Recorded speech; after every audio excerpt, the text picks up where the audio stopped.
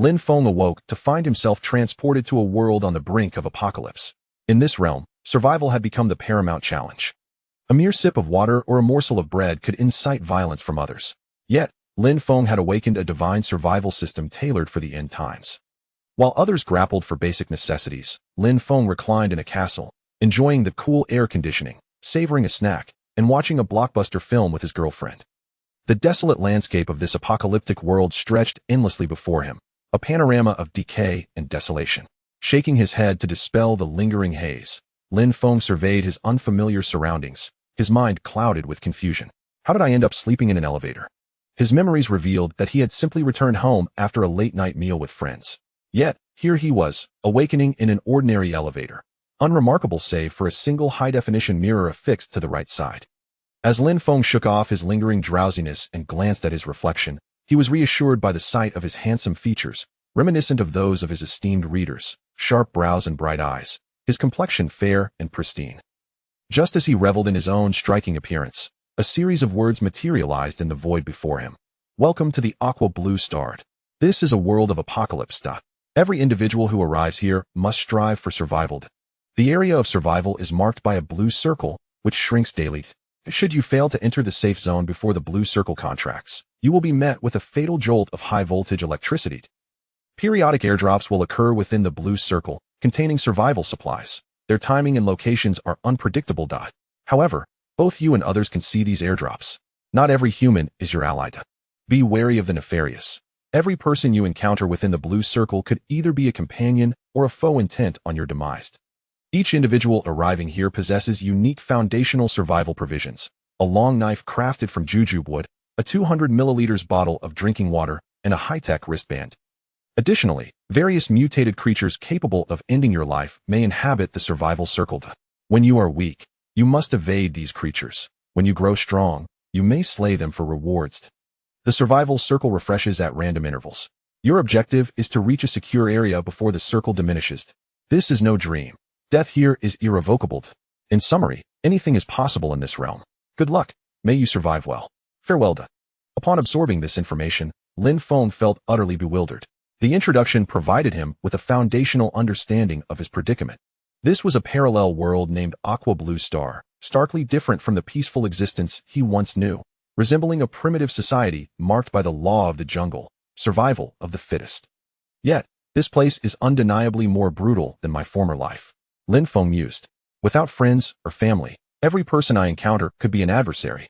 He gazed at the white intelligent wristband in his hand, murmuring softly. With a gentle tap on the wristband, a virtual interface akin to a computer screen appeared before him in the void. It bore a striking resemblance to a typical display, yet it was incredibly clear, allowing him to discern every word and image. Before him lay a minimal selection of options: survival manual, survival circle range, chat channel, trading post, and unknown. At present, only the survival manual and chat channel were accessible, with the survival circle range illuminated. The rest remained shrouded in obscurity. It appears that only a few functions are unlocked for now. Perhaps further upgrades will reveal more capabilities, Lin Feng contemplated, stroking his chin thoughtfully. Now, having gained some insight into this world, let's see what the chat channel reveals about other circumstances. He activated the chat channel, which displayed the exchanges from the 9th survival circle. The 9th survival circle? It seems there are others preceding it, from the 1st to the 8th. How intriguing. As Lin Feng observed the rapid-fire messages flooding the channel, he couldn't help but smile wryly. The exchanges deepened his understanding of this world, prompting him to reflect. There is no shortage of clever individuals in this world. It is becoming increasingly fascinating. Currently, the primary goal is to survive. The essential conditions for survival are water, food, and shelter. I wonder if others have encountered monsters, or if those who did have already succumbed. He pondered the possibility that some may have faced creatures but lacked the opportunity to share their experiences before perishing. Furrowing his brow, Lin Feng scrutinized the messages in the chat channel. Survival had never been a simple endeavor, especially in this unfamiliar world, where the threat of unknown monsters loomed perpetually. Resolutely, Lin Feng grasped the wooden jujube long knife that lay at his feet. Safety was paramount, irrespective of the circumstances. Though currently in an elevator, a place unlikely to harbor danger, one could never be too cautious. As he contemplated these matters, a gentle, neutral voice resonated. Ding. The Divine Apocalypse Survival System has been successfully activated and is now binding to host Lin Feng. Chapter 2. Elevator terror, frantic escape from the building. In the tranquil confines of the elevator, a mechanical voice resonated through the air. Ding. System binding successful. Newbie gift package is being dispatched. Lin Feng was momentarily taken aback, but soon realized that the essential golden finger for traversers had indeed arrived. For someone well-versed in such narratives from his previous life, this revelation was not particularly difficult to accept. A smile crept upon Lin Feng's lips. Ding. Newbie gift package 1. Congratulations, host. You have acquired a body of steel. Your physique now embodies the golden ratio, significantly enhancing strength, speed, agility, and more. You are simultaneously immune to general physical and magical damage, including immunity to common toxic attacks. Ding. Newbie gift package 2. Congratulations, host. You have obtained a 100-fold amplification feature, permanent, and a 100-fold upgrade function, permanent. Ding. Newbie gift package 3. Congratulations, host. You have received an epic base vehicle capable of withstanding approximately 90 of attacks in this world. As Lin Feng listened to the voice echoing in his mind, a hint of a smile graced his lips. An epic base vehicle meant a secure sanctuary. System, where is my base vehicle? The base vehicle is too large to manifest at present. It requires an open area for appearance. I understand. It seems the immediate priority is to vacate this dilapidated elevator. I wonder if it is stable. If the safety rope were to snap unexpectedly, it would spell disaster. By the way, system, can I communicate with you in my mind without speaking aloud? Certainly. The host need only silently contemplate, and I shall respond. Upon hearing this, Lin Feng finally exhaled in relief. Should he find himself outside with sudden needs for communication, it would indeed be peculiar to engage in solitary dialogue. As Lin Feng's thoughts raced, a realization struck him. He quickly glanced at the white smart bracelet adorning his right wrist and opened it without delay. He navigated to the 9th Survival Circle chat channel, perusing it thoroughly until he finally felt reassured. Lin Feng needed to ascertain whether he was the only one endowed with this system in this world or if all inhabitants possessed one as well. However, based on the current circumstances, it appeared he was indeed alone in this regard. Yet Lin Feng hesitated to be entirely certain, for the notion of concealing one's wealth was not lost on him. Thus, he promptly inquired within his mind, System, are you unique? I mean, in this apocalyptic world we currently inhabit. Indeed, host, you are the only one bound to this system. Rest assured. Relieved by the system's affirmation, Lin Feng felt a renewed confidence regarding his survival prospects. While his thoughts continued to race, he noticed the hovering screen before him begin to emanate a blue light. Without hesitation, Lin Feng activated the survival circle, watching as the large screen began to flicker. Only 1 hour remained until the first safe zone would be reached. Please promptly head to the white safe zone.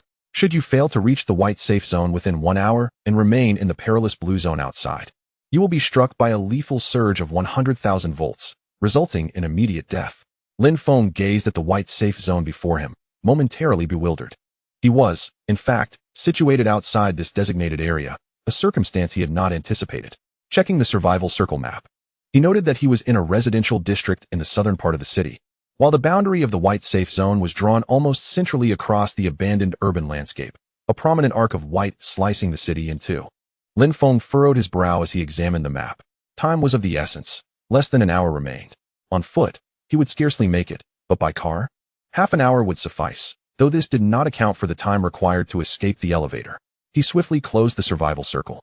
Yet a large countdown in bold red letters lingered before him, a constant reminder of his urgency. It appeared that once the survival circle was activated, the countdown would automatically manifest. With no time to lose, Lin Feng deactivated his smart bracelet and began to assess himself. The system had just dispatched 3 significant gifts, one of which was the iron body, greatly enhancing his strength. He had been so engrossed in conversation with the system that he had overlooked his own transformation. Now, as he lowered his gaze, he realized that his height had increased from 1.8 meters to approximately 1.85 meters, his clothing now feeling somewhat constrictive.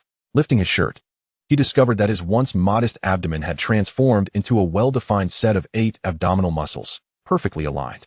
Raising his arms revealed visibly pronounced biceps. His entire physique now a paragon of golden proportion, adorned with flowing lines of strength. Never before had Lin Feng felt so imbued with vitality.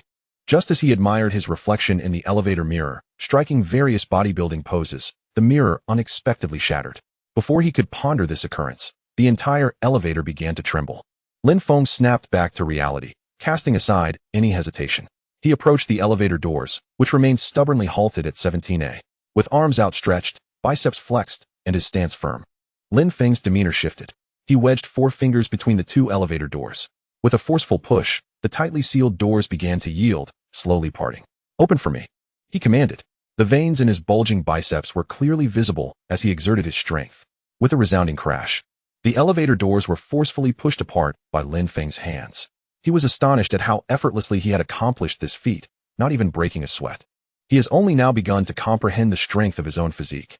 This must surely represent the pinnacle of human capability, he mused, casting a glance at his hands with a smile. However, Lin Feng quickly shook off the reverie. This was not the time for idle thoughts. The timer above his head ominously indicated a mere 58 minutes remained for survival. Without hesitation, he grasped the wooden Xiaomu long knife from the ground and dashed through the open elevator doors. A swift glance to either side revealed the safety exit sign to his left. With no time to ponder, Lin Feng tightened his grip on the long knife and sprinted towards the staircase. Just as he reached the stairwell and flung open the door, a thunderous sound of a heavy object crashing to the ground resonated. Turning back, he was met with the alarming sight of the elevator that had seemed perfectly functional moments ago, now vanished, leaving only dark ropes and black steel tracks in the spot where he had stood. A cold sweat broke out across Lin Feng's brow. Had he delayed by even a few seconds more, he might have met a grim fate. Upon opening the stairwell door, he was momentarily taken aback by the sight before him. It was not some extraordinary spectacle, but rather a large red airdrop crate lying on the ground, roughly the size of a rice cooker. This was an unexpected occurrence. He had assumed airdrops only appeared in open spaces, never anticipating that they could manifest within the upper levels of a building. It seemed that airdrops were not strictly reliant on descending from the sky. Perhaps they were immune to obstruction by solid structures. He would surely come to understand the situation better with time, but for now, it was imperative to leave this place. These thoughts flitted through Lin Feng's mind in an instant. He pushed open the safety door and swiftly seized the airdrop crate. Without a moment's hesitation, he propelled himself down the staircase, his long legs carrying him at a rapid pace. The recent elevator incident served as a stark reminder of the omnipresent danger in this building, which could collapse at any moment. As Lin Feng raced down the stairwell, he glanced up to see the cityscape marred by the occasional collapse of buildings, including some of significant stature, just a short distance from his own building. A towering structure exceeding 100 floors suddenly crumbled, sending a cloud of dust into the air. Even Lin Feng, in the midst of his frantic descent, felt the tremors of the collapsing edifice. Gripping the handrail tightly, he realized that a major disaster was unfolding nearby. With a quick assessment of the perilous situation, Lin Feng took a deep breath. No longer merely running, he began to leap down the staircase, descending from one level to the next with urgency. Had it been the original Lin Feng, he would have never dared to engage in such reckless behavior. However, after undergoing the transformation into a steel body, Lin Feng possessed the confidence that no unforeseen accidents would occur. Furthermore, this was the swiftest method available, for no one could predict what might transpire in the next moment. A gentleman does not stand beneath a precarious wall. Lin Feng understood this principle well. The countdown hovering above his head resembled the scythe of death, demanding his utmost attention. He had never felt time drag on so slowly, primarily due to the persistent threat of death looming over him, which sent his adrenaline soaring and his heart racing. Thus, he perceived time as fleeting. Before him lay the final door, beyond which was a relatively safer zone. Lin Feng promptly opened the safety door, expecting a vastly improved environment outside. To his astonishment, he was greeted by a scene of utter devastation, a desolate wasteland filled with crumbling and imminent structures. The sky was shrouded in a dreary haze, thick with dust and debris, obscuring any semblance of clarity. There was no time for reflection. Urgency took precedence. The moment Lin Feng exited the building, it began to tremble ominously behind him, destined to soon become mere dust of history. "System, please deploy my epic base vehicle. We must leave at once." Acknowledging his mental command, a seemingly ordinary black SUV materialized before him. Aside from being slightly longer and wider than a standard SUV, it bore no distinguishing features, an unremarkable exterior. Lin Feng paused only briefly before swiftly opening the door and taking his seat, eager to escape the chaos. However, there was no opportunity to catch his breath. Just as he settled into the vehicle, the very building he had just vacated began to shake violently, a massive crack splitting its facade. In an instant, the structure collapsed. As Lin Feng watched the towering edifice fall towards him, he could only manage a startled exclamation before silence engulfed him. Both he and the vehicle were trapped beneath the rubble, enveloped in a cloud of dust, rendering visibility non-existent. Time became an enigma. Perhaps mere seconds had passed, or maybe several minutes. From the debris, the roar of engines echoed, and suddenly, a black SUV emerged from the billowing smoke, appearing to soar through the air. In truth, it was merely an illusion, as the vehicle's speed exceeded the eye's ability to comprehend. Inside the black SUV, Lin Feng marveled at the scene unfolding before him. In that fleeting moment before the building collapsed, he genuinely believed his fate was sealed. Truly, the epic invincible base vehicle proved its worth in strength and durability. It remains a symbol of advanced technology, capable not only of withstanding high pressure, but also of autonomous driving. It seems that the advancements of our world have far surpassed those of Earth. At this moment, my life appears to be preserved. In the very instant the building collapsed, Lin Feng fortuitously found himself seated within the vehicle. Subsequently, the entire black SUV began to operate automatically. In an instant, a delicate blue glow enveloped the vehicle, and the various dashboard lights illuminated. At that moment, Lin Feng barely had time to react, witnessing the base vehicle springing to life. Soon, the black SUV soared out of the billowing smoke. Indeed, it continued its autonomous journey toward the heart of the city, away from perilous zones, within the confines of a designated white safety area. Lin Feng spoke to the central control screen. Very well, proceed to the center of the city, within the white safety zone. Only then did he have the opportunity to examine the interior configuration of the vehicle. The space appeared significantly more expansive than it seemed from the outside, and the seats were upholstered in genuine leather. Aside from its self-driving capabilities, Lin Feng found the other features satisfactory. But what delighted him most was the robust construction of the vehicle. In a world fraught with apocalyptic survival, a sturdy refuge is paramount. This assurance of safety is of utmost importance, as it can withstand the majority of potential harm. Lin Feng turned around and picked up the airdrop crate he had just salvaged from the building. Let me see what treasures lie within. Surely it isn't a mere A-grade weapon? With an A-grade weapon and a shotgun in hand, he could grow stronger. This crate seems somewhat small. Are all crates this size, or does the size of airdrop crates vary? Throughout his journey, Lin Feng had indeed encountered several airdrop crates, but the distances were too great, and the pervasive dust obscured visibility, making it impossible to discern their sizes. However, Lin Feng was not overly concerned, given the frequency of his recent encounters with crates. He would soon discover the answer. Upon opening the crate, he eagerly peered inside. 500 milliliters of water, a slice of whole grain bread. How delightful. The essentials for survival are water, food, and shelter. Yet, to Lin Feng's astonishment, nestled at the very bottom of the crate was a ring. A ring? I have no girlfriend. Who would I propose to? Just as Lin Feng pondered this mystery, the contents of the crate began to transform. In the dilapidated city, a black SUV sped through the maze of crumbling buildings, surrounded by the relentless collapse of structures. Inside the vehicle, Lin Feng observed a transformation occurring with the items atop the red airdrop crate. The original 500 milliliters of water, the palm-sized whole grain bread, and the ring now displayed the words hundredfold enhancement and hundredfold upgrade. It was only then that Lin Feng recalled this is part of the system's novice gift pack, a permanent feature. Lin Feng immediately addressed the system, eager to explore its utility. System, apply a hundredfold enhancement and upgrade the water, bread, and ring. Received. Ding. Hundredfold enhancement successful, upgrade successful. 500 milliliters of water transformed into 50,000 milliliters. One piece of whole grain bread became 100 pieces. A single ring upgraded into an ordinary spatial ring. While Lin Feng could comprehend the upgrades to the water and bread, the transformation of the ordinary ring into a spatial ring took him by surprise, serving as an unexpected delight. Although it was merely a common spatial ring, it was still a valuable asset. Curious about its capacity, Lin Feng picked up the silver, gleaming ring. The outward appearance remained largely unchanged, yet the interior space was significantly different.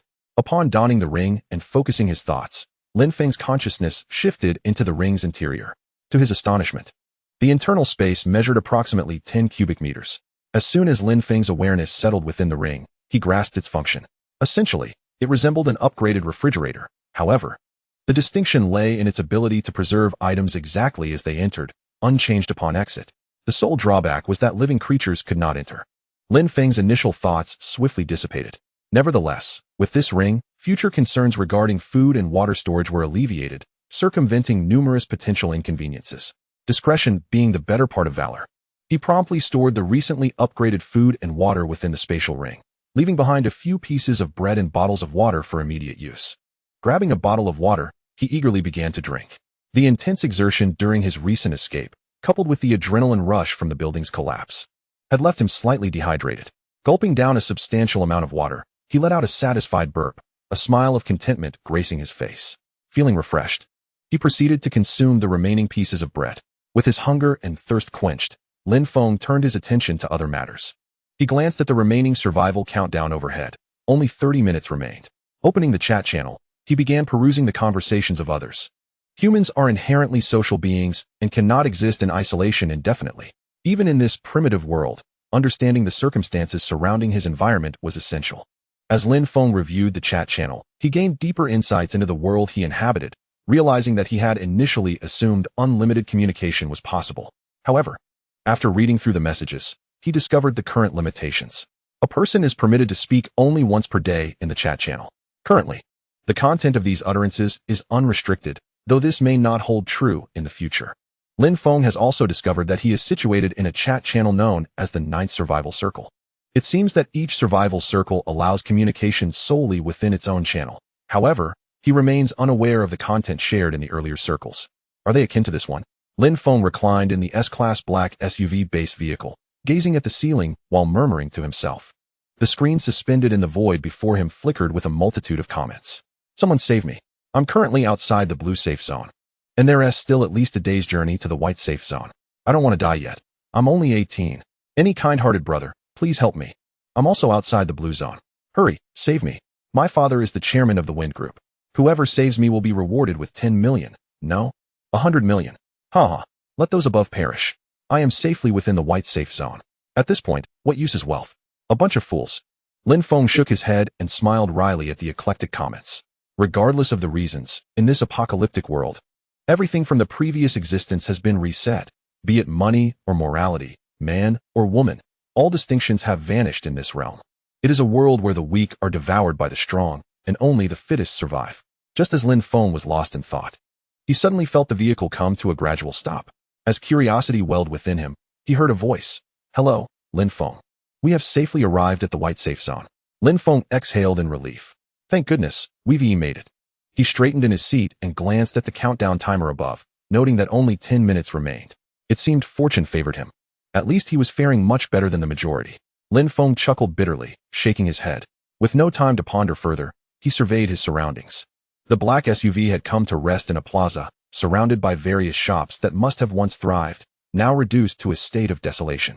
The ground was riddled with cracks, obscuring its former glory. Lin Feng's gaze was drawn to two red airdrop boxes not far ahead, standing side by side. He was already aware that the contents of these boxes were valuable. The first airdrop had provided him with sustenance and water, igniting his anticipation for this surprise. Lin Feng sat in the vehicle, looking around cautiously. Apart from the howling wind, silence enveloped the area. Since this was a safe zone, despite the dilapidated buildings, he presumed there was little danger. He carefully maneuvered the base vehicle, gradually edging toward the two airdrop boxes. Soon, Lin Feng swiftly turned the head of the car. The capabilities of the AE-86 seemed rather unimpressive. With a silly grin on his face, Lin Feng maneuvered the vehicle to a nearby supply crate. As the two airdrop boxes were positioned merely 5 meters apart, grasping a basic jujube wood long knife in his right hand, he disembarked from the vehicle. In an instant, he moved like a startled rabbit, swiftly seizing the nearest airdrop box with his left hand. Without looking back, he tossed the box into the vehicle with a flick of his wrist. His modified physique allowed him to easily gauge such distances. The box felt somewhat heavy. It seemed to contain a significant item, Lin Feng mused to himself. While speaking, he continued his stride towards the other airdrop box.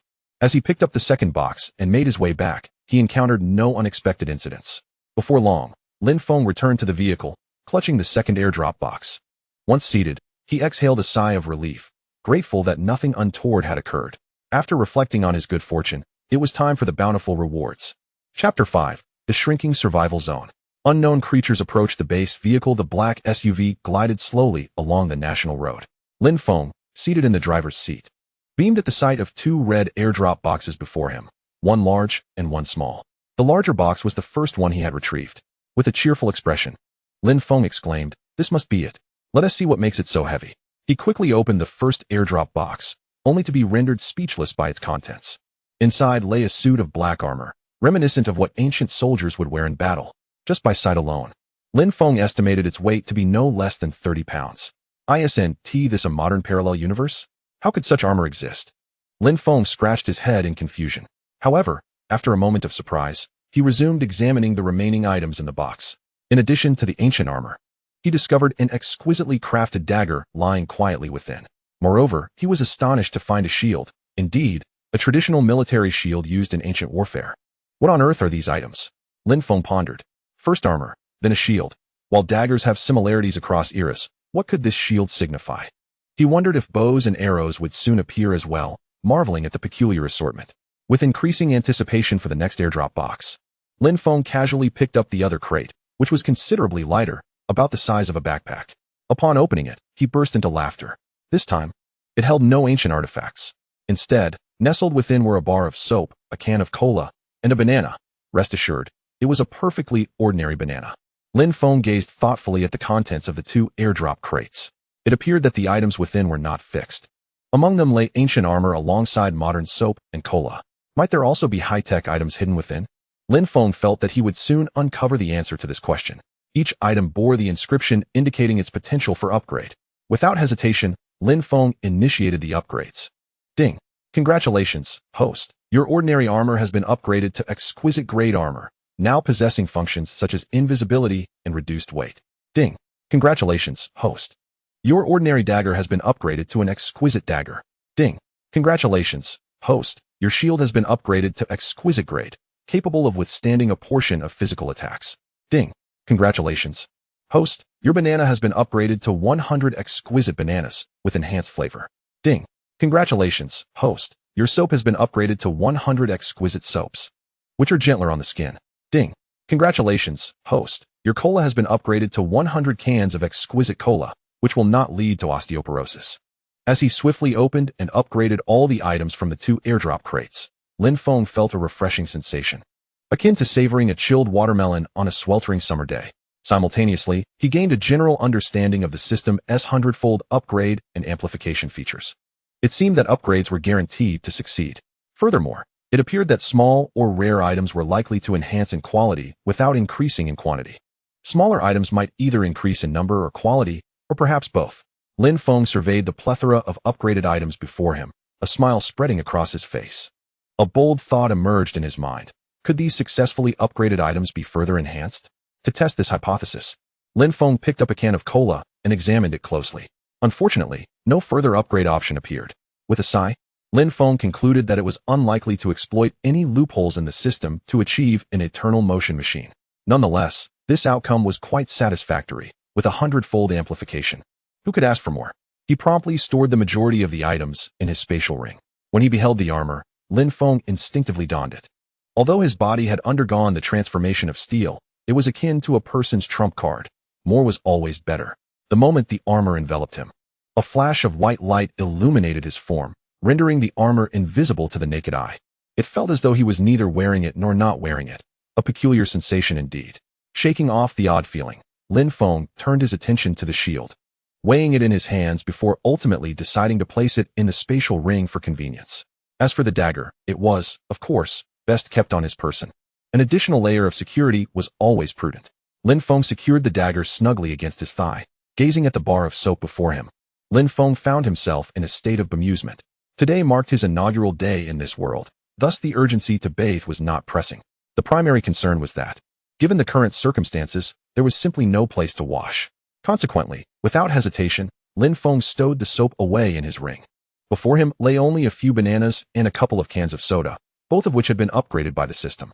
Lin Feng had already sampled the food and water, and indeed, they were significantly superior to what he had initially encountered.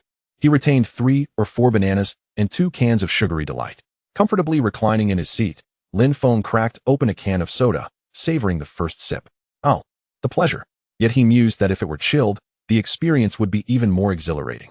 Such is the nature of humanity, perpetually insatiable, always yearning for more. As Lin Feng indulged in his drink, he reflected on this truth. The vehicle continued its journey along the national highway, and so far, he had not encountered anything peculiar. Nor had he crossed paths with any living souls, not even the deceased. During the course of travel, Lin Feng remained blissfully unaware, his focus entirely absorbed in his confidence in the epic vehicle he commanded. Meanwhile, a black raccoon, remarkably the size of a dog, lay atop the roof of Lin Feng's car, its presence unnoticed by him. At that moment, the countdown timer for his survival circle unwittingly reached 0. A lengthy message began to materialize beneath the countdown. Dear players, The safe zone has been fully diminished. The next countdown for the shrinking survival circle is 3 days. Outside this safe zone, there are 36,452 players who failed to enter the designated white safe area. The number of players within the safe zone remains unknown. Congratulations on your survival. Continue seeking airdrops and resources to endure. Chapter 6. Encountering the pit and slaying monsters amidst a desolate ruin.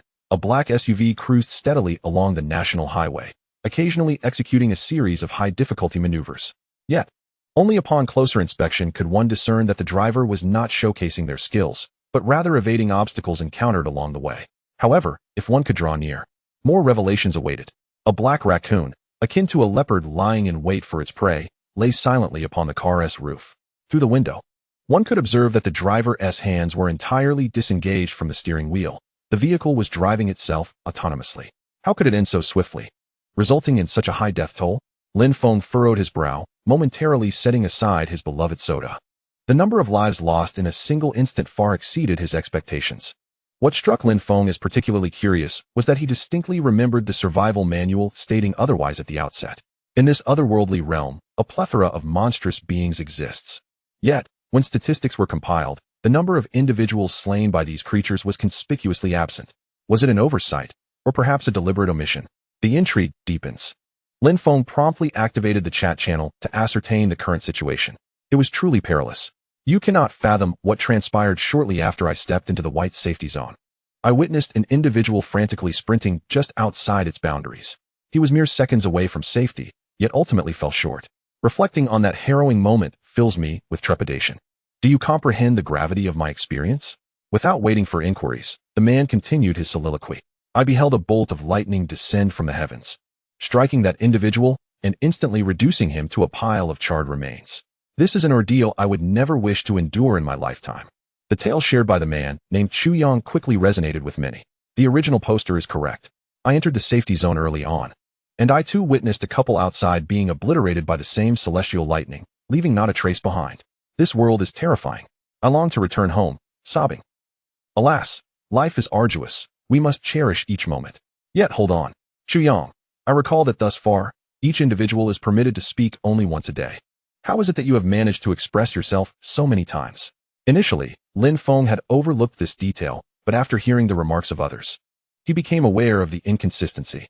Lin Feng pondered, contemplating that there must be some extraordinary item or tool that allows for repeated discourse. It appears that this world harbors many formidable individuals. Even with a system in place, one must not underestimate anyone. This was merely a minor incident. Yet Lin Feng gleaned significant insights from it, prompting him to exercise greater caution. Unbeknownst to him, his vigilance would soon save his life. Lin Feng glanced briefly at the chat channel, but did not dwell on it further, as he encountered a predicament. A black SUV gradually came to a halt on the national highway. Ahead, the road abruptly ended, with the ground having caved in, revealing a dark, gaping chasm in the middle of the thoroughfare. Consequently, the base vehicle decelerated. Once the vehicle was stationary, Lin Feng refrained from immediately exiting to inspect the situation. Instead, he surveyed his surroundings. For the moment, within this epic base vehicle, he felt relatively secure. However, stepping outside posed uncertainties. Such a vast hole, situated directly on the road, would have made for an exhilarating experience for any reckless speedsters from his past life. Lin Feng scanned the area, detecting no peculiar anomalies. Just as he contemplated exiting to see if he could navigate around the adjacent uninhabited rice fields, he noticed something unusual. The central control screen within the vehicle emitted a faint red exclamation mark. Is there danger? What could this signify? At this moment, Lin Feng meticulously surveyed his surroundings, but found nothing amiss. However, the small exclamation mark before him grew increasingly radiant. Lin Feng once again scrutinized the area, yet no abnormalities emerged. There was nothing in front, behind, or to either side. Thus, only two possibilities remained, either beneath the vehicle or atop it. As Lin Feng contemplated this, he retrieved a shield from his spatial ring, accompanied by several bottles of cola. With each item extracted, the smile upon his lips deepened. Given that the S-Class base vehicle had not triggered an alarm and the exclamation mark indicating danger was faint and diminutive, coupled with the lack of significant tremors while seated inside, it was improbable that any creature present could be of substantial size. Furthermore, the S-Class base vehicle was a product bestowed by the system, and considering the short duration since acquisition, malfunctions were unlikely. Well, little creature, since you have found your way to the top of your head, May fortune be with you, Lin Feng remarked with a faint smirk. Since escaping from the elevator, he had yet to test the capabilities of his fortified body. This occasion presented a perfect opportunity. Lin Feng was now nearly certain that no grave issue would arise. Grasping the shield in his left hand, he gently pushed the car door handle with his right. Simultaneously, he hurled several bottles of cola out the window. With his right hand, he swiftly seized the long knife positioned in the passenger seat. Just then, a loud thud resonated from the roof of the vehicle, and Lin Feng witnessed a shadow darting toward the cola he had just discarded. Despite the shadow's swiftness, Lin Feng's enhanced vision allowed him to discern that it was a black raccoon. Without a moment to spare, as the raccoon lunged forward, Lin Feng followed suit, the blade in his right hand gleaming as it sliced through the air. A piercing scream echoed, and the raccoon, approximately the size of a small dog, was cleaved in two, its remains resting upon the cola cans. Fortunately, my judgment proved accurate. It seems that the enhancements to my steel body far exceed my previous understanding. Lin Feng mused. What is this? He looked closer at the remnants of the raccoon, which were now gradually dissipating. Remarkably, the air bore no foul odor, and the ground was devoid of any blood. Yet, a shimmering object remained. Chapter 7. The Leftover Red Gem. The little black creature was indeed a husky. In a desolate city, a black SUV stood in the center of the national highway. From a high vantage point, one could observe a vast, bottomless black hole. Lin Feng, gazing at the glimmering object left behind, discovered it to be a red gem. Approaching it, he confirmed that it resembled the marbles he played with during his childhood. Before him, a bead glimmered with a crimson glow. What could this be? Regardless, he decided to take it back to the car for further examination. Lin Feng picked up the bead and returned to the vehicle. Gazing at the large pit before him, he could not help but smile wryly. He never anticipated encountering such a predicament right in the middle of the road. Xiaohei, can we navigate around this large hole? Xiaohei was the name Lin Feng had affectionately given to his sleek black S-Class vehicle. Yes, uncle, no problem. We can drive directly through the adjacent unoccupied rice field, came the response. Lin Feng was taken aback. Uncle, just call me brother, all right? All right, uncle. If Xiaohei were to appear before him at that moment, Lin Feng was certain he would not inflict harm upon it. Let us hasten our departure, Xiaohei. This gaping hole is quite unsettling. Understood, uncle. Xiaohei will guide you. Lin Feng glanced at the central control screen, where the image of a black husky's head materialized. A surge of impulse to smash it coursed through him. Before he could act, Xiaohei automatically veered towards the nearby empty wheat field, though the speed was moderate. Traversing through the towering wheat gave Lin Feng the exhilarating sensation akin to surfing on the ocean waves. He suspected this was intentional. However, he could not dwell on it. Fixated on the crimson bead, he noticed it had lost its initial sparkle, manifesting only a mundane appearance now. What purpose did it serve? Lin Feng opened the 9th chat channel, but found no relevant information. Perhaps few had encountered such an anomaly, or those who had were rendered mute. Regardless, he would learn more in due time. For now, he decided to stow it away. In an instant, the bead was secured within his spatial ring. Meanwhile, Xiaohei had returned to the national highway. As they traveled, Lin Feng spotted several airdrop crates, but either they were too distant or inaccessible for Xiaohei. However, he soon noticed a red airdrop crate not far ahead. Xiaohei, stop in front of the red airdrop crate. This crate was positioned directly on the highway. In no time, Xiaohei arrived at the crate. Lin Feng had been scanning his surroundings during the approach and saw no immediate danger. Yet, once bitten, twice shy, he was now far more cautious. He retrieved his large shield from the spatial ring, with his dagger resting quietly against his thigh. Opening the car door, he surveyed the area once more, finding nothing unusual. Swiftly, he seized the red airdrop crate from the ground and returned to the vehicle. Xiaohei continued its journey as Lin Feng, filled with anticipation, opened the crate. Inside lay 3 objects, quietly nestled. This airdrop crate was modest in size, comparable to that of a rice cooker. Inside the box lay the first item, a sizable 3-liter container of gasoline. Gasoline? A prized possession indeed. Just moments ago, I was fretting over the lack of food for Little Black. Now, your dinner has arrived, Little Black. Lin Feng remarked while gazing at the image of a husky displayed on the car's central screen. Little Black merely stared back at Lin Feng with a silly grin. Lin Feng shook his head. A husky is indeed a husky. The second item in the box, however, was something Lin Feng had not anticipated, a bandage designed for staunching bleeding. What a remarkable find. In a post-apocalyptic world, medical supplies are perpetually scarce.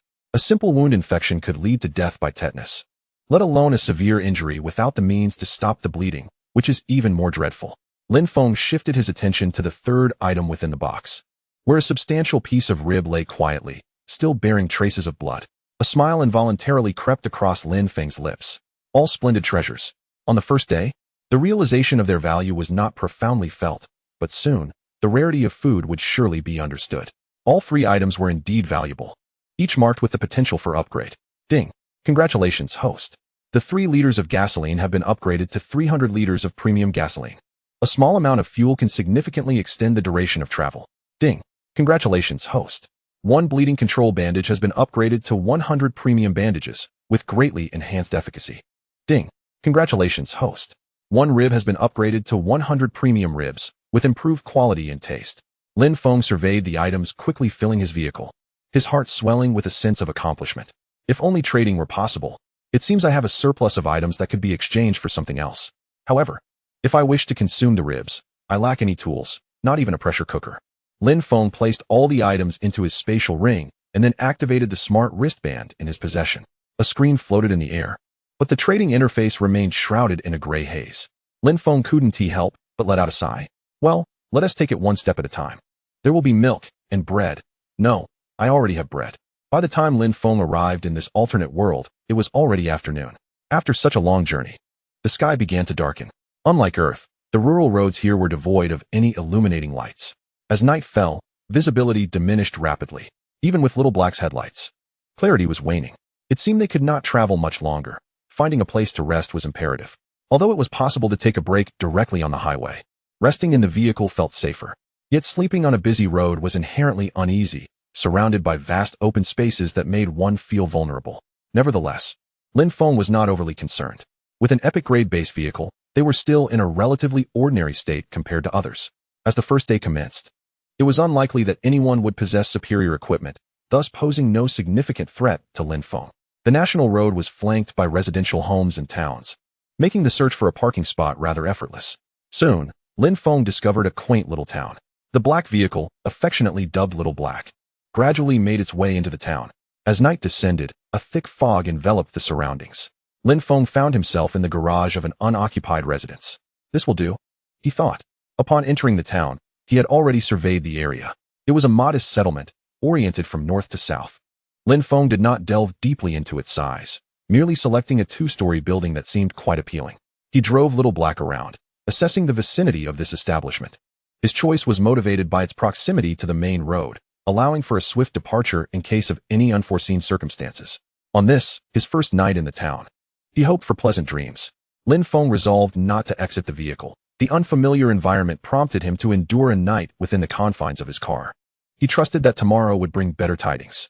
After a light meal of bread and a sip of water, he found himself disinclined to consume the raw ribs. Once he had satisfied his hunger and thirst, Lin Feng reclined his seat and settled in. There were no facilities for washing up, so he made do with his current situation. Time slipped away, and as Lin Feng drifted into a light slumber, his ears perked up. Suddenly, a pair of luminous eyes flickered to life in the darkness. Something was amiss. Following his transformation into a formidable being, Lin Feng's senses had been greatly heightened, enabling him to perceive even the faintest sounds. He promptly sat upright, retrieving a shield from his spatial ring, shield in left hand and a wooden sword in right. He surveyed his surroundings with heightened vigilance, his ears finely attuned to the sounds around him. At that moment, Lin Feng discerned the nature of the noise. It resembled the mewing of a cat. He furrowed his brow, uncertain, for in this strange world, everything differed from his previous reality. After listening intently, he confirmed that the sound indeed originated from a feline, located not far from his position, approximately 10 meters to the north, just outside the garage. Having neglected to close the garage door while sleeping, he could clearly see a pair of shimmering blue eyes fixated on him from the northern darkness. Lin Feng felt no particular fear. Rather, he sensed a hint of endearment in the cat's meow. What could it be? Cat language? He pondered, intrigued. However, before Lin Feng could ponder further, a pair of luminous blue eyes gradually approached his location. Meow meow. Lin Feng switched on the car's headlights, and it was then that he discerned the source of the blue glow. A small silver-white kitten, a genuine little creature no larger than the size of his palm, was pitifully crouching in front of Lin Feng's vehicle. Sitting in the car, Lin Feng perceived no malice in the kitten's gaze, which was rather remarkable. Meow meow. Was the kitten hungry or merely lost? It certainly did not appear to be a threat. Even the little black cat showed no signs of alarm, suggesting that danger was minimal. At this moment, Lin Feng felt a surge of compassion. After all, Being alone in this unfamiliar world inevitably breeds a sense of loneliness. Although Lin Feng had not yet felt it acutely, prolonged solitude would eventually lead to boredom. Resolute, he decided to act. He opened the car door and approached the little kitten. Meow meow. Oh dear kitten, please don't play tricks on me. As Lin Feng reached the small creature, the kitten slowly shuffled forward and nestled against his right foot. What are you doing, little one? Please don't try to pull a fast one on me. Amused, Lin Feng watched the kitten at his feet. Meow meow. Come and eat, little kitten. From his spatial ring, Lin Feng retrieved a piece of whole grain bread and placed it at the kitten's paws. He also produced a bottle of water. Unscrewing the cap and offering it to the little creature, Lin Feng felt quite at ease. Having undergone transformations to his steel-like physique, he was immune to ordinary harm. The kitten immediately began to devour the bread with great enthusiasm. With each bite of bread, it took generous gulps of water. The little creature consumed the food rapidly, and Lin Feng couldn't help but chuckle at the sight, realizing just how hungry this little fellow truly was. In the blink of an eye, another sizable chunk of bread appeared before the kitten. Meow meow. Are you thanking me, little one? Having consumed my offering, you are now bound to me. Do you understand? Meow meow. Good. Since you have agreed, you shall accompany me from now on, little companion. Lin Feng smiled as he gazed down at the plump little creature at his feet. After devouring 2 sizable pieces of bread and nearly half a bottle of water, the kitten's body swelled noticeably. Hearing the kitten's urgent mews, Lin Feng bent down, scooped it up, and returned to the vehicle. After all, being out at this late hour was hardly advisable. Little one, no matter what your past was like, now that you are with me, brighter days await you. Meow meow. The kitten seemed to understand Lin Feng's words, resting its small head against his chest and nuzzling affectionately. How sweet. All right, little one. I think it's time to give you a name. Since we met under the cover of night, I shall call you Xiaobai. Indeed, let us name you Xiaobai. The vehicle shall be Xiaohong, and you, my little feline, shall be known as Xiaobai. I seem to possess quite the talent for naming, don't I? Meow? You like this name, don't you? Ha ha. Meow? Lin Feng gently patted Xiaobai's head and said, All right, Xiaobai, enough of the meowing. It's time to rest. We must set off early tomorrow. With the presence of a small companion in the vehicle, Lin Feng felt a sense of security in his slumber. The night passed swiftly. He was awakened by the piercing sunlight streaming in. Since arriving in this world, Lin Feng had lost all sense of time, relying solely on the cycle of day and night for rough estimates. Wake up, Xiaobai. It's time to rise. The sun is already shining down. Meow? Xiaobai stretched wide and yawned, still appearing quite drowsy. As Lin Feng had been sleeping in the driver's seat, he quickly got up upon awakening. Rubbing his eyes, he was taken aback to see a red airdrop box ahead. Are airdrops unpredictable? Could they occur at any hour, or are they consistently dispensed around the clock? He glanced at the yawning Xiaobai, scooped her up, and planted a hearty kiss on her face. Xiaobai, this must be the good fortune you've brought me, huh? Xiaobai stared at the man laughing heartily before her, utterly bewildered. Meow, has this man lost his mind? Meow, am I now unclean? Chapter 9. Encountering the airdrop box again. Crisis or opportunity? On the desolate highway, a black SUV was cruising steadily toward the white safety zone. Lin Feng, who had just enjoyed breakfast, was filled with excitement as he beheld the red airdrop box before him. The box signified valuable treasures. Without hesitation, Lin Feng opened it. This time, the box was notably larger than previous ones. Inside lay a pressure cooker, a small bottle of pepper, and a package of iodized salt. Speak of the devil. Just yesterday, I lamented having ribs without a pot, and today, the pot has arrived. Salt is also a precious commodity. One cannot endure long without it. Pepper is excellent for barbecuing. Lin Feng's spirits soared. He immediately said about upgrading his finds. Ding. Congratulations, host. One pressure cooker has upgraded to a premium multifunctional pot, suitable for steaming, boiling, and barbecuing. Ding. Congratulations, host. One package of salt has upgraded to 10 packages of premium edible salt, more friendly to the human body and easily absorbable. Ding. Congratulations, host. One bottle of pepper has upgraded to 100 bottles of premium pepper. A sprinkle enhances the flavor during barbecuing. Lin Feng gazed at the now fully stocked vehicle, his mood lifting even higher. The more provisions he had, the better his chances of survival in this world. Xiaobai, don't you think this is the luck you've brought me? Meow? Xiaobai blinked her big eyes and mewed in response. Once his excitement settled, Lin Feng promptly retrieved 4 or 5 ribs from his spatial ring, eager to test the capabilities of his premium multifunctional pot. He placed the ribs inside, and the pot began to operate automatically. Little Bai, soon you'll be able to indulge in delicious food. Are you excited? Lin Feng chuckled as he stroked Little Bai's head. Meow meow. Haha, Little Bai, you seem excited too. Don't rush. There's plenty for both of us. After speaking, Lin Feng instinctively wiped the imaginary liquid from the corner of his mouth. The SUV continued to glide steadily along the national highway, while inside the vehicle, a lively scene unfolded. Lin Feng sat cross-legged in the driver's seat, with Little Bai perched in the passenger seat opposite him. Just moments ago, the ribs had finished simmering. However, Lin Feng was momentarily taken aback, for he realized that they had no bowls or chopsticks. Discovering the absence of utensils only when one is ready to eat? Realizing the need for a restroom only after digging a latrine? How could such a situation occur to me? Lin Feng gazed at the beautifully stewed ribs before him, nearly in tears. Meow? Without bowls and chopsticks, how are we supposed to eat, Little Bai? Oh, right, you're a cat, my little companion. You can eat directly. Meow meow. Just as Lin Feng was grappling with this dilemma, the base of the multifunctional cooker unexpectedly opened automatically. Upon closer inspection, he found 2 pristine sets of bowls and chopsticks inside. A pillow for those who doze off. How thoughtful. Without further ado, Lin Feng seized the utensils, served a rib for Little Bai, and filled a bowl with soup. Naturally, the remainder found its way into Lin Feng's bowl. Ah, delightful, truly delightful. The exquisite ribs, combined with the exceptional pot, yielded an extraordinary meal. Meow? Little Bai, not lifting its head, continued to meow softly. The man and his feline companion enjoyed a lavish breakfast together. Ah, this is bliss. With 3 or 4 ribs consumed, along with a couple of bread rolls, Lin Feng reclined in the driver's seat, patting his belly and murmuring to himself. Meow? Little Bai, in a remarkably human-like manner, lay in the driver's seat, quietly grooming its fur.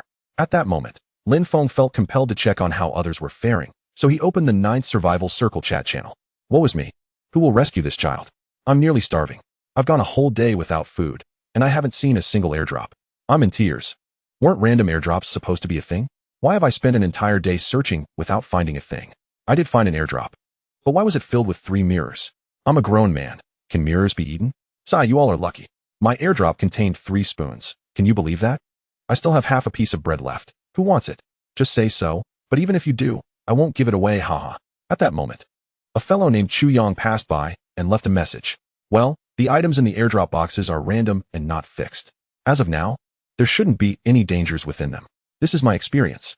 If any of you happen to encounter me, I wouldn't mind sharing a meal with you. It's all about luck. Here, everything is under real name registration, no usernames. Everyone's real name is displayed whenever they speak. Thus, Lin Feng held a faint recollection of the individual known as Chu Yang, as he was the first person permitted to speak freely within the chat channel. Thus far, there had not been a second individual capable of uninterrupted discourse. It appeared that not everyone enjoyed favorable fortune, although no instances of starvation had yet arisen. With the passage of time, the initial group of unfortunate or indolent souls might soon face dire circumstances.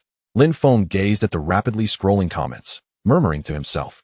Unbeknownst to him, many had already succumbed to starvation. They simply could no longer rise to type. Lin Feng cast a cursory glance and chose to divert his attention. The focus now lay on the airdrop boxes, or more precisely, the contents within them. It seemed he must intensify his efforts in locating these boxes. Establishing a personal advantage swiftly was essential for better self-preservation and survival, whether it was Lin Feng's luck or that of the little white creature. Just as he resolved to broaden the search for boxes, an airdrop box appeared in a rice field by the roadside not far ahead, emitting plumes of red smoke that soared into the sky. Xiaohei, hurry to that box. Quick! Before his words could fully escape his lips, Lin Feng's body was thrust backward. Had he not fastened his seatbelt, he would have found himself in the rear seat beside the little white creature. Meow meow. The little white creature vocally protested Xiaohei's actions. It turned out that the moment Lin Feng's command was issued, Xiaohei had accelerated, leading to this predicament. However, Lin Feng had no time to console the little creature, as the vehicle had already approached the vicinity of the airdrop box. Ignoring the still smoking box, he quickly retrieved it and hopped back into the car. Hurry, Xiaohei, let's south leave this place. Vroom, vroom. Meow meow. Chapter 10. The premium drone acquired. Is humanity present? A black SUV sped along the national highway, its outline appearing but a blur. Thank you for your hard work, little white. When you grow a bit more, I will definitely strap you in, Lin Feng chuckled, glancing at the little creature in the back seat. In his previous life, Lin Feng had played the game PlayerUnknown's Battlegrounds and was quite familiar with airdrop boxes still emitting red smoke. Upon sighting such a box, he would instinctively rush to collect it. All players who spotted an airdrop box shared this same impulse. Thus, the moment Lin Feng seized the box, he intended to vacate the potentially hazardous area without delay. It's time for harvest. Come, little white, Don't be upset. Let us see what treasures lie within this box. As Lin Feng turned to rummage, the little white creature had already nestled into his embrace. Meow meow. It was unclear whether the little white was expressing discontent or simply voicing its thoughts. The airdrop box before Lin Feng could very well be the largest he has encountered thus far, roughly the size of a table meant for four. Were it not for Lin Feng's exceptional physique, transporting this box would have proven quite challenging. Cradling Xiao Bai in one arm, he opened the box, revealing a substantial surprise, a large refrigerator. This was unexpected. A refrigerator? It can be airdropped? Quite intriguing. Nevertheless, a refrigerator is indeed a useful item. In such sweltering weather, chilled cola would be a delightful treat. Although the refrigerator is quite bulky, it does not pose a significant problem for Lin Feng, who possesses a spatial ring. For now, he decided to place a few bottles of soda inside to chill. After doing so, he stored the refrigerator within the spatial ring, primarily due to the limited space inside the vehicle. The second item within the airdrop box was a roll of toilet paper. Well, this is also quite beneficial. One must attend to nature's call. A good find indeed. It seems fortuitous, and he would make use of it shortly. The third item, however, brought Lin Feng the greatest delight, a drone. This was the most significant gain of the day. In an unfamiliar environment, having a drone for aerial reconnaissance would alleviate many potential troubles. Without hesitation, Lin Feng initiated an upgrade. Ding. Congratulations, host. A standard refrigerator has been upgraded to a premium refrigerator. Chilled items will retain freshness longer and taste even better. Ding. Congratulations, host. A roll of toilet paper has been upgraded to 100 rolls of premium toilet paper, offering superior protection for your posterior. Ding. Congratulations, host. A standard drone has been upgraded to a premium drone, which features an automatic follow function. The premium drone is equipped with solar power capabilities and can store its recorded flight paths. Furthermore, the drone's visuals can connect in real time to any Bluetooth device, providing live functionality. The aerial reconnaissance capability has been enhanced with the latest infrared thermal sensing technology, allowing detection of any heat-emitting object within 500 meters of altitude. Lin Feng gazed at the drone before him, which had transformed from an ordinary black device to one shimmering with a dark luminescence, coupled with its upgraded functionalities. His heart swelled with joy. This was undoubtedly his greatest acquisition of the day. From now on, his safety would be significantly assured, regardless of future circumstances. He promptly connected the Bluetooth and prepared to test its capabilities. In no time, Lin Feng activated the drone's Bluetooth. Xiaohei, please connect to the drone's Bluetooth. Understood, uncle. The connection is established. Lin Feng was momentarily taken aback, muttering under his breath about the unexpected address. Once the Bluetooth connection was established, he opened the car door and released the drone into the sky. The drone ascended swiftly into the air. Closing the car door, Lin Feng turned his attention to the central control screen within the vehicle. The display featured a black SUV racing along the national highway. The visuals remarkably clear. Even at high speeds, the entire vehicle was clearly visible. Little Black, deploy the drone ahead for a closer look, Lin Feng instructed. The central control screen instantly divided into two, one side displaying the aerial view captured by the drone, while the other showed Little Black's head. With a nod and a smile, Little Black replied, "All right, uncle. Uncle? Call me brother, brother." Lin Feng retorted, his expression marked by a hint of annoyance. "Sure, uncle." Little Black responded cheerfully. The drone had already flown ahead and maintained a steady speed. Lin Feng gazed at the central control screen, watching as the drone soared forward. To his astonishment, Little Black's speed had reached approximately 100 miles per hour, yet the drone managed to surpass this velocity as it glided above. Clearly, achieving top-tier quality in such devices was no simple feat after the system upgrade. Lin Feng had perused the survival manual regarding the quality of these items. In this alternate world, everything generally fell into several major categories: essentials for eating, wearing, living, and utilizing. These were classified as ordinary, intermediate, advanced, rare, premium, legendary, epic, and unknown. From the survival manual, Lin Feng learned that the highest classification was epic, beyond which lay the unknown. The items he was currently using had, after the upgrade, reached at least the premium level. Thus, from the very beginning, Lin Feng had already surpassed the majority of others. Watching the clear image on the central control screen, he couldn't help but feel elated. Even at speeds exceeding 100 miles per hour, the visuals remained crystal clear and devoid of any tremors. This was indeed a remarkable device. Had such a drone existed on the road earlier, potential dangers could have been evaded with ease. Well, it's not too late to possess this now. I must be the first to own a drone of such high quality, Lin Feng chuckled, admiring the screen. At this point, they had distanced themselves significantly from the recently dropped supply crates. Lin Feng turned to Little Black and said, "Reduce speed to 60 miles per hour. There's no need to rush." Almost immediately, he heard, "Okay, uncle." Lin Feng sighed, thinking to himself that he would eventually uninstall this little rascal. While he grumbled, the drone discovered something intriguing. The footage relayed back from the drone left Lin Feng momentarily stunned. Approximately 5 minutes ahead, 3 supply crates were neatly stacked on the road. Lin Feng sensed that the situation was more complex than it appeared, and the vehicle began to decelerate. Chapter 11. Robbery by a Little Street Girl? The drone continued to survey the area above the 3 supply crates. Meanwhile, Lin Feng had already brought the vehicle to a halt. Not simple at all. "This is quite extraordinary," he mused, noting the trio of supply crates. Generally speaking, it is improbable for such a multitude of airdrops to materialize in a single location simultaneously. In unusual circumstances, there often lies a hidden agenda. Lin Feng, stroking his chin, pondered while gazing at the central control screen. The situation was far from simple. Careful consideration was imperative. Of course, he was not contemplating how to distance himself from the area, but rather how to seize these airdrop crates. Lin Feng was not one to let opportunities slip through his fingers. As Lin Feng deliberated, the drone ahead detected a new development. Approximately a kilometer from the airdrop crates, 3 figures were captured in thermal imaging. Lin Feng's spirits lifted instantly. This was the first group of people he had encountered since arriving in this world. It appeared that these crates belonged to the individuals ahead.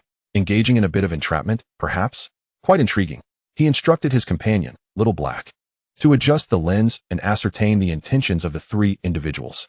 While he awaited a response, the central control screen unveiled the situation ahead. The camera shifted, allowing Lin Feng to discern the general condition. 2 men and 1 woman stood before him, no one else in sight. Were these individuals truly as foolish as they seemed? Despite already possessing 3 airdrop crates, they had yet to open them and discover their contents, still entertaining the notion of entrapment. How utterly misguided. However, it was also possible that these individuals already possessed superior items, rendering them indifferent to the crates. Airdrop crates were distinct from ordinary ones. Once opened, they could not be closed again and would disintegrate into a heap of wood shortly thereafter. Lin Feng had opened several airdrop crates previously and was well acquainted with their nature. Thus, he understood that the crates ahead had remained unopened. Fortune smiled upon me. They lacked any means of transportation and were situated a kilometer away. Therefore, even if I were to claim the crates and promptly retreat, I would encounter no difficulties, as they would be unable to pursue me. After assessing the disparity between their capabilities and his own, and recognizing that his safety was assured, Lin Feng made a swift decision. Such opportunities are fleeting and must not be squandered. Little Black, drive us to the airdrop crates, he commanded. No sooner had he spoken than the black SUV began its advance toward the crates. Little White, there may be danger ahead. Remain in the vehicle and do not stray from this spot, understood? Lin Feng gently stroked Little White's head as he spoke. Mew mew. Little White raised its head and looked at Lin Feng, responding with a series of mews. Before long, the black SUV reached the vicinity of the airdrop crates. Without hesitation, Lin Feng alighted from the vehicle, raised his spatial ring, and directly transported the crates away. He had clearly observed through the drone's imagery that aside from the 3 individuals a kilometer ahead, there were no other people or animals in the vicinity of the 3 airdrop crates. Thus, Lin Feng felt an unusual sense of confidence and boldness. Upon acquiring the box, he returned to his vehicle. Initially, he intended to circumvent the individuals ahead. However, after contemplating the formidable defenses of this epic-grade base vehicle, a sly smile crept upon his lips as he mused. Heh, let us see what cards you hold. You dare to abandon 3 airdrop boxes. Xiao He, continue driving. Reduce the speed to 20 miles per hour, Lin Feng commanded. He was well acquainted with this S-class base vehicle, understanding that as long as he remained inside, no peril could befall him. The distance of less than a kilometer was traversed in the blink of an eye. From the aerial drone, Lin Feng could clearly observe the movements of the 3 individuals ahead, 2 men and a woman. One of the men sported a gold chain and a prominent belly, while the other was a slender fellow with dyed blonde hair. Finally, there was a girl clad in exceedingly short denim shorts, barely concealing her modesty, with a white tank top adorning her upper body. Despite her facial features being rather unremarkable, her figure was undeniably alluring, voluptuous, and enticing. The blonde-haired youth, perhaps possessing acute hearing, alerted his companions as Lin Feng approached with the airdrop box. Big brother, someone is coming. It looks like there's quite a haul. The gold chain-clad hefty man slapped the blonde's head, retorting, Nonsense. Do you think I'm blind? How could I miss such a large vehicle? The blonde rubbed his head, chuckling. Of course, big brother is impressive. It seems this fellow is quite affluent. driving an SUV. Heh, this is our first deal in this apocalyptic world. I can hardly contain my excitement. The gold chain man turned to the blonde, instructing, is your watermelon knife ready? Don't falter at a crucial moment, or you'll lack the strength. The blonde replied with confidence, Heh, don't worry, big brother, I'm all set. As he spoke, he pounded his frail chest boastfully. The girl cast an exasperated glance at the two men. Observing the approaching black SUV, she declared, I'm going over now. Prepare yourselves. The gold chain man responded, go ahead. But remember to pull your tank top down a bit more. Got it. This isn't my first time doing this. You can trust me, she assured him. With that, she stumbled towards the center of the road. All of this had been meticulously observed by Lin Feng from the drone. Even the small scissors she had hidden in her hair were clearly visible. Now, the girl had reached the front of Lin Feng's vehicle. Hey handsome, are you alone? Could you spare me some water? I haven't had a drink all day, she pleaded with a pitiful expression. Lin Feng maintained an impassive demeanor, replying, I have none. The girl's face contorted with desperation. Handsome, I'm really thirsty. Please, just a little water. I'll do anything you ask in return. As she spoke, she tantalizingly licked her lips. Lin Feng chuckled. Oh, so as long as you provide me with water, you'll do anything for me? Truly, handsome. As long as you quench my thirst. Might I rest in your car for a moment, given the sweltering heat outside? His smile deepened as he noticed through the drone's footage that a man with yellow hair and a chubby guy adorned with a gold chain were stealthily approaching from the roadside, taking advantage of the cover provided by the weeds. Chapter 12, A Deadly Encounter. A bountiful harvest. Lin Feng had already observed the chubby man and the yellow-haired individual making their way towards him along the edge of the small forest beside the road through the drone's lens. Consequently, he promptly turned off the screen displaying the drone's view. He then turned to the young girl beside him and said, Come inside, young lady. The girl recognized the success of her charms from Lin Feng's tone. Humph, no one has ever escaped from my grasp. Men are but trifles, she thought. Yet her smile blossomed even more radiantly. Lin Feng opened the door to the front passenger seat, and the girl climbed into the car. At the very moment she entered, Lin Feng stealthily locked the door, yet she remained blissfully unaware. As the door clicked shut, Lin Feng's smile vanished. Wow, handsome, your car is truly impressive. It looks so grand, and the interior is so spacious. You are quite charming. How about I become your girlfriend? I only require meals in return. I can do anything. You know, would you consider it? As she spoke, she leaned closer to Lin Feng, emboldened by the sight of the yellow-haired duo arriving at the back of the vehicle. Lin Feng regarded her actions with a cold stare, offering no response, contemplating instead how to teach her a lesson. Just then, the girl had completely leaned against him. Meanwhile, the yellow-haired man approached the rear window, brandishing a watermelon knife, and struck it with force. Bang! The window remained unyielding, while the angle of the yellow-haired man's wrist twisted grotesquely in the process. Ah, it hurts, he cried, dropping the knife and rolling on the ground, howling in agony. On the opposite side, the chubby man wielded a steel pipe as thick as an arm, and he struck the car window with considerable force. His movements were practiced, for this was not his first encounter of such nature. Unlike the yellow-haired man, the steel pipe slipped from his grasp, but he merely stumbled to the ground, suffering far less than his companion. Meanwhile, the girl clinging to Lin Feng discreetly retrieved a small pair of scissors from her hair. With a swift and merciless thrust aimed directly at Lin Feng's heart, the petite girl momentarily abandoned her previously alluring demeanor. Just as the scissors in her hand were a mere centimeter away from him, a sun-kissed hand intervened, seizing her wrist with a decisive grip. With a firm tug, the scissors clattered to the ground. Disappointed, are we? Lin Feng remarked coldly, a smirk gracing his lips as the girl stood momentarily stunned, unable to emit even a scream. In an instant, she found herself outside the vehicle, lying side by side with the disheveled youth on the road. Meanwhile, the rotund man adorned with a golden chain, sensing the peril, hastily abandoned his companions and dashed toward the nearby thicket. Lin Feng's gaze followed the fleeing figure, a chilling smile curving his lips. Still think you can escape? With a swift stride, he closed the distance to the man in an instant. A powerful kick landed on the man's knee, and he collapsed, oblivious to the unfolding chaos, only to witness his knee bone grotesquely piercing through flesh. As the pain registered, he cried out, "Ah, it hurts. Oh, the agony." Lin Feng had miscalculated his strength, intending merely to trip the man, yet his restrained force proved overwhelming. Grasping the golden chain, he dragged the man back to the others without a trace of mercy, ignoring the desperate cries for clemency. Did you ever envision this day? Spending your days tormenting others, only to find yourselves at their mercy? Lin Feng taunted, surveying the trio before him. Do you have any final words? I'm pressed for time. He retreated to the vehicle, retrieving a wooden long knife, its presence cold and menacing as he regarded the three individuals before him. The girl trembled in fear, murmuring, "Please don't kill me. It was their idea." The rotund man, drenched in cold sweat from the pain, gritted his teeth and addressed Lin Feng. "All right, I admit defeat. I will make it up to you truly. Not far ahead, I have valuable items. Just spare me, and they are yours." Despite his pain-induced haze, the disheveled youth knelt, pleading, "Please, brother, spare me. I've learned my lesson, I swear. I'll never dare again. I know killing is a crime. Just let me go, and I promise to be good."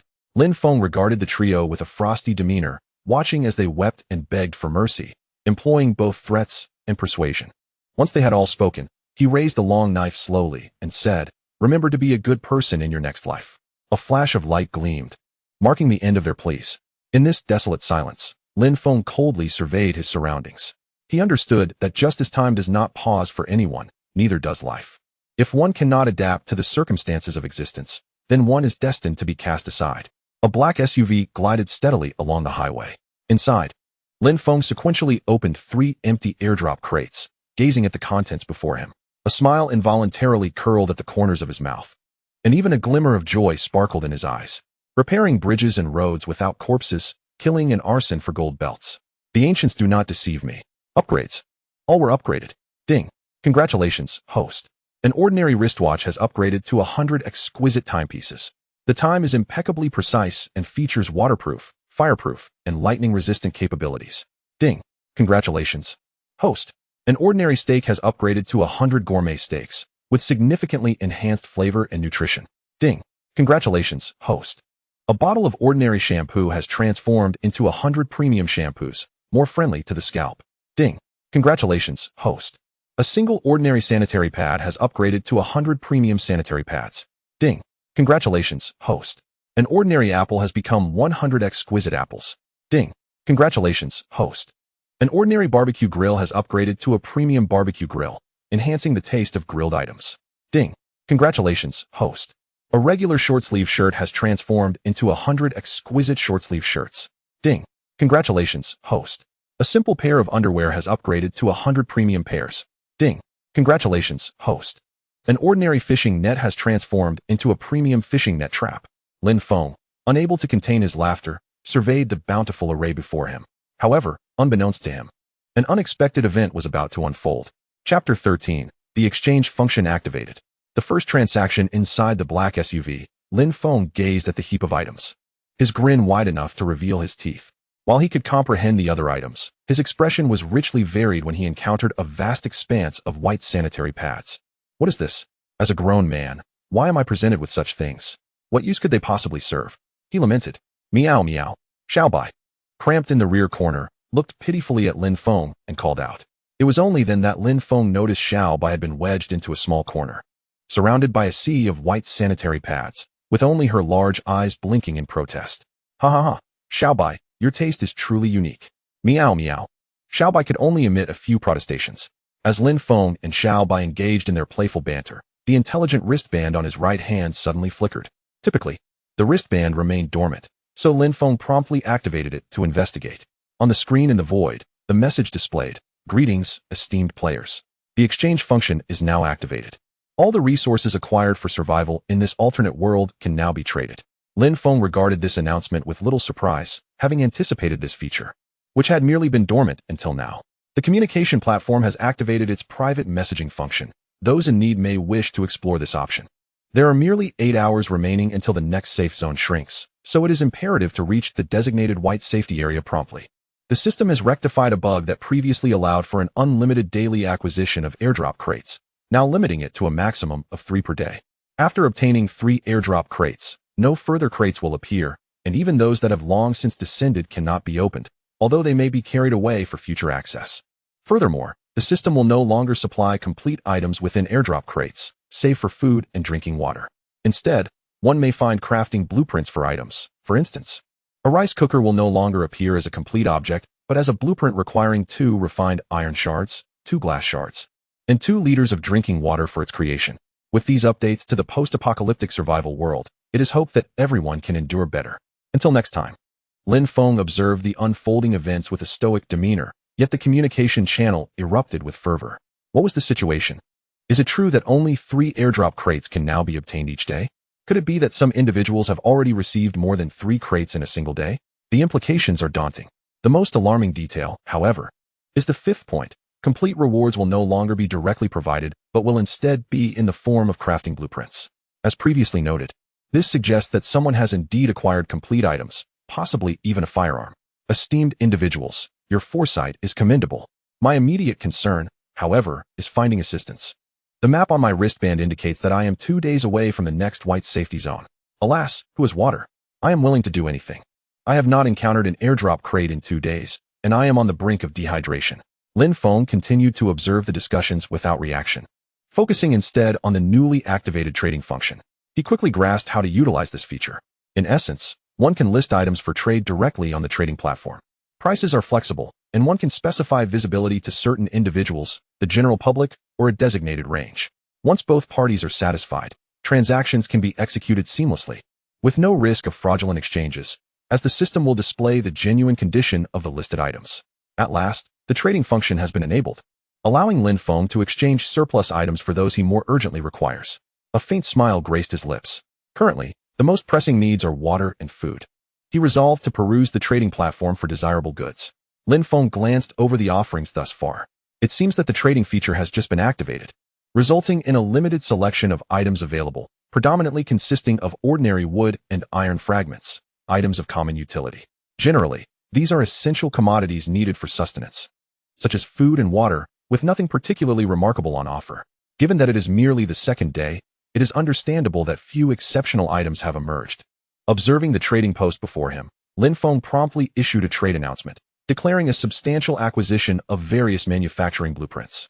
He offered a 200-milliliter bottle of water and a slice of whole grain bread in exchange for a manufacturing blueprint, urging others to come forth and trade their blueprints for his provisions. This announcement ignited a flurry of activity across the platform. What is going on here? Some exclaimed. Is this Lin Feng fellow not a fool for trading such precious resources as food and water? Yet, others pointed out that the very nature of his announcement indicated he had an abundance of these items. Come on, I haven't eaten in 2 days. Just give me a slice of bread, and I promise to trade you a blueprint as soon as I acquire one. Oh dear, I'm a girl. If you give me a piece of bread, I would be willing to do anything for you. Why don't you just take it by force? Asking for a manufacturing blueprint in exchange for just a bottle of water and a slice of bread is utterly shameless. At the moment Lin Feng made his trade announcement, the entire platform was astounded, as he was the first to propose trading food and water. This marked the inaugural transaction within the 9th survival zone, leaving everyone in awe. Lin Feng observed the myriad comments without any overt reaction. He was well aware of the scarcity of food and water at this juncture and felt no apprehension about drawing attention to himself. The world appeared vast, and the likelihood of encountering others was minimal. Even if he did, he felt secure in the knowledge that no one could inflict harm upon his epic vehicle. Soon, Lin Feng's announcement became a hot topic of discussion, and his private messages flooded with an influx of responses, including numerous selfies from various girls. After a brief glance, he felt a tickle in his nose. Ahem, I, Lin Feng, am not that kind of person. I shall not yield. As he perused the influx of private messages, a trade inquiry swiftly appeared before him. Hello, Lin Feng. Do you need the blueprint for a showerhead? Lin Feng was quickly drawn to this message, especially as the trading platform began displaying the showerhead blueprint. The platform automatically verified the authenticity of the items being traded, alleviating any concerns of deception. What intrigued him most was the name attached to the inquiry. Chu Yang, the first individual permitted to speak freely.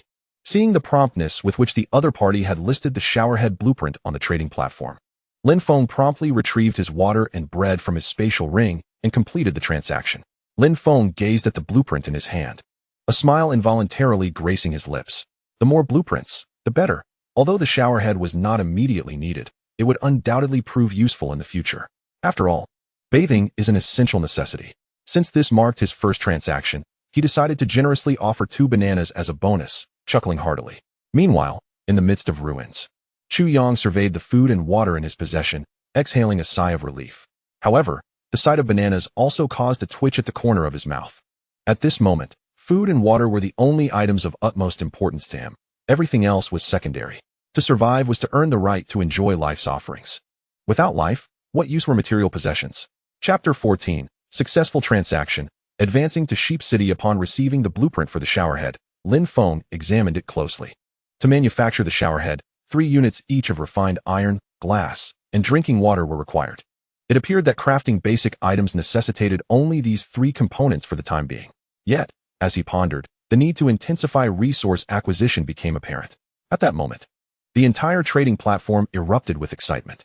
News of Lin Feng and Chu Yang's successful first transaction spread rapidly throughout the platform.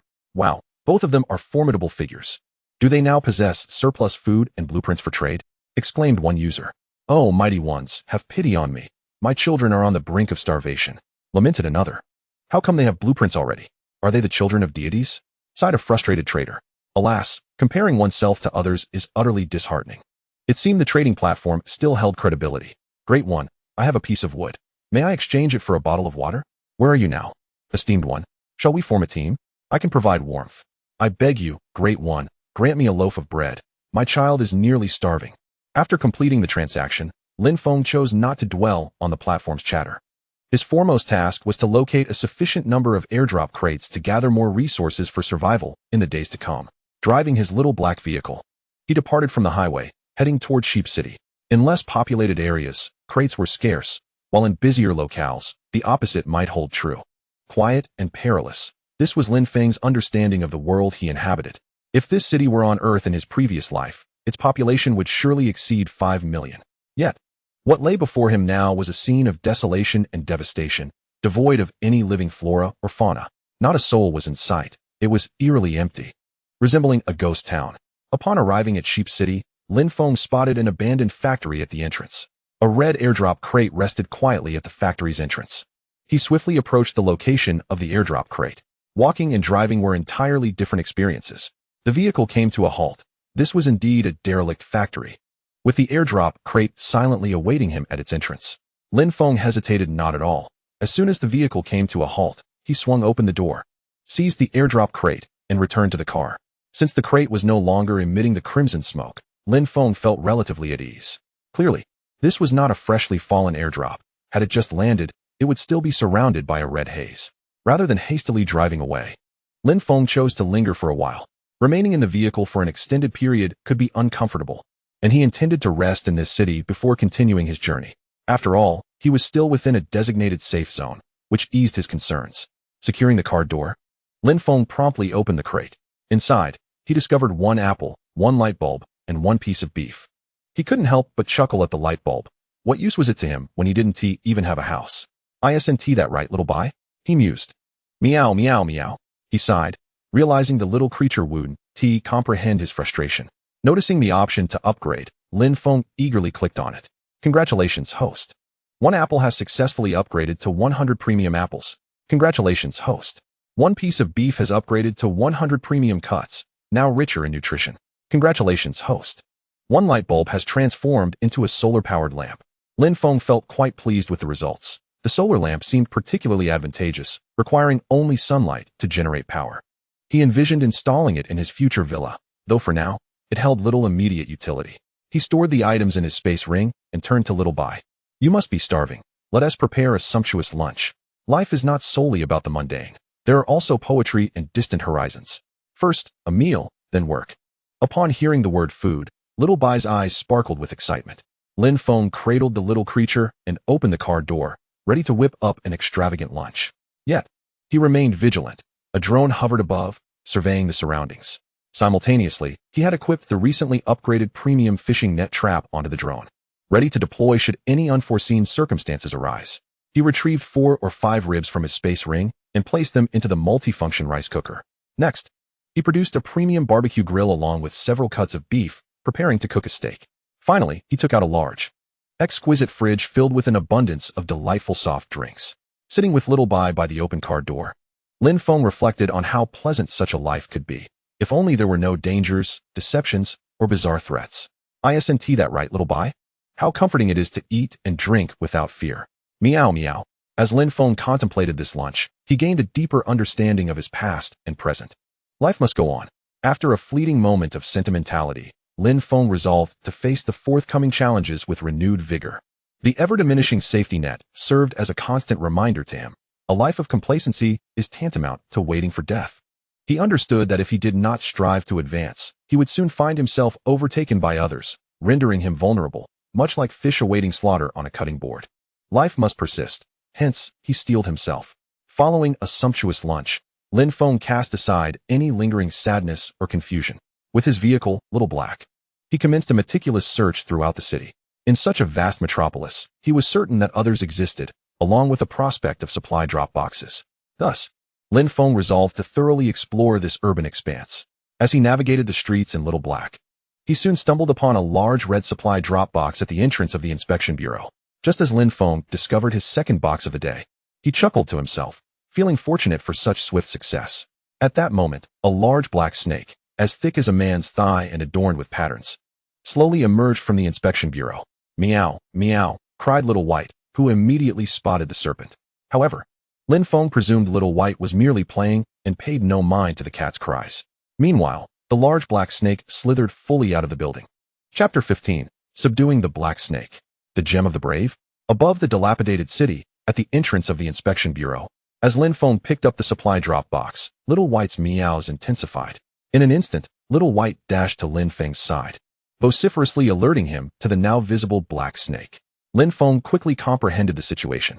Raising his gaze, he beheld the enormous serpent, which was approximately 9 meters long and as thick as an adult's thigh, rearing its head and flicking its tongue. Its eyes glowed with an eerie green light, fixated on Lin Feng and Little White. Little White, you have done well. Had it not been for your warning, I might have suffered greatly, Lin Feng remarked as he lifted Little White and positioned the feline behind him.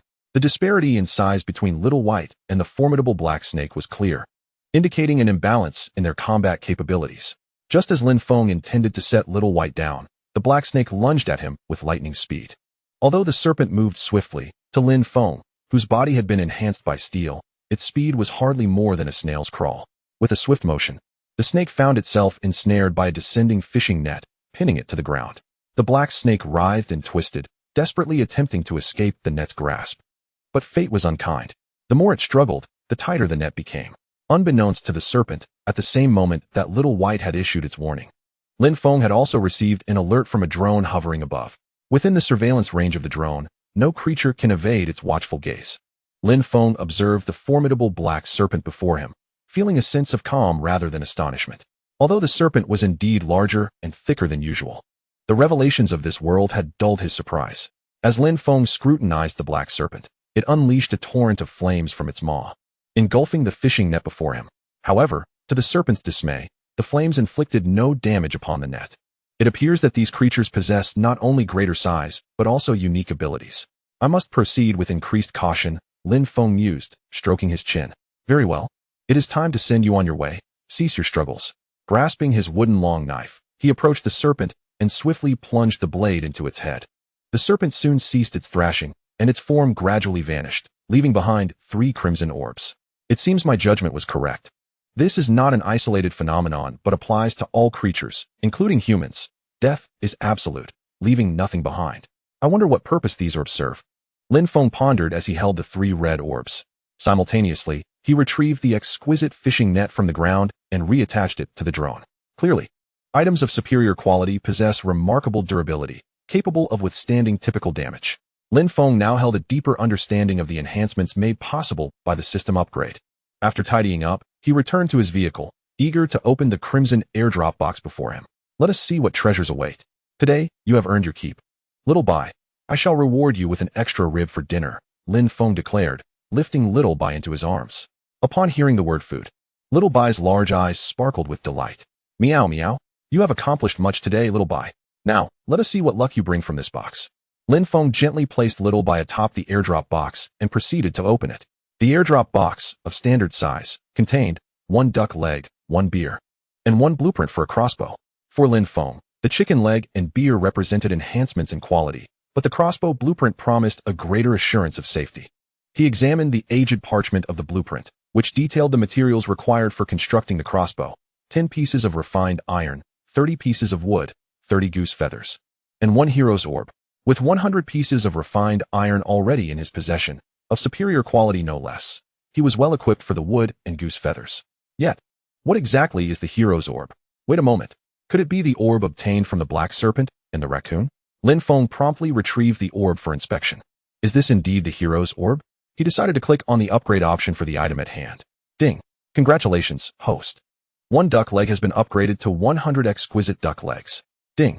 Congratulations, host. A single can of beer has transformed into 100 exquisite brews. Oh. Soon the truth shall reveal whether this bead is indeed the fabled orb of the brave. First, I must venture to the trading post to exchange a few logs and goose feathers. Lin Feng opened the trading platform, yet found it sparsely populated, mostly with timber and some stones. The majority were seeking to barter for water and sustenance, and the trading prices were rather modest. Lin Feng first traded 100 logs for a mere bottle of 200 milliliters of water. However, after an extensive search, he found no one offering goose feathers. What? No goose feathers at all? Why is there such a lack of enthusiasm for trading? Pondering this, Lin Feng couldn't help but chuckle. This is the reality across the globe. Aside from the elderly and the young. On the second day in this apocalyptic world, it is only natural that resources are scarce. Not everyone possesses a survival system like mine, Lin Feng sighed with a wry smile. He resolved to continue perusing the trading post. After a lengthy search, he gazed at the meager offerings before him, feeling somewhat disheartened. Presently, the most abundant items for trade were stones and timber, worthless trinkets. Ultimately, Lin Feng had no choice but to post a trading notice. I am acquiring goose feathers. Those who possess them, please come forth to trade. I have food and water available. First come, first served. Once Lin Feng's trading notice was released, it stirred quite a commotion. What is happening? The esteemed Lin Feng is once again trading food and water. How much does he possess? Oh, great one. Please enlighten us on how you procured such an abundance of sustenance. Is there anyone in need of warmth? I promise to be quite obedient. Alas, I have gone 2 days without water. If I do not drink soon, I shall perish. The esteemed one is already seeking other supplies while we are still fretting over food and water. Indeed, esteemed one, could you perhaps share the purpose of the goose feathers? Lin Feng's trading announcement garnered an unexpected wave of responses. However, soon a private message caught his eye. Chapter 16, An Encounter with Du Qiuyue. The crossbow successfully crafted following Lin Feng's trading notice. The entire communication channel of the 9th survival zone erupted in discussion. Until now, everyone had been desperately striving for food and water, yet Lin Feng seemed to have begun trading beyond such necessities. This naturally incited feelings of envy and admiration. Meanwhile, Lin Feng stared at the private message in a daze. It was from a female. It turned out that Du Qiuyue had promptly seen Lin Feng's announcement. In the current trading post, there were very few capable of exchanging food and water, with Lin Feng being the sole individual known for it. He seemed to possess a treasure trove, with an endless supply of food and water. Thus, upon seeing Lin Feng's message, Du Qiuyue realized she had goose feathers in her possession. Thus, Du Qiuyue promptly sent a message to Lin Feng. Hello, I possess 20 goose feathers. Might I exchange some for drinking water? As Lin Feng perused her message, he couldn't help but admire it.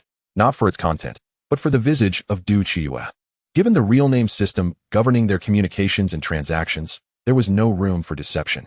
Hence, her profile picture was indeed her own, delicate willow-shaped eyebrows, a petite mouth, and a pair of captivating large eyes. Her full red lips and dainty nose gracefully adorned her beautiful, innocent face. Merely gazing at the photo, Lin Feng found himself internally rating her a 9 out of 10, refraining from a perfect score lest it inflate her pride.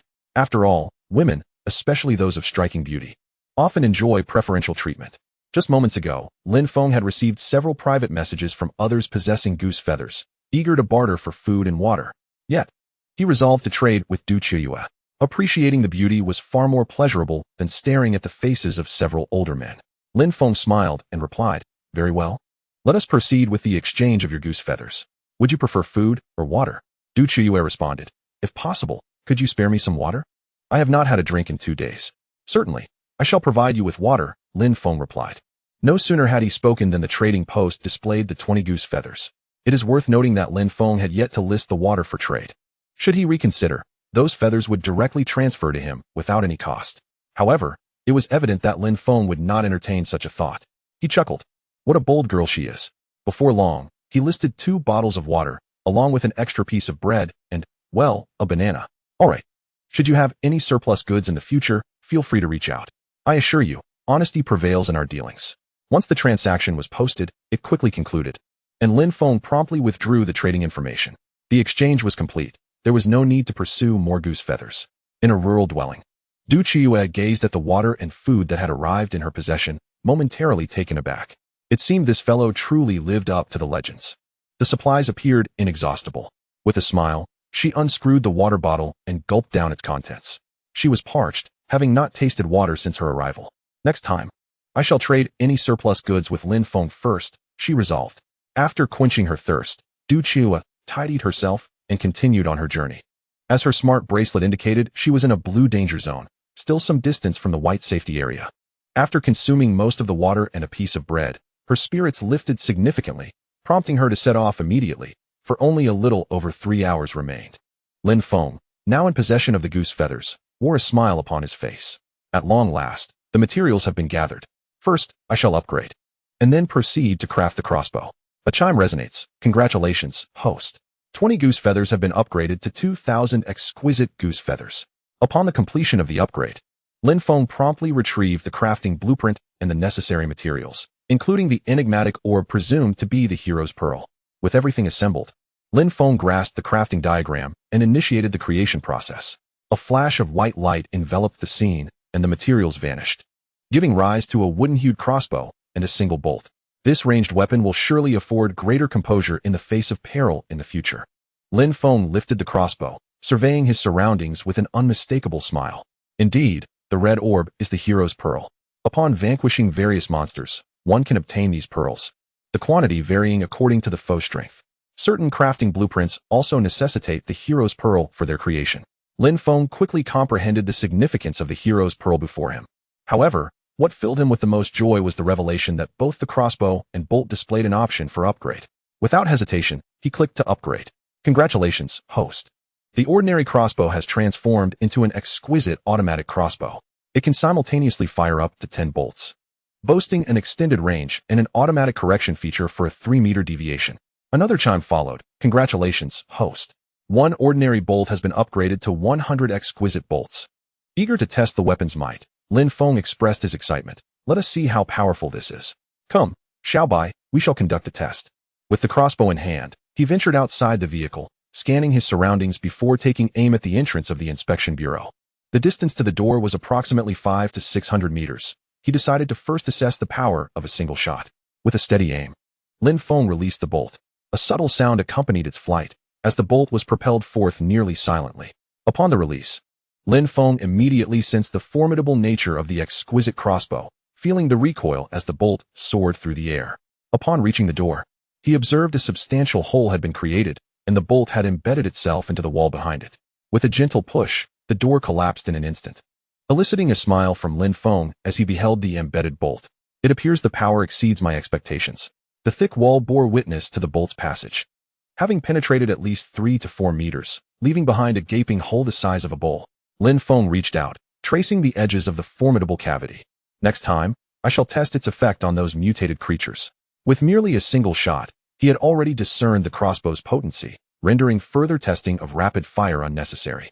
Lin Feng retracted his crossbow and returned to the vehicle, seeking the final airdrop crate of the day. Chapter 17. The last airdrop box of today. Danger approaches. The black SUV glided through the desolate city. Each day presented the opportunity to acquire 3 airdrop crates, yet Lin Feng had only managed to locate 2 thus far. Only 1 remained. Why is there a limit of 3 airdrops per day? How wonderful it would be without such restrictions. Seated in the driver's position, Lin Feng cradled Xiaobai as it mewed softly. Greed can lead one to overreach. In the safety of the vehicle, Lin Feng was free from external threats, allowing him to better observe his surroundings for any airdrop boxes. However, he had no intention of venturing into towering buildings or residential areas just yet. He preferred to bide his time and develop his strategy before considering other options. The crumbling city bore no signs of life. Even the roads were rough and uneven. Was it truly that difficult to find the last airdrop box? He had already been searching for over an hour. If anyone could hear Lin Feng's thoughts at that moment, they would surely deem him shameless. An hour? Some individuals, plagued by misfortune, might not encounter a single airdrop throughout the day. Just then, the smart bracelet on Lin Feng's wrist began to flash. He promptly activated it to check the notifications. Greetings, survivors of the apocalypse. There is but 1 hour remaining until the safe zone contracts. Survivors within the blue area, please make haste to the white safe zone, or face instant demise by 100.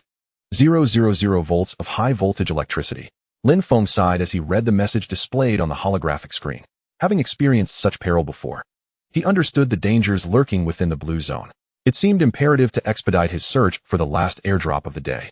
Although he was currently within a safe area, the next moment was uncertain. His understanding of the brutality of this alternate world deepened. The safe zone, shrinking once a day, hung like the sword of Damocles above, ready to descend when one least expected it, lulling them into a false sense of security. As Lin Feng drove through the city, he unconsciously accelerated, traversing mountains and rivers. Would the airdrop materialize? Mew meow.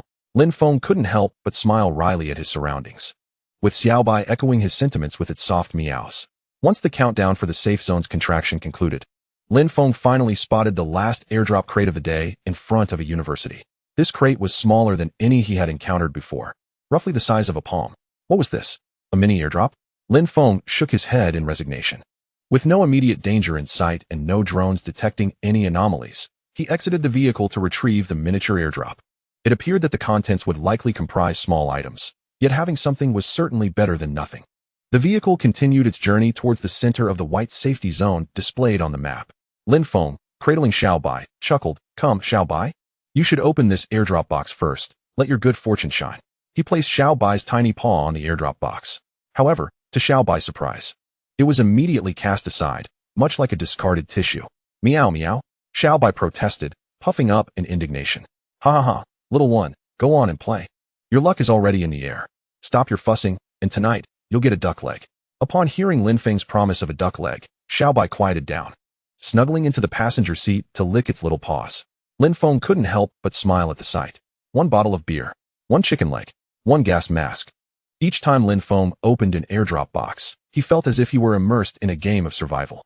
The only difference was that in this realm, death was final. There was no opportunity for a restart. As Lin Feng gazed at the items before him with the word upgrade hovering above, a goofy smile spread across his face. Without further hesitation, he promptly clicked on the upgrade option. Ding! Congratulations. The host has successfully upgraded one bottle of beer to 100 bottles of premium beer with enhanced quality. Ding! Congratulations. The host has successfully upgraded one chicken leg to 100 premium chicken legs with richer nutritional value. Ding! Congratulations. The gas mask has been upgraded to a premium gas mask. When worn, it renders the user invisible and causes no discomfort, significantly enhancing its protective capabilities. With beer, chicken legs, and a barbecue grill, complemented by beef and a sprinkle of salt, a rare delicacy awaited. "Tonight, I'll treat myself to a grand barbecue feast," Lin Feng declared.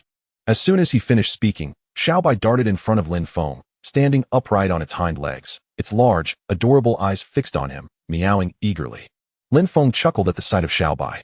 "Rest assured, my dear, if I have meat to eat, there will be broth for you." Meow meow. "All right. Enough of the antics, Xiaobai. We must hasten. The blue danger zone is right behind us." Xiaobai appeared to comprehend Lin Feng's words, obediently settling back into the passenger seat, licking its underarms. Lin Feng pondered the cleverness of Xiaobai, contemplating its origins, but for now, it posed no threat to him. He stored the upgraded items into his spatial ring. However, Lin Feng soon discovered a serious oversight he had completely neglected. He seemed to have forgotten the first item he acquired upon entering this world, the Jujube wood long knife. He wondered if it could be upgraded. "I truly have been careless, Xiaobai." Xiaobai looked up at Lin Feng, wondering what madness this man was indulging in now. Lin Feng picked up the Zelkova long knife resting in the passenger seat. "System, can this knife be upgraded? Why does it not display the option to upgrade?" A gentle, neutral voice replied, "It can be upgraded, host." Lin Feng, feeling perplexed, thought, if it can be upgraded, why does it not show the option? The system explained, "Items inherent to this world will not display the upgrade option. However, this does not impede their ability to be upgraded." Listening to the system's explanation, Lin Feng felt a wave of frustration. Having hunted geese day in and day out, he realized that even a moment's carelessness could lead to being ensnared by a great goose. "System, upgrade the Zelkova long knife." A chime sounded. "Congratulations, host. A standard Zelkova long knife has been upgraded to a premium steel knife. Its material is significantly more resilient and sharper." Lin Feng gazed at the long knife in his hand, gleaming with an ethereal light, and a smile crept across his lips. "Let us test its power." He retrieved a piece of ordinary fine iron from his spatial ring. With a mere swipe of the premium steel knife, the fine iron was effortlessly cleaved in two. The system's product is indeed exceptional. Observing the severed fine iron, Lin Feng understood the formidable power of the long knife, bolstering his confidence for survival in this apocalyptic world. Stowing away the long knife, Lin Feng continued to navigate the city with his vehicle, Little Black. Although he could only open 3 airdrop crates in a day, he seized the opportunity to scout for more crates in advance. just in case luck was not on his side one day and he encountered no airdrop crates. He would not be at a disadvantage. At that moment, a horde of ominous creatures began to approach Yang City, emitting chilling sounds as they advanced. Chapter 18, Uninvited Guests. The two-headed wolf dogs within Yang City, a black SUV meandered through the streets. Lin Feng had already located and opened his 3 crates for the day, leaving him with only one concern, the shrinking safe zone. He had ample time to search for airdrop crates for the following day. However, at the same time, the chat channel of the 9th Survival Circle was in an uproar. Is what the host said true? Are those two-headed wolf dogs truly that terrifying? I'm hiding in the restroom. After hearing what you said, I don't even dare to step outside. It's absolutely horrifying. Why are the two-headed wolf dogs appearing in packs? This apocalyptic world feels increasingly perilous. I just want to go home. Who will come to my rescue? The events unfolded as follows. Just before Lin Feng arrived in Yang City, and before he had slain the great black serpent, Yak and a group of people were desperately rushing towards the safe zone. However, as Yak and his companions pressed forward, a pack of two-headed wolf dogs, inexplicably emerging from nowhere, launched a surprise attack on them. Faced with these creatures, which they had never even seen on Earth, they were left utterly stunned. Yak could only hear the harrowing cries of his companions echoing around him. In a matter of moments, the group of over 10 individuals, both men and women, suffered heavy casualties. As Yak was positioned in the center of the group, he was not among the first to be attacked. Yet, as he gazed upon his comrades, limbs and severed arms flailing in chaos, the chilling sound of bones being gnawed by the two-headed hound sent a shiver down Ike's spine. He was nearly paralyzed by fear. Resistance was not absent. Each member of Ike's group wielded a primitive long knife bestowed upon them by this apocalyptic realm. However, when their blades met the flesh of the two-headed beast, it was as if they were merely tickling it. Ike observed one of the strongest men in their team, gripping his long knife tightly, as he struck fiercely at the two-headed hound. Yet, the creature remained unscathed, while the man's weapon shattered into 2 pieces upon impact. In a swift retaliation, the hound turned, opening its jaws wide, and in an instant, the man's head burst like a ripe melon, splattering red and white across the ground. As Ike witnessed his companions falling, one after another, the will to resist evaporated. They had found themselves in a setting reminiscent of a rustic farmhouse. And upon witnessing the gruesome fate of his peers, Ike hurriedly sought refuge.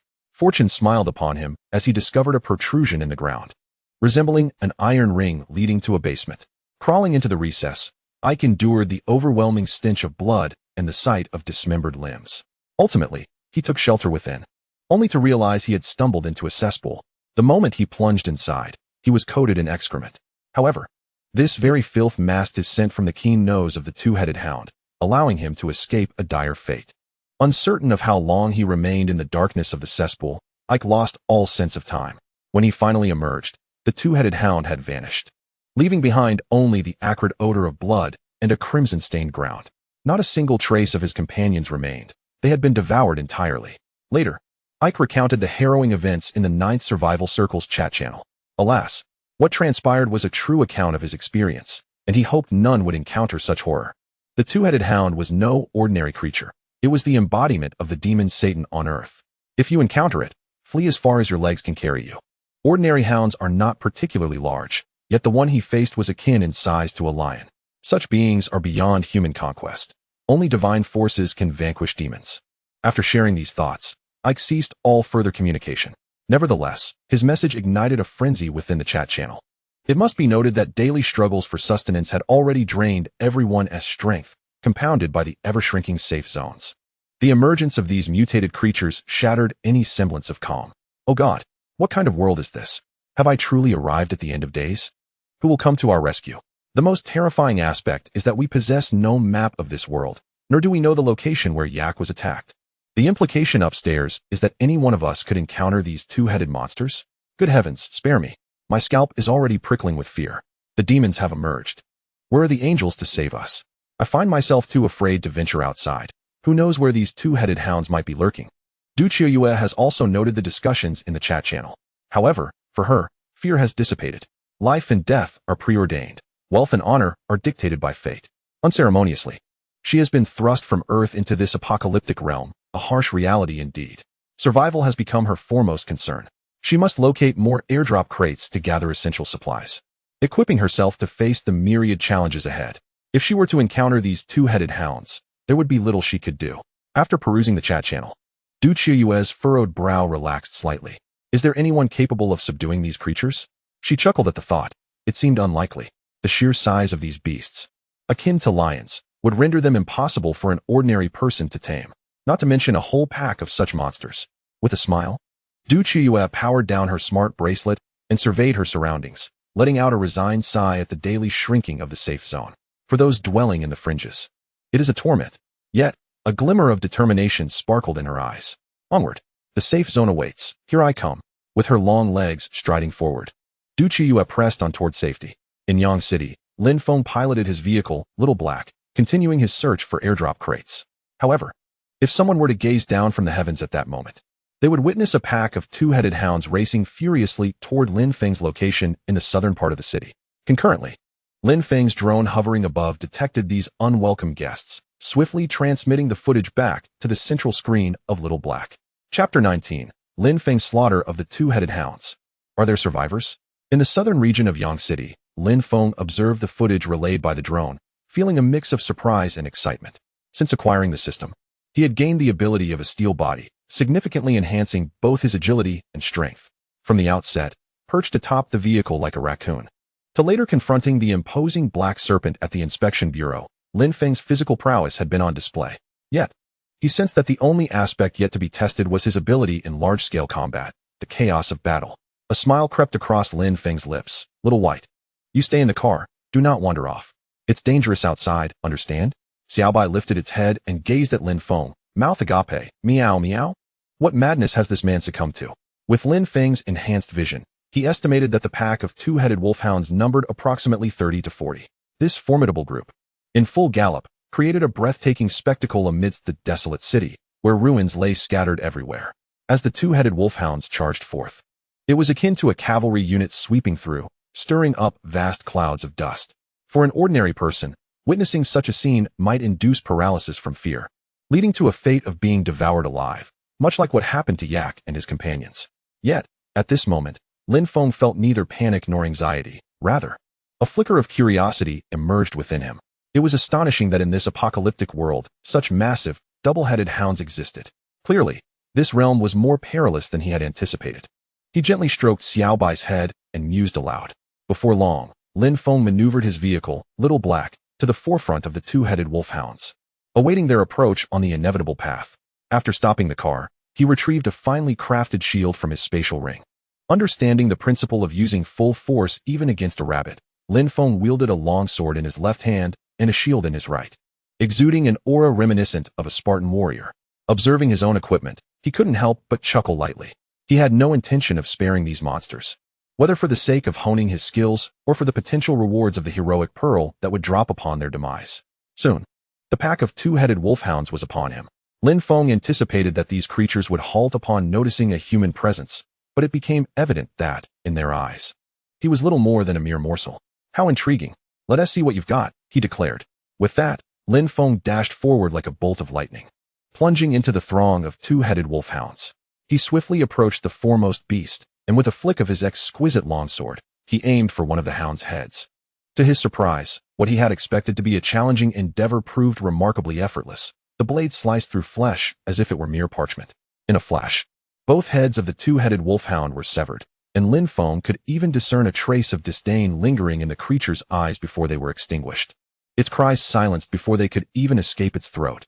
Momentarily stunned, Lin Feng quickly resumed his assault, gaining a profound appreciation for both his newfound strength and the superior quality of his weaponry.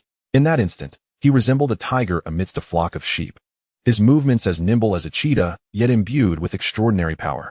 In the blink of an eye, he had already decapitated 4 or 5 of the two-headed wolfhounds.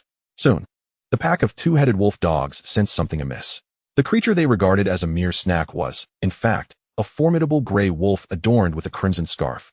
Observing the peculiar situation, an unusually large two-headed wolf dog stood atop a protruding stone, howling towards the heavens. Awoo! The previously reckless pack, heedless of danger, instantly dispersed upon hearing the call of their wolf king, encircling Lin Feng in a tight formation. Lin Feng remained utterly unfazed by the monstrous two-headed wolf dogs that surrounded him, for he had just come to comprehend his own strength. He knew that these creatures possessed only ordinary capabilities, merely larger in size, yet lacking in real power. The only aspect that piqued Lin Feng's interest was the two-headed wolf king perched upon the stone. Indeed, it was intriguing rather than threatening. "Hurry up. I'm eager to have dinner," Lin Feng remarked, holding a shield in his left hand and a blood-dripping longsword in his right, resting it upon his shoulder while smiling at the wolf king. Woo. Perhaps it was Lin Feng's contemptuous demeanor that incensed the wolf king, who then howled defiantly.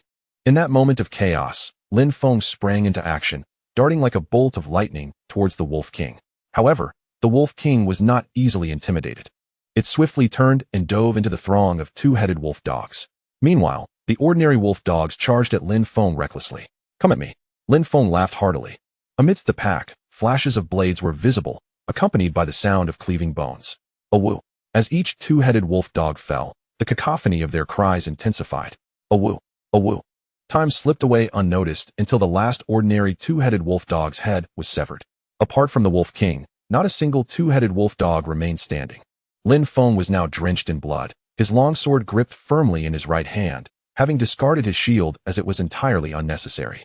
He appeared as a demon returning from the depths of hell, invigorated as if reborn despite being coated in blood and gore, exuding vitality without a hint of exhaustion.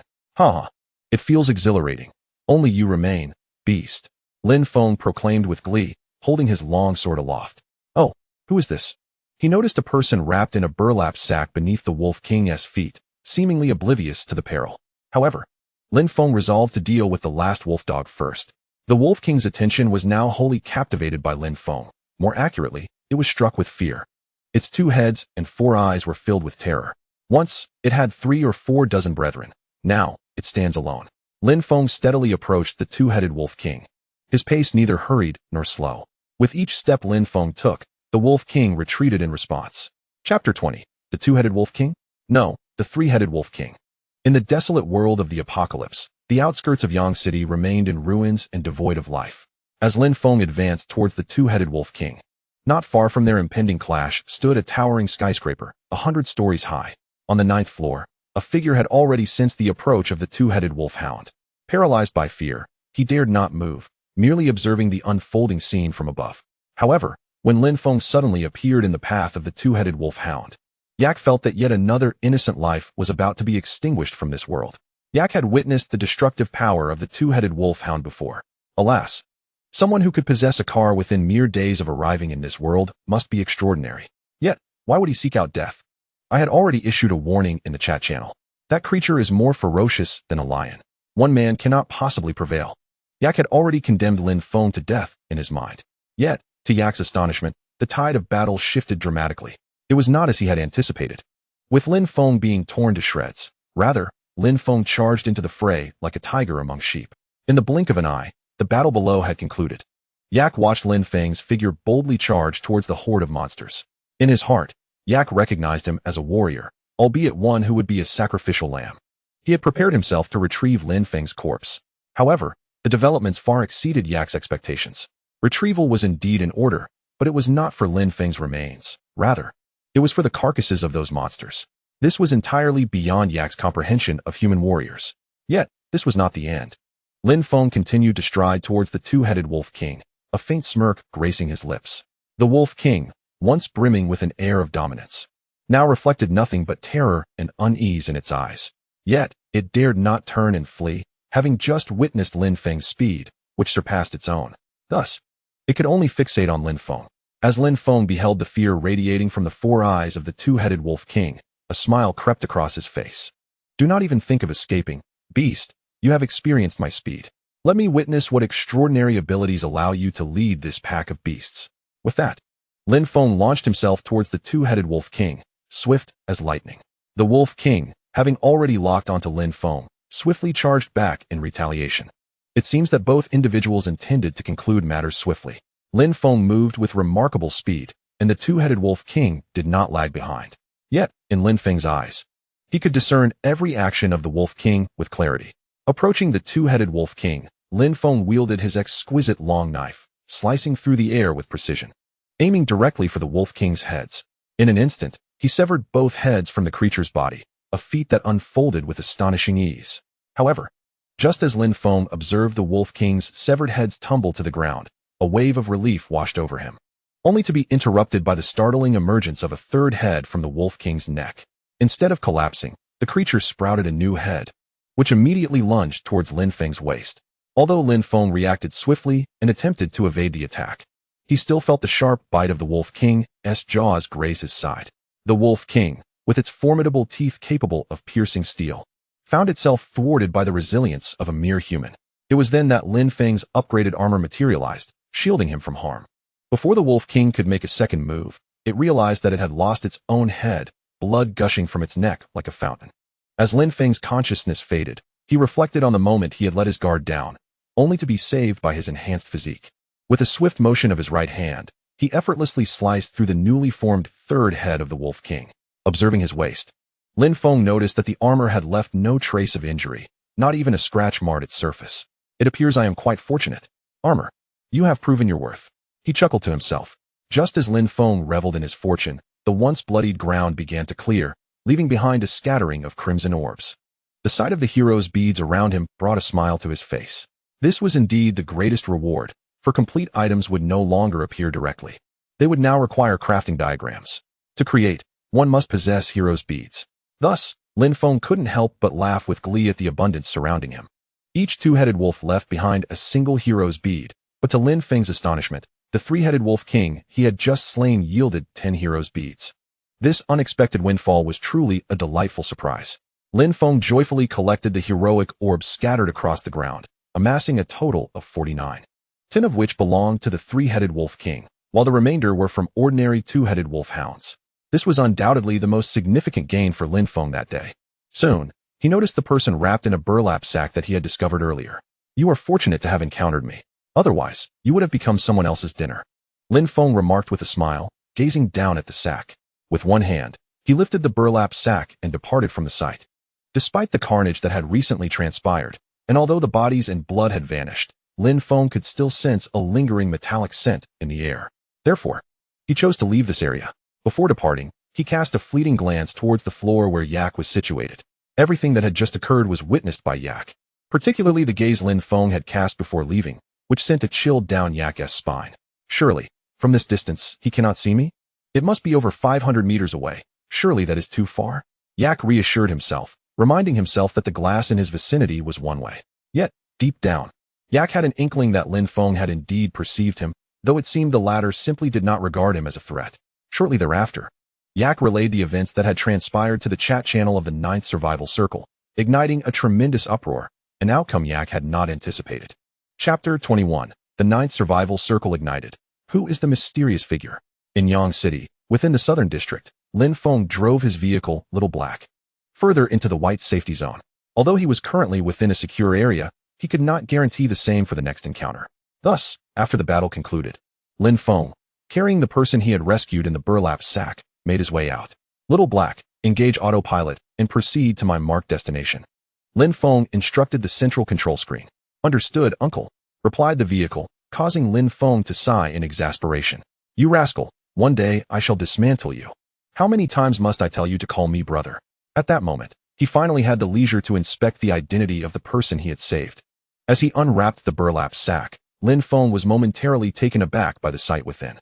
Meanwhile, on the other side, Yak had already sent a depiction of the scene he had just witnessed to the chat channel of the 9th Survival Circle, triggering an explosion of activity within the discussion. Due to the restriction of speaking once a day, Yak had meticulously crafted a lengthy message to convey the news. First, he shared some good tidings. The pack of two-headed wolf hounds that had been causing distress had been vanquished by a mysterious figure driving a black SUV. There was no need for doubt. The implication was clear. The creatures had been dispatched by an angel sent from the heavens. Allow me to briefly recount what transpired. Not long before I penned these words, a mysterious figure arrived not far from my office, driving a black SUV. I find myself situated within a city, the specifics of which I shall refrain from disclosing. Those who understand, understand. At that moment, I was oblivious to what was unfolding, but I was soon startled by a familiar sound. Positioned within a high-rise office, I first heard the unmistakable growl of a creature, followed by a series of tremors. When I cautiously raised my head to gaze outside, despair engulfed me, for once again, I beheld that dreadful horde, those two-headed hellhounds that had slaughtered all my companions. As I looked upon those monsters, I feared that this time, my fate was sealed. Yet, What transpired next surpassed my comprehension and solidified my faith in the existence of the divine. From the black SUV emerged a mysterious youth, his features obscured by distance. But an undeniable aura surrounded him. In his right hand, he wielded a long blade, while his left gripped a shield. Upon witnessing the onslaught of the two-headed hellhounds, he charged toward the monstrous pack with the swiftness of lightning. I had presumed this enigmatic youth was merely a fleeting display of bravado, yet to my astonishment, he moved through the throng of beasts as a tiger might through a flock of sheep, effortlessly leaving behind 4 or 5 carcasses of the hellhounds in his wake. Following this, the creatures, under the command of an excessively large leader, encircled him. At that sight, my heart clenched with dread. Here was a valiant warrior, now ensnared. I feared that this noble figure had met his end. However, to my surprise, the mysterious silhouette did not flee. Instead, he cast aside his shield and, gripping his long knife with one hand, plunged into the midst of the beasts. The air was filled with the cacophony of monstrous howls. Hearing those sounds, I knew all was lost. I could only pray for the presence of the divine. I could not bear to witness such a selfless warrior vanish before my eyes. I shut my eyes, imploring God to hear my earnest prayers and save this valiant soul. I know not how much time elapsed, but when I finally reopened my eyes, no beast remained standing. Only a figure holding a long knife, drenched in blood, remained. As I looked down, I discovered the ground littered with the carcasses of the creatures. The excessively large, two-headed wolf king lay slain at the feet of that valiant figure. The setting sun's rays illuminated him, casting a golden sheen upon his form. And I was convinced that God had listened to my prayers. It was through divine intervention that such a warrior graced this world. The demons were vanquished by the hero's blade, justice endures, amen. Ike trembled as he sent out the text he had just composed, his heart still racing with an intensity that refused to subside. The figure he had encountered had profoundly shaken his understanding of humanity, leaving an indelible mark on his memory, particularly when he later learned of Lin Feng's true identity. Upon sharing his revelations, Ike inadvertently ignited a frenzy within the entire ninth survival zone. What is this? Is it truly possible for someone to vanquish beings of such lion-like stature? And a multitude of such creatures at that? My heavens! There truly exist warriors of such caliber in this world. One individual defeating a horde of two-headed wolf-dog monstrosities? I cannot shake the feeling that this enigmatic figure is the epitome of a humanoid monster. Just this morning, I had learned of the presence of these beasts and had dared not venture out, hiding instead in the restroom. Now that the monsters have finally been slain, I must venture out to search for supply crates. I have gone 2 days without sustenance. I suspect that mysterious figure might be a descendant of our ancient martial arts lineage from Huaxia. Otherwise, such prowess would be unfathomable. Nonsense. That enigmatic individual hails from our cherry blossom nation, undoubtedly not from Huaxia. Let us cease our squabbling. It is we, the Eagle Sauce, who are the true homeland of this mysterious figure. Wait, everyone, there is no need for contention. Have you not noticed what I said? The mysterious individual arrived in a black SUV. Indeed, we all entered this apocalyptic world armed only with a simple wooden longsword. How is it that he could drive a car? The disparity is infuriating. It is truly arduous for us. While I am still trudging along on foot, he has already taken to the roads in an automobile. Who among the greats is responsible for slaying this horde of monsters? Please, reveal yourself. The ninth survival zone was in a frenzy. The news of monster slayings and the sighting of an automobile sent everyone into a state of excitement. Everyone yearned to know what manner of person could achieve such feats. Consider this. Not only have many gone without even a sip of water, but now there are those who can drive a car. The impact of this revelation is simply staggering. Meanwhile, far away, Du Chiyue observed the discussions unfolding in the chat channel. Chapter 22. Have indigenous peoples emerged in the apocalypse? In a desolate expanse, Du Chiyue had just discovered her second supply crate of the day. With a bountiful harvest, she decided to pause and rest. Upon opening the chat channel of the ninth survival zone, she found the earlier rumors regarding the two-headed wolf-dog killings had only intensified in fervor. Seated beneath a grand tree, long since bereft of vitality and adorned with withered leaves, Du Chiyue felt a gentle breeze lift a strand of hair from her forehead, revealing her extraordinary beauty. Yet, her once flawless visage was now marred by layers of dust. In this apocalyptic world, maintaining the refined quality of life she once knew has become a formidable challenge. Du Chiyue's slender fingers gently tapped her smart bracelet, revealing a lively conversation among the others. With a cursory glance, she grasped the general progression of events. Is there truly such a man in this world? A solitary figure who fearlessly plunges into a horde of monsters, unperturbed by the specter of death. Is this being male or female? It would be preferable if you were a man, Du Qiyu mused as she surveyed the chat channel. What girl has not fantasized about her future beloved being a heroic figure, destined to arrive on a rainbow to claim her heart? Though inherently strong, Du Qiyu occasionally succumbed to feelings of loneliness, especially after entering this apocalyptic realm. One can never anticipate whether tomorrow or calamity will arrive first. Thus, upon witnessing that enigmatic figure descend like a celestial warrior, effortlessly vanquishing a swarm of monsters, she yearned to meet such a paragon of heroism one day. After shutting off her smart bracelet, Du Qiyu gazed skyward, murmuring softly. Yet, her moment of melancholy was fleeting. She soon regained her composure. With her long legs striding purposefully, she continued her advance toward the white safety zone. The evening sky blazed with hues of sunset, a gentle breeze rustling her flowing skirt, creating an exquisite tableau. The breeze carried her whispered vows. Regardless of the circumstances, I shall find you, Qiyu.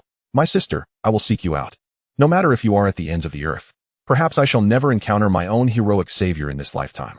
As Du Qiyu's silhouette faded into the distance, enveloped by the twilight, Lin Feng, on the other side, stared at the figure in the sack, momentarily taken aback. To be precise, she may not entirely be human.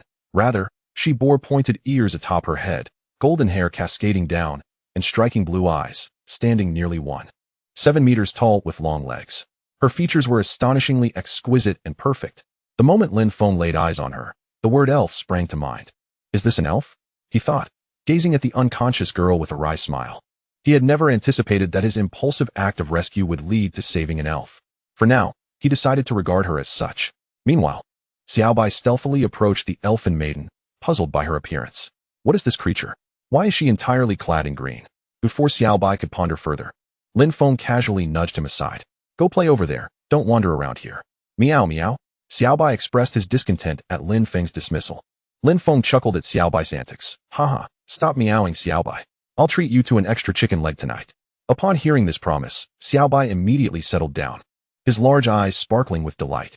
Lin Feng, witnessing Xiaobai's reaction, couldn't help but laugh at the whimsical situation. What a gluttonous little cat. However, what is the matter with this creature? Has it been poisoned, or has it fainted? Lin Feng pondered, stroking his chin. Perhaps I should attempt artificial respiration? He assured himself that his intentions were purely altruistic, a desire to save rather than to covet beauty. Yet, this notion was fleeting, vanishing from his mind almost as quickly as it appeared. He was not one to take advantage of a vulnerable situation. Suddenly, the unconscious elven maiden opened her eyes. Her emerald gaze, bright amidst the dimness of the vehicle, was striking. In that initial moment, devoid of confusion, she scanned her surroundings, observing everything before her. The petite maiden uttered, Halalashimi?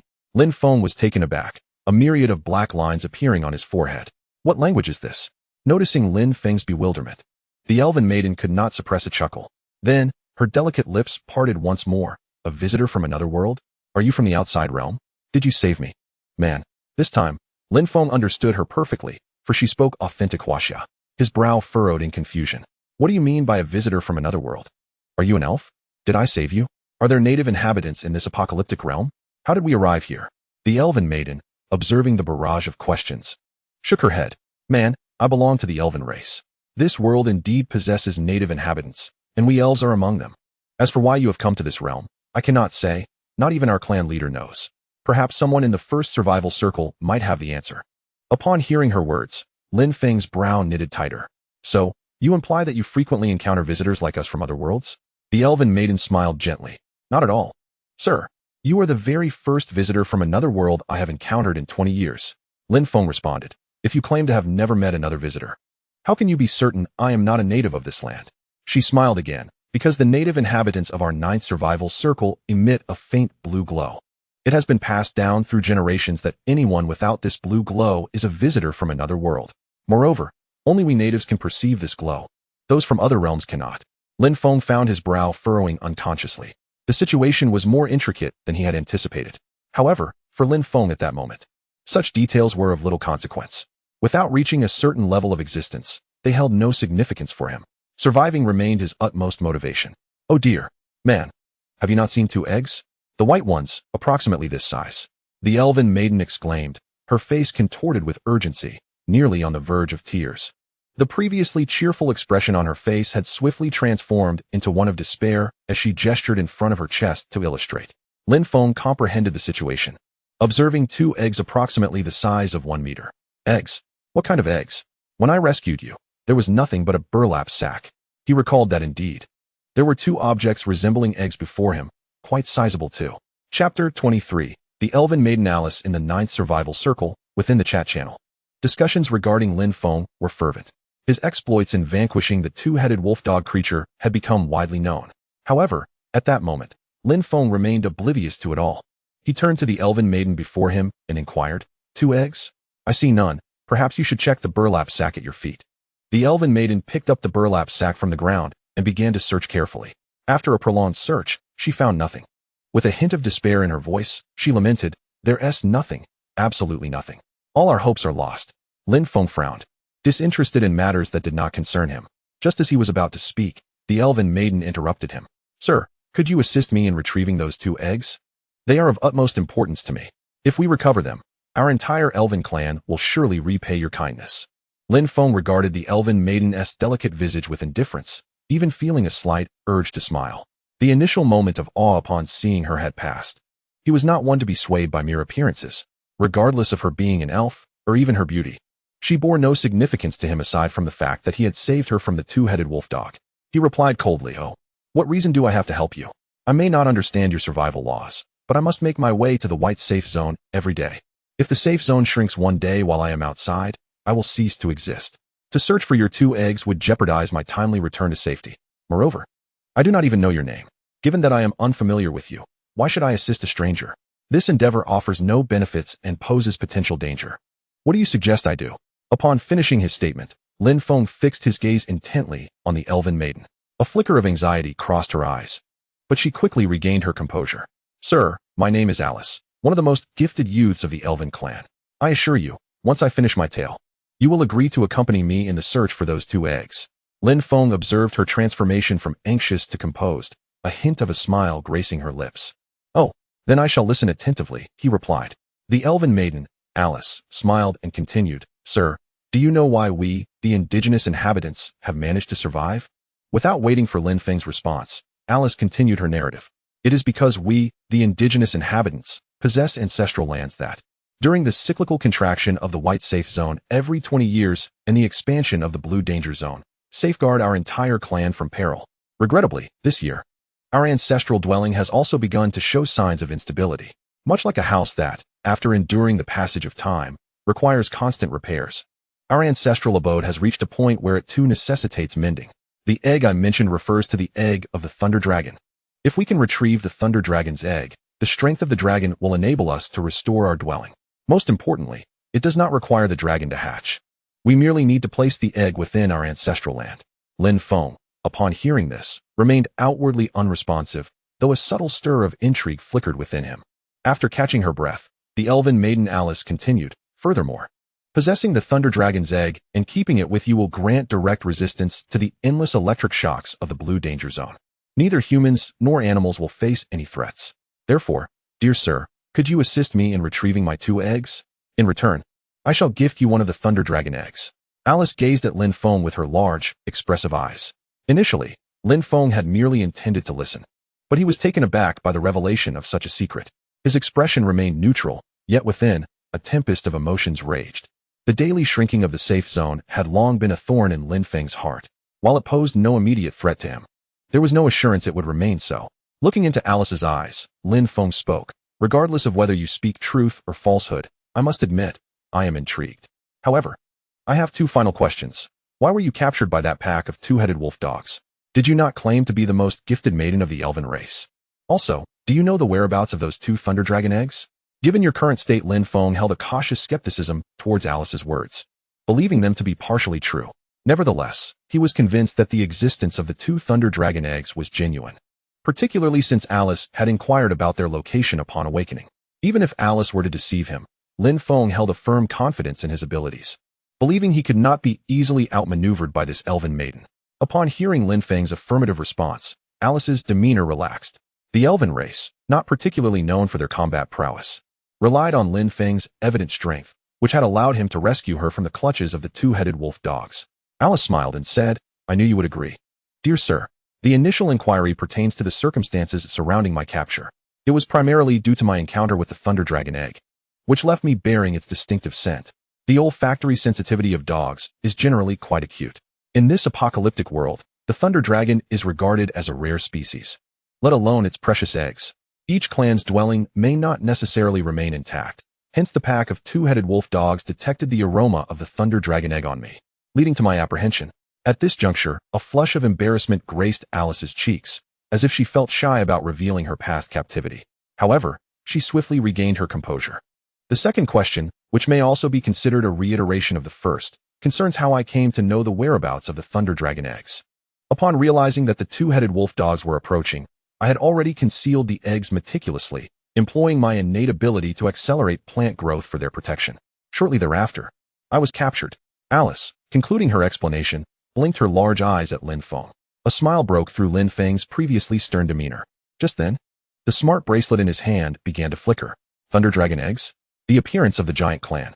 In the city of Yancheng, Lin Feng piloted his vehicle, Little Black, continuing his search for tomorrow's supply drop. He had already located and opened 3 supply crates today. As he sat in the car, having listened to the elven maiden Alice, he began to grasp the situation more clearly.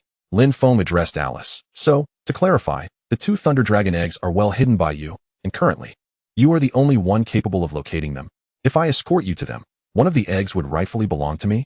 Alice nodded enthusiastically. Precisely. My dear man, if you help me find those 2 eggs, one shall be yours. Moreover, you will be hailed as a benefactor by our elven clan, and we shall bestow upon you unimaginable rewards. Lin Feng chuckled lightly. As for the matter of rewards, we shall discuss that later. However, I do require one of the Thunder Dragon eggs. Furthermore, I assure you, should you deceive me, you will come to regret your arrival in this world. Alice was about to utter more, but Lin Feng had already diverted his attention to something else. Understanding the situation, she realized that anyone capable of rescuing her from the clutches of the two-headed wolf dogs was undoubtedly a hero. After Lin Feng spoke, he ceased to engage with the elven maiden Alice. At that moment, the smart bracelet in his hand began to illuminate once more. Lin Feng gently tapped the device, and a red text materialized in the void before him. Dear players, there remains only 1 hour until the next safe zone contraction. Players still within the white safe area are urged to proceed to the safe zone promptly. Best of luck to you all. Upon observing the emergent text, Lin Feng instinctively checked the exquisite watch adorning his left wrist. 5 o'clock in the afternoon. The safe zone begins to shrink every day at 5 in the afternoon, concluding an hour later at 6. Has Lin Feng gained a deeper understanding of the safe zone? Upon his arrival in this apocalyptic world, Lin Feng had little grasp of time. However, after unlocking airdrop crates and acquiring an array of valuable items, including the exquisite watch adorning his wrist, his perception began to shift. Alice, gazing at the characters materializing in the void, felt an involuntary surge of fear. We must leave this place quickly. The safe zone will soon shrink again, she urged. Lin Feng, observing the elven girl Alice curled up in the passenger seat, couldn't help but chuckle. Rest assured, I just checked the parameters of the shrinking safe zone. We are currently secure. Even after the zone contracts this time, we will remain within its bounds. Alice turned to Lin Feng, her large eyes filled with curiosity. You are truly remarkable. How do you know this? We, the native residents, have no such concept. Lin Feng inwardly smiled wryly, thinking, it's not my prowess. It's the brilliance of this wristband. However, he chose not to elaborate. Alice, now devoid of her initial panic, suggested, shall we go directly to search for the 2 Thunder Dragon eggs? I can sense they are not too far away. Lin Feng replied with a smile. Not too far? How far is that? You mentioned that your ability to accelerate plant growth has ensured the eggs are well protected, so there's no hurry. Today, I still wish to find a few more airdrop crates, as preparation is key. After saying this, he recalled something. And please, refrain from calling me man. It feels rather odd. Alice, perplexed, responded, but you are a man. Lin Feng sighed. Just call me by my name, or refer to me as brother. Alice nodded. All right, brother, she conceded.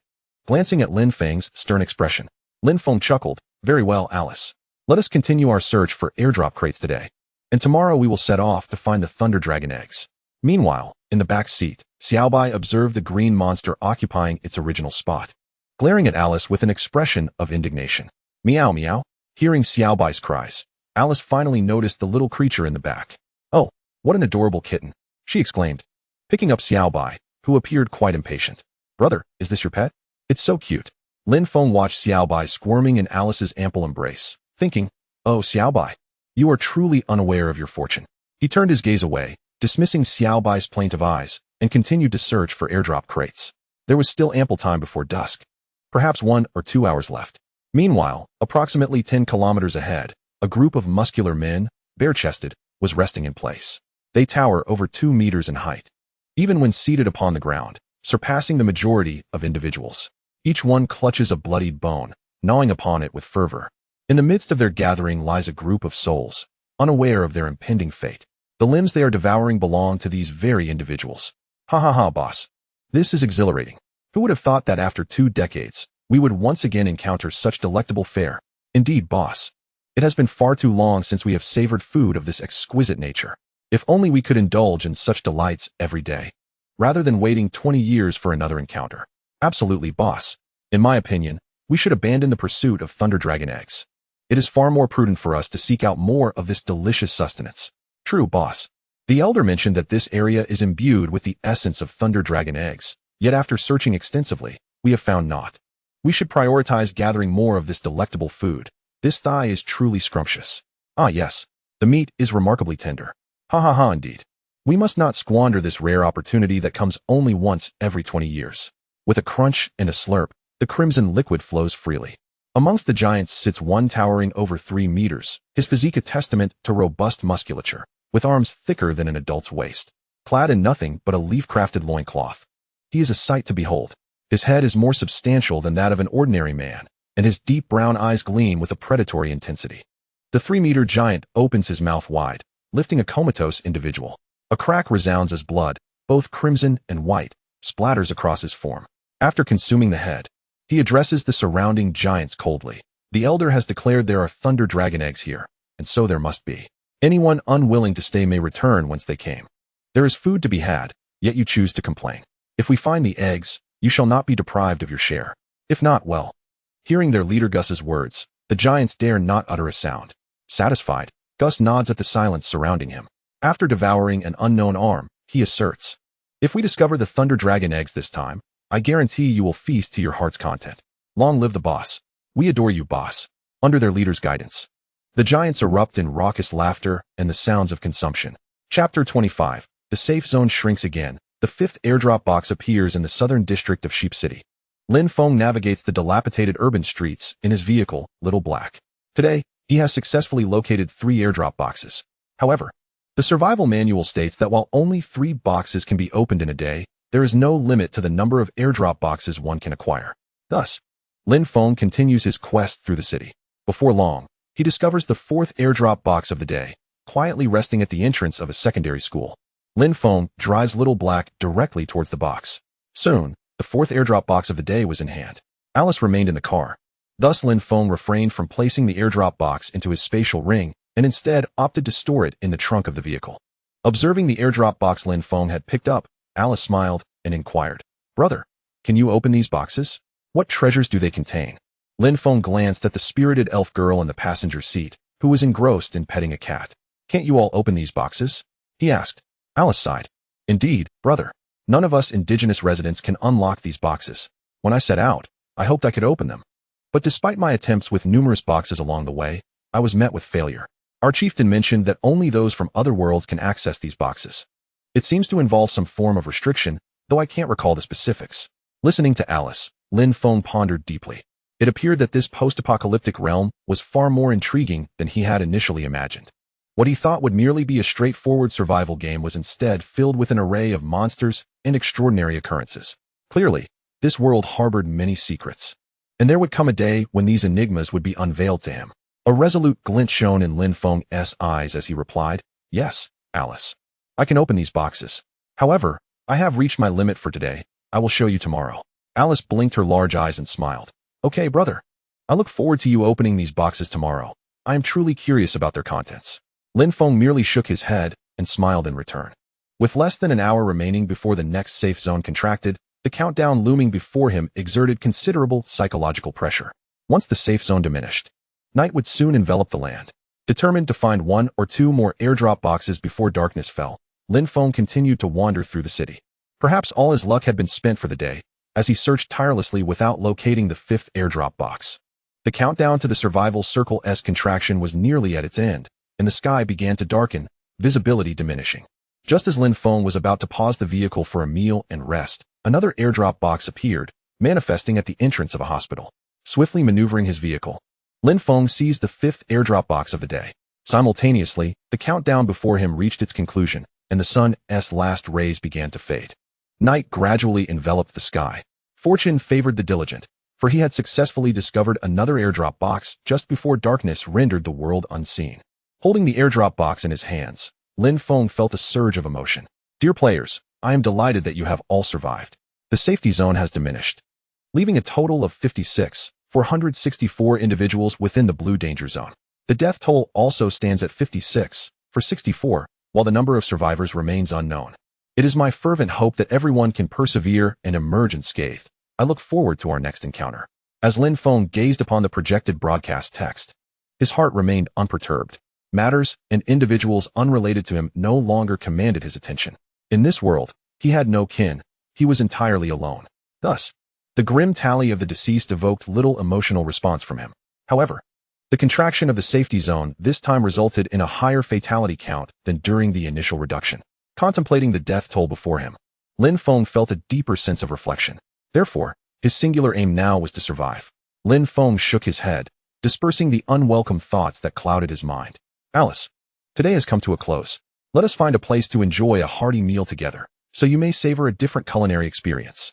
Upon hearing the mention of food, the once quiet little bai, nestled comfortably in Alice's embrace, sprang up and leaped into Lin Feng's arms, meowing excitedly. Meow meow. The faint aroma wafting from Bai indicated it was not merely the creature's natural scent, yet Lin Feng remained unfazed. You little glutton, fret not. There will be plenty for you at the feast. As he spoke, Lin Feng gently stroked Bai's soft fur. Alice, with a broad smile gracing her lips, chimed in, Really, brother? Alice is ever so hungry. When shall we eat? Let us hurry. Alice certainly had a hearty appetite. I shall indulge in a great many dishes. Lin Feng glanced at the eager expression on Alice's face and the little Bai in his arms, unable to suppress a smile. Come, let us seek out a place for dinner. Before long, Lin Feng discovered an excellent spot, an unoccupied basketball court. Alice, do check for any pitfalls ahead while I retrieve the tools and ingredients from the trunk, he said with a grin. All right, brother. I eagerly await your culinary creations, she replied, stepping out of the vehicle with her long legs to scout the area. Lin Feng set Bai down and approached the trunk, retrieving an array of ingredients from his spatial ring. The secret of the spatial ring was one he preferred to keep to himself. After a long day of battles, Lin Feng intended to reward himself with a delightful barbecue feast. Once he had made the necessary preparations, he commenced with the grilling: toast, ribs, steak, and bananas. The selection for grilling was satisfactory, though not abundant. He would need to enhance his efforts in acquiring more supplies. Initially, he had only salt at his disposal, but later, he discovered pepper from an airdrop crate. The ingredients, upgraded by the system, boasted unparalleled quality and taste, a fact Lin Feng had come to appreciate deeply. Even with insufficient seasonings, the flavors of these dishes, having undergone systematic upgrades, are remarkably delightful. Soon, a simple yet extraordinary barbecue feast is prepared. How fragrant this is.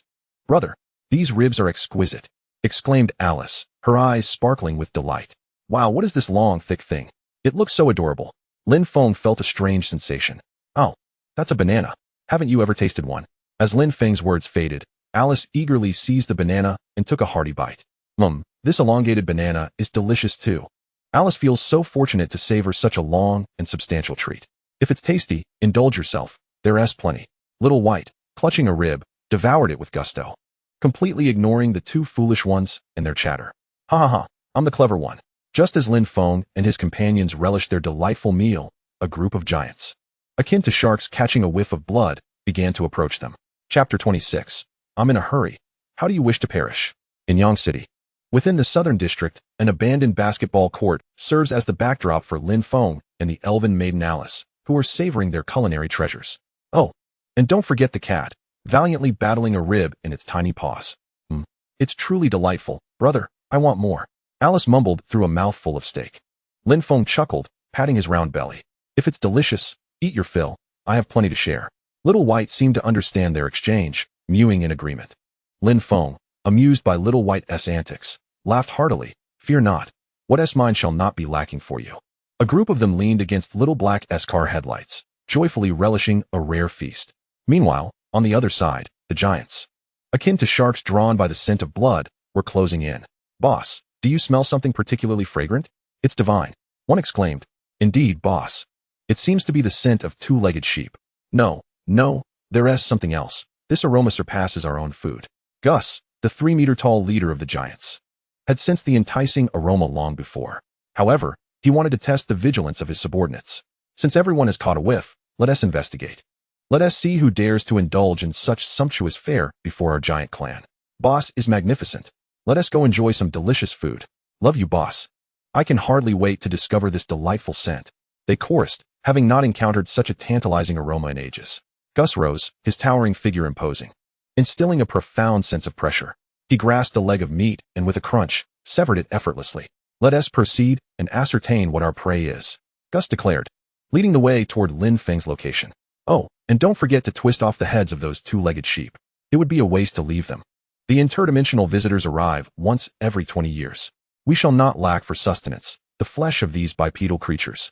Gus turned his gaze coldly towards the unconscious throng and spoke. All right, boss, it will be ready shortly. The flavor of these bipedal beings is quite exquisite, especially that of their cranial region. Indeed, the taste of their brain matter bursting in one's mouth is unparalleled. Gus paid no heed to the discussions of the giants, merely waving his hand as he set off towards Lin Feng and his companions. Meanwhile, Lin Feng and Xiao Bai had already indulged themselves. What Lin Feng did not expect, however, was Alice's remarkable appetite. Alice, won't your stomach burst from consuming so much? Lin Feng inquired curiously, for Alice had just devoured no less than 20 pieces of steak, along with over 20 ribs, and he had lost count of the chicken legs and cola. Yet, Alice showed no signs of stopping. Remarkably, despite her abundant consumption, her belly appeared unchanged, piquing Lin Feng's curiosity. Alice let out a satisfied burp. Brother, your cooking is simply divine. I have never tasted anything so delectable. She insisted on having another piece of beef, or perhaps two, before pausing. Lin Feng chuckled, shaking his head. Don't overindulge. If you have 2 more pieces, then that will be enough. We'll prepare more for you tomorrow night. Alice blinked her big eyes and smiled. Brother, you are so kind. Lin Feng then rose and took a seat in the driver's position of Xiao He to rest for a moment.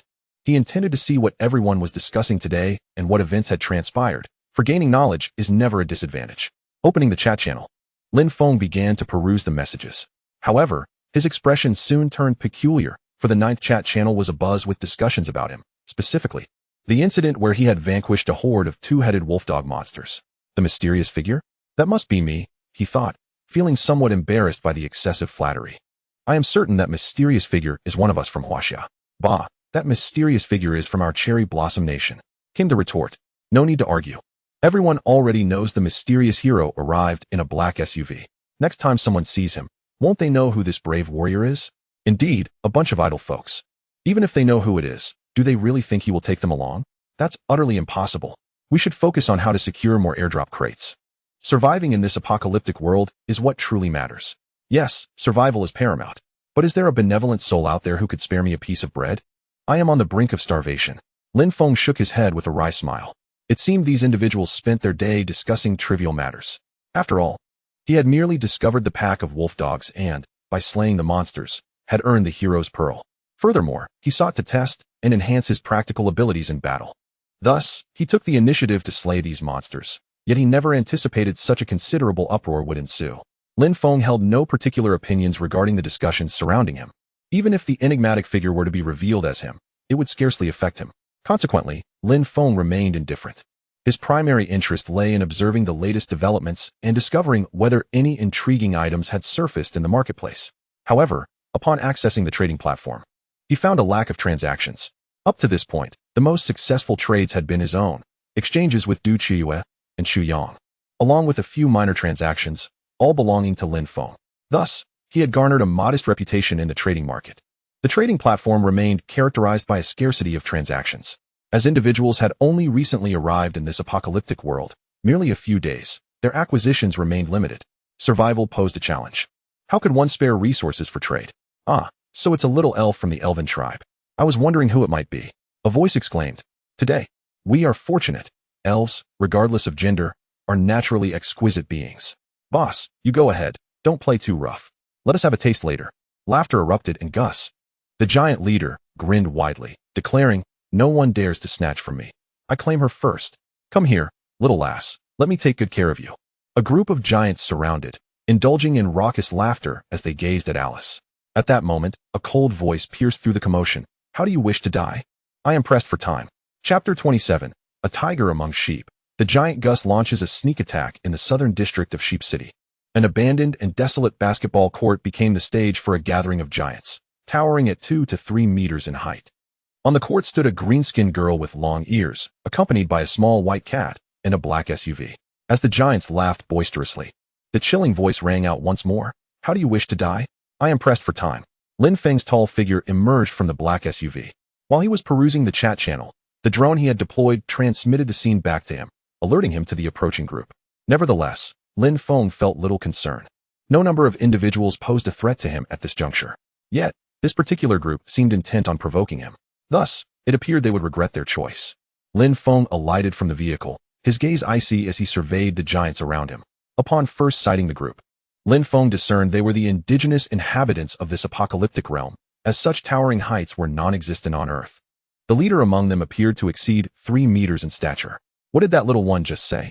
How do we wish to die? They mocked. This is the most amusing joke I have ever heard in my lifetime. Could it be that this two-legged sheep is rendered speechless by our presence? The giant leader, Gus, merely gazed coldly at Lin Feng. Alice, cradling little White, approached Lin Feng. Brother, this is a group of giants. We must flee, she urged. The giants are tough-skinned and formidable, and their strength is immense. The giant clan is notoriously brutal. Anyone from other races caught by them is typically devoured.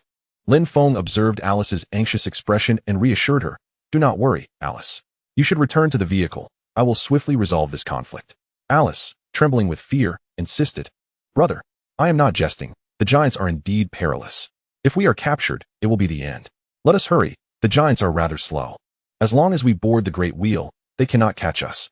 Lin Feng smiled and urged, You go to the vehicle first. I will join you shortly. Rest assured. If I cannot handle them, I will come back to you immediately. With that, he gently pushed Alice onto the vehicle. Little Black, secure the doors. Do not open them without my command. Understood, Uncle. Lin Feng observed the securely locked doors, feeling a sense of relief. This black base vehicle was of epic caliber. Undoubtedly the highest level available, so there was no reason to fear for its integrity. Alice, peering through the window, looked anxiously at Lin Feng. Though she knew he was a warrior, having just battled a pack of two-headed wolf dogs, he must have expended considerable energy. Furthermore, this group of giants was not to be trifled with. Alice understood the unyielding brutality of the giants. If anything were to befall Lin Feng, she would be at a loss, especially since she depended on him to retrieve the 2 Thunder Dragon eggs. Yet, at this moment, she had no recourse but to watch Lin Feng with deep concern through the window, hoping he could triumph over the giants. The group of giants, upon seeing Lin Feng send Alice to safety, showed no reaction. To them, as long as the two remained in their sight, escape was impossible. Ha ha ha, kid. That elf is your sister? She looks nothing like you. One of them mocked. Who knows? Perhaps, ha ha ha. Those who understand, understand. Who was it that said we should choose our method of death? Kid, I will grant you another chance to articulate your words properly. Lin Feng retorted coldly. Who would waste breath on a bunch of corpses? No one could discern when a crossbow appeared in Lin Feng's hand. Suddenly, a sharp whistle pierced the air. Watch out. Gus, the giant, shouted a warning. However, the giants had no time to react. The head of the foremost giant exploded like a watermelon, leaving only a lifeless shell behind. With a thunderous crash, the slain giant collapsed. Without waiting for the remaining giants to recover, Lin Feng seized the crossbow and began to fire relentlessly. For a horde of brutes, no justification is required. After 4 or 5 giants fell to the ground, the remaining ones finally reacted. However, their concern for their fallen comrades was scant. Instead, a group of individuals wielding wooden clubs charged towards Lin Feng with a deafening roar. Yet, Lin Feng did not retreat. He continuously retrieved new crossbow bolts from his spatial ring and began to shoot at the advancing giants. One by one, the giants fell before him, struggling to evade the onslaught, but failing to react in time. The sound of arrows slicing through the air was swiftly followed by the thud of their bodies hitting the ground. Bang! Bang! The resounding echoes of bursting giant skulls and their collapsing forms reverberated through the air, only serving to incite the giants' bloodlust. They surged forward with even greater ferocity. Heedless of their own safety, Lin Feng's gaze remained icy, unfazed by the giants' overwhelming presence. He continued his relentless assault, swiftly bringing down 7 or 8 giants. At that moment, the giants had finally reached Lin Feng. Calmly, he stowed away his crossbow, even taking the time to scratch his head. To him, the giant's movements appeared as though captured in slow motion, exaggeratedly sluggish and crystal clear. He replaced his crossbow with a finely crafted long sword from his spatial ring.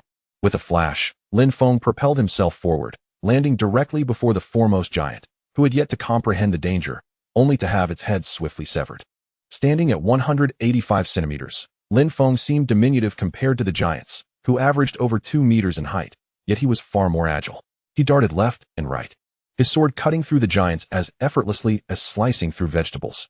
In mere moments, another 4 or 5 giants lay defeated. Amidst the chaos, Lin Feng even dared to taunt them, exclaiming, "Ah, that hurts. This little runt has severed my leg. Don't hide, you little rascal. I shall end you." Lin Feng remained unfazed by the giant's furious roars, persistently executing his lethal strikes. He felt an increasing harmony in the coordination of his physical strength, finding it even more effortless than earlier that day when faced with a pack of 2-headed wolf dogs. Indeed, practical combat is the swiftest path to growth. The ancients did not deceive me. After severing another giant's head, Lin Feng reflected upon this revelation. Meanwhile, the giant leader, Gus, had been observing Lin Feng for quite some time. As Lin Feng struck down yet another giant, Gus stealthily maneuvered behind him, using the giants as cover. Chapter 28. The Elevation of Technique. Does Giant Gus wish to flee?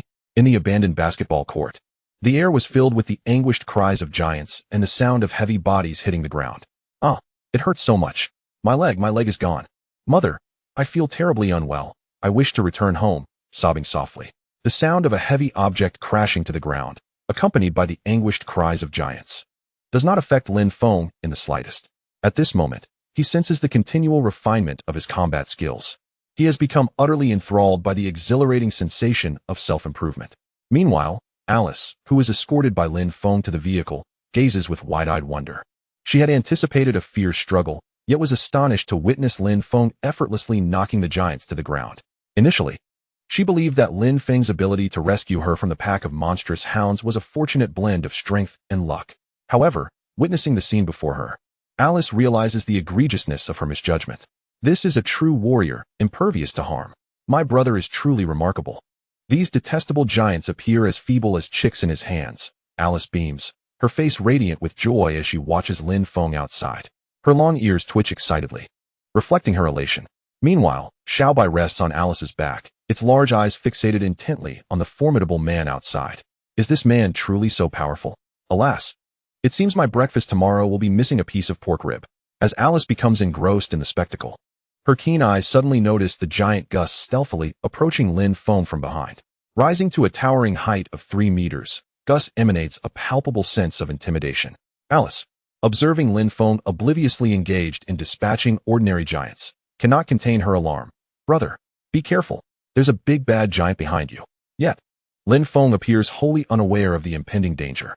Simultaneously, Gus raises his enormous spiked club, preparing to strike Lin Feng's head with tremendous force. The sound of air slicing through is ominous, a display of sheer might.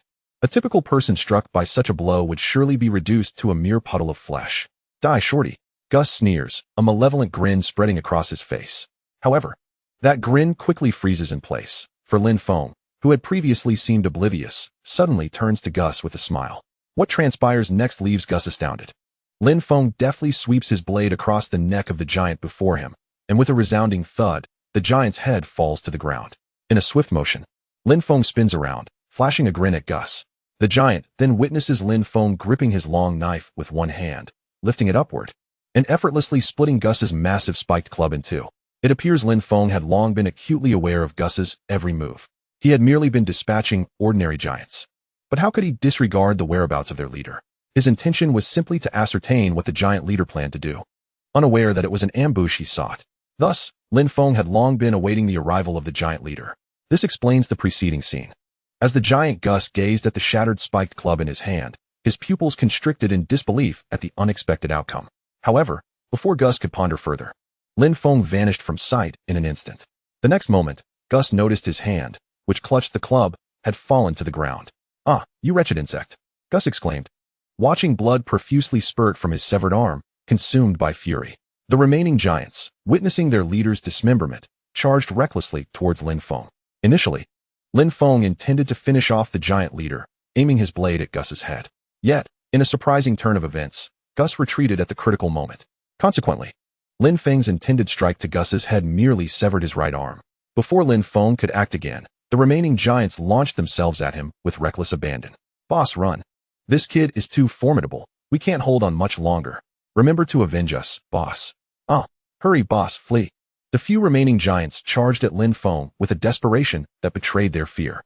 Lin Feng found himself overwhelmed, momentarily easing his pressure on the giant leader, Gus.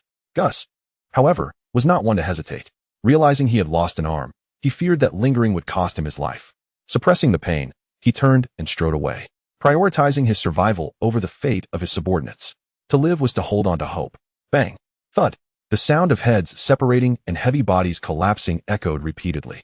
Gus quickened his pace, not wishing to meet his end there. Meanwhile, within mere seconds, Lin Feng had concluded the battle.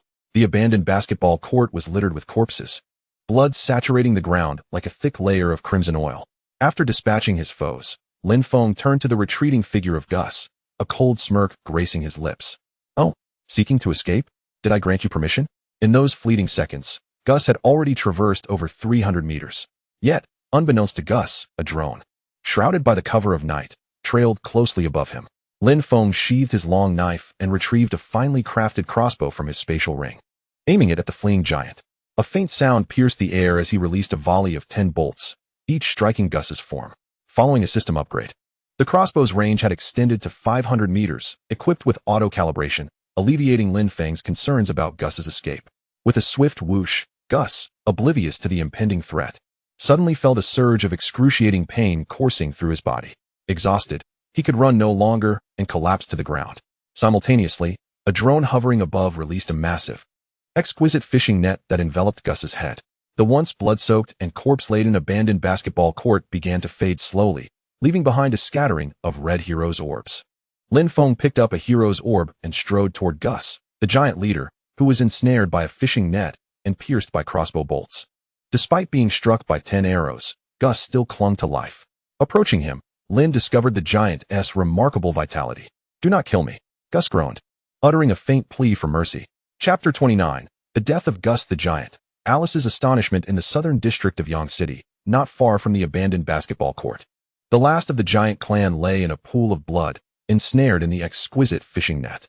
He struggled incessantly, desperate to escape its confines. Lin Feng's advancing footsteps echoed ominously, each step pressing upon Gus's heart.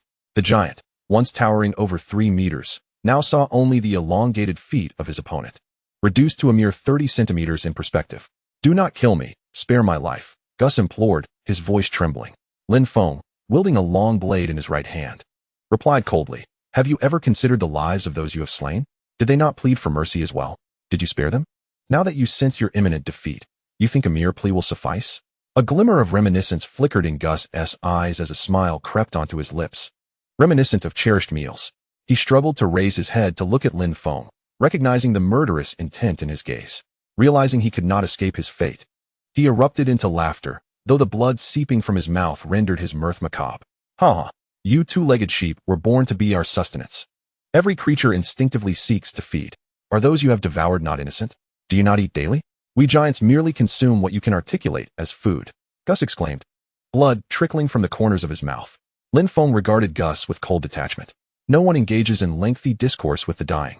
Perhaps Gus recognized his time was short, for he ceased his pleas and laughed heartily. Ha! Even if you kill us all, what of it? You foolish human.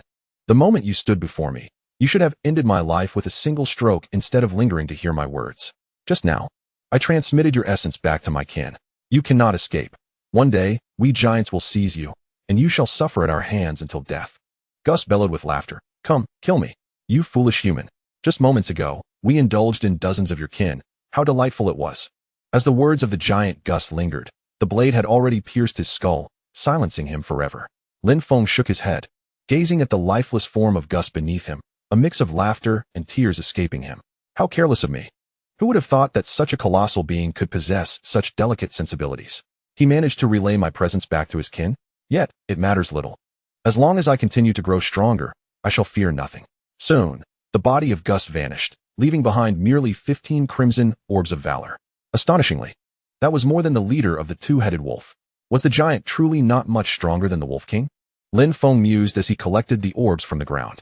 This time's bounty surpassed that of the afternoon, yielding a total of 35 ordinary orbs, in addition to the 15 from the giant leader. In total, Lin Feng amassed 50 orbs of valor. The day's gains filled him with elation. After a brief tidying up, he made his way to his black SUV. The habitat of the giants was a chaotic expanse of rocky terrain, a myriad of stones constituting the ancestral home of their kind.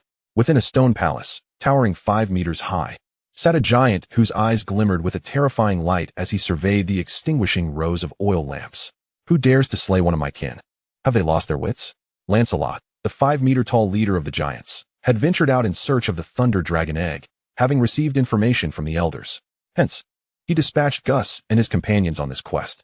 However, to his dismay, within less than a month, so many had perished. Each oil lamp represented a giant. And now only the lamp of Gus remained flickering. Lancelot's expression darkened ominously. As his fury mounted, Gus's lamp too extinguished, including that of his trusted lieutenant, the 3-meter giant Gus. The entire contingent sent out had been annihilated, an outcome Lancelot had never anticipated. It was known that such a calamity rarely befell the giants. Never had so many perished at once, with not a soul surviving. In a fit of rage, Lancelot howled, vowing vengeance upon whoever had dared to slay so many of his warriors. In an instant, a streak of light descended from the heavens, landing swiftly in Lancelot's grasp. Sensing the aura of the murderer within, his eyes turned crimson, akin to a ferocious beast stirred to wrath. We, the giants, shall unearth you. Ah, wretched insect. I shall make you wish for death. Ah. Lin Feng was utterly oblivious to all that transpired. Even if he were aware, it would not concern him. He swiftly tidied up and returned to the side of the black SUV. As Alice watched Lin Feng reappear, her anxious heart finally found solace. He was her assurance in the quest to reclaim the 2 Thunder Dragon eggs. She could not afford to perish just yet. Lin Feng opened the car door and settled back inside. With a glimmer of excitement, Alice exclaimed, "Brother, have you vanquished all those giants? Were you injured?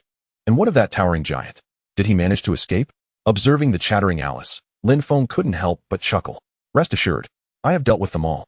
The giant leader, Gus, has also been eliminated. We are safe." Alice, her disbelief evident, replied, "Brother, you are truly remarkable. I expected you to flee back immediately. Yet you managed to defeat all those giants. You have exceeded my expectations. It is known that in this apocalyptic world, countless races have been oppressed by the giants. Yet, no one could overcome them, so I presumed you would be the same. With your prowess, we shall surely retrieve those 2 Thunder Dragon eggs." Lin Feng merely smiled, unfazed by the surprise. After all, he was a man transformed by a steel physique, significantly enhanced in every aspect. To these brute giants, he was the true giant. "Rest early, Alice. We shall rise at dawn to locate more supply crates, hastening our search for the Thunder Dragon eggs," Lin Feng said with a smile. "All right, brother.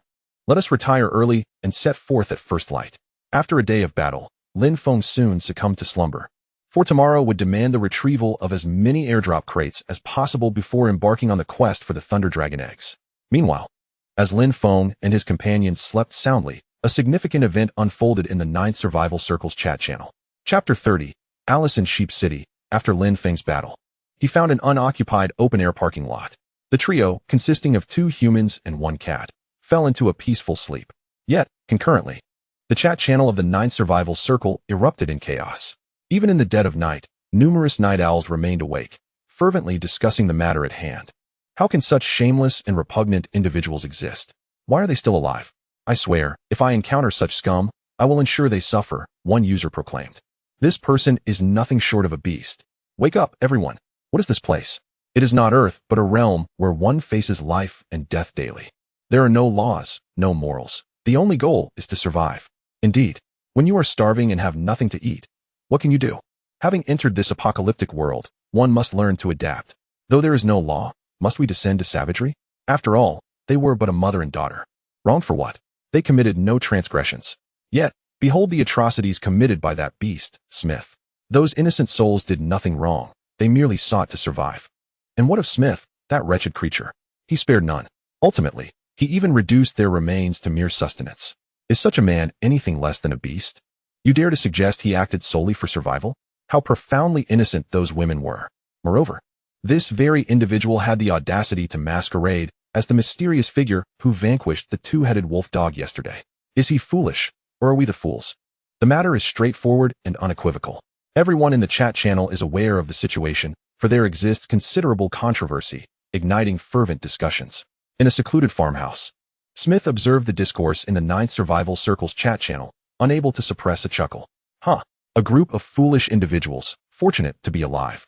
Yet they stand on a moral high ground, pointing fingers. Smith grasped a blood-dripping femur, roasting it over the fire, the blood continuing to seep. Surrounding the fire lay pools of blood and the lifeless forms of a mother and child. As he gnawed on the undercooked bone, he surveyed the ongoing discussions in the chat. It seemed prudent to keep the woman alive. With the child to quell his hunger, solitude was beginning to weigh on him. Once a soldier from the Eagle Nation, Smith had encountered misfortune in this apocalyptic world. Days had passed, 2 or 3, without encountering a single airdrop crate, leaving him parched and famished. Yet, on the 3rd day, he stumbled upon the hidden duo in the farmhouse, driven by hunger to commit that horrific act. Observing the accusations in the chat, Smith felt no remorse, even contemplating sharing a video of the incident, were it not for the current inability to share images or videos. As fatigue enveloped him, he leaned against the wall and gradually succumbed to slumber. Unbeknownst to him, the reckoning awaited him on the morrow. He had not anticipated that retribution would arrive so swiftly. The night passed in silence. Lin Feng awoke feeling extraordinarily refreshed. Following a night of intense battles, his body had been thoroughly liberated, leaving him with a sense of transcendence. As he slightly opened his eyes, he sensed something amiss. The base vehicle gifted by the system was of the highest epic grade. With no barriers between the driver's seat and the passenger seat, the space was indeed remarkably spacious. When Lin Feng first acquired this vehicle, he was filled with immense excitement. However, at this moment, he sensed something amiss. Perhaps it was due to the deep slumber he experienced the previous night. Or maybe the chilly weather from yesterday had affected him. Upon opening his eyes, he discovered that the elfin maiden, Alice, was entwined around him like an octopus. Her form intimately pressed against his. Particularly, Alice was an enchanting beauty with a voluptuous figure, and now she was completely wrapped around Lin Feng. No wonder I dreamt of being crushed beneath a colossal stone last night. It was you, little sprite. Lin Feng gazed at Alice in his embrace, only able to manage a helpless smile. Ultimately, with considerable determination, he managed to shift Alice into the passenger seat. She remained blissfully asleep, a slight smile gracing her lips, perhaps dreaming of some delectable treat. Watching her slumbering form, Lin Feng mused. Exiting the vehicle and gazing up at the overcast sky, he let out a wry smile, remarking, "It seems that haze is omnipresent." Fortunately, he had donned a gas mask, though whether it would protect against the smog remained uncertain. Stretching lazily, he glanced back to confirm that Alice was still in a deep sleep. Then, Lin Feng retrieved the 2 airdrop boxes he had discovered the previous evening from his spatial ring. Let us open one first and see what treasures await. I shall save the other for when Alice awakens, he decided. Keeping promises was essential. Hoping for a stroke of good fortune, he placed the smaller airdrop box back into the spatial ring and opened the larger one. Inside he found a generator, a water heater, and a bottle of shower gel. A smile spread across his face as he inspected the contents of the airdrop box. Finally, he could take a proper shower. Relying on merely wiping himself down with water was rather unsatisfactory. System, upgrade everything. Ding. Congratulations, host. One ordinary generator has been upgraded to a premium generator. It generates power faster, with greater capacity and enhanced safety. Ding. Congratulations, host. One ordinary water heater has been upgraded to a premium water heater. Though compact, it holds a substantial amount of water. Ding. Congratulations, host. One bottle of ordinary shower gel has been upgraded to 100 bottles of premium shower gel. Superior quality, richer fragrance, and it alleviates fatigue. Lin Feng beamed at the shower gel that now covered the ground, feeling a warm sense of joy. At last, he could indulge in a proper bath. The weather appeared splendid today. Perhaps he should bathe first? With a single wave of his hand, the equipment on the ground vanished into the spatial ring. Under the morning sun, a figure began to lather the shower gel upon themselves, while inside the black SUV. Alice drowsily opened her eyes. Chapter 31. A long journey towards the Grim Reaper in the desolate black parking lot. Lin Feng began to savor his rare bathing experience. How delightful. He felt completely revitalized.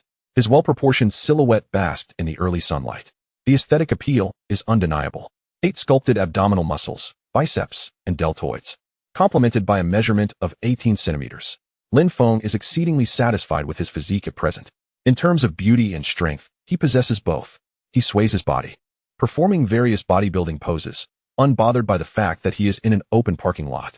Above him, drones have thoroughly surveyed the surrounding environment. Apart from himself and Alice and Xiaobai, who are in the black SUV, There are no other living beings around. The area is devoid of people, which emboldens Lin Feng. However, unbeknownst to him, formidable fortresses are often breached from within. Alice opens her large eyes, taking in the unfamiliar surroundings. Initially stunned, she quickly realizes that she has been rescued and is now in Lin Feng's vehicle. Rubbing her eyes, she wonders, where's my brother? Why is only Xiaobai here? I remember my brother was sleeping here yesterday. Finding no sign of Lin Feng in the car, her keen ears perk up as if catching a distant sound. Following the source, she soon spots Lin Feng's silhouette. Wow, my brother's physique is remarkable. Look at those broad shoulders and strong thighs. No wonder he's so formidable. Able to defeat the two-headed wolf dog. Even the giants are no match for him. Alice muses, admiring Lin Feng's athletic build. As she gazes, Alice unconsciously leans closer to the car window, her large eyes wide open, fixated on Lin Feng bathing in the sunlight. Turn around, she silently hopes. Meanwhile, Lin Feng remains blissfully unaware. Just as he finishes rinsing off, he turns to scrub his back. Watching Lin Feng's slowly rotating figure, Alice can't help but swallow hard. So long, she exclaims softly. Even while bathing, Lin Feng's ears remain remarkably sharp. Upon hearing Alice's gasp, he looks up and notices her large eyes pressed against the window. In an instant, Lin Feng lowers his gaze, and a flash of realization sweeps over him. Alice can only see the showerhead still spraying water. Lin Feng's figure has vanished from sight. It truly is long, she remarks, gazing at the now empty wall. Out of her view, Lin Feng, having dressed, suddenly senses something amiss. What am I, a grown man, afraid of? He muses with a wry smile, shaking his head. Fully clothed, he returns to the car, where Alice eagerly jumps out, exclaiming, "Brother, you look incredible." Lin Feng playfully taps her on the head with a light thump. I am aware of my allure. Next time, refrain from peeking at others while they bathe, do you understand? Alice, with a pout and her fingers brushing her forehead, lamented. Alice did not sneak a glance. It was an open and honest observation. Lin Feng, with an expression of exasperation, replied, observing during a bath is entirely unacceptable. With that, he raised his right hand, poised to playfully tap Alice's forehead once more. However, Alice swiftly dodged out of the way. Humph, if you won't look, then I shall be even more captivating during my bath. Lin Feng was momentarily taken aback before shaking his head with a wry smile, choosing to disregard Alice's childlike whims. After tidying up the water heater and generator, Lin Feng commenced preparations for breakfast. He had no intention of concealing his circumstances any longer. Following his encounter with that group of giants yesterday, his spatial ring had already been revealed. Soon, a lavish breakfast was ready, bread and apples. Although it was a simple feast, the quantity was sufficient to satisfy hunger. Lin Feng had initially thought his culinary offerings were quite generous, but upon reflection, he realized they still fell short of true abundance. Brother, this bread is delicious and sweet, Alice exclaimed, her cheeks stuffed with bread. Lin Feng chuckled, if you find it tasty, then eat your fill, there is plenty. Meanwhile, the impatient little white cat, deprived of meat in the early hours, meowed anxiously. Lin Feng sighed. Oh, little white, consuming meat so early is not good for your health. Hurry and eat. If you delay, there may not even be bread left. Reluctantly, the little white cat began nibbling on the bread before it. Brother, I want to see what's inside the airdrop box. When will you open it? Alice's wide eyes fixated on Lin Feng. Taking a bite of his bread, Lin Feng replied, finish your meal first, and once you're satisfied, I will open the box for you. Oh, you are so kind, brother. Lin Feng could only manage a resigned smile. As he ate, Lin Feng began to check the chat channel. Each morning and evening, he would peruse the discussions therein, akin to scrolling through social media back on Earth. However, his pleasant morning was soon soured by the conversations within the chat. Such vile creatures will always exist in this world. Upon hearing of Smith's misdeeds, Lin Feng was filled with indignation. It seems that no matter the place, such scoundrels will inevitably persist. Smith, I sincerely hope our paths do not cross. Though Lin Feng was not a law enforcer, in this apocalyptic realm, he would not mind taking on that role, provided he encountered the scoundrel.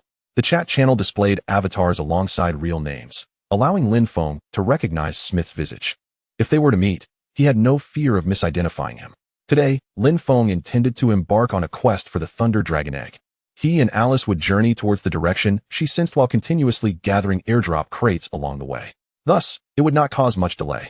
Unbeknownst to Lin Feng, not far from his position, Smith was advancing. The direction in which Smith was headed coincided precisely with the route that Lin Feng and Alice had predetermined the previous day. Smith picked up a bone and savagely took a bite.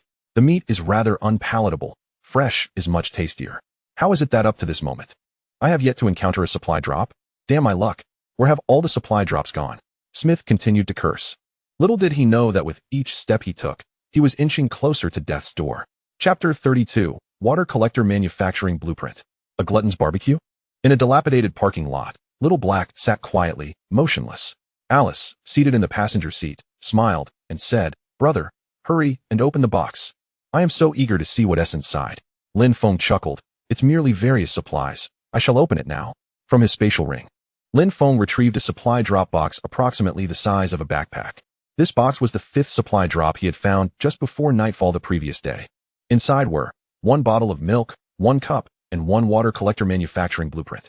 Lin Feng couldn't help but smile at the sight of these items, as just that morning, while bathing, he pondered how to acquire more water resources. A single bath consumes a considerable amount of water. Yet now, a blueprint for constructing a water collector had appeared, which brought him great joy. Alice gazed at the small box and the 3 items within, her curiosity piqued. "Brother, what is this white liquid?" Lin Feng felt a twinge of oddness, but it was merely a fleeting thought. "Oh, it's nothing special, just a common breakfast food called milk. I'll let you taste it tomorrow morning." Alice nodded vigorously. Yes, I want to have this milk tomorrow morning." Little White, hearing about food, blinked its eyes at Lin Feng. "Meow meow. All right, there's enough for you too. I wonder where you got such a hearty appetite, little one." Lin Feng waved his hand, placing the milk and cup into the spatial ring. However, as he did so, he mentally commanded, "System, upgrade." Ding. "Congratulations, host. 1 bottle of ordinary milk has upgraded to 100 bottles of premium milk, with enhanced quality and nutritional value." Ding. "Congratulations, host. 1 ordinary cup has upgraded to 100 premium cups, with greater durability and antibacterial properties." Lin Feng's smile grew even broader. The continuous increase in items signified an extension of both the duration and quality of survival in this world. Only the final water collector blueprint remained before him. Lin Feng opened it to examine the requirements for crafting a water collector, which were quite substantial. With 10 units of refined iron, 10 pieces of wood, 10 heroes' pearls, and 3 pieces of glass, Lin Feng found himself in possession of all necessary items except for the glass. He resolved to explore the trading market for this elusive resource. While food and water remained scarce, glass was not. Lin Feng had recently observed that a water condenser could produce 1 liter of water in just an hour. With a single condenser, he could sustain himself for an entire week, even having surplus water available for bathing. Upon accessing the marketplace, he noted that trading activity was still minimal, with Lin Feng himself holding the top position in transactions. He had completed a total of 14 trades, including his most recent one, while the second-place contender had merely 3 trades, an entirely different league. Before long, Lin Feng discovered a trading offer for 10 ordinary pieces of glass in exchange for 200 milliliters of water. He promptly executed the transaction, and success was swiftly confirmed. Holding the 10 pieces of glass, a smile crept onto his face. "Brother, where did you procure this glass?" "I didn't see it earlier," Alice inquired. Lin Feng replied. "It came from the trading market, accessed through this smart wristband." He briefly explained the wristband's function to Alice, as he placed the items into his spatial ring. He knew the secret of the ring was trivial compared to the greater secret of possessing a system, one he would never disclose, even unto death. In that moment of storage, an upgrade occurred. Ding. "Congratulations, host. 10 ordinary pieces of glass have transformed into 1,000 ordinary pieces of glass." Lin Feng was not surprised. Upgrades did not always enhance both quality and quantity simultaneously. He then retrieved the materials required to craft the water condenser: wood, refined iron, glass, and heroes' pearls. With a decisive click, he initiated the crafting process. A burst of azure light enveloped the area, and the items vanished, replaced by an object resembling a funnel, the water condenser. "Brother, is this the water condenser? It looks rather peculiar," Alice exclaimed. Lin Feng patted his head and replied, "It should be correct. This is indeed the water condenser. It can continuously gather water, right?" "Indeed," Lin Feng affirmed. "However, to activate the condenser, we need to insert one of these pearls." He produced a red hero's pearl and placed it within the condenser. Much like various appliances require electricity to function, in this post-apocalyptic world, items generated through crafting blueprints necessitated heroes' pearls for operation. Soon, the water condenser began its work. Lin Feng carefully placed the condenser into his spatial ring. "All right, let us proceed. We shall visit several airdrop crates to see what other treasures we can uncover," he said to Alice. "Sure thing, brother," she replied enthusiastically. "Let us procure more boxes, and then we can hasten to retrieve our Thunder Dragon egg," Alice said with a beaming smile directed at Lin Feng.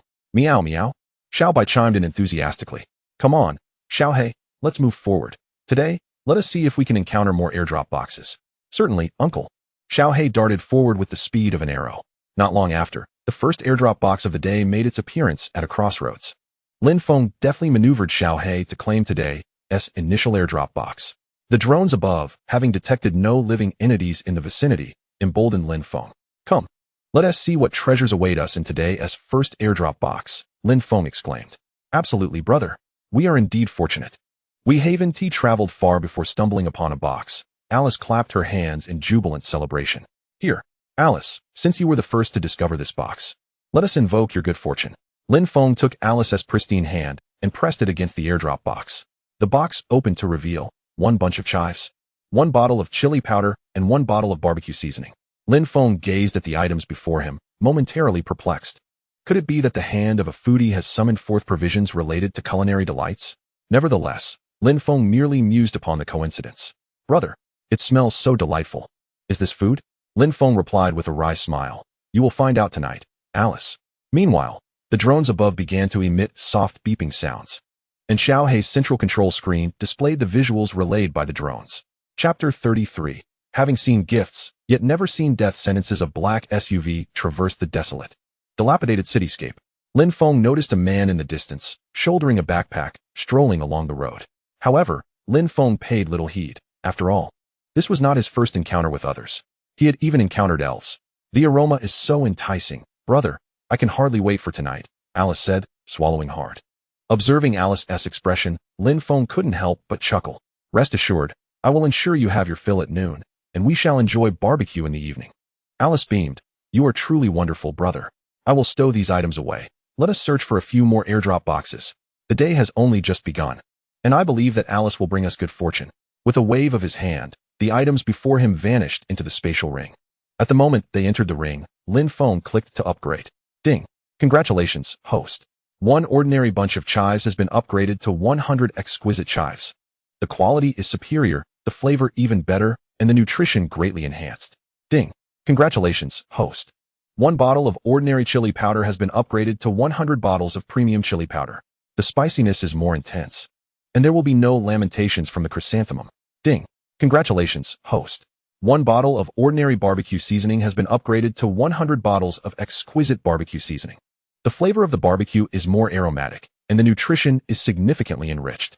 As Lin Feng listened to the system's voice resonating in his mind, a smile involuntarily crept across his lips. Brother, look, there's someone who looks just like you. Alice exclaimed in surprise, pointing at the car's central screen.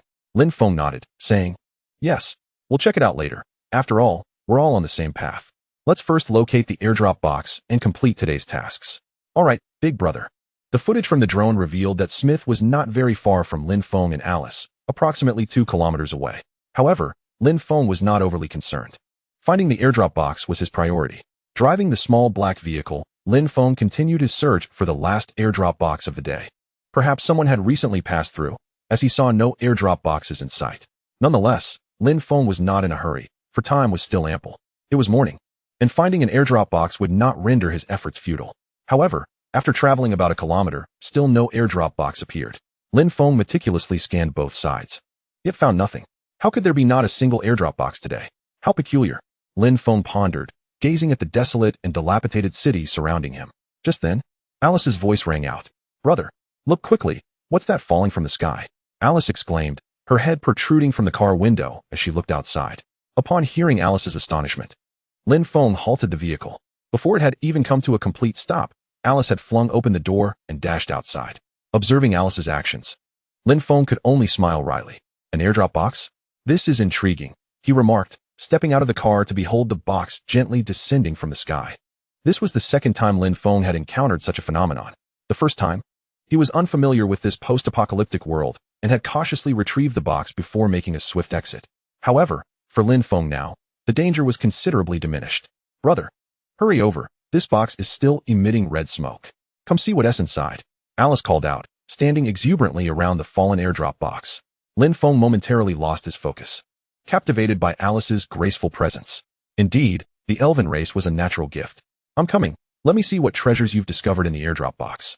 He replied with a smile, striding towards the box. It continued to emit thick smoke. The box was modest in size, roughly 1 meter in length. Lin Feng promptly opened it. Inside were a frying pan, a camera, and soy sauce. Lin Feng couldn't help but chuckle and shake his head at the items before him. He noticed that since meeting Alice, most of the opened airdrop boxes contained food-related items. Alice, you truly are a glutton, Lin Feng remarked helplessly. Alice, perhaps not fully grasping the term, laughed heartily. Of course. Alice can eat a lot. Dear brother, please don't be stingy. Alice needs to eat heartily to have the strength to sleep. Lin Feng was momentarily taken aback, followed by a resigned smile. This girl dares to say anything. He gathered the items before him, and in the instant he stored them in his spatial ring. The familiar transformation occurred. Ding. Congratulations, host. A regular frying pan has been upgraded to a premium frying pan, enhancing the aroma of the dishes significantly. Ding. Congratulations, host. A standard camera has been upgraded to a premium camera, providing clearer pixels and capturing beauty even against the light. Ding. 1 bottle of ordinary soy sauce has been upgraded to 100 bottles of premium soy sauce. The flavor is richer, and just a drop will enhance the taste of any dish. Food elevates the quality of life, and Lin Feng felt quite satisfied. Let us go find more airdrop boxes today. There's still plenty of time, he said, glancing at Alice. Alice, her big eyes sparkling, replied yes. Brother, if we find more boxes, we can discover even more food. The two turned towards their vehicle. Just then, a figure sprinted towards Lin Feng. As he ran, he shouted, Don't move. Where's my airdrop box? It was Smith, who had spotted the airdrop box amidst the red smoke from the sky, and returned. Before Lin Feng could respond, Alice expressed her displeasure. Humph. It clearly fell from the sky. You, scoundrel, dare to claim it as yours. How shameless. At that moment, Lin Feng finally recognized the face before him. Smith? I've encountered those who deliver gifts, but never those who deliver death. Lin Feng scoffed. Smith, upon seeing Lin Feng and Alice, was momentarily stunned. How could anyone be so beautiful in this world? His throat felt dry. In the blink of an eye, Smith stood before Lin Feng and Alice. Beautiful lady, even your anger is exquisite. Come, let me make you feel ecstasy, he exclaimed with a laugh. However, before his words could settle, he found himself inexplicably sprawled on the ground, his backpack unceremoniously opened by Lin Feng. As Lin Feng gazed into the backpack, his eyes turned crimson, filled with murderous intent. Chapter 34. The Death of Smith. A stirring incident in the desolate city. Smith lay prostrate on the ground. Lin Feng stood with one foot on Smith's back. Ha! How do you like my masterpiece? Especially that little girl. She's simply exquisite. You have no idea how succulent she is. Seeing Lin Feng's expression upon opening the backpack, Smith realized that his hopes for survival were slim. The palpable aura of death sent tremors through him, prompting him to abandon any thought of resistance. Let me tell you, the flesh of an adult cannot compare to the delicacy of a little girl. The taste of that moment is etched in my memory for eternity. Ha ha ha. I have no regrets now. Come on, boy. Surely, you haven't taken a life yet? Ha ha ha. Smith lay sprawled on the ground, laughing heartily, albeit amidst coughs. Lin Feng's foot pressed firmly on his back, constricting his breath. Lin Feng gazed coldly at the incessantly laughing Smith, his expression as detached as one observing a fish on a cutting board. Beasts will always remain beasts, Lin Feng uttered icily, not waiting for a response from Smith. With a swift motion of his right hand, Smith was silenced forever. Let us depart, Alice. To linger any longer upon this beast would only tarnish our vision, Lin Feng said, noticing the sorrow in Alice's eyes. As Lin Feng opened the burlap sack, Alice approached to witness the gruesome sight within. Such is the nature of women. Alice nodded. Brother, how can such wicked people exist in this world? Lin Feng replied as they walked. Every world harbors both good and evil. Where there is darkness, there is also light. Our duty is to uphold our integrity and punish the wicked when we possess the strength to do so. Alice nodded. So, brother, was that just now a punishment for the wicked one? Lin Feng's lips curled into a cold smile. No, I merely sent a beast to meet its god. Upon recalling something, Lin Feng turned back to Smith, still convulsing, and retrieved a camera from his spatial ring, the one he had found in the airdrop earlier that day. He captured several photographs of the twitching Smith before both returned to their vehicle. Smith's convulsing form lay exposed by the roadside, his eyes wide open, unable to emit a sound, his facial muscles writhing. Though he had not yet succumbed, death was imminent. Lin Feng had no desire to grant such a beast a swift demise, hence Smith's current state. Lin Feng and Alice continued their journey in the small black vehicle, scouring the city for as many airdrop boxes as possible, all the while heading towards the location of the dragon egg. Meanwhile, the chat channel of the 9th Survival Circle was ablaze with fervor. It is crucial to note that while many night owls frequented the channel, A greater number logged in during the day. Thus, after a night of brewing tensions, the collective outrage over Smith's deeds had reached a boiling point. Such a beast. How can such repugnant individuals exist in the world? Smith, come out. I demand a duel. Innocent mothers and daughters became mere fodder. Oh God, let me return. For this apocalyptic world has unleashed the darkest sides of humanity. The fundamental trust between people has vanished. You are but a collection of keyboard warriors. Should you truly encounter the malevolent Smith, you would certainly flee faster than anyone else. Indeed, a multitude strikes with fervor online, yet in reality, they are but timid souls. Even if faced with Smith, a seasoned soldier, what could you possibly confront him with? Your keyboards, perchance? The chat channel of the Ninth Survival Circle has erupted into chaos.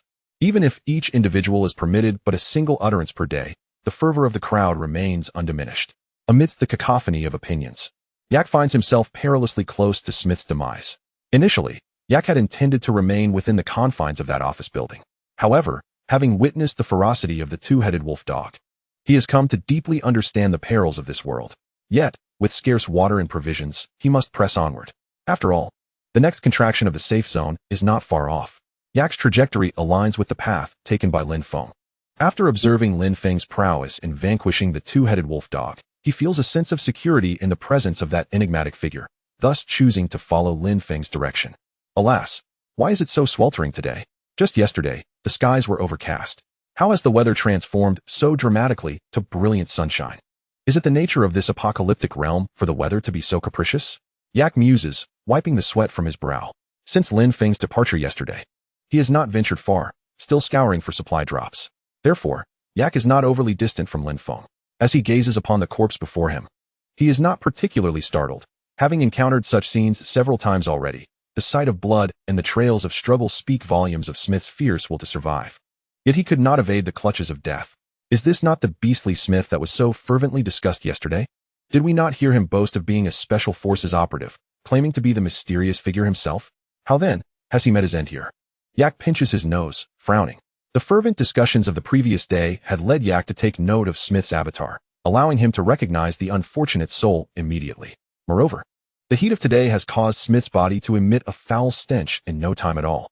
As Yak covers his nose and inspects Smith's corpse, he discovers a wound of moderate size on the head, a slender opening, as if a sharp object had pierced it directly. A knife, perhaps? Could it be that enigmatic figure who felled the two-headed wolf dog? Their paths and methods bear striking similarities, both delivering a fatal blow. And Smith's body bears no other wounds. Few possess such prowess, yet that mysterious silhouette does. Yak, pondering over the corpse before him, continues to analyze the situation. After a brief examination, he decides to depart from Smith's remains. Before departing, I spat contemptuously upon Smith's lifeless body.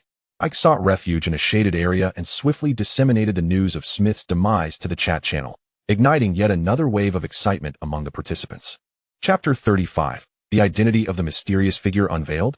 Lin Feng, accompanied by Alice, piloted the small black vehicle in pursuit of airdrop crates, oblivious to the fact that his slaying of Smith had merely set the stage for a burgeoning commotion. Ike, having witnessed the grisly scene of Smith's corpse, promptly relayed it to the chat channel. With prior experience in sharing, Ike's account had garnered considerable attention within the Ninth Survival Circle chat. The moment he released the news, it sparked a flurry of interest, proclaiming a momentous announcement. The vile Smith had met his end. I just laid eyes upon his body, lifeless before me. Though I yearned to be the one to end him, I lacked the capacity. Nevertheless, I can affirm the undeniable truth of Smith's death. Furthermore, I harbor a bold hypothesis. Smith was slain by that enigmatic figure, the one I mentioned yesterday, who drove the black SUV. While I cannot assert this with absolute certainty, the likelihood seems substantial. Firstly, my route mirrored that of the mysterious individual as they departed. Secondly, in this apocalyptic realm, such formidable power can only belong to someone of extraordinary capability. Thus, I surmise that the mysterious figure is indeed responsible. Ike's announcement caused a considerable stir. No way. Has that beast Smith truly perished so swiftly? I hadn't even finished venting my frustrations. This wretch deserved to die. His early demise means fewer people will suffer at his hands. I find myself intrigued by the identity of this mysterious person Ike speaks of. Indeed, while we struggle for survival, this individual has already commandeered an SUV. It's almost unfathomable. Smith's death may not be momentous, but the enigma of this mysterious figure is a captivating subject. The news of Smith's demise was merely a fleeting excitement. Yet the discourse surrounding the identity of the mysterious figure piqued the collective curiosity. It is not difficult to deduce that recent events have begun to surface. If all goes as anticipated, this enigmatic figure likely shares our plight, having also traversed from Earth to this desolate world. Furthermore, their combat prowess must be remarkable. Anyone capable of defeating and killing a special forces operative cannot be a mere weakling. Coupled with their ability to drive an SUV, it is evident that they have undoubtedly located numerous airdrop crates, allowing them to thrive in ways we can only imagine. Thus, the answer is becoming increasingly apparent. Those who are prominent in the chat channel and trading posts possess significant promise. Wow, what a keen analysis upstairs. In light of this discussion, the scope has indeed narrowed. I realize now that it must be the esteemed Chu Yang, for he is the first individual permitted to speak without restriction. I suspect it is Johnson from the Eagle Country, as there are witnesses who have seen him defeat a tiger, thus he holds considerable promise. No, I must correct myself. It is undoubtedly the illustrious Lin Feng, who currently reigns at the top of the exchange rankings. The sheer volume of resources he possesses for trade indicates he must have even more remarkable treasures. As the saying goes, a word from you is worth more than 1,000 from others. But what are we doing here? This is all mere chatter. We need tangible evidence. I, too, was taken aback. He merely disseminated the news of Smith's demise, and yet it sparked such a commotion, igniting curiosity about the true identity of the mysterious figure. Soon, the collective curiosity surged, leading everyone to speculate about the account of the enigmatic individual. However, at present, no one has responded. For survival leaves little room for extraneous energy to devote to explanations. Lin Feng remained oblivious to the events unfolding in the chat channel, as he only checked it in the morning and before bed. Even if he were to notice, he would not be concerned. After all, it was merely a matter of ridding the world of harm. Driving the small black vehicle, Lin Feng continued his search for airdrop crates alongside Alice. Perhaps having vanquished Smith had granted him some mysterious blessing. In no time, they stumbled upon the second crate. Brother, let's open the crate and see if there is something to eat," Alice exclaimed, brimming with excitement. This crate was discovered in front of an abandoned factory. Lin Feng shook his head with a wry smile, replying, "We cannot open it, Alice." Alice, with a worried expression, asked, "Why not, brother? Is it because your hands are tired? Then let us take a break and try again." Lin Feng sighed. "It's not my hands that are weary. We have limitations on opening crates. We can only open 3 airdrop crates per day." Disappointment washed over Alice's face, as yet again, the joy of opening crates was diminished. She pouted, saying, "All right then, brother, let us find more airdrop crates today and open them tomorrow." Lin Feng smiled. "Very well. Let us continue our quest to discover more crates, and perhaps we will retrieve the Thunder Dragon egg sooner. Maybe after slaying that Val Smith. There truly is a mysterious blessing in store." Fortune smiled upon Lin Feng today. By midday, he had located 3 airdrop crates. After a simple lunch, he and Alice continued to meander through the city. By the afternoon, Lin Feng had remarkably found 5 crates, a feat he had not anticipated. Gazing at the full load of airdrop crates, a smile crept onto his lips. Alice cheerfully remarked, "Brother, our luck today is incredible. We've found so many crates. It must be the good fortune I brought." Lin Feng looked at Alice and chuckled. Yes, it is all thanks to the good fortune brought by Alice. When it comes time to eat, Alice insists on having the steak from yesterday, and she encourages to have a couple more pieces, Alice said with a mischievous grin. Lin Feng nodded and replied with a smile, "Rest assured, Alice, there will be plenty of food." At 5 in the afternoon, the smart wristband in Lin Feng's hand began to flicker. Upon opening it, familiar red characters emerged in the void before him. "Dear players, there is only 1 hour left until the next safe zone shrinks. Players still in the blue danger zone, please make haste to the white safe zone. Good luck to you all." Lin Feng glanced at the floating text and immediately checked his current location. He was still within the white safe zone, which brought him relief. However, simultaneously, a significant event followed closely behind the shrinking safe zone, a rapid change that Lin Feng had not anticipated. Looking at the red text before him, Lin Feng's eyes revealed little fluctuation. He had grown accustomed to such occurrences. Yet, Alice, observing the text, could not help but feel a surge of anxiety. "Brother, what should we do now? Do we need to press on?" Lin Feng, noticing her tension, smiled reassuringly. "Do not worry, everything is fine. We are still within the white safe zone. Based on my observations over the past few days, it will be about an hour before nightfall. Let us see if we can find 1 or 2 airdrop boxes before dark." Alice, witnessing Lin Feng's calm demeanor, felt her own tension ease. "All right, brother. Let us continue to search before nightfall for those airdrop boxes." Lin Feng, driving their vehicle, resumed the search through the city. Perhaps luck was truly on their side today. For not long after, they stumbled upon another airdrop box. Lin Feng checked the sky. Visibility was starting to diminish, and he decided not to continue searching further. He found an unoccupied residential area and parked at the entrance. Unless something unexpected happens tonight, we shall rest here, he declared. Tonight, Alice, I will prepare a meal even more delectable than yesterday's. Upon hearing the mention of food, Alice involuntarily swallowed. All right, brother.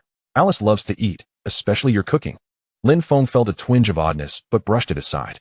Soon, a barbecue feast, even more fragrant than the previous day's, was underway. With an additional special barbecue seasoning today, Lin Feng felt confident that he could surpass yesterday's culinary delight. Just as Lin Feng was wrapping up the barbecue, the countdown in red that had been hovering before him reached its conclusion. Dear players, the safe zone has shrunk. The number of deaths this round is 22,315, with the remaining number unknown. Congratulations on surviving. Please continue to strive. Until next time, Lin Feng gazed at the scene before him, remaining utterly unperturbed. Having witnessed death numerous times, it had merely become a statistic, failing to stir his emotions. Brother, are we ready yet? Alice could no longer contain herself, her eyes sparkling as she gazed at the food on the grill. Lin Feng snapped back to reality, observing Alice's eager expression, which inexplicably lifted his spirits. After all, feasting one's eyes upon a beautiful woman, especially one with a captivating figure, invariably brightened his mood. Let us dig in, it's ready, he declared with a smile. Upon hearing Lin Feng's words, Alice immediately seized a skewer of leeks, as it was something she hadn't tasted the day before. Delicious. Hurry and eat, brother, she exclaimed, her mouth smeared with grease, urging Lin Feng to join her. He chuckled. All right, I'm coming. Meanwhile, Little Bai watched longingly as the two heartless individuals indulged in their feast. Humph, men are such gluttons. You promised me an extra rib tonight, yet here I am, forgotten in the corner. Meow, meow, Little Bai protested indignantly. Lin Feng, hearing the cat's cries, couldn't he help but laugh. A rib fell right in front of Little Bai. Meow, meow, meow. Men are quite generous. They haven't forgotten me after all. The barbecue soiree was a resounding success for the trio. As Lin Feng and Alice relished their meal and admired the moon from the car, his white smart bracelet began to flicker.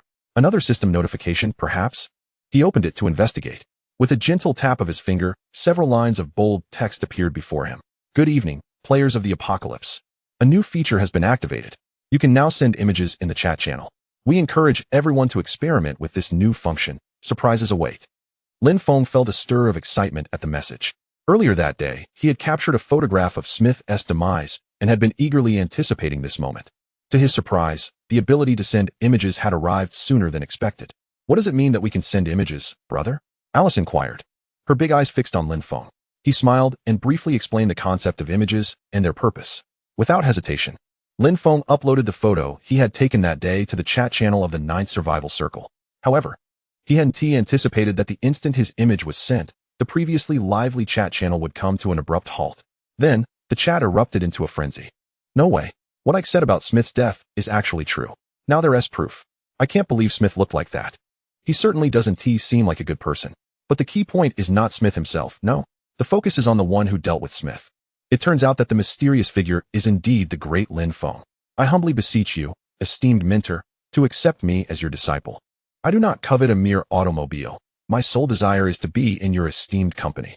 To my astonishment, it is Lin Feng. I had an inkling that the leading figure in trading volumes at the exchange was no ordinary individual, and indeed, Lin Feng is the enigmatic magnate. What a revelation. The name Lin Feng resonates widely, and this event has stirred a frenzy among the masses. Have you all noticed? Not only has the illustrious Lin Feng acquired a vehicle, but it seems he may also possess a camera or a phone. Indeed, the only existing image is the one uploaded by the great Lin Feng. What a marvel. Oh, Lin Feng, have compassion for the child who has gone days without sustenance. The airdrop box he opened contained only wood, glass, and some bamboo. Please, save the child. Esteemed one, I am at your mercy. We struggle to find enough to eat, while you have already secured a vehicle and surplus food and water for trade. The most alarming aspect is that your might remains formidable. Great one, I am scrupulously clean. Do you require a servant? Lin Feng was unprepared for the consequences of merely sharing an image of Smith's demise. It inadvertently led everyone to deduce his identity as the mysterious figure who eliminated the wolfhound. Yet, even if Lin Feng were to learn of this, it would be of little consequence. After all, in this vast apocalyptic world, the likelihood of encountering others is minimal. Moreover, even if he were to cross paths with someone, it would not pose a significant concern for him.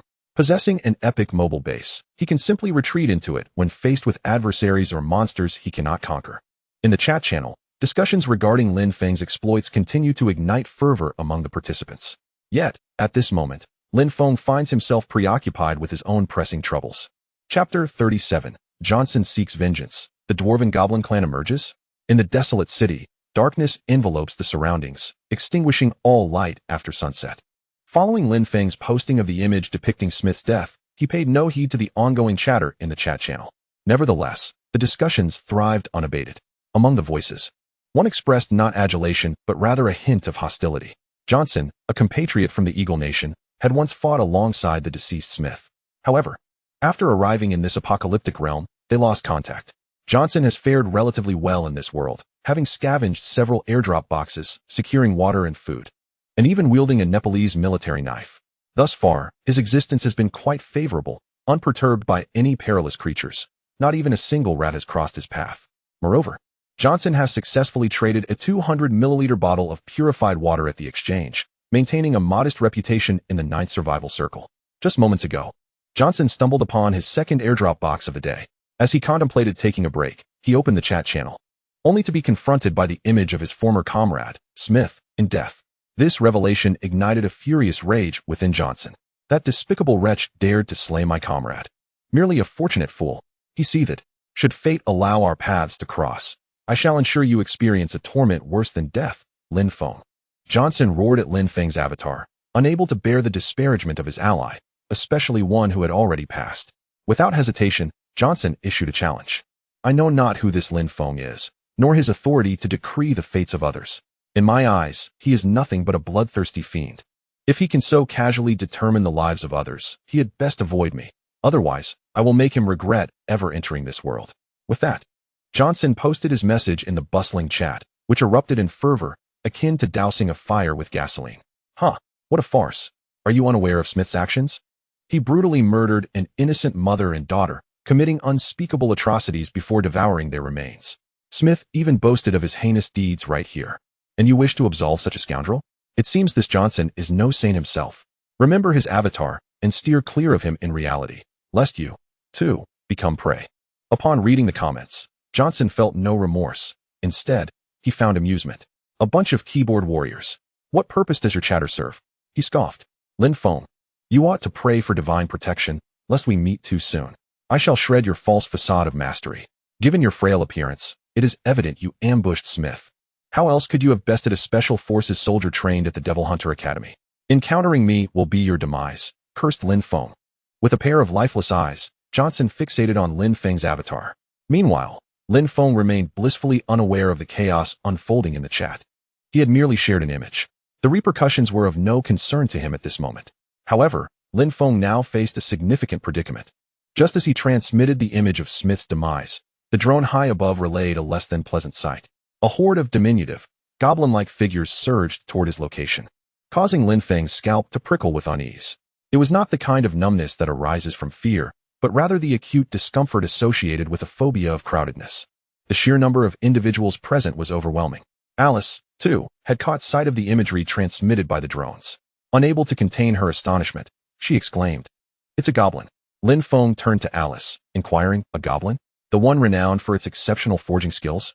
Alice nodded enthusiastically, replying, "Yes, brother. They are the goblin race, fond of blacksmithing and creating an array of peculiar objects." Lin Feng, puzzled, asked, "But how did they end up here? Aren't you the indigenous residents, typically reluctant to stray far from your dwellings?" Alice, equally perplexed, scratched her head and said, "I don't know, brother. We can ask them later." The goblin tribe, much like our elven kin, is a peace-loving community. Despite their diminutive stature, most standing under 1 meter tall, they possess amiable dispositions. As long as there is ale to drink, they can befriend anyone. Lin Feng felt a stirring within, though he was not particularly fond of drinking. His ring was not lacking in fine beer, an exquisite brew upgraded by the system. Thus, he found himself contemplating the potential of these goblins. With the continuous opening of supply crates and the influx of resources, the 10 square meters of space within his ring was becoming quite constrained. Given that goblins were naturally inclined towards forging and enjoyed libations, Lin Feng entertained a notion. As he observed the direction in which the multitude of goblins advanced on the hollow screen, he piloted his vehicle, Little Black, towards them. Alice, are you certain that goblins are truly this capable? Can they even forge space rings? Lin Feng couldn't help but ask. Alice, her large eyes sparkling with delight, reassured him, rest easy, brother. Goblins can forge anything. If you can imagine it, they can create it. Suppressing his curiosity, Lin Feng decided that a brief wait wouldn't matter. The truth would soon be revealed. Before long, he arrived at the path taken by the diminutive goblins. After parking, Alice was the first to leap from the vehicle, standing proudly in front. Shortly thereafter, the ground began to tremble, followed by a series of thunderous roars. With his keen eyesight, even in the darkest of nights, Lin Feng could see clearly. However, when he beheld the vanguard of the goblin army, he was momentarily taken aback. Was this the extent of their forging prowess? Chapter 38, The Upgrade of the Space Ring. No matter how beautiful, none outshine you even in the darkness. Lin Feng's vision remained sharp. To his astonishment, the front line of the goblin tribe was led by steel-crafted rhinoceroses. Indeed, they were small, iron-clad rhinoceroses, each ridden by a diminutive goblin. This was beyond Lin Feng's expectations. He turned to Alice beside him. Alice's expression mirrored disbelief. Lin Feng discerned the answer. It appeared that yet another innovation had emerged from the crafty minds of the goblin clan. Soon, the foremost goblin scouts spotted Lin Feng and Alice ahead. Initially, the goblins wore expressions of wariness, but upon glimpsing Alice, their tension dissipated. Elf, what brings you to associate with a visitor from another realm? Are you here to obstruct the progress of our goblin clan? Alice replied with a smile, not at all. This friend from another world has heard tales of your clan's remarkable forging prowess, and wished to witness it for himself. By fortunate chance, we encountered you. My friend here has items he wishes to forge anew. May we meet your leader? The leading goblin scrutinized Alice and Lin Feng keenly before proudly proclaiming. We goblins are the finest blacksmiths in the world. There is nothing we cannot forge. However, to meet our chief, I must seek permission. Promptly, a goblin turned and made its way back into the throng. Lin Feng, observing the goblins, couldn't help but marvel at each one wielding a hammer taller than themselves. Were these hammers not cumbersome? Before Lin Feng could continue his observations, the goblins parted to create a path. A rotund goblin, burdened with a massive iron hammer, appeared before him. Though not exceeding a meter in height, its weight was undoubtedly considerable. The goblin leader, Edward, regarded the elven maiden with a smile gracing his round visage. Elf, is it I you wish to see? What may we goblins forge for you? Both goblins and elves are peace-loving tribes. I, Edward, am more than happy to assist you in forging your items at no cost. Alice crouched down to meet Edward's gaze and replied, Thank you, esteemed goblin leader. However, it is not I who requires forging, but rather my friend here. She gestured toward Lin Feng, who likewise crouched to address the goblin leader, saying, Greetings. I have long heard of the unparalleled craftsmanship of goblins. However, I wonder if your clan possesses the ability to upgrade spatial rings. Initially indifferent towards Lin Feng, Edward's demeanor changed upon hearing the mention of the spatial ring. His eyes sparkled with excitement. Indeed, my friend, we goblins are the world's premier blacksmiths. There is no item we cannot forge or upgrade. Do you truly possess a spatial ring? May I see it? My friend, it is not that I doubt your words, but rather that the spatial rings have been lost to our apocalyptic world for over a millennium. Do you truly possess such a ring? I, Edward, swear by the god of forging that I shall exhaust all my capabilities to upgrade your spatial ring. Lin Feng observed the fervor in Edward's eyes and felt a sense of understanding. After all, spatial rings have not graced this world for 1,000 years. However, considering the abilities of the goblin race, it is likely that they would grasp the intricacies of forging after witnessing a spatial ring.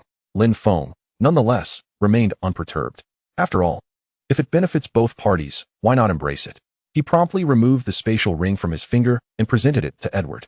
Lin Feng was not concerned that the goblins would abscond with his ring. He was confident that he would not be deceived. Furthermore, with Alice's assurance, the goblin's credibility was unparalleled. Thus, Lin Feng boldly proceeded with his actions. Lin Feng addressed Edward, the goblin chief. Is there anything within my spatial ring that needs to be removed first? Edward smiled and replied, My friend, there is no need for such formality. Simply call me Edward.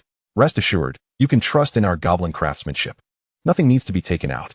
My friend, you wish to upgrade the capacity of the spatial ring, correct? Lin Feng nodded in affirmation. Yes, Edward. Is that possible? And how long might it take? Edward caressed the spatial ring in his hand and said, Do not worry, my friend. If all goes well, it will take about an hour, at most, 2. Our goblin race boasts the finest smiths, and the upgrade will be completed swiftly. It has been a millennium since a spatial ring has appeared.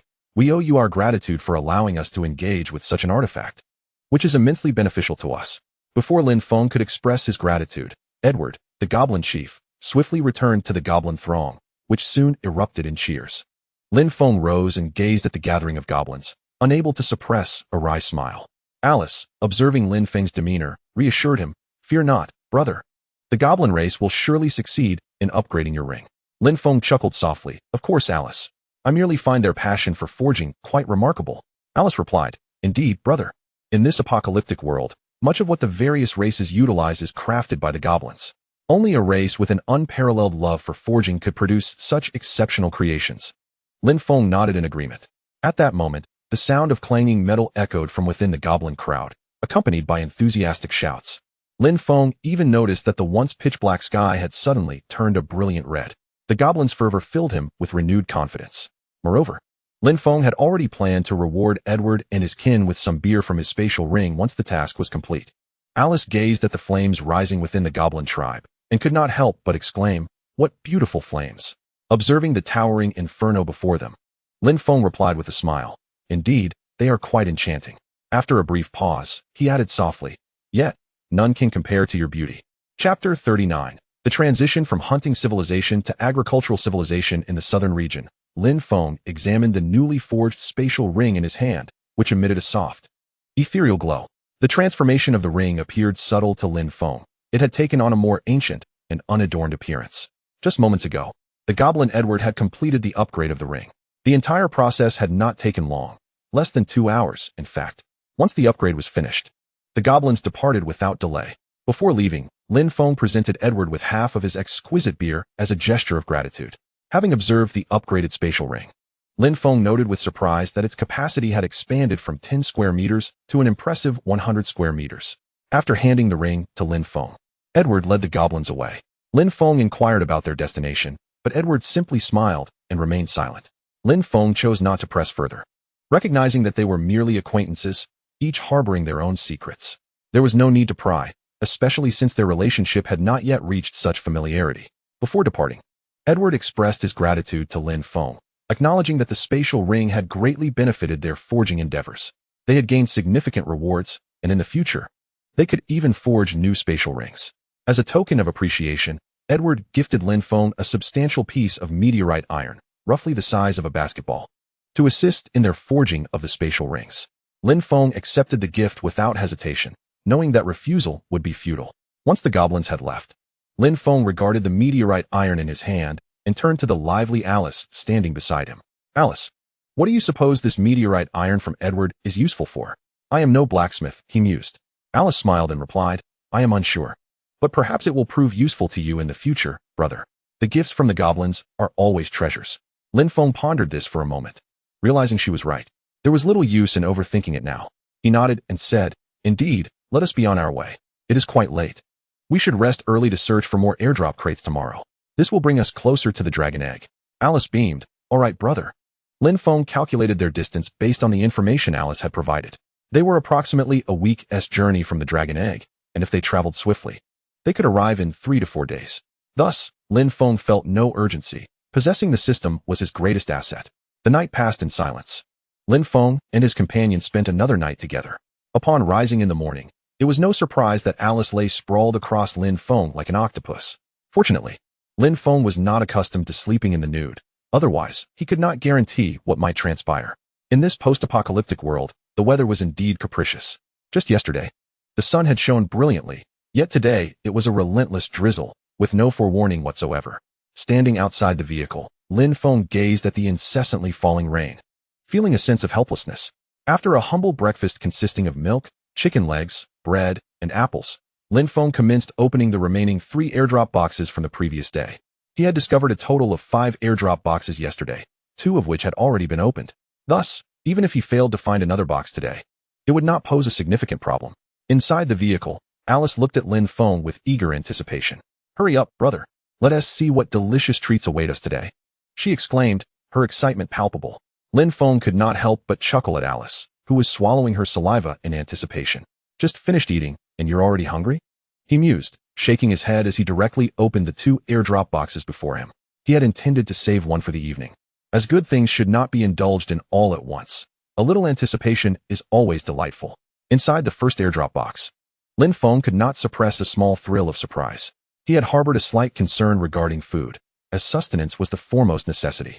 A person must be well fed to accomplish more.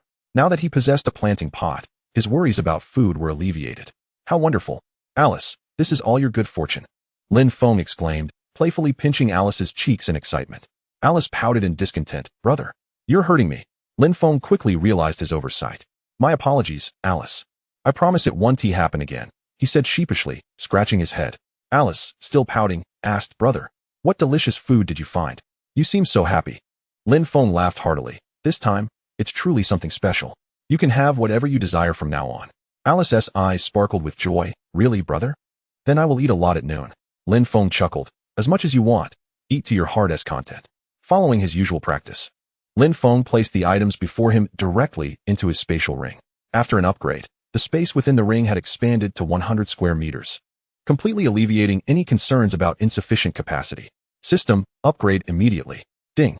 Congratulations, host. A regular planting pot has been upgraded to a premium planting pot, significantly increasing the survival rate of cultivated crops and shortening the harvest time. Ding. Congratulations, host. One watermelon seed has been upgraded to 100 premium watermelon seeds, with a superior variety that greatly reduces the harvest time. Ding. Congratulations, host. One water spinach seed has been upgraded to 100 premium water spinach seeds, requiring no pest control and significantly shortening the harvest time. Lin Feng listened to the sound of the system upgrading in his mind, enveloped in a state of delightful astonishment. It felt as though he had seamlessly transitioned from a hunting civilization to an agrarian one. No longer would he toil endlessly in the pursuit of game, fretting over the possibility of a barren day. With the advent of agricultural society, the specter of food scarcity was vanquished. The first airdrop box he opened was a resounding success, heightening his anticipation for the next one. Come, Alice. Let us bask in your good fortune and see what treasures await us in the second airdrop box, Lin Feng remarked with a smile. All right, dear brother. Let Alice bring you luck, she replied, grasping Lin Feng's hand and placing it upon the second airdrop box. Lin Feng was momentarily taken aback, but soon relaxed. A gentle white light enveloped them, revealing the contents of the second box.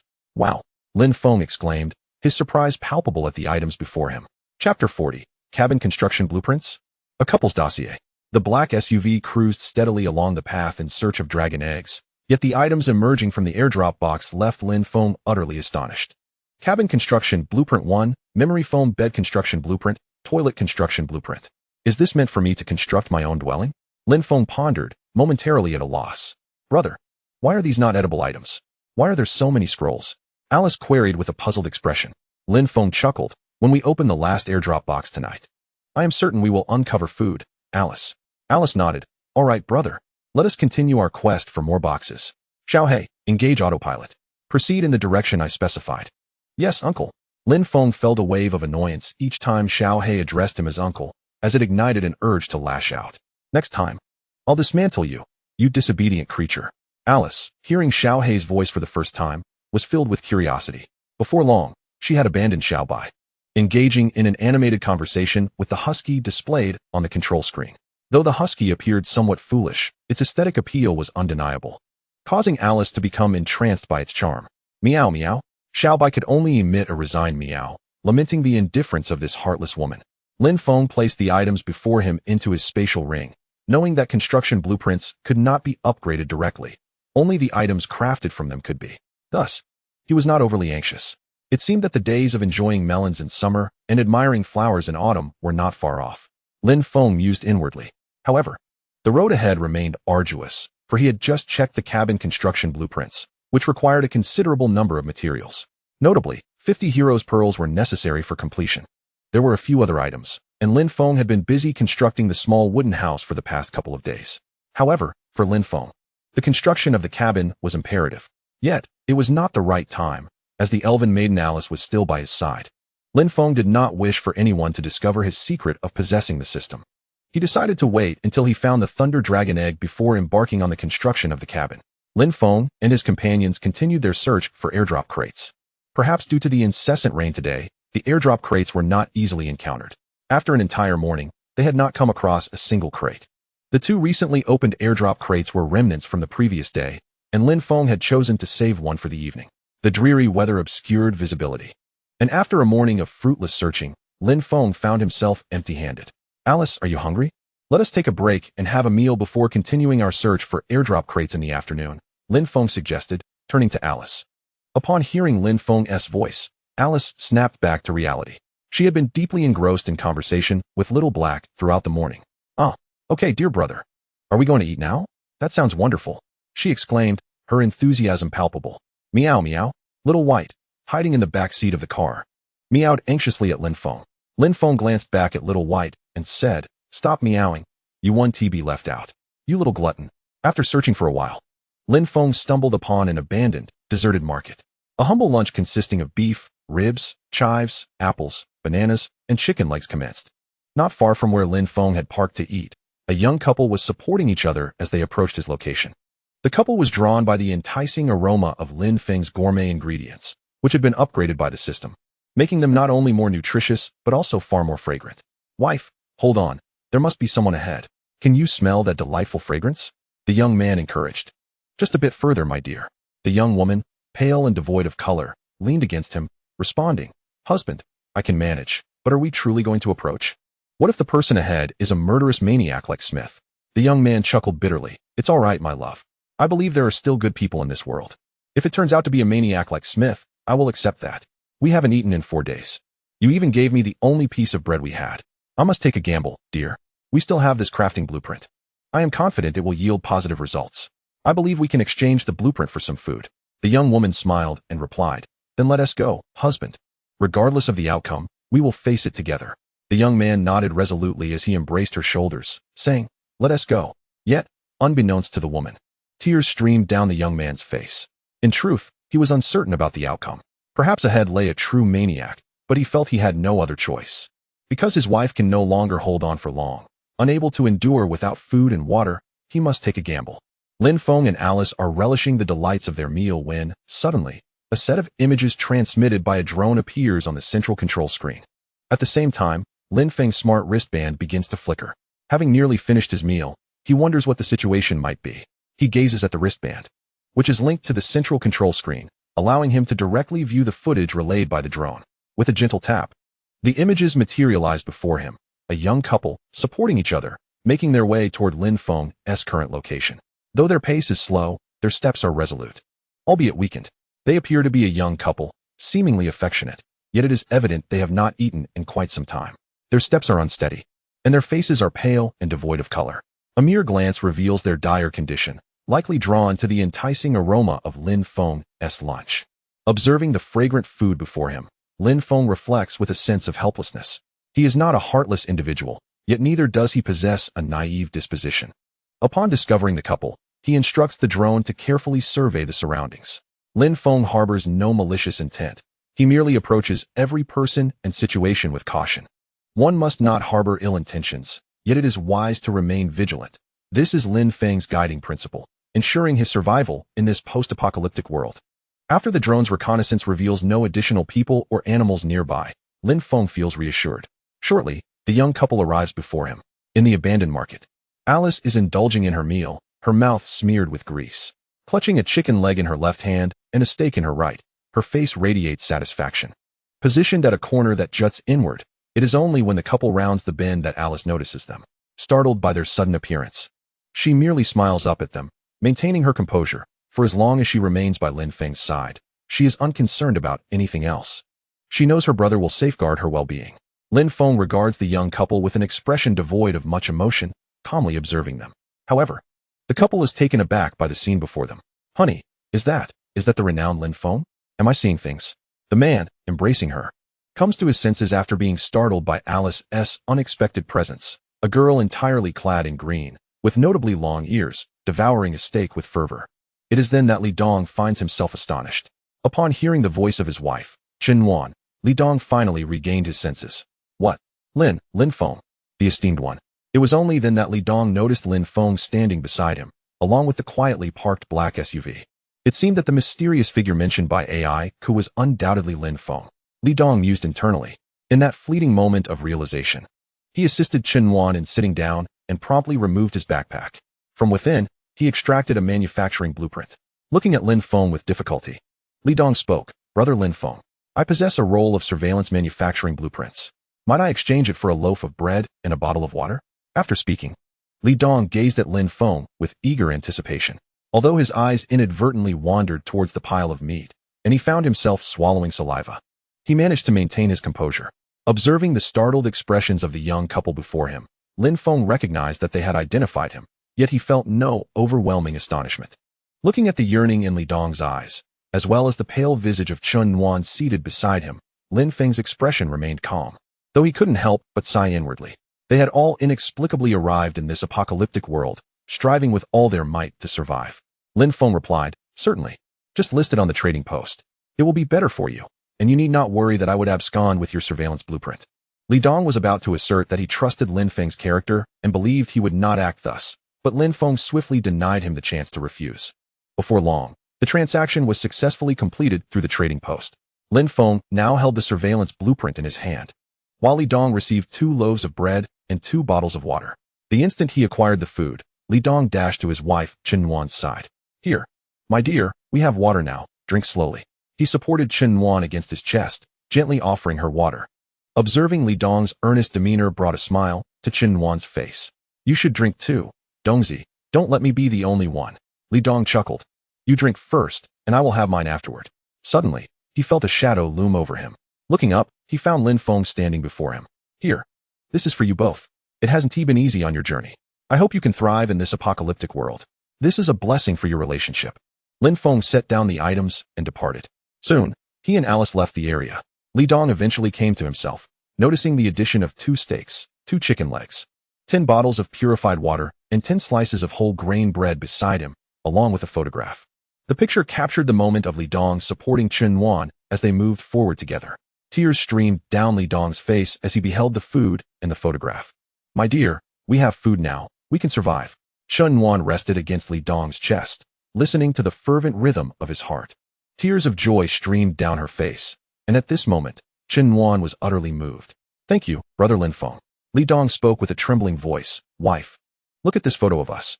We must live well together." Chen Yuan nodded in agreement. "Indeed. Only by surviving can we hold on to hope and repay Brother Lin Feng for his life-saving kindness." After satisfying their hunger, both of them began to regain their spirits. Soon, Li Dong shared the recent events in the chat channel of the 9th Survival Circle, igniting a frenzy of discussion. "Wow, that mysterious youth is indeed the great Lin Feng. I am in awe. I never expected to meet the great Lin Feng. How I wish he could take me along. Not only is he handsome, but he also has a kind heart, sharing so much food with Li Dong and Chen Yuan. How enviable. Brother Li Dong, please help me. My child is starving. Share some bread with us."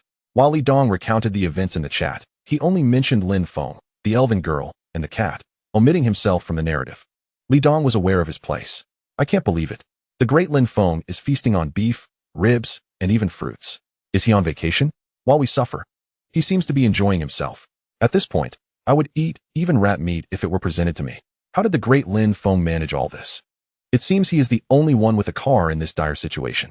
He drives a luxury vehicle, indulges in meat, and savors fruits. While I am left to the harsh winds, Lin Feng drives while I walk on the ground. He feasts on beef while I endure the bitter winds.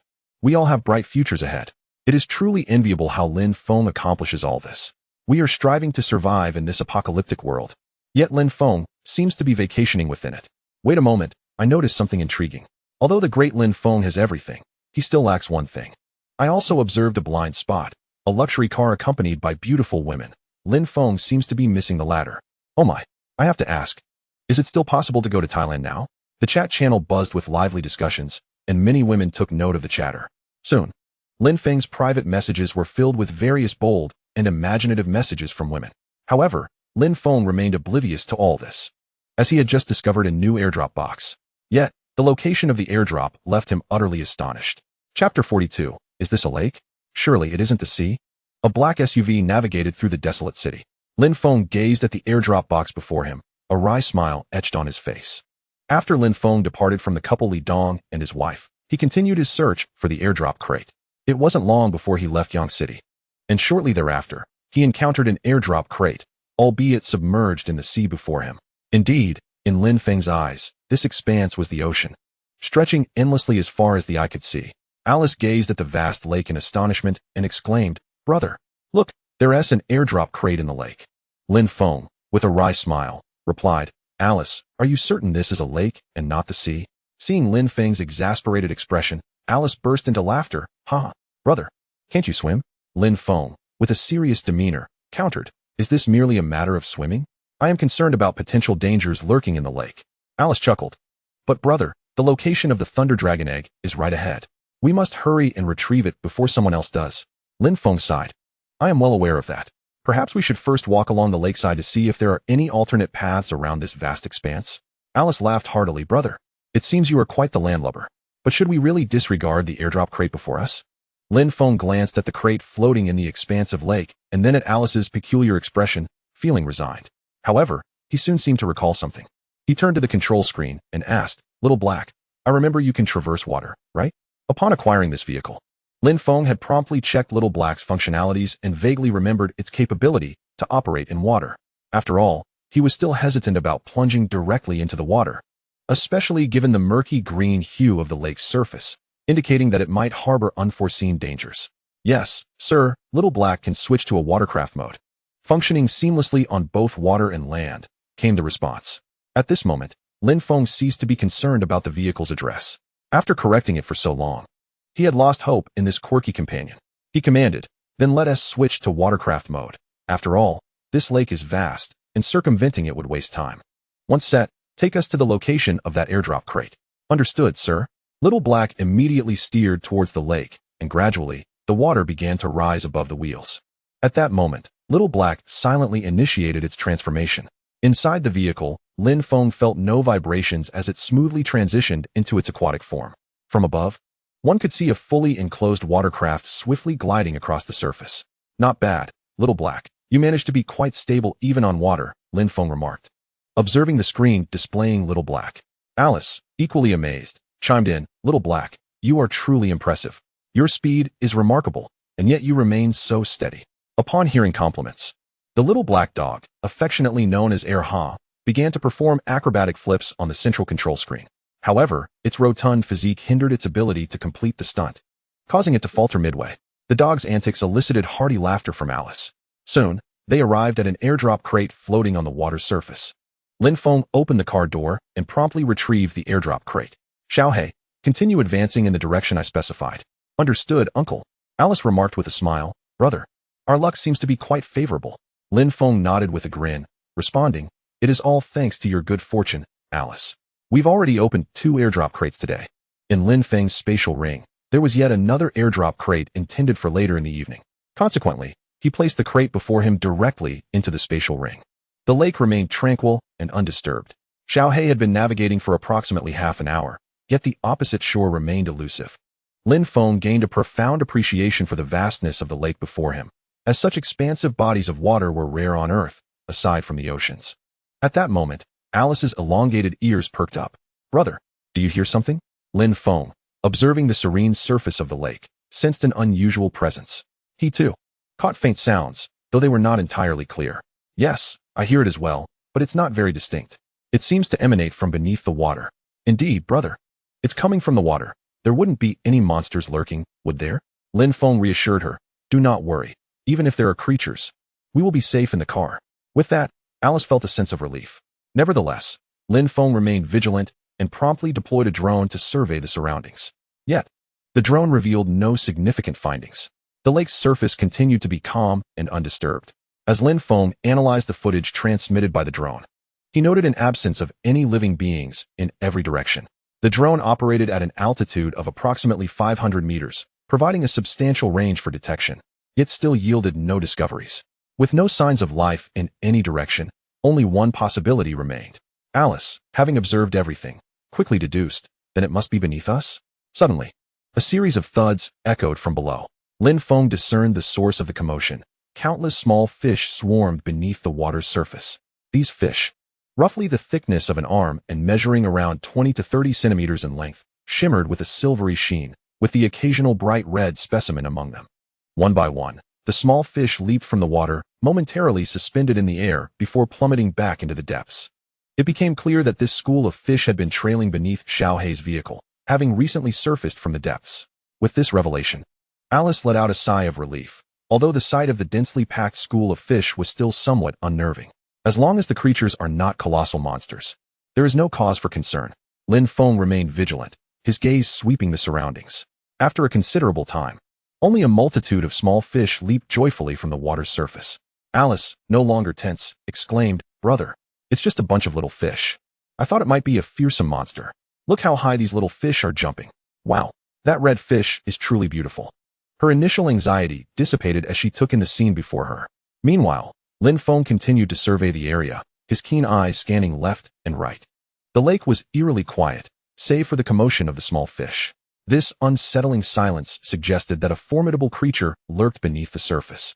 Suddenly, a loud crash echoed as something collided with the vessel, creating a significant disturbance. Chapter 43, Shadows Beneath the Lake. Marching towards Qingcheng on the vast expanse of the lake, a small black vessel rocked violently. Lin Feng felt the tremors of the craft and instinctively glanced at the central control screen.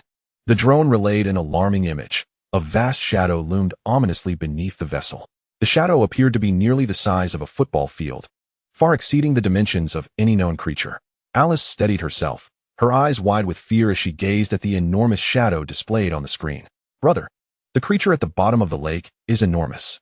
What should we do?" Meow meow.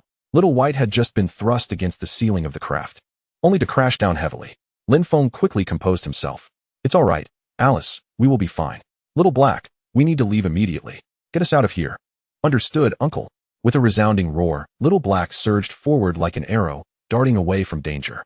Little White was flung against the rear window. Meow meow. Lin Feng and Alice, seasoned by their experiences, promptly fastened their seatbelts. Lin Feng watched the screen intently as the drone captured the scene. Little Black sped across the water's surface as if gliding effortlessly, while the dark shadow pursued closely behind. "Little Black, that shadow is still on our tail.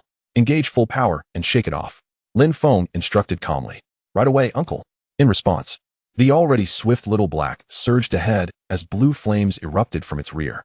With a thunderous roar, its speed intensified dramatically, creating the illusion that the very space around them was trembling. Within mere minutes, the ominous shadow disappeared from the central control screen. Alice, relieved, sighed and patted her chest. "Brother, at long last, they had escaped from that monstrous creature." Lin Feng gazed upon the tumultuous scene of Alice before him and spoke calmly. "Everything is fine now. We have successfully eluded that beast."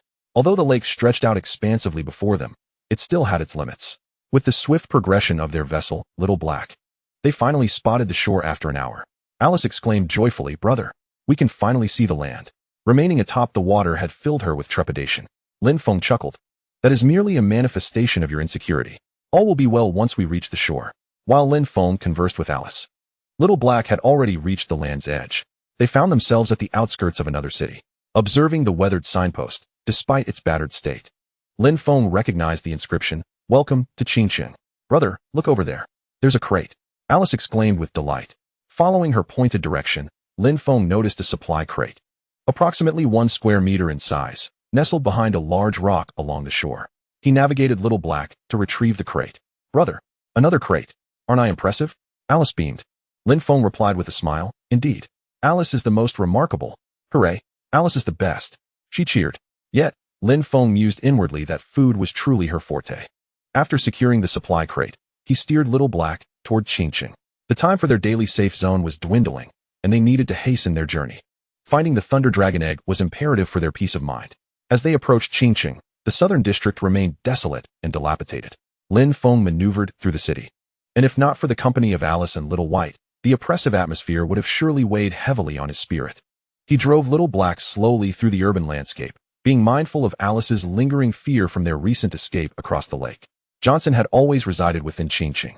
Since entering this apocalyptic world, he had never ventured far, as Qingcheng consistently lay within the confines of a safe zone. He had amassed a collection of valuable items, including a basic camera obtained that very morning.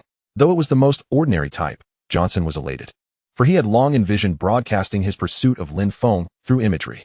Just moments prior, Johnson had observed movement entering the southern region of Qingcheng from his vantage point in a nearby office building. Seizing the binoculars he had acquired on the first day, he scanned the distance. Lin Feng was approximately 700 to 800 meters away from his current location. Within the range of Johnson's telescope, one could observe a peculiar scene. Ah, how delightful it is to witness someone straying from the path of righteousness, boldly venturing into the abyss. The sleek black automobile, seemingly the sole possession of Lin Feng, appeared to be a providential opportunity for me, as I find myself in dire need of a means of transportation. Is this not a serendipitous gift? Johnson, observing the slowly moving vehicle, couldn't suppress a cold smirk. Snap! He captured an image of the black car, its form discernible despite the distance. Lin Feng, how gravely mistaken you were to take the life of my brother Smith. Today, I shall make you acquainted with the taste of mortality. Johnson set down the telescope and opened the chat channel, preparing to broadcast the demise of the foolish Lin Feng, accompanied by the very photograph he had just taken. Following the apocalyptic update from the previous day, although there were still restrictions on commentary, limited to one message per day, images were free from such constraints, allowing for boundless sharing. Thus, Johnson sent the image into the ether without hesitation. He held no fear of Lin Feng discovering his intentions. Even if Lin Feng were to uncover this plot, Johnson was confident in his ability to eliminate him. Just watch, Lin Feng. I hope you witness my live broadcast of your impending doom. Embrace your fear as you approach death. It shall surely be far more entertaining. Ha ha ha. Johnson's laughter echoed wildly, his demeanor bordering on madness. After Johnson sent the image, the chat channel of the Ninth Survival Circle erupted in chaos. This was the first instance of someone broadcasting a murder in image form, leaving everyone astonished and incredulous that such an act could emanate from a human being. The community rallied in fervent hope that Lin Feng would see this message. Chapter 44, a visual broadcast of Lin Feng's demise. Lin Feng, accompanied by Alice, arrived in Qingcheng, continuing their quest within the city for airdrop crates. Unbeknownst to them, the frenzy within the chat channel had gone unnoticed, as Lin Feng only checked the messages in the morning and evening. Brother, look, there's another airdrop crate over there. Alice, seated in the passenger seat, exclaimed, pointing excitedly at the rooftop of a two-story building. Lin Feng followed her gaze and indeed spotted an airdrop crate atop the structure. Alice, you are truly my lucky star. You have an uncanny ability to locate these crates wherever we go. Alice beamed, of course. Alice is quite formidable. Though the building stood a modest height of about 5 or 6 meters, it posed no challenge for Lin Feng. With a simple run-up and a push off the window ledge, he ascended to the rooftop, retrieving the third airdrop crate of the day. He also had another crate stored within his spatial ring, which he planned to open that evening. At present, Lin Feng has acquired a total of 4 airdrop boxes. However, the moment he returned to the vehicle, a frown creased his brow as he sensed a chilling aura of threat. Though the distance was considerable, he could not dismiss the ominous feeling. Was there truly someone so reckless? A cold smile graced Lin Feng's lips as he secured the airdrop boxes and continued his search in Qingcheng with Alice. Since Lin Feng's entry into Qingcheng, Johnson had been trailing him from a distance. Perhaps due to his military background, Johnson exhibited remarkable patience and caution, even with Lin Feng in plain sight. He intended to follow him until nightfall, planning to instill a sense of fear of death within Lin Feng.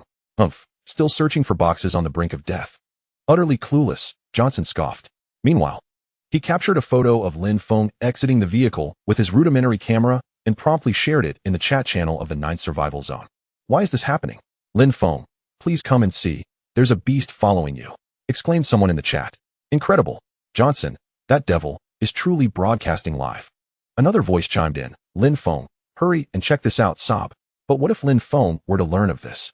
How could it matter? After all, Johnson was a special forces operative, concealed in the shadows while Lin Feng remained exposed. How could one defend against such a disparity? Let it go, let it all go. This time, Lin Feng is undoubtedly doomed, came the consensus. Indeed, but how did Lin Feng acquire that SUV? I covet it, remarked another. Are all of you upstairs truly demons? Lin Feng saved a young couple and dealt with that murderous fiend, Smith. If Smith were still around, each of us could be in grave danger. Are you even human, wishing for Lin Feng's demise? The chat channel erupted into chaos. Although each person could only speak once a day, the sheer number of participants kept the discussion fervent. Honestly, what is the point of our bickering here? It would be better to await the outcome in silence, suggested one. Who lives and who dies is of little consequence to us. In this apocalyptic world, the safe zone shrinks daily, and the death toll is in the tens of thousands. Why waste our energy on a mere individual? Isn't it more worthwhile to find a couple more airdrop boxes? Lin Feng's fate seemed sealed. He could not possibly survive under the watchful eye of a special forces soldier. They would merely await Johnson's announcement of Lin Feng's demise. In the chat channel, a cacophony of voices echoed, each varying in tone and intent. Johnson, observing the lively discussion, could not suppress his laughter. Lin Feng, oh Lin Feng, I wonder if you can see what everyone is saying. A substantial portion of them wishes for your demise at my hands. Haha. What good is it to collect a myriad of airdrop boxes? They will only serve as your shroud. Johnson laughed heartily, oblivious to the fact that a drone had already locked onto his position directly above him. Unbeknownst to him, this sophisticated drone, stationed 500 meters above ground level, was completely undetectable. Johnson had always considered himself the hunter. However, he remained unaware that the true elite hunters often manifest in the guise of their prey. He trailed Lin Feng from a distance, careful not to draw too close. Every hour, he would capture an image of Lin Feng's SUV as time languidly passed. Upon arriving in Qingcheng, he discovered an airdrop box behind a large rock before entering the city. Afterward, on the rooftop of a two-story building, he found another airdrop box. Along with the one retrieved from the lake yesterday, he amassed a total of 4 airdrop boxes. The afternoon slipped by without further encounters with airdrop boxes. As the clock struck 5, the countdown for the shrinking safe zone commenced. Greetings to all players in this apocalyptic world. There remains but 1 hour until the next safe zone contraction. Players still outside the safe area, please hasten to the white safe zone. Alice, watching the countdown appear before Lin Feng, trembled involuntarily. Brother, the safe zone is starting to shrink again. Lin Feng, noticing Alice's quivering form, reached out to gently pat her head. Fear not, I'm here. We are still within the safe zone. Let us begin opening the boxes now. Once we are done, we shall have dinner. At the mention of food, Alice's spirits lifted instantly. Yes, brother. Quickly open the box you placed in the ring this morning and see what delicious treats await. Meow meow. Little White, previously listless throughout the afternoon, perked up at the prospect of food. Lin Feng gazed at the pair before him, one person and one cat, and could only manage a wry smile. He retrieved the airdrop box and opened it without hesitation. Inside, he discovered 1 dried fish, 1 pond creation blueprint, and 1 swimming pool creation blueprint. Alice exclaimed with delight. Brother, there are indeed snacks. Look, there are dried fish here. Lin Feng replied with a grin. Yes, we shall have dried fish for our evening snack. I happen to have plenty of dried fish in my ring. We can enjoy them together. Before Alice could cheer, Little White impatiently began meowing. Meow meow. As per their usual routine, Lin Feng stored the items in his spatial ring. System, upgrade directly. Ding. Congratulations, host. 1 piece of dried fish has been upgraded to 100 pieces of premium dried fish, with enhanced flavor and nutritional value. As Lin Feng listened to the voice echoing in his mind, he couldn't help but chuckle, feeling like a jubilant farmer reaping a bountiful harvest. A bold conjecture began to form in his mind regarding all the airdrop boxes. Chapter 45, The Barbecue Evening. Is that a fairy beauty? Qingcheng. At the entrance of an abandoned, unmanned supermarket, Lin Feng parked his car with steady precision. The items he had just retrieved from the airdrop box inspired a bold hypothesis. Perhaps the contents of these boxes were not static, but rather deeply influenced by the surrounding environment. The box he had just opened, located beyond the expansive lake, seemed to be significantly related to water. Indeed, this was a promising direction. By opening more airdrop boxes in various environments, he would soon uncover the truth. These thoughts merely flickered through Lin Feng's mind when Alice interrupted him. Brother, why are you daydreaming? Didn't you say it was time to eat? Alice waved her green arm in front of his eyes. Lin Feng chuckled. It's nothing. Come on, let us get out and prepare for dinner. He then pretended to unload the barbecue grill and dinner supplies from the car, having already noticed Johnson lurking nearby. Such a delightful occasion as dining should not be disturbed by others. Once Lin Feng set up the grill and laid out the food, he turned to Alice and said, Alice, I'll step out for a moment. Remember, the food must be cooked thoroughly. Don't just shove raw food into your mouth, all right? Alice pouted. I know. Brother, go on, I want to eat it raw. With a nod, Lin Feng departed around the corner. Johnson had been shadowing Lin Feng for the entire day. Every hour, he uploaded the latest images to the chat channel, eliciting a chorus of lamentations from the others. It's easy to dodge a direct attack, but a hidden strike is much harder to evade. Hopes for Lin Feng's survival were dwindling. So many were frantically searching for him, yet he remained offline. Unable to bear the suspense, they wondered if Lin Feng might truly meet his demise at Johnson's hands. Why do the virtuous often meet untimely ends while the wicked thrive? It seems so unjust. Lin Feng, you should check the chat channel. They taunted. This time, he is surely doomed. Johnson's latest update indicates that Lin Feng has come to a halt. It's nighttime. He must be preparing to rest. Rest is often the harbinger of death. Yet, could one who had slain the two-headed hellhound be so easily vanquished by Johnson? Surely, Lin Feng would survive. But they could no longer deceive themselves. Who had witnessed Lin Feng slay the beast? No one. Perhaps even Ike was allied with Lin Feng, they speculated. How thrilling. I eagerly anticipate the moment when blood will spill, They laughed, looking forward to Johnson's next image. In the chat channel, despair reigned. Most had little hope for Lin Feng's survival. Just then, Johnson uploaded a new image that left everyone stunned. It revealed a barbecue party set against the backdrop of an abandoned supermarket. Although the distance was considerable, it was clear that, in the image, a plume of white smoke rises, accompanied by a green-skinned fairy maiden. Those headlights, even from such a distance, reveal undulating curves. The latest picture of Johnson has ignited the chat channel into a frenzy. What on earth am I witnessing? Such a colossal fairy? Wait, is there a barbecue happening in the picture? My heart can barely take it. While we struggle for sustenance, they are already indulging in a barbecue soiree. Dear sir, do you need a warm bed? I am exceedingly well behaved. Is she truly a fairy? This is simply too fantastical. Are the esteemed ones friends with fairies? Lin Feng's silhouette is so striking. Yet, why does he have an affinity for fairies? Alas, I envy his life, though I cannot discern what he is grilling. The rising smoke suggests it must be delectable. Oh dear, I am famished, but I shall keep it to myself. At this moment, I am convinced that Lin Feng is indeed a child of destiny. I am already aboard a flight to Thailand. Why not embrace the fairy aesthetic? Everyone is astounded by Lin Feng's barbecue gathering. With SUVs, barbecues, and now a fairy beauty, it is no wonder that people are left speechless by Lin Feng's grand gestures. Johnson, with a clearer view than others, observes from a humble bungalow through binoculars. Goodness, this fellow truly knows how to indulge. He has even found a fairy maiden to warm his bed. Where does he acquire such an abundance of food? Steak, chicken legs, ribs? Soon. All of this will be mine. I have yet to experience the taste of a fairy. I wonder what it would be like to share a bed. Johnson greedily grasped at the thought. Lin Feng, oh Lin Feng, you should never have slain my comrade. Now, everything you possess, cars, food, beauties, shall belong to me. Ha! I shall make it a point to witness your despair as I engage with your lovely maiden right before your eyes. Await your fate, Lin Feng. Leaning against the window, Johnson gazes intently through the binoculars at the fairy maiden's figure, swallowing involuntarily. Here I come, you wretched Lin Feng. Johnson lowered the binoculars, stood up, and turned to commence his hunt. However, in that fleeting moment of turning, he froze. For the very Lin Feng he sought to kill stood before him. Lin Feng. Johnson, with lifeless eyes, fixed his gaze upon Lin Feng, his body tense with uncertainty, for he had not sensed Lin Feng's silent approach. Lin Feng regarded Johnson with cold indifference, unfazed by Johnson's furtive attempt to draw a Nepalese knife from behind. Who would concern themselves with a corpse? Armed with the Nepalese knife, Johnson felt emboldened. I was searching for you, but it seems you have delivered yourself right to my doorstep. Rest assured, I shall not directly extinguish your life. Rather, I shall compel you to witness my cruel amusement before your very eyes. Before Johnson could complete his statement, he lunged towards Lin Feng, brandishing a Nepalese knife with fierce intent aimed at Lin Feng's abdomen. His words merely served to divert Lin Feng's attention. Despite the sudden appearance of Lin Feng behind him, Johnson harbored a flicker of trepidation. However, what Johnson failed to perceive was that Lin Feng had yet to utter a single word, his gaze remaining as frigid as ice. Chapter 46. In my life, why should I owe anyone an explanation? In Qingcheng, within the confines of a modest dwelling, Johnson charged at Lin Feng, the glimmering Nepalese knife reflecting a sinister light.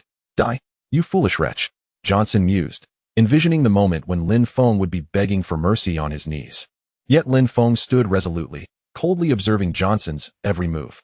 Shortly after departing from Alice, Lin Feng had made his way to Johnson's location, guided by the drone he had dispatched, which had long since pinpointed Johnson's whereabouts. Thus, Lin Feng felt no urgency. Upon arriving behind Johnson, he remained undetected, even taking the time to peruse the chat channel, amused by the ongoing discussions. Lin Feng had already discerned Johnson's surreptitious recording, but such matters were of no consequence to him. A mere glance sufficed for Lin Feng to grasp the situation's essence. Rather than harboring excessive anger towards Johnson's intentions to broadcast his demise, Lin Feng remained indifferent. Who would waste their ire on the deceased? As for the chatter within the channel, it held no significance for Lin Feng. In my life, why should I owe anyone an explanation? With a resounding thud, a heavy object fell within the two-story dwelling. Lin Feng's figure emerged slowly yet decisively from the door. Behind him, Johnson clutched his throat desperately, his eyes wide with horror. As blood gushed from the wound, he futilely attempted to staunch. His body writhed in agony, while beside him lay the bloodied Nepalese knife gripped in his right hand, along with a pair of binoculars and a rudimentary camera, all silently resting near him. To Lin Feng, Johnson's possessions were of little worth. As Lin Feng returned to Alice, where the two shared laughter and camaraderie, Johnson's smart bracelet transmitted its final image, stunning all who beheld it. It was a photograph of Johnson gripping his neck, eyes wide in shock. Though devoid of blood, the implication was unmistakable. What on earth happened? Has Johnson been slashed? Exclaimed one onlooker. Goodness, just half an hour ago. Johnson had shared a photo. How could things have deteriorated so swiftly? Wasn't Johnson a special forces soldier? I had thought Lin Feng and the elven girl were doomed. However, what is the current situation? Who among you can shed some light? It seems implausible. How did the esteemed Lin Feng manage to uncover Johnson's whereabouts? Moreover, the image released just now originates from Johnson's account, as evidenced by the profile picture. It is hard to believe. I had thought that Lin Feng would surely face dire consequences this time, yet I underestimated his prowess. What is the true nature of this unfolding drama? From the images Johnson has been sharing, it appears that Lin Feng should not have discovered him. Yet, how do we account for that recent image posted by Johnson? How did Lin Feng achieve all of this and manage to turn the tables on Johnson? Gu Changsheng interjects. There is no need for further debate. The truth is singular. Allow me to elucidate the situation. From the current circumstances, we have arrived at a definitive conclusion. Johnson has failed, and indeed, is likely deceased. On the other hand, although Lin Feng has not appeared in front of the camera, it is evident that a deceased Johnson could not have posted those images himself. Thus, it is clear that only Lin Feng could have seized Johnson's camera to capture that particular moment. As many are aware, Johnson and the heinous fiend Smith were comrades. And in a bid for vengeance against Smith, Johnson intended to enact his revenge on Lin Feng through a live broadcast. While it remains uncertain whether Lin Feng was aware of Johnson's announcements, this does not alter the outcome. This implies that Lin Feng, in a situation where the enemy lurked in shadows, not only evaded Johnson's potential ambush, but also retaliated effectively. Thus, the situation becomes quite apparent. Johnson is indeed deceased, while Lin Feng remains alive. This indicates two significant truths. First, Lin Feng's strength vastly surpasses that of Johnson. The live broadcast intended to eliminate Lin Feng was, in fact, a countdown to Johnson's own demise. The second truth remains unspoken. If you find my analysis compelling, do follow me. I delve into various trending events with utmost seriousness. My name is Gu Changsheng, and my insights prompt a visceral urge to silence me. What is the second truth? Do enlighten us. I am in awe of Lin Feng. To achieve such a counterstrike, what a remarkable figure. I initially believed Johnson to be a formidable opponent, only to discover he was akin to a novice. Lin Feng shall forever be revered. Do you all recall the last image Johnson posted before his demise? He was feasting on barbecue alongside some fairies. I am utterly in awe. The comparison of men can be quite daunting. Lin Feng, you are truly impressive. Do share a morsel of your bounty, for I am nearly famished. As for the repercussions of that image's release, they were not within Lin Feng's purview. The significance of posting that image was to caution those who might harbor intentions against him. They ought to consider the consequences beforehand. This could avert numerous troubles in the future. Lin Feng returned to Alice's side. Upon seeing him return so swiftly, Alice smiled and said, "Brother, how did you come back so quickly?" Lin Feng chuckled, "Of course. If I don't return, all the delicious food will be devoured by you." Alice replied with a smile, "I would never do that, brother. I will definitely save you a couple of pieces, not just one steak. If I return a bit later, it might not just be a matter of a few steaks, but whether there will even be a cent left to savor. You are truly insufferable." Alice is not that kind of person. Thus unfolded a humble barbecue evening, complete with steaks, ribs, leeks, and beer, amidst the playful banter between Lin Feng and Alice. After the gathering, Lin Feng and Alice retreated to the car to rest. However, before succumbing to slumber, Lin Feng playfully maneuvered Alice to the back seat, much to her displeasure. Regardless, Lin Feng remained resolute in his actions. Waking up each morning to find a stunning cosplaying beauty sprawled on him was simply overwhelming. Now that we are in the back seat, tomorrow morning should be quite different, right? Absolutely. Lin Feng mused as he closed his eyes to sleep. Chapter 47. A drastic change in weather. Coldness approaches. The impact of Johnson's live broadcast, showcasing Lin Feng's demise, continued to reverberate. When Johnson first released the images, Chu Yang had already sent Lin Feng a private message. Having engaged in a few transactions together, they had both been satisfied, thus forming a bond in this apocalyptic world. However, Lin Feng failed to notice Chu Yang's message, likely due to the overwhelming number of private messages he received daily, especially from bold young women. If others were to glimpse those messages, it could lead to quite the scandal. Consequently, Lin Feng generally refrained from checking private messages unless he updated his filtering function. Watching Johnson's step-by-step live stream and the succession of images, Chu Yang couldn't help but feel a twinge of concern.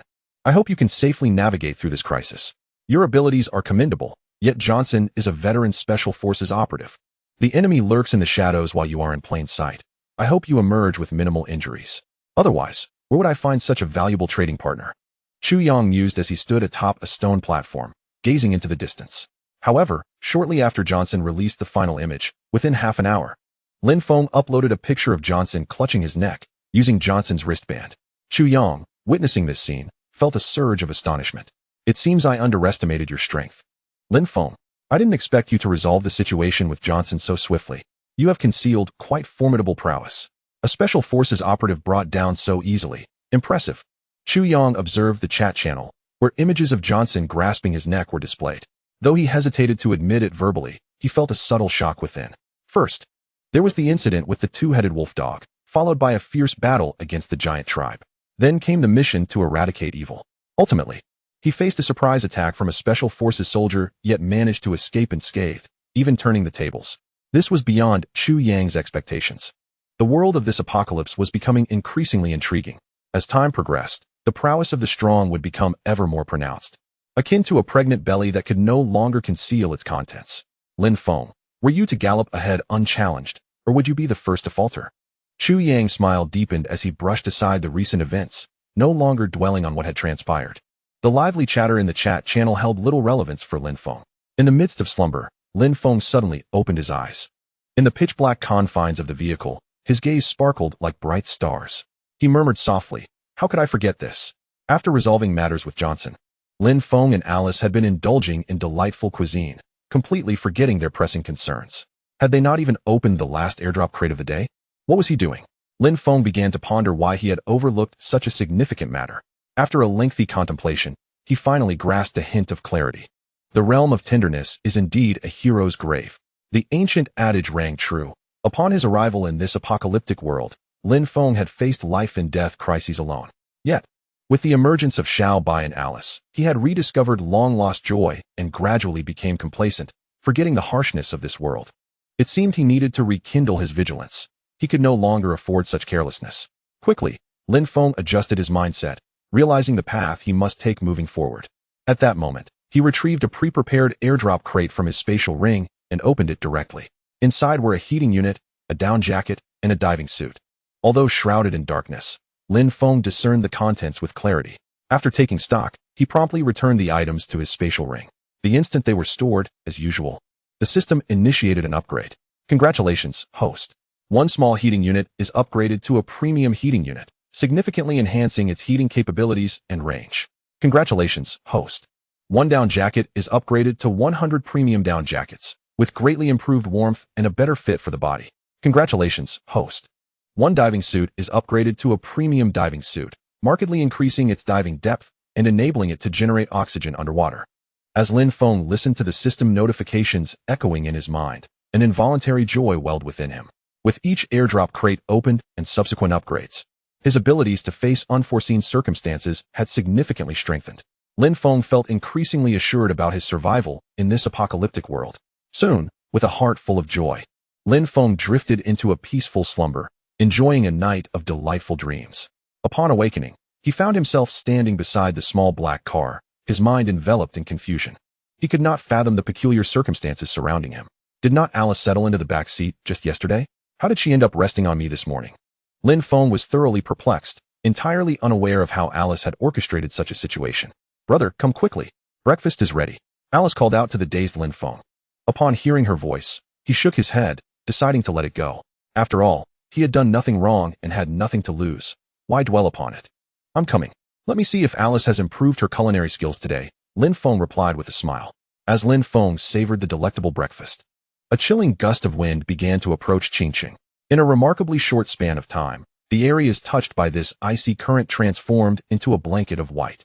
The lush greenery of the forest was soon enveloped in a thick layer of snow. Flakes began to cascade from the sky, and before long, the snowfall intensified in Lin Feng's vicinity. Snow in June? What an odd phenomenon, Lin Feng exclaimed, momentarily taken aback by the sight of the falling snow.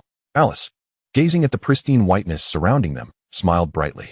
"Brother, the snowflakes are so beautiful, but it seems to be getting a bit chilly." Lin Feng furrowed his brow at the unusual weather. "Dress warmly, Alice. This weather appears quite unusual. We wouldn't want you to fall ill." With that, he retrieved a fine down jacket from his spatial ring and gently draped it over Alice's shoulders. "You're so wonderful, brother," she replied gleefully. The entire world was visibly transformed into a vast expanse of white. The small black car, now in autopilot mode, proceeded towards the designated direction. "Okay, uncle." In this unfamiliar environment, the automatic driving feature proved to be the safest option. The epic-level defense offered by the car was paramount in this apocalyptic world. Meanwhile, in the northern and eastern regions of Qingcheng, a multitude of animals began to converge towards Lin Feng's location. Chapter 48. The Beast Tide Approaches. What has happened? Qingcheng. Snow began to fall in June, a turn of events Lin Feng had not anticipated. This occurrence deepened his understanding of the apocalyptic world, prompting him to adopt a more cautious approach to the forthcoming challenges of survival. "Brother, as the weather grows colder, our speed will significantly diminish. We are already 3 to 4 days away from the Thunder Dragon Egg. With this sudden snowfall, the roads seem even more treacherous, which will greatly prolong our journey. I worry about our kin. If we do not locate the Thunder Dragon Egg soon, I fear our ancestral dwelling may face unforeseen peril."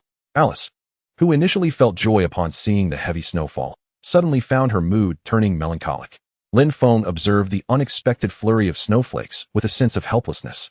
Such weather phenomena are beyond human control, leaving no recourse.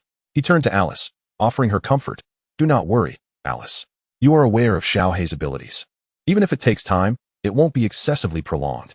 Your kin will be safe. Do not dwell on it too much." Alice nodded and replied, "It's nothing, brother. I merely felt a tinge of sadness upon witnessing the snow." Lin Feng smiled and said, "That is good to hear. Cheer up, Alice. We shall set off soon and see what awaits us. With the change in weather, the bright red airdrop crates should be easier to spot today. Let us see if we can collect more." "Look, brother, what is that on the screen?" Alice exclaimed. Lin Feng quickly turned his gaze to the display. The imagery was relayed from the drone he had deployed, revealing a vast herd of black cattle rushing towards their direction. The stark contrast of the dark figures against the pristine white landscape was striking. The thunderous sound of their hooves reverberated through the ground. "How could there be so many black cattle?" Alice asked in astonishment. Lin Feng scrutinized the drone's live feed, noting that the herd was not far from their current location and that they were directly in the path of the approaching cattle. "Xiaohei, steer into the adjacent garage to allow this herd to pass," he instructed. "Understood, uncle." With that, Xiaohei maneuvered towards the garage. In a matter of moments, the massive black cattle thundered past Lin Feng and Alice. Each beast was considerably larger than an ordinary water buffalo, their formidable horns sharper and more pronounced. It seemed that the creatures of this post-apocalyptic world were notably grand in stature, be it the two-headed wolfhounds or the giants. Yet, Lin Feng pondered why Alice and the Goblin clan remained so diminutive. However, this was merely a fleeting thought within Lin Feng's mind. He trusted that, with the passage of time, the secrets of this apocalyptic realm would unveil themselves to him. "Brother, look, what is at the end of that herd of black cattle?" Alice inquired.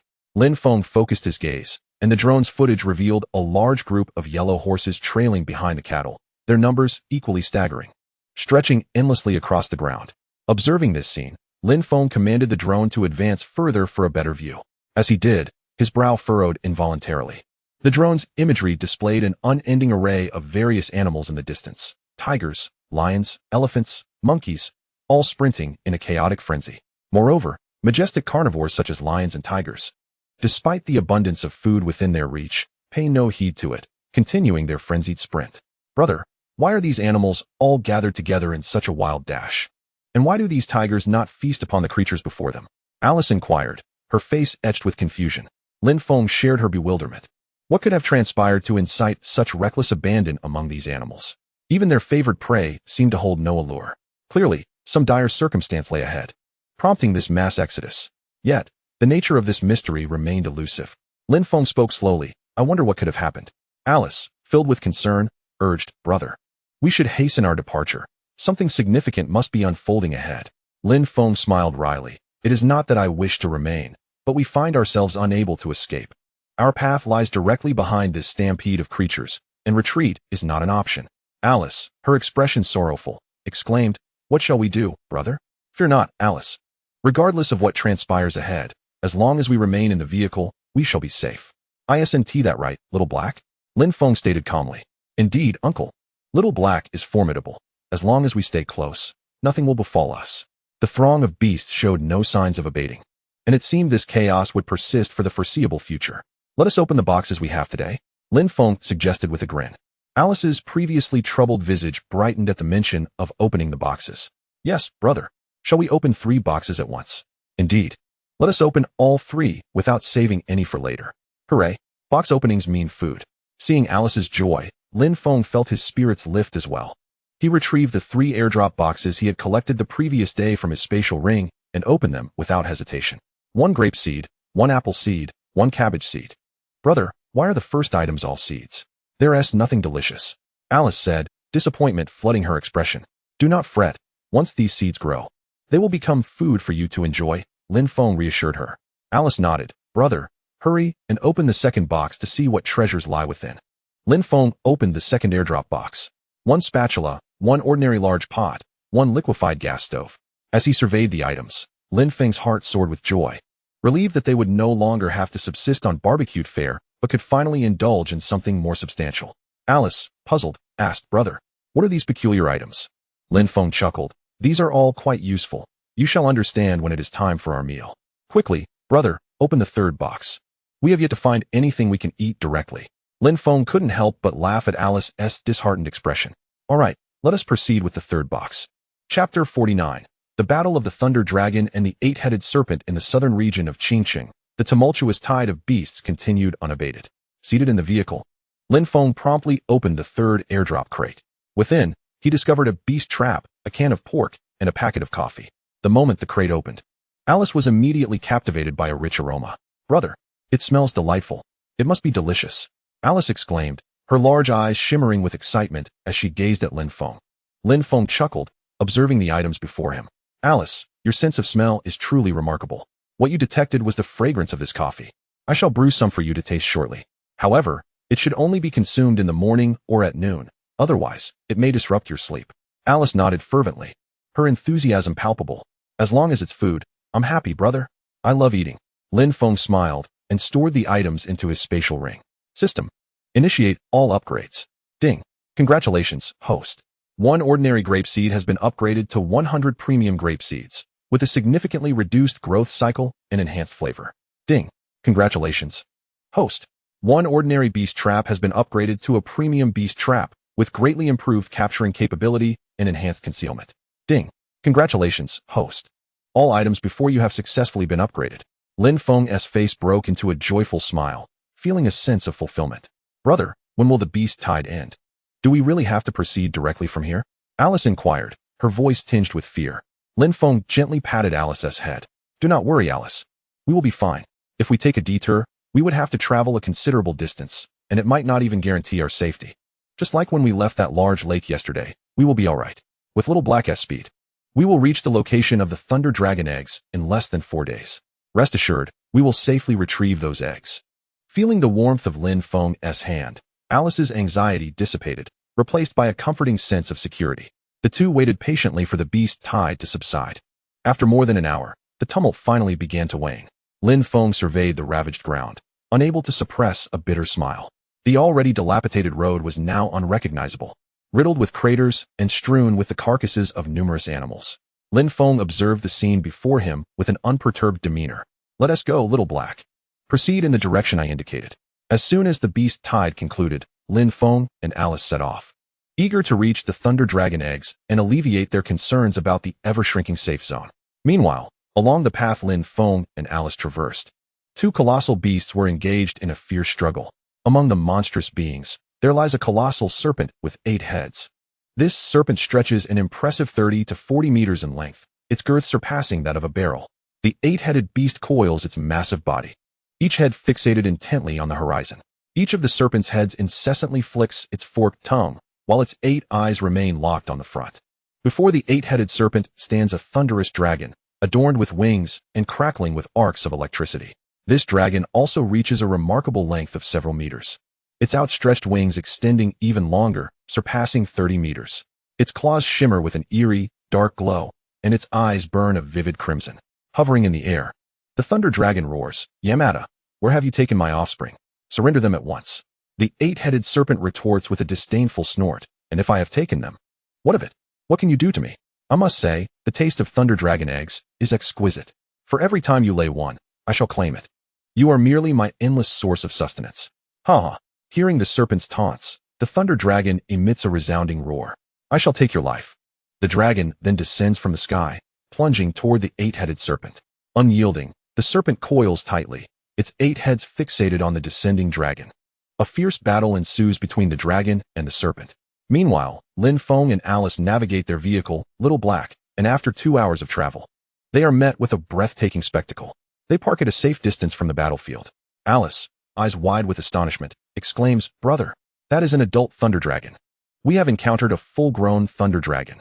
Lin Feng, witnessing the scene himself, had parked far from the conflict for safety. He turns to Alice and says, "Alice, is this truly an adult thunder dragon? It appears even larger than I had imagined." Alice suggests, "Brother, perhaps we should leave. It feels too dangerous." Lin Feng, however, remains fixated on the fierce clash before them. He reassures Alice, "There is no need to worry, Alice. We are merely observing from a distance. We are safe." Comforted by Lin Feng's words, Alice watches the dramatic showdown between the thunder dragon and the 8-headed serpent. Yet, Lin Feng is plagued by a question. If the adult thunder dragon is engaged in battle with the 8-headed serpent, it seems the serpent is not the dragon's equal, and defeat is merely a matter of time. However, how did Alice acquire 2 thunder dragon eggs? A significant question looms in Lin Feng's mind. The confrontation before him presents a rare opportunity. As the saying goes, when 2 tigers fight, one will surely be wounded. Lin Feng waits in anticipation for a chance to seize the moment. "Return my children, you beastly Yamada." The thunder dragon unleashed a tremendous bolt of lightning, striking one of the 8 heads of the Yamada no Orochi directly. The head exploded, scattering flesh and blood in every direction. "Heh, all living beings are meant to be utilized. It is your honor that I have consumed your egg. What can you possibly do to me, ha ha ha?" Yet, the loss of one head did not faze Yamada no Orochi in the slightest. Its central eye grew even colder and more sinister. As the thunder dragon and the Yamada no Orochi battled fiercely, Lin Feng began to grasp the unfolding situation.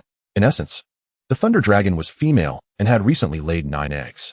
During her absence in search of food, Yamada no Orochi had stealthily stolen 5 of those eggs. Now, the thunder dragon had discovered the culprit, leading to this monumental clash. Lin Feng observed the scene with a detached demeanor. Soon, the battle between the thunder dragon and Yamada no Orochi reached its zenith. Chapter 50. The battle concludes. An ominous aura surrounds you in a corner of Qingqing. Lin Feng and Alice sheltered in their vehicle, witnessing the fierce confrontation between the thunder dragon and Yamada no Orochi. The moment of reckoning was imminent. Lin Feng spoke coolly. "Alice, how do you know they are about to engage in a decisive battle?" Alice turned, puzzled. "Brother, how do you know?" Lin Feng replied, "Intuition." Meanwhile, the Yamada no Orochi, having lost 1 head, focused its remaining 7 heads intently on the thunder dragon. After the thunder dragon obliterated one of its heads, it soared into the sky. Once it steadied itself in midair, it began to inhale deeply, causing its belly to visibly swell. In contrast, Yamada no Orochi coiled its body, the remaining heads continuously expelling venom while fixated on the thunder dragon above. Soon, the thunder dragon had gathered its energy. With its massive wings, it summoned a tempest. Then, it dove down from the heavens, hurtling towards Yamada no Orochi, which braced itself, its body writhing in preparation. As the thunder dragon descended, mere moments from colliding with Yamada no Orochi, it released a blinding flash of electricity. In the midst of the battlefield, visibility was obliterated. Alice shielded her eyes, exclaiming, "Brother, it's so bright, I can't see anything." Lin Feng, however, remained transfixed, his eyes unaffected by the dazzling light. After undergoing the transformation of his steel body, he was impervious to such brilliance. Time seemed to stretch indefinitely until the blinding light finally dissipated. The battlefield lay in ruins, devoid of the thunder dragon's presence. Only the last remaining head of Yamada no Orochi remained, surrounded by blood and fragments of flesh scattered across the stark white terrain, starkly visible against the snowy backdrop. The body of the Yamada no Orochi lay in tatters. The most terrifying aspect was a segment of its form, which was nearly reduced to a mere patch of skin barely clinging together. Alice gazed at the scene before her, her eyes filled with astonishment as she exclaimed, "Brother, did the thunder dragon win? Why can't I see its figure? What on earth just happened?" Lin Feng smiled at Alice and replied, "It seems that the thunder dragon has triumphed. I too could not see it moments ago. Stay here while I investigate the Yamada no Orochi."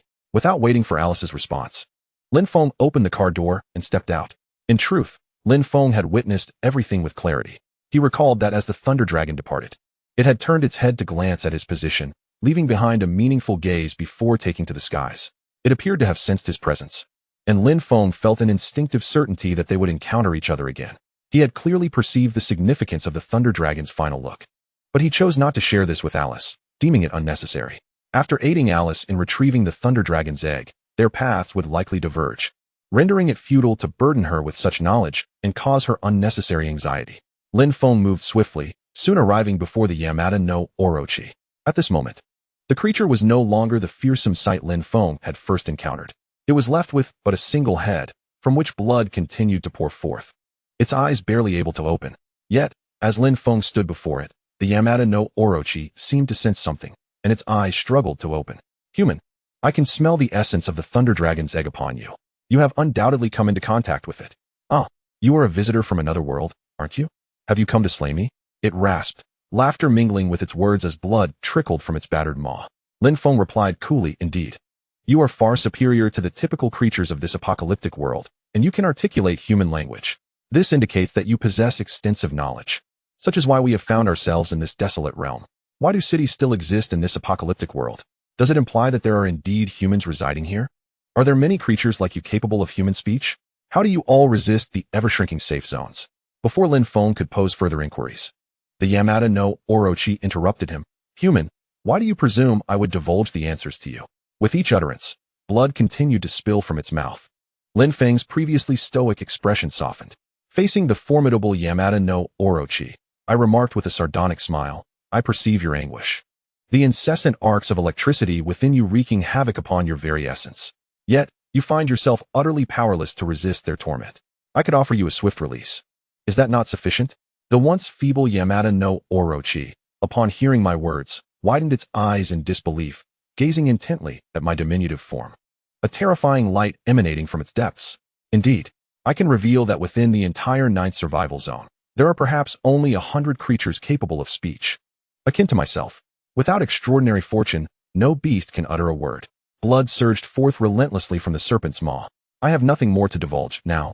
Grant me the mercy of a swift end. The once mighty aura of the Yamada no Orochi had vanished, replaced by a pallor of despair and the unmistakable visage of suffering. I furrowed my brow momentarily, but retrieved from my spatial ring the exquisite long blade, upgraded by the system. The blade gleamed with a pristine brilliance, and as I drew it forth, a soft chime resonated through the air. I positioned the blade at the center of the serpent's forehead. Do you have any final words? One stroke, and your torment shall cease. The Yamada no Orochi merely blinked, silent. With a sigh, I thrust the blade forcefully into its skull. A sickening sound echoed as the blade penetrated its cranium. The serpent convulsed twice before succumbing to stillness. However, I stood frozen, the bloodied blade in hand. For mere moments before its demise, the creature uttered a final, haunting phrase.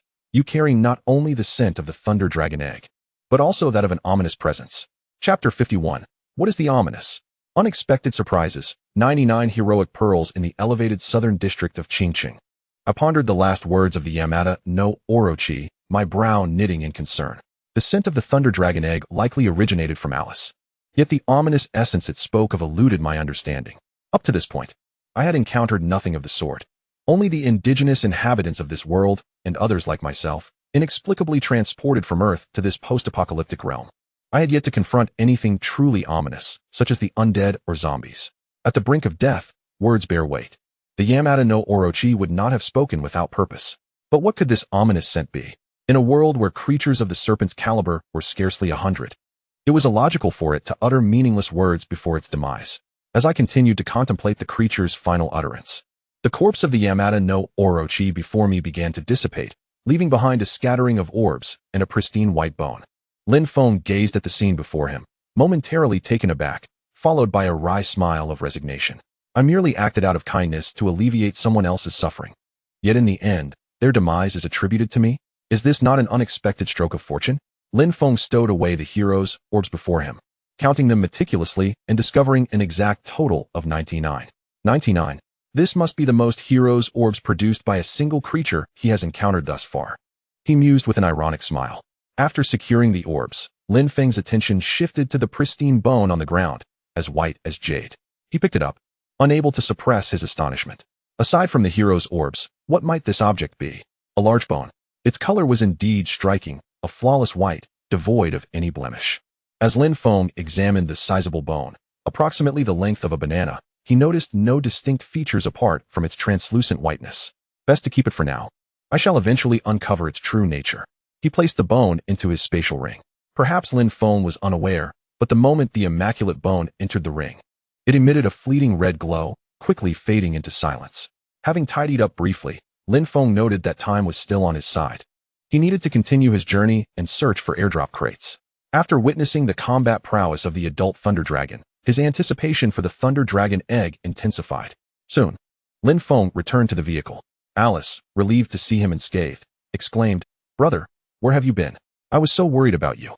Prior to Lin Feng's departure, he had instructed Little Black to fog the car's windows, leaving them oblivious to the outside events. Lin Feng smiled at Alice, reassuring her, "It's nothing to worry about.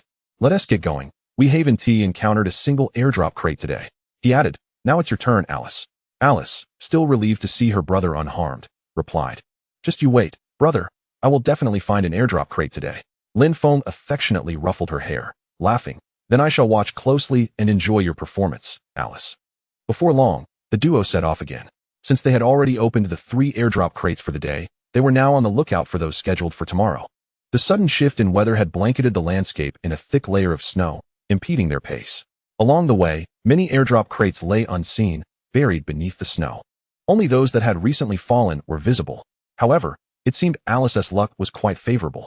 Within less than an hour, they stumbled upon an airdrop crate by the roadside. Alice joyfully exclaimed, "Brother, did you see that? Alice is quite impressive. Another airdrop crate." Lin Feng chuckled. "Alice is truly the best. She'll prepare a delightful meal for you this evening." Alice exclaimed, "Yay, we're going to have a feast tonight.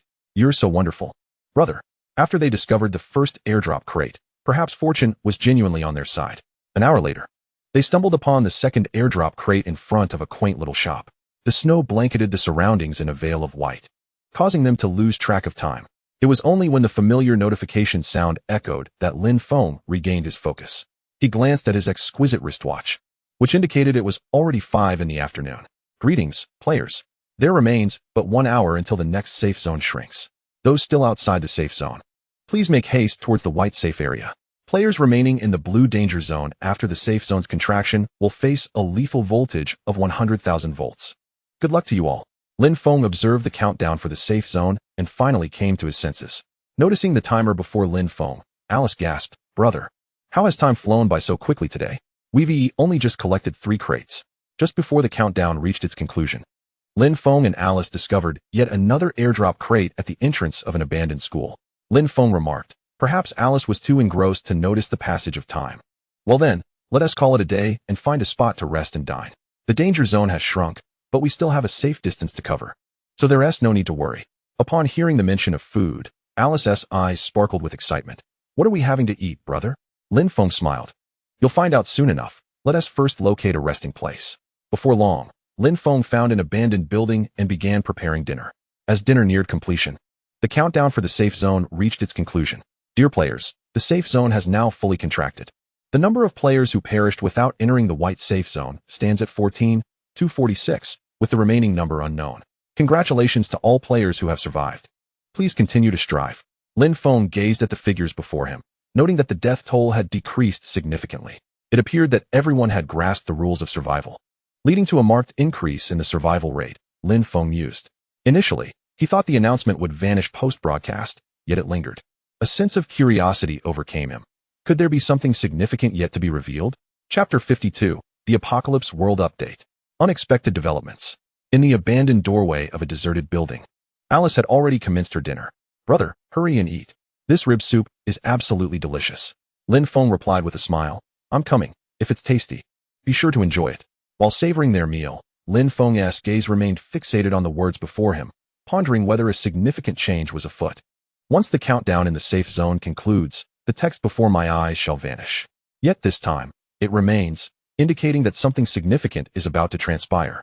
As Lin Feng anticipated, dear players, the world of the apocalypse is on the brink of a monumental update. This update will occur without downtime, ensuring that players can continue to access the marketplace, chat channels, and other functionalities seamlessly. Firstly, the update will unveil the transaction volume leaderboard. The more trades conducted, the higher the ranking. Trading data will refresh daily, and the names of the top 10,000 trading players will be displayed prominently on the leaderboard.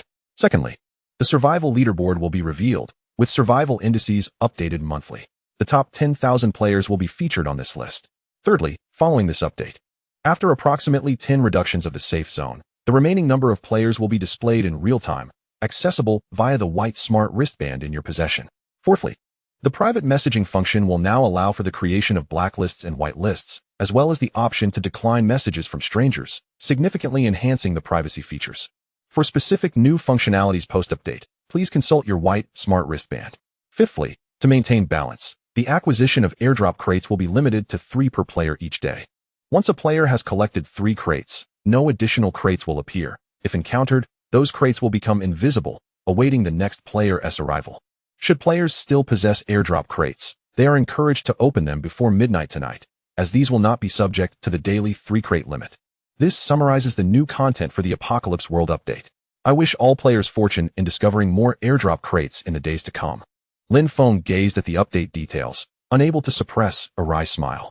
Why did it feel so decidedly aimed at him? While the initial aspects were favorable, the restriction of opening only 3 airdrop crates daily seemed to imply that he alone had been fortunate enough to encounter more crates thus far. With his automobile hastening his travel, the likelihood of encountering airdrop crates had increased. It appeared he had indeed opened 3 crates every day. This update, while not wholly disadvantageous for Lin Feng, did not offer any significant benefits either. It merely meant he could no longer preemptively gather airdrop crates. Nevertheless, a clear advantage emerged. He would no longer be plagued by incessant private messages, having the option to refuse communications from unknown individuals. Had it not been for Lin Feng's remarkable self-discipline, merely reading the private messages could have led to a depletion of his mental resources. Lin Feng sighed. Alice's thoughts were consumed by food, neglecting the updates displayed before Lin Feng. However, she still caught the sound of his sigh. "Brother, what's wrong? Why are you sighing?" she asked, slurping a spoonful of rib soup as she glanced at him. Lin Feng replied with a smile, "It's nothing, Alice. Come on, eat quickly, and then get some rest. You must have been frightened today. It's best to rest early." Seeing that Lin Feng appeared untroubled, Alice felt reassured. "All right, brother." Lin Feng couldn't help but smile at her demeanor. For Alice, the only source of concern was the Thunder Dragon egg. As long as she could retrieve it, she would be the happiest. If she could also enjoy delicious food daily, then it would truly be a joyful day, Lin Feng mused. Snowflakes continued to drift from the sky as Alice and Lin Feng soon finished their modest dinner. "Alice, you should head back to rest," Lin Feng suggested. "But what about you, brother?" she inquired. "I'll stay a little longer to clean up before returning," he said. After pondering for a moment, Alice replied, "All right then, brother. But please come quickly. I still feel a bit scared alone." Lin Feng gently patted Alice's head, assuring her, "Don't worry, I'll be back shortly." Watching as Alice returned to the little black vehicle, he felt at ease enough to activate his smart wristband. With this update, a trading leaderboard had emerged, as well as a survival index. Lin Feng wondered what rank he might achieve this time. "First, I need to filter my private messages, otherwise I won't know which ones are important amidst the bold messages from various girls," he muttered. Upon accessing the smart wristband, his first task was to block messages from strangers, allowing only designated individuals to contact him. Communication among a few close friends remained unrestricted, though he had only a handful of friends on the platform. After configuring the settings, Lin Feng took a cursory glance at the survival leaderboard. The trading chart held no mysteries for him, as he was the one with the highest trading volume. This was no surprise. However, the survival leaderboard was a different matter altogether. Upon opening it, he was taken aback to discover that he held the top rank. Am I truly the #1 survivor at this moment?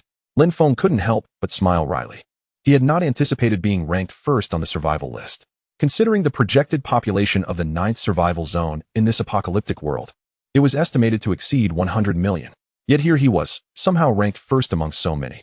Lin Feng felt a mixture of surprise and a hint of suspicion. From what he had gathered, he was the only one in this world possessing a system. The mere opening words heralded the acquisition of the most elite gear in this apocalyptic realm, so Lin Feng was not overly surprised. He chuckled, "It seems fortune favors me. My journey begins with a top-tier SUV."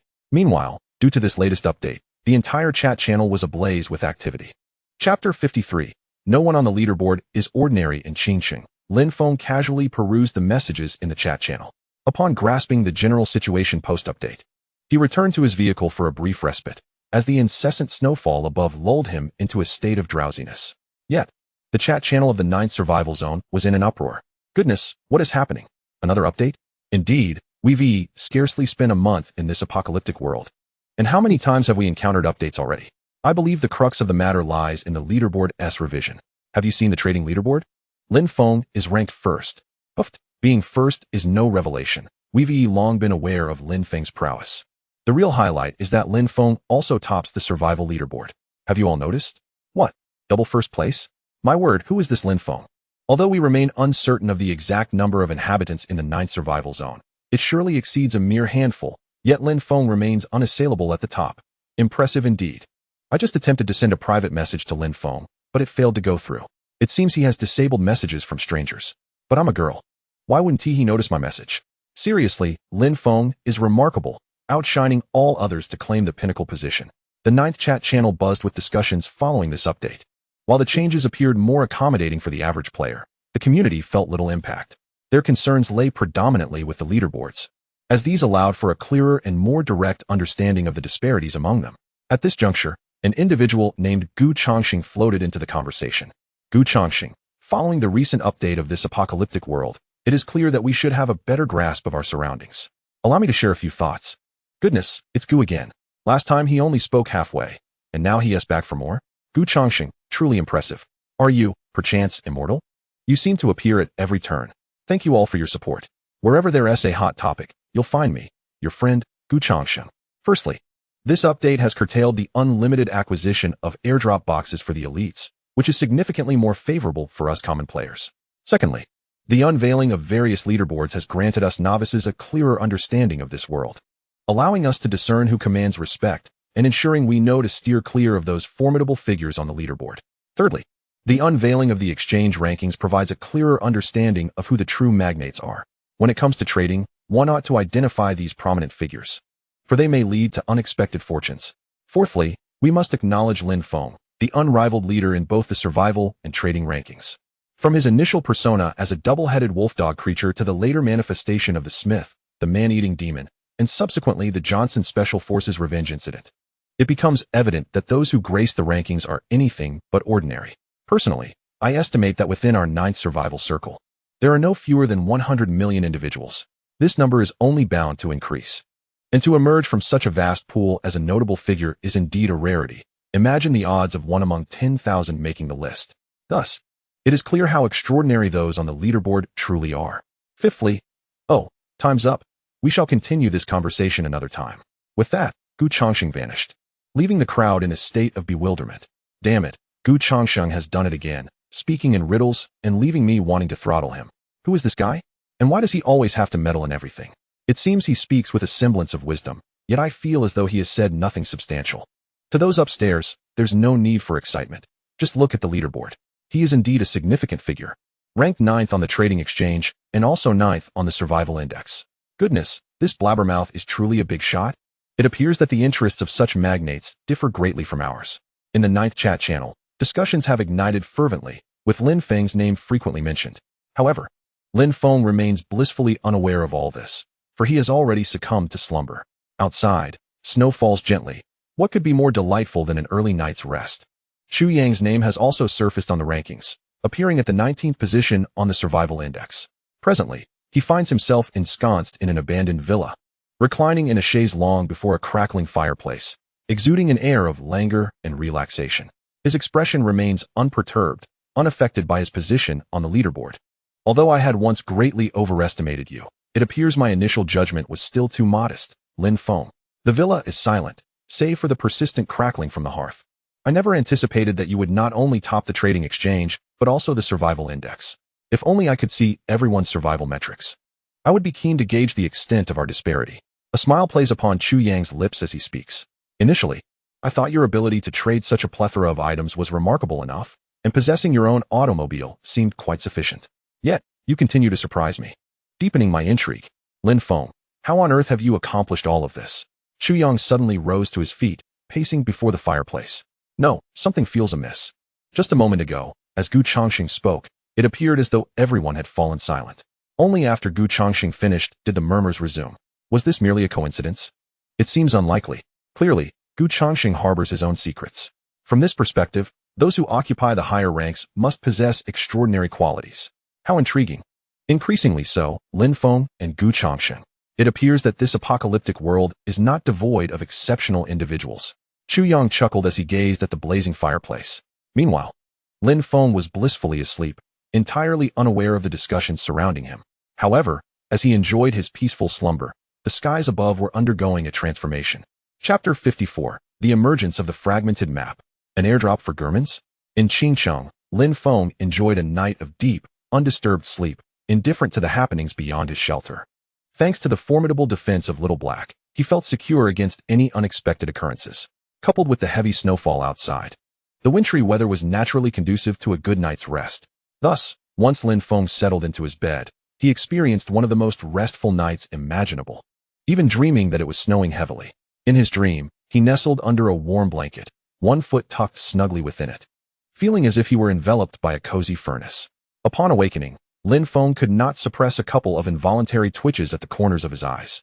Alice remained nestled in his embrace, her form draped over him, her arms tightly wrapped around his waist. The dream of holding the blanket closely translated into reality.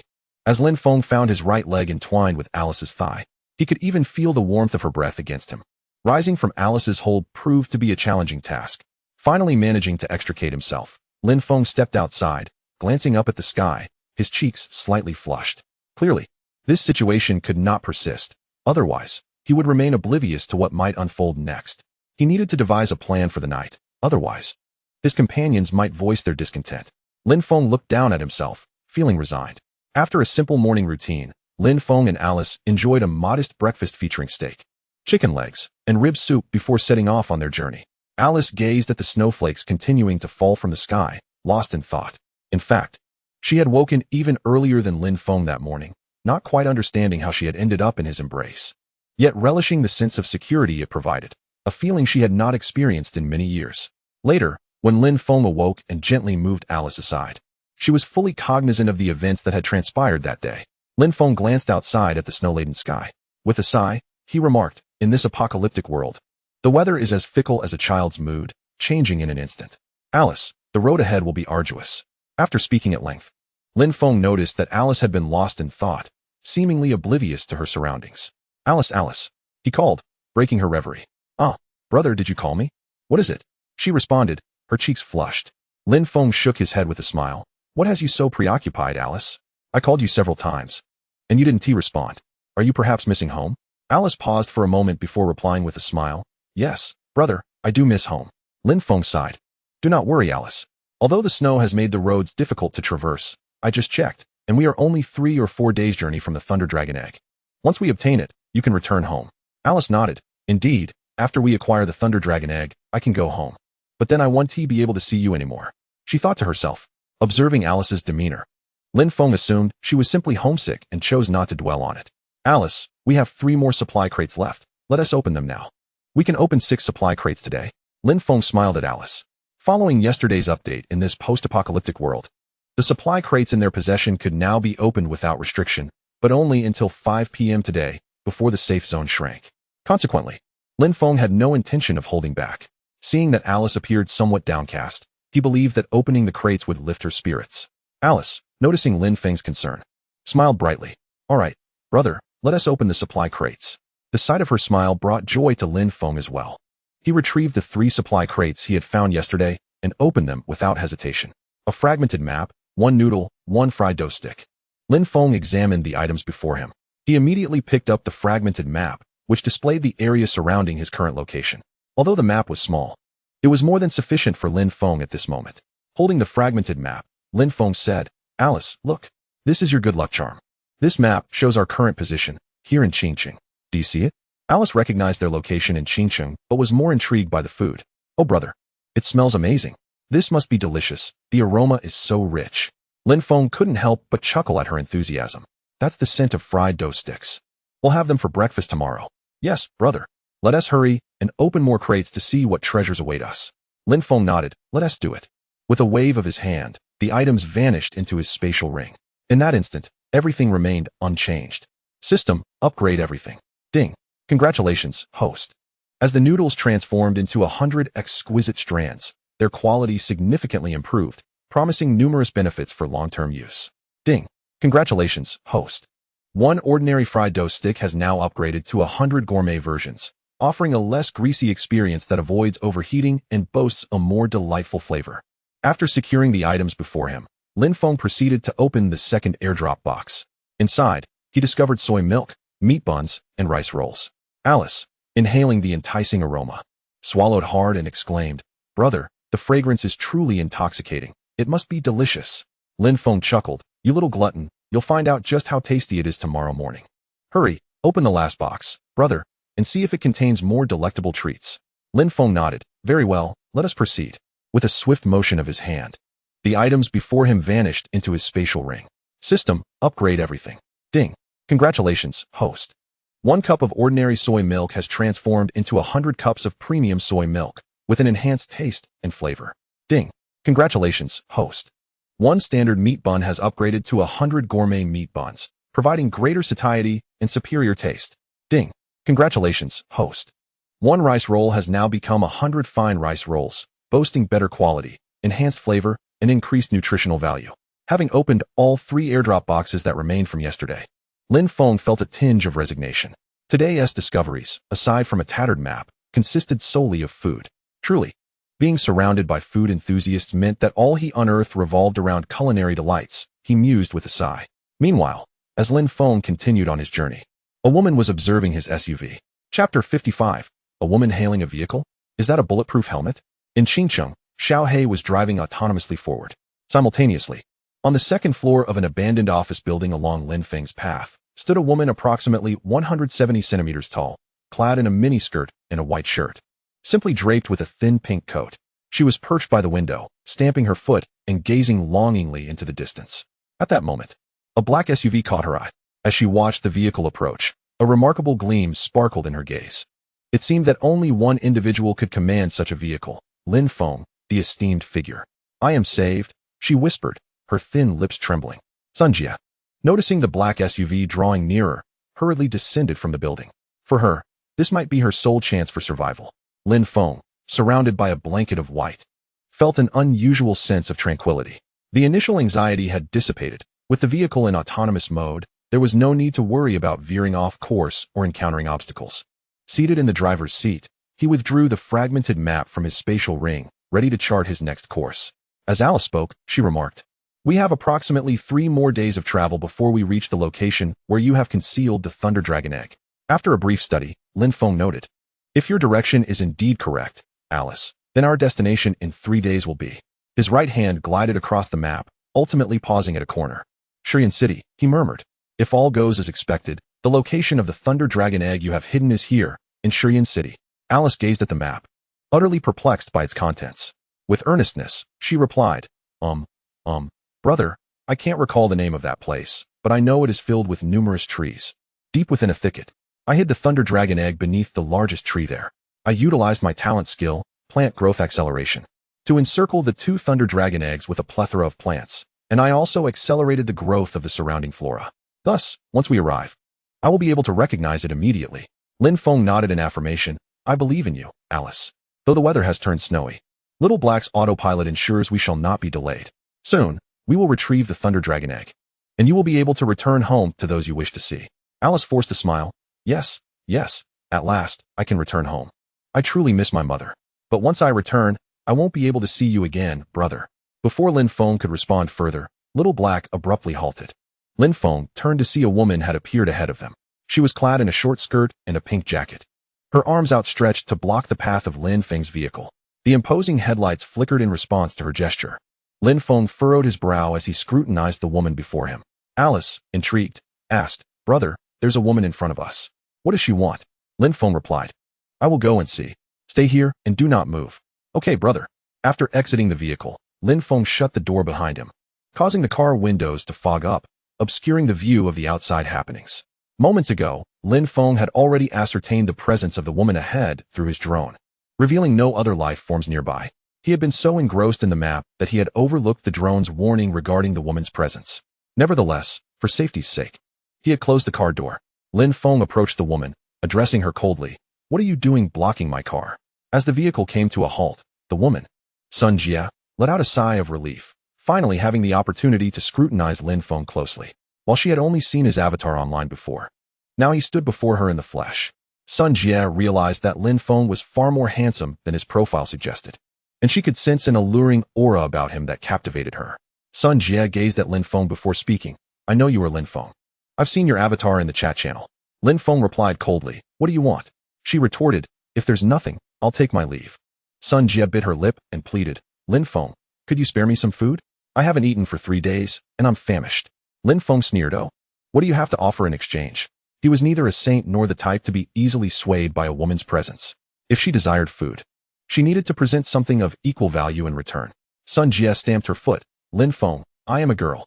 You have so much food. Can't you share a little? Lin Feng coldly smirked and turned to leave. Why should I give you anything? He thought, choosing to ignore her. As he walked away, Sun Jie called after him. Lin Feng, I possess a blueprint for a bulletproof helmet. I will trade it with you. This caught Lin Feng's attention, halting his steps. Did this woman truly possess such a blueprint? He turned back, coldly stating, if you have the blueprint for a bulletproof helmet, why not list it in the trading post? You could acquire food directly that way. With a hint of frustration, Sun Jie replied, who can afford the price these days? I don't wish to sell such a valuable item cheaply. Lin Feng nodded, then listed in the trading post, I will provide you with food and water, ensuring mutual benefit.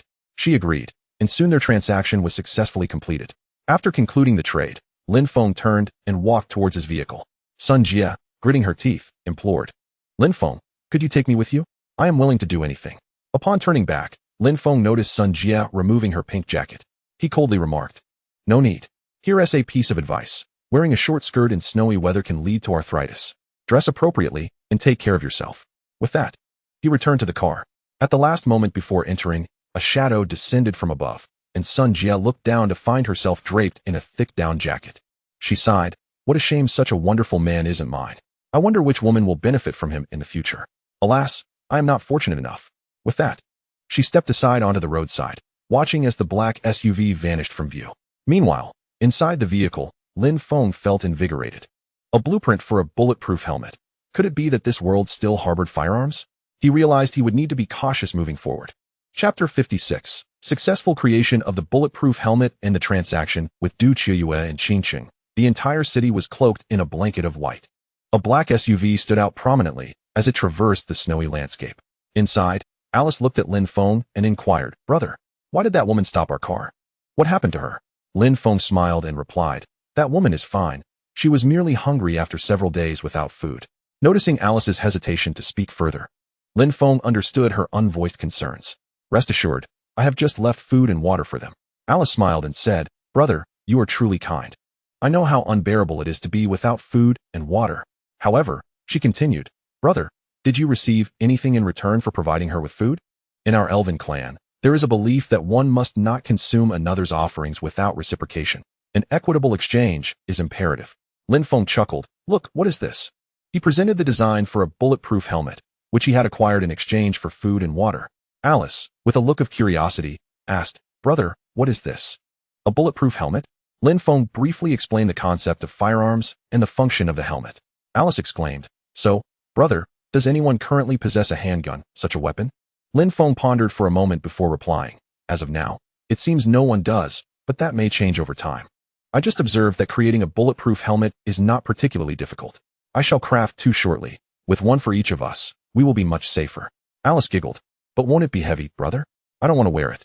Lin Feng paid no heed to Alice's whims. The priority of survival outweighed concerns about weight, a fact that required no further elaboration. Moreover, once completed, the helmet would undergo a system upgrade. Provided all goes smoothly, it could be elevated to a superior quality. Invisibility would certainly be a built-in feature, so there was no cause for concern. Today, the 3 airdrop crates had all been opened, and following the system update, one could only acquire 3 airdrop crates per day. Hence, the speed at which Xiaohe operated today was notably swift.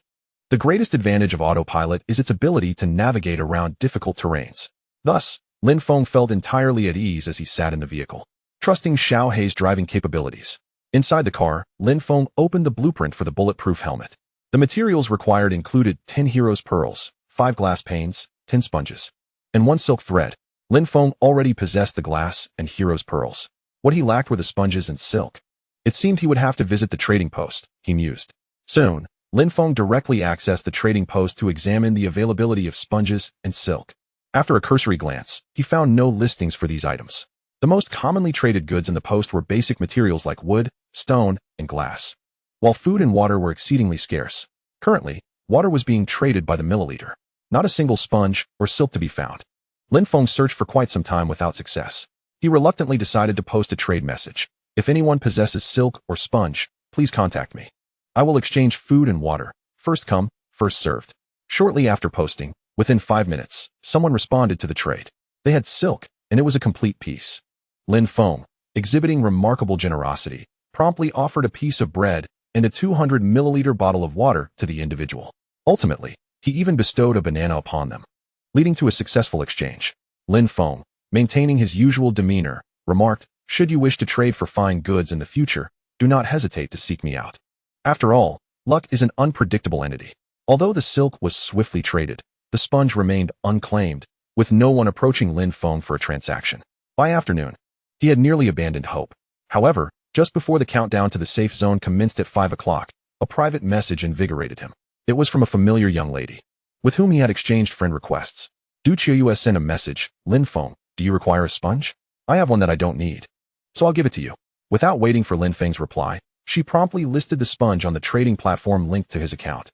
Soon, Lin Feng found himself in possession of that single sponge, bringing him considerable joy, as it enabled him to craft a bulletproof helmet. Nonetheless, he was not one to accept gifts without reciprocation.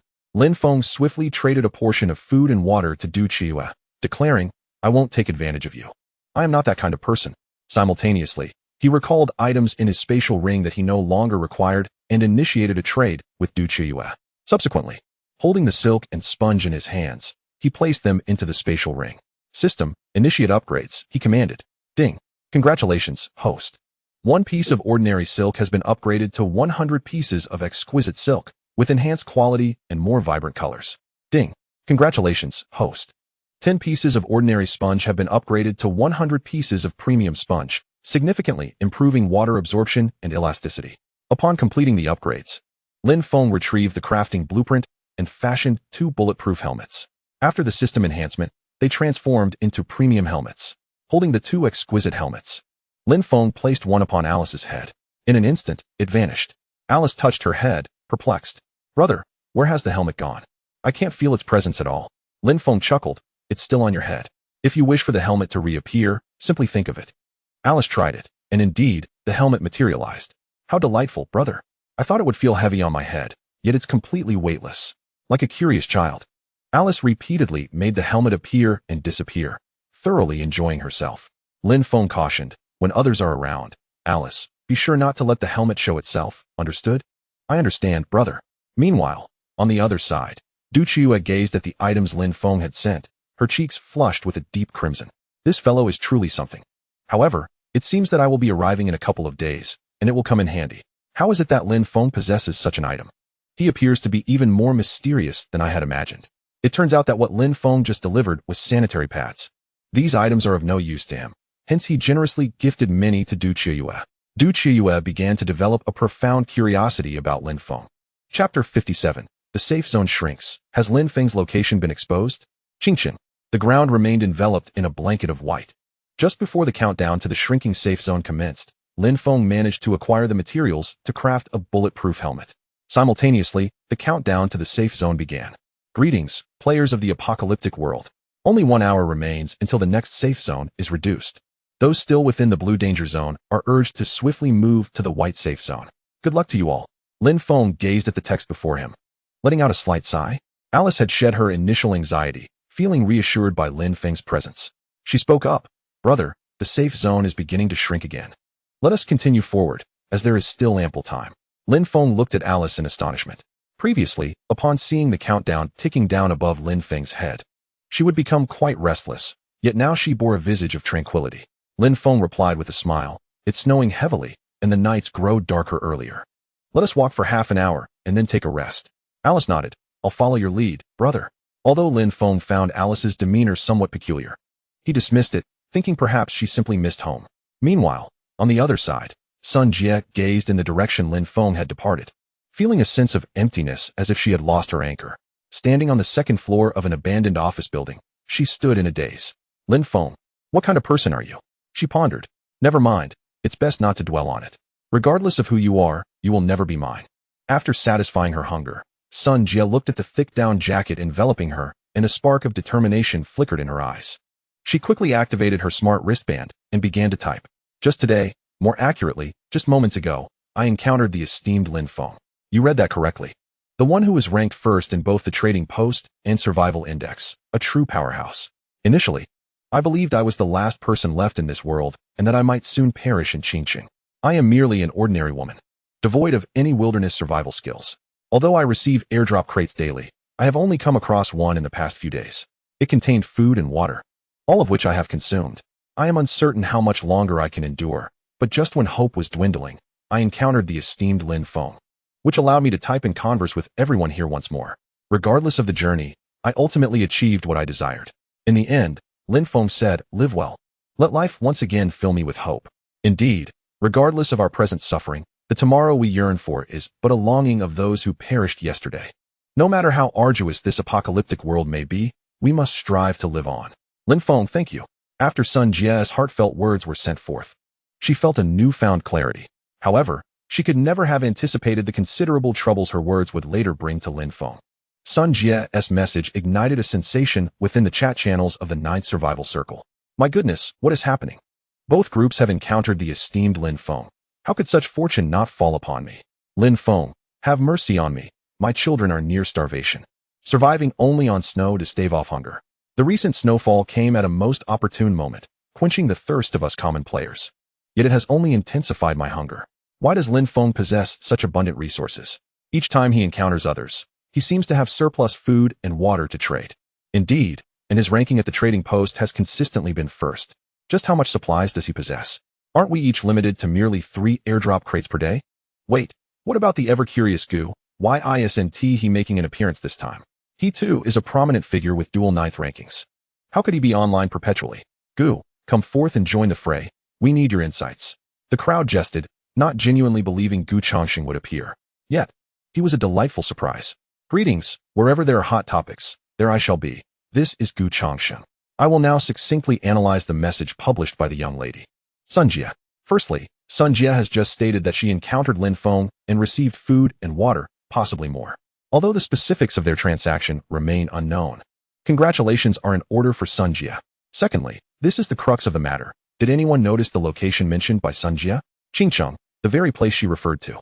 While we do not fully comprehend the expanse of this apocalyptic realm, I surmise there must be boundaries. Lin Feng, as of a few hours ago, was still within the confines of Qingcheng, so pay heed. Ladies of Qingcheng, this is your chance, but a friendly warning. If you lack confidence in your appearance, do not venture forth lightly. Lastly, I shall refrain from further comments. Those who understand, understand. Until next time as hot topic, this is Gu Changxing. With Gu Changxing's astute analysis, the crowd was instantly invigorated. Goodness, Lin Feng is currently in Qingqing. I must meet him. I am the master of disguise. Yet I ponder, where am I right now? Gu Changxing is indeed impressive, a worthy figure of dual 9th rankings. He succinctly captures the essence of the moment with just a few words. Alas, even though I am aware of Lin Feng's whereabouts, it is of no consequence, for I am utterly lost myself. To date, I have yet to experience the contraction of a safe zone. I cannot help but wonder if you are merely toying with me. How enviable it must be for those who have never witnessed the shrinking of a safe zone. For it indicates that one resides in the vicinity of the center, free from immediate concerns regarding its reduction.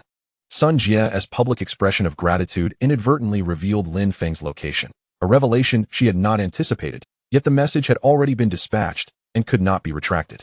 All she could do was pray that her indiscretion would not endanger Lin Feng. Although much of the banter was lighthearted, just next door in Ying City, someone had already set their sights on Lin Feng. The position of Ying City lies directly above Qing City, marking it as an essential route for Lin Feng's journey.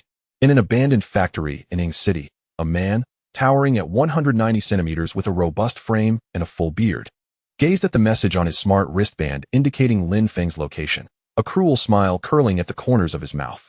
Chapter 58. The First Complete Dinner. Whose private message? In Qing City, Lin Feng had discovered a deserted and uninhabited villa area.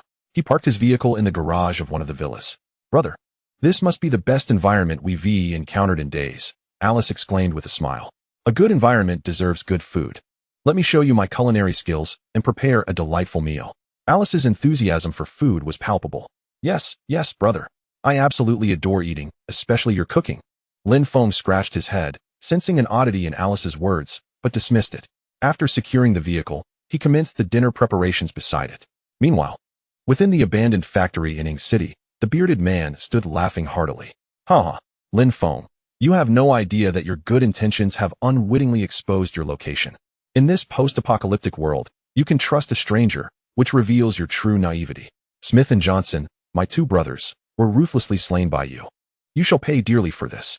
Everything you possess will ultimately belong to me, your vehicle, and even that elven maiden of yours. I, Jones, will not allow my brother's sacrifices to be in vain. Turning to his companions, who lounged about the factory, he declared, Brothers, I have pinpointed the location of the one who murdered our kin. He is in Qing City. What? The one named Lin Feng is in Qing City? That's right next door. Indeed, boss, but how do you know Lin Feng's location? Could it be a trap? Regardless of whether it is a trap, I am determined to avenge Johnson and Smith. They were our brothers, and they cannot die without reason. Jones reassured them, Fear not. I have confirmed that the information is genuine. You need only to access the chat channel to understand. Lin Feng, while in Qingcheng, is assuredly in a safe zone that spawns from the bottom up. Thus, we merely need to quietly await Lin Feng's inevitable approach. Jones seems to have had a revelation. He coldly remarked, This time, I shall ensure that Lin Feng pays a heavy price. No one should be foolish enough to engage in any graphic live broadcasts. Understood? Understood. Boss, came the chorus of acknowledgement. Lin Feng, however, remained oblivious to the happenings within the chat channel. Even if he were aware, it would not trouble him.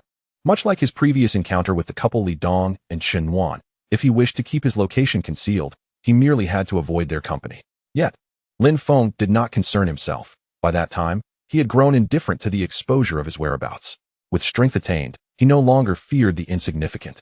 Now that he had gathered nearly all the necessary ingredients and cooking tools, Lin Feng was quite enthusiastic about preparing a meal. He set about crafting rib soup, spicy beef, stir-fried chives, and pan-seared steak. While his culinary skills may not be exceptional, they were sufficient for simple home-cooked fare. Moreover, the ingredients were premium selections enhanced by the system, requiring little more than proper cooking to yield a delicious feast. Soon enough, he completed his first full dinner in this apocalyptic world. Come, Alice, dinner is ready. Lin Feng wielded a spatula, placing the final piece of seared steak onto the plate. Wow, it smells amazing, brother. You're truly remarkable, Alice exclaimed, her eyes wide with delight.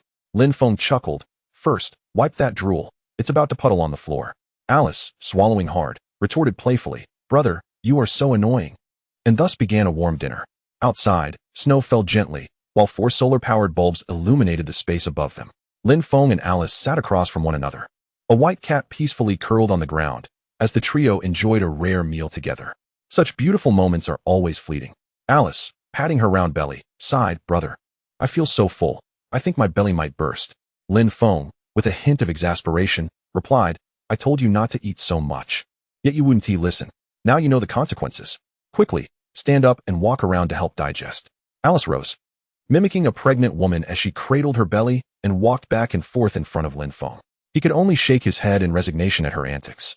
After a brief cleanup, the time reached the final second of the safe zone countdown. Greetings, players. The safe zone has now completed its contraction. The number of players who perished outside the safe zone stands at 24,156, while the remaining count is unknown. Congratulations on surviving.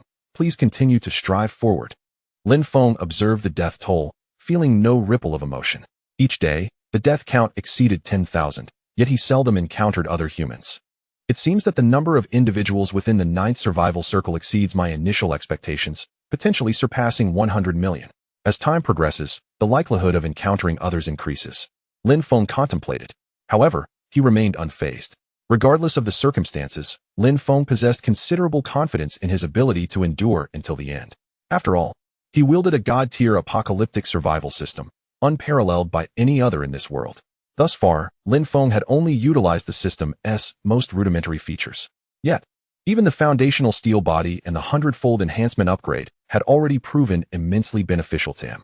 The capability of the steel body had elevated Lin Feng's physique to its most optimal state, while the 100-fold enhancement upgrade opened the door to boundless resources. Nevertheless, Lin Feng trusted that, as time advanced, the apocalyptic survival system would unveil further surprises in store for him.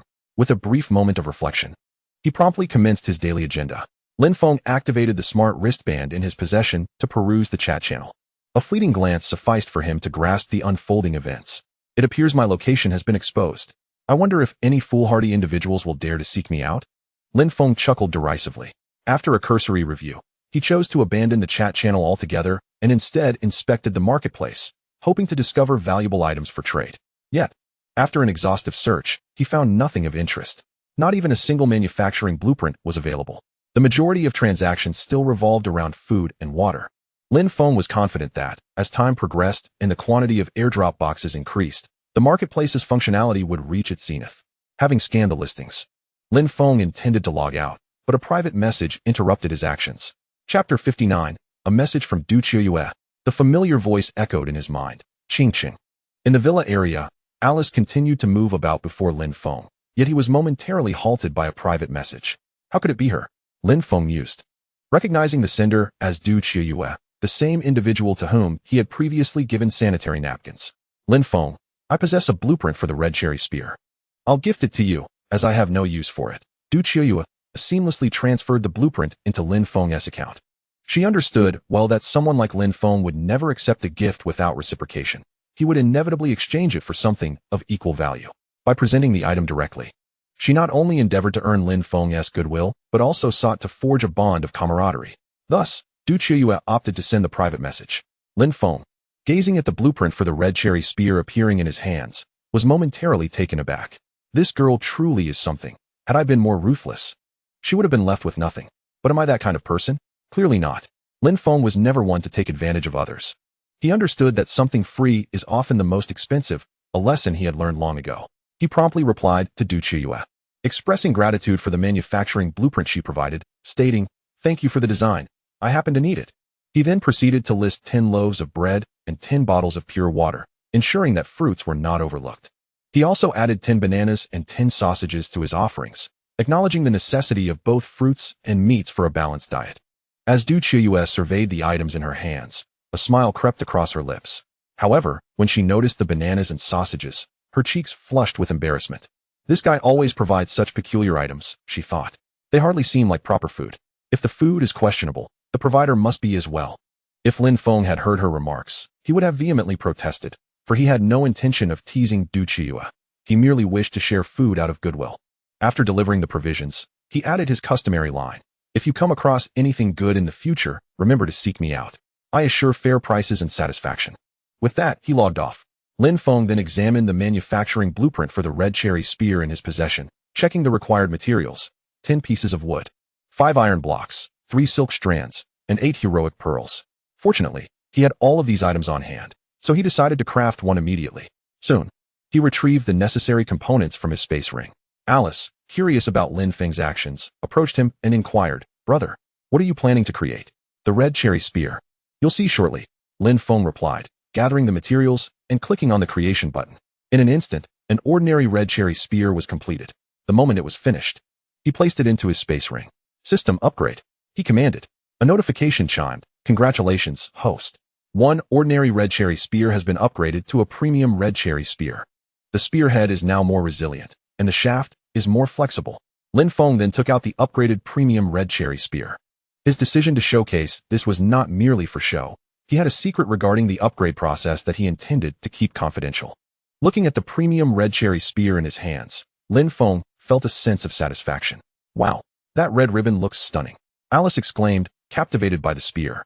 The innate desire for beauty in women is a timeless truth, Lin Feng thought, with a wry smile. He handed the spear to Alice, allowing her to admire it thoroughly while he set about crafting a second red cherry spear. Lin Feng then dispatched the newly crafted spear to Du Qiuyue, adhering to his principle of not taking advantage of others. With the blueprint in his possession, he could create an unlimited number of red cherry spears as long as he had the necessary materials. Thus, Lin Feng decided to forge another spear for Du Qiuyue. As Du Qiuyue gazed at the messages from backstage and the red cherry spear sent by Lin Feng, she caressed the weapon in her hands and remarked with a smile, "I never imagined your machismo would be so pronounced. I wonder which version of you is the true self, the formidable presence in the chat channels, or the assertive man before me now." Her curiosity about Lin Feng deepened. In truth, when Du Qiuyue had provided the blueprint for the red cherry spear, she was aware that Lin Feng would not let her suffer any losses. However, she was taken aback when he not only crafted the spear but also shared one with her. Although she recognized Lin Feng as a top-tier figure on both the trading and survival leaderboards, his generosity still left her a tad astonished. Had it not been for our unforeseen arrival in this apocalyptic world, perhaps we could have forged a friendship, Du Chua mused softly. Yet she reminded herself not to dwell on such thoughts, for she still needed to locate her sister, Chioshua. What good is it to ponder these things? Sister, you are my only family. Have you seen the messages I send daily? Where could you possibly be, Chioshua? With a gentle sigh, Du Chua stared at the darkening sky. Meanwhile, Lin Feng, having successfully traded the red cherry spear to Du Chua, let out a sigh of relief. After all, it was a fair exchange. He had learned a vital lesson during his time on Water Blue Star. Nothing that is free is ever truly without cost. Alice seems to have overindulged today, he chuckled, watching her sway incessantly before him, making his head spin. Alice, please stop moving. If you keep this up, I might just lose my lunch. But my stomach feels so full, it's quite uncomfortable, Alice replied, her expression one of distress. Lin Feng, shaking his head in exasperation, remarked, well, who told you to eat so much? But once I return to my clan, I want to have the chance to enjoy your cooking again, Alice murmured. With his enhanced hearing, thanks to his steel body, Lin Feng could discern her whispers with clarity. Sighing inwardly at Alice's words, he thought, who knows what the future holds? Let us stroll around here for a bit, but make sure not to overeat next time, Lin Feng gently suggested, rising to his feet. Yay, you're the best, brother, Alice exclaimed, jumping in place. Perhaps her exuberance was excessive, as she landed while clutching her belly, groaning softly. Observing Alice's animated demeanor, Lin Feng could only manage a rueful smile. The pair wandered through the villa area for half an hour before finally returning to their small black vehicle to rest. As the night deepened and tranquility enveloped the surroundings, Alice fell into a deep slumber. Lin Feng, who had also been drifting off, suddenly opened his eyes as a gentle, neutral voice resonated in his mind. Chapter 60, The System's Reward. A crisis approaches stealthily. Qing City. Snow continues to fall gently from the sky, transforming the earth into a realm of ice and snow. In an abandoned villa district, a black SUV rests quietly in the garage. As Lin Feng hears a soft, neutral voice in his mind, he opens his starry eyes. Has there finally been a development? He glances at the peacefully sleeping Alice and softly speaks. Congratulations, host, for achieving the top ranks on both the trading and survival leaderboards. You have attained the remarkable feat of being first in both categories. Congratulations, host, for surviving over 7 days in this apocalyptic world. Congratulations, host, for garnering the attention of over 100,000 followers on your chat channel account. You have achieved 3 significant milestones, rewarding you with 3 prizes. Ding. Congratulations, host, for mastering the 100 birds facing the phoenix spear technique. Ding. Congratulations, host, for mastering the dragon-slaying blade technique. Ding. Congratulations, host, for mastering the Wing Chun martial art. Please continue to strive for greater accomplishments in this apocalyptic world. As the gentle, neutral voice concludes, Lin Feng suddenly feels an overwhelming influx of information flooding his mind. In an instant, he comprehends the skills awarded by the system. The 100 birds facing the phoenix spear technique, originating from Zhao Yun of the 3 kingdoms, the dragon-slaying blade and Wing Chun, 2 ranged and 1 melee technique, will surely facilitate his survival in the trials ahead. Let us first test their prowess, he muses with a slight smile. With utmost stealth, Lin Feng quietly opens the car door and retreats to a distance. He retrieves the crimson, cherry-long spear from his spatial ring. The moment he grasps the spear, a profound sense of unity envelopes him. The spear becomes an extension of his very being. He instinctively begins to dance with it, creating ethereal shadows of the spear that flicker in the darkness. Whoosh, whoosh. The spear in Lin Feng's hand emits explosive sounds, as if the very air trembles in response. The techniques of the spear flow through his mind as if imprinted in his very bones, allowing him to wield various spear arts with effortless grace. After an exhilarating practice session, Lin Feng retracts the spear, wiping the slight perspiration from his forehead. The system's offerings are undoubtedly exquisite, yet it remains frustratingly aloof. Failing to disclose how to achieve these milestones or how to obtain rewards, Lin Feng sighs, gazing at the snowflakes cascading through the night. He reflects, however, from the recent updates of the system, it appears that achieving the top rank on both the trading and survival leaderboards grants rewards. I must maintain my position at the top. Secondly, the duration of survival may yield even more substantial rewards as time progresses. Lastly, the number of followers on my chat channel seems crucial. The greater the number of followers, the more rewards I may receive. Lin Feng contemplates further. Yet these are merely conjectures. There should be specific thresholds, such as surpassing 500, 000, or even 1,000,000 followers. Thus, my aim should be to increase my follower count as much as possible. This indeed presents a clear direction. Lin Feng contemplated extensively regarding the divine apocalyptic survival system and the distribution of its rewards. The recent update of the system significantly influenced his forthcoming plans.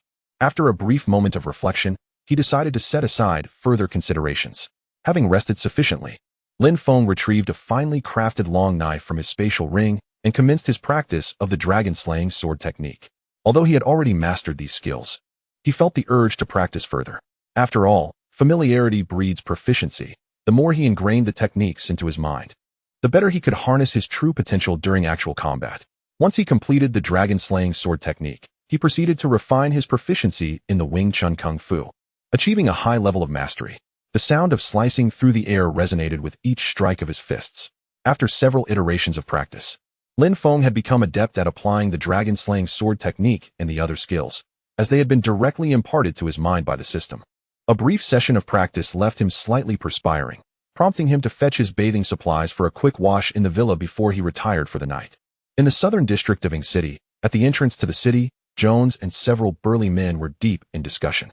Soon, you will move these large stones off to the sides of the office buildings. I just checked. The freight elevators on both sides are operational, so we can use those. Jones instructed the group. Understood, boss. We'll move them right away, one replied. Is there any certainty that Lin Feng will pass through here? Another questioned. Why ask so many questions? We must trust the boss's judgment. When we were on Water Blue Star, I advised you to focus on your studies, yet here you are, asking such simple things, Jones retorted, towering at nearly 6 feet 3 inches among the group. Though not the tallest, his imposing presence was undeniable. He sported a full beard, and despite the heavy snowfall outside, he wore only a thin white t-shirt, exuding a primal aura. Gazing at his companions, Jones continued. Based on the shrinking safe zone indicated by our smart wristbands, it is evident that it is ascending. Since we arrived from Qing City, if Lin Feng wishes to evade the continuously contracting safe area, he will undoubtedly head upwards. Our current location is among the most accessible routes into Ing City. Moreover, do you recall the lengthy search we undertook when coming from Qing City? Eventually, we discovered that this route is the most intact. So, less chatter and more action. We need to corner Lin Feng here, trapping him with ease. And remember, do not damage my SUV. It is our finest means of transportation.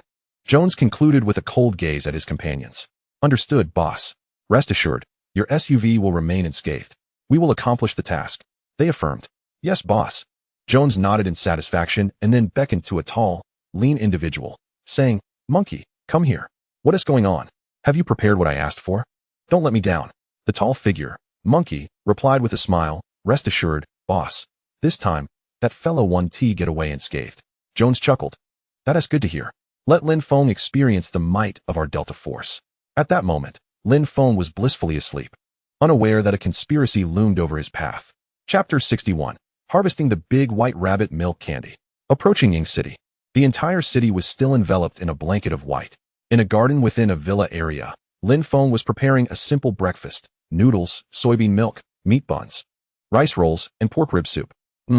This should be enough. A light meal in the morning is just right, Lin Feng remarked, gazing at the breakfast spread before him.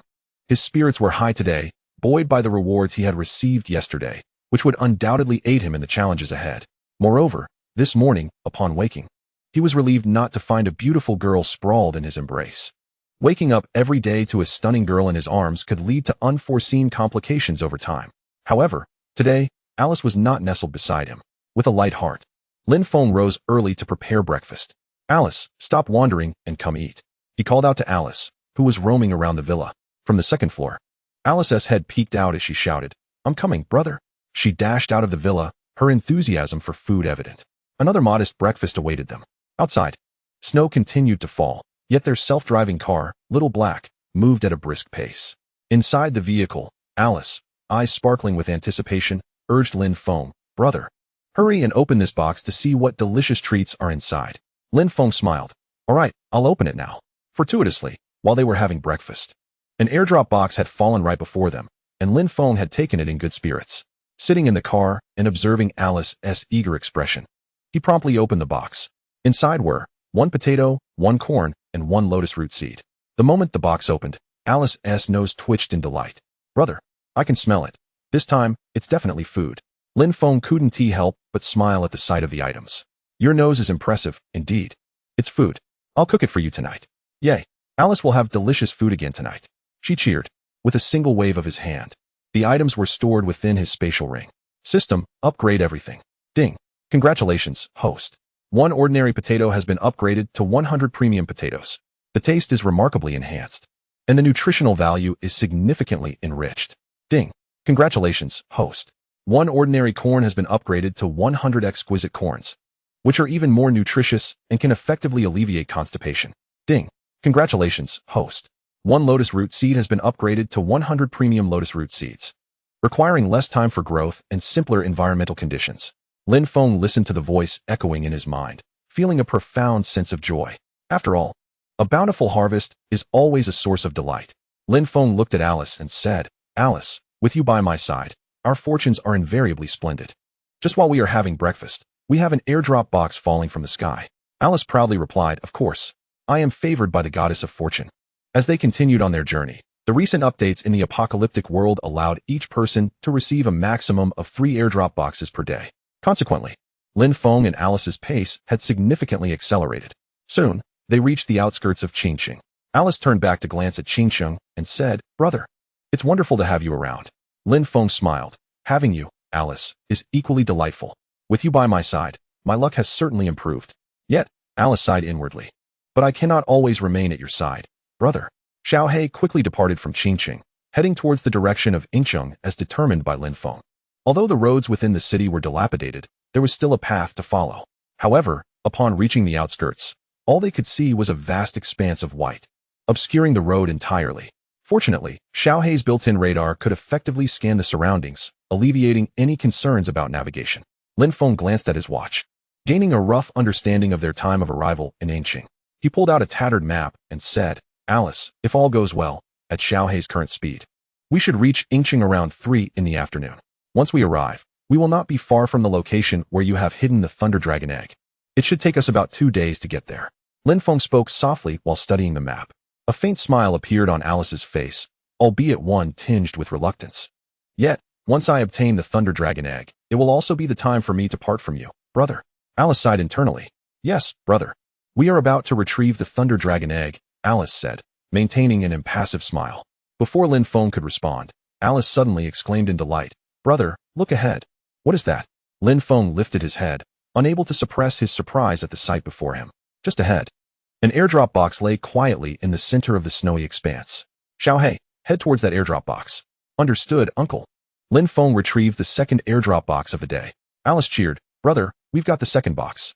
Quickly, see if there is something delicious inside. Lin Feng chuckled. Let us open it. The airdrop box was not large, roughly a square meter in size. Lin Feng opened the box directly, and a flash of red light illuminated the surroundings. Big white rabbit milk candy, 1 hemostatic agent, 1 disinfectant. Brother, what is that smell? It's so unpleasant. Alice exclaimed while pinching her nose. Lin Feng chuckled at the items before him, saying, This is disinfectant. Although its scent is rather off-putting, its efficacy is significant. For an ordinary person, it is indeed a life-saving remedy. Alice grimaced, but Alice is not an ordinary person. Please put it away, brother. Lin Feng could only respond with a wry smile to Alice's words. With a wave of his hand, the items vanished into the spatial ring. System, upgrade everything. Ding. Congratulations. Host. 1 big white rabbit milk candy has been upgraded to 100 exquisite big white rabbit milk candies, which will not cause weight gain. Eating them will elevate your mood for the entire day. Ding. Congratulations, host. 1 hemostatic agent has been upgraded to 100 premium hemostatic agents, with significantly enhanced efficacy and a slight blood replenishment effect. Ding. Congratulations, host. 1 bottle of disinfectant has been upgraded to 100 bottles of premium disinfectant, with greatly improved sterilization effects and the ability to eliminate pathogens. Although the hemostatic agents and disinfectants held little utility for Lin Feng, their power was considerable for an ordinary individual. Thus, he anticipated their value in future exchanges at the trading post, which brought him joy. Meanwhile, Lin Feng and Alice drew ever closer to the city of Ying, and peril loomed nearer. Chapter 62. A corpse. Drone detects movement on the vast expanse of white land. A black SUV stood out starkly against the pristine snow. Lin Feng felt fortunate to have Alice by his side, as the odds of encountering supply boxes seemed significantly heightened. Sitting in the vehicle, he turned to Alice and remarked, "It appears that fortune truly smiles upon you, Alice. In just one morning, we have already stumbled upon 2 airdrop boxes." Alice waved her hand in front of her nose and replied with a bright smile, "Of course, brother. Alice will always bring you good luck as long as I am by your side." Lin Feng gazed at Alice's beaming face, reaching out to gently pat her head. Alice closed her eyes in bliss, relishing the affectionate gesture. "Let us proceed. I have spotted a farmhouse ahead where we can rest." "As we are not far from Ming City now," Lin Feng suggested, withdrawing his hand. Seeing him retract his hand, Alice's expression soured. "Humph, bad brother." Lin Feng chose to ignore her complaint. "Xiaohei, drive us to that farmhouse." "Understood, uncle." Alice sighed at Lin Feng's demeanor. Soon, they arrived at the farmhouse. But Lin Feng was taken aback to find a lifeless body sprawled in the yard, surrounded by a pool of blood, yet the area was eerily deserted. The scene was undeniably unsettling. At this moment, images were transmitted back from the drone hovering above, on the screen of the small device. A thermal image indicated the presence of life in one of the rooms of the farmstay. Alice exclaimed, "Brother, look, there seems to be something here." Lin Feng nodded and replied, "Alice, you stay in the car. I will investigate what is going on." He expected Alice to remain in the vehicle as usual, but to his surprise, she insisted, "Brother, I want to go with you." Lin Feng contemplated refusing her, but, upon seeing the determination in her eyes, relented. "Then stay close to me and don't wander off, understood?" he said helplessly. "Understood, brother," Alice affirmed. Lin Feng opened the car door and stepped into the courtyard. He was never one to act carelessly, regardless of the individuals or creatures he encountered. He retrieved a finely crafted long knife from his spatial ring, gripping it tightly in his hand. As the two entered the courtyard, they spotted a corpse lying face up in the center, likely deceased not long ago. As the blood on the ground had yet to fully congeal in the frigid air, Lin Feng, having already discerned from the drone's footage that the body before him was lifeless and devoid of heat, remained composed. Alice merely furrowed her brow at the sight of the corpse, offering no further reaction. Lin Feng stepped over the body and proceeded toward the room where the unknown creature resided. The moment he entered the courtyard, he heard the sound of something gnawing on food emanating from within the room. With a swift kick, Lin Feng sent the door flying open. In a single motion, he entered the room. There, he beheld an enormous rat voraciously gnawing on a heart. The rat was entirely black and was as large as a fully grown Tibetan Mastiff. One of its tails flicked restlessly. Lin Feng's forceful entrance startled the colossal rat, which abandoned the half-eaten heart and turned to face him. Its beady eyes glimmered with a sinister red hue, creating an eerie atmosphere. Lin Feng's expression darkened further as he clearly understood what the rat had been consuming. "Beast!" he shouted, charging at the black rat. Despite its massive size, the rat exhibited surprising agility. With a swift movement, it dodged Lin Feng's powerful strike. However, the rat did not anticipate Lin Feng's quick counterattack. Before it could react, it was cleaved in two.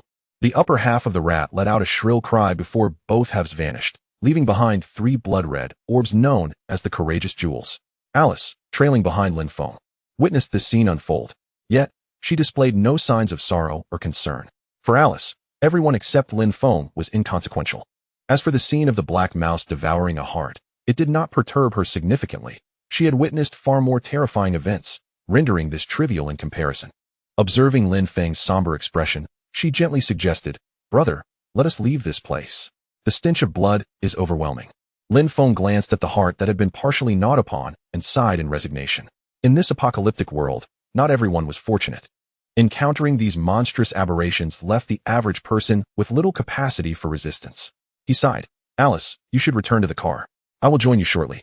Seeing her brother's troubled demeanor, Alice refrained from further comments, merely nodding before retreating to the little black car.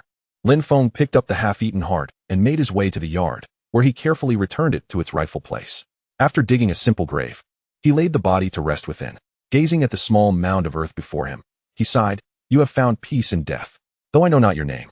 We share a common identity. We are all descendants of the dragon. Rest in peace." In his youth on Waterblue Star, Lin Feng had grown up in an orphanage, often visited by various individuals making donations. Thus, he had always felt a certain affinity for those of similar complexion. Life does not pause for the whims of human emotion. After briefly collecting his thoughts, he returned to the car.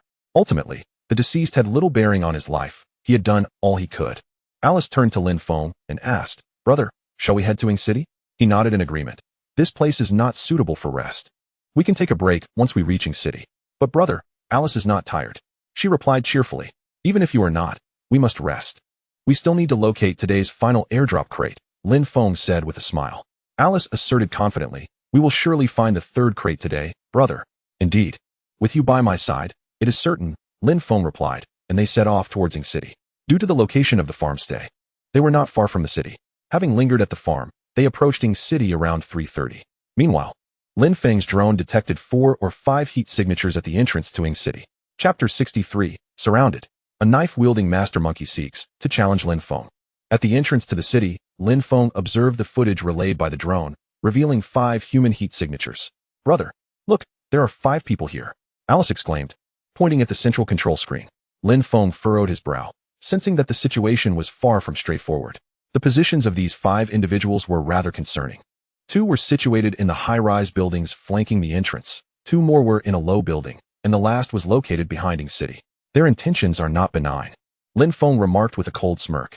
Alice, no matter what happens later, you must remain in the car and not come out, understand? Lin Feng said seriously. Gazing into Alice's eyes, Alice looked back at him and gently replied, is it very dangerous ahead, brother? Perhaps we should take a detour. Lin Feng chuckled. Since some are unafraid of death, I shall indulge them. It's not pleasant to be constantly on others' minds. Rest assured, I will be fine. Just remember to stay in the car. Alice nodded, saying, I understand, brother. I want to come out, but could you at least let me see you? I'd be worried if I couldn't see anything from the car. Lin Feng sighed. All right, I promise you. With steady hands, Xiaohei drove forward. Since some lacked foresight, it was the perfect opportunity to test my dragon-slaying skills. As Lin Feng and Alice drew closer, Jones and his companions noticed the silhouette of Lin Feng's black SUV. Boss, that kid Lin Feng's car has appeared. It seems to be heading our way, Jones said, biting fiercely into his chicken leg with a grin. Finally, he's here. Everyone, stay concealed. Wait until Lin Feng enters our predetermined encirclement before we strike. And remember, do not damage my SUV. Anyone who does so will face my wrath. Jones declared menacingly into his walkie-talkie. Rest assured, boss, we will keep your vehicle intact. Came the replies. This set of walkie-talkies was crafted from blueprints Jones had acquired a few days prior, and they had assembled the necessary materials to create them. These devices had proven immensely beneficial, facilitating several successful ventures. Jones and his group remained silent in their positions, motionless as they awaited their prey. Unbeknownst to them, the dynamics of predator and prey had shifted. They were now the hunted. Lin Feng's drone hovered above, surveying the scene with a keen eye. Although he could not hear their conversations, it did not hinder his assessment. Alice, some things may fall from the buildings above, but do not be afraid. As long as we stay in the black car, we will be safe, Lin Feng assured, studying the positions of the individuals displayed on the screen. As long as you are with me, brother, I am not afraid, Alice said with a smile. Lin Feng nodded in affirmation. Driving swiftly, they soon entered the city of Ing. Due to the narrow entrance, their progress was slow. Just a short distance ahead, the ground shook with an explosive roar. From the heights of the buildings, massive boulders plummeted to the earth, creating deep craters that obstructed their path. Dust and debris filled the air, rendering visibility nearly impossible in front of Lin Feng and Alice's vehicle. Meanwhile, 2 burly men abruptly emerged from outside Lin Feng's vehicle, scattering a multitude of nails behind it. Lin Feng remained seated in the car, observing the scene with a cold, unchanging expression. As the dust began to settle, a robust man, towering above 190 centimeters and clad only in a white t-shirt amidst the snowfall, stood on a nearby stone. Jones, witnessing Lin Feng in the car, erupted into boisterous laughter. At last, we cornered this little rascal. Thankfully, my car remains unscathed. Lin Feng regarded the maniacally laughing Jones as if he were gazing upon a corpse. Soon, 2 more muscular figures emerged from the flanking high-rises, while the initial duo who had scattered the nails approached Lin Feng. I'm getting out. Alice, remember to stay in the car. Got it, brother. Be careful. I will. Lin Feng nodded and retrieved a finely crafted long knife from his spatial ring before stepping out of the vehicle. Jones, observing Lin Feng's emergence, sneered. Did you ever foresee today's events, Lin Feng? Standing before Jones, Lin Feng gripped his long knife with one hand, coldly regarding Jones without uttering a single word. Indifferent to the surrounding hulks closing in, Jones felt a sense of relief as he noted that his comrades had effectively encircled Lin Feng. After all, Lin Feng had indeed slain his subordinates, Johnson and Smith, proving his strength. Jones laughed heartily. Are you aware that the 2 you killed, Smith and Johnson, were part of our Delta Force? And you? You're merely an ordinary person, completely oblivious to the vast chasm separating you from them. You have no idea of the trouble you've stirred. Perhaps indulging in a cat-and-mouse game, Jones continued to chat with the encircled Lin Feng. Our Delta Force is the most elite special operations unit of the former Aqua Blue Star military.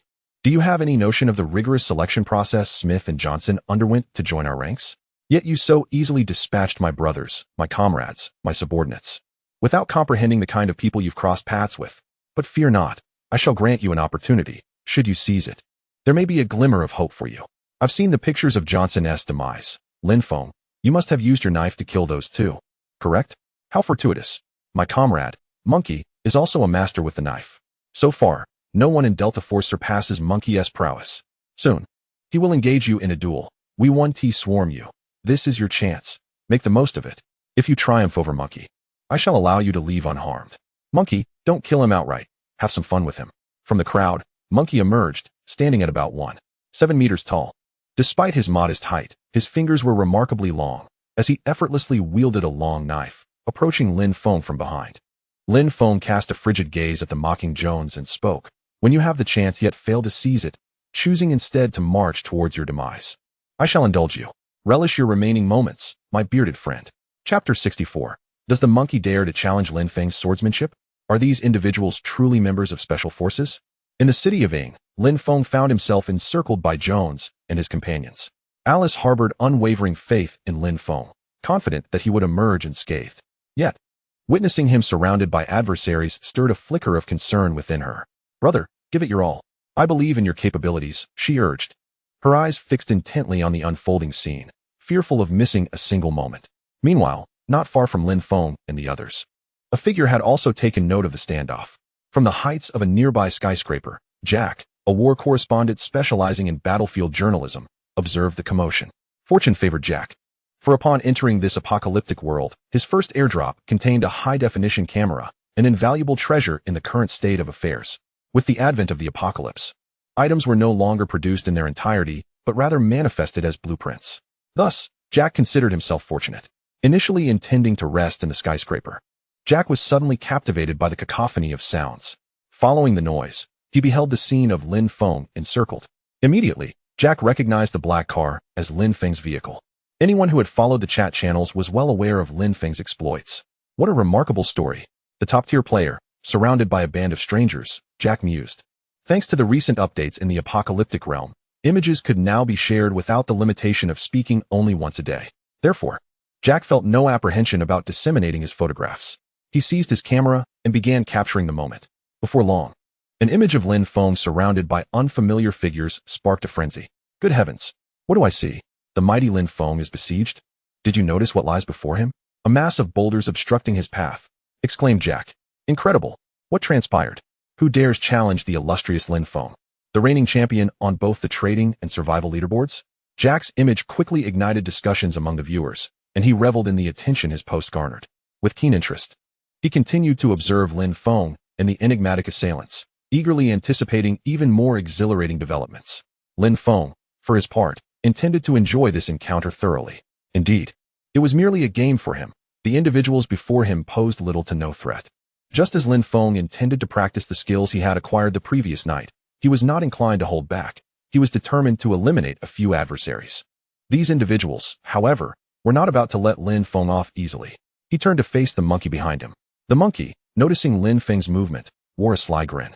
Kid, I am the fastest and most formidable knife wielder in our Delta Force. So far, no one has managed to withstand my prowess for more than 5 minutes. Given your frail appearance, I believe I can dispatch you within 3 moves, perhaps even in under a minute, the monkey boasted, laughing boisterously at Lin Feng. Come, come. Let us place our bets. How many seconds do you think it will take for the monkey to finish this fight? I wager at 1T exceed 30 seconds. 30 seconds? What are you thinking? I believe at most 20 seconds, and this kid will have his legs severed by the monkey, another chimed in. I sense this kid is not as simple as he appears. Perhaps 35 seconds? They laughed.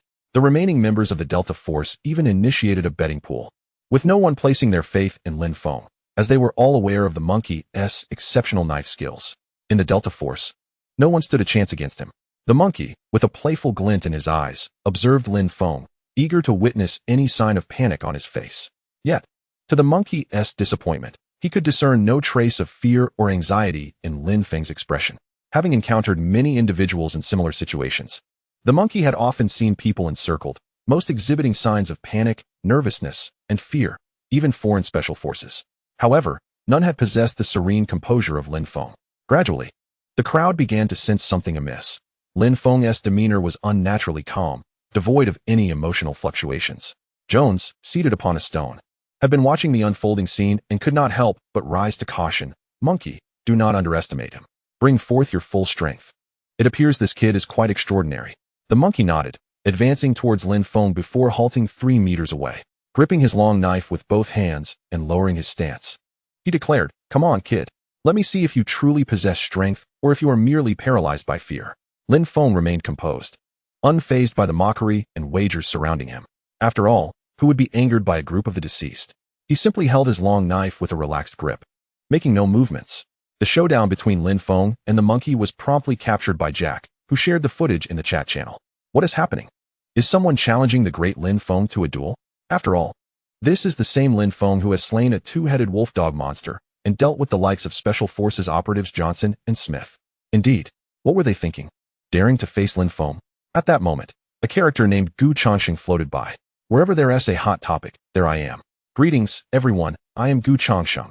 Let me briefly comment. I have seen the 2 images Jack just posted. I wonder if anyone has noticed that this group of individuals shares a common trait. Each bears a triangular tattoo upon their shoulders. If my memory serves me correctly, the deceased Smith and Johnson also bore such markings. On the original planet of Water Blue, only one organization is known to tattoo this emblem on their shoulders. The elite Delta Force, renowned as the foremost special operations unit of the Lighthouse Nation. Thus, the 2 images released by Jack unmistakably depict 4 or 5 members of this special force surrounding Lin Feng. Ultimately, never mind, let us discuss this another time. After Gu Changxing concluded his statement, he swiftly departed. Goodness, the Delta Force, and with 4 or 5 members appearing simultaneously. This spells grave peril for Lin Feng. Dubbed the finest special operations unit of the Lighthouse Nation, and now, 4 or 5 of them at once. It feels as though Lin Feng is truly in a precarious situation. Stay strong, Lin Feng, you must survive this. The hope seems dim. For even if Lin Feng is formidable, he stands alone against 4 or 5 elite soldiers. I am eager to see what has become of that individual confronting Lin Feng. Jack, please update the images swiftly. We yearn for the latest developments. Oblivious to the burgeoning chatter in the discussion channel, Lin Feng stood resolutely in the midst of his encirclement, his gaze fixed coldly on the monkey, making no move. However, the monkey, unable to contain his impatience, initiated his assault. Chapter 65. Did the battle conclude in but a fleeting second? In the city of England, the landscape remained enveloped in a shroud of white. Not far from the entrance to the city, Lin Feng and his black SUV found themselves ensnared at the center of a tightening circle. Lin Feng's icy stare remained locked on the monkey, who, at last, could no longer restrain himself. Prepare to meet your demise, kid. With that, the monkey charged forward, plowing through the snow with rapid strides towards Lin Feng. Lin Feng remained motionless, merely awaiting the monkey's approach. Though not particularly tall, the monkey possessed remarkable speed. Reaching Lin Feng's front in the blink of an eye, brandishing a long knife with both hands, he executed a swift diagonal slash aimed at Lin Feng's head.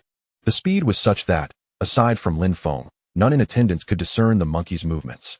Yet, to Lin Feng, the monkey's actions unfolded as if in slow motion, allowing him to perceive even the subtle expressions on the monkey's face.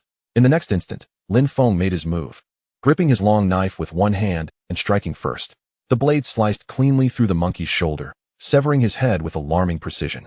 The monkey experienced a moment of clarity, utterly unaware of Lin Feng's actions, before losing consciousness. Meanwhile, the onlookers remained bewildered, having witnessed the monkey charge at Lin Feng, yet failing to comprehend Lin Feng's response. In the blink of an eye, the monkey's head had tumbled to the ground, all of this transpiring in less than a second. In that brief moment of contact with Lin Feng, the monkey's head was severed from his shoulders. Even before a single move could be completed, it all came to an abrupt end. The decapitated monkey staggered forward a few steps, only to lose all its strength and collapse into the snow. Blood gushed from the monkey's neck, staining the pristine white ground a vivid red. Everyone stood in stunned silence. Even Jones appeared bewildered, utterly unprepared for such an outcome. The contingency plan devised for the monkey had yet to be employed before everything concluded. The remaining individuals in the arena were equally unprepared for this turn of events. They had been debating how many seconds it would take for the monkey to subdue Lin Feng. 20 seconds, 30 seconds, or perhaps a full minute. To their astonishment, It transpired in less than a second. The adept knife-wielding monkey had lost its head. All present were left awestruck by Lin Feng's prowess. As Jones gazed at the blood-soaked ground where the monkey lay, his eyes reddened with fury. Lin Feng, he bellowed in rage. And only then did the others snap back to reality, directing their ire towards Lin Feng. Return the life of my monkey. Lin Feng, you demon, I will kill you. Unfazed by the collective outrage, Lin Feng remained impassive. A killer remains a killer. He merely regarded the few individuals before him with a cold stare. Time had dragged on long enough, and Lin Feng sensed that someone was observing from a nearby building.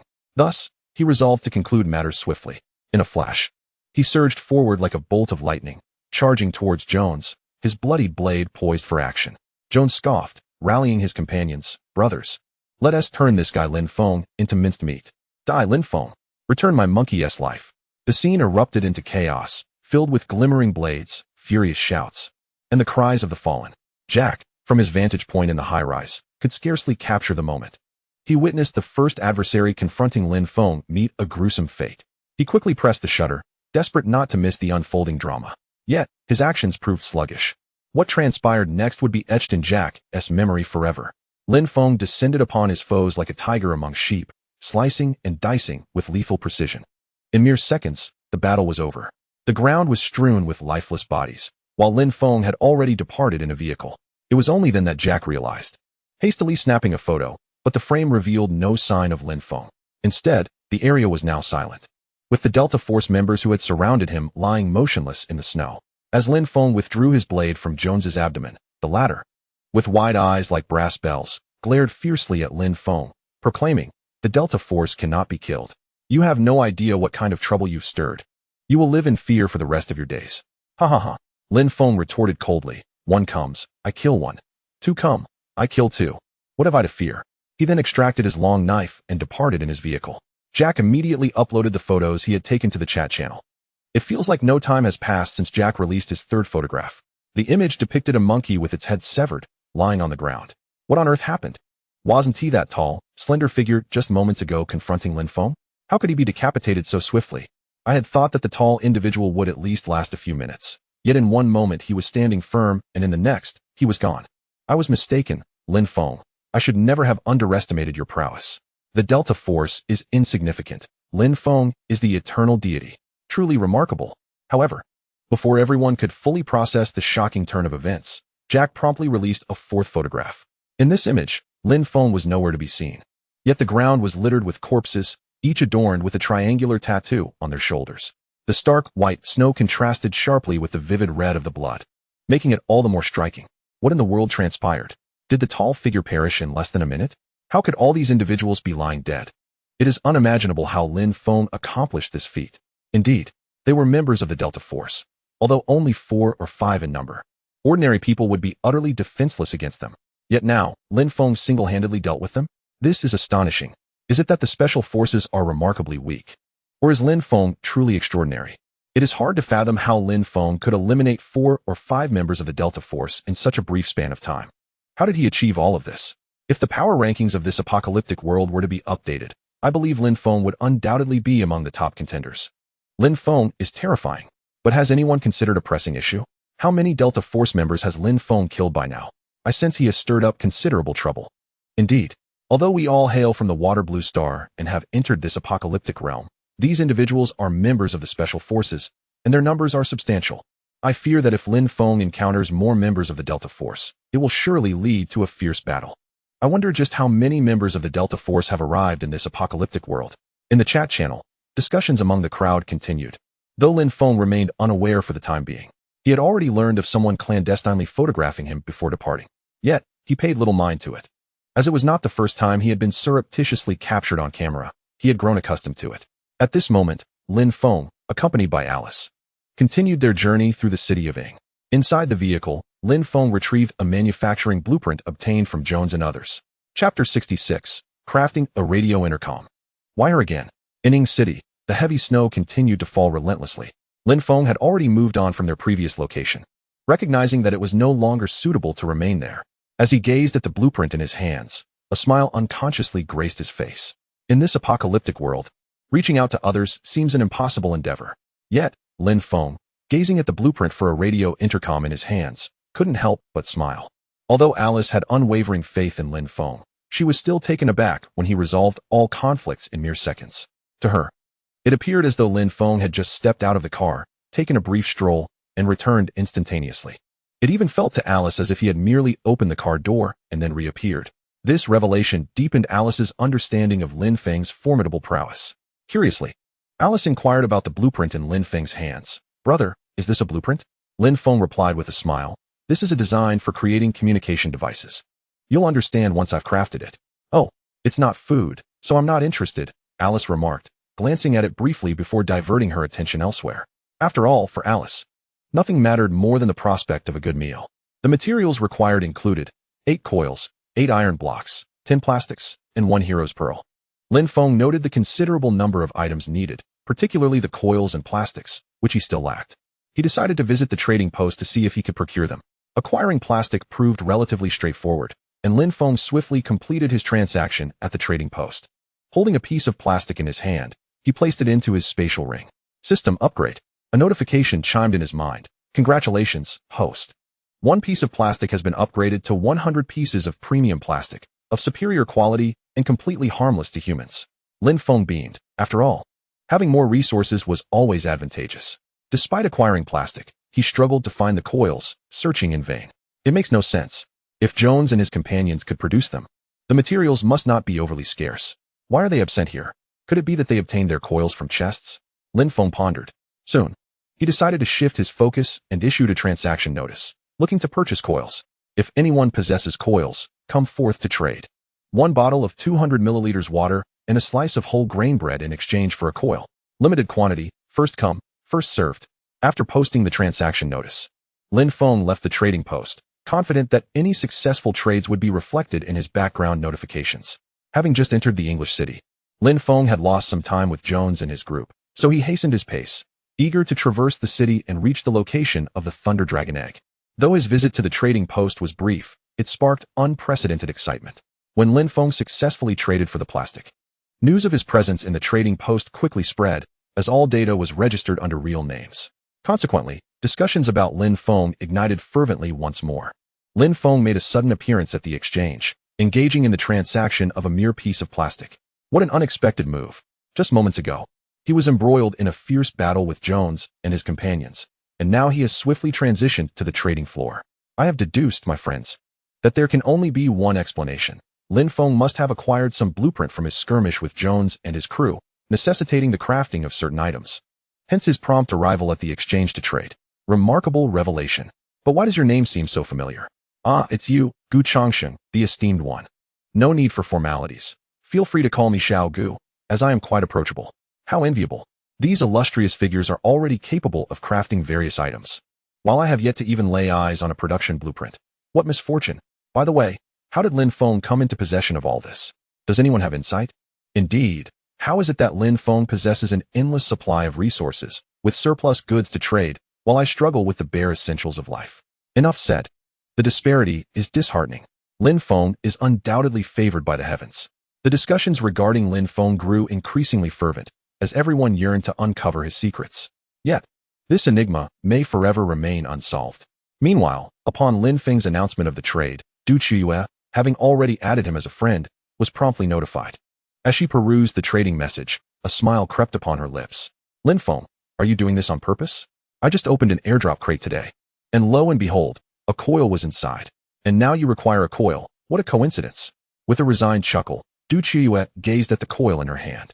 Without hesitation, she traded the coil to Lin Feng's back end, without expecting anything in return. She knew that even without her prompting, Lin Feng would not take advantage of her generosity.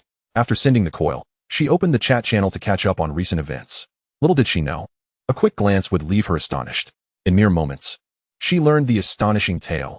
A lone individual had defeated 4 or 5 elite members of the top-ranked special forces from the Lighthouse Nation and emerged unscathed. Moreover, the battle was resolved in mere seconds. How is it that Lin Feng seems even more formidable than I had imagined? Initially skeptical, Du Chiyue's doubts evaporated upon discovering Jack's account and viewing the photos he posted, confirming that Lin Feng had indeed accomplished something extraordinary. Her curiosity about Lin Feng deepened. How did you achieve all this, Lin Feng? What manner of person are you? She pondered, gazing up at the snow-laden sky. Ding. Shortly after Lin Feng announced the trading of coils, her smart wristband chimed, indicating that someone had made a transaction. Lin Feng could not help but feel a surge of joy. Upon opening his smart bracelet, he confirmed a successful transaction. However, it was not a transaction from the exchange. Rather, it was an item sent directly from his friend Du Chiyue's backend. It's you again, Du Chiyue. How is it that whenever I need something, you always have it? Lin Feng exclaimed, somewhat speechless. Just as he was pondering this, the smart bracelet in his hand began to flicker once more. What could have happened now? Chapter 67, Premium Walkie-Talkie. Thank you for your bananas, Ancient. The entire city lay shrouded in a white haze. Sitting in his car, Lin Feng gazed at the coil in his hand, feeling a bit bewildered. This had occurred several times. Each time he needed something, Du Chiyue would somehow have it. Rubbing his head, he mused, could it be that this girl possesses the legendary fortune-bringing fate? Alice, observing Lin Feng's expression, couldn't help but chuckle. Brother, what is a fortune-bringing fate? Lin Feng snapped back to reality and replied with a smile. Oh, it's nothing. Just like you, Alice. It means being able to bring good luck to others. Alice beamed, of course. I have been blessed by the goddess of fortune. Brother, look. Your bracelet is flashing again. Alice pointed out. Lin Feng turned his attention to the smart bracelet. A gentle tap revealed familiar characters floating in the air. Greetings, players of the apocalyptic world. Only 1 hour remains until the safe zone diminishes. Players still in the blue danger zone, please make haste to the white safe area. Good luck to you all. After the familiar announcement, a countdown timer hovered before Lin Feng's eyes, indicating that it was already 5 o'clock in the afternoon. Brother, why does today feel like it has passed so quickly? In the blink of an eye, the safe area is shrinking. Alice remarked, her face a mask of confusion. Lin Feng chuckled, that's because we've had a lot going on today, which makes time seem to fly. The sun will soon set. Let us find a place to rest. Of course, I'll follow your lead, brother. Alice replied with a smile. As dusk was not yet upon them, Lin Feng quickly found an abandoned parking lot devoid of people. After parking, he retrieved the ingredients from his spatial ring. Alice, it's time to showcase your culinary skills. I'll respond to a message first. With a spatula in one hand and a premium pot in the other, Alice cheerfully said, got it, brother. Lin Feng felt reassured about Alice's cooking abilities, having savored her dishes numerous times before. Watching her busy figure, he couldn't help but smile. A woman who can grace both the hall and the kitchen. Perhaps this is the type men adore? He mused as he walked. Seated in the car, Lin Feng took out 10 bananas and 10 sausages from his spatial ring and sent them to Du Chiyue's backend. Next time there is something good, be sure to call on me. I promise to be fair. He added, do you need anything else? On the other side, Du Chiyue gazed at the peculiar items sent by Lin Feng, unable to suppress a bemused smile. This fellow always presented the most unusual gifts. Du Chiyue typed on her smart bracelet. I have everything I need. If I require anything, I shall reach out to you. Oh, by the way, thank you for the bananas. I absolutely adore them. Lin Feng was left utterly perplexed. What on earth was this cryptic message? If she needed something, she would contact him to express gratitude for the bananas? Well, if you need to find me, that comes with a price. I am not someone to be trifled with. Lin Feng chuckled. It seems that every time he needed something, she had it readily available. He promptly sent that message. Du Chiyue responded with a grin. Who knows? Perhaps it's just luck. Well, I must take my leave. The safe zone is about to shrink. With that, she logged off without hesitation. Lin Feng scratched his head, pondering, could she still be outside the safe zone? That seems unlikely. It's a pity she logged off. I'll have to ask her next time. He closed the chat channel and retrieved the blueprint for the radio intercom, gathering the necessary coils, plastic, iron blocks, and the hero's pearl. With a decisive click, he initiated the crafting process. A flash of white light enveloped him, and the items he had gathered were consumed. In their place appeared 6 identical ordinary intercoms, reminiscent of those he had seen on Jones. System upgrade. Ding. Congratulations, host. 6 ordinary intercoms have been upgraded to 6 exquisite intercoms, boasting longer standby times and extended communication ranges. Before Lin Feng lay the upgraded exquisite intercoms. Externally, they appeared quite similar to the ordinary models, but the internal mechanisms were entirely distinct. Wait a moment, it seems I have no current use for these intercoms. It's just Alice and me. And once she finds the Thunder Dragon egg, she will return immediately. How would I utilize them alone? Perhaps I could converse with that cat? A look of helplessness crossed Lin Feng's face as he held the intercom. Just then, Alice's voice interrupted his thoughts. Brother, come over for dinner. Lin Feng smiled. I'm on my way, Alice. He placed the intercom into his spatial ring. Although they were not immediately useful, they might prove advantageous in the future. Lin Feng did not feel particularly disheartened. After all, supplies were something one could do without, but could never truly lack. The aroma is delightful. Alice, you're amazing. Lin Feng marveled at the bountiful spread before him. His appetite piqued. Alice, pleased by Lin Feng's compliment, beamed with joy. Brother, let us open the last airdrop crate. Let us see if there's any food inside. Lin Feng paused, then replied with a smile. All right, we shall heed your expertise, O great chef. This final airdrop crate was one they had discovered along their journey, starkly visible against the endless expanse of white snow. Thus, they stumbled upon today's last airdrop crate. Lin Feng stepped down from the unmarked vehicle and approached Alice directly. He took her hand and placed it upon the airdrop crate before them, a crate that Alice herself had witnessed, a token of her good fortune. As a flash of crimson light enveloped them, the contents were revealed, an unlimited speech scroll, a mango, and a raisin. Alice beamed, exclaiming, Brother, I can smell the food. It must be delicious.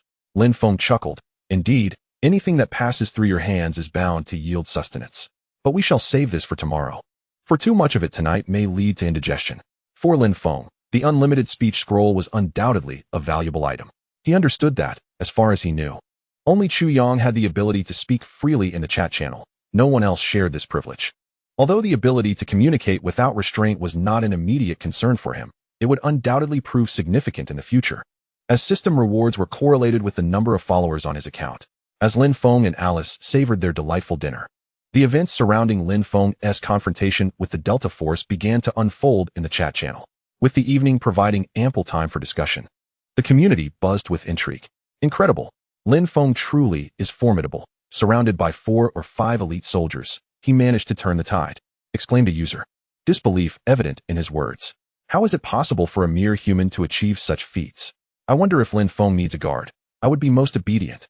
Jack, unable to fully comprehend the situation, could only discern the fallen figures amidst the bloodshed. It felt as though Lin Feng existed in an entirely different realm from the rest of them. At that moment, the Delta Force instructor, Lowell, gazed at the images Jack had shared. It became painfully clear to him that the deceased were his own students. Consumed by rage, Lowell seethed at the audacity of those who dared to slay his men. They hailed from the great nation of the Water Blue Star, and their Delta Force was the most esteemed unit within their ranks. To have someone brazenly murder their own was an affront that ignited a fury within him. Without regard for the circumstances, Lowell resolved that anyone who dared to take the lives of his men had committed the gravest error and would face the wrath of the Delta Force. He took to the chat channel to voice his outrage. I do not care how this Lin Feng managed to kill our Delta men. Anyone who can eliminate him shall become our ally. All Delta personnel, should you encounter Lin Feng, eliminate him without hesitation or remorse. Lin Feng, prepare to face the wrath of our Delta. The news released by Lowell has indeed caused quite a stir. I can hardly contain my laughter. Did you mistakenly think this was your lighthouse nation? Is it permissible for you to slay others while forbidding retaliation? Such logic is utterly nonsensical. Indeed, what is your Delta truly capable of? If you dare, come and challenge me. The Delta is rife with scoundrels and miscreants. Just look at the atrocities committed by Smith. Treating people as mere fodder is nothing short of barbaric. While your arguments may seem reasonable, have you considered that the Delta boasts a multitude of individuals? It appears that this time, Lin Feng must tread carefully. Absolutely. The Delta has issued a declaration. As long as there are Delta members in this apocalyptic world, any encounter with Lin Feng will undoubtedly lead to trouble. This situation is becoming increasingly intriguing. I wonder if Lin Feng can survive this ordeal. Although Lin Feng might triumph over 4 or 5 Delta members, what of 10 or 20? Thus, Lin Feng truly finds himself in a precarious position. Having taken down 4 or 5 Delta members in a single encounter, Lin Feng's follower count surged by over 100,000. However, in this apocalyptic realm, there has yet to be an update allowing one to view personal follower counts in the chat channels. Consequently, Lin Feng remains unaware of his newfound popularity. The incident escalates, yet it bears little impact on Lin Feng. Just moments ago, after dining with Alice, Lin Feng opened the chat channel to witness the discussions. He also came across the message released by Lowell. Lin Feng promptly made his inaugural statement in the chat channel. If one wishes to perish, then come. I, Lin Feng, live my life without the need to explain myself to others. This simple yet profound declaration ignited a wave of fervor among all who read it. Impressive. Lin Feng is indeed formidable. Precisely, this is how Lin Feng should be. These individuals only bully the weak while fearing the strong. Lin Feng, you must stand firm. Enough is enough. I, Lin Feng, live my life without the need to justify my actions to others. No wonder he can defeat 4 or 5 Delta members. Lin Feng is an everlasting legend. Remarkable, powerful, Lin Feng. After posting that statement, Lin Feng ceased to peruse the comments. At that moment, a private message caught his attention. Lin Feng had set his account so that only friends could send him private messages, and he had very few friends, mainly those with whom he had traded. Hello, Lin Feng. I am Chu Yang. I have a blueprint for a washing machine. Would you be interested? Lin Feng glanced at the message from Chu Yang, recalling the items he had acquired. Ultimately, he realized that, as of now, he did not possess a washing machine. Sounds good. What do you need? Lin Feng replied to Chu Yang without hesitation. Observing Lin Feng's response, a smile crept across Chu Yang's face. Greetings, Lin Feng. Might I procure a healing item? Preferably something to staunch bleeding? Lin Feng replied with a smile. Certainly. I shall provide you with a vial of hemostatic agent and a bandage. Excellent. After sending the message, Chu Yang promptly exchanged the washing machine blueprints with Lin Feng. Having traded several times before, both held a mutual respect for each other's integrity, alleviating any fears of deceit. Lin Feng, upon receiving the blueprints, immediately dispatched the hemostatic agent and bandage to Chu Yang, accompanied by 2 bananas. Should you require further transactions in the future, do not hesitate to seek me out. I assure fair prices, free from deception. Chu Yang, upon receiving the bananas, could only shake his head in amused resignation. Meanwhile, Lin Feng, having acquired the washing machine blueprints, began the manufacturing process, with all necessary materials conveniently at hand. A flash of crimson light illuminated his surroundings, revealing the washing machine before him. With a swift motion, he stored it within his spatial ring. As was customary, the instant the machine entered the ring, the system announced an upgrade. Ding! Congratulations, host. One ordinary washing machine has been upgraded to a premium model, significantly enhancing its washing capabilities and increasing its capacity. Lin Feng felt an even greater anticipation for the days ahead. Within his spatial ring lay yet another blueprint, this time for a quaint wooden cabin. He planned to construct it as soon as he acquired the Thunder Dragon egg, confident that the system's upgrade would transform it remarkably. However, such aspirations remained a distant thought for now. Simultaneously, the countdown hovering above Lin Feng's head reached its conclusion. Greetings, players of the apocalyptic realm. The contraction of the safe zone has been completed. The number of individuals yet to enter the white safety zone stands at 24,531, with the remaining count unknown. Congratulations on your survival. Until next time. Observing the text before him, Lin Feng mused. It appears that the next update for the apocalyptic world may involve the remaining population count. I wonder when the next update will occur. After sharing his reflections, he and Alice began to tidy up. Soon after, they settled in for a well-deserved rest, as there were few diversions in this desolate world. A peaceful night of dreams ensued. To Lin Feng's surprise, despite the tranquility of the night, an unexpected event unfolded at dawn. Chapter 69. The unexpected arrival of the Great Black Bull in Ing City. The snow continued to fall relentlessly from the heavens. In the midst of slumber, Lin Feng suddenly felt the vehicle jolting. Bang! He was abruptly awakened. The moment he regained consciousness, Lin Feng retrieved his exquisite long sword from the spatial ring. Alice, groggily opening her eyes, exclaimed, "Brother, what is happening? What has occurred?" Little White was also startled awake. Meow meow. Alice cradled Little White, soothing the frightened creature. Lin Feng immediately surveyed his surroundings. Lin Feng looked at Alice and smiled. It's nothing. There's just a large black bull outside. I'll go take a look. Without waiting for Alice to respond, Lin Feng opened the car door and stepped outside. The scene before him remained shrouded in a gray haze, and he glanced at the exquisite watch on his wrist, which indicated it was 6 in the morning. Before exiting the vehicle, Lin Feng had already discerned the cause of the disturbance. It was indeed a large black bull, perhaps mistaking its kin, seeing the small black one and believing it to be a relative, leading to the ensuing collision. Upon noticing Lin Feng's descent, the bull began to bellow at him. Moo! Moo! Lin Feng observed this troublesome beast, larger than the ordinary water buffalo from Water Blue Star, roughly comparable in size to the car of the small black one. Its coat gleamed with a polished sheen, and its massive horns were both long and robust. The bull's eyes fixated intently on Lin Feng, while its hind hooves dug restlessly into the snow. Lin Feng chuckled. You brute, disturbing my slumber is one thing, but now you wish to charge at me? Before he could finish his thought, the bull bellowed and charged directly at him. Truly, a beast oblivious to its impending doom, Lin Feng mused. In an instant, a flash of a bright blade sliced through the air, and the once charging bull collapsed into the snow, its colossal head rolling a few times before slowly disappearing. The massive body followed suit, vanishing from sight, leaving behind 3 orbs of valor. Lin Feng collected the orbs and reflected. The significance of these orbs of valor is growing, as a good crafting blueprint now essentially requires them. However, Since the system cannot directly upgrade them, it seems I must accelerate the acquisition of these orbs. Meanwhile, Alice observed Lin Feng from the car, relieved to see him dispatch the bull with ease. She then noticed him waving and moving aside. As Lin Feng began to practice his sword techniques in the open space, fatigue washed over Alice, and she succumbed to sleep once more. Lin Feng, on the other hand, dedicated himself to practicing the dragon-slaying blade technique. The more he practiced, the more he realized the true strength bestowed upon him by the system. He quickly grasped the principles of Wing Chun and the 100 birds facing the phoenix spear techniques, effortlessly employing the moves within. After completing his practice of the dragon-slaying blade technique, Lin Feng sighed, noting how swiftly time passed. It felt as though he had merely practiced for a moment when daylight broke. Meanwhile, Alice had already prepared breakfast. "Brother, have you finished practicing? Come eat breakfast. I've made your favorite noodles," Alice called out, wielding a spatula in one hand and stirring something in a frying pan with the other. Lin Feng, witnessing this scene, felt a warmth in his heart. "I'm coming, Alice." I could smell the aroma from afar. He laughed heartily. A humble breakfast consisting of noodles, soybean milk, meat buns, fried dough sticks, and rib soup commenced. Occasionally, the melodious laughter of Alice chimed in, harmonizing beautifully with Lin Feng's cheerful chuckles. In contrast, Xiao Bai quietly retreated to a corner, voraciously devouring ribs. It was puzzling what amusement the two found. Surely, indulging in a few more ribs would be delightful. After their breakfast, Lin Feng and Alice resumed their journey. Perhaps with Alice's presence, fortune would indeed favor them. Not far along the road, they stumbled upon their first airdrop crate of the day. Inside the vehicle, Alice eagerly exclaimed, "Brother, hurry and open it. Let us see if there's anything delicious inside." Lin Feng replied with a grin, "Then let us see."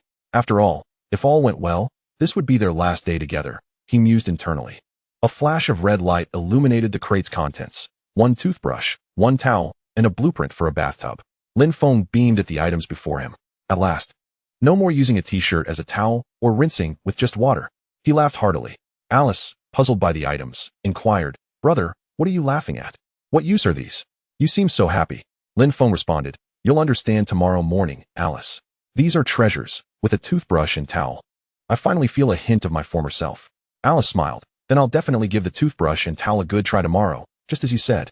With a wave of his hand, the items vanished into his spatial ring. "System, upgrade everything," he commanded. Ding. "Congratulations, host. One ordinary toothbrush has been upgraded to 100 premium automatic toothbrushes, offering superior dental protection with a slight antibacterial effect." Ding. "Congratulations, host. One ordinary towel has been upgraded to 100 premium towels, gentler on the skin and non-irritating." The upgrades completed, the items were secured in the spatial ring. Lin Feng then retrieved the tattered map, scrutinizing the indicated location. "If all goes well, Alice, we shall reach the place where you concealed the Thunder Dragon Egg tomorrow. In Shurian City." He traced a finger over the map, speaking softly. Alice managed a strained smile. "Yes, brother. I can feel we are almost there." Yet, deep down, she longed for the eternity of being with her brother. A sigh escaped her heart as the looming reality of their last day settled in. After her words, silence enveloped her. Lin Feng, observing Alice's demeanor, could only sigh in resignation. Just as they were about to exit the range of Ing City, the day's second airdrop crate descended from the sky. Simultaneously, Lin Feng noticed through the drone feed that 3 figures were approaching the falling crate. A man and 2 women swiftly raced through the city toward the airdrop. Yet, no matter how fast they were, they could not rival the speed of Xiao He. With a swift acceleration, Xiao He positioned himself directly beneath the descending supply crate. As the crate descended and Lin Feng prepared to retrieve it, 3 individuals arrived nearby. Witnessing this scene, one among them, a woman clad in a pristine white coat, exclaimed, "Wait a moment." Chapter 70. The Shameless Trio. In the company of Gao Yi. 3 days had passed with only 9 meals. Snowflakes continued to cascade from the sky. Gao Yi had not encountered a supply crate in 3 days. Aside from the initial days upon arriving in this post-apocalyptic world when he had discovered a few, he had since faced a prolonged absence of such fortune. He had also gone an entire day without sustenance, nearing the brink of starvation. Just moments ago, he had spotted a supply crate plummeting from the heavens, igniting a spark of joy within him. Turning to the 2 women sprawled on the ground, Gao Yi urged, "Get up. I see a supply crate. If you wish to survive, follow me swiftly." Upon finishing his words, he delivered a couple of firm kicks to their backsides. The 2 women, whether in slumber or weakened by hunger, were initially sluggish. Yet, Gao Yi's kicks roused them instantly. "Igu, where's the crate? Is there really a supply crate?" they exclaimed, their voices rising in excitement. Gao Yi swiftly lifted the two women from the ground, giving each a firm pat on the rear. Hurry. If you don't want to die, run. With that, Gao Yi took off, racing toward the spot where the crate was set to land. Perhaps fueled by the hope of survival, the two women, though weak, managed to keep pace with him. They had encountered Gao Yi after arriving in this desolate world, seeking safety and reassurance in his strength amidst the chaos. However, it proved that not all men could be relied upon. The two women had been with Gao Yi for 3 days, enduring starvation, yet still clinging to life. They had little choice but to compromise. As Gao Yi propelled forward with the two women in tow, the distance to the supply crate was not great. After a vigorous sprint, Gao Yi soon spotted the crate ahead. To his surprise, someone had already reached it first. Just as he was about to shout out, Xiao Shui, trailing behind, called out first. Clad in her white coat, with a fair complexion and long, exposed legs, she shouted to Lin Feng, "Wait. This is our hope for survival. We cannot let others seize it." Upon hearing her cry, Gao Yi and the others finally comprehended the situation. "Isn't that Lin Feng?" They gasped in astonishment. Lin Feng, observing the sudden appearance of the three, maintained an expressionless demeanor. Due to the prior recognition of the three individuals by the drone, there was little surprise. Little Snow's call to halt elicited no response.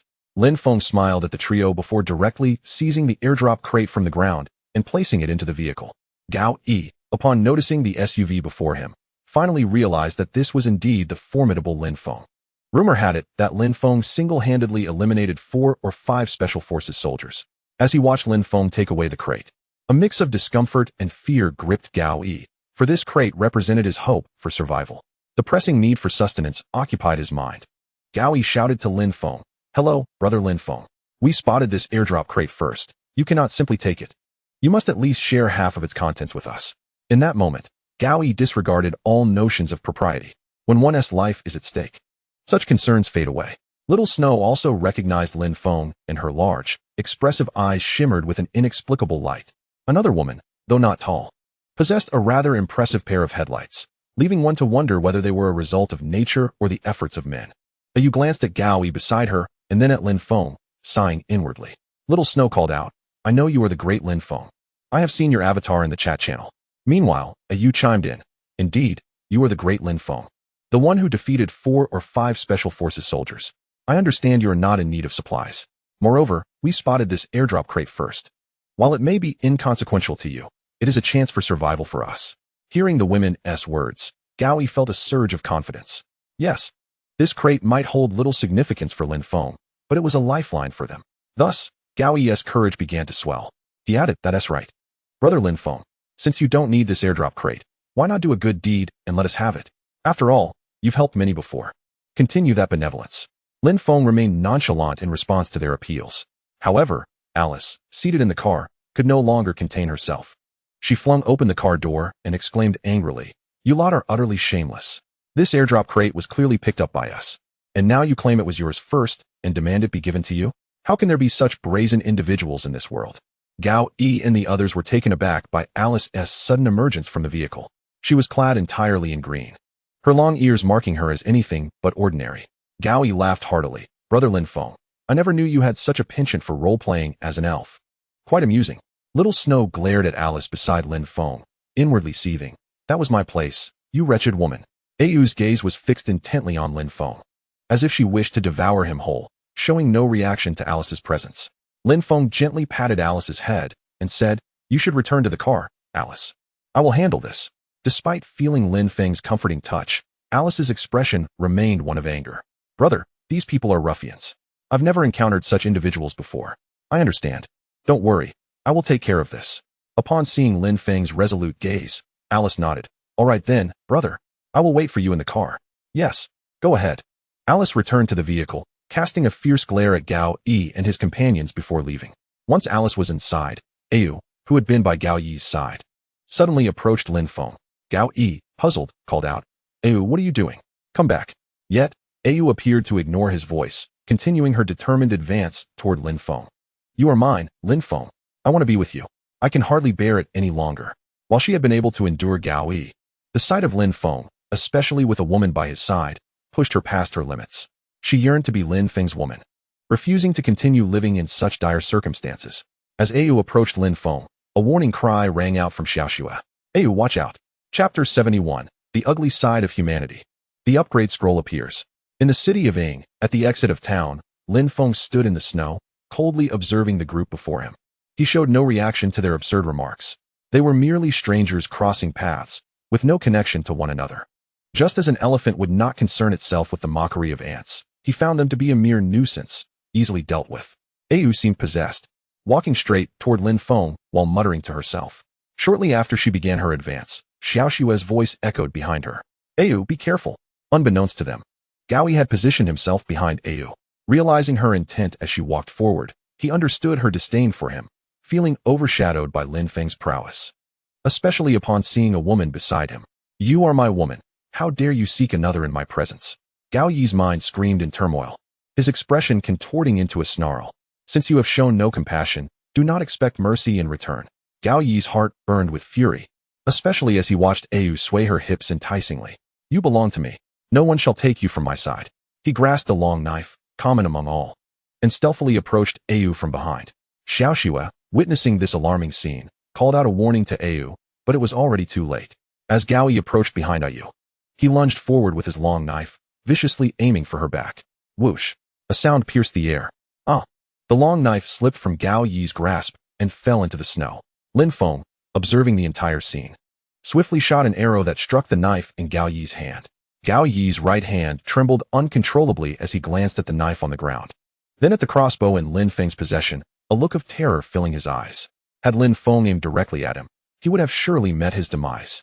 A cold sweat broke out on Gao Yi's back.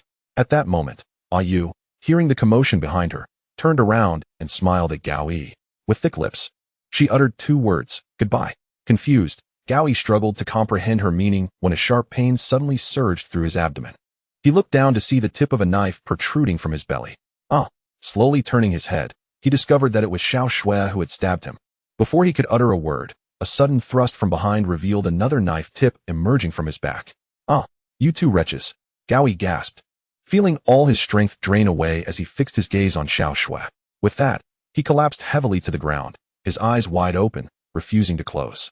It turned out that Ayu, fearing Gao Yi had not perished, had struck him again as he turned. Watching Gao Yi convulse on the ground, Ayu finally exhaled in relief, glad to be rid of this demon. Xiao Xue, are you all right? She asked, moving toward her.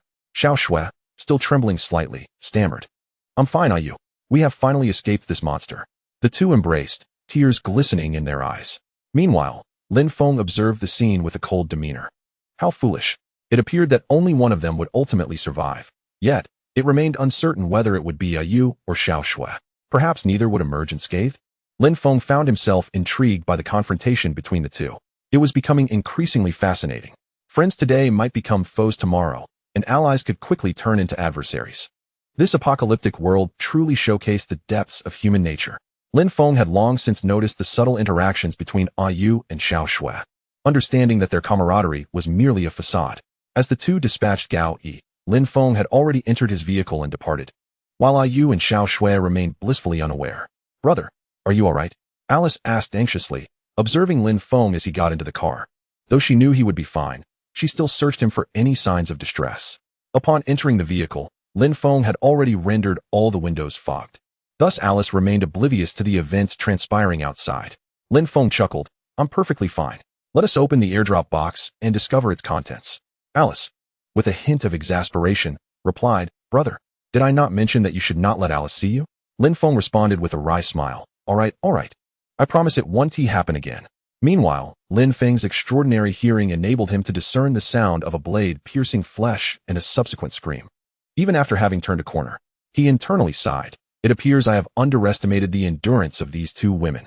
Brother, hurry and open it. Alice feels there must be something delicious inside. Lin Feng shook his head, smiling. Then let us take a look. He picked up the airdrop box and placed it before them, opening it. Inside were 1 bag of dried fish, 1 bottle of red date yogurt, 1 scroll for upgrading the small wooden house manufacturing blueprint. Alice gazed at the items with delight, exclaiming, Brother, see, I told you there would be something delicious. Alice can even smell the aroma. Lin Feng smiled. Alice is truly remarkable.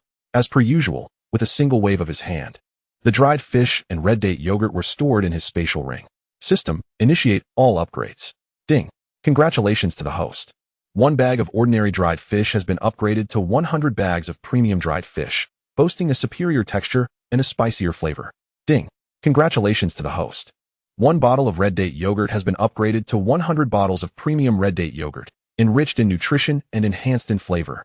Once the upgrades were completed, Lin Feng finally had the opportunity to examine the blueprint before him.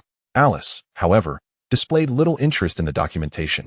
As for her, anything beyond food was inconsequential. Lin Feng began to scrutinize the blueprint in his hands. Since he already possessed the small wooden house manufacturing blueprint, he was particularly keen on the upgrade scroll. After a brief review, he discerned that this upgrade scroll would allow for the elevation of the small wooden house S level. A level 1 wooden house could be upgraded directly to a level 2 wooden house, which would significantly enhance both its space and functionality. It seems prudent to utilize this upgrade scroll after constructing the small wooden house, and subsequently employ the system's upgrade feature. This way, I can maximize the potential of the scroll without any waste, Lin Feng contemplated. At that moment, Xiaohe had already departed from Ying City, setting off towards Shiyan City. If all went according to plan, he would reach the location of Alice's concealed Thunder Dragon egg by the following day. Shortly after leaving Ying City, Alice let out a sudden exclamation. Chapter 72, The Great Wave Travel Group. Despair enveloped everyone. On the vast expanse of white land, a black SUV stood out conspicuously. From within the vehicle, Alice exclaimed, "Brother, look ahead. What is that?" Upon hearing Alice's voice, Lin Feng snapped back to attention. Placing the upgrade scroll into his spatial ring, Lin Feng gazed at the central control screen, where he finally beheld the images relayed from the drone. The screen revealed a vast pack of speckled wolves, racing forward with fervor. A cursory glance indicated that there were at least 50 of these creatures, and there might be more lurking ahead. Lin Feng furrowed his brow, pondering, how could such a multitude of wolves gather in the wilderness? Alice scrutinized the control screen intently before exclaiming, "Brother, I know what these are." Lin Feng smiled and inquired, "Do you recognize these animals, Alice?" She nodded vigorously, "Yes, brother. These creatures are speckled wolves. They travel in packs, and their teeth are remarkably sharp, rendering them formidable against most other animals. These wolves are voracious and would even resort to cannibalism if driven by hunger." Lin Feng frowned. It appears that this pack of speckled wolves has discovered a substantial food source. Otherwise, they would not be congregating like this. Alice agreed, "Indeed, brother. But I wonder what lies ahead." Lin Feng replied with assurance, "We shall soon find out." The drone, which had been hovering around their vehicle, flew directly ahead. Lin Feng was eager to uncover what had drawn such a throng of speckled wolves. The vehicle continued on steadily, and despite the considerable number of wolves, Lin Feng felt no fear. He was confident in their safety. Meanwhile, ahead in an abandoned factory, a large group of individuals donned in red caps, emblazoned with the words Great Wave Travel Group, had gathered. Their ranks, initially numbering over 100, were dwindling rapidly as the wolves multiplied. "Help! My leg! My leg has been bitten. Somebody save me. Oh my goodness! What are these monsters? I want to go home. This place is terrifying. I long for home. I don't want to die here." The cacophony of wolf howls mingled with the cries of the panicked crowd. Among them, a towering man over 6 feet tall wielded a loudspeaker, commanding, "Everyone, remain calm. Retreat to the 2nd floor immediately. Do not linger in the courtyard. There are far too many of these beasts for us to withstand. Women, go first. Each of you should grab something, sticks or benches. Do not go empty-handed. Men, gather your weapons and retreat to the entrance of the 1st floor. The confined space will hinder the wolves' numerical advantage." Sun Yu, a guide from the Great Wave Travel Group, had originally brought the tour to a scenic spot, only to be abruptly transported to this apocalyptic realm. He shouted, "Everyone, do not panic. Such a commotion will surely attract attention. Help will come for us. Hold on, everyone. Those heading to the 2nd floor, barricade the windows with whatever you have. We will survive this." Amidst the frantic crowd, Sun Yu's voice swiftly galvanized everyone into action, dispelling the pervasive panic. Yet, the wolf pack continued to seize 1 or 2 individuals, their anguished screams piercing the air. The women had already retreated to the 2nd floor, while most remained in a state of shock, wailing loudly. "Woe is me. I do not wish to perish. Who will come to our rescue? I cannot die here. I have yet to find a boyfriend. Oh, father, where are you? Please come save us." The cries echoed, "Those accursed wolves have devoured my dear friend. I too shall meet my demise here. Who will save me? Buddha, please lend us your aid. Oh God, deliver us from these fiends." The men defending the 1st floor listened to the continuous weeping from above, coupled with the relentless cries of their comrades outside. Each person was engulfed in profound despair. Sun Yu shouted, "Slowly retreat to the staircase. Do not panic, everyone. The staircase is narrower, and we shall surely endure until rescue arrives." The crowd hastily moved toward the staircase, but during the retreat, more comrades were snatched away, their screams echoing in the night. Fear enveloped everyone. At the staircase, Sun Yu directed the group to hurl any useless debris towards the entrance. Soon, the narrow passage was obstructed. Yet, it was but a fleeting moment before the wolves below began dragging away the discarded items. Howls echoed, and with a crash, the wolves seized the remnants at the staircase. The faces of those above turned ashen. I can no longer endure those vile beasts. It's over. We are truly destined to perish here. I have a 3-year-old child at home. I have yet to witness him marry or have children. I do not wish to die here. Mother, I have been a disobedient child. I cannot return to care for you in your old age. Oh, my husband, I love you. I truly love you. Yet I am about to die. In the next life, let us be together again. Wife, I love you too. I will not allow these beasts to harm you. Save us, O God. A wave of despair washed over the group. Even the tour guide, Sun Yu, felt utterly helpless. He understood that retreating to the second floor was merely a temporary measure, a mere delay of the inevitable. In truth, he realized that this calamity was likely to claim them all. Even if someone were to discover the wolves, rescue would be impossible. The pack was far too numerous. And these were no ordinary wolves. Each one was as large as a Tibetan Mastiff. Who could possibly conquer such formidable creatures? Only a complete army might stand a chance. Bang! A window on the second floor shattered as a fierce wolf crashed through. Ah! Help! The monsters are coming. Run! Please do not eat me. I am but a girl. Sun Yu, holding a megaphone, shouted, "Everyone, remain calm. Men, gather to block the windows." The second floor was filled with cries and wails. The men exerted all their strength to seal one of the windows, but another window suddenly shattered with a loud crash. At that moment, despair engulfed everyone. Tears welled in the corners of Sun Yu's eyes. It was over. This time, it was truly over. Yet, just as despair settled in, the roar of a car engine suddenly pierced the air. Chapter 73. The tiger enters the sheep pen, rescuing the Great Wave Travel Group in the wilderness. Lin Feng observed the images transmitted from the drone. He quickly discerned the events unfolding ahead. Alice also witnessed the scene. Brother, look, there are so many people inside. These are the spotted wolves, and they have discovered a large group ahead. Lin Feng noted this with a cold expression. It seems my collection of heroic orbs is about to increase by dozens, he remarked. Xiaohei, accelerate to full speed and head directly toward the densest part of the wolf pack. Understood, uncle. As Lin Feng pondered, he turned to Alice and instructed. Stay inside the car and do not exit, understood? Alice was about to protest, but Lin Feng continued. This time, I won't fog the windows. You can see everything happening outside from the car. Alice nodded, gazing at Lin Feng's stern demeanor. I understand, but please be careful. There are many wolves. Lin Feng smiled reassuringly. Rest assured, these wolves pose no threat to me. I will be cautious. Xiaohei moved swiftly, soon reaching the outermost perimeter of the wolf pack.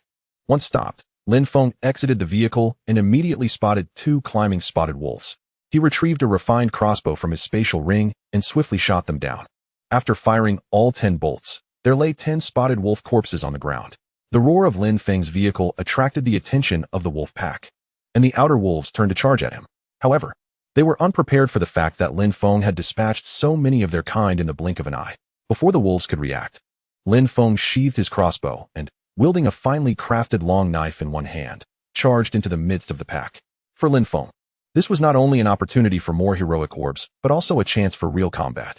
Howls echoed as spotted wolves fell one after another.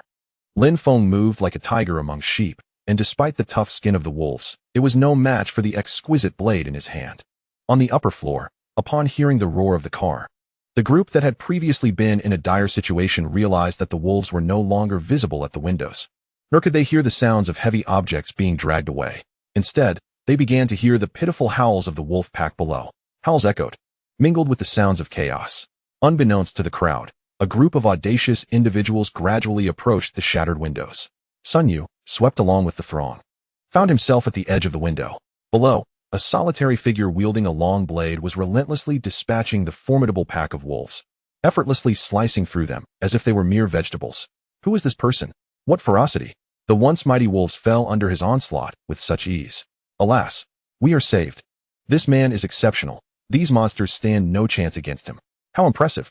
Who could this extraordinary individual be? Listening to the murmurs around him, Sun Yu couldn't help but smile wryly.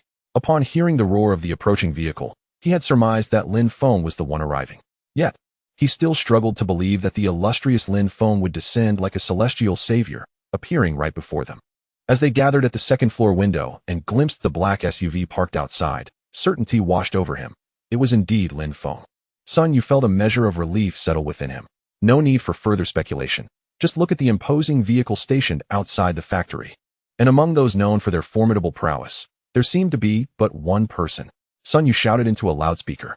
All those on the second floor turned their attention toward the factory's entrance. My goodness, a black SUV. Lin Feng. It truly is a black SUV. What have I witnessed? The legendary Lin Feng has arrived. We are saved, my dear wife. It is Lin Feng. Oh, Lin Feng, you have truly appeared. We are rescued. Upon realizing that the figure below was none other than Lin Feng, the occupants of the dilapidated factory on the second floor felt their hearts lighten. It was hard to believe that Lin Feng had come to their aid. It felt surreal, like a dream. Look below. Lin Feng is dispatching these monsters with the ease of slicing vegetables. It is simply astonishing.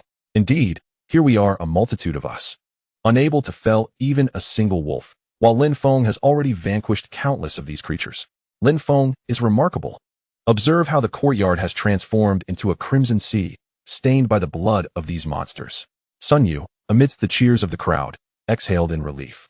Watching Lin Feng navigate effortlessly through the throng of beasts, he found it hard to believe that such prowess could belong to a mere mortal.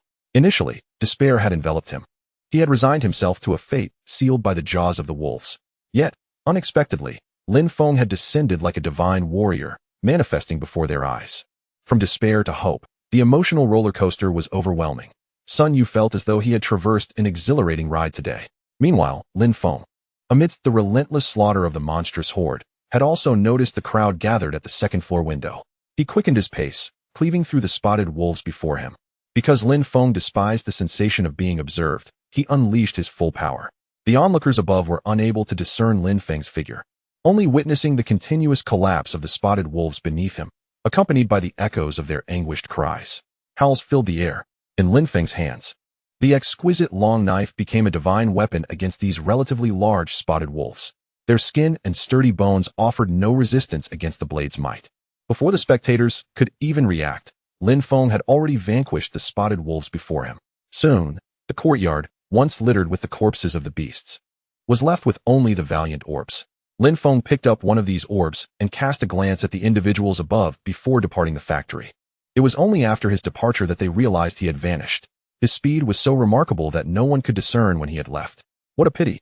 How wonderful it would have been to leave alongside the esteemed Lin Feng. Our safety would have been assured. Thank you, Lin Feng, our savior. We have finally survived. We are alive, my dear. We have survived.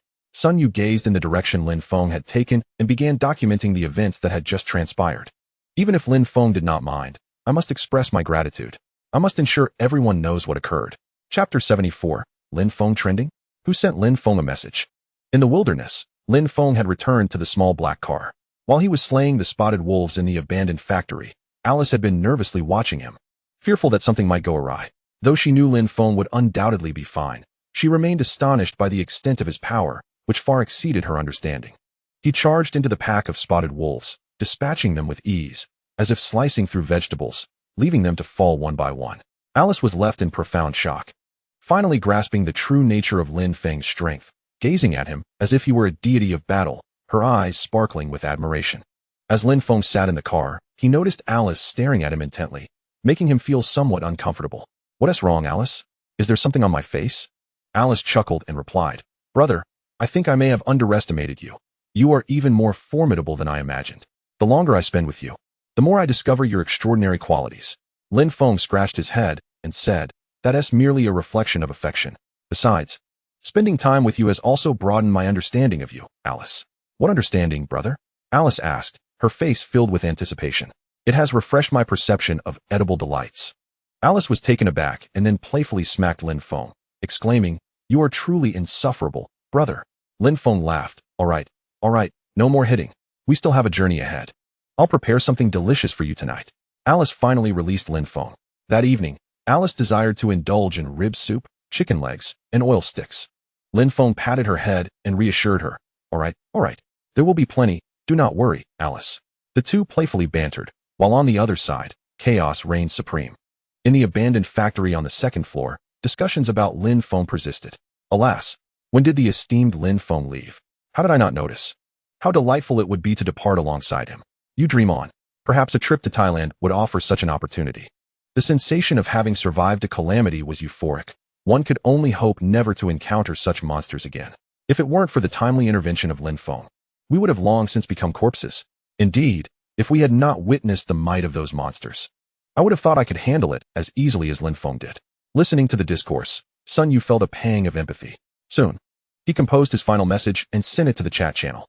Holding a megaphone, he proclaimed, "Everyone, although we have survived, let us not forget who saved us, who rescued us from those monsters."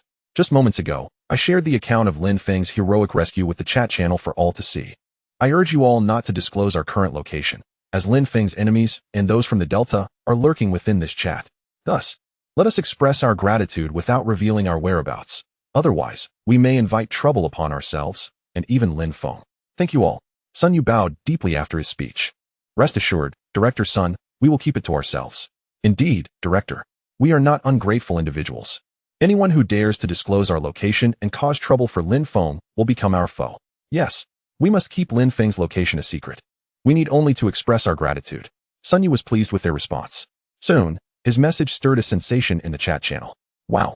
Lin Feng has achieved another victory, this time slaying a pack of wolves the size of Tibetan mastiffs. Incredible! Is Lin Feng's daily existence merely a series of monster slayings? Unbelievable! He has saved over 100 people this time. It is nothing short of miraculous. A remarkable individual remains remarkable, no matter the circumstances or dangers faced. I'm curious. Why do you all encounter monsters while I have yet to find even an airdrop box? If we were on Water Blue Star, Lin Feng would surely be recognized as one of the nation's top 10 outstanding youths for rescuing so many at once. Oh, Lin Feng, have mercy on the children. I am nearly starving. Sun Yu promptly relayed the astounding news of Lin Feng rescuing over 100 individuals to the chat channel. The topic has ignited fervent discussions among everyone. Initially, Lin Feng avenged a pair of innocent mother and daughter by directly confronting the malevolent demon, Smith. Subsequently, he single-handedly dealt with 4 or 5 special forces operatives, and now he has rescued over 100 ordinary individuals. The public's perception of Lin Feng has considerably improved. He is now viewed as a person of formidable martial prowess and positive energy. Should Lin Feng be aware of this, he would undoubtedly feel a bit bashful. For at that moment, he had not contemplated such recognition. His sole desire was to acquire more heroic orbs. Debates regarding Lin Feng continue to flourish in the chat channels, albeit with a less congenial atmosphere. Delta Force instructor Lowell skeptically remarked, "Who knows what is true? Perhaps this incident never occurred. It could very well be a self-directed performance by Lin Feng." He added, "In this apocalyptic world, where do all these monsters come from? I have yet to encounter a single one."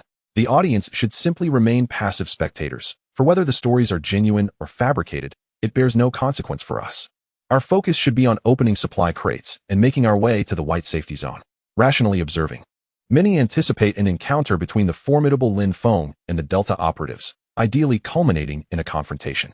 The chat channel is a cacophony of voices, representing a myriad of personalities. Sun Yu and over 100 supporters are fervently advocating for Lin Feng amidst the lively discourse. If this apocalyptic world had trending topics, Lin Feng would undoubtedly dominate the top position year-round. However, none of this bears significant relevance to Lin Feng. After departing from the abandoned factory with Alice, he resumed his journey toward Shurian City. As they advanced across the vast, white expanse, their figures stood out conspicuously. Beep. Lin Feng's smart wristband began to chime. Who could be messaging me? Chapter 75, Pool Manufacturing Blueprint. The Last Supper with Alice. In the wilderness, Lin Feng and Alice traversed the snowy landscape. Brother, your wristband is ringing again, Alice exclaimed, observing the flickering device in Lin Feng's hand. Lin Feng nodded. Yes, let me check what is going on. Upon opening the device, he discovered it was from Chu Yang. Chu Yang had just seen Sun Yu's message in the chat channel. Learning that Lin Feng had recently rescued over 100 ordinary individuals and had slain numerous spotted wolves, Chu Yang's understanding of Lin Feng grew increasingly perplexed. How is he accomplishing all of this? Time and again, he vanquishes the monsters of this apocalyptic realm. It seems he has long uncovered the secret of the heroic orbs and is aware that these blueprints generally require them for successful creation. Just moments ago, he fearlessly revealed his location once more to rescue so many ordinary people. What is your reliance, Lin Feng? Gazing at the snowy scenery before him, Chu Yang murmured to himself, nevertheless, regardless of the circumstances, we shall inevitably cross paths one day. The ever-shrinking safety zone and the daily rising death toll remind us that we will inevitably encounter one another someday. However, I wonder if you will still exhibit such prowess when that day arrives. Chu Yang remarked with a faint smile. Soon, he resolved to test Lin Feng's survival database. He promptly sent Lin Feng a message. Hello, Lin Feng. I just saw the message posted by Sun Yu in the chat channel and was pleasantly surprised by your kindness. You deserve a thumbs up for that. By the way, I am facing a bit of trouble and need a weapon with a longer attack range. Do you have one? I possess a blueprint for a swimming pool that I can trade with you. Lin Feng, upon reading Chu Yang's message, felt a twinge of confusion. Why would he suddenly wish to trade for a long-range weapon? Furthermore, the blood-staunching agents and bandages exchanged yesterday were equally perplexing. Typically, someone with access to such numerous blueprints would also have a fair share of airdrop crates, and Chu Yang's ranking in the survival circle was certainly commendable. Pondering this, Lin Feng stroked his chin. It appeared that Chu Yang was not as straightforward as he seemed. Regardless of how one speculates, it would be impossible to discern that I possess a system. The items from yesterday and the request for an offensive weapon today indicate that you are keen to uncover my survival database. However, once I retrieve the Thunder Dragon egg, I will immediately commence the construction of a small wooden house, which will certainly provide ample space upon its upgrade. As for the swimming pool, I shall not be modest. Indeed, it seems Chu Yang is no simple character. I must remain vigilant should we cross paths again. After a moment of contemplation, Lin Feng replied, You have seen the blood-staunching agents and bandages from yesterday, haven to you? I possess a red cherry spear that I can trade for the swimming pool blueprint. Upon receiving Lin Feng's message, a gentle smile graced Chu Yang's face. It appears that your survival supplies are even more abundant than I had anticipated. What we have witnessed is merely the tip of the iceberg. He promptly sent the swimming pool blueprint to Lin Feng. Upon receiving the blueprint, Lin Feng wasted no time in crafting an ordinary red cherry spear, which he subsequently sent to Chu Yang. Exceptional items, after all, are not easily given away for free. As Chu Yang held the spear in his hands, his smile broadened with anticipation for the day he would meet Lin Feng. Alice, upon catching a glimpse of the blueprint in Lin Feng's hands, lost all interest after a mere glance. Lin Feng then began to examine the materials required for the swimming pool blueprint. 60 ceramics, 60 iron blocks, 30 blue paint, and 10 hero's pearls. With a hint of resignation, Lin Feng remarked, There are quite a few items needed. I still lack ceramics and blue paint. It seems I must explore the trading post. He tucked the blueprint away and proceeded to browse the trading post. After a brief search, he found no trading information for ceramics, but he did manage to locate some blue paint. Without hesitation, Lin Feng initiated the trade for the blue paint. Acquiring a small can, Lin Feng exchanged a bottle of water and a piece of bread, successfully completing a trade. However, after searching for quite some time, he found no trading information regarding ceramics, none at all. Thus, he decided to take matters into his own hands and published a trading message. I am trading ceramics. Anyone with ceramics to spare, please reach out to me. I have food and water available. First come, first served. After posting his trading information, Lin Feng logged off. Should a trade be successful, he would receive a notification. He tucked away his smart bracelet and gazed at the sky before him. The once bright expanse was gradually succumbing to darkness. Looking at his watch, he realized that there was less than half an hour until the safe zone would shrink. Let us see where we can find shelter. We should call it a night for now, as the safe zone will soon diminish, Lin Feng remarked to Alice. But we still haven't found that airdrop crate, brother. Alice replied, Not to worry. If we miss the last airdrop, it's no great loss. It's best to rest early, regain our strength, and tomorrow we shall head to Shurian City to retrieve those 2 Thunder Dragon eggs, Lin Feng reassured her. Alice's expression dimmed slightly. All right then. Before long, Lin Feng discovered an uninhabited 2-story cottage. Perhaps having Alice by his side truly brought him good fortune. As he parked the vehicle, an airdrop crate fell from the sky, landing just outside the cottage. This event made Lin Feng entertain the notion that Alice might indeed be favored by the goddess of luck. He intended to open the crate immediately, but Alice interjected, Let us wait until later, brother. I'll prepare dinner first. Lin Feng nodded. Very well, Alice. We shall cook first. A smile finally graced Alice's face. This is our last night together, brother, she sighed inwardly. Lin Feng took out the necessary tools, and the two began preparing their evening meal. As they busied themselves, the time reached 5 in the afternoon. Greetings to all players in this apocalyptic world. Only 1 hour remains until the next safe zone contraction. Players still in the blue danger zone are urged to swiftly move to the white safe zone. Good luck. A red countdown appeared before Lin Feng, but he had grown accustomed to it and felt little agitation. While Lin Feng and Alice enjoyed their final meal together, elsewhere, a woman observed Lin Feng's trading message with a smile curling at her lips. Chapter 76, The Apocalypse World Update. A new profession on the horizon? In the wilderness, a 2-story cottage stood starkly against the wide expanse of the land. Lin Feng and Alice were savoring their last supper, while at the same time, Du Qiuyue was hiding in an inconspicuous building. It seems you have fallen into my grasp once more, Lin Feng, Du Qiuyue mused quietly with a smile. Throughout the course of the day, Du Qiuyue managed to salvage merely 2 airdrop boxes. Yet, fortune smiled upon her, as within one of these boxes, she discovered a blanket and a lighter. Thus, despite the biting cold, Du Qiuyue found herself equipped to persevere. The final item was a piece of ceramic, which she initially contemplated discarding. However, upon further reflection, she decided to retain it for the time being, considering that if it proved unnecessary, she could always offer it to Lin Feng. Du Qiuyue reasoned that whatever she deemed superfluous, Lin Feng would likely find useful, so she chose to keep it. Just moments ago, Du Qiuyue opened the chat channel and was astonished to learn that Lin Feng had rescued over 100 ordinary people today.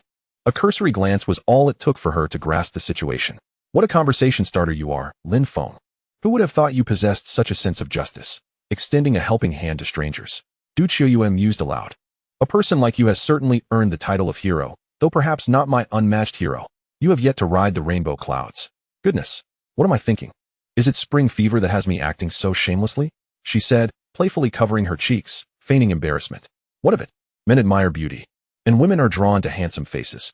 Is that not a perfectly natural occurrence? Besides, I was merely contemplating, which is hardly a crime, she continued, engaging in self-dialogue.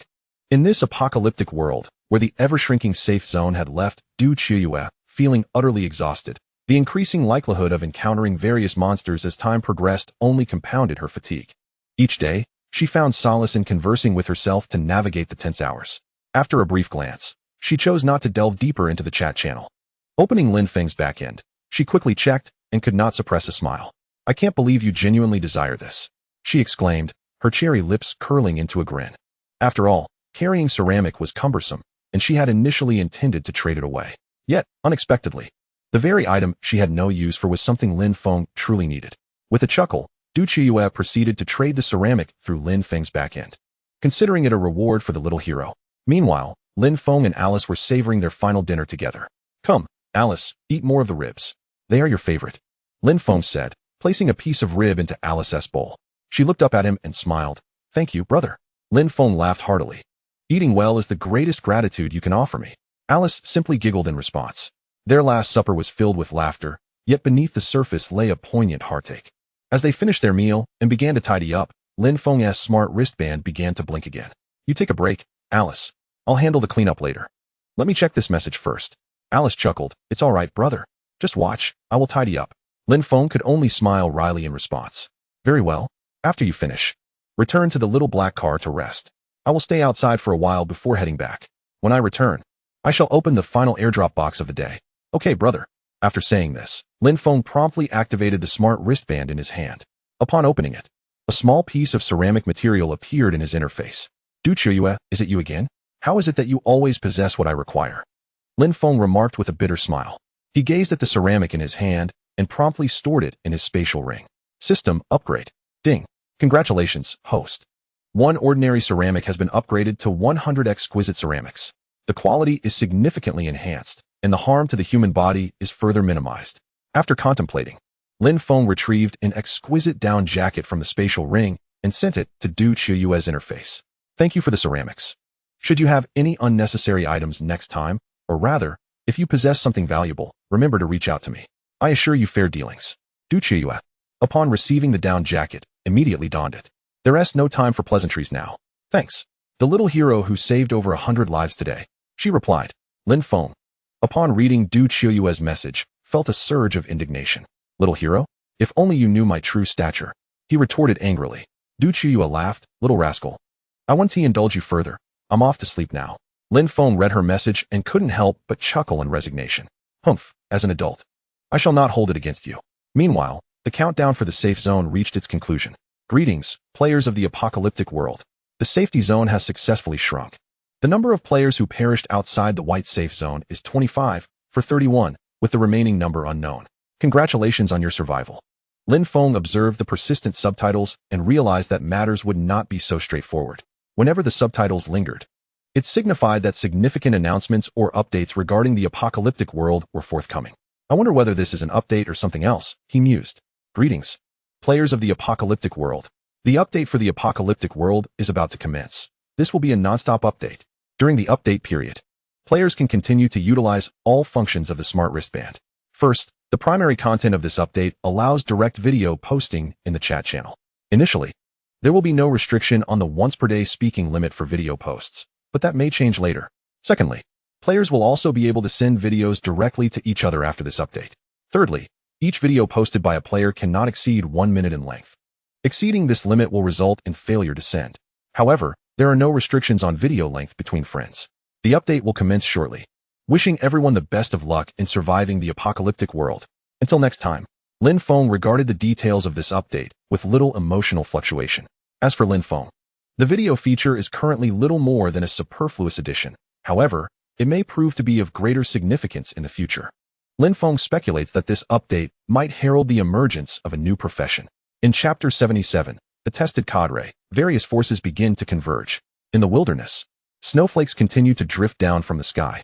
Within the courtyard of a 2-story villa in this desolate expanse, Lin Feng gazes up at the heavens, chuckling softly to himself. It appears that a new profession, omnipresent on Water Blue Star, is on the verge of being born once again. Priced at 2 yuan for each, and 10 yuan for 6, these professions are poised to re-enter the arena. Yet, he wonders whether the prevailing theme will lean towards apocalyptic aesthetics or uniform styles. Nonetheless, this holds little relevance for Lin Feng, a seasoned cadre who has long developed immunity to such trends.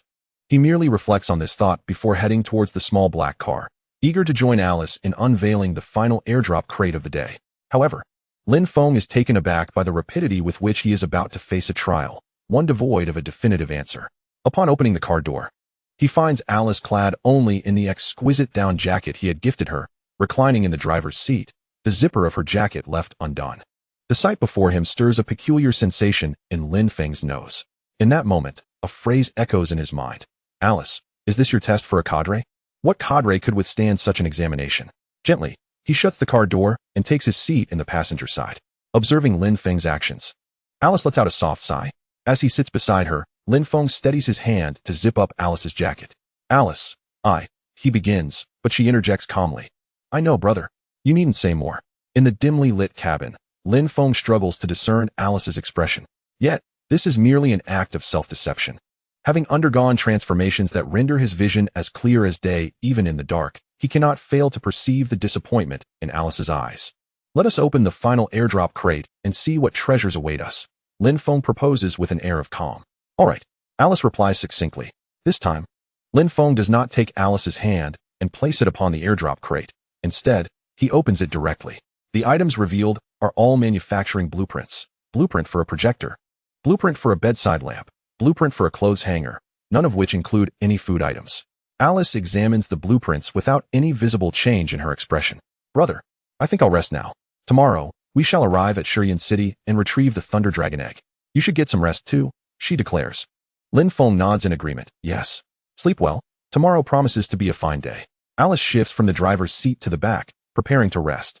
However, perhaps due to the jacket's short fit or her vigorous movements, Lin Feng is suddenly struck by the thought. It is so dark. Alice turned away from Lin Feng and began to rest. Lin Feng promptly stored the 3 manufacturing blueprints in his spatial ring. Observing Alice as she settled down, Lin Feng contemplated for a moment before also choosing to rest in the passenger seat.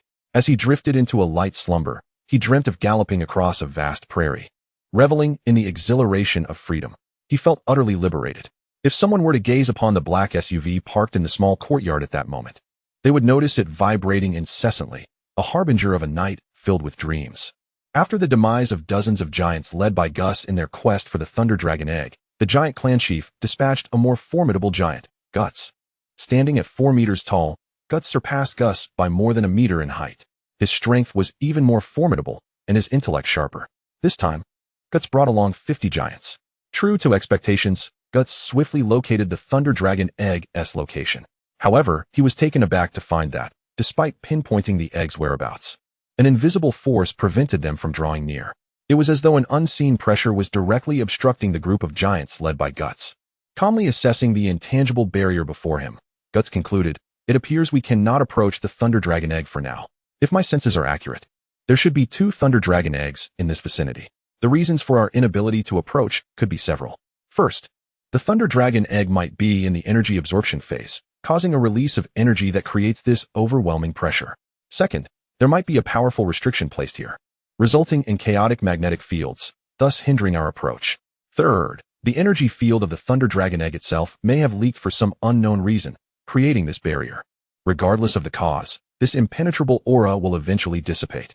Therefore, our current task is to monitor this location continuously, and all giants must remain on high alert. Do you all understand? Guts cast a cold gaze over the assembly of giants. Understood, Chief Guts. We will remain vigilant, came the unified response from the giants. Satisfied with their answers, Guts continued, now, let us conduct a thorough search around the Thunder Dragon egg, in groups of 3. Do not stray too far apart. And report any developments immediately. If we have located the Thunder Dragon egg, it is likely that others in this apocalyptic world may also find their way here. Everyone must be cautious and not underestimate the situation.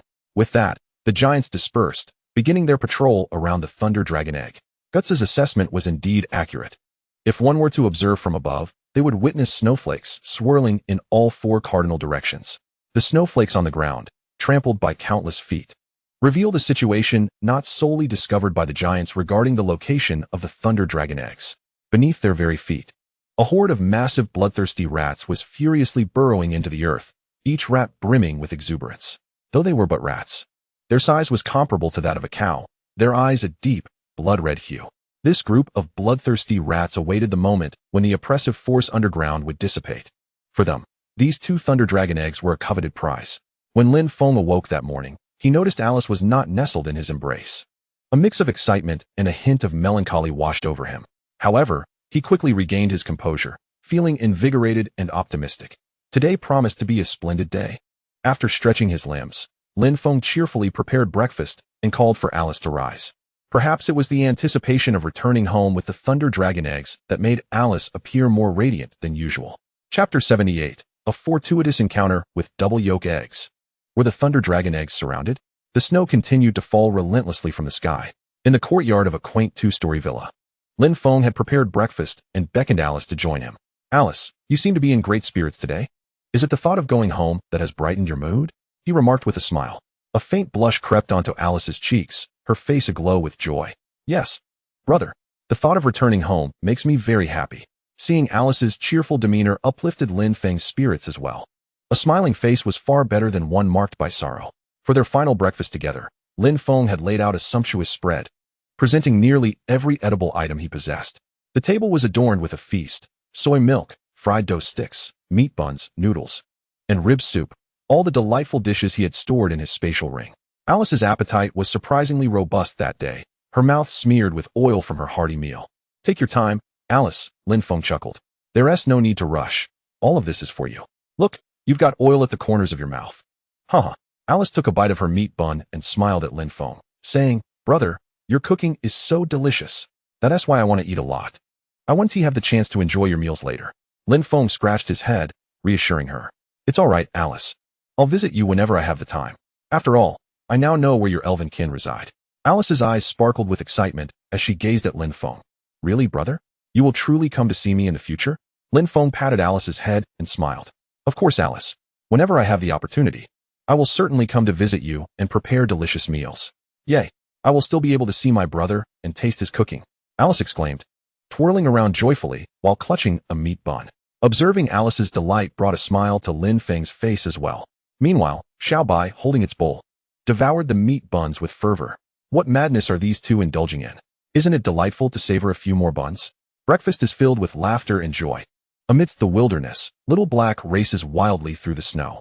Inside the vehicle, Lin Feng gazes at the 2 empty airdrop boxes before him and laughs heartily. Alice, our fortune truly shines with you around. We scarcely ventured out before stumbling upon a double yolk airdrop box. Alice, equally jubilant, replies, of course, as long as Alice is here. The goddess of luck will favor us. Let us open it right away, brother. Listening to you, we shall open it and see what treasures lie within.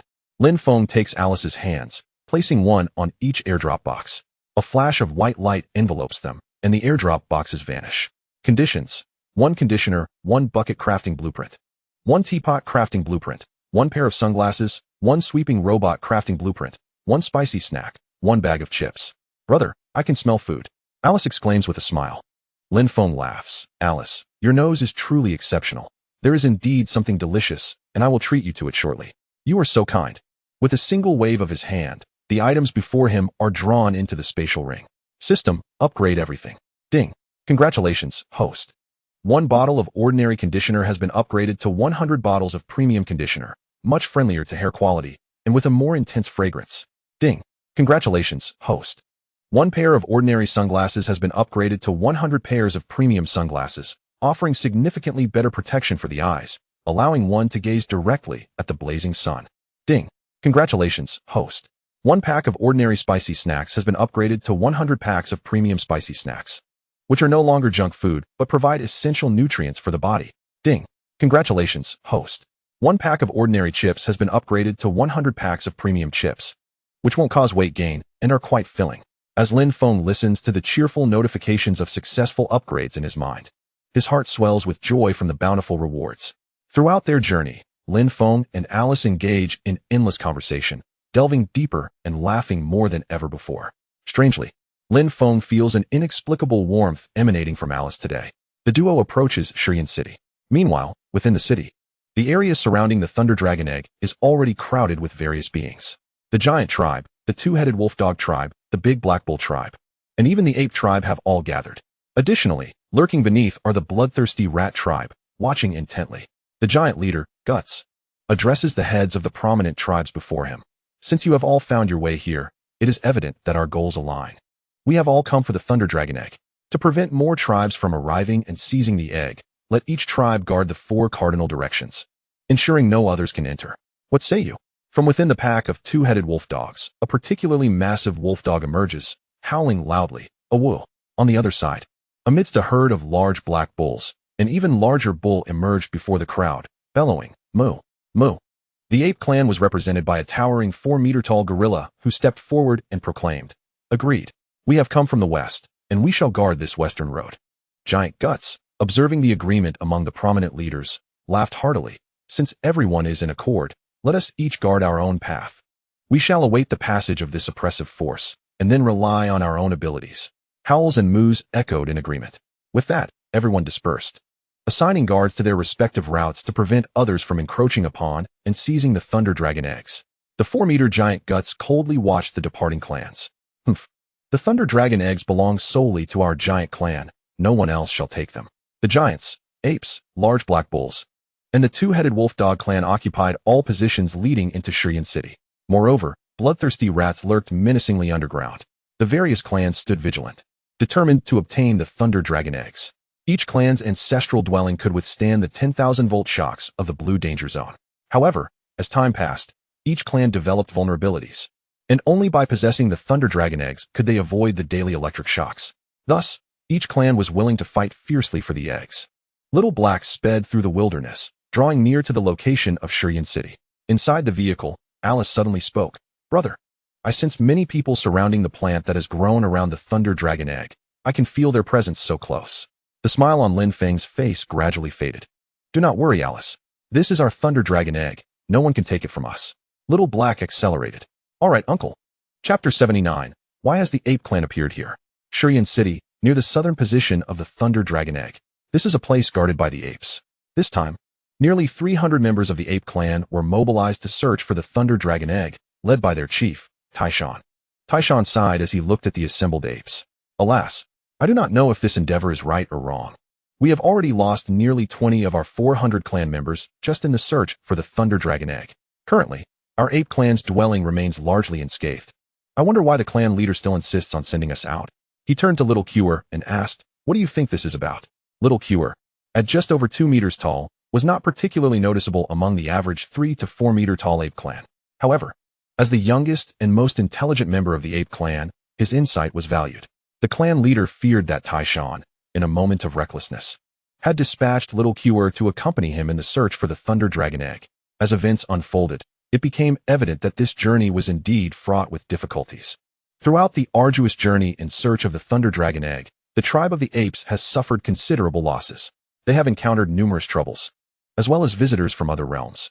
Even as their safe zone began to diminish, they lost 4 or 5 of their kin. Had it not been for the presence of Little Cure, their losses would have been even greater.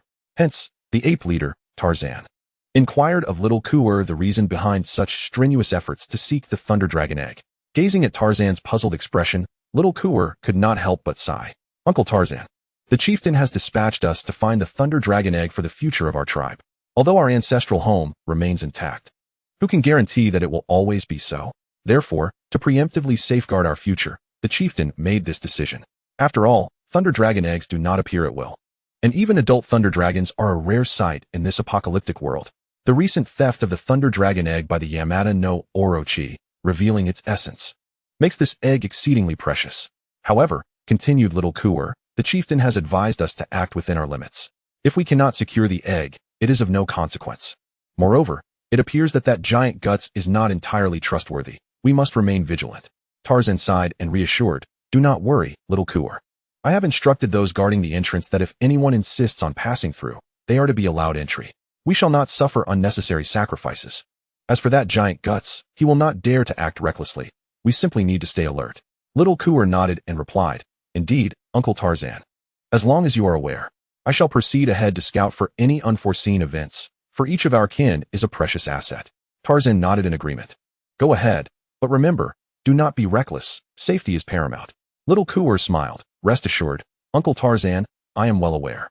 With that, he made his way toward the entrance guarded by the ape tribe. Meanwhile, upon hearing Alice's revelation that many individuals had been sensed near the Thunder Dragon egg, Lin Feng immediately accelerated. Little Black stirred up swirling snowflakes in the wilderness, resembling a rapidly moving tornado from a distance. Lin Feng's visage bore the weight of frost. The significance of the Thunder Dragon egg was beyond dispute for him.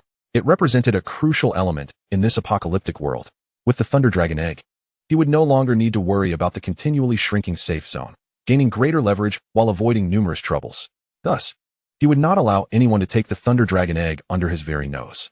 Brother, rest assured, the Thunder Dragon egg is still there, and no one has taken it, Alice earnestly assured Lin Feng. Lin Feng smiled. That is good.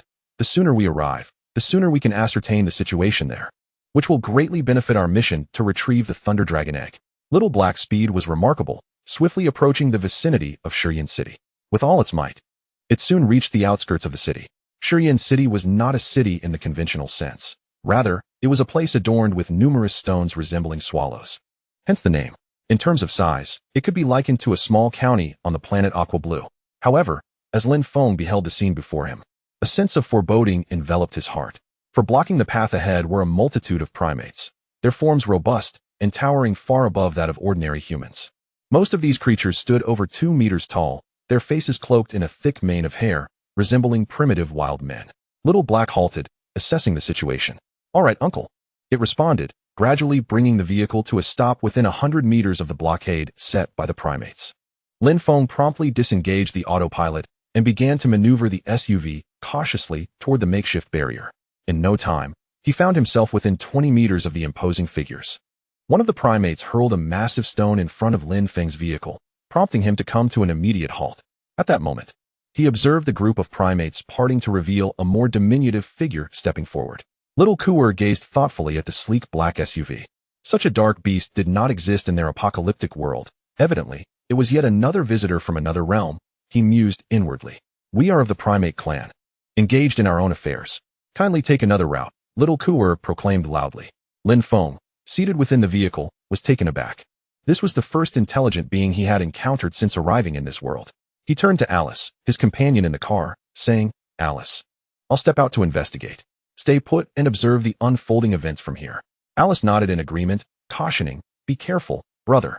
If it becomes too perilous, we can always find another way around. Lin Feng replied with a smile, rest assured, I will exercise caution. In truth, the path ahead was a dead end. These primates were clearly stationed there as guardians. It was improbable that other routes would be unguarded as well. Strength dictated the rules in this world. He opened the car door, standing before the assembly of primates, gripping his finely crafted long knife with one hand. Coldly, he addressed Little Kuer. What if I insist on passing through here? Chapter 80. Arrival at the location of the Thunder Dragon egg. Lin Feng found himself surrounded. Shiyan City lay before him, the landscape still shrouded in a blanket of white. At the entrance to the city, Lin Feng held his long knife firmly, casting a steely gaze at the primates before him. Little Kuer chuckled. Human, it seems you have gleaned some information. To be frank, the Thunder Dragon egg is indeed located here, though I am uncertain how you came by this knowledge. However, I must ask, do you truly believe that? Even if you were to enter, you could seize the Thunder Dragon Egg all by yourself? Even if you managed to obtain it, can you truly take it away? Little Kuer laughed heartily as he gazed at Lin Feng before him. Moreover, I must inform you that in all 4 cardinal directions, various races stand guard. Do you truly believe you stand a chance alone? Do you think you can breach the ranks of our numerous ape clan? Lin Feng chuckled, haha. How would I know it's impossible without giving it a try? Little Kuer looked at Lin Feng in astonishment, fully aware that the elite of the ape clan surrounded him, numbering over 100. Yet, he discerned no trace of fear or tension in Lin Feng's demeanor. I admire your courage, human, Little Kuer remarked, but you will not survive should you enter. However, if you insist on courting death, then by all means, proceed. With a grand gesture, Little Kuer commanded the ape clan to part, sensing an aura of danger emanating from the seemingly insignificant figure before him. Akin to being locked in the gaze of a ferocious beast, what would it matter if he were allowed to enter? Within lurked several races, all poised and ready. Should a conflict arise, perhaps the ape clan could seize some advantage from the fray. Lin Feng observed the unfolding scene with a hint of surprise, yet remained unfazed. Given his current prowess, he was virtually invincible against these ordinary beings and creatures, save for encounters with formidable entities like the 8-headed serpent or an adult thunder dragon, which posed a genuine threat. Lin Feng coldly surveyed his surroundings, unperturbed by the potential trap laid before him. With a derisive smirk, he turned and returned to the vehicle. Inside, Alice could see the events transpiring outside, yet she could hear no sound, as Little Black's level was so elevated that it could muffle all external noise. Thus, upon Lin Feng's return to the vehicle, Alice inquired, "Brother, what is happening? Why did those ape beings clear the way?" Lin Feng sheathed his long blade, smiling lightly. "Fear not, everything is fine. Those apes simply do not wish to expend their energy on us, for there are greater numbers within.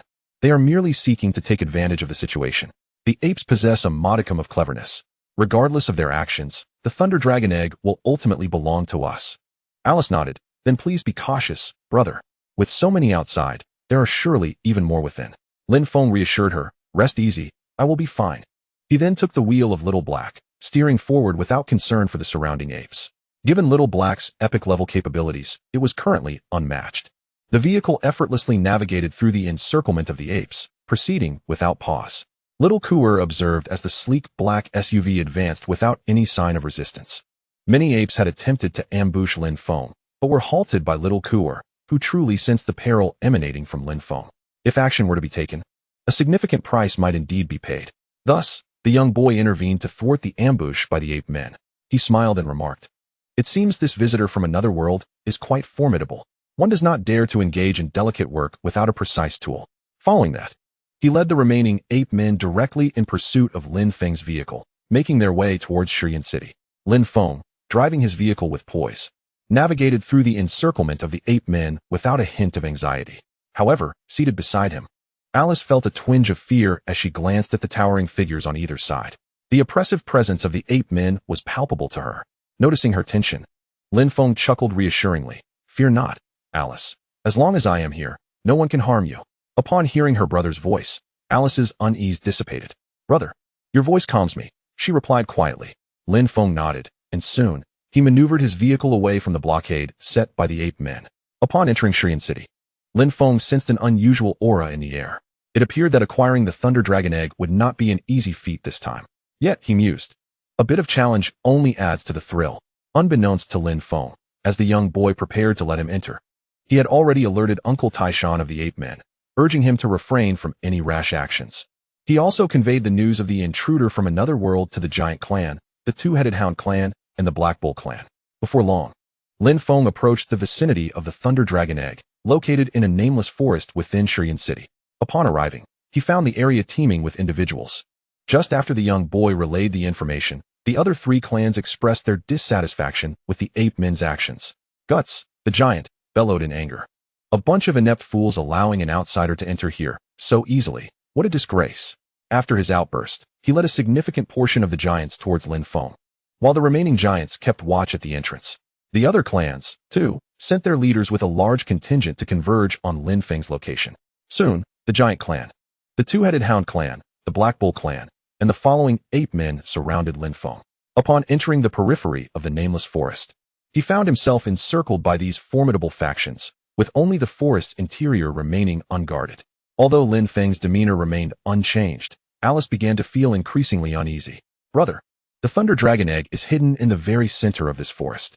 With so many people here, perhaps we should enter from another direction? Lin Feng, observing Alice's naivety, gently patted her head and reassured her, "Do not worry, Alice. I assure you, I will handle everything. We shall proceed from here, and no one will impede our path. Remain in the vehicle. Remember not to alight. Leave this matter to me," Lin Feng instructed, affectionately ruffling Alice's hair. He then descended from the car, grasping a finely crafted long knife with one hand. Chapter 81. The skepticism surrounding Lin Feng. The Black Bull commences its assault on the periphery of the nameless forest. Snowflakes continued to drift down from the heavens. After reassuring Alice, Lin Feng stepped out, the door of Xiao Hei's vehicle slamming shut behind him, standing before the gathered crowd. His expression was as frosty as the winter air. On the other side, the once indifferent giant, Guts, sensed the unique aura of the Gus clan emanating from Lin Feng the moment he exited the vehicle. "So it is you, the one responsible for the deaths of so many from my clan," he remarked, his grip on the wolf-tooth club tightening. His gaze bore down on Lin Feng as though he were a mere specter. The 4-meter-tall giant Guts stepped forward, addressing Lin Feng with chilling disdain. "You, a visitor from another world, dare to contend with us for the Thunder Dragon Egg?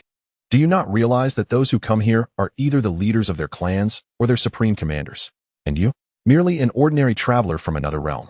What right do you have to stand here? Are you not courting death?" As Guts's words echoed, the crowd erupted in laughter. "Moo, oh whoa, haha indeed. Does this lad not know he is out of his depth? We are all commanders and leaders, while he is but an insignificant individual." The jest continued. "Look at him. Too small to even fill the gaps between my teeth. Haha. An ordinary person daring to challenge the leaders of our clan is laughable." Lin Feng paid no heed to their mockery, his gaze icy and unwavering. An elephant does not concern itself with the jeers of ants, and a soaring eagle does not falter at the taunts of sparrows. Lin Feng remained unperturbed by the derision of these foolish beings. Observing Lin Feng's composure amidst the throng, Guts could not help but regard him with a degree of respect, for most would have quaked in fear, their legs trembling under such scrutiny. Yet Lin Feng exhibited no signs of trepidation. In the face of so many, he remained utterly unflustered. This realization heightened Guts's wariness.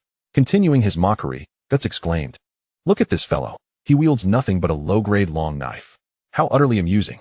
Here, who among us does not possess intermediate or even advanced weaponry? Yet this lad clutches the most commonplace of blades. I wonder if it could even scratch our backs? Ha ha ha. Come now, boy. Let me have a scratch with that knife of yours." With Guts's taunt, the jeering from the crowd intensified once more. "Moo moo, oh whoa." To his astonishment, this fellow clutched nothing more than the most ordinary long knife. My goodness, I would fear breaking such a tool even while merely scratching an itch. Could it be that this young man is unaware that the blade he holds is utterly mundane, perhaps mistaking it for some extraordinary weapon? Indeed, can such a commonplace knife truly inflict any harm upon us? I find that highly dubious. This blade, of the lowest caliber, would likely struggle to even sever the fur of a noble beast from the Black Bull clan. Lin Feng remained unfazed, while the little one at the back, Xiao Kuer, observed Lin Feng's calm demeanor with a hint of admiration. Despite the mockery directed at the long knife in his grasp, Xiao Kuer remained unperturbed, sensing that matters were not so simple. From the very beginning, he had traversed the encirclement of the ape clan with unwavering resolve. Now, standing before the crowd, his composure unshaken, it was evident that such a person could either be a fool or possess genuine prowess. The faint aura of danger that Xiao Kuer had sensed emanating from Lin Feng was undoubtedly real. Thus, this individual must indeed possess true skill. Yet, why would one wield a blade of such ordinary standing? It seemed implausible. Pondering this, Xiao Kuer concluded that the long knife in Lin Feng's possession was likely of a higher grade, merely disguised as an ordinary one. As he scrutinized the weapon more closely, he discerned that, while it appeared similar to the most common long knife, there was a distinct difference. The blade gleamed more brightly, exuding a superior quality compared to standard blades. Clearly, this individual's weapon was anything but ordinary, though its true grade remained a mystery. The more formidable the weapon, the more it often returns to a state of simplicity. It appeared that this individual was far more complex than he initially seemed. Xiao Kuer promptly relayed his findings to the leader of the ape clan, Uncle Taishan. Upon hearing Xiao Kuer's analysis, Taishan gasped in realization. This fellow had indeed come prepared. They should avoid a direct confrontation.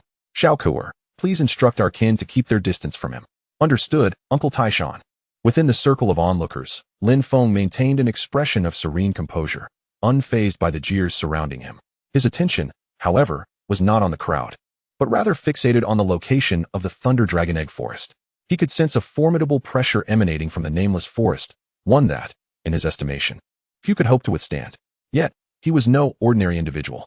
Meanwhile, the giant Guts, observing Lin Feng's stillness, grew increasingly irritable as he noted Lin Feng's continued focus on the Thunder Dragon Egg's location. With a mocking laugh, Guts remarked, "Look at this fellow. Has he been rendered speechless by our numbers, too frightened to utter a word?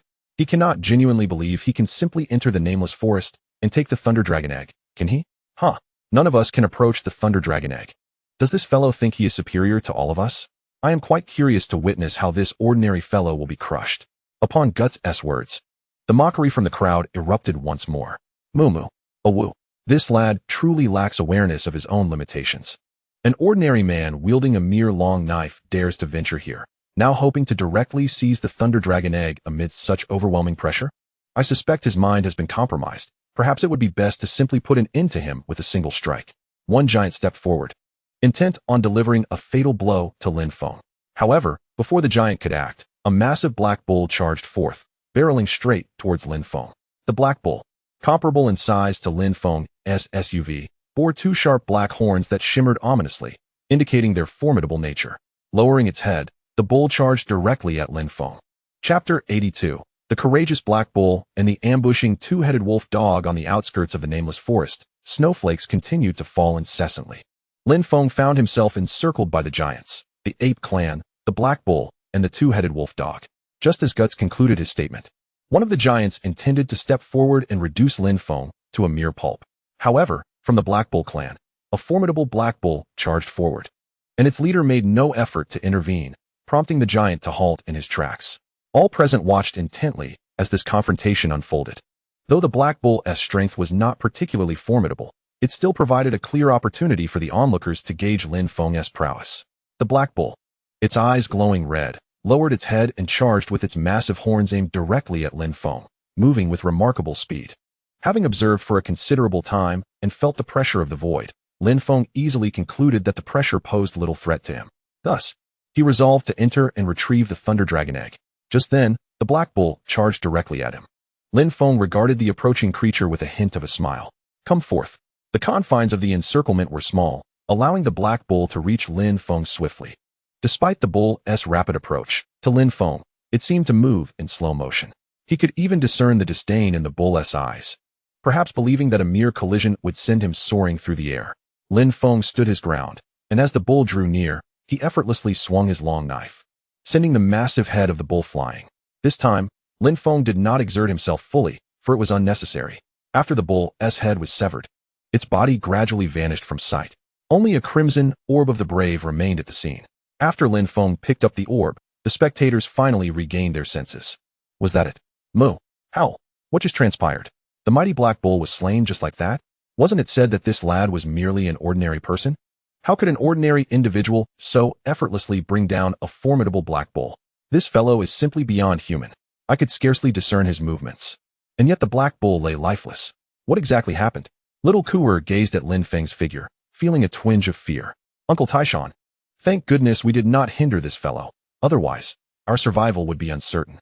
Taishan nodded, acknowledging, "This chap is no ordinary person. He appears to be quite skilled. It seems we have run out of chances. Let's leave this place shortly and not linger any longer.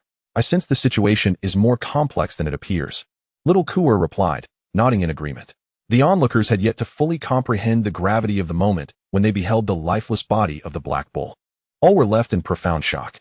"Moo. Howl. Wait, did we miss something? The black bull's head was sent flying? I realize now that the long blade in this fellow's hand is far from an ordinary weapon. Indeed, that giant Guts had misled us. The weapon is undoubtedly of high caliber, possibly even rare or exquisite." "Rare? Perhaps even exquisite? No, it cannot be. Where would this lad acquire such high-level equipment?" Everyone was astounded by Lin Feng's swift actions, realizing they had been misled by the giant Guts. This individual was certainly no ordinary man, but rather a formidable opponent wielding at least a high-grade weapon. The crowd was enveloped in profound astonishment. Even the leader of the Black Bulls no longer regarded Lin Feng with disdain. Instead, he sensed a hint of threat. Meanwhile, Amongst the pack of two-headed wolfhounds, disbelief lingered. One two-headed wolfhound charged directly at Lin Feng, while another stealthily circled behind him, using the crowd as cover. Lin Feng observed the movements of the two-headed wolfhounds with keen awareness. This time, he intended to take the initiative. The sooner he resolved this encounter, the sooner he could procure the Thunder Dragon Egg. The spectators had already acknowledged Lin Feng's prowess. Yet they were eager to witness the two-headed wolfhounds make their move once more. After all, observing a while longer could deplete his stamina further and allow them to better gauge his strength. Lin Feng confronted the approaching two-headed wolfhound head-on, charging forward. The creature had barely registered Lin Feng's actions before it met its demise. With a decisive strike, Lin Feng cleaved the two-headed wolfhound in twain.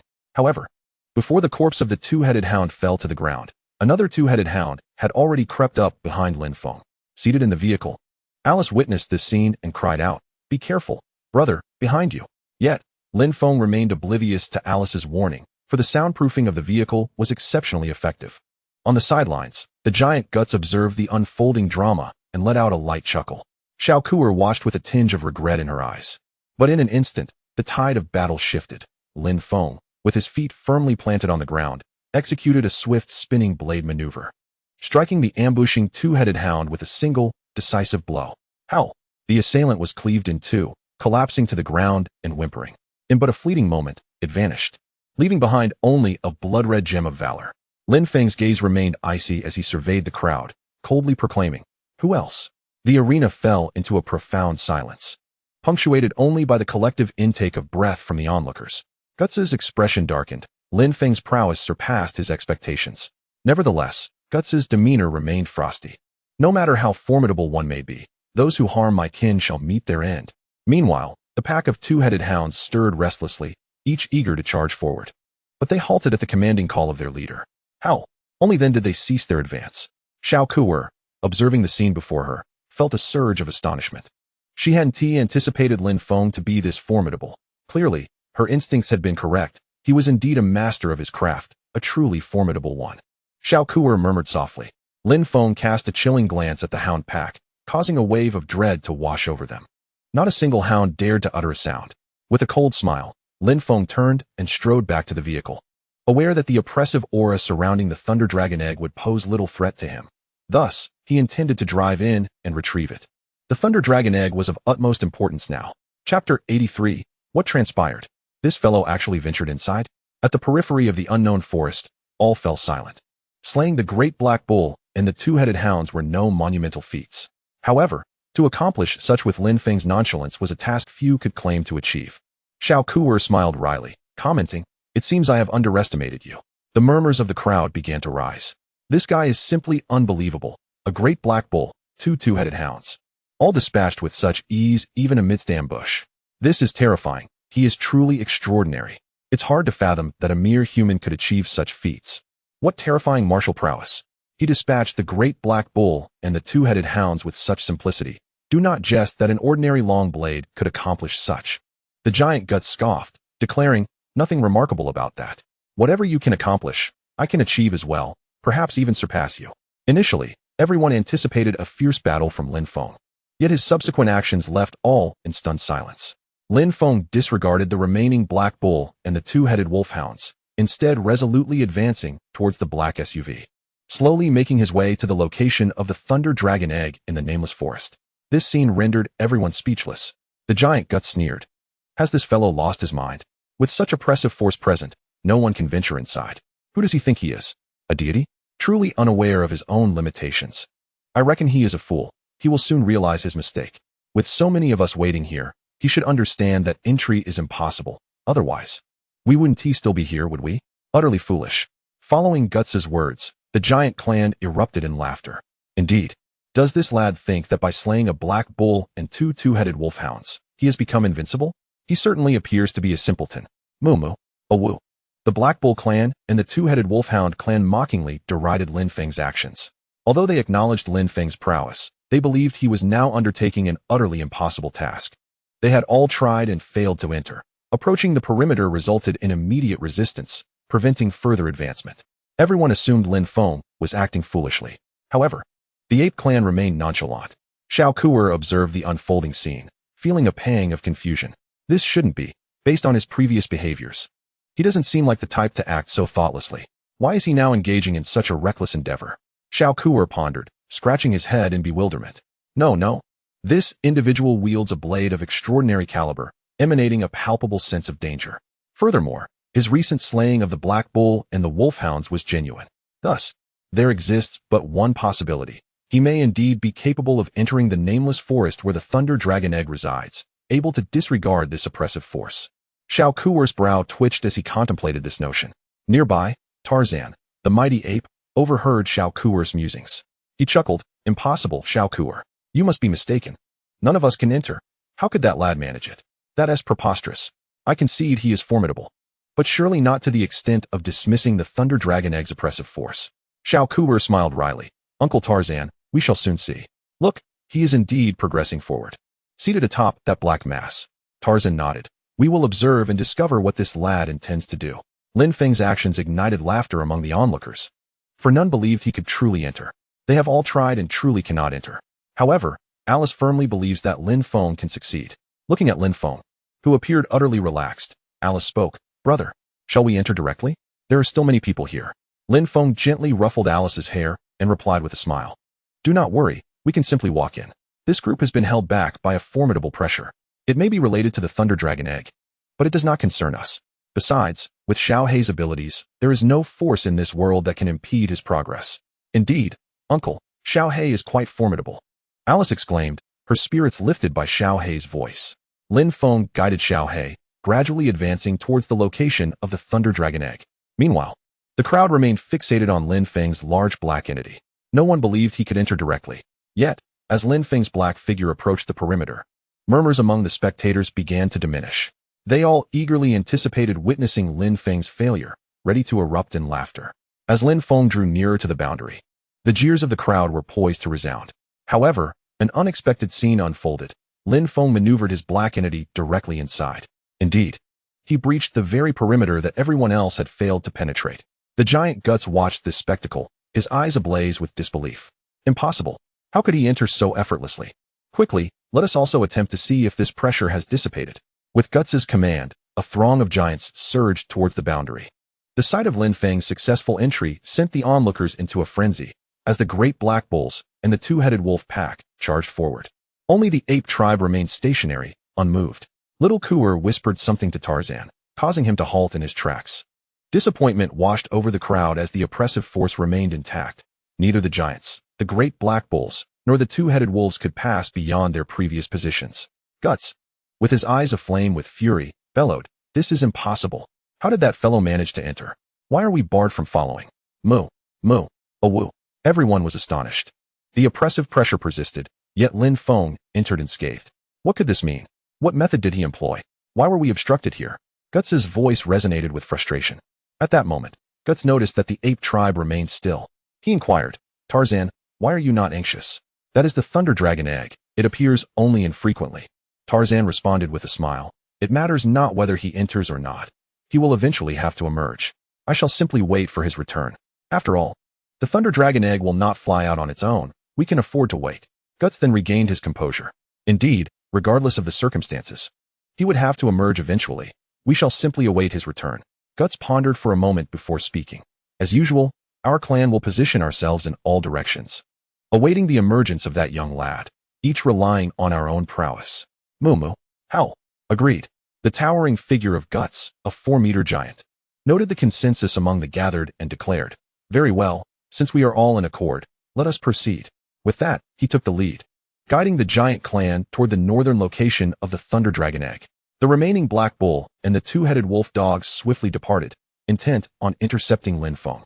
Only the ape clan remained behind. Chapter 84. The Thunder Dragon Egg in hand. Yet Alice departed on the outskirts of the nameless forest. All had vacated, leaving solely the ape clan. Little Kuer spoke. Let us go, Uncle Tarzan. Remaining here serves no purpose. That fellow will certainly acquire the Thunder Dragon Egg, and he gives me an unsettling feeling. The ape clan leader, Tarzan, nodded in agreement. Heed your instincts, Little Kuer. If you sense danger from that individual, we shall take our leave. Little Kuer smiled. Let us go, Uncle Tarzan. I have learned so much from accompanying you this time. Thank you, Uncle Tarzan. Tarzan playfully swatted Little Kuer on the head. You rascal, flattering your Uncle Tarzan. Hurry along. The safe zone is about to shrink, and we must return to our clan. Little Cooer nodded. Very well, Uncle Tarzan. I have a feeling that one of the teams is destined for disaster. I wonder whether it will be the Black Bull, the two-headed wolf dog, or Guts and his giants. Tarzan chuckled. Regardless of which team meets their demise, it bears no consequence to us. Why concern ourselves with their fates? With that, Tarzan rose and departed. Little Cooer gazed in the direction Lin Feng had taken and whispered, Indeed, why worry about their fates? However, I sense we shall encounter them again, young one.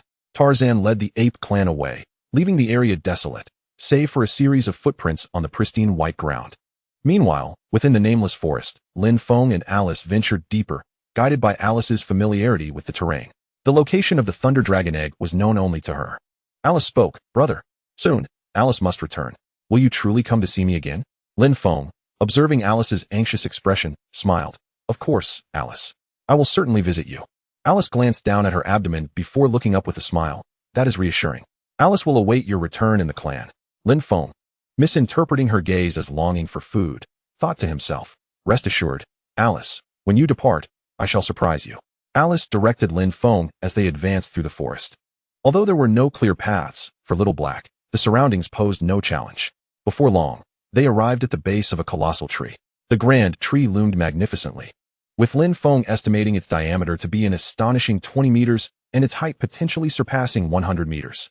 Surrounding the tree was a lush tapestry of various weeds, thriving perhaps due to Alice's innate botanical prowess.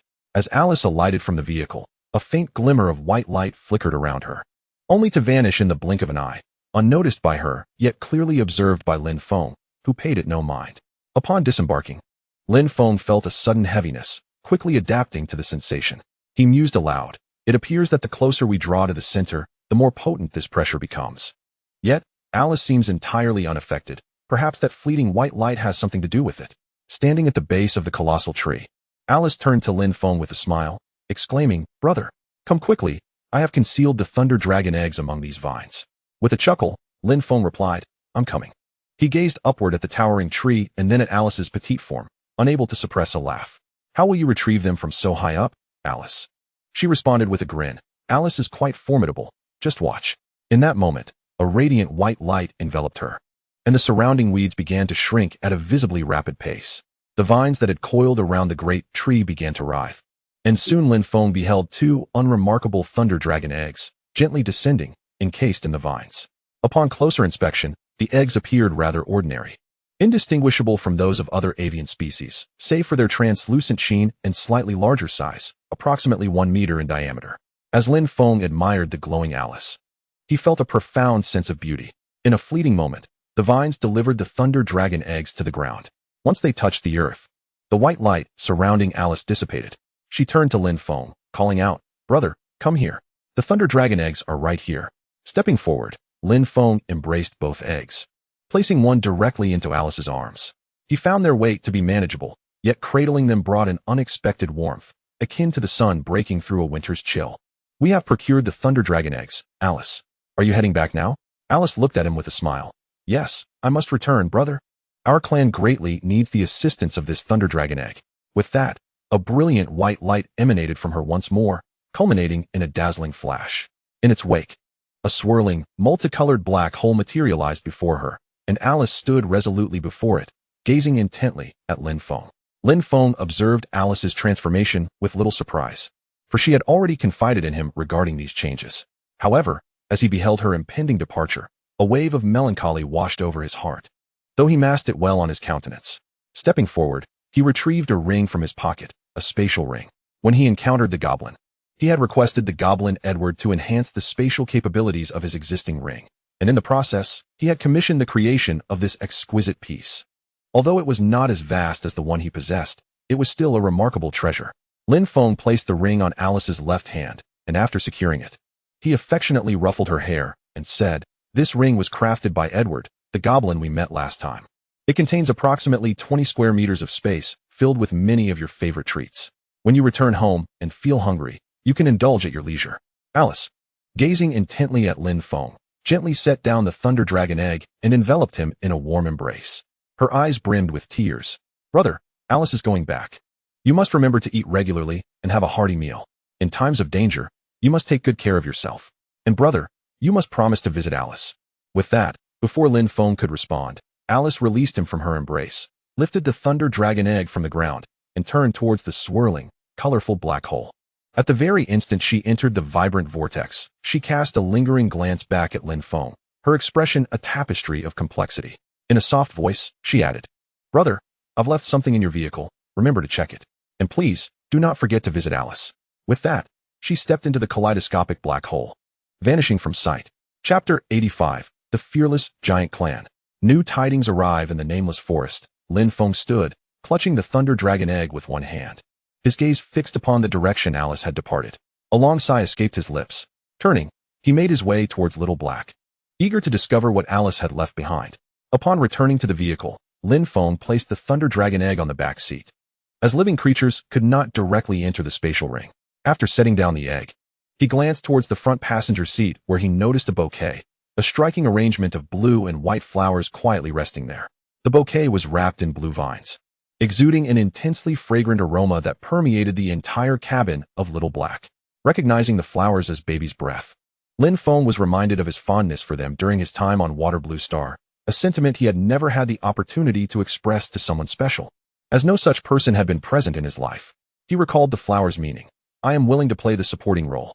Secretly loving you while concealing it from all, I present you with a sky full of stars, yet still feel that they pale in comparison to you." Lin Feng murmured softly, "Alas." Lin Feng held the flowers in his hand and let out a long sigh. "Everything depends on fate," he murmured, placing the gypsophila directly into his spatial ring. Before he could dwell on his melancholy any longer, a cacophony of shouts erupted from the rear. "Meow meow." Lin Feng snapped back to reality, noticing that Xiao Bai was incessantly yelling at the thunder dragon egg. "Stop it, Xiao Bai, that's the thunder dragon egg. It has great significance." "Meow meow. All right, I'll give you a chicken leg tonight. Just quiet down." With that promise, Xiao Bai finally settled, though its eyes still glared at the thunder dragon egg with hostility. Nevertheless, Lin Feng chose to disregard it. Life must go on. After regaining his composure, he steered the little black vehicle forward. On another front, Giant Guts, accompanied by the giant clan, awaited Lin Feng's arrival. Guts was confident in his judgment. He believed without a doubt that Lin Feng would pass this way, as the shrinking safe zone consistently urged individuals upward. There was no reason for the lad to retrace his steps. Hence, this path was likely the only route through which he might emerge. Sitting atop a large stone, Guts surveyed the forest before him and sneered, "Humph. I care not who you are, since you dared to slay a member of my giant clan. You shall face our relentless pursuit. I can already scent the blood on you, boy, regardless of the means by which you infiltrated the Thunder Dragon Egg's location. As long as you bring it out, I guarantee you a swift end." He laughed heartily, clutching a massive black ox leg and taking a hearty bite. "Moreover, it seems you harbor many secrets. Gus was already a formidable member of our clan, yet you managed to kill him and all the giants that accompanied him. You must possess something extraordinary.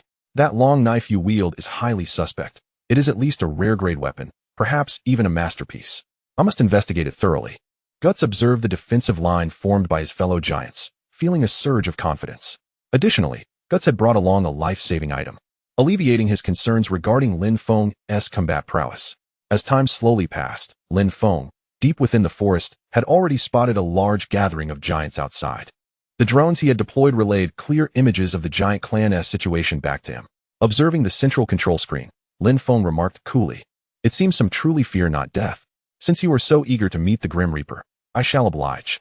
He drove the little black vehicle at full speed towards the throng of giants. His spirits, already dampened by Alice's departure, were now set to vent their fury on this group of foes. Giant Guts, witnessing the black mass charging out of the forest, realized that the boy had emerged at last. Although it remains uncertain whether that lad managed to acquire the Thunder Dragon Egg, it is undoubtedly prudent to intercept him. Guts shouted at Lin Feng's SUV, commanding, "Stop that rascal. Drag him out of that dark lump." "Understood, boss. Rest assured, we shall accomplish the task." A group of giants charged towards Lin Feng's SUV.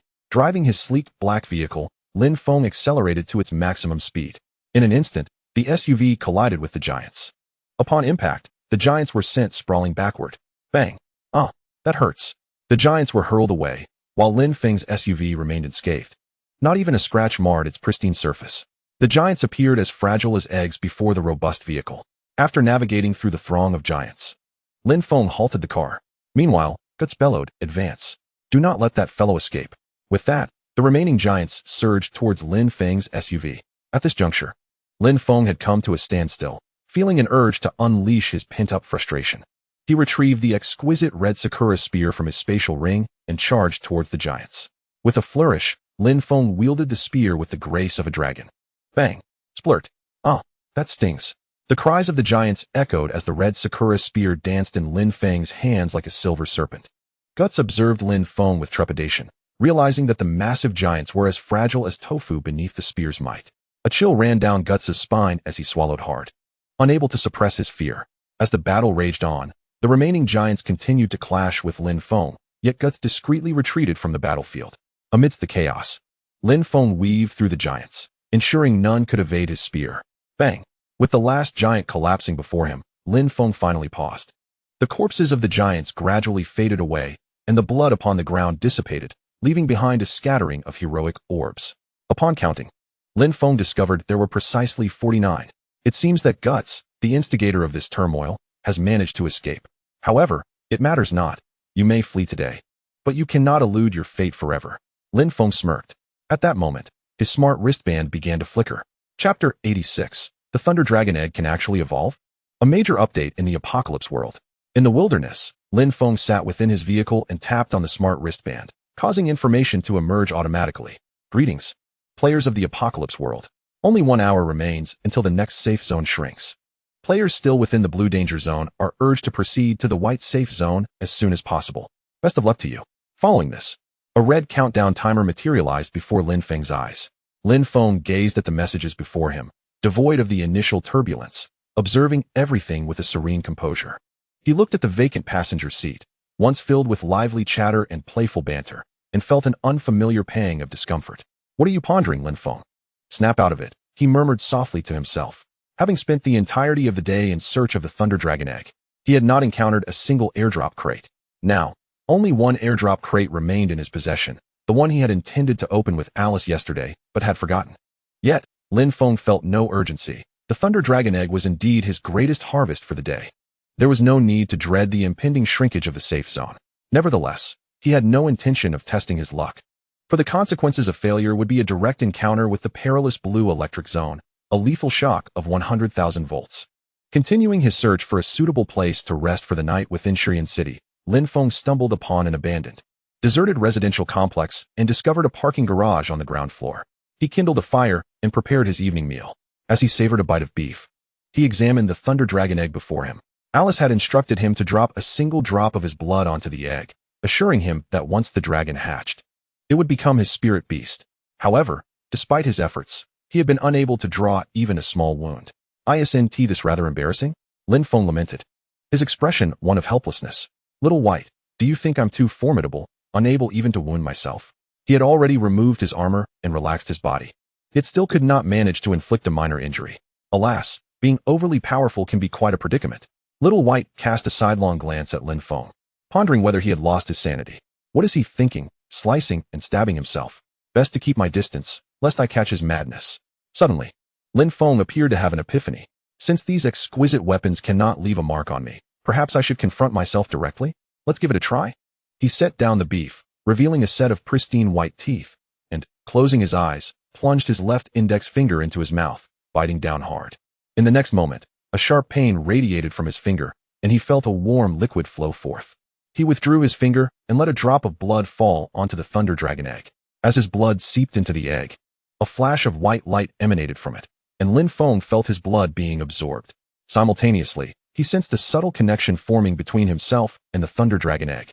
He could feel the egg's fragility, its growth phase, and even the rhythmic beating of its heart. It seemed Alice's words held truth. The Thunder Dragon Egg would indeed become his exclusive spirit beast. Soon, he would soar through the skies upon the back of the Thunder Dragon. Was that not far superior to flying on an airplane? Lin Feng couldn't help but smile at the thought of a joyful future. However, his gaze fell upon the Thunder Dragon Egg before him, where the words upgradable suddenly appeared, leaving him momentarily bewildered. Could the Thunder Dragon Egg also be upgraded? No, that couldn't be right. Was it because my blood had dripped directly onto the egg, granting it to me as my exclusive spirit beast, thus allowing the system to judge that it could be upgraded? Regardless, I must click to upgrade first. Lin Feng declared. System upgrade. Ding. Congratulations, host. One rare Thunder Dragon egg has been upgraded to an epic Thunder Dragon egg. The egg's level has increased, and its abilities have been significantly enhanced. Lin Feng observed the Thunder Dragon egg before him, noticing no visible change. Yet he could feel the vitality within it had greatly intensified. An epic Thunder Dragon egg, now on par with Xiaohe, represented the highest tier of existence in this apocalyptic world. Once it hatches, he would possess one of the most formidable beings from the outset. Gazing at the Thunder Dragon egg, Lin Feng felt an exhilarating sense of anticipation. Once it was born, he could traverse the skies daily, a prospect that filled him with delight. Simultaneously, the countdown for the safe zone above his head reached its conclusion. Greetings, players of the apocalyptic world. The number of players who did not enter the white safe zone this time stands at 21,648, with the remaining count unknown. Congratulations on your survival. Lin Feng regarded the death toll before him with indifference. Initially, he might have felt a twinge of compassion, but he had since grown accustomed to it. Why hasn't it disappeared? Is another update for the apocalyptic world imminent? Lin Feng murmured softly, observing the persistent red text before him. Greetings, players of the apocalyptic world. A significant update is about to occur. This update will proceed without downtime, allowing continued access to chat channels, trading posts, and other functions during the update period. Firstly, there will be an update concerning airdrop boxes. If airdrop boxes are not collected and opened by players within 3 days, they will vanish from their locations. Secondly, the top 10 forbidden zones of the apocalyptic world will be updated. Each player can access and view these zones directly through their white intelligent wristbands. Successfully navigating all 10 forbidden zones will teleport players to the central area of the 9th survival circle, freeing them from the daily encroachment of the shrinking safe zone. Players can click on the 10 forbidden zone maps within their intelligent wristbands to enter directly. Upon entering a forbidden zone, if a player dies within, it is a true death. Each time a player successfully completes one forbidden zone, they will receive a mysterious airdrop box as a reward, with prizes unrestricted, ranging from any item to various crafting blueprints. After entering the top 10 forbidden zones, players are not required to complete all 10. If they choose to clear one and then opt not to continue, that is perfectly acceptable, regardless of the location. Entering the 10 forbidden zones can only yield one outcome: successfully passing the first level, after which one will be randomly transported to the white safety area. With the completion of this update, we shall meet again next time. Lin Feng gazed contemplatively at the updated content before him, while the chat channel erupted into chaos. Chapter 87. The Cabin? No, it is a 3-story luxurious villa. In the abandoned, desolate neighborhood of Shiyan City, Lin Feng stared at the vanishing text, lost in thought. The 10 forbidden zones of the apocalypse? It appears to be a shortcut into the ultimate white safety area. However, it surely cannot be that simple. The 10 forbidden zones are subject to random updates and must be related to the apocalypse. Perhaps there will be time to explore them later, but for now, it is best to refrain. Lin Feng stroked his chin.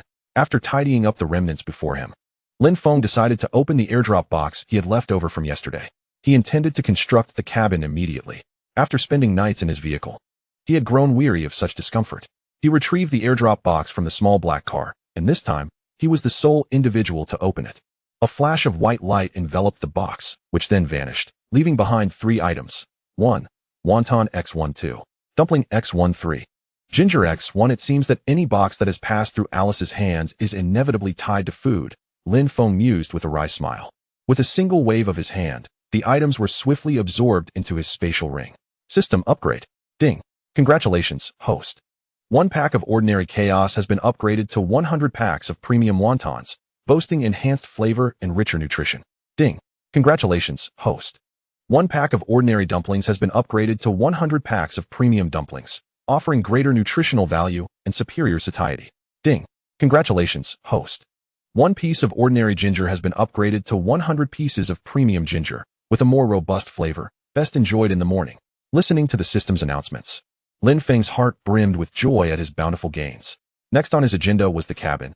He was eager to see what it would be like. Lin Feng smiled as he took out the cabin construction blueprint, examining the required materials: 100 units of wood and 30 Hero S pearls. Once constructed, it could be carried with him and stored within the smart wristband when not in use. The items were straightforward to gather, yet the required Hero S pearls were rather numerous. Thus far, it seemed only he possessed such a quantity of Hero S pearls. Being able to carry it with him was paramount. With the ever-shrinking safety zone, failing to do so would be akin to digging one's own grave. Lin Feng chuckled softly to himself. After retrieving the necessary materials, Lin Feng clicked to manufacture the cabin. A flash of white light enveloped him, and before his eyes stood a small wooden cabin. Just how small was it? Perhaps upon entering, his head would vanish. Truly, it was aptly named the cabin. One word suffices: small. Lin Feng sighed with a smile, for the cabin before him was indeed exceedingly diminutive. The space within was merely about 1 square meter, with a height not exceeding 1 meter. It is noteworthy that this endeavor consumed 100 pieces of timber. Lin Feng could only manage a wry smile in response to this predicament. However, he remained undeterred, for he possessed an upgrade scroll for the small cabin. Lin Feng unfurled the scroll and initiated the upgrade. Before his eyes, the diminutive cabin began to transform at a visible pace. The scroll in his hand vanished. As it was a one-time use item, Lin Feng watched in awe as the previously 1-meter-high structure expanded to a towering 3 meters, and its area increased from around 1 square meter to approximately 10 square meters. In no time, the modest cabin evolved into a 10-square-meter room.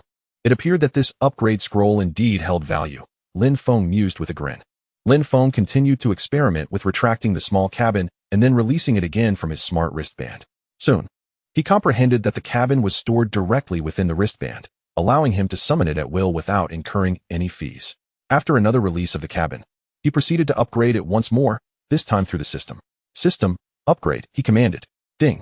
Congratulations, host. A standard small cabin has been upgraded to a luxurious villa of exquisite quality, with significantly enhanced security levels and comfort.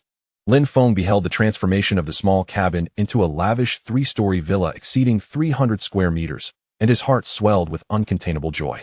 At last, I no longer need to reside in a vehicle. I can dwell within this grand villa, he exclaimed with exuberance. He strode towards the 300 square meter luxurious villa. Upon reaching the grand entrance, a gentle voice resonated, binding complete. Welcome home. The doors of the villa swung open. Upon entering, Lin Feng immediately sensed a shift in temperature.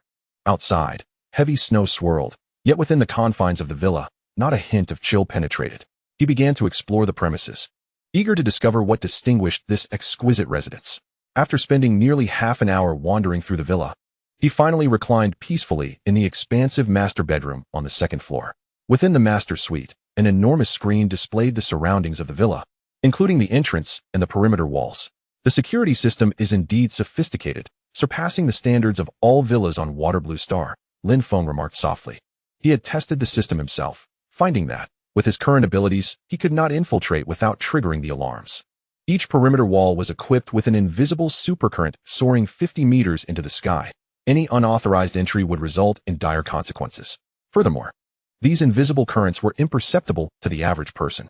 Lin Feng thoroughly examined the various security measures surrounding the villa, and after his inspection, he was left with but one overwhelming sentiment. Ordinary individuals cannot gain entry, not even those of varying degrees, yet security remains impeccable. Lin Feng chuckled softly. In addition to the robust security system, the residence is replete with an array of amenities: a bathtub, swimming pool, garden, barbecue terrace, robotic vacuum, cat nook, dog den, everything Lin Feng could conceive of is present. He found himself increasingly eager for the days to come. After a brief respite, Lin Feng ventured out to park his sleek black SUV in the villa's 3rd-floor parking area. The parking lot, capable of accommodating 20 or 30 vehicles, posed no issue whatsoever. Lin Feng was thoroughly satisfied with this luxurious abode. Once the SUV was parked, he cradled his pet cat, Xiaobai, and entered the home theater to indulge in a film. Indeed, the villa boasted a dedicated cinema room, housing every film from the Azure Planet. As Lin Feng reclined on the theater bed, savoring snacks while petting the cat and watching a film meant for adults, the chat channel erupted with excitement. Following the latest update in this apocalyptic world, everyone was abuzz discussing the 10 great forbidden zones of the apocalypse. Unexpectedly, Lin Feng learned that someone he had not anticipated intended to venture into one of these 10 forbidden zones. Chapter 88. She actually intends to enter the 10 great forbidden zones within the lavish 3-story villa. Lin Feng lay quietly in the cinema room with Xiaobai, engrossed in a blockbuster. Meanwhile, the chat channel was in utter chaos. What on earth just happened?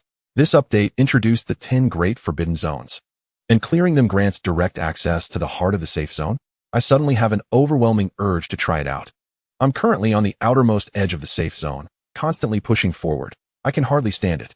What exactly are these 10 great forbidden zones? I still don't quite understand. Moreover, it seems that clearing each zone yields luxurious rewards. I want to go. Bro, don't go. You have no idea what lies within those 10 forbidden zones. Entering blindly would be tantamount to seeking death. Hello everyone. wherever there's hot news. You'll find me, Gu Changsheng. Gu Changsheng advised, heed my counsel. The 10 great forbidden zones are virtual. You are still young. You cannot grasp the essence of these zones. Allow me to navigate them for you. To summarize, the recent update regarding the 10 great forbidden zones is akin to the familiar dungeons. However, upon clearing each, one can earn rewards. Successfully completing all 10 would lead directly to the core of the safe zone. Yet, there is a downside. We are unaware of the challenges that await in these 10 forbidden zones. Clearly, they are not to be taken lightly. If one is currently on the fringes of the safe zone and must persistently advance towards the white safe zone, it might be worth a try, as risk often correlates with reward.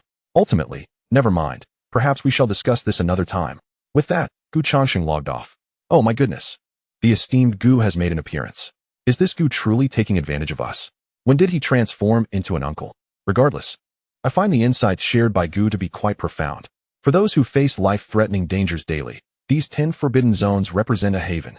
The chat channel is ablaze with fervent discussions about the 10 forbidden zones introduced in this apocalyptic world update.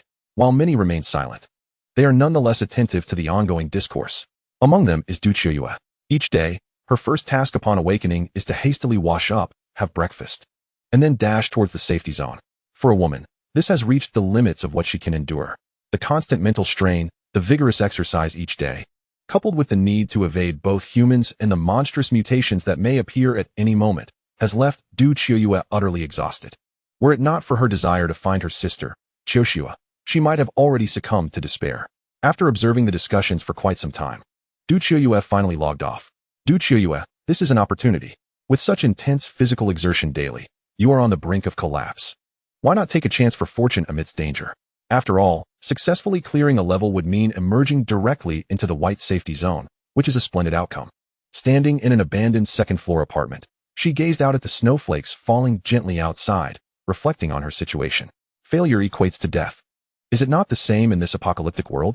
If one does not make progress in a day, they could just as easily perish from a 10,000-volt shock in the blue danger zone. So why not take a gamble? As Du Qiuyue watched the snowflakes cascade outside, a resolution formed within her. My gallant hero, please reveal yourself soon, for Qiuyue is about to venture into the forbidden zone. Should you delay any longer, I may not survive. Is it you, little hero? Surely not. Alas, a long sigh echoed in the darkened room. Du Qiuyue went to bed early, resolved and ready to replenish her energy for the impending crisis. That night, Lin Feng enjoyed the most restful sleep imaginable. His mind was completely at ease, free from worries of unexpected intrusions by either humans or animals, and devoid of any unforeseen mishaps. He lay on a sumptuous mattress, so comfortable that he did not even dream. Upon waking in the morning, Lin Feng prepared a simple yet wholesome breakfast in an extravagantly appointed kitchen. While enjoying his meal, he noticed that his wristband was flashing persistently. Lin Feng activated the smart wristband. Du Qiuyue, he murmured. Good morning, little hero. I have just sent you the blueprint for a soy milk maker, along with a design for a maid that you are sure to adore. Now, I am about to enter my first forbidden zone in the 10 apocalyptic domains. If I manage to survive, we can continue our transactions. Farewell, little hero. Lin Feng gazed at the manufacturing blueprints for the soy milk machine and the maid, realization dawning upon him. Was Du Qiuyue preparing to directly enter one of the 10 forbidden zones of the apocalypse? Hadn't it just been updated yesterday? The suddenness of her decision left him bewildered. He murmured softly, but the vastness of the empty villa only echoed his own voice. Contemplating the blueprints in his hand, Lin Feng finally retrieved a set of exquisite armor from his spatial ring and traded his finely crafted dagger to Du Qiuyue's account. After all, why not to take without giving in return? Moreover, Du Qiuyue was one of the few friends Lin Feng had in this world.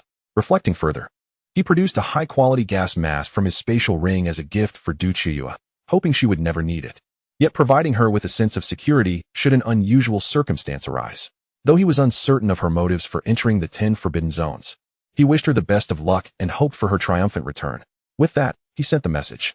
Meanwhile, Du Qiuyue examined the armor and dagger in her possession, unable to suppress a chuckle. You, my little hero, no matter what, I owe you my thanks. She donned the armor, placing the dagger close to her side. The moment the armor enveloped her, it vanished, as did the gas mask upon her face. Initially taken aback, she soon understood that this armor was no ordinary piece. Nor was the gas mask. It appeared that you harbored quite a few secrets, little hero. A radiant smile graced Du Qiuyue's face, though no one was there to witness it. She tapped the icon for the 10 forbidden zones on her smart bracelet and clicked to enter. vanishing from her location and stepping into her first designated forbidden area. Lin Feng, observing the notifications on his smart bracelet, sighed. Good luck. I hope you return safely. At that moment, a figure began to approach Lin Feng's luxurious 3-story villa. Chapter 89. Whose luxurious villa is this? In Shurian City, Lin Feng continued to relish the pleasures of breakfast within his opulent 3-story villa. On the third-floor terrace, he reclined on a lounge chair, gazing at the snowflakes gracefully descending from the sky, landing on the expansive glass skylight before sliding away, creating a scene of exquisite beauty. Meanwhile, a figure drew closer to Lin Feng's lavish abode. Li Jie had been in Shurian City for 4 or 5 days, yet she had only discovered a single airdrop crate. Perhaps a sign of ill fortune. The provisions within the crate amounted to merely a piece of bread. For a woman, surviving 4 or 5 days on a solitary piece of bread was an arduous ordeal. This morning, Li Jie resolved to search once more, hoping to find an airdrop crate filled with sustenance.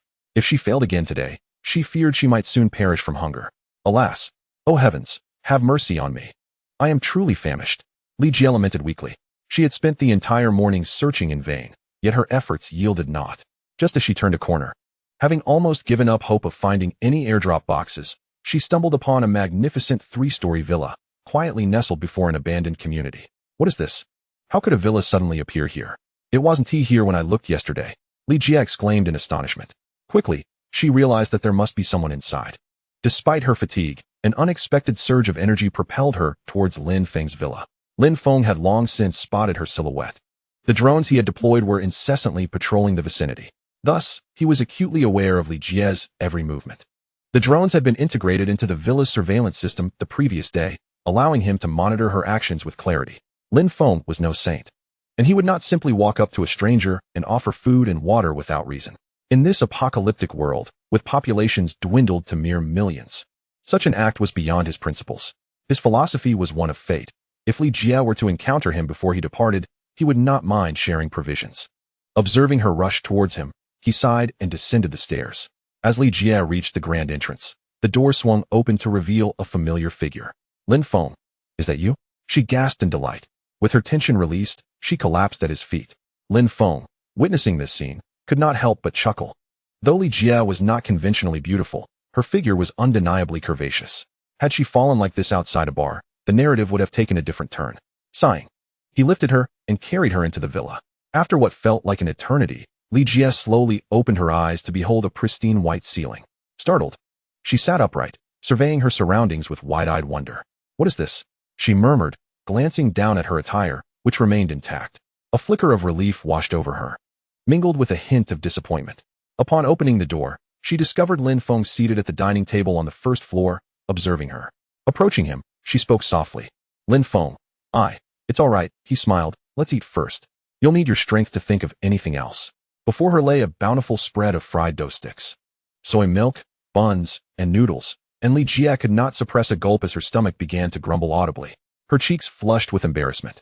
Lin Feng chuckled. Go ahead. Everyone gets hungry. Li Jie savored her first warm meal upon entering this world, a moment imbued with an unusual sense of tranquility. Once satiated, she bestowed upon Lin Feng a blueprint for a travel backpack. Lin Feng, appreciating the gesture, accepted it graciously, despite the backpack holding little immediate utility for him. He acknowledged its potential value in the marketplace. In return, he generously offered Li Jie food and water. Li Jie, a woman of discernment, refrained from suggesting they embark on their journey together. After nourishing herself, she simply handed Lin Feng the blueprint and took her leave. Before departing, they captured a photograph together, reminiscent of a fan meeting their idol, a request Lin Feng did not decline. Ultimately, with Lin Feng's consent, she snapped a picture of his villa before making her exit. Unbeknownst to Lin Feng, this encounter with Li Jie would lead to an unexpected and significant connection, a notion he had not previously entertained. Watching her depart, a smile crept upon his face. She is indeed a clever woman, Lin Feng remarked.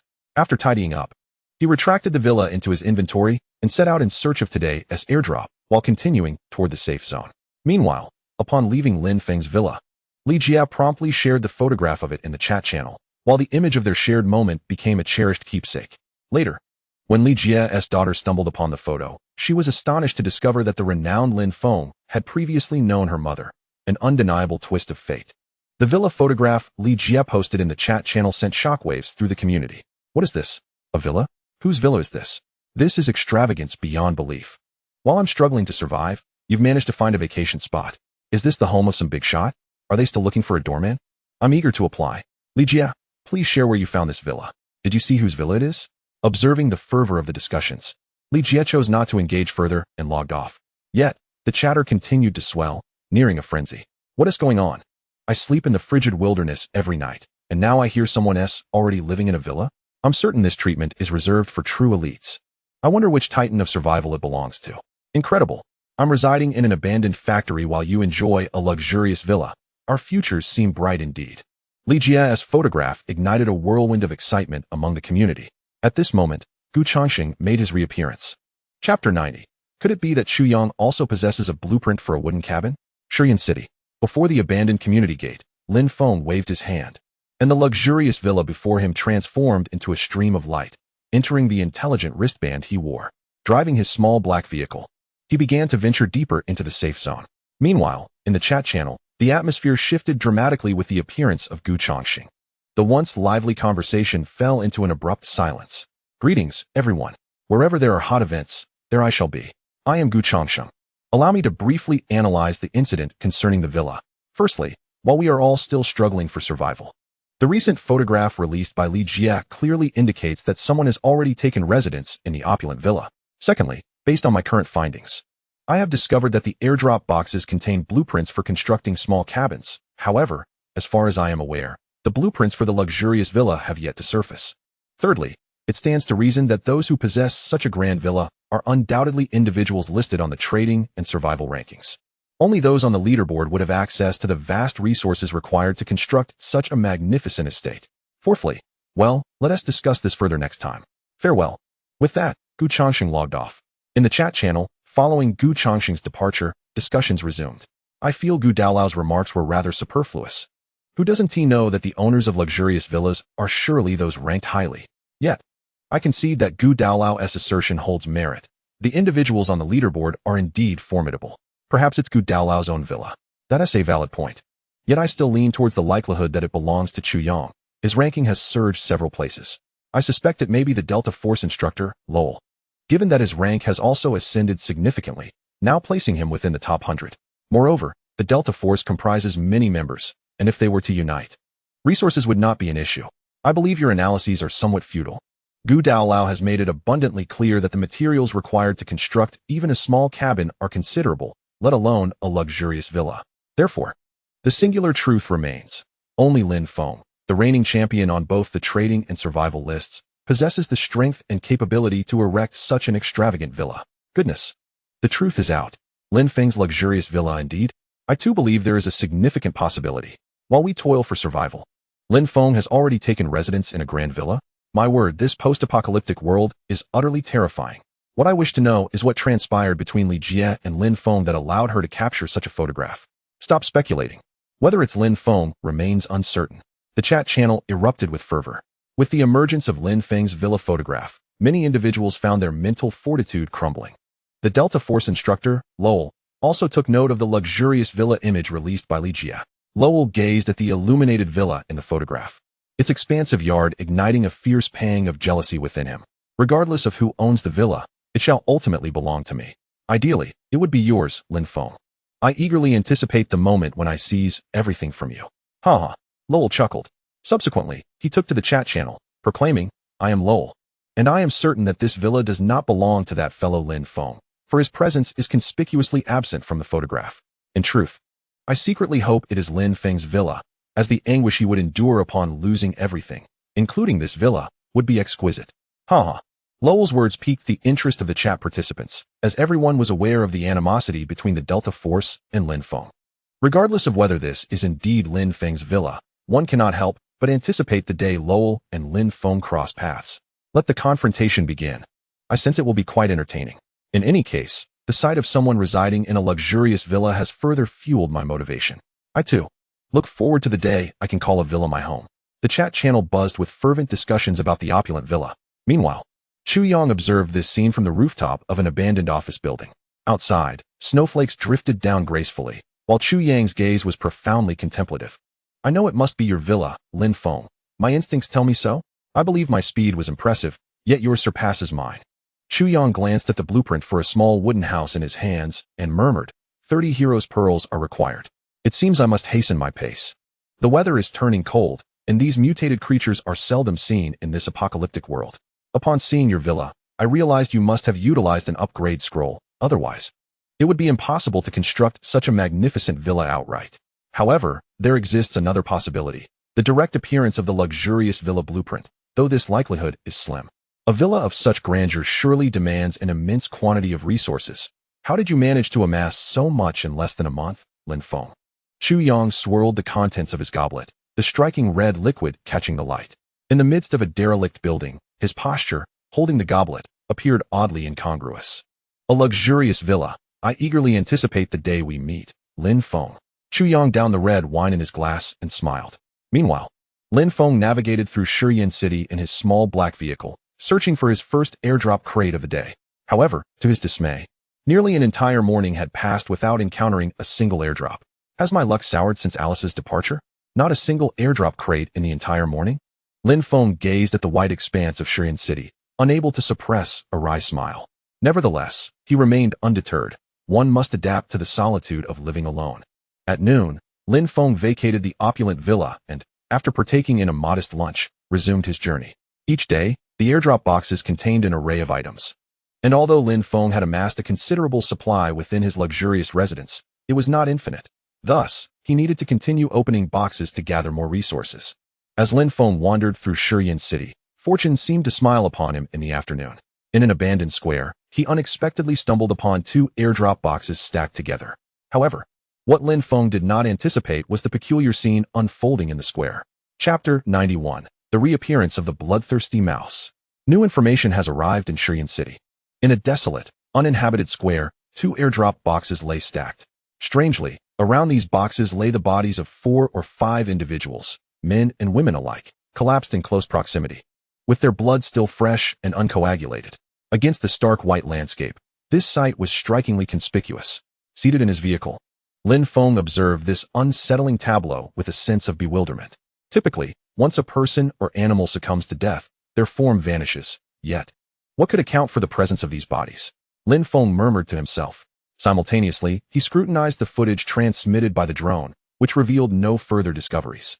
In the vicinity of this forsaken square, there were no thermal signatures from any living creatures. The blood upon the ground suggested that these individuals had not perished long ago. Otherwise, their remains would not linger, and the flowing blood attested to this fact. This indicated that the assailant must still be nearby, adept at evading the drone's thermal imaging. Lin Feng pondered, stroking his chin. Regardless of whether they were human or specter, the truth would soon be unveiled. Xiaohei, proceed to the airdrop boxes in the square. He commanded. Understood, uncle. Xiaohei swiftly arrived at the side of the airdrop boxes. The surroundings remained eerily silent. In that moment, Lin Feng discerned the appearance of the bodies before him. 2 men and 3 women. Each bore a single wound, a gaping hole at their necks. With Lin Feng's keen eyesight, it was apparent that each wound bore the marks of some creature's teeth, resembling the bite of a rodent. Yet, why would these creatures kill without consuming their prey? Lin Feng mused softly. The drone overhead relayed images indicating that no animal thermal signatures were present in the vicinity. Considering the bite marks on the corpses, the most plausible hiding place would be beneath the ground. As this possibility dawned on Lin Feng, a smile crept across his lips. Quite clever, indeed, to set a trap. This is rather intriguing. Let us engage in a little game. With that, Lin Feng opened the car door, retrieved the 2 airdrop boxes from the ground, and placed them onto Xiaohei's vehicle. However, at that very moment, an unexpected occurrence transpired. The ground beneath Lin Feng's feet suddenly sank, and the entire square began to descend. Even the little black one fell directly into the deep pit below. Lin Feng was not the least bit surprised. He had anticipated this outcome and felt no concern for the little black one's defenses. As Lin Feng descended, the incessant squeaks of the rats filled the air. Squeak, squeak. Surrounding Lin Feng's sinking figure were the bloodthirsty rats, each charging towards him with fervor. The square was engulfed in dust, rendering ordinary onlookers unable to see clearly, and they were likely in a state of panic. However, this commotion had no effect on Lin Feng. One by one, the bloodthirsty rats emerged from the ground, creating a multitude of holes. Each rat was roughly the size of a Tibetan Mastiff. They launched a full-scale assault on Lin Feng, some attempting to bite his head, others targeting his legs, and a few even aiming for his waist. Lin Feng remained unperturbed. Though he was sinking, he remained as steadfast as a mountain. Calmly, he retrieved a long knife from his spatial ring and began to dance it through the air, creating a flurry of blade shadows. Squeak, squeak, squeak. Upon reaching the bottom of the pit, a scene unfolded. The ground was littered with the corpses of bloodthirsty rats. Lin Feng, unflustered and unbriefless, held the long knife in one hand, with blood dripping continuously from its blade. Behind him, in the depths of a cavern, a larger leader rat, more massive than the average bloodthirsty rat, lay concealed, its eyes fixed intently on Lin Feng's back. A sinister glint flickered in its reddened gaze. Squeak, squeak. The leader rat let out a loud call. Following its cry, an influx of bloodthirsty rats swarmed from the newly formed holes in the pit, rushing towards Lin Feng. Lin Feng also took note of this enormous leader. Beast, now that you've come, you shall not escape, Lin Feng scoffed. He sheathed the long knife and drew forth the red cherry-long spear. Twirling gracefully, the spear in Lin Feng's hands resembled a silver dragon. Squeak, squeak, squeak, squeak, bang, bang. The bloodthirsty rats continued to fall within the pit, nearly filling it with their carcasses, and a small pool of blood began to gather at the bottom. Lin Feng moved stealthily within the pit, inching closer to the position of the leader rat. After dispatching one bloodthirsty rat with a thrust, he caught a glimpse of the leader rat in his peripheral vision. The leader remained oblivious to the impending danger, incessantly squeaking away. Now is the moment. Lin Feng pierced two more bloodthirsty rats and swiftly drew a fine crossbow from his spatial ring, aiming it at the leader rat for a rapid succession of 10 shots. Whoosh, whoosh. The sound of the crossbow bolts slicing through the air echoed. Squeak. The leader rat, caught off guard and unprepared, was struck by 4 or 5 arrows before it could react. Meanwhile, Lin Feng took a bold stride, stepping directly onto the lifeless body of the bloodthirsty rat, hurtling towards its leader like a cannonball. Before the leader could even react, it was pierced through the skull by a single shot. The creature let out a faint squeak, but fell silent thereafter. Upon witnessing the demise of their leader, the remaining bloodthirsty rats scattered in panic, devoid of any courage to confront Lin Feng. He had no intention of pursuing them, for the maze-like underground would soon swallow their fleeting forms. Thus, he allowed them to flee, satisfied with having vanquished their leader. The corpses in the pit gradually faded, and the pooled blood dissipated, leaving behind a collection of crimson heroic orbs. This bounty was quite impressive, totaling 53 orbs, with the leader alone yielding a remarkable 10. Lin Feng chuckled softly. After a brief tidying up, he departed the scene aboard his vehicle, Little Black. Perhaps since Alice's departure, luck had indeed waned. By nightfall, he had encountered only 2 airdrop crates. As night enveloped the outskirts of Shiyan City, Lin Feng sought a secluded area with fewer structures and promptly set up his luxurious villa. At that moment, his wristband began to flicker. Was the countdown to the safe zone commencing again? Lin Feng reclined on the sofa, chuckling softly. Chapter 92, The Apocalypse World Update. Players entering the Forbidden Zone live on the outskirts of Shiyan City. Lin Feng lay on the sofa, quietly reading the text before him. Greetings, players of the Apocalypse World. There remains but 1 hour until the next contraction of the safe zone. Players still within the blue danger zone are advised to swiftly make their way to the white safe zone. Best of luck to you all. Lin Feng read the message with a calm heart, accustomed to such announcements. He leisurely prepared his dinner in the villa. Shall AI play a song about the sea? Of course. The lyrics drifted through the air, evoking the ebb and flow of the tide. I wish to proclaim my love, but the winds scatter my words. This exquisite villa was equipped with every essential feature, all executed splendidly. As Lin Feng listened to the familiar melody, he busied himself with meal preparation, while Xiao Bai lay quietly nearby, observing its owner at work. Everything felt just right, were it not for the ever-shrinking safe zone. This would be a veritable paradise for Lin Feng. Before long, dinner was ready. Seated at the dining table, Lin Feng savored a bite of steak, relishing the delightful flavors. Simultaneously, the countdown hovering above him reached its conclusion. Greetings, players of the Apocalypse World. The safe zone has now contracted. The number of players who perished without entering the safe zone is 42,165, with the remaining count unknown. Congratulations on your survival. Lin Feng furrowed his brow and remarked. The death toll has astonishingly reached 40,000. It appears that the severity of the cold weather is beginning to manifest. Without proper warmth in such frigid conditions, the number of fatalities may continue to rise as time progresses. The red font, which should have vanished by now, still lingered. Lin Feng pondered. Is the apocalyptic world set to update so soon? Indeed, Lin Feng's conjecture was remarkably accurate. Greetings, players of the apocalyptic world. An update is forthcoming. This will be a seamless update, ensuring that all players can still access the trading post, chat channels, and other functionalities without interruption. Firstly, this update will refresh the count of remaining players.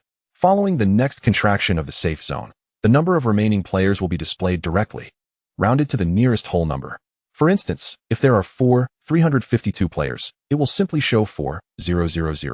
Secondly, the update will introduce super airdrops, which will be significantly more advanced than standard airdrop crates.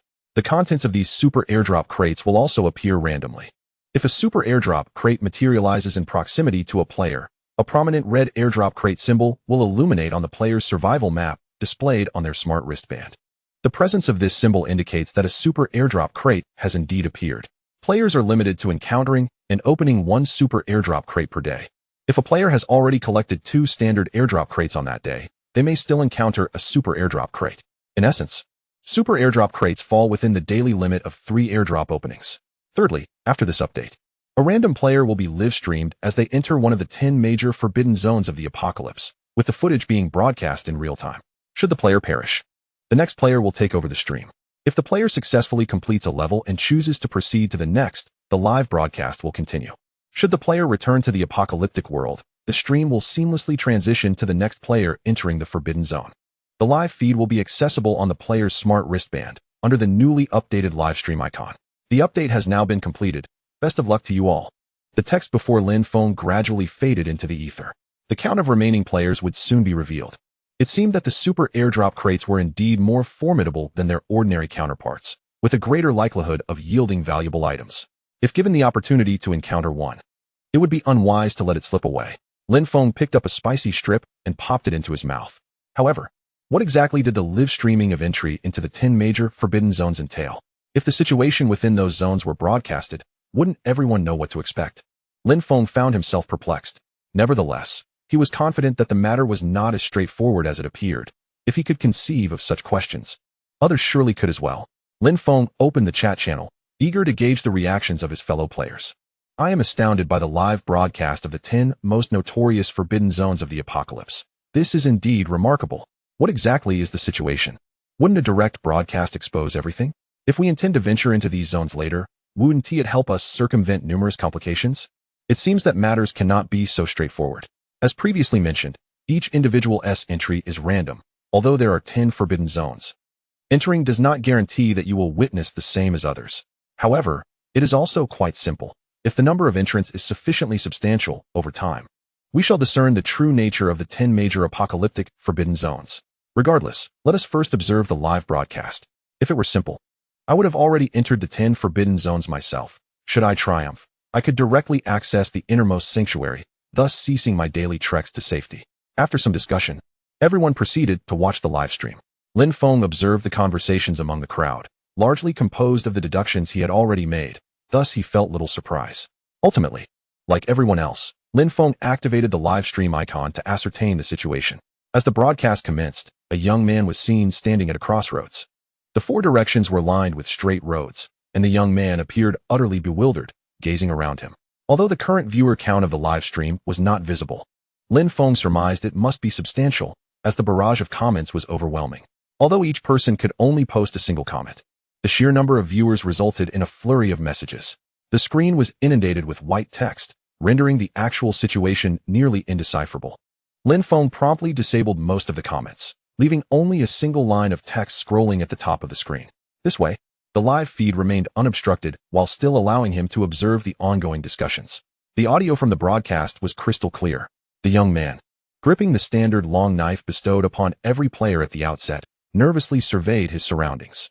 In confusion, the young man exclaimed, "What is this place? Wasn't it supposed to be one of the 10 forbidden zones? Why have I arrived at a crossroads?" Observing the young man, Lin Feng sighed. This fellow is doomed.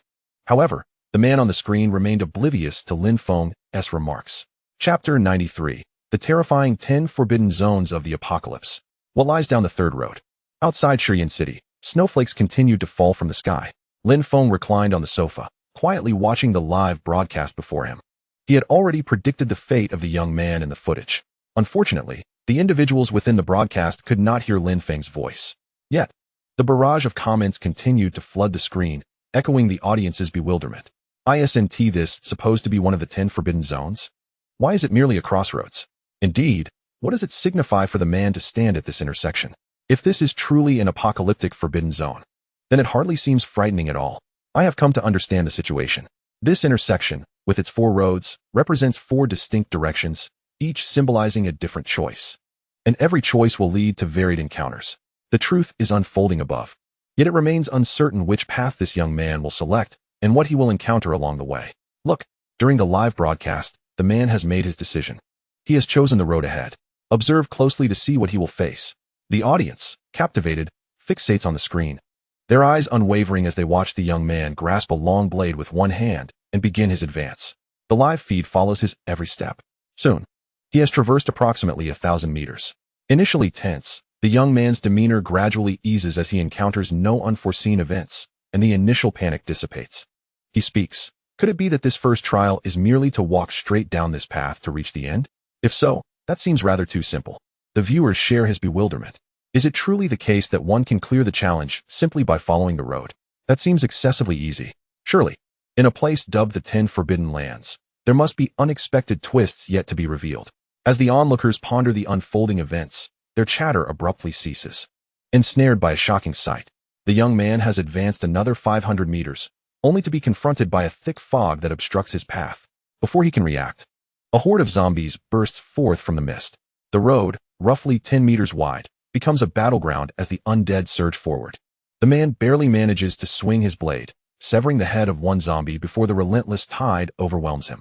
"Ah, save me, it hurts," he cries. "I don't want to participate anymore." His screams echo 3 times before silence descends.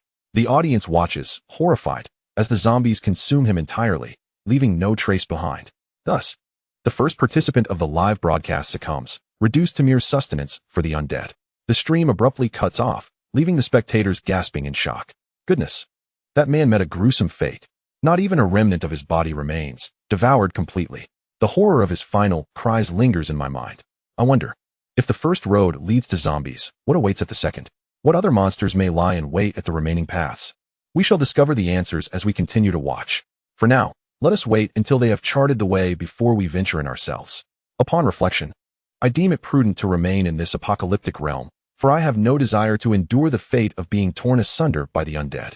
All who have witnessed the live broadcast are left with their own interpretations after observing the gruesome demise of the first contender. Lin Feng reclines on the sofa, shaking his head at the unfolding events. The death was not unjust. Lacking the requisite strength to confront such peril was tantamount to offering oneself as prey. In any case, it was a choice made, and one cannot place blame on others. What remains uncertain, however, is the nature of the circumstances that await along the remaining 3 paths. Lin Feng picks up a bag of chips from the table, munching thoughtfully as he speaks. His curiosity piqued, he wonders what creatures may lurk along the forthcoming routes. Primarily, he is eager to catch a glimpse of Du Qiuyue, as he harbors a fascination for this enigmatic woman. Observing the final 4 contestants, he notes her absence and decides to take a rest. After a brief interlude, the live stream resumes, revealing a middle-aged man, likely one who has previously witnessed the broadcast of the first entrant into the Forbidden Zone. This man opts for the left path, encountering a similar scene. After traversing a distance of 1,500 meters, he is met by a thick fog obscuring the way ahead. This time, however, it is not the zombies that emerge from the mist, but rather a horde of ghoulish creatures. Despite the middle-aged man's valiant efforts in dispatching 4 or 5 of the zombies, their sheer numbers prove overwhelming. Ultimately, he is torn apart by the relentless onslaught. The viewers of the broadcast express their sorrow at the man's fate. It appears that along each of the 4 paths, upon reaching 1,500 meters, various monsters are unleashed. Could it be that traversing through this fog leads to a conclusion? Perhaps, yet the question remains. Are there any brave souls willing to venture forth? I find it hard to believe. Is there anyone still daring enough to enter? Why would they hesitate? In this world of desolation, surely many would be inclined to step into the fray. The audience engages in fervent discussion. Soon, the third warrior emerges, a man whose physique is robust and muscular. The viewers in the live stream, upon witnessing this sight, are instantly invigorated. Hope surges within them. With such formidable muscles, the chances of success appear promising. Indeed, they believe this time may yield a triumph. All eyes are fixed on the path he chooses. The muscular man selects the third route, diverging from the paths taken by the previous 2. As expected, after traversing 1,500 meters, he is once again met with a dense fog. However, this time, he encounters no monsters. Gripping his sword with one hand, he finds no opportunity to wield it. Upon gazing into the fog, devoid of any adversaries, a smile spreads across his face. He believes he may have discovered a path to survival, one that could lead him to victory. Lin Feng, observing the expression of the muscular man on the screen, cannot help but shake his head, muttering, "This fellow is doomed as well. It seems we must await the next contender." Chapter 94. The Death of the Muscular Man. The final path, Du Qiuyue appears outside Shiyan City, within a luxurious 3-story villa. Lin Feng gazed at the muscular man on the live stream, unable to suppress a sigh. He had discerned the changes within the dense fog. While the average person could not perceive what lay concealed within the mist, Lin Feng had a clear view. Within the fog, frigid currents howled fiercely. The deeper one ventured, the more intense the cold air became. Ultimately, Lin Feng even observed that the cold currents showed signs of materialization. Meanwhile, the muscular man was clad in only a thin garment, prompting Lin Feng to lament, "This fellow is doomed." In the live broadcast, the muscular man, noticing that no monsters emerged from the fog, breathed a sigh of relief. He chuckled, "In every game, there exists a glimmer of hope. They would never eliminate all possibility of survival. Thus, I believe I have found the escape route in the first challenge of this top 10 Forbidden Zone." Everyone in the live stream could hear his voice. Upon his declaration, astonishment rippled through the audience. No way. Has he truly discovered an escape route? No monsters have appeared in the fog. There is hope. Finally, we might witness his victory. I wonder where he will be transported after clearing the challenge. Unbeknownst to the muscular man, he was oblivious to the discussions surrounding him. Filled with joy, he stepped confidently into the fog. As he crossed the threshold, he shivered. "BRR. It's rather cold. I must leave this place quickly." Dressed only in a short-sleeved shirt, he immediately felt the sharp drop in temperature. As he pressed forward, the chill intensified, and soon he could no longer tolerate the frigid air. He spat, and before his saliva could touch the ground, it froze mid-air into a solid block of ice. Witnessing this, he began to run. Though the muscular man sprinted, as time passed, the breath he exhaled gradually crystallized into tiny ice fragments that fell to the ground. Yet he remained unaware of this phenomenon. Eventually, his speed diminished, his shivering ceased, and a smile appeared on his face. Before long, his running devolved into a slow walk, and ultimately, he was encased in ice, one foot still lifted in mid-stride, his frozen visage inexplicably adorned with a smile. The viewers in the live stream gasped in astonishment at this chilling scene. "This is utterly terrifying." He was instantly frozen into an ice sculpture. The most frightening aspect is the endless expanse of fog ahead. Why did the muscular man smile, even as he met his demise? It's quite unsettling. Alas, the situation is dire. The first of the 10 apocalyptic forbidden grounds is so terrifying. One can only imagine the horrors that lie ahead. Perhaps it is safer to remain in this end-of-the-world realm, where at least we cling to the semblance of life, despite the uncertainty of our fates. All paths appear to lead to doom. Might the final route still hold a glimmer of hope? Indeed, there remains but one last road. Is there a brave soul willing to venture forth? The audience in the live stream eagerly anticipates the arrival of the final participant. In this first challenge of the 10 great forbidden grounds, at the crossroads, only one path remains, and all are keenly aware of the circumstances surrounding each route. Thus, they await the emergence of a new hero. The live broadcast lingered for several minutes without a soul in sight. Just as patience began to wane, the screen flickered to life. A woman stood quietly at the crossroads, surveying her surroundings with keen observance. Lin Feng, upon seeing her, instantly felt invigorated.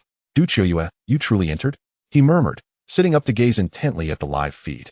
The viewers in the chat were rendered speechless. What was this? How had a woman suddenly appeared? Remarkable. Is she the first woman to grace the live stream of the 10 forbidden grounds? Go. But can she truly succeed? Is this merely a jest? If those formidable men faltered, what could this woman possibly achieve? Indeed, is she not merely a distraction from the stream? This is disastrous. Perhaps the young lady will be so frightened she will be rendered speechless. Yet, Lin Feng noticed the resolute glimmer in Du Qiuyue's eyes, indicating that the situation was far from simple. Standing at the crossroads, Du Qiuyue surveyed the 4 paths before her, determination etched across her features. Moments prior, she had assessed the other 3 routes and was acutely aware that, given her current abilities, she could not confront any of those paths. She was left with but one choice, the solitary road behind her. With unwavering resolve, Du Qiuyue turned to face the untraveled path. The audience, witnessing her bold decision, could not help but erupt into laughter. Ha! What is she thinking? Is she truly going to brave that last road? They jeered. Surely, she would fare better clad in warmer attire if she were to tackle the icy route. The odds would be more favorable. If the final path were to reveal a vampire, it would surely be entertaining. Has this woman lost her senses, daring to tread a path uncharted by any before her? I fear this venture is doomed. Let us await the next challenger. Yet Du Qiuyue remained blissfully unaware of their scorn, and even if she were to perceive it, it mattered little to her. She was aware of her own intentions, and that was sufficient. Du Qiuyue murmured, "It is you. I will surely overcome this challenge. I must press on." With that, she boldly embarked upon the final path, untouched by any previous traveler. Her gaze radiated unwavering determination. She believed in her own capabilities. Lin Feng observed Du Qiuyue's figure, then glanced at the dense mist ahead of her, a smile gracing his lips. Once again, she was blessed by the goddess of fortune.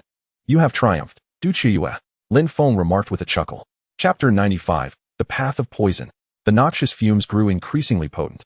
Could she endure? On the outskirts of Shiyan City, snowflakes continued to fall from the sky. In a luxurious 3-story villa, Lin Feng sat on the sofa, engrossed in the live broadcast. Confident that Du Qiuyue was on a secure path, the broadcast briefly revealed the secrets hidden within the mist, confirming his belief. Lin Feng chuckled. "It appears, Du Qiuyue, that you too are a chosen one. What a remarkable stroke of luck to encounter such a low-probability event." With that, he lifted a can of soda and drank heartily. Meanwhile, the audience in the live stream remained skeptical of Du Qiuyue's prospects. They felt she was doomed. After all, she was merely a woman, aesthetically pleasing yet seemingly out of place in such perilous circumstances.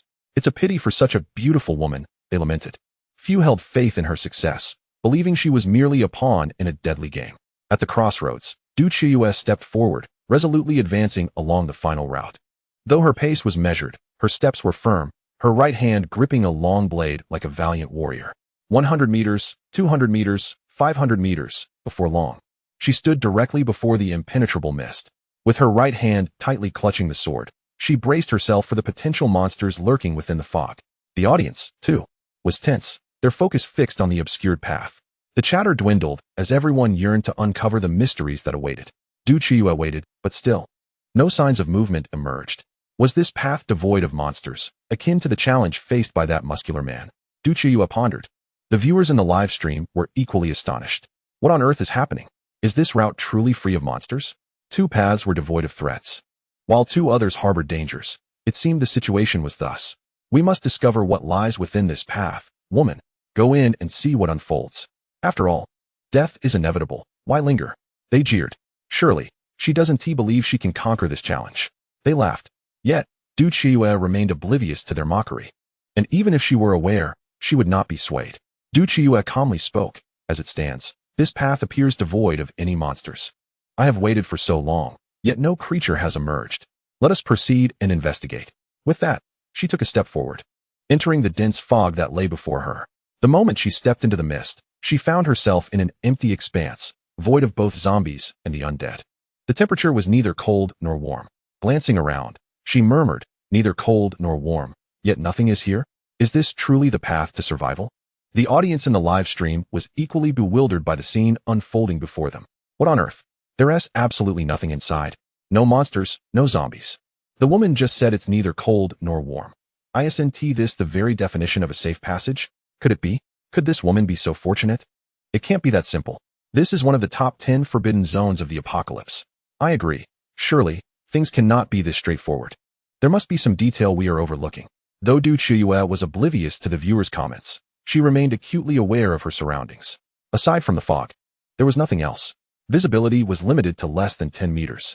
Despite the lack of any apparent anomalies, she maintained her vigilance, gripping her long knife firmly as she continued forward. Having traversed nearly 10 meters, a gas mask suddenly materialized on her face. Du Qiuyue was initially taken aback, but soon understood. This challenge was a test of her ability to withstand toxic gas. Through the clear lens of the sophisticated gas mask, she detected no irregularities. Yet internally she chuckled. "Little hero, it seems I must rely on you to navigate this trial." Lin Feng took a sip of his sugary beverage, feeling a sense of relief. "You owe me a proper thank you next time, Du Qiuyue." He laughed heartily. Meanwhile, the viewers, who initially thought the path was safe due to Du Qiuyue's lack of reaction, were shocked when they noticed the gas mask on her face. "Oh my goodness. So this path is the toxic route. Did you see the gas mask on her face? Will it protect her from the toxins?" "Oh, so that's why there was no immediate response. But where did she procure such a gas mask? I suspect the toxins will only intensify as she progresses." That makes sense, but I wonder if her gas mask will hold up. I feel it's precarious, just like that muscular man. Initially, it wasn't too cold. But it grew colder, and in the end, he couldn't withstand it either. It seems that way. The girl may not survive this ordeal after all. Unaware of the audience's discussions, Du Chiyue pressed on, only to realize that visibility was diminishing further.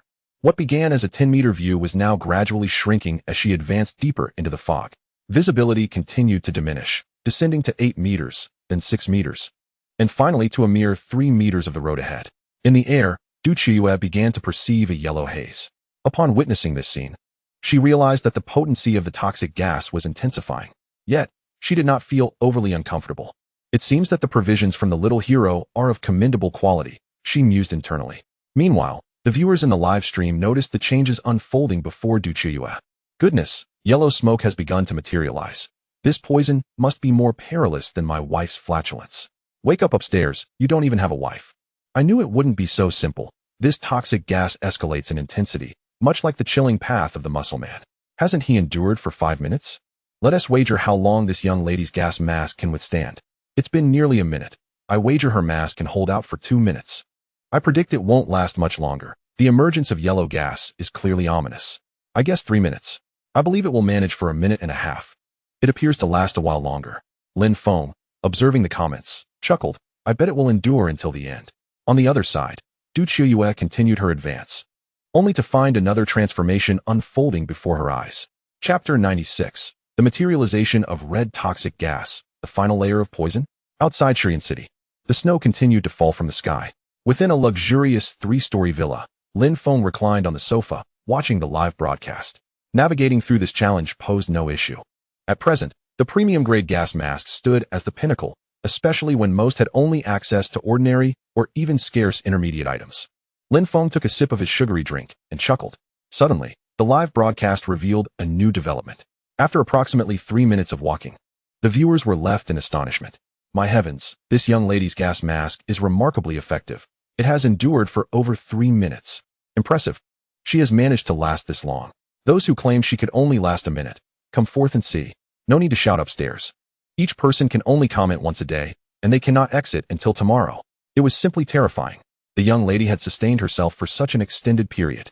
Du Chiyue, oblivious to the discussions, continued forward. After 5 minutes, however, a new change manifested. Green smoke appeared directly ahead. At this juncture, Du Chiyue found herself positioned between the yellow and green gases, their boundaries starkly defined. Turning back, she could only see a thick veil of yellow gas behind her, rendering her path untraceable. When she attempted to retreat, taking 2 steps back, she discovered she could not move further. It seemed that once a path was chosen, there was no turning back. Moreover, it seemed that the toxic gas had intensified. Yet why was there still no discernible effect? Lin Feng's provided gas mask was truly remarkable, Du Chiyue lamented. After pausing momentarily between the yellow and green gases, she resolutely continued onward. Regardless of the number of toxic barriers ahead, she was determined to press on, for there was no turning back. Those watching Du Chiyue's livestream wore expressions of deep concern. Alas, the toxicity had indeed escalated. Observe how the original yellow gas had transformed into a menacing green. The young lady was in genuine peril. One could see that she had nearly reached her limit before momentarily retreating, only to find herself immobilized and unable to trace her path back. Indeed, her brief pause signified that her gas mask was nearing its breaking point. This was truly a dire situation, though it remained uncertain whether she could endure. You are mistaken. The real question is whether her gas mask can withstand the strain. Regardless, this was merely the second layer of toxicity, and she hesitated for quite some time. Who knows how many more layers lie ahead? Precisely. From her experience, it is evident that each path at the crossroads harbors multiple layers, akin to the muscular figures who initially faced mild cold, only to be met with increasingly frigid conditions as time progressed. So, you mean to say that the zombies are the same, growing stronger as they advance? I believe that to be the case. Let us observe the young lady's situation and ascertain how long she can endure. From that, we might glean the extent of the toxic layers. Lin Feng, having noted the discussions among the spectators, recognized that some possessed considerable insight. He chuckled, remarking that the adage about skilled individuals residing among the populace holds true. Indeed, some can draw inferences from a single observation. This is becoming increasingly intriguing. One wonders if such grassroots groups might eventually form. With that, Lin Feng took a hearty sip from a can of soda. Meanwhile, Du Qiuyue in the live stream appeared unfazed by the concerns of those outside. Gazing at the green gas before her, she found it indistinguishable from the previous yellow fumes.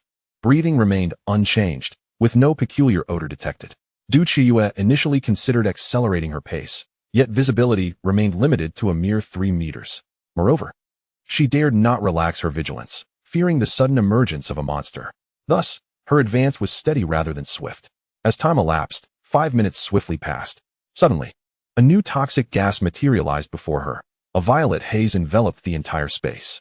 Faced with this new phenomenon, Du Qiuyue did not glance back nor hesitate. She boldly stepped into the violet gas without a second thought. The audience watching the live stream was left dumbfounded. She simply entered without caution? That gas was an entirely new threat. Wouldn't it be wise to approach it gradually? Surely, this young lady must have been dazed by the gas. Initially, I believe this young lady had a chance, yet it now appears perilous. This marks the emergence of a third type of toxic gas. And who knows how many more may follow. How could one venture in without even a moment's observation? It seems the young lady's gas mask might have malfunctioned, leading her to inhale the toxic fumes. After all, plunging directly into a cloud of purple gas is an exceedingly foolish act. Du Qiuyue, undeterred by the violet miasma surrounding her, pressed forward. Through experience, she had acquired certain skills. Maintaining a straight trajectory and avoiding distractions allowed her to hasten her pace. Remaining in the toxic atmosphere for an extended period is certainly not advisable. In less than 5 minutes, Du Qiuyue found herself confronting a new blue gas. Without hesitation, she stepped into the azure fumes. Those watching the live broadcast were incredulous. What on earth was happening? Had the gas lost its potency? It seemed her speed was increasing. I thought it was merely an illusion, yet indeed, her pace was quickening. How could this be? Wasn't the toxin supposed to grow stronger? Why was she unaffected? Unbeknownst to her, had she been privy to the audience's speculations, she might have quipped, whatever Lin Feng produces is bound to be exceptional. As she advanced, Du Qiuyue's speed escalated, traversing the blue haze in a mere 4.5 minutes, accomplishing what had taken 5 minutes before. She pressed onward through shades of blue, teal, orange, and crimson. Ultimately, as she passed through the red gas, she managed to do so in approximately 3 minutes. Soon, she halted. This must be the 7th layer of toxic gas. Ancient wisdom holds that the 7th brings transformation. Barring any unforeseen circumstances, this should be the final barrier. Du Qiuyue lingered near the red fumes, softly adjusting her breath before plunging headlong into the dense scarlet mist. Viewers of Du Qiuyue's live stream felt a tightening in their chests. They were acutely aware of what red signifies. Chapter 97. A glimmer of light within the red gas. Named Hope outside Shiyan City. In a luxurious villa, Lin Feng reclined on the sofa, watching as Du Qiuyue boldly entered the red gas, no longer concerned with her fate. It seemed that the 10 forbidden zones of the apocalypse did not necessarily spell doom. Luck and skill were merely components of the equation. Lin Feng smiled, reflecting that while the first of the 10 forbidden zones presented 4 paths that were not particularly daunting for him, they still posed a significant challenge for those navigating this apocalyptic world.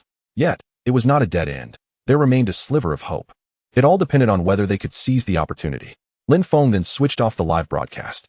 Knowing the outcome already, Lin Feng saw no need to continue watching. He promptly picked up Xiao Bai, intending to head to the movie room to explore a cinematic masterpiece and delve into the nuances of art. Meanwhile, the audience in the live stream was left utterly astonished. They witnessed an unbelievable scene unfold on their screens.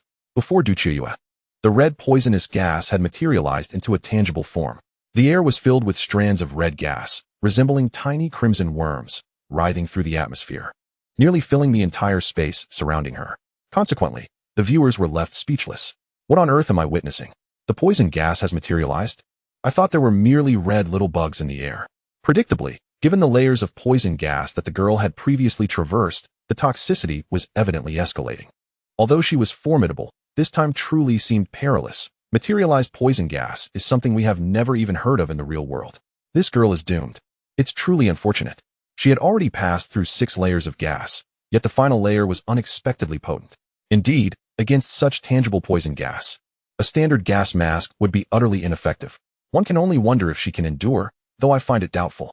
The group had survived in this apocalyptic world for less than a month, and the airdrop crates were scarce, yielding little in terms of useful items.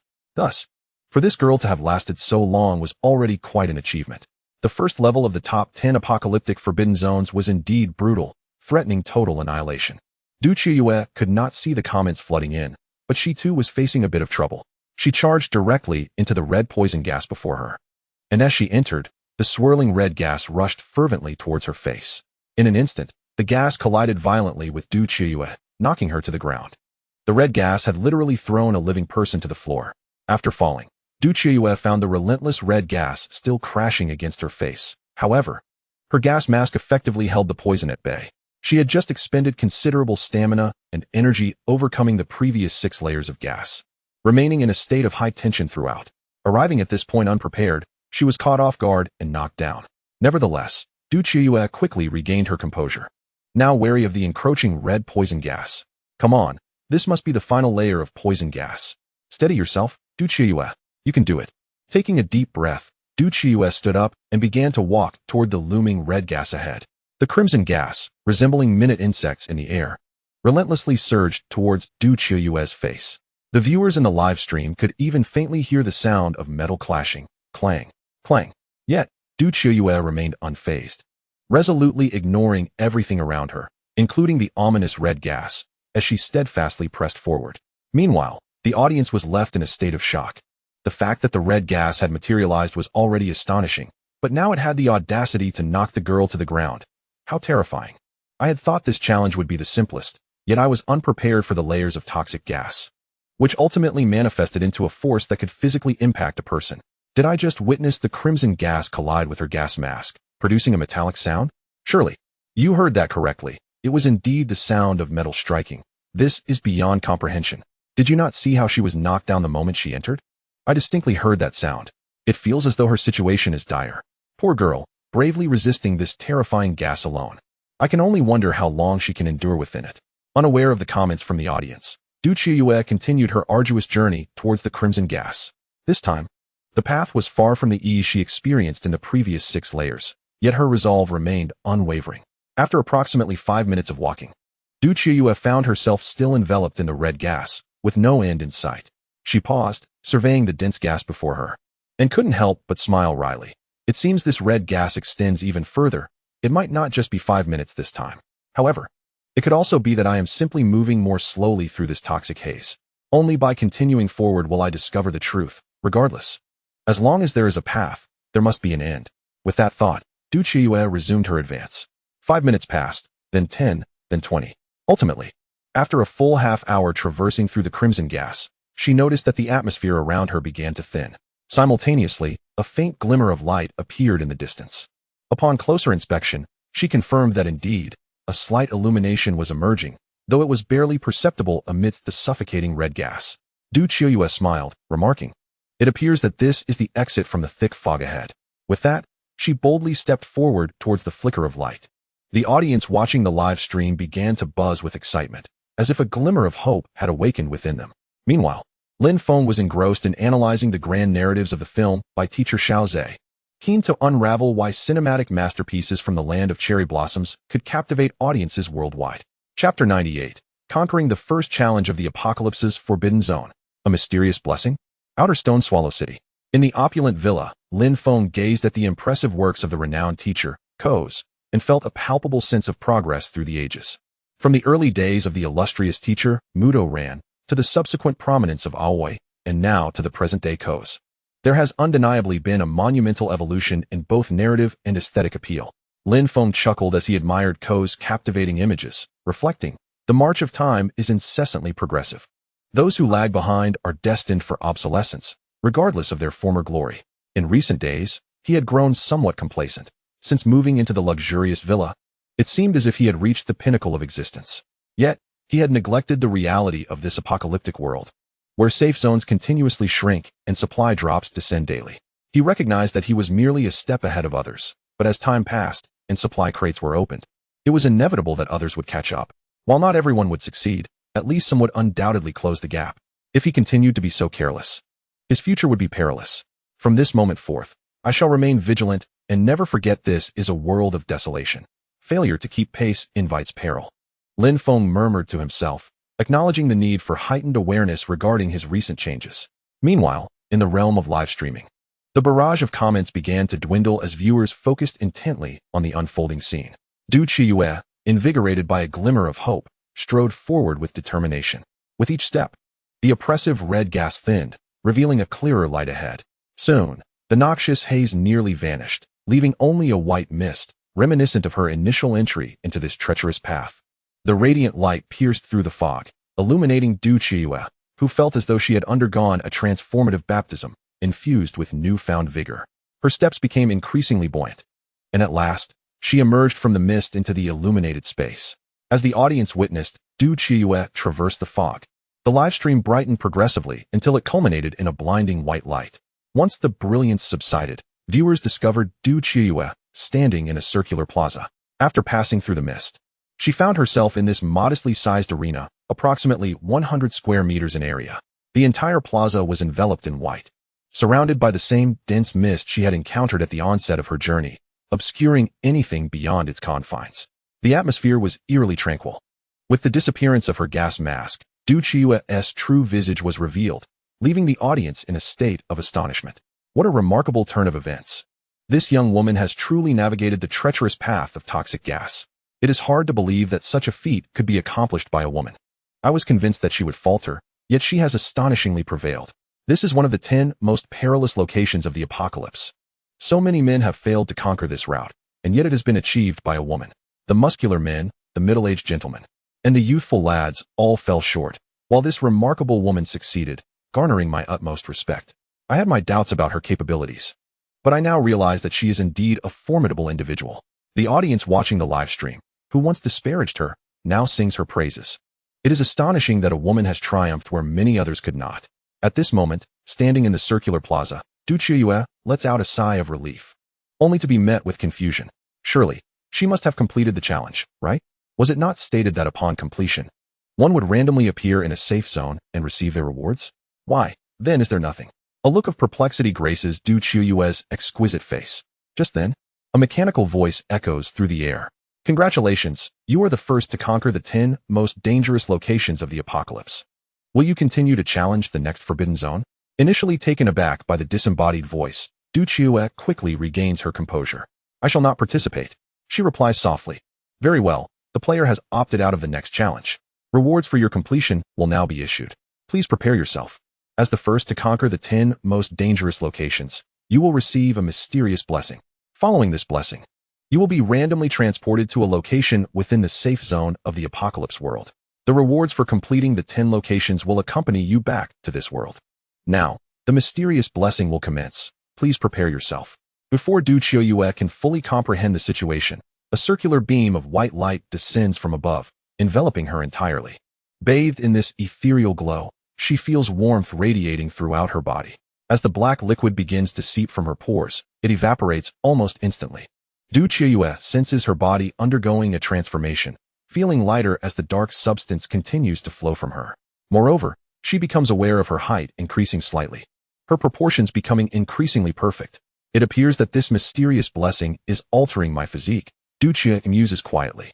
After 5 minutes, the white beam of light dissipates, leaving behind only the stunning silhouette of Du Qiuyue.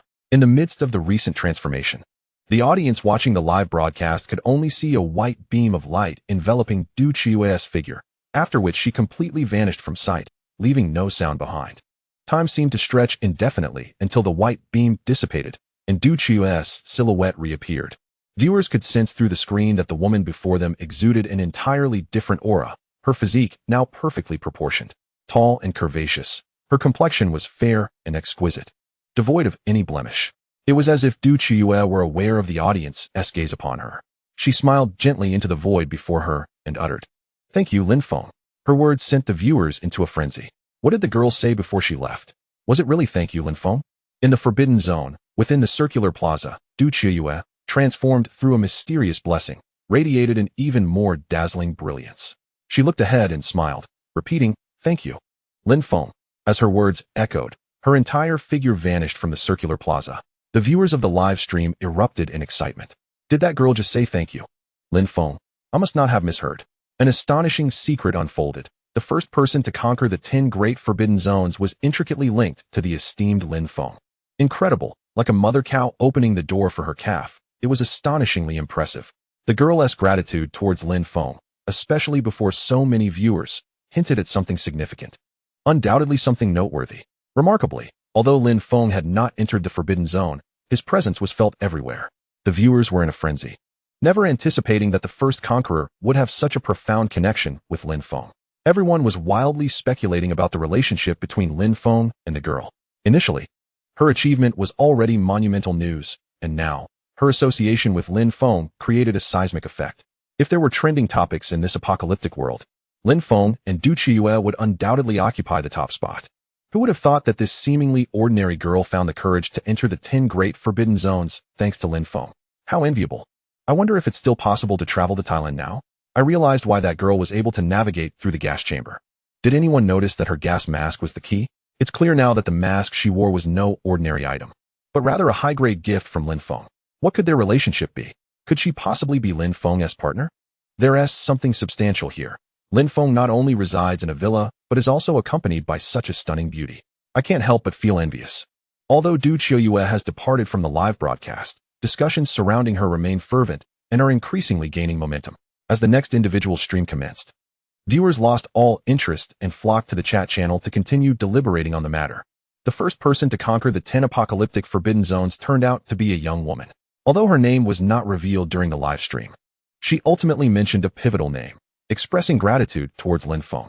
Not only did she triumph in the first forbidden zone, but she also emerged as the very first conqueror, ultimately receiving a mysterious blessing. While the nature of this blessing remains unknown, it is undoubtedly significant. How could a realm that many failed to conquer be surmounted by a single woman? It is nothing short of astonishing. The chat erupted with fervent discussions about the forbidden zone, the woman's achievement, Lin Feng, gas masks, and the toxic gas path. At that moment, Gu Changxing re-emerged. Hello everyone. Wherever there is a hot topic, there I shall be. I am Gu Changxing. He proceeded to offer a brief analysis of the incident involving the young woman conquering the first level of the 10 apocalyptic forbidden zones. Firstly, as those who watch the live stream are aware, from the onset, a young man, a middle-aged man with an oily demeanor, to a muscular fellow, all perished on their journey forward. Regardless of their age, none passed the trial at the crossroads. Each individual's path led them to distinct perils, underscoring that challenges are not as straightforward as they may seem. Secondly, the crossroads presented 4 routes: the zombie path, the undead path, the frozen path, and finally, the toxic gas path traversed by the young woman. Observing her success on the toxic gas path, it becomes evident that while the challenges of each route are somewhat comparable, they share a common trait. The further one progresses, the more daunting the obstacles become.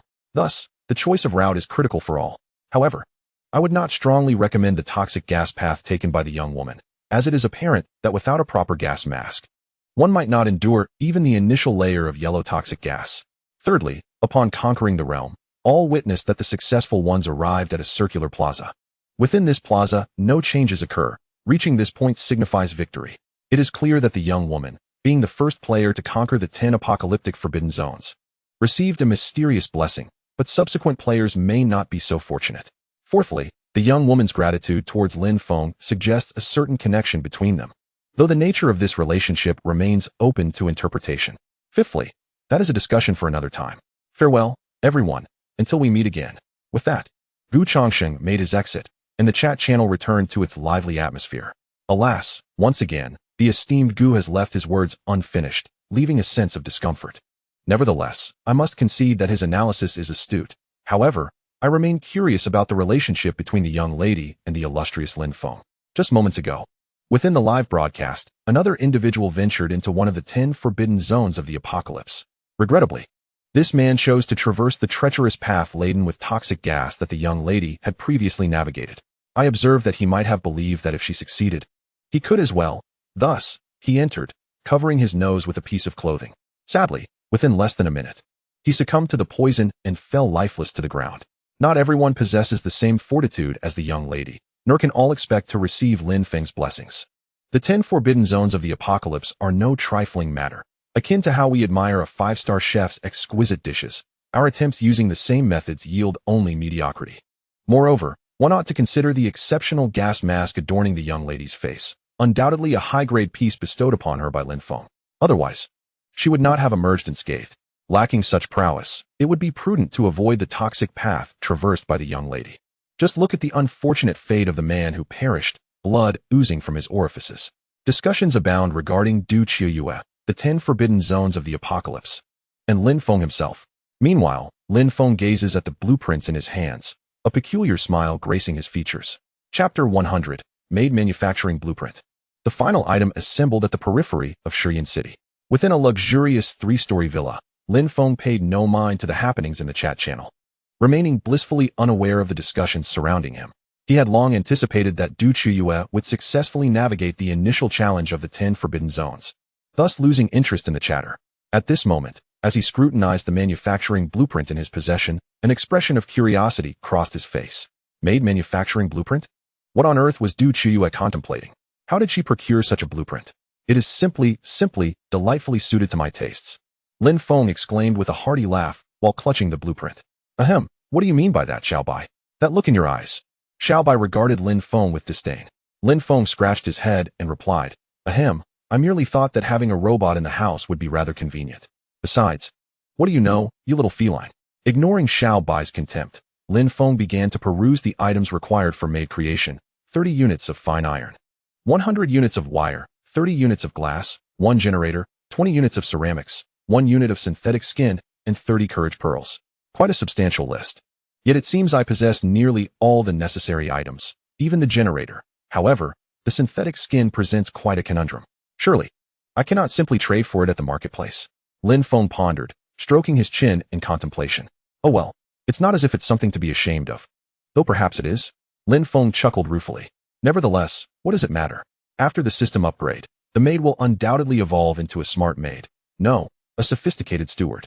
Thus, one could argue that this is indeed an enhancement of my quality of life. Lin Feng reassured himself.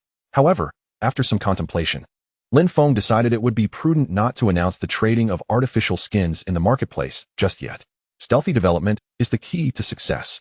He reasoned that should anyone else engage in trading artificial skins, he could always join in later, as he alone possessed a considerable amount of resources to trade.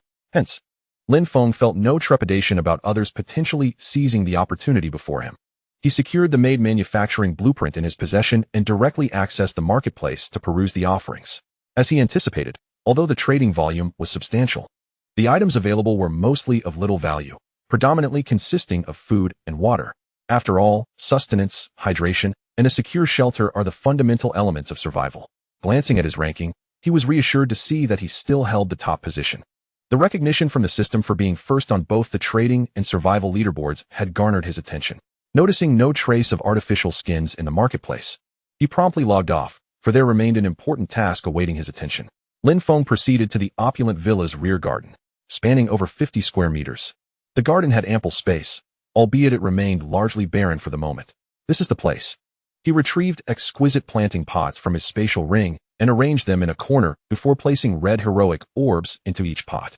Finally, he introduced the premium seeds of grapes, apples, and watermelons, upgraded by the system, into the carefully prepared pots. After relocating some pots to the right, he planted cabbage and water spinach seeds in the corner designated for vegetables, while the other side was reserved for fruits. Observing the scene before him, Lin Feng smiled. Now, it was merely a matter of waiting for these plants to flourish. A heroic orb should sustain them for a year. Yet, he pondered, would the combination of premium pots and seeds yield any novel transformations? Initially, he had believed he possessed a plethora of seeds, but upon planting, he realized he had only 2 types of vegetables and merely 3 types of fruit. The aspiration for a better life still felt distant, Lin Feng reflected. He developed a deeper understanding of his current situation, recognizing that to thrive and enjoy good food, he would need to continuously open airdrop crates. With renewed motivation, Lin Feng looked forward to the life that lay ahead.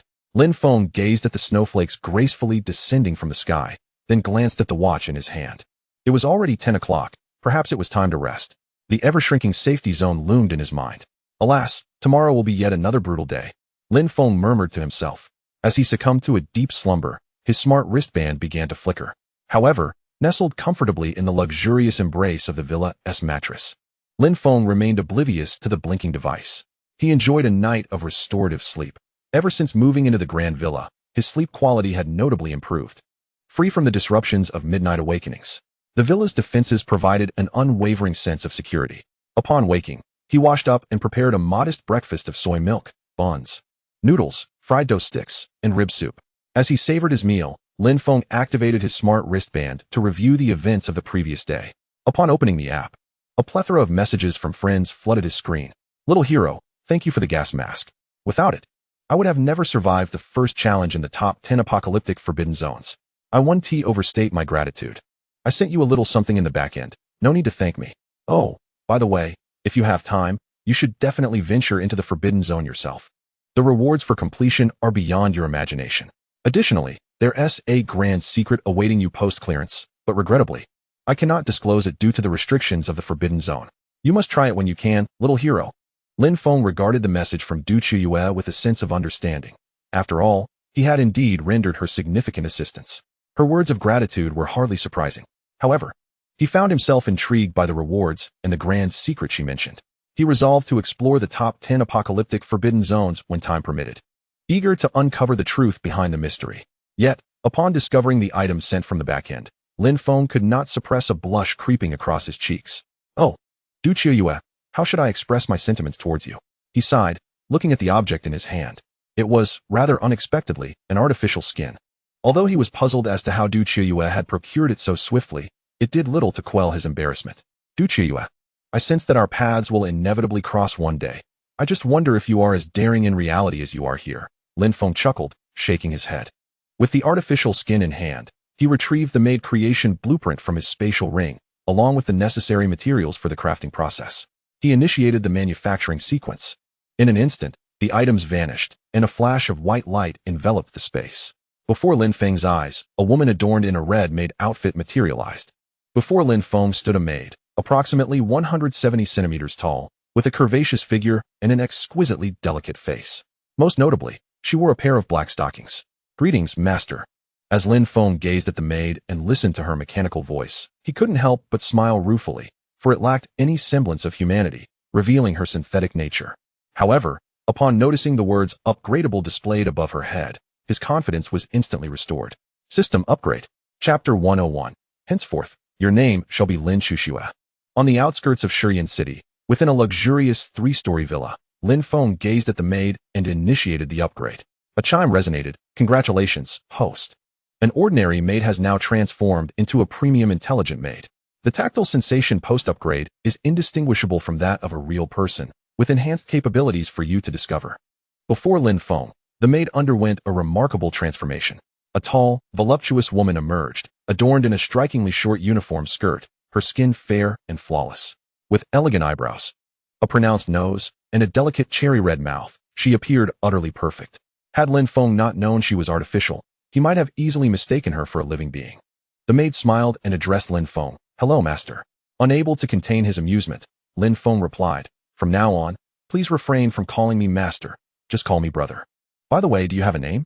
The maid responded with a smile. All right, brother. I currently do not have a name. Please bestow one upon me. After a moment's contemplation, Lin Feng said, given that it is snowing heavily outside, let us call you Xiaoxue as a nickname. For your formal name, since this is the first snowfall in the apocalyptic world, you shall be named Qiuyue, Lin Qiuyue. Very well, brother. Lin Qiuyue replied with enthusiasm. Is this your cat? How adorable, she exclaimed, scooping up the plump little creature, and they began to play together. Xiaobai, observing the newly appeared woman, merely meowed a couple of times before falling silent. Oh, if cuteness were a sin, let me indulge in it endlessly. The poor woman must be envious of me, squeezing my face with such fervor. Xiaobai thought helplessly in Lin Qiuyue's embrace. Lin Feng watched Lin Qiuyue cradling Xiaobai, momentarily taken aback. She appeared no different from a real person. She could speak, express surprise. It seemed Lin Qiuyue exceeded his expectations of what an artificial being could be. He murmured softly, indeed, it appears you are more lifelike than I imagined. In truth, Lin Feng's request for her to call him brother stemmed from habit, having grown accustomed to Alice addressing him similarly. He looked at the cheerful Lin Qiuyue and said, Xiaoxue, do you understand everything? You seem remarkably capable. With a bright smile, Lin Qiuyue replied, brother, Xiaoxue understands everything and can do anything. From assisting her brother in fights and managing household affairs to providing warmth at night, cooking, and addressing physiological needs, Xiaoxue is capable of it all. Initially, Lin Feng was unfazed, but when he heard Xiaoxue mention warming the bed, he paused momentarily. With a wry smile, Lin Feng remarked, it seems, Xiaoxue, that you possess quite a bit of knowledge. Observing Lin Feng's look of resignation, Lin Qiuyue replied, brother, I am quite formidable. Everything a human can do, I can accomplish as well. Listening to Xiaoxue's words, Lin Feng began to grasp her capabilities. In essence, she served as a highly intelligent amalgamation of a housekeeper, bodyguard, chef, and maid, all in one. However, she lacked the ability for independent thought and could only act upon Lin Feng's directives. Yet, for Lin Feng, this was more than sufficient. The presence of a highly intelligent being with autonomous thinking might disrupt his peace of mind during sleep. Thus, the current arrangement suited him well. After a brief exchange with Lin Xuxue, Lin Feng gained a clearer understanding of her abilities. He then said, "Let us set forth in search of today's supply drop. We must continually venture toward the safe zone." Lin Xuxue set aside her small white cat with a smile, responding, "All right, brother." The cat, with an air of disdain, regarded the woman before it. "Humph, a heartless woman, who has forgotten the cat now that she has Lin Feng." As Lin Feng drove the small black vehicle, they departed from Shiyan City. They were already on the outskirts, and soon, he and Lin Xuxue quickly left the city behind, heading towards the next destination, Yu City. Navigating through the wilderness, the vehicle carried a woman, a man, and a cat, though the woman was, in fact, an intelligent robot. Filled with curiosity about the world outside, Lin Xuxue exclaimed, "Brother, Xiaoxue has spotted a supply drop approximately 1 kilometer to the left." Turning to Lin Feng with a smile, she relayed the information. Lin Feng couldn't help but chuckle. "Xiaoxue, how is it that you can perceive a supply drop from a kilometer away?" With a grin, Lin Xuxue explained, "Brother, I can detect up to 3 kilometers away. I know this because I am equipped with an automatic reconnaissance device, akin to what humans refer to as radar." Lin Feng inquired, "How does that work, Xiaoxue? What do you require to sustain your operation?" She replied with a smile, "Xiaoxue merely needs to be charged. While residing in your exquisite villa, I can charge automatically. However, I require high-voltage electricity. A mere 5 minutes of charging in your villa allows me to operate for an entire week without needing another charge." Upon hearing Xiaoxue's explanation, Lin Feng realized that these highly intelligent robots, much like humans, require sustenance, though their food consists of high-voltage electricity rather than traditional meals. Moreover, their charging time is brief, while their standby duration is remarkably long. 5 minutes of charging yields a week's worth of energy. This is truly impressive. "Xiaoxue, have you learned to drive these cars as well?" Lin Xuxue replied with a smile, "Yes, brother. Regardless of the type of vehicle or electronic device, I can master them effortlessly." "That's splendid. Once we retrieve the airdrop crate, you can take it for a spin." Lin Xuxue grinned. "All right, brother." After their conversation, Lin Feng steered the black SUV towards the direction indicated by Lin Xuxue. In no time, they arrived at the location of the airdrop crate.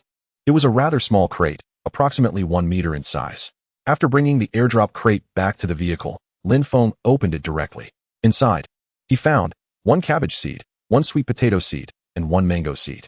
Upon seeing the contents, Lin Feng couldn't help but glance at Lin Xuxue. What common trait do Lin Xuxue and Alice share? They both have hearty appetites.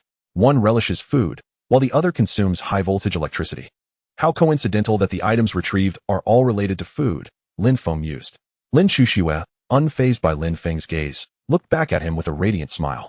Lin Feng dismissed any further thoughts and waved his hand, sending the seeds into his space ring. System upgrade. Ding. Congratulations, host.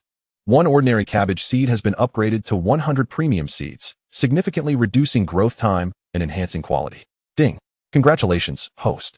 1 ordinary sweet potato seed has been upgraded to 100 premium sweet potato seeds, with greatly shortened growth time and superior quality. Ding. Congratulations, host. 1 ordinary mango seed has been upgraded to 100 premium mango seeds, with a notably reduced growth time and a more authentic flavor. Each harvest continued to bring Lin Feng joy. Amidst the wilderness, the black SUV cruised steadily. On Lin Feng's journey towards Yu City, a large crowd was gathering there. Chapter 102, The Notorious Lu Zhengyang. The super airdrop emerges. In the desolate wilderness en route to Yu City, a black SUV traversed the vast white expanse. After opening the first airdrop crate of the day, Lin Feng continued his engaging conversation with Lin Xuxue. His curiosity about her condition piqued. Gaining knowledge now was certainly preferable to scrambling for it later. However, at that moment, a multitude of people began to assemble along Lin Feng's path. The discovery of a super airdrop had been made, and it was marked on the latest updated survival map. The survival map only displayed airdrop locations within a 10-kilometer radius. And thus, given Lin Feng's considerable distance, the location of the super airdrop was yet to be revealed on his wristband. Nevertheless, as time passed and Lin Feng drew closer to the super airdrop's position, he was certain to encounter it eventually. Previously, Lu Zhengyang was the leader of the Qing gang back on Water Blue Star. Upon arriving in this apocalyptic world, He had begun with a significant advantage, as hundreds of Qing gang members were transported simultaneously. His starting point was far superior to that of the average person. Possessing a multitude of subordinates and free from the anxieties of survival, Lu Xingyang found that his followers naturally scoured the land for supply crates, ensuring a bounty of resources for all, leading to a prosperous existence. He harbored no concerns regarding survival. Subsequently, Lu Xingyang commanded his subordinates to flood the chat channels with messages, urging all members of the Qing gang who had traversed from Water Blue Star to band together for warmth and companionship in this apocalyptic world. While awaiting the eventual convergence of their main forces, Lu Xingyang's group was located in Yuecheng, and he disseminated their positional information widely. As time passed, an increasing number of Qing gang members arriving in this dystopian realm began to gather under Lu Xingyang's command in Yuecheng. With a growing populace and an abundance of food and clothing, they sought entertainment. Thus, after Lu Xingyang's arrival in this bleak world, he was never devoid of female company. As his followers continuously sought out supply crates in Yuecheng and its vicinity, frequently encountering numerous individuals. Initially, when his subordinates encountered these strangers, they would consult Lu Xingyang on how to proceed.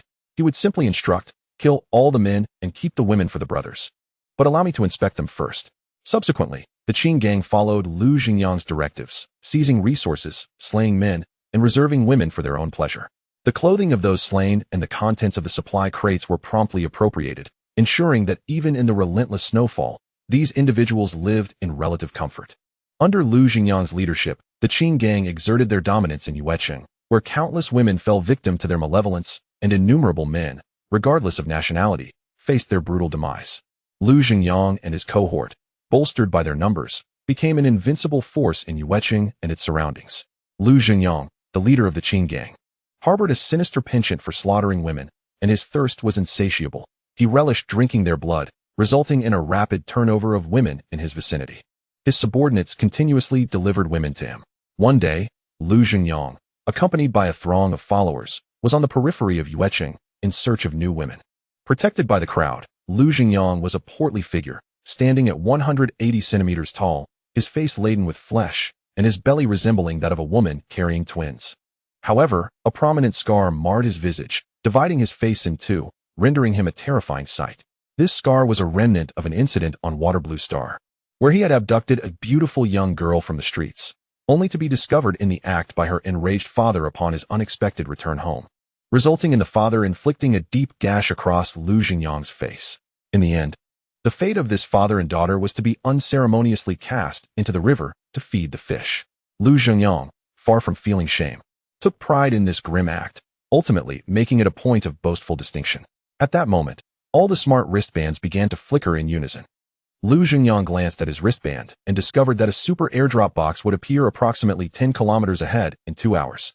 Upon realizing this, he laughed heartily, exclaiming, "Brothers, did you see that? Just about 10 kilometers ahead, a super airdrop box is about to materialize. This might just be the first super airdrop in this apocalyptic world. Has it even been mentioned in the chat channels before? This super airdrop is ours for the taking. We shall be the first to claim it in this desolate realm. Let us go, brothers, follow me to retrieve the super airdrop box." As Lu Xingyang's words echoed, a chorus of excited voices erupted around him. "Let us go. Follow Brother Yang to seize the first super airdrop. Brother Yang is amazing. Following him means living the good life. With Brother Yang, we'll enjoy the finest drinks every day. Let us go, Brother Yang, and see what this super airdrop is all about." Lu Xingyang felt a sense of satisfaction at the enthusiasm of his followers. For him, they were his greatest asset in this apocalyptic world. As long as his men remained loyal and obedient, he felt no fear. At that moment, his strategist, Guzi, spoke up beside him. "Brother Yang, I believe we should take more people with us, preferably everyone." Lu Xingyang took a bite of his chicken leg and inquired, "Why? This is our stronghold. If we take everyone away, what will happen here? What about the supplies we've seized?" Guzi replied with a grin, "Brother Yang, I don't mean to leave no one behind, but rather to keep a small group here while the bulk of our forces accompany you to the super airdrop location. Since we can see the super airdrop's position on the wristbands, others can see it too. In this apocalyptic world, we know nothing about the outside. We might encounter other factions from Water Blue Star. To be cautious, it's best to take most of our brothers with us." Lu Xingyang pondered for a moment, acknowledging the wisdom in Guzi's words. He nodded in agreement. "You make a compelling point. Let us gather all the remaining brothers. This time, I wish to see who dares to contest me for this inaugural super airdrop." Soon, Air Guzi summoned everyone, and they set off towards the location of the super airdrop. Lu Xingyang led a cohort of approximately 150 men, determined to secure the super airdrop displayed on their smart wristbands. As Lu Xingyang and his companions set off early, they swiftly arrived at the location designated for the super airdrop. However, to Lu Xingyang's surprise, they found the area already occupied. Lu Xingyang and his team promptly encircled the location of the super airdrop, effectively trapping the few individuals who had arrived there first. Chapter 103. Lu Xingyang, you beast. The location of the super airdrop has been seized. In the wilderness en route to U City, snowflakes continued to drift gracefully from the sky. Lin Feng, accompanied by Lin Chuxue, piloted their vehicle, Little Black, at a steady pace through the desolate terrain. After assessing the diminishing safe zone, Lin Feng realized that even if he remained stationary, it would take several days for the safe zone to contract to their current position. Thus, he maintained a consistent speed rather than rushing forward. Turning to Lin Chuxue, Lin Feng remarked with a smile, "Little Snow, you seem no different from us humans. Your skin even possesses warmth and a tactile sensation akin to that of a human." Lin Chuxue replied with a smile, "Indeed, brother. I am an advanced artificial intelligence, so it's only natural that I exhibit these traits. Otherwise, wouldn't everyone come to dislike us advanced AIs?" As Lin Feng conversed with Little Snow, he realized that she not only possessed formidable capabilities, but also an unwavering loyalty, never to betray him. Apart from lacking independent thought, she was essentially perfect. As they journeyed on, engrossed in conversation, Lin Feng remained oblivious to the delightful surprise awaiting him just ahead. 10 kilometers outside U City, Lu Xingyang and his subordinates from the Qing gang quickly arrived at the site of the impending super airdrop. However, as the dog-headed strategist had predicted, the location displayed on their smart wristbands was also visible to others. By the time Lu Xingyang and his team arrived, 3 men and 1 woman had already claimed the spot. Observing this scene, Lu Xingyang erupted into laughter, instructing his Qing gang members to encircle the trio and the woman. A middle-aged man, seemingly the leader, stood up and demanded to know their intentions. Amidst the intimidating presence of Lu Xingyang and his Qing gang, the middle-aged man, Lu Jiangwo, felt a sense of hopelessness wash over him. "We don't want the super airdrop box anymore. Please let us leave," he pleaded. The woman, appearing to be in her 30s, felt uncomfortable and instinctively sought refuge behind Lu Jiangwo. Although the young woman had already crossed her 30s and was on the verge of turning 40, she exuded a captivating charm that spoke of the passage of time, akin to ripe, succulent grapes ready to burst. She was imbued with the essence of femininity. However, as she gazed upon the members of the Qing gang before her, a sense of trepidation enveloped her. These individuals were unmistakably nefarious. The lecherous gaze of a stout man made her exceedingly uncomfortable, as if he intended to devour her whole. Consequently, she instinctively sought refuge behind her husband. The middle-aged man, Lu Jiangwo, surveyed the surrounding crowd and erupted into manic laughter, though no one reciprocated his mirth. A sense of foreboding settled within him, and he feared that this encounter might end poorly. Just as he contemplated turning to converse with his companions and offer solace to his wife, Lu Xingyang raised a hand, and his subordinates swiftly dispatched the 3 men before them, reducing them to mere fragments of flesh. Lu Jiangwo and his companions scarcely had time to react before meeting their demise. Initially, they had noticed the intelligent wristband indicating that a super airdrop would soon descend nearby, prompting them to await its arrival. However, they had not anticipated crossing paths with the Qing gang, nor could they fathom the utter disregard for life that these men exhibited, ultimately leading to their untimely end. The young woman, Zhao Huan, was taken aback, witnessing the brutal death of her husband and his friends before her eyes, and she let out a piercing scream. Ah! Lu Xingyang did not spare a glance at the corpses beneath him, his gaze fixated on the terrified Zhao Huan. "Fear not, my lovely. Your father is here. What is there to fear? Follow me, and I shall ensure you experience the finest pleasures, and you will never forget my essence." With that, he advanced and hoisted the still screaming Zhao Huan onto his shoulder. "Ah, put me down, you beast." Zhao Huan struggled fiercely, striking Lu Xingyang in a desperate attempt to escape, yet her feeble efforts failed to inflict any harm upon him. Relishing the intoxicating scent of the woman, Lu Xingyang chuckled. "Cease your screaming, my beauty, and stop your struggles. We shall indulge in delightful pleasures, and you will soon forget your deceased husband." With that, he carried Zhao Huan into the tent that his subordinates had prepared. "Ah, you brute. You will meet a gruesome fate." The sound of tearing fabric mingled with her screams, echoing starkly across the snowy landscape, while Lu Xingyang's boisterous laughter rang out. The members of the Qing gang surrounding the tent could not contain their raucous laughter. "This woman is truly exquisite. I wonder how long Brother Yang will keep her. Just look at those headlights and that figure." I suspect she will remain by his side for quite some time. Remarkable, indeed. If Brother Yang were to share the taste with us as he used to, it would be delightful. But, alas, do not harbor such thoughts. The last woman, none of us brothers had the chance to enjoy before her untimely demise. Indeed, it seems our opportunities are dwindling. This time, Brother Yang will likely keep her for himself for an extended period. This woman appears to be quite bountiful. One cannot help but envy Brother Yang. At this moment, the clever strategist, Guzi, stepped forward and proclaimed, "Enough of your wild imaginations. Focus on your duties and ensure Brother Yang's safety, understood?" "Yes, dog brother. Rest assured. With so many of us, who would dare approach?" "Indeed, dog brother. We shall safeguard Brother Yang impeccably. We vow to fulfill our mission. Fear not, dog brother, we are well aware." Guzi nodded in satisfaction and continued to survey the defenses of the Qing gang members in this locale. Though merely a small marketplace scattered with a few houses, he remained vigilant. Caution was his lifeline. However, unbeknownst to Guzi and Lu Xingyang, their actions had already been uploaded to the chat channel. This place was not solely occupied by the Qing gang. Many others had gathered here for the super airdrop. Chapter 104. The woman taken away turns out to be the president of the Missing Children Rescue Association in the wilderness en route to U City. Lin Feng and Lin Chuxue were steadily approaching their destination. The incessant snowfall did little to hinder his advance. Meanwhile, Lu Xingyang was embracing a woman. His recent actions had been directly uploaded to the chat channel. Upon entering this apocalyptic world, Zhou Xin, perhaps blessed with fortune, had acquired a high-definition camera the very next day. As the world evolved, complete items ceased to appear and were instead represented as manufacturing blueprints. Thus, Zhou Xin considered himself fortunate. Today, while searching for airdrop crates, Zhou Xin received information about a super airdrop's descent on his wristband.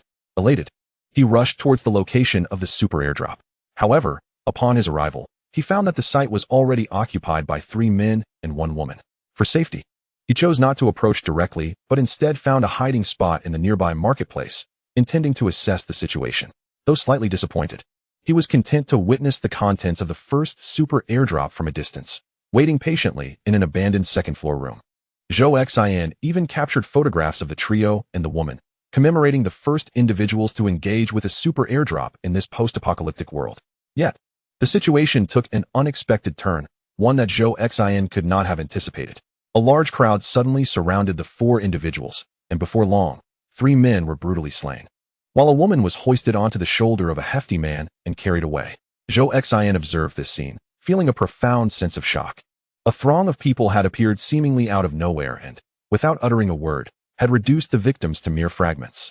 This spectacle made Zhou Xin acutely aware that, without a doubt, these individuals could not be deemed virtuous. Every moment of this atrocity was captured by Zhou Xin, who subsequently uploaded the images en masse to the chat channel. Evil begets evil. These miscreants will face retribution, Zhou Xin remarked with a disdainful snort, directing his gaze at the still congregated members of the Qing gang. Upon uploading the photographs to the chat channel, a wave of commotion ensued. What in the world did I just witness? There must be over 100 people here. How on earth did they assemble? Exclaimed one user in disbelief. These fiends showed no regard for justice and mercilessly butchered their victims. They are nothing short of beasts. It was particularly lamentable for the woman. Judging by the actions of the portly man, her fate was all too clear. Alas, a chilling realization dawned upon Zhou Xin. The first super airdrop in this apocalyptic world was imminent. While the emergence of super airdrops was a foregone conclusion, it was the sheer number of individuals gathered that was truly remarkable. Aside from the last incident where over 100 members of the Dailang travel group were rescued by the esteemed Lin Feng, this marked the second occasion that so many darkly clad figures had assembled. Questions loomed regarding the identities of the 3 slain men and the woman being carried away. Did anyone possess insight into their backgrounds? These unfortunate souls were caught completely off guard, reduced to mere meat, particularly the middle-aged man who, despite his upper half being all that remained, still gazed longingly at his woman with deep affection. Tragic indeed. For the sake of a super airdrop, lives were extinguished. It was evident that these dark-clad individuals were not to be trusted. In the chat channel, discussions erupted fervently, with participants vocally condemning the actions of the Qing gang. Although curiosity about the impending super airdrop lingered, the primary interest lay in uncovering the identities of these shadowy figures and their audacity to commit such heinous acts. As if taking a life were as trivial as slaughtering a chicken. Just then, someone recognized the identities of these individuals. Gu Changxing made his entrance. Greetings. Wherever there is a hot topic, there I shall be. I am Gu Changshan. Addressing the collective curiosity regarding the identities of the three deceased men, the woman, and the dark-clad figures, he vowed to elucidate each matter. First and foremost, based on my current understanding, these individuals in black are affiliated with the Qin gang of the Water Blue Star, thus confirming that they are indeed members of the Qin gang. The corpulent figure in question is none other than Lu Zhengyang, the current leader of the Qin gang. Secondly, there are the three deceased men and the woman abducted by Lu Zhengyang. The identities of the other two men remain unknown for the time being. But the middle-aged man's identity has been established as Lu Jiangwo, the president of the Disabled Persons Assistance Association in Hang City, Water Blue Star. Thirdly, the woman carried away by the portly man is none other than Lu Jiangwo's wife, Zhao Huan, who also serves as the president of the Missing Children Assistance Association. Fourthly, the reason these individuals converged at the same location is revealed through the messages uploaded by Zhou Xian. They all gathered for the inaugural super airdrop in the apocalyptic world. Fifthly, let us set that aside for another time. After Gu Changxing finished speaking, he swiftly departed, leaving the others in the chat channel utterly dumbfounded. Astonishingly, the deceased were revealed to be virtuous individuals, indeed paragons of goodness. It is hard to fathom that the deceased middle-aged man was the president of the Disabled Persons Assistance Association, while the abducted woman held the same position at the Missing Children Assistance Association. Alas, at present, the identities of the other two men remain unclear. Yet the middle-aged man and his wife stand as true benefactors, exemplars of altruism. Tragically, they have fallen victim to malevolence. I am aware of the Qin gang. Although they were relatively benign decades ago, under Lu Xingyang's leadership, they have transformed into a nefarious force, perpetrating violence, pillaging, and engaging in unspeakable acts. These members of the Qin gang have imposed their tyranny upon us, relying on their numbers to commit murder, robbery, and even the abduction of women. They are nothing short of demons. It is a lamentable fate for President Lu Jiangwo and his wife, Zhao Huan. President Lu has rescued countless disabled individuals, providing many homeless persons with the opportunity to live their lives with dignity. Moreover, Zhao Huan once assisted in the recovery of a friend's relative's child. Now, both have met with a tragic end, and we can only speculate about the torment that awaits Zhao Huan. Those privy to the unfolding events in the chat channel are engulfed in righteous anger, expressing their sympathy for the plight of President Lu Jiangwo and his wife, Zhao Huan. Yet, all they can do is watch helplessly as the image of Zhao Huan being taken away by the Qin gang's leader, the corpulent Lu Xingyang, is relayed by Zhou Xian. Chapter 105. The fraying of the rope seeks the slenderest point. Misfortune finds those who are most unfortunate. In the apocalyptic world, the chat channel is abuzz with the knowledge of these events. Everyone has come to understand who these shadowy figures are, and the identities of the deceased have been unveiled, igniting a firestorm of indignation. However, there is naught they can do but witness this tragedy unfold. Alas, the unfortunate President Lu Jiangwo and his wife, Zhao Huan, have encountered such fate. I cannot bear to continue witnessing this. I dread the subsequent events, for it has already morphed into a tragedy. The fraying of the rope seeks the slenderest point. Misfortune finds those who are most unfortunate. O God, why have you brought us into this apocalyptic world, where there is no oversight, no enforcers, only endless slaughter and an unceasing stream of tragic tales? Let us not dwell on it. This time, the super supply drop will undoubtedly be seized by those from the cleansing faction, a formidable group of over 100. With such a multitude, who would dare to contest them? It is indeed a pity for President Lu. Not only has he lost lives, but his own wife has also been violated by that beast, Lu Zhengyang.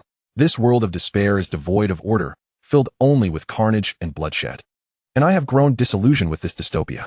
For now, we can only await the revelation of the contents within the first super supply drop. With so many brutes around, no one would dare to snatch from their jaws. Although there is considerable sympathy for Lu Jiangwo and his wife Zhao Huan, there remains a palpable sense of helplessness among the populace. All they can do is condemn Lu Zhengyang and his ilk in the chat channel, as they possess no other recourse. Even in reality, encountering such a group of over 100 would render anyone powerless. Meanwhile, Lin Feng was driving his SUV, Little Black, towards U City. At that moment, Lin Shushua, seated in the passenger seat, spoke up. Brother, I sense that approximately 10 kilometers ahead, a super supply drop will descend in about an hour. As Lin Shushua is a higher-tier electronic entity, Lin Feng promptly connected the Villa, Little Black, and his smart wristband to her.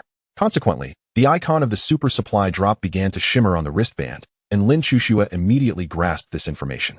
Lin Feng nodded. Where is it, Shushua? Let us proceed directly. This is the first super supply drop in this apocalyptic world. It must contain valuable items. Lin Shushua replied with a smile. Yes, brother. The location is straight ahead, just keep going. At Little Black's speed, we will reach it swiftly. Lin Feng responded, excellent. Let Little Black drive autonomously at full speed towards the drop location. Understood, uncle, came the cheerful voice of a husky from the central control screen of Little Black. Lin Feng decided to take a moment to rest, as he anticipated that he would not be alone in the near future. The wristband indicated that everyone within a 10-kilometer radius would be aware of the situation, prompting Lin Feng to relax briefly. However, it was not long before Lin Shushue spoke again. As an electronic entity, she remained connected to the chat channel. Lin Shushue relayed the information she had gleaned from the chat to Lin Feng. Soon, Lin Feng became aware of the heinous acts committed by Lu Zhengyang and learned the identities of the deceased, as well as the fate of the woman taken by Lu Zhengyang, with clarity. As Lin Shushue directly compiled and summarized everyone's messages to inform him, Lin Feng's previously calm visage transformed into one of icy disdain. Even in this apocalyptic world, the presence of such scum was inescapable. It would have been preferable to avoid encountering them, but now that they stood before us, there was no room for mercy. The task of forgiving you lies with the King of Hell. My duty is to escort you to meet him, Lin Feng remarked with a cold sneer. In the chat channel, numerous individuals who had suffered at the hands of the Qin gang shared their experiences. Lin Shushue was adept at receiving and analyzing this information. Consequently, Lin Feng harbored not an ounce of goodwill towards the Qin gang or Lu Zhengyang. As Xiao He sped forward, Lin Feng's fury intensified with each report from Lin Shushue. Although he was not an inspector, the basic sense of right and wrong remained ingrained in every citizen of Longhua. Thus, Lin Feng was resolute in his forthcoming actions. He hastened towards the location of the super airdrop. Meanwhile, discussions about the Qin gang continued in the chat channel. Alas, this world lacks oversight. Each individual is left to bear their own responsibility. Just look at Lu Zhengyang and his subordinates, the beasts of the Qin gang. And it is clear that wrongdoing goes unpunished, leaving me despondent about this apocalyptic reality. Indeed, is there anyone who can rise to punish these evildoers? No, not a single soul. Those above fail to consider that there are over 100 of them. What can an ordinary person do against such numbers? Furthermore, these beasts congregate in such a manner that even their whereabouts remain elusive, making it impossible for others to track them down. It is truly lamentable for President Zhao Huan, who has tirelessly aided countless lost children, reuniting families. Yet now, alas. Enough said, for this apocalyptic world is devoid of hope. All souls have become ravenous beasts, driven solely by primal instincts, devoid of humanity. In the chat channel, sympathy for Zhao Huan was palpable, while collective fury towards Lu Zhengyang and his ilk simmered. Yet no one possessed the means to act, for they were neither deities nor saviors. However, within the confines of an abandoned second floor in a small market, Zhou Xian suddenly froze. The thunderous roar of an approaching vehicle reached his ears, its volume unmistakable. He understood well what such a sound heralded in this desolate world. It could only belong to one individual, Lin Feng and his distinctive black SUV. Zhou Xian turned towards the source of the rumbling, and there, against the stark white horizon, the front of a black SUV emerged. Initially taken aback, joy soon blossomed on his face. Hope had arrived. Chapter 106. The arrival of Lin Feng's black SUV. The black SUV belonging to Lin Feng made its appearance, yet he remained inside the vehicle. In the desolate little market, Zhou Xian gazed at the silhouette of the car emerging on the horizon, his expression instantly lighting up with excitement. Without hesitation, he uploaded a photograph of the SUV to the chat channel, fully aware of the significance of the black vehicle. It was an exclusive emblem of Lin Feng himself. The chat channel erupted with fervor upon seeing the image of Lin Feng's black SUV. Is that the great Lin Feng? Am I dreaming? Wherever there is peril, there is Lin Feng's presence, exclaimed one user. I am overwhelmed with emotion. The moment I glimpsed the front of Lin Feng's black SUV, it felt as though bricks had struck my eyes. Wherever injustice prevails, the great Lin Feng shall appear. This is truly Lin Feng. The unfortunate woman in distress had hope now. Lin Feng's arrival guaranteed her survival. Oh Lin Feng, why did you not come sooner? Had you arrived earlier, President Liu Jiangwo and the others might have been spared. Alas, the wretched members of the Qin gang, particularly the despicable Lu Zhengyang, would finally face retribution. As the image of Lin Feng's black SUV materialized in the chat channel, excitement surged among the participants. Meanwhile, in the abandoned market, Zhou Xian tirelessly captured images of Lin Feng's vehicle, determined not to miss a single moment. On the other side, near the site of the extraordinary airdrop, the members of the Qin gang heard the roar of the engine. Soon, they beheld the black SUV coming directly into view. Zhou Xian managed to document this scene and promptly sent it to the chat channel. Word of Lin Feng's arrival reached Lu Xingyang's subordinate, who reported it to the strategist Guzi. Initially taken aback, Guzi quickly made his way to Lu Xingyang's tent. Upon arriving, he could hear a man's voice emanating from within. Clearing his throat without receiving any response, Guzi raised his voice. Brother Yang, we have a situation. Lin Feng has arrived. The chatter inside the tent abruptly ceased, followed by a loud thud as Lu Xingyang emerged. What is it, Ergo? Which Lin Feng are you referring to?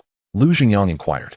Guzi glanced toward the tent, noticing that a stunning woman had been rendered unconscious. Brother Yang, it is the Lin Feng who ranks first on both the survival and trading lists. Lu Xingyang paused momentarily before dismissively responding. So what if it is him? With so many brothers by my side, do we fear just one man? Come, let us discern his intentions. Guzi furrowed his brow, cautioning, Brother Yang, I fear this visitor does not come with benevolent intentions. We should prepare the brothers for what lies ahead. Lu Xingyang nodded and said, let the brothers bring out their weapons. I can't believe that Lin Feng would dare to confront us alone. Guzi nodded and led the way. Soon, Lu Xingyang stood before the members of the Qin gang, flanked by individuals wielding long knives, all intently fixated on the black SUV before them. Zhou Xian captured this moment and promptly uploaded it to the chat channel. The initial photo of Lin Feng's sudden appearance in the SUV had already stirred quite a commotion. Following that, the image of Lu Xingyang confronting Lin Feng's black SUV with the Qin gang members created even greater excitement. Good and evil will eventually be repaid. It is not that retribution does not occur, but that the time has yet to arrive. This time, Lu Xingyang was doomed, and the Qin gang's fate was sealed upon encountering the formidable Lin Feng. Did these individuals truly believe they could escape unscathed? The unfortunate President Lu, and the innocent lives lost. Now, the Avenger has arrived for you. However, I have a question. Can Lin Feng truly succeed? It is important to note that there are over 100 people on the Qin gang's side. I pondered this issue as well, despite Lin Feng's impressive prowess. How can one man possibly contend against so many? I also believe that this time, Lin Feng might not maintain his unbeaten record. Though he is indeed powerful, he remains human. The sheer number of Qin gang members could exhaust even Lin Feng. In the chat channel, while many believed the Qin gang was doomed, there were still numerous voices arguing that Lin Feng might not necessarily emerge victorious, given the overwhelming numbers against him. This perspective holds merit in the photos. Although Lin Feng's vehicle had arrived, he had yet to exit. It seemed that Lin Feng was also feeling apprehensive, lacking absolute confidence in his victory. Indeed, everyone noted that Lin Feng had not appeared, raising questions about whether he was intimidated by the large number of Qin gang members. What is happening? Could it be that Lin Feng is actually afraid? Zhou Xian, please provide us with updates. We wish to know the latest developments. Zhou Xian saw the messages flooding the chat channel, yet he was unable to provide updates, as Lin Feng had still not emerged from his black SUV.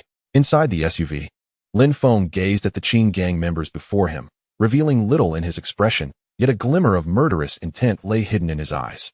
He understood the nature of the Qin gang and recognized Lu Xingyang for what he was, a man of dubious character, responsible for numerous misdeeds. Thus, before the members of the Qin gang, Lin Feng felt an overwhelming surge of wrath and bloodlust. Xiaoxua, stay in the car and do not exit. I will return shortly, he instructed. Lin Xiaoxua shook her head, insisting, Brother, Xiaoxua wants to go with you. I can protect you if I am by your side. Lin Feng pondered for a moment before shaking his head and replying, I am perfectly fine, Xiaoxua. These individuals pose no threat to me. Furthermore, you are aware that there are numerous onlookers around. Now is not the time to expose you, for you are my trump card. Initially resolute, Lin Xiaoxua's gaze softened at Lin Feng's words, and she smiled brightly. All right then, brother. I shall wait for your return in the car. Lin Feng let out a sigh of relief and chuckled. Rest assured, I will be back shortly. With that, he retrieved the red cherry long spear from his spatial ring, opened the car door, and stepped outside. Chapter 107. Lu Xingyang delays time, planning to strike first at the perimeter of the small market. A throng of people surrounded the anticipated drop zone of the super airdrop. The members of the Qin gang had cordoned off the area, leaving no room for others to enter. Under their protection, Lu Xingyang gazed greedily at the black SUV before him. Ergo, do you think we have a chance to eliminate this fellow and seize his SUV? With that black SUV, our mobility would greatly increase. The cunning strategist, Ergo, contemplated for a moment before responding. Yanggu, Lin Feng is not so easily dealt with, especially since he has already taken down 4 or 5 members of the Delta Force. His skills are certainly formidable. It would be prudent for us to first ascertain Lin Feng's intentions for being here. If he is merely passing through, it matters little. However, if he is here for the super airdrop, we must be prepared. What kind of preparation? Lu Xingyang inquired. A sinister glint flashed across Ergo's face as he smirked. If he is here to snatch your super airdrop, Yang, we should strike first and take him down.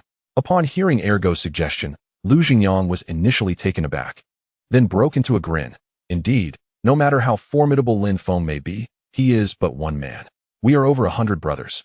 Do you think we fear him? Moreover, Lin Feng is ranked first on the trading leaderboard, which indicates he possesses valuable items.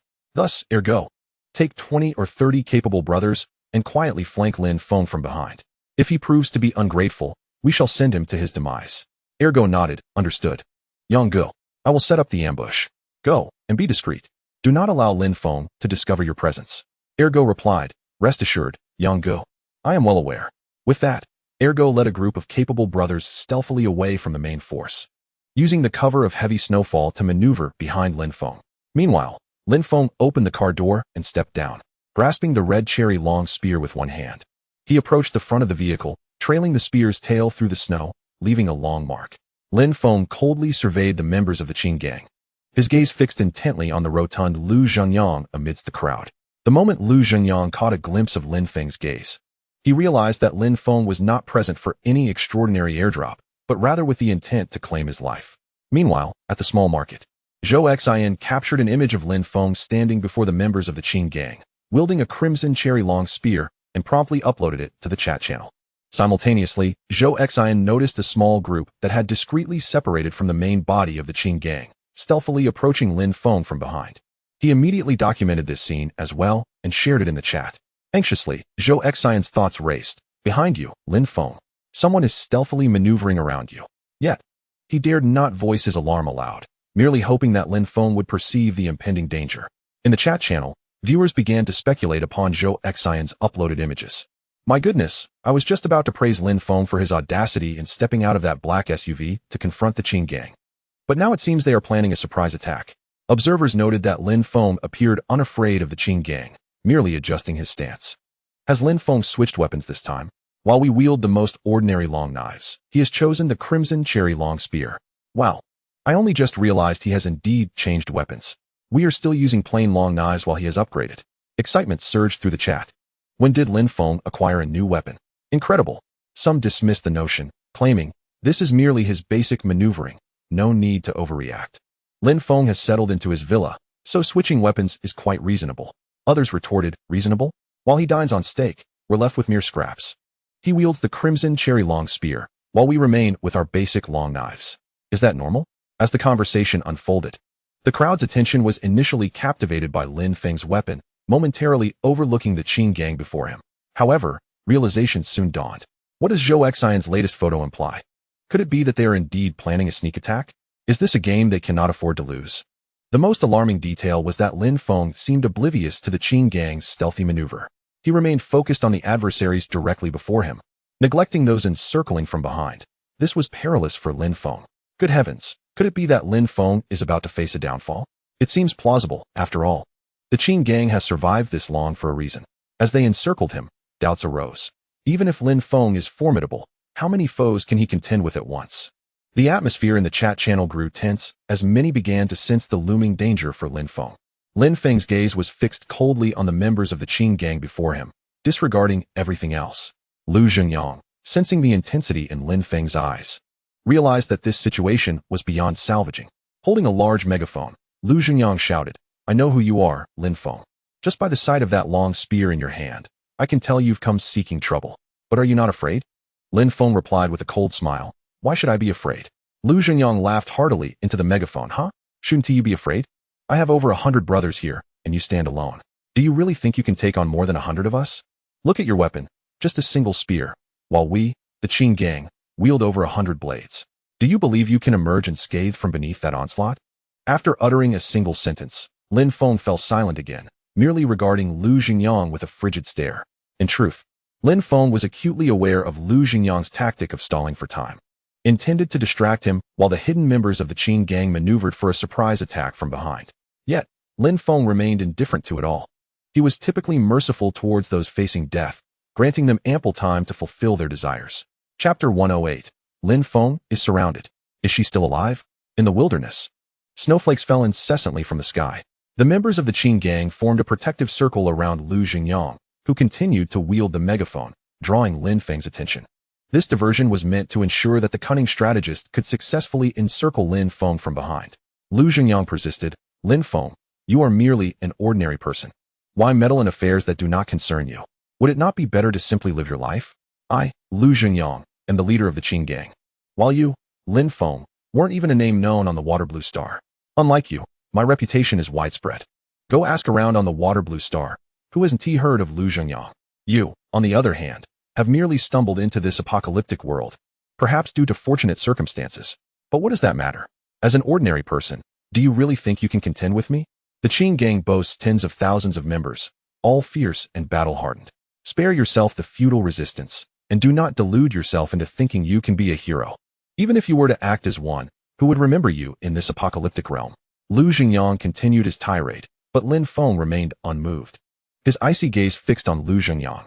Lin Feng always exhibited a peculiar mercy towards those destined for death.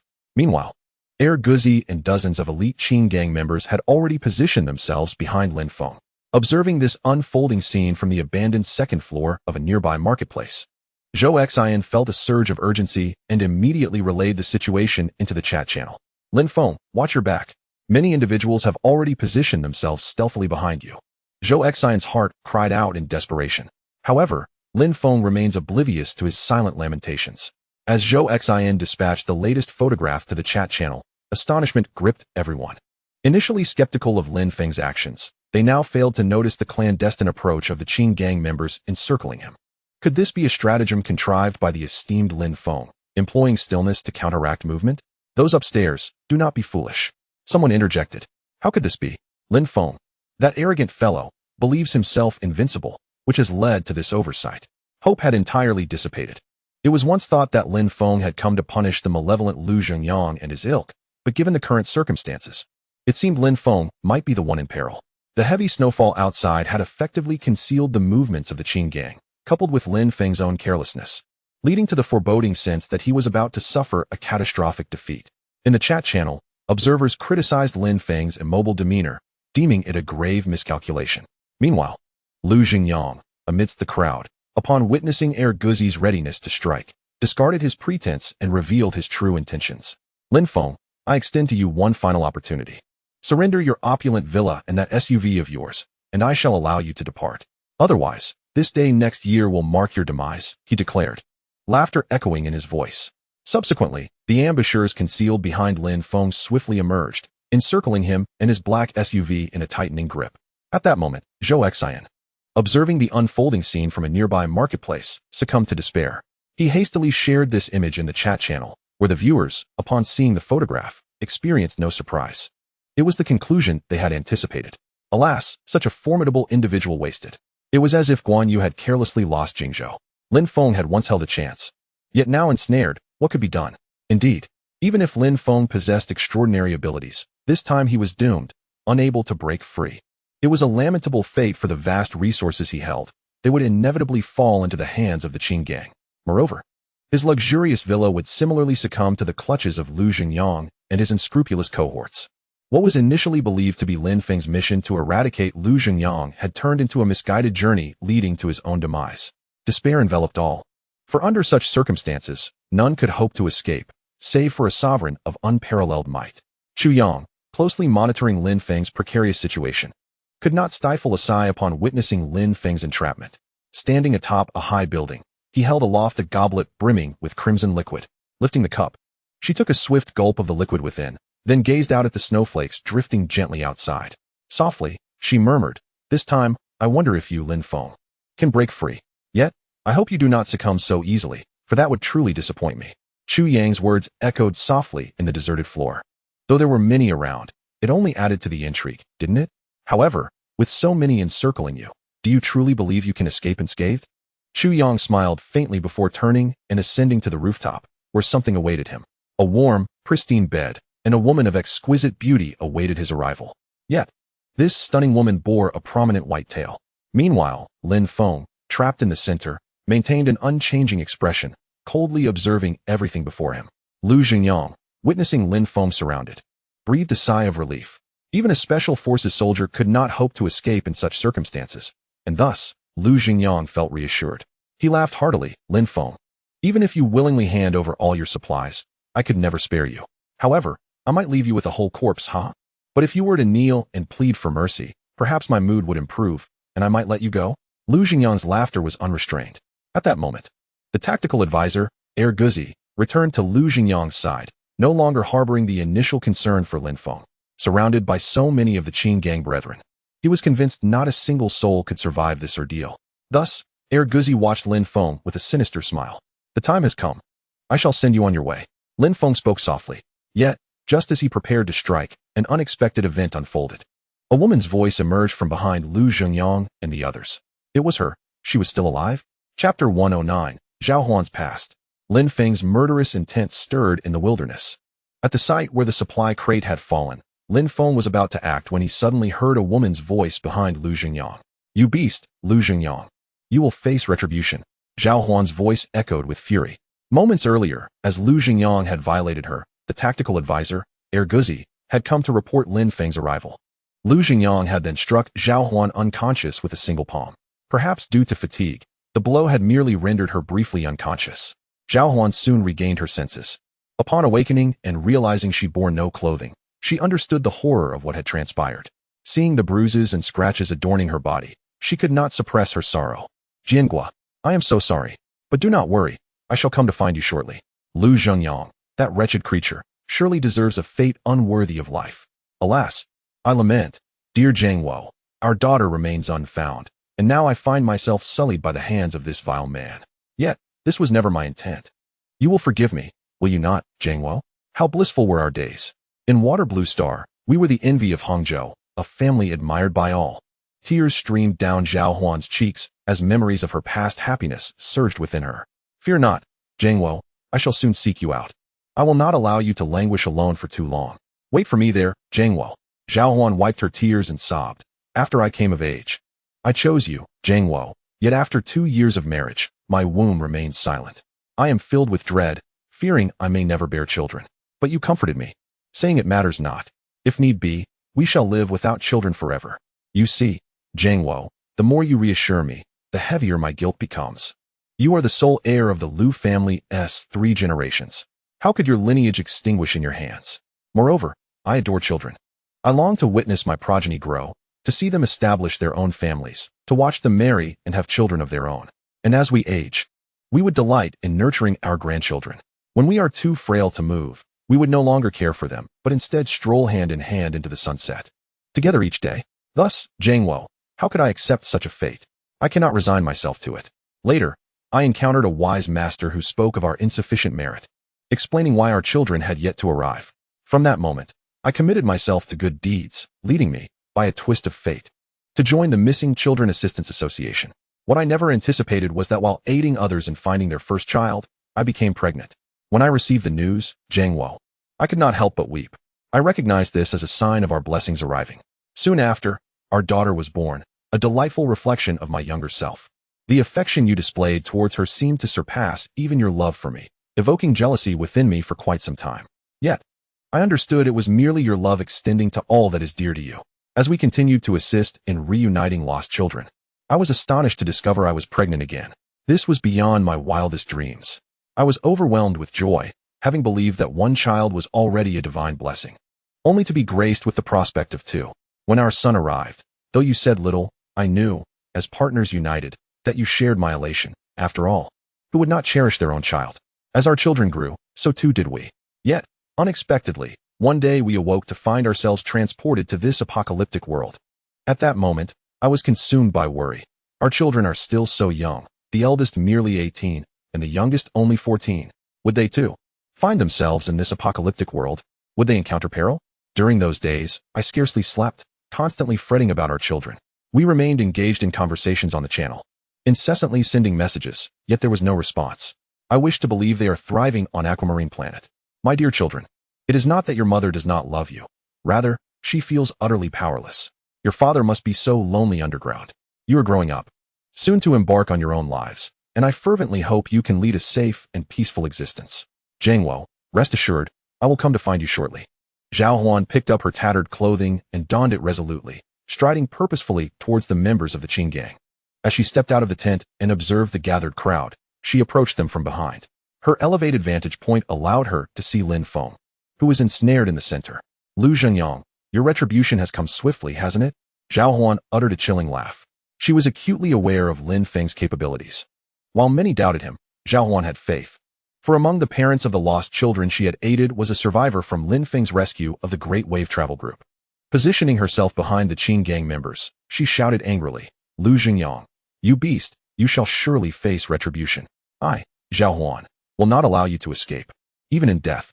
As her voice pierced the air, Lu Zhenyang turned to behold her figure, clutching a long knife, which she had procured from unknown origins. She drew it across her throat, blood gushing forth violently, staining the pristine ground crimson. Even in death, her gaze remained fixed on Lu Zhenyang. Despite collapsing, blood pouring from her neck, her eyes continued to glare unwaveringly at him. Observing this scene, Lu Zhenyang felt little disturbance within. After all, he had caused the demise of countless individuals, and if retribution were to befall him, it should have arrived long ago. Thus, he merely cast a fleeting glance and chose to disregard the matter, lamenting only the loss of another tool for his pleasures. At the moment, Zhao Huan's voice resonated. Lin Feng recognized her. Gazing at her disheveled attire and the resolute determination in her eyes, he grasped her intentions. Although he had the power to save her, a person resolved to meet their fate could not be rescued. It was perhaps better to allow her to follow her own path. Therefore, Lin Feng refrained from intervening. He was all too familiar with Zhao Huan's story, and witnessing her collapse stirred a tumultuous fury within him, veins bulging in his grip around the spear. Soon, these beasts shall receive their due retribution. Chapter 110. Lin Feng charged into the encirclement of the Qin gang, his gun erupting with the ferocity of a dragon. In the wilderness, Lin Feng gazed upon the fallen Zhao Huan, a fierce glint of murderous intent gleaming in his eyes. The veins in his hand, which gripped the red cherry spear, throbbed visibly. Prepare to meet your end. Lin Feng seethed internally, resolved not to utter another word to the deceased glutton before him. Meanwhile, in the abandoned second floor of a small marketplace, Zhou Xian had captured the scene of Zhao Huan's suicide and uploaded it to the chat channel. Sighing in resignation at the sight of Zhao Huan's lifeless body, Zhou Xian expressed, safe travels. Though we were strangers, I hold profound respect for you ever since learning of your and President Liu Jiangwo's noble deeds. Safe travels. The chat channel buzzed with sentiments of sorrow. Alas, President Zhao Huan was a good man, and so was President Liu Jiangwo, who saved countless lives. It is tragic that it has come to this. May the next life treat you better. Observing Zhao Huan on the ground, their eyes remained fixated on the scoundrel Lu Zhenyang, filled with regret. Regardless, a life has been lost. May he rest in peace, for he had performed many virtuous acts. However, have you witnessed the footage Zhou Xian sent back? Lin Feng's eyes were already bloodshot. It seems he has lost all sense of reason. Indeed, this time appears perilous. Lin Feng was already surrounded, and with Zhao Huan's suicide, he may become even more reckless. Alas, from Zhou Xian's footage, it is evident that Lin Feng is consumed by rage, but such fury could cloud one's judgment, potentially leading to greater danger. The leader of the Qin gang's sixth hall, Xie Zue, upon viewing the photos uploaded by Zhou Xian, let out a hearty laugh. Look at our leader. He has found quite the treasure. The deceased Zhao Huan was clearly a gem. What a pity he took his own life. I had intended to borrow him for some amusement next time we met. Standing in a courtyard, Xie Zue sighed at the images in the chat channel. Fear not. Zue go. Next time, we shall present you with a fine catch. Indeed, Zue go, wasn't that young lady yesterday also one you introduced? Do not be disheartened, Zue go. Perhaps by the time we next encounter the leader, he will have taken residence in Lin Feng's luxurious villa. Zue go, we must act swiftly. The leader of the Qin gang's sixth hall, Xie Zue, gazed at his comrades and remarked, no more talk. Let us observe how the leader deals with Lin Feng, for he possesses many valuable items. With that, he opened the chat channel, awaiting the latest updates. Meanwhile, in the wilderness, Lu Zhenyang surveyed the encircled Lin Feng, eager to relish the delights of his elevated status. However, just as Lu Zhenyang raised the loudspeaker to speak, Lin Feng charged directly towards him, interrupting Lu Zhenyang's words. Stop him quickly, cried the strategist Guzi. Attack. Kill Lin Feng. Whoever slays him shall be rewarded with 10 women tonight. The members of the Qin gang, already known for their formidable combat prowess, became frenzied upon hearing of the reward, recklessly surging towards Lin Feng. Lin Feng, surveying the approaching throng, displayed no sign of concern in his eyes, As if he were merely observing a herd of sheep destined for slaughter, he plunged into the crowd, his red cherry spear dancing with lethal grace, unyielding in its assault. In mere moments, several bodies lay upon the ground. "Ah, kill!" echoed the cries of the mob. With each thrust of his spear, another adversary fell. Yet, the Qing gang was not a disorganized rabble. They pressed forward with relentless fervor, undeterred by the casualties. Lu Xingyang, witnessing Lin Feng's audacious bravery among the Qing gang like a tiger among sheep, could not help but exclaim, "What a fierce general! Alas, he cannot be utilized for my cause, thus he must be eliminated." Lu Xingyang had witnessed such scenarios before. Initially, the valiant would fight fiercely, but as time wore on and fatigue set in, they would ultimately succumb to the overwhelming tide of the Qing gang's numbers. Standing beside Lu Xingyang, Guzi chuckled, "Brother Yang, when Lin Feng tires, remember to finish him off swiftly to avoid any unforeseen complications." Lu Xingyang nodded in agreement. "Rest assured, my brothers know what to do." The scene of Lin Feng breaking through the encirclement was captured by Zhou Xian and promptly shared in the chat channel. Lin Feng has made his move. He has plunged into the fray without conserving his strength. The spectators lamented, "It's over. Lin Feng has truly lost his rationality. Zhao Huan's death has stripped him of his usual composure. His invincible legend is about to shatter. Everyone knows that while he starts off valiantly, the depletion of energy will eventually diminish his initial vigor." Despite this, there remained a semblance of admiration for Lin Feng's spirit. Though many doubted how long he could endure, they hoped for a miracle. In the chat channel, while there was some understanding of Lin Feng's actions, few held any optimism for his survival, given the overwhelming numbers of the Qing gang. It was not merely a matter of overcoming 100 foes. Even 100 chickens would not be easily dispatched. Yet, what no one anticipated was the battle would conclude so swiftly. Initially, they expected Lin Feng to soon exhaust himself and be overwhelmed by the Qing gang. However, reality unfolded differently. As the members of the Qing gang closed in, Lin Feng activated his killing mode. Initially, it was merely a tentative exploration, yet as more members of the Qing gang surged forth, Lin Feng wielded his crimson cherry spear with sweeping precision. Within mere seconds, the ranks of the Qing gang began to fracture. Fear had seized the hearts of all present. They were convinced that this individual was a harbinger of death, not of this world, and their only thought was to flee for their lives. Lin Feng, however, did not pursue the retreating members of the Qing gang, for none would escape his grasp. Instead, he strode deliberately toward Lu Xingyang, his steps unhurried but resolute. The elite fighters of the Qing gang, rushing from Lu Xingyang's side, fell before Lin Feng's spear, each struck down effortlessly. As Lu Xingyang beheld Lin Feng advancing towards him, a flicker of terror ignited within his eyes. Chapter 111. In ancient times, there was the valiant Zhao Zilong. Today, we witness Lin Feng. His spear is swift as the tempest. In the wilderness, Lin Feng, who had once been surrounded, now found himself amidst a vast emptiness. The assailants had either been vanquished or had fled. Only a scant few remained, clustered around Lu Xingyang, their numbers dwindling as Lin Feng pressed forward. Lu Xingyang, in desperation, urged his remaining followers onward. "Quickly, attack! Whoever can slay Lin Feng shall become the master of the 13th hall of the Qing gang." The remaining warriors exchanged glances, and with no alternative, they charged at Lin Feng, hoping against hope to subdue him. They had no escape route, for they were Lu Xingyang's most loyal subordinates, having benefited from his assistance in various capacities, which spurred their resolve to remain when others fled. The last dozen or so members of the Qing gang rushed toward Lin Feng, but upon contact, they fell to the ground in an instant. Lu Xingyang, observing Lin Feng's unwavering approach, felt a surge of dread wash over him. Cold sweat streamed down his forehead. He sensed he was closer to death than ever before. Just as he intended to consult his strategist, he turned only to find the absence of his trusted aide, Guzi. "Lin Feng, do not kill me. I will appoint you as the vice master of the Qing gang, and we shall rule together." Before Lu Xingyang could finish his plea, a spear tip hurtled toward him, growing larger in his sight. He had no time to react before Lin Feng's crimson spear pierced his skull, the immense force propelling him backward several meters before he crashed heavily to the ground. With a resounding thud, Lu Xingyang was pinned to the earth, Lin Feng's spear transfixing his forehead and embedding itself deep into the snow. In his final moments, Lu Xingyang remained utterly bewildered by the sudden turn of events. His eyes widened in shock, blood gushing from his mouth, ultimately staining his face in a crimson mask. As Lin Feng strode past Lu Xingyang, he did not spare a glance at the writhing figure on the ground. Instead, he bypassed Lu, who lay prostrate, and approached the lifeless body of Zhao Huan. Gazing down at Zhao Huan, he let out a deep sigh. "I have avenged you. Rest assured and reunite with your husband. I assure you, none of the miscreants from the Qing gang shall escape justice. With that, Lin Feng knelt and gently brushed his fingers over Zhao Huan's wide-open eyes, closing them softly. Ironically, the direction in which Zhao Huan had been staring was the very spot where the wretched Lu Zhengyang had fallen. While Zhao Huan's eyes now rested peacefully, Lu Zhengyang's remained wide open until his last breath. After closing Zhao Huan's eyes, Lin Feng turned and withdrew the red cherry spear embedded in Lu Zhengyang, setting off in pursuit of the fleeing members of the Qing gang. Although they had already made a hasty retreat, Lin Feng was well prepared. The traps he had crafted from the beast-catching schematics were strategically placed around the area before he had entered Lu Zhengyang's encirclement with Lin Chuxua.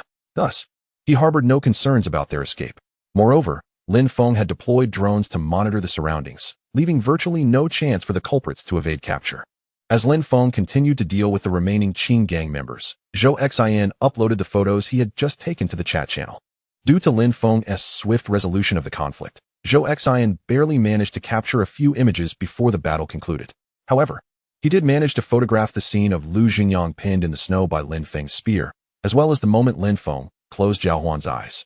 After uploading, Zhou Xin could not help but exclaim, truly deserving of the title of the #1 survivor. Not only does he possess abundant resources, but his combat prowess is astonishing. Most impressively, he exhibits a heart full of compassion. Indeed, Lin Feng is a remarkable figure. I believe that President Liu Jiangwo and President Zhao Huan can finally find peace, as these beasts have received their just punishment. As Zhou Xin shared these hard-earned photographs in the chat channel, the group erupted in astonishment. What on earth am I witnessing? Lu Zhengyang, the leader of the Qing gang, has met his end just like that? Unbelievable. In such a brief span, Lin Feng managed to eliminate over 100 individuals? Incredible.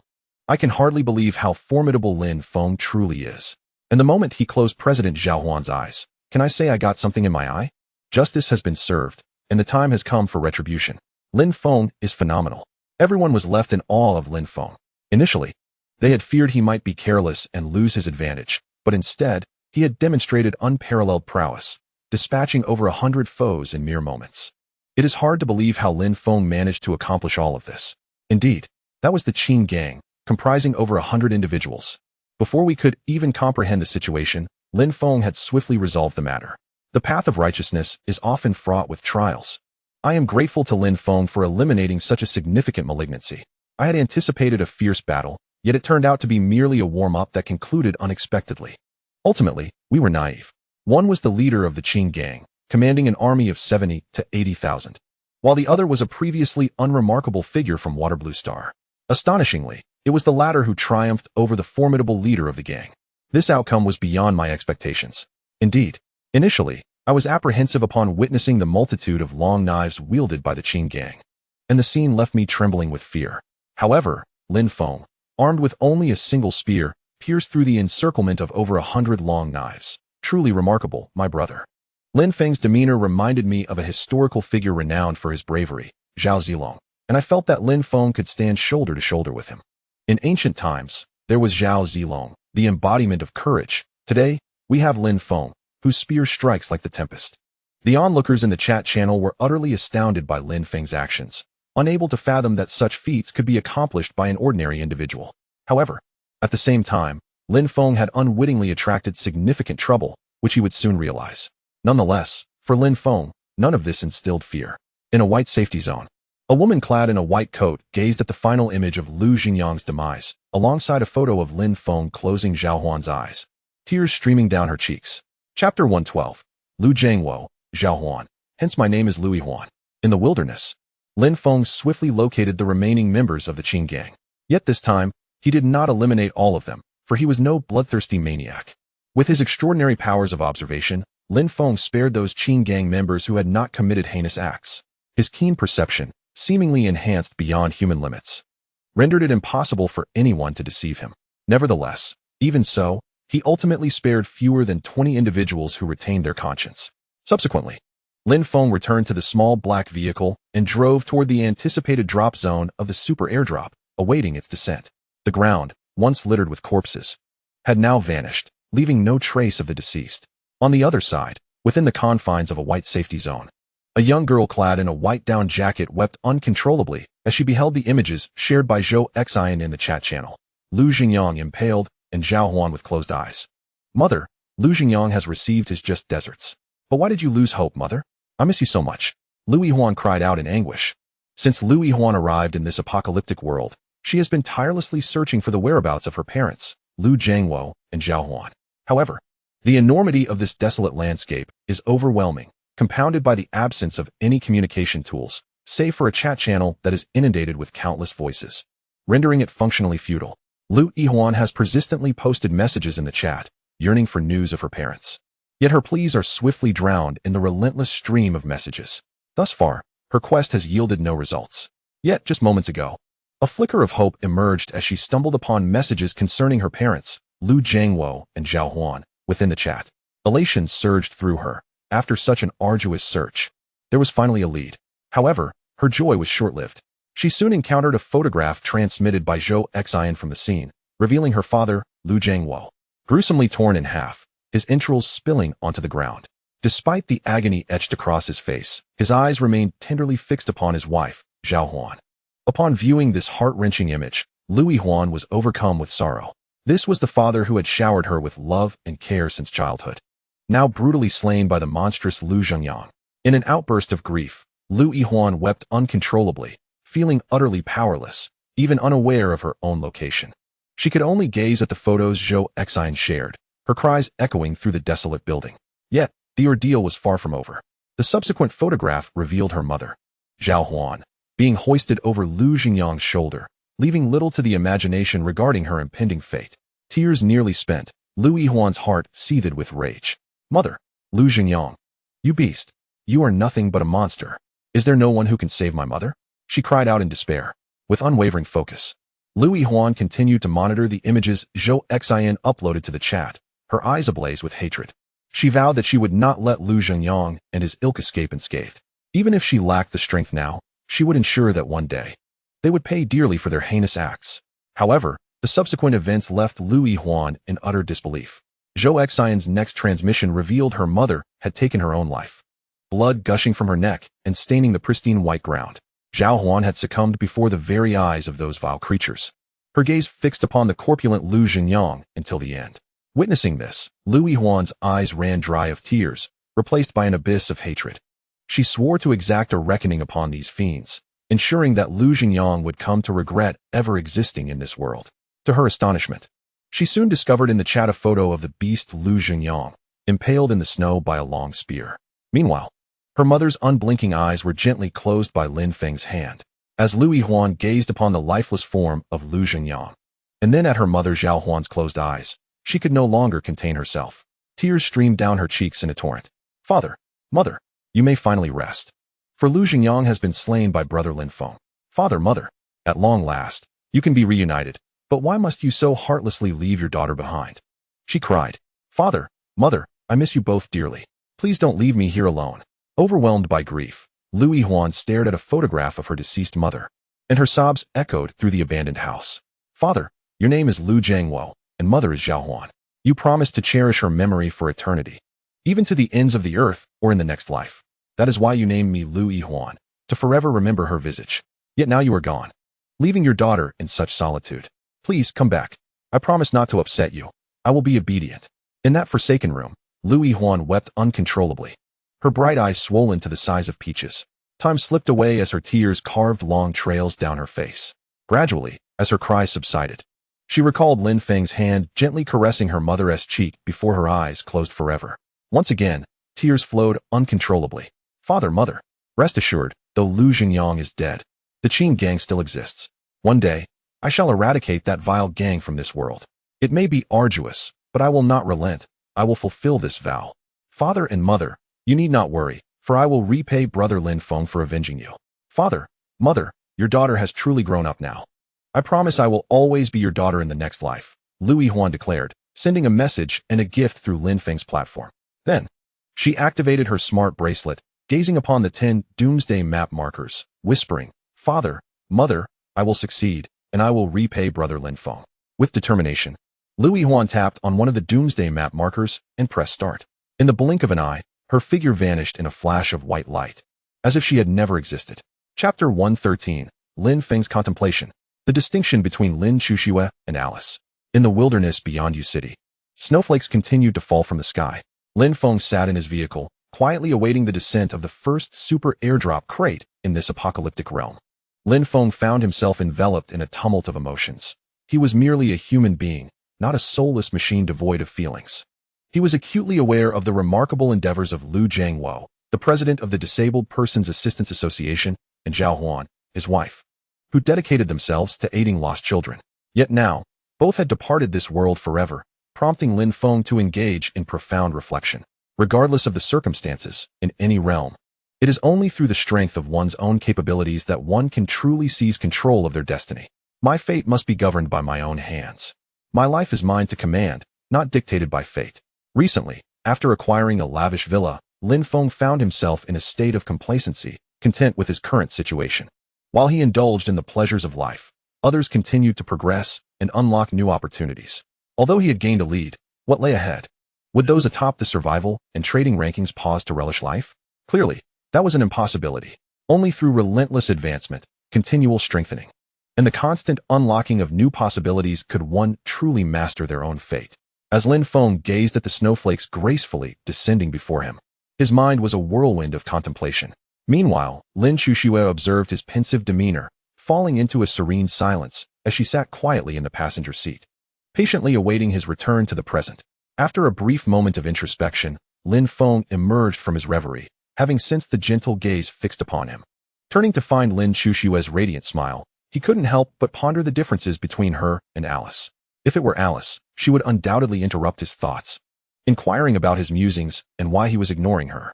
In contrast, Lin Xuxue remained quietly by his side, allowing him the space to conclude his reflections. Lin Feng turned to Lin Xuxue, comparing her to Alice in his mind. He admired her flawless features and softly asked, "Xiaoxue, what are you looking at? Is there something on my face?" A pair of delicate dimples appeared on Lin Xuxue's cheeks as she smiled gently. "I was just pondering why my brother is so remarkable." Lin Feng, scratching his head in curiosity, replied, "Oh, have you come to any conclusions?" Lin Xuxue giggled, "Not at all. Xiaoxue has completely failed to deduce anything. But you know, brother, you are a bit more capable than me. When you were surrounded, I couldn't help but want to rush out and assist you. There were simply too many people outside. If it had been Alice, it would have taken quite some time to resolve the situation. And there was no guarantee that she would emerge unscathed. I might have even gotten hurt amidst such a crowd. Yet you, brother, managed to deal with them in such a short span of time, without sustaining any injury. Thus, it is clear that you are indeed far superior to me. Not just by a little, but by a significant margin." Thus, little Xue pondered in confusion, "Brother, why are you so remarkable?" After speaking, she gazed intently at Lin Feng with her large, sparkling eyes. Lin Feng felt a bit strange. It was the first time someone had directly praised him in such a manner. He chuckled, scratching his head. "Haha, in due time, little Xue, you shall understand." In truth, Lin Feng was secretly contemplating the necessity of keeping his system a clandestine matter, one that must not be disclosed, even to his most loyal advanced robot. The secret of possessing this system would, barring unforeseen circumstances, accompany Lin Feng to his grave, never to be revealed. As Lin Feng and Lin Xuxue engaged in conversation while awaiting the descent of the super airdrop box, the chat channel buzzed with increasingly fervent discussions about Lin Feng. It was hard to believe that he had single-handedly dealt with over 100 members of the Qin gang. Indeed, such feats seemed beyond the capabilities of any ordinary human. Lin Feng appeared almost divine, a god, if you will. This notion of God Lin aptly suited his formidable identity. As he bravely confronted the two-headed wolf dogs and now dared to invade the lair of the Qin gang, avenging Presidents Liu and Zhao. It was truly an operation worthy of a deity. God Lin, you are unparalleled. I shall call you the strongest human on earth. His remarkable actions established that those who could etch their names on the survival leaderboard were indeed exceptional individuals. It was true, the average person, upon seeing over 100 members of the Qin gang, would likely falter in fear. Yet, God Lin awaited their encirclement, undaunted. His imposing presence overshadowed all. Not only was it God Lin's aura that was striking, one might wonder if they had noticed that God Lin wielded an ordinary long knife, just like everyone else. However, this time, he brandished a red cherry spear, which was simply astonishing. The longer the weapon, the stronger its might. With such a lengthy spear, God Lin's attacking power was significantly enhanced. As of now, no one had reported a weapon change, making this the first appearance of a weapon distinct from the rest. Indeed, while everyone else wielded the initial knife from this apocalyptic world, God-Lin was the first to utilize a spear. Impressive. I am certain that any weapon employed by God-Lin is far from ordinary. After all, commonplace weapons would hardly catch his interest. He is, after all, a man residing in a villa now. Lin Feng's act of avenging Lu Jiangwo and Zhao Huan by eliminating the Qing gang was far from over. It had ignited an even greater fervor, surpassing all his previous exploits. Previous deeds, such as vanquishing the two-headed wolf dogs or rescuing the Lang travel group, had lacked reference points. The public had no accurate concept of the terrifying monsters within this apocalyptic realm. However, the Qing gang was a well-known entity, at least in the renowned Magic City, if not universally recognized across the Water Blue Star. Thus, this time, Lin Feng directly resolved the incident involving the Qing gang, creating a sensation that far surpassed previous events. In the chat channel, discussions continued to flourish. Meanwhile, at the location where Lin Feng's super airdrop was set to descend, the sky began to exhibit notable changes. Chapter 114. The super airdrop's arrival, fortune bestowed by Lin Chuxue, in the wilderness beyond Yu City. At the sight of the super airdrop's descent, Lin Chuxue suddenly exclaimed, "Brother, there are new developments in the sky. It seems the super airdrop is about to fall." Upon hearing her words, Lin Feng gazed through the car window and observed a transformation in the sky. The snowflakes, which had been gently falling, suddenly ceased their descent. Instead, a massive cluster of dark clouds began to form directly above him. The clouds churned ominously, and soon, flashes of lightning danced within them. Lin Feng, intrigued by the spectacle, remarked, "The commotion surrounding this super airdrop is quite significant. Moreover, your sensing ability is remarkable, Xiao Shui." Lin Chuxue smiled and replied, "Yes, brother. Not only can I perceive movements on the ground, but I can also sense activities beneath the earth and within the sky." Shaking his head, Lin Feng chuckled. "It seems there are many facets of you that I am yet to discover. Come, Xiao Shui. Let us descend and witness this rare occurrence of the first super airdrop in this apocalyptic world." "All right, brother." The two of them opened the car doors and stepped outside, eagerly awaiting the airdrop's arrival. However, their figures were concealed on the opposite side of a black SUV, preventing Zhou Xin from seeing them. Despite knowing that many others were observing the area, Lin Feng felt indifferent, as long as it did not hinder his retrieval of the super airdrop. He was unconcerned by others' gazes. Soon, amidst the dark clouds, a shimmering golden airdrop box began to descend gracefully. There was no unusual sound accompanying its fall, resembling that of an ordinary airdrop box. Lin Feng remarked, "It appears that aside from its distinct color, this super airdrop box bears no other differences. While regular boxes are red, this super airdrop is golden. As the first of its kind to descend in this apocalyptic world, it surely contains valuable treasures." Listening to Lin Feng's words, Lin Chuxue giggled softly. "I have yet to see an ordinary airdrop box, brother. Will you take me to see one next time?" With a pitiful expression, she looked up at Lin Feng. He replied with a smile, "Of course. After we retrieve this super airdrop, I will take you to observe an ordinary airdrop box." As they conversed, the super airdrop box had already touched down before them, not particularly large, measuring approximately 1 square meter in size. Lin Feng effortlessly lifted the magnificent airdrop box before him with one hand. Chuckling, "The commotion of your arrival is quite substantial. Yet you are so diminutive. I wonder what treasures you conceal within." Having spoken, Lin Feng glanced around, surveying the onlookers in the vicinity. He then ushered Lin Chuxue into the vehicle, departing towards Yu City.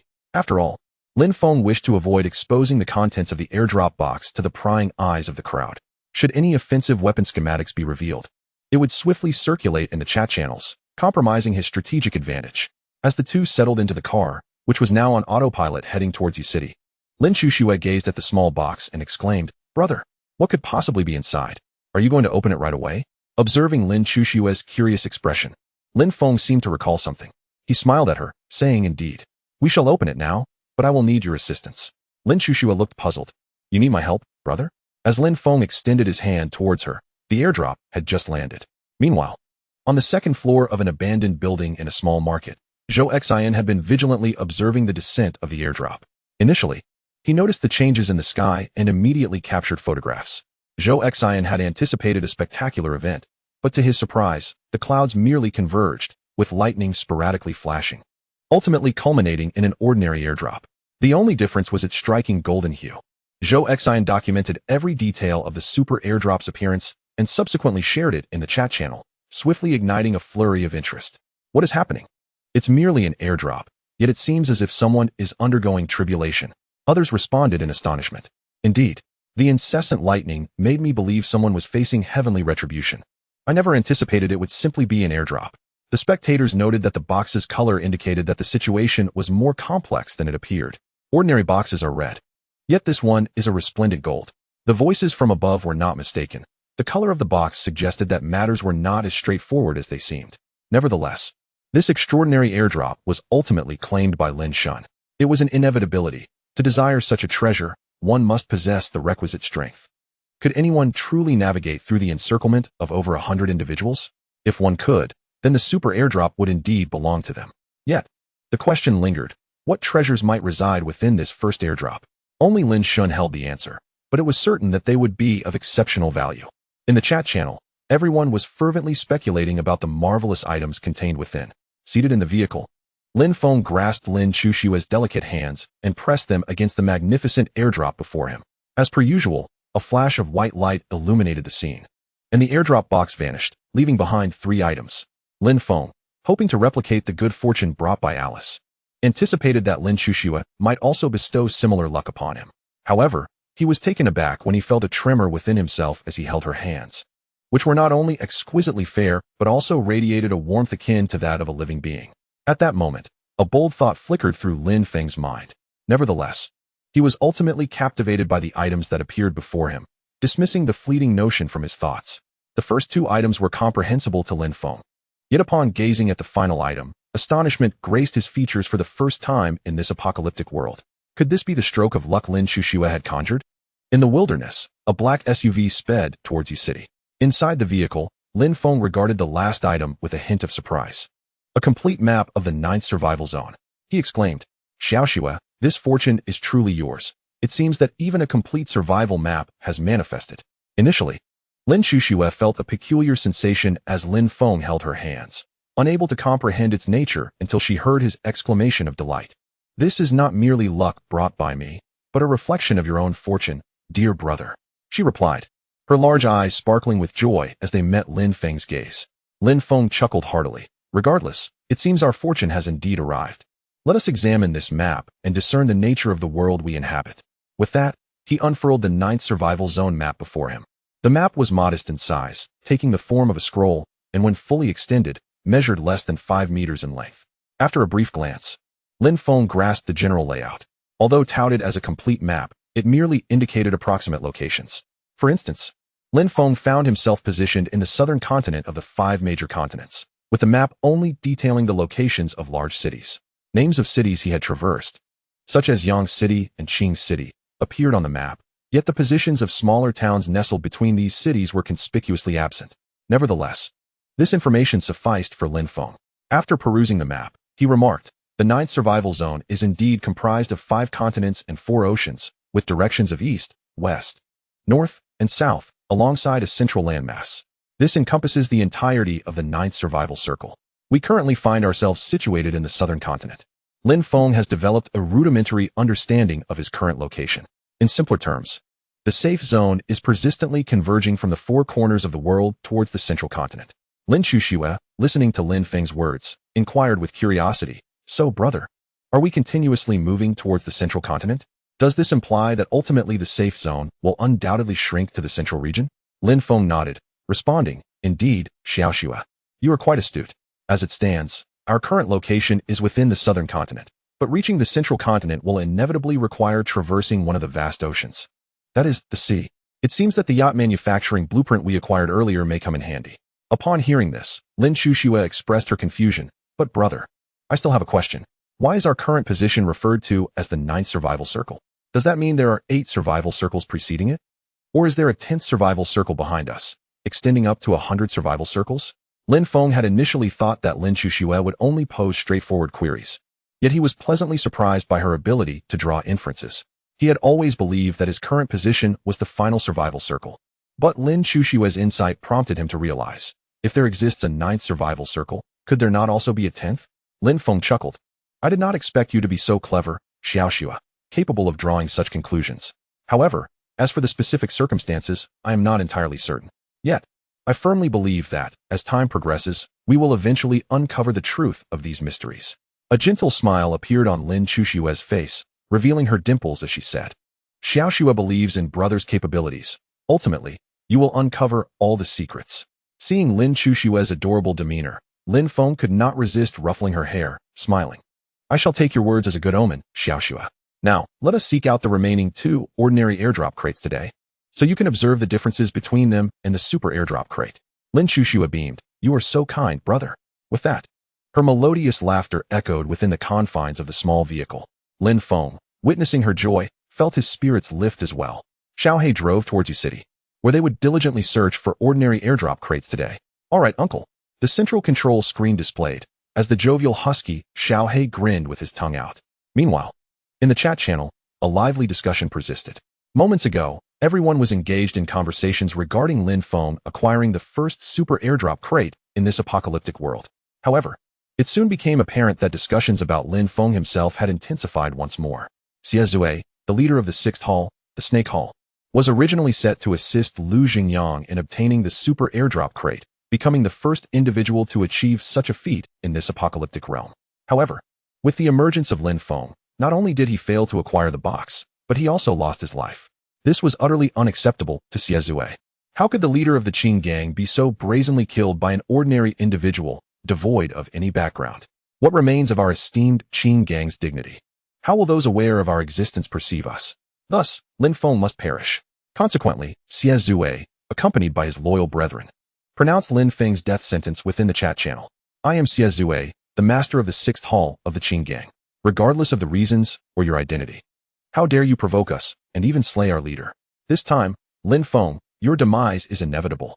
From this moment forth, all 12 halls of the Qin gang shall be your adversaries. No matter where you go, as long as there are disciples of the Qin gang present, you shall never experience a day of peace. Lin Feng, our Qin gang shall hunt you down. After Xie Zui's declaration, his subordinates echoed their sentiments in the chat channel. Lin Feng, we shall hunt you down. The 1st Hall, the Rat Hall, declared, Lin Feng, we shall hunt you down. The 9th Hall, the Monkey Hall, vowed, Lin Feng, we shall hunt you down. The 12th Hall, the Pig Hall, pledged, Lin Feng, we shall hunt you down. We shall hunt you down. Lin Feng, our Qin gang shall hunt you down 100 times over. All participants in the chat channel witnessed Xie Zui's proclamation from the 6th Hall, the Snake Hall, and realized that many from the Qin gang had indeed arrived in this apocalyptic world. Ultimately, as Xie Zui logged off, it dawned on everyone that the tide had turned. Lin Feng had truly attracted significant trouble, and discussions about the intentions of the Qin gang to eliminate him ensued fervently. At that moment, Gu Changxing reappeared. Unbeknownst to Lin Feng, who was engrossed in the joy of Lin Chushua's voice, he heard her exclaim, Brother, just about a kilometer to the left of the southern district of Yueqing, there is an airdrop box. All right, you are fantastic, Xiaoxua. Let's go take a look at the second airdrop box of the day and see what treasures await us. Chapter 116, Gu Changxing's Analysis. Lin Chushua's Luck. The appearance of the third airdrop box. Lin Feng, accompanied by Lin Chushua, officially entered the area. Upon entry, they immediately headed toward the airdrop box that Lin Chushua had mentioned. Meanwhile, the chat channel erupted in turmoil as the members of the Qin gang made their presence known, particularly with Xie Zui's assertion that they would hunt down Lin Feng. What is happening? A leader of the Qin gang was killed, and now so many of them appear? This is terrifying. The Qin gang boasts a membership of 70 to 80,000. Could it be that they have all arrived in this apocalyptic world? It is simply inconceivable that so many from the Qin gang have suddenly emerged. It seems that the pressure on Lin Feng is about to intensify. Indeed, while Lin Shun possesses remarkable prowess, the sheer number of individuals in the Qin gang is formidable. It appears we are in for quite a spectacle. I am curious as to how Lin Feng will fare against such a multitude. Ultimately, I sincerely hope for Lin Feng's survival, as I find the methods employed by these Qin gang members utterly detestable. Take, for instance, their leader, Lu Xingyang, and his actions towards Zhao Huan, the president of the Missing Children's Assistance Association. It is evident that this group harbors no noble intentions. However, Lin Feng stands alone. Although he is capable of defeating 100 adversaries single-handedly, can he truly contend with 1,000 or even 10,000? Why must the ranks of the wicked be so numerous while the virtuous stand alone in the figure of Lin Feng? What recourse does he have? And who might lend him assistance? Indeed, regardless of Lin Shen's capabilities, there exists the age-old adage, while thieves may thrive for 1,000 days, there is no guarantee against their detection. At this juncture, as discussions abound, Gu Changxing reemerges. Greetings, everyone. Wherever there is a trending event, there I shall be. I am Gu Changxing. He proceeds to offer a brief analysis of the situation. First, Lin Feng has already dealt with the Qin Gang's leader, Lu Zhenyang, along with over 100 of his close associates, including the scheming military advisor. Second, Lin Feng has undoubtedly secured a super airdrop, though the contents remain known solely to him. Third, the sixth hall master of the Qin Gang has issued an apology regarding remarks made about Lin Feng. Although the exact numbers are uncertain, it is clear that the Qin Gang's presence in this apocalyptic realm is considerable. Fourth, the conflict between the Qin Gang and Lin Feng raises the question of who holds the upper hand, a matter subject to personal interpretation. Fifth, we shall leave that for another time. Farewell. Gu Chongqing's succinct analysis concluded, and he vanished as quickly as he had appeared. Nevertheless, discussions continued unabated. This Gu Chongqing truly possesses an uncanny ability to appear at pivotal moments. Wherever there is a sensational event, his presence is certain. Regardless, I believe Gu's insights are astute. Lin Feng's confrontation with the 12 halls of the Qin Gang leaves one pondering the likelihood of his victory. It seems precarious. They boast tens of thousands in their ranks, while Lin Feng stands solitary. Thus, I fear for his safety. Alas, I wonder when Lin Feng will next encounter the Qin Gang. Ultimately, as long as we do not cross paths with these Qin Gang miscreants, it matters little whether Lin Feng prevails or the Qin Gang emerges triumphant. After all, we remain mere spectators. In any case, surviving this ordeal is no simple feat, and I suspect Lin Feng harbors more than just a few tricks up his sleeve. It is indeed reasonable, from the initial encounter with the two-headed wolf dog to the subsequent rescue of the Grand Wave Travel Group, and now to the eradication of evil for the public good, directly addressing the menace posed by the Qin Gang and Lu Zhenyang. Each occurrence has consistently defied our expectations, and I believe that Lin Feng has the capacity to transform peril into safety once again. The discussions surrounding the confrontation between the Qin Gang and Lin Feng are fervent. Meanwhile, within a towering edifice, Chu Yang stands bare-chested, draped only in a white bath towel around his waist. Behind him, a woman, entirely unclad and as pure as jade. Her ample form adorned with a long, elegant tail, reclines on the grand bed. Even from her silhouette, it is evident that she is an unparalleled beauty. Though only Chu Yang is privy to this exquisite sight, holding a glass filled with a crimson liquid, he gazes at the bustling chat channel, a subtle smile gracing his lips. Lin Feng, you continually astonish me.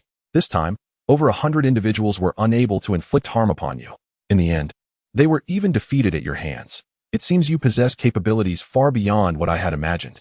After my prolonged observation, it's clear that you not only have an abundance of resources, but also surpass most in martial prowess.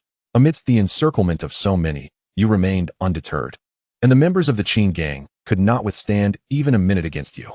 This revelation is unexpected. How could your strength rival mine? As he spoke, he suddenly turned to glance at the woman on the bed. Noting her peaceful slumber, he sighed in relief, narrowly avoiding an inadvertent slip of the tongue. It remains a mystery whether you are an ordinary individual fortunate enough to survive or a concealed master. Regardless, as time unfolds, I believe your true identity will inevitably surface. The current leader of the survival ranking and the foremost in trading are, astonishingly, one and the same. Yourself. Yet, why were you so inconspicuous on Water Blue Star? What catalyzed your meteoric rise upon entering this apocalyptic world? Lin Feng, your surprises are becoming increasingly abundant. I eagerly await the day we meet. With that, Chu Yang downed the crimson liquid in his glass and turned towards the still, slumbering woman. In the lofty building, the enchanting strains of a human symphony echoed through the floors, though no one was present to appreciate its beauty.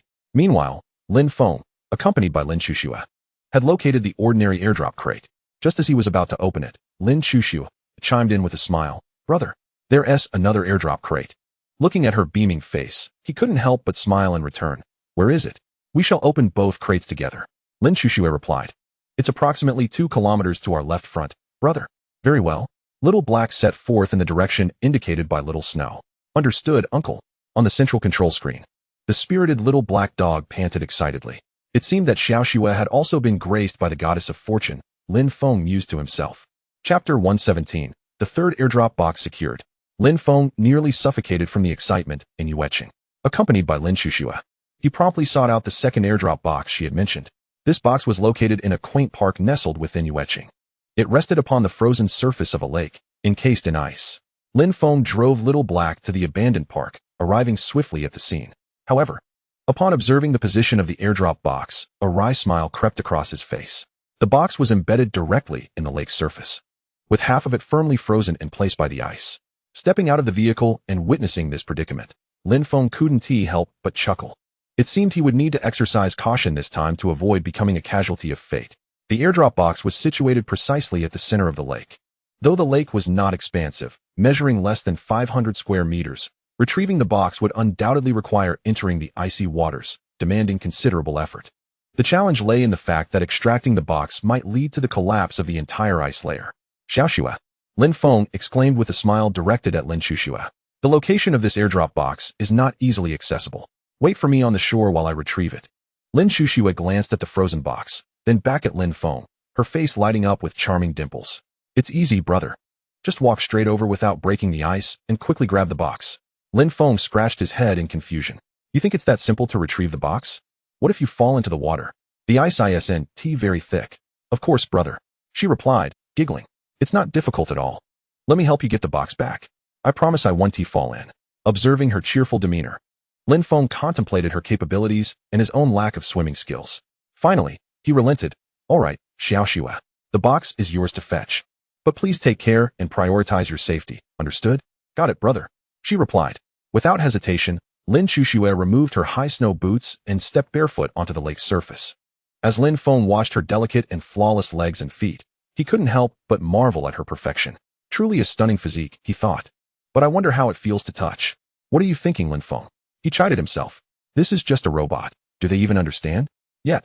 He mused. It seemed that as long as the robot was beautiful, that was sufficient. Shaking his head, Lin Feng swiftly quelled his wandering thoughts. Lin Feng gazed at the surface of the lake traversed by Lin Xuxue, which remained utterly undisturbed, devoid of any cracks, its tranquility unwavering. Observing this scene, Lin Feng could not help but exhale a sigh of relief. Initially, Lin Xuxue's speed was modest, but as she grew accustomed to the icy surface, she accelerated, swiftly reaching the frozen expanse of the lake. The airdrop crate before her was not particularly large, measuring approximately 2 square meters, still within the realm of small airdrop containers. With a smile directed at Lin Feng, Lin Xuxue seized the sides of the crate with both hands. With a decisive tug, cracks began to emerge around the crate, spreading across the frozen lake. As Lin Xuxue exerted more force, the fissures on the surface widened. With one final, vigorous pull, she managed to extract the frozen airdrop crate. However, before she could revel in her success, she noticed the ice beneath her feet starting to fracture, the cracks extending ominously across the surface. Lin Feng, witnessing Lin Xuxue's feat, felt a wave of relief wash over him. Yet, it was short-lived as numerous cracks began to appear around her. Xiaoxue, come back quickly. The ice is about to break, he shouted.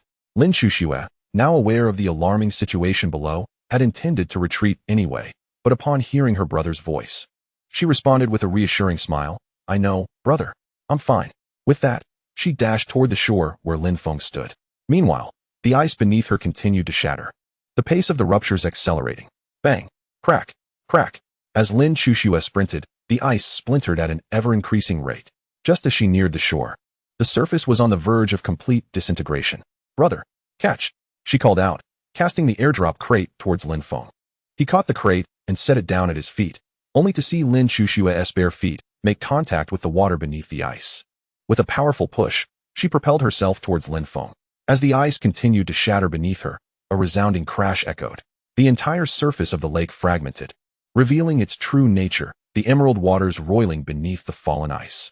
Lin Xuxue then leaped into Lin Feng's embrace, wrapping her arms tightly around his neck. As she lunged towards him, he instinctively opened his arms to catch her. However, he was unprepared for the height of her jump, which forced his head against her chest, sending him tumbling to the ground. In that moment, he could only think how soft it was. Although he relished the moment, he was acutely aware of the precariousness of his situation. Cough, cough. Xiaoxue, are you still not getting up? Do you wish to suffocate me? Lin Feng grumbled in a low voice. It was only then that Lin Xuxue realized and hurried to rise from beneath him.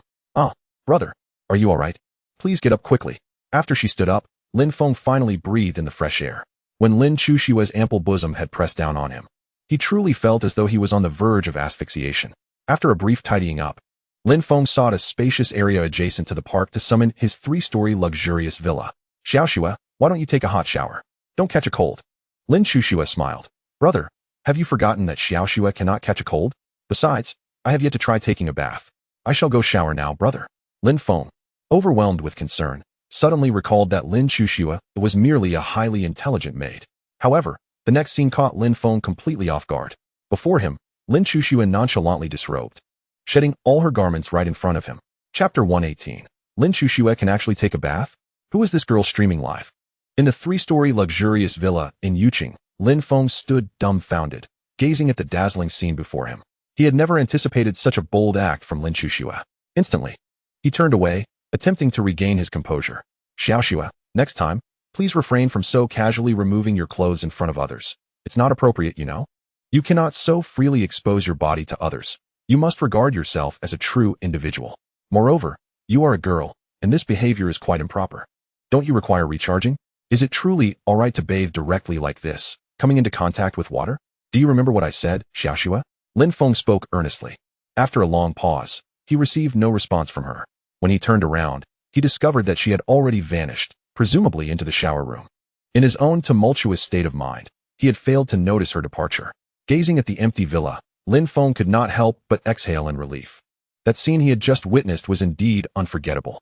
The flawless white figure was etched vividly in his memory. Wasn't Xiaoxue a robot? How could anyone possibly claim she was a robot? Lin Feng couldn't suppress his exclamations. This revelation had profoundly shaken his understanding.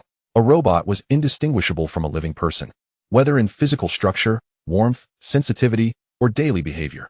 Even her ample bosom was more breathtaking than that of a real woman. Lin Feng could only manage a wry smile, hoping he would refrain from drinking in the future. Otherwise, he feared the consequences would be unimaginable.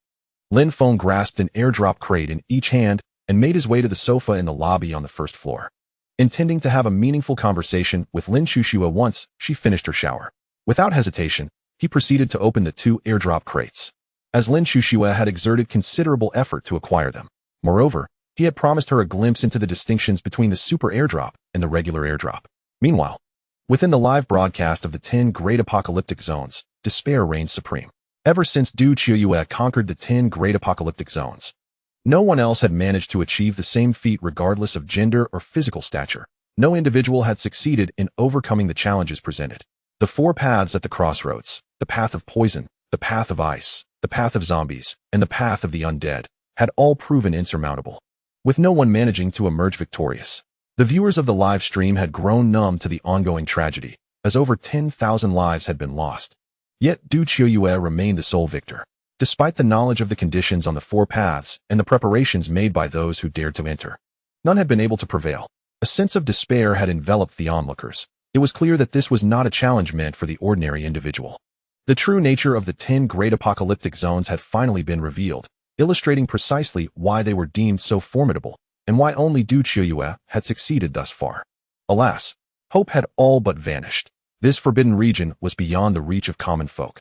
Indeed, the death toll had surpassed 10,000, yet only one person had triumphed, rendering the odds infinitesimally low. Otherwise, how could these zones be labeled as the 10 Great Apocalyptic Zones? The question lingered, when might the next conqueror emerge? Presently, only one woman had succeeded. Not a single man had managed to do so, igniting a hope for male counterparts to rise. It was perplexing why individuals continued to throw themselves into peril when survival in the apocalyptic world was a viable option. Do you assume everyone shares your circumstance, residing within the white safety zone? Someone remarked. Do you have any idea how many perish daily simply because they fail to enter the safety zone? The figure reaches into the tens of thousands. So, what of those bereft of hope, those lacking the time to seek refuge in the white safety zone? Their only recourse was to venture into the 10 Great Apocalyptic Zones, seeking refuge from the ever-constricting safety zone. Thus, the death toll continued to rise. If given a choice, who would willingly gamble their life in the 10 Great Apocalyptic Zones? Sigh, it's all fate. Another lamented. One cannot resist destiny. Just moments ago, an individual who dared to enter the 10 Great Apocalyptic Zones had ventured down the path of ice, only to be frozen solid. This is why the audience in the live stream expressed such profound sorrow. The 10 Great Apocalyptic Zones resembled a human meat grinder. Once one entered, hope for survival was virtually non-existent, with the outcome typically resulting in a mangled fate, signifying death. However, it did not take long for everyone to notice the new developments within the live broadcast. Goodness, what am I witnessing? She has directly entered one of the 10 forbidden zones of the apocalypse. My word, it truly is her. Why has she ventured here? It is incomprehensible. She is merely 18 years old. Alas, what a pity for such a young girl to throw her life away. Wouldn't it be better to live well? Indeed, dear child, to live is to harbor hope. Once dead, one possesses nothing at all. Some viewers recognized the girl standing at the crossroads of the 10 major forbidden zones. Yet, many remained bewildered, unaware of her identity or the reason behind the collective astonishment. Though it is rare for an 18-year-old girl to enter such a forbidden place, there have been dozens before her. The reasons for their lamentations are unclear. Moreover, the girl at the crossroads of the first forbidden zone isn't particularly striking. She might be described as merely delicate and endearing. Who then is she? Why do so many people recognize her? Is she some prominent figure?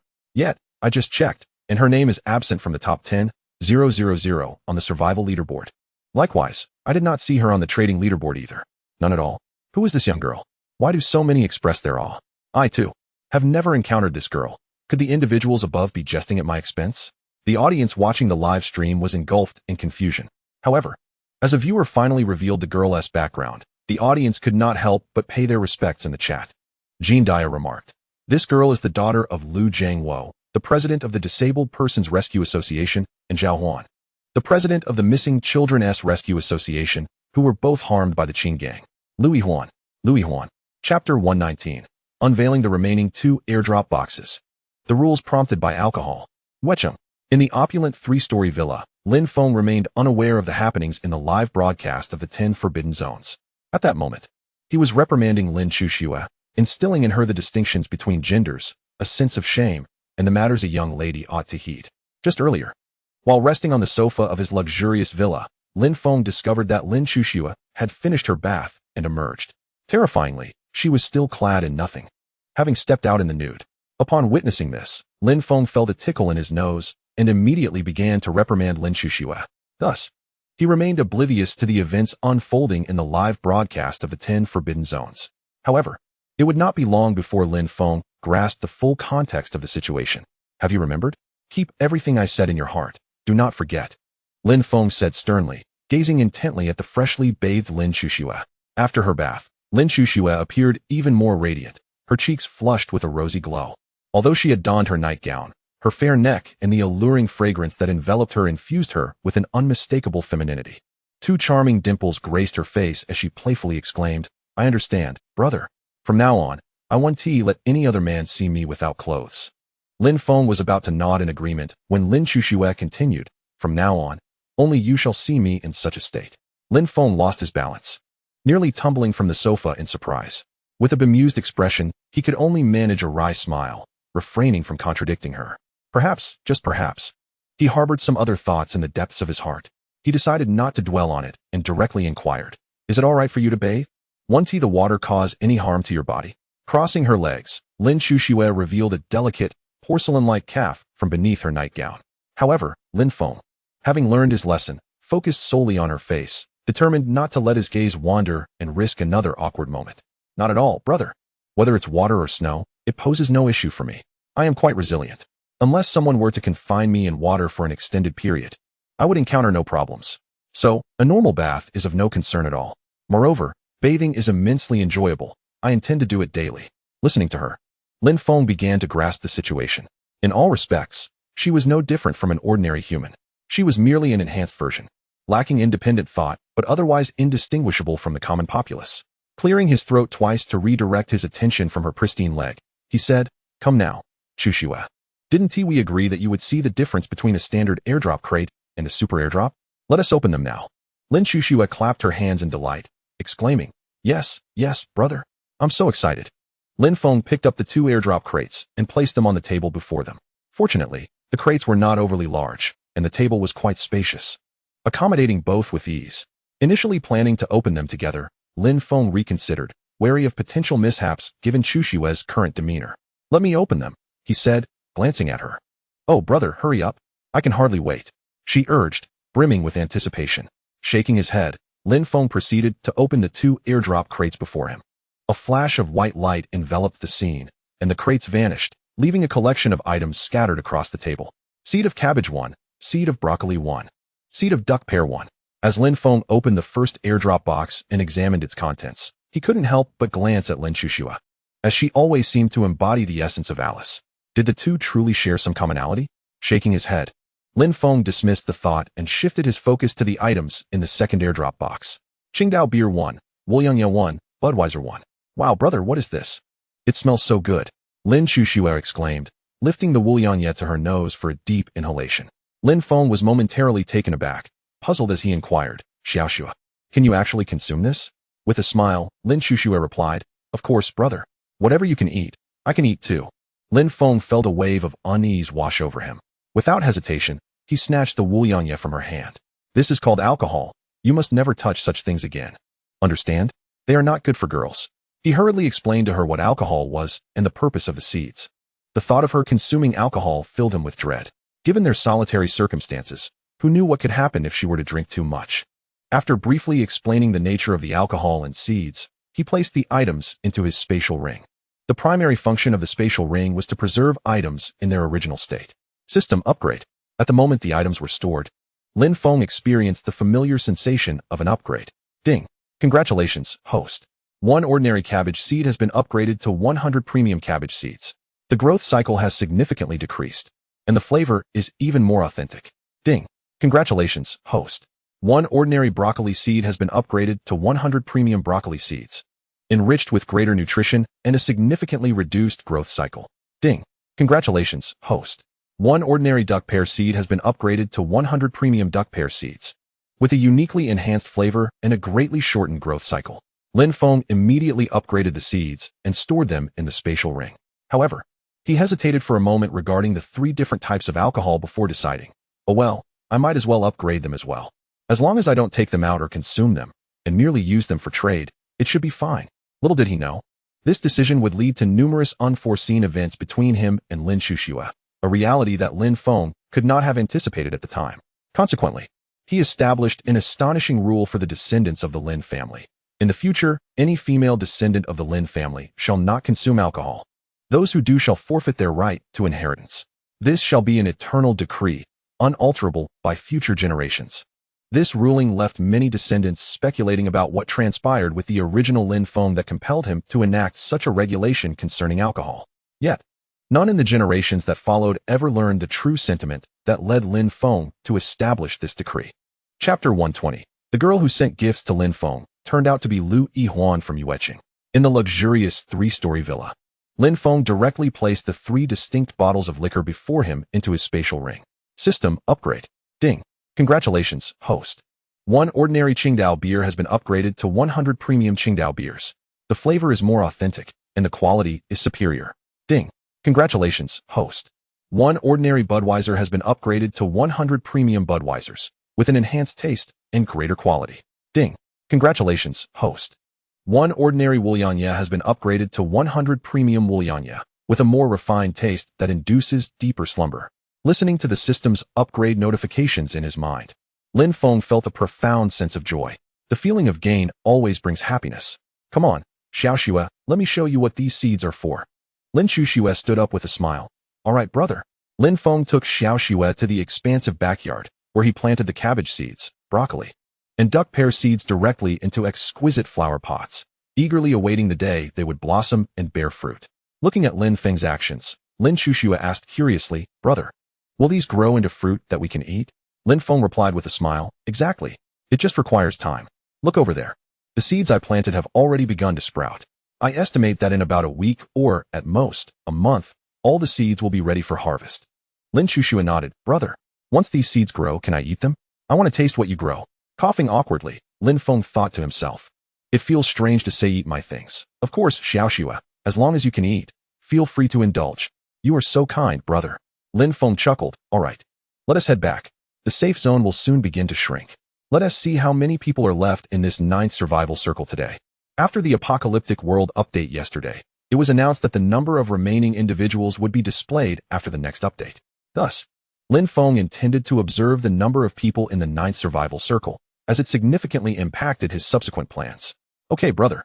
Lin Chuxue interlinked her arm with Lin Feng's as they walked back to the villa. Lin Feng was quite perceptive. When Lin Chuxue linked her arm with his, he initially thought to refuse. However, he reconsidered, realizing there were no outsiders present. So soft, so ample. Lin Feng could feel Lin Chuxue's substantial presence, a testament to someone who had undergone a system upgrade. Brother, what are you thinking about? Hearing Lin Chuxue's voice, Lin Feng snapped back to reality. realizing they had already returned to the hall on the first floor. Looking into Lin Shushua's earnest eyes, he cleared his throat and said, "Ahem, well, nothing much. Let us first check today's situation and see if anything new has occurred." "Okay, brother." As Lin Feng spoke, he made his way to the large leather sofa. Activating the smart wristband he held to begin his review, Lin Shushua leaned in close, resting beside him. Her gaze fixed on the screen that materialized in the air before them. Beep, beep, beep. Who has sent me a message? Has someone delivered something to me? Lin Feng opened the background, and a thick down jacket appeared in his hands. Could it be that rascal Du Chuyue again? He thought, managing a wry smile at the sight of the jacket. However, Lin Shushua had already noticed the message list and chimed in with a laugh. "Not at all, brother.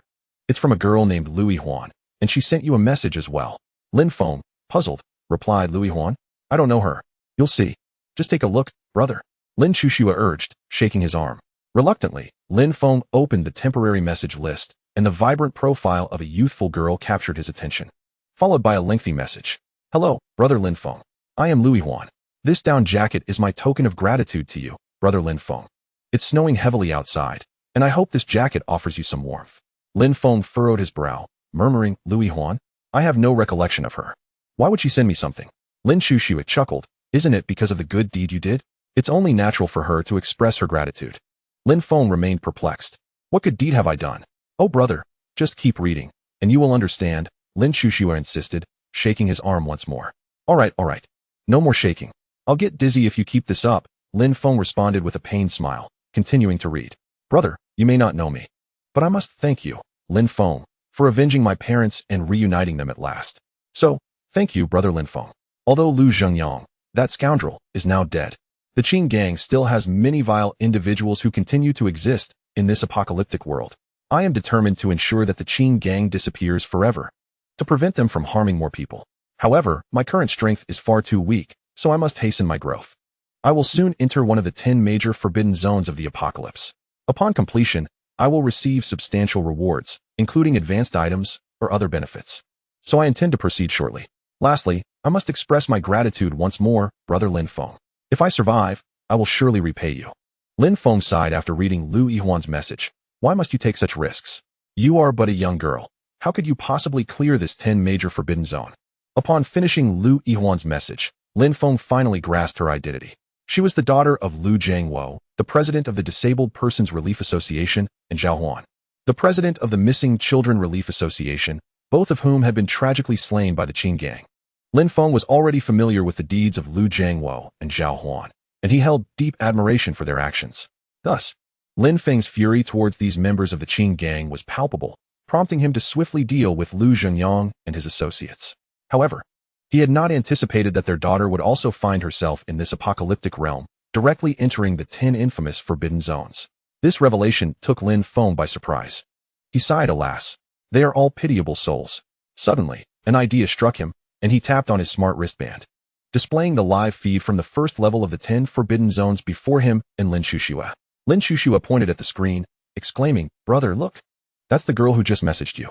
Chapter 121. Louis Huan enters the forbidden zone. Lin Feng returns her gift in Yueching. Snowflakes continued to cascade from the sky. Yet within the confines of Lin Feng's luxurious 3-story villa, the opulent leather sofa offered no hint of the chill outside. Thanks to the villa's automated climate control system, a comfortable temperature of 26 degrees was maintained, neither too cold nor too warm. Lin Shushua gestured towards the screen, saying, "Brother, look, there's that girl named Louis Huan." Lin Feng observed the scene unfolding. A petite girl clad in a white coat stood at a crossroads, her eyes devoid of fear, filled instead with curiosity and determination. Louis Huan's bright eyes surveyed the intersection with keen interest. Lin Feng could not help but sigh, "Alas, they are all pitiable souls. What need is there for this?" At that moment, those watching the live stream had already discerned the identity of the girl on screen. There was no necessity for such peril. This young girl had every reason to hope for a life unscathed. One might ask, if your own parents were murdered, could you remain indifferent? Indeed, the anguish within her heart is beyond expression. What options does a mere child possess? Yes, to become stronger, to seize one's destiny, one must be willing to sacrifice more than others. I believe I have surmised Lu Yihuan's motivations for entering the 10 forbidden zones, but I cannot voice it. As for those upstairs, we need not articulate our thoughts. It is prudent to keep them unspoken, especially with potential Qing gang members among the viewers. Poor Louis Huan. Though I do not know you personally, I have gleaned the stories of your parents and your aspirations from the discussions. All I can do is wish you well. Regardless of the circumstances, persevere, Louis Huan. May you become the second individual to conquer the 10 forbidden zones. In the chat channel, the viewers speculated about Louis Huan's intentions. Understanding that a girl barely past adolescence would not venture into the 10 forbidden zones without significant reason. However, the audience was a mixed bag, comprising individuals of all sorts.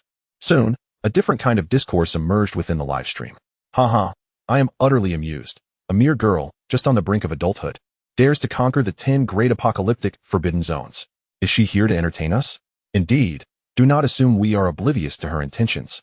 She simply seeks to traverse these treacherous realms to acquire superior items and rewards, only to exact her vengeance upon those of us in the Cleansing Guild. How naive.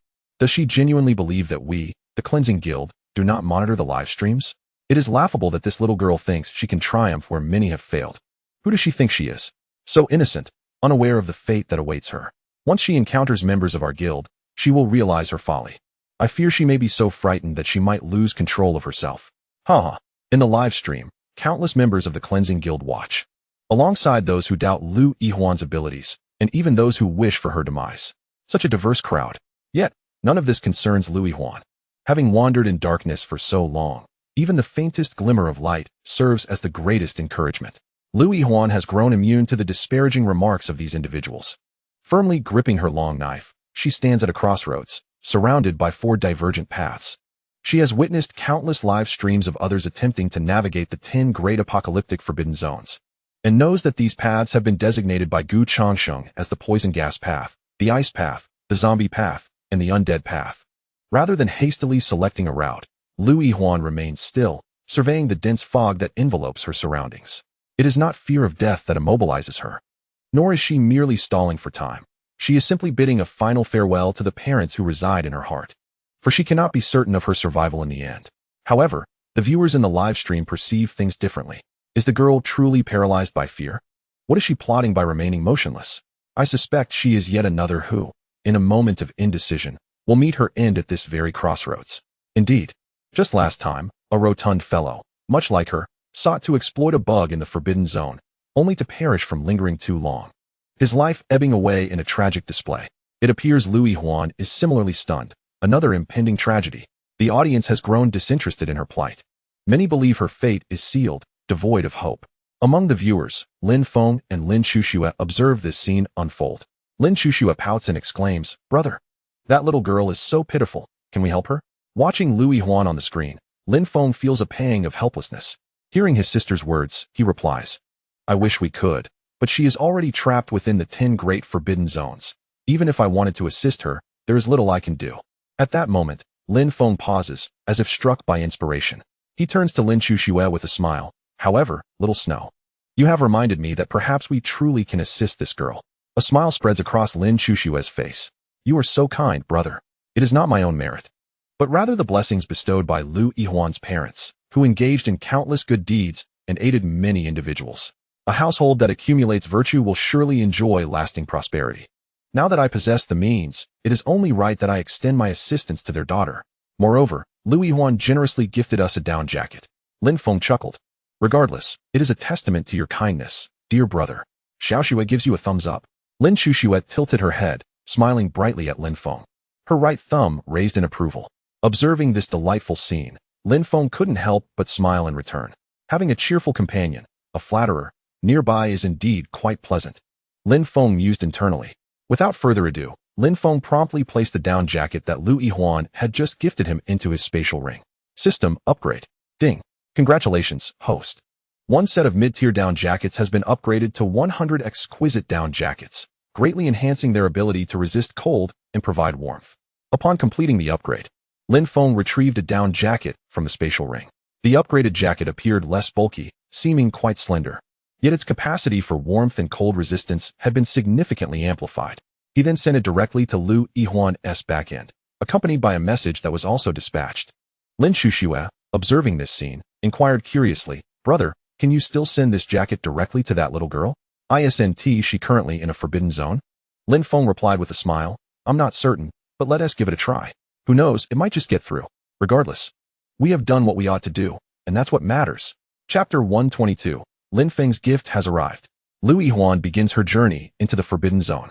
In Yuecheng, within Lin Feng's luxurious three-story villa, Lin Chuxue exclaimed, "Brother, I believe that little girl will definitely receive it." "Oh, Xiaoxue, why are you so certain?"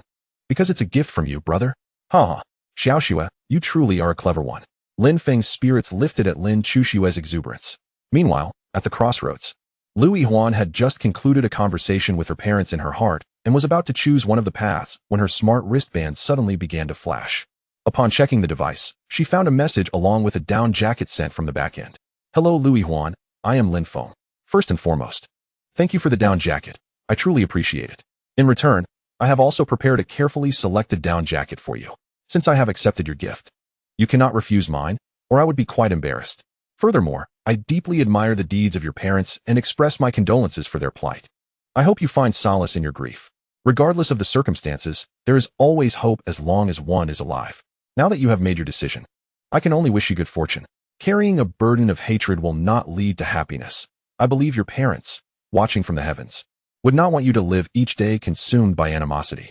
I assure you that I shall deal with these wretches one by one, and I will ensure that such filth will no longer exist in this world. This endeavor requires time, but I am determined to accomplish it. Moreover, judging by the 3 down jackets you are wearing, it's evident that you intend to brave the frigid path shortly.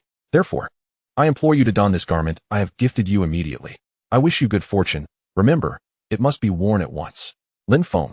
Lu Yihuan gazed at the set of down jackets in her hands, and the tears that had already subsided began to flow once more. "Thank you, brother Lin Feng," she thought to herself. Lu Yihuan was fully aware of Lin Feng's true identity, thus she would not refuse his kindness. Without hesitation, she removed the 3 layers of down jackets she was wearing. Since Lin Feng's gift was relatively lightweight, she intended to wear it as her innermost layer. After putting on the down jacket gifted by Lin Feng, she layered it with her own 2 jackets, ultimately holding the remaining one in her hands. She planned to wear it should she feel cold later. However, Lu Yihuan believed she might not require it, for she understood that Lin Feng's gifts were typically of superior quality. Meanwhile, the audience watching the live broadcast was utterly bewildered. What on earth was this girl doing? Who had gifted her a down jacket? Yet, why was she putting on 3 at once? Wouldn't it have sufficed to wear just the 3 she already had? It appeared that this girl had little hope left. Initially, they were astonished, standing in silence, and now she was removing one of her jackets. Was she out of her mind? From her attire, it was evident that she was preparing to traverse the frigid path, but why was she not layering more efficiently? I fear that her actions may lead to her demise. The viewers of the Top 10 Doomsday Forbidden Zones live stream held little faith in Lu Yihuan's decisions. Those who had previously embarked on the frigid path had worn as much as they could, yet many had perished from the cold. In contrast, Lu Yihuan, before even stepping onto that path, was opting not to wear an additional jacket. Thus, few believed in her choices. At that moment, Lin Chuxue, observing the young girl who had received Lin Feng's gift, was filled with joy. "Brother, see, I told you so, you can do it," Lin Chuxue exclaimed with a smile. Witnessing her delight, Lin Feng was also uplifted, replying with a grin. "All right, I acknowledge your prowess, Xiaoxue. Let us continue watching. I hope she can succeed." Lin Chuxue's eyes sparkled with excitement as she nodded and said, "Yes, brother." Although aware that Lin Chuxue's appearance was not genuine, one could not help but admire her enchanting beauty, which brought a small sense of satisfaction. That little girl, with the assistance of her brother, would surely manage to navigate through safely. Such flattery. Not at all. This is the truth. After a brief playful scuffle between Lin Feng and the others, they resumed watching the live broadcast of the 10 major forbidden zones of the apocalypse. While Lin Feng was confident that with his help, they would undoubtedly succeed, he still relished the unfolding process. At that moment, Lu Yihuan, who was being live-streamed, had finished dressing and was ready to set forth. Taking a deep breath, she cast a fleeting glance ahead. Although she could see nothing, she was aware that high-definition cameras were capturing her every move in the thick fog. "Thank you, brother Lin Feng. I will definitely succeed and earn the rewards to repay you," Lu Yihuan resolved in her heart. Glancing at the path before her, she resolutely took the left route of the ice road. Her steps were unwavering. In no time, she traversed the distance of approximately 1,500 meters. As Lu Yihuan gazed into the dense fog, she understood that behind it lay an endless chill, yet she felt no fear. Without hesitation, she strode forward. Upon entering, Lu Yihuan initially expected a wave of cold to engulf her. However, to her surprise, she felt absolutely nothing, experiencing the same comfort as she had outside. It seemed that every individual who entered previously had shivered involuntarily. Yet, Here she stood, devoid of any sensation. Clearly, the cold could not have malfunctioned. The person before her had indeed shivered upon entry, proving that the conditions remained intact. Thus, one possibility emerged. Brother Lin Feng's down jacket was effectively shielding her from the cold's onslaught, she mused. After a brief adjustment to her surroundings, she continued onward. As Lu Yihuan delved deeper, she encountered the first ice sculpture on her path. The sculpture depicted a young woman who, even in death, wore a smile upon her face. Observing this scene, Lu Yihuan couldn't help but let out a sigh. Meanwhile, the audience watching the live stream began to chatter excitedly about the appearance of the first ice sculpture, speculating how far the girl in the broadcast might go and at what stage another ice sculpture would emerge along this icy road. Chapter 123, The Ice Road. Lu Yihuan surprisingly exclaimed that it was too hot for her. In Yuecheng, within Lin Feng's opulent villa, heavy snow continued to fall outside. Yet it did not hinder him and Lin Chuxue from enjoying the live stream together. Although Lin Feng had watched broadcasts before, this was his first experience sharing it with a female companion, rendering it a novel delight for him. Leaning against Lin Feng, Lin Chuxue gazed at the live footage and smiled. Brother, as I perused the barrage of comments, it is evident that many are speculating about when the little girl might transform into an ice sculpture. However, it is merely a gathering of idle minds. With that thought, Lin Feng adjusted the settings to display only the top line of subtitles, not wishing for the flood of comments to obstruct his view of the live broadcast. Yet, the discussions within the streaming room remained fervent. Observing the fervor, I sensed that the girl might falter on the first layer of the frosty path. Let us not be so hasty, someone interjected. What if she performs a miracle and manages to reach the second layer before being encased in ice? So far, the furthest anyone had traversed on this icy path was 3 layers of varying shades of cold. In comparison to the woman who conquered the toxic path, this frosty path should consist of approximately 7 layers of chill. Hence, I speculate that judging by the thickness of the clothing the little girl donned, she might endure 2 layers at best, if fortune smiles upon her. A mere child, believing that donning a few extra garments would suffice to conquer such a formidable domain, seems rather naive, even if it is just the first challenge. I wager, declared Jean Dia, that if this girl manages to pass the 5th layer of the frosty path, I will eat excrement live on stream, raw and without water. Wow, are you serious? Exclaimed someone from above. This could be entertaining. I find myself inexplicably eager to see how the little girl fares at the 5th layer. Brother, that's quite the gamble. Be cautious. What if she actually succeeds? Eat excrement? I shall refer to you as the mightiest Jean Dia. Quite the man. Little girl, you've got this. I genuinely wish to witness your triumph at the 5th layer of the frosty path. Despite Jean Dia's rather unconventional encouragement, I remain skeptical about the girl's chances of success. Indeed, dear Jean Dia, such an outcome is highly improbable. One must consider that for a little girl to traverse the 5th layer of the frosty path with merely a few down jackets is quite unrealistic, especially when it is known that many have attempted this route, with only one reaching the 5th layer. Indeed, only 2 individuals have traversed the 4th layer, and merely a handful have made it through the 3rd. Therefore, dear Jean Dia, you need not worry. You may keep your tongue safely within your mouth. The audience in the streaming room collectively sympathized with Jean Dia, as wagering on an unattainable feat invited light-hearted mockery. Meanwhile, Lu Yihuan, progressing steadily forward, felt not the chill of the frosty path. Rather, warmth began to envelop her. Isn't this the frosty path? Why is it so warm? Lu Yihuan mused, having just crossed the 1st layer. As she continued to move forward, the increasing distance seemed to ignite a warmth within her body. She attentively monitored her physical sensations, ensuring that the warmth was not merely an illusion born from the cold. At last, Lu Yihuan made a bold decision. She directly placed the down jacket she had been holding into a large travel bag she had been carrying on her back. Then, she removed another down jacket from her body, feeling a slight sense of comfort thereafter. The jacket she had just taken off was held in her hands, ready to be worn again should she feel cold later on. Now Lu Yihuan was left with only 2 down jackets. One, a thinner one gifted by Lin Feng, and the other, her own. She felt a bit more comfortable after shedding one of the jackets. Once she had organized herself, she continued onward to the 2nd level of the icebound path. This feels much more comfortable now. Just moments ago, I was nearly suffocated by the heat. The viewers of the live broadcast were left utterly astonished. Am I hallucinating? What is Lu Yihuan doing, simply shedding a down jacket? Are we certain she isn't traversing the path of a furnace? My heavens, this is utterly bizarre. What on earth is this young girl up to? Could she have been frozen silly at the very first checkpoint? What is going on? On the icebound path, I've only ever witnessed those feeling cold donning more clothing. But to see someone feel warm enough to shed layers is a first for me. The most astounding part was Lu Yihuan's remark about nearly being overheated. This is simply extravagant. It seems a bit intriguing. This time, could that fellow Jean Dia truly be live-streaming his misfortune? There seems to be a glimmer of hope. For the moment, it appears Lu Yihuan possesses a measure of prowess. I wonder if this young girl is somehow associated with fire. Perhaps born in the fiery months or days. It would explain why, while everyone else feels the chill, she nearly succumbed to heat. The entire audience watching the live stream was left speechless.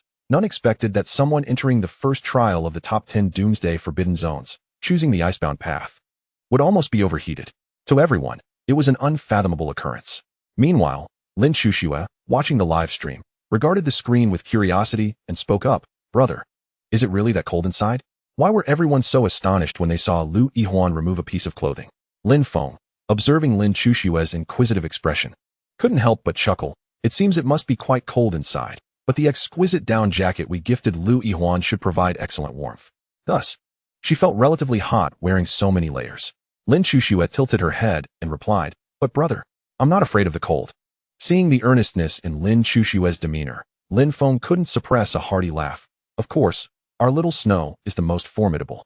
"No, brother. Little Snow is second most formidable. You are the most formidable." Listening to the praise from the enchanting Lin Chuxue, Lin Feng laughed heartily. Simultaneously, the smart bracelet on Lin Feng's wrist began to flicker again. What could have happened now? Chapter 124. The countdown to the safe zone begins. Lu Yihuan had only a single down jacket left. In the opulent villa of U City, Lin Feng was originally engrossed in watching the live broadcast of the top 10 Apocalypse Forbidden Zones with Lin Chuxue when he suddenly noticed the smart bracelet in his hand flashing incessantly. What could have happened? As Lin Feng activated the device, a large line of crimson text materialized before his eyes.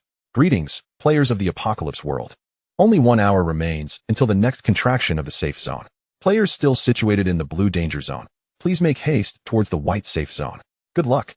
Upon reading the ominous message, Lin Feng watched as it vanished, leaving only a scarlet countdown in its wake.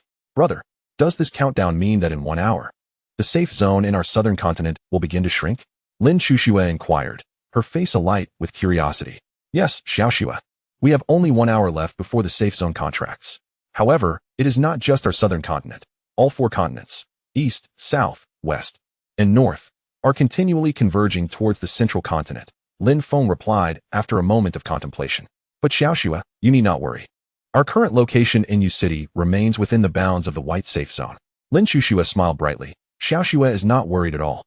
As long as I have my brother by my side, I fear nothing. I merely wish to see how many survivors remain in our 9th survival circle after the countdown ends." Realization dawned on Lin Feng as he absorbed her words. Indeed, after the last update in the Apocalypse world, the remaining number of survivors will be displayed. We shall soon learn the approximate count. He gently ruffled Lin Chuxue's hair. "With you around, I need not fret about forgetting anything in the future." Feeling a wave of relief wash over him, Lin Chuxue's face lit up with a pair of delightful dimples, radiating happiness. "Rest assured, brother, Xiaoxue will always be by your side." Lin Feng nodded yes. "There is still some time before the countdown concludes. Let us divert our attention to Lu Yihuan's live stream." In truth, Lin Feng felt a twinge of anxiety. He could not guarantee that he would always be by Lin Chuxue's side, nor did he know how long she would remain with him. Thus, he chose not to respond to her words. "All right, brother." Unbeknownst to Lin Chuxue, she remained blissfully unaware of Lin Feng's inner turmoil as she continued to gaze at him with joy. While they awaited the contraction of the safe zone, they remained engrossed in the live broadcast of the top 10 Apocalypse Forbidden Zones. However, Lin Feng's thoughts drifted far away, consumed by numerous concerns. At that moment, Lu Yihuan, who was situated in one of the top 10 Apocalypse Forbidden Zones, sensed something unusual. She had already reached the 2nd tier of the ice road and stood at the juncture with the 3rd tier. "How can it be getting warmer as I proceed? I've already shed 1 down jacket," Lu Yihuan exclaimed helplessly. Lu Yihuan, attuned to the sensations emanating from her own body, made a bold decision. She promptly shed her last down jacket, leaving her adorned solely in the ensemble gifted to her by Lin Feng. "Ah, this is far more comfortable," she exclaimed, relieved by the reduction in heat. Though Lu Yihuan perceived it as trivial, the audience watching the live stream was left utterly astonished. What on earth is this girl doing? Is she removing another layer? Goodness, what sorcery is this? On this icy path, to discard not 1 but 2 garments. Can an ordinary person even accomplish such a feat? Indeed, I am utterly stunned. Countless have traversed this path, desperately adding layers to shield themselves from the cold, Yet here Lu Yihuan is, removing her clothing, leaving me dumbfounded. I suspect she has been frozen to the point of madness. Is it truly that warm on this icy road? Although she has reached the 3rd level, I fear her chances of success are slim. Yes, Lu Yihuan must have had her wits frozen away, prompting her to shed her attire. The viewers of the top 10 apocalyptic live broadcasts were all left speechless. This was the first instance of someone feeling warmth on this icy road. Truly astonishing. However, for Lu Yihuan, it mattered little. After discarding her down jacket, she noticed small ice fragments beginning to form on the ground, a clear indication that the cold would intensify ahead. Yet, she felt no fear. Most importantly, the down jacket gifted by Lin Feng provided exceptional insulation, and she could now feel the warmth radiating from her body. Go for it, Lu Yihuan, you can do this. After bolstering her spirits, Lu Yihuan plunged into the 3rd layer of the icy path. This time, her pace was more measured as tiny ice shards began to cover the ground, freezing it solid. To avoid slipping, she tread carefully. Along her journey, Lu Yihuan had witnessed countless individuals transformed into ice sculptures. Thus, she remained vigilant. As she progressed further, Lu Yihuan noticed a decrease in the number of ice sculptures. Now only 2 remained, with no new ones in sight. It seemed that the 3rd layer marked the limit for most people. Although the exact temperature was unknown, the inability of so many to conquer even the 2nd layer indicated that it must be exceedingly frigid. Lu Yihuan gazed at the desolate path and couldn't help but reflect. Though her speed had diminished, she remained resolute in her advance. Ultimately, the viewers of the live stream were left in disbelief. Lu Yihuan had indeed traversed the 3rd layer of the icy path, an outcome none had anticipated. In the live broadcast, Lu Yihuan stood poised between the 3rd and 4th layers of ice. The audience watching the live broadcast could see that the 4th layer was largely covered by a thick layer of ice. Even the air itself was imbued with a frigid essence. Lu Yihuan gazed at the icy road before her, a faint smile gracing her lips. It was evident that she felt no discomfort. It seemed that the down jacket gifted by her brother Lin Feng was even more formidable than she had anticipated. Moreover, due to her continuous movement, she felt a pleasant warmth enveloping her body. Unable to suppress her delight, Lu Yihuan chuckled softly. After a moment of reflection, she made her way toward the icy 4th layer. Meanwhile, the viewers of the live stream began to gasp in astonishment. As they watched Lu Yihuan advance steadily, they collectively recalled a certain individual and a wager associated with him. Chapter 125, The Origins of Jin Daya. Lu Yihuan entered the 5th layer of the icy road in Yueqing. In Lin Feng's luxurious 3-story villa, his sister Lin Shushua inquired, "Brother, is that little girl truly feeling so warm? Why is she only wearing the last down jacket?" Observing Lu Yihuan on the live stream with curiosity, Lin Feng shook his head and replied with a smile, "That's because she is clad in the exquisite down jacket we gifted her, which is of superior quality and provides exceptional warmth. Thus, she is not particularly sensitive to the frigid temperatures outside. Additionally, her constant movement surely contributes to her sense of warmth." Lin Feng explained to his sister with a grin. "Oh, you are indeed impressive, brother. You can discern all these details from the comfort of home, and that lovely girl is wearing the jacket you bestowed upon her. Truly, you are wonderful." Lin Shushua beamed. Lin Feng, feeling a bit exasperated, finally distinguished the difference between his sister and Alice. Both were prone to showering him with compliments.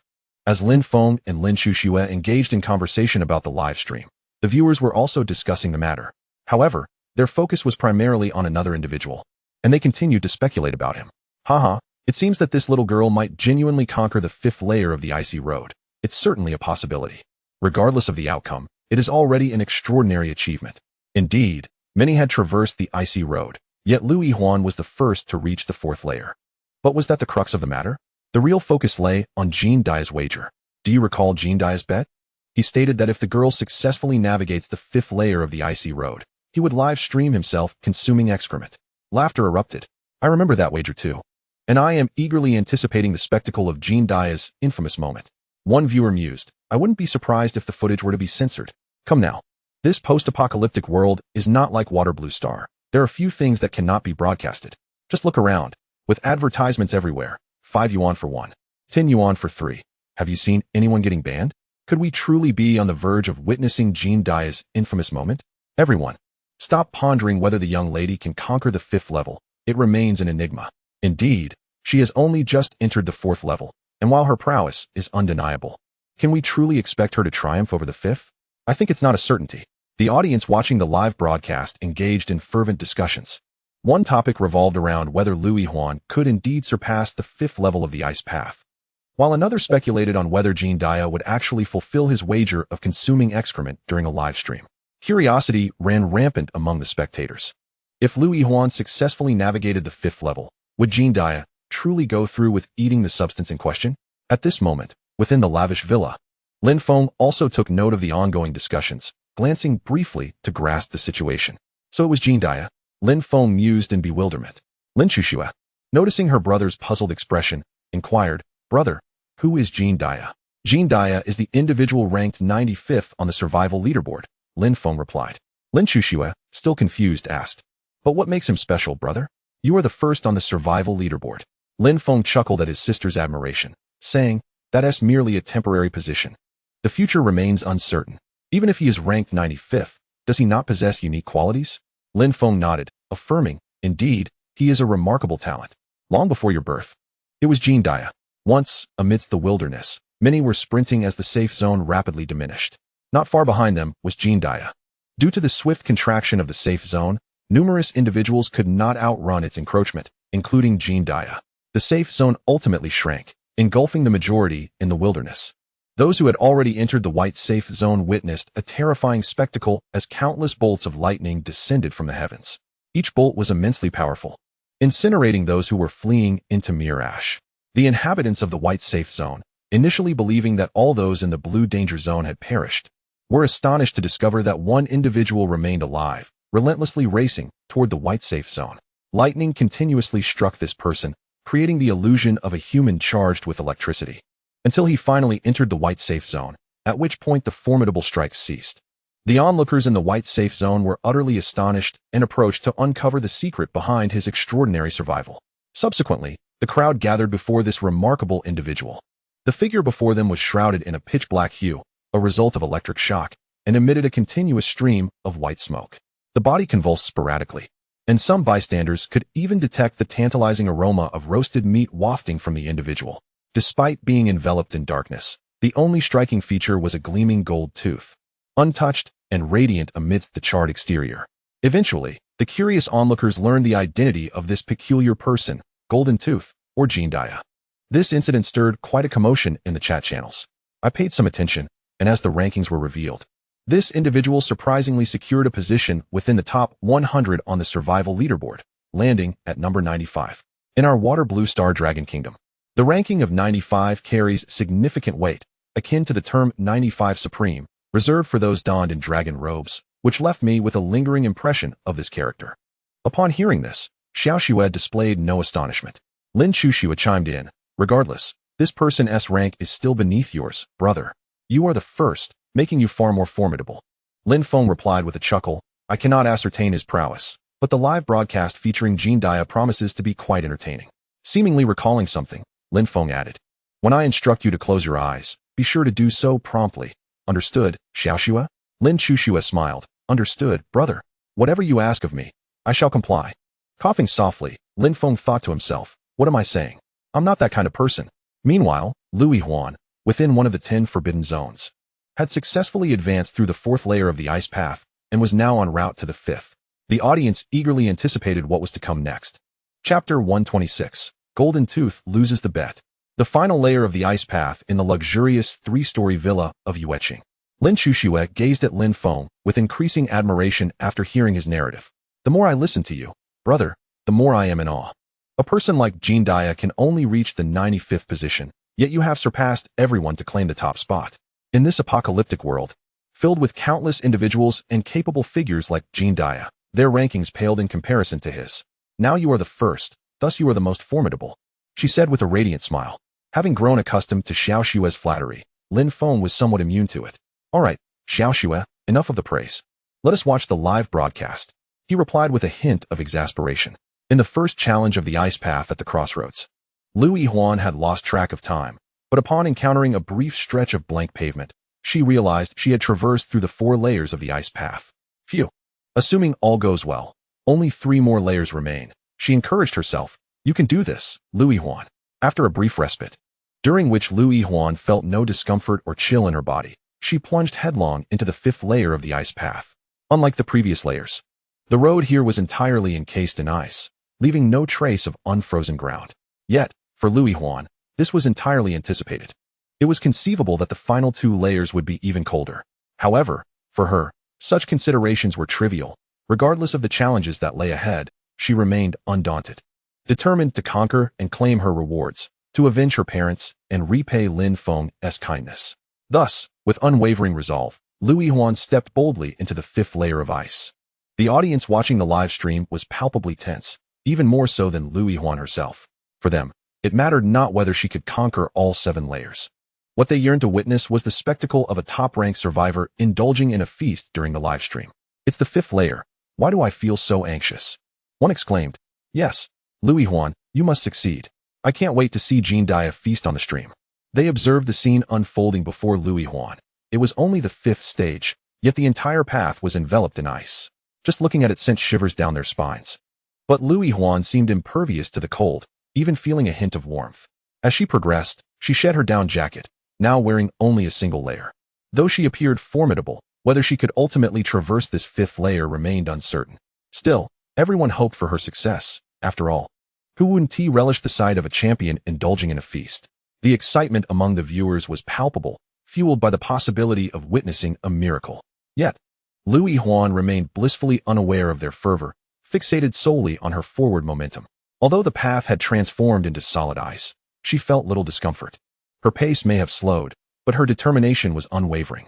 Keep going, Liu Yihuan.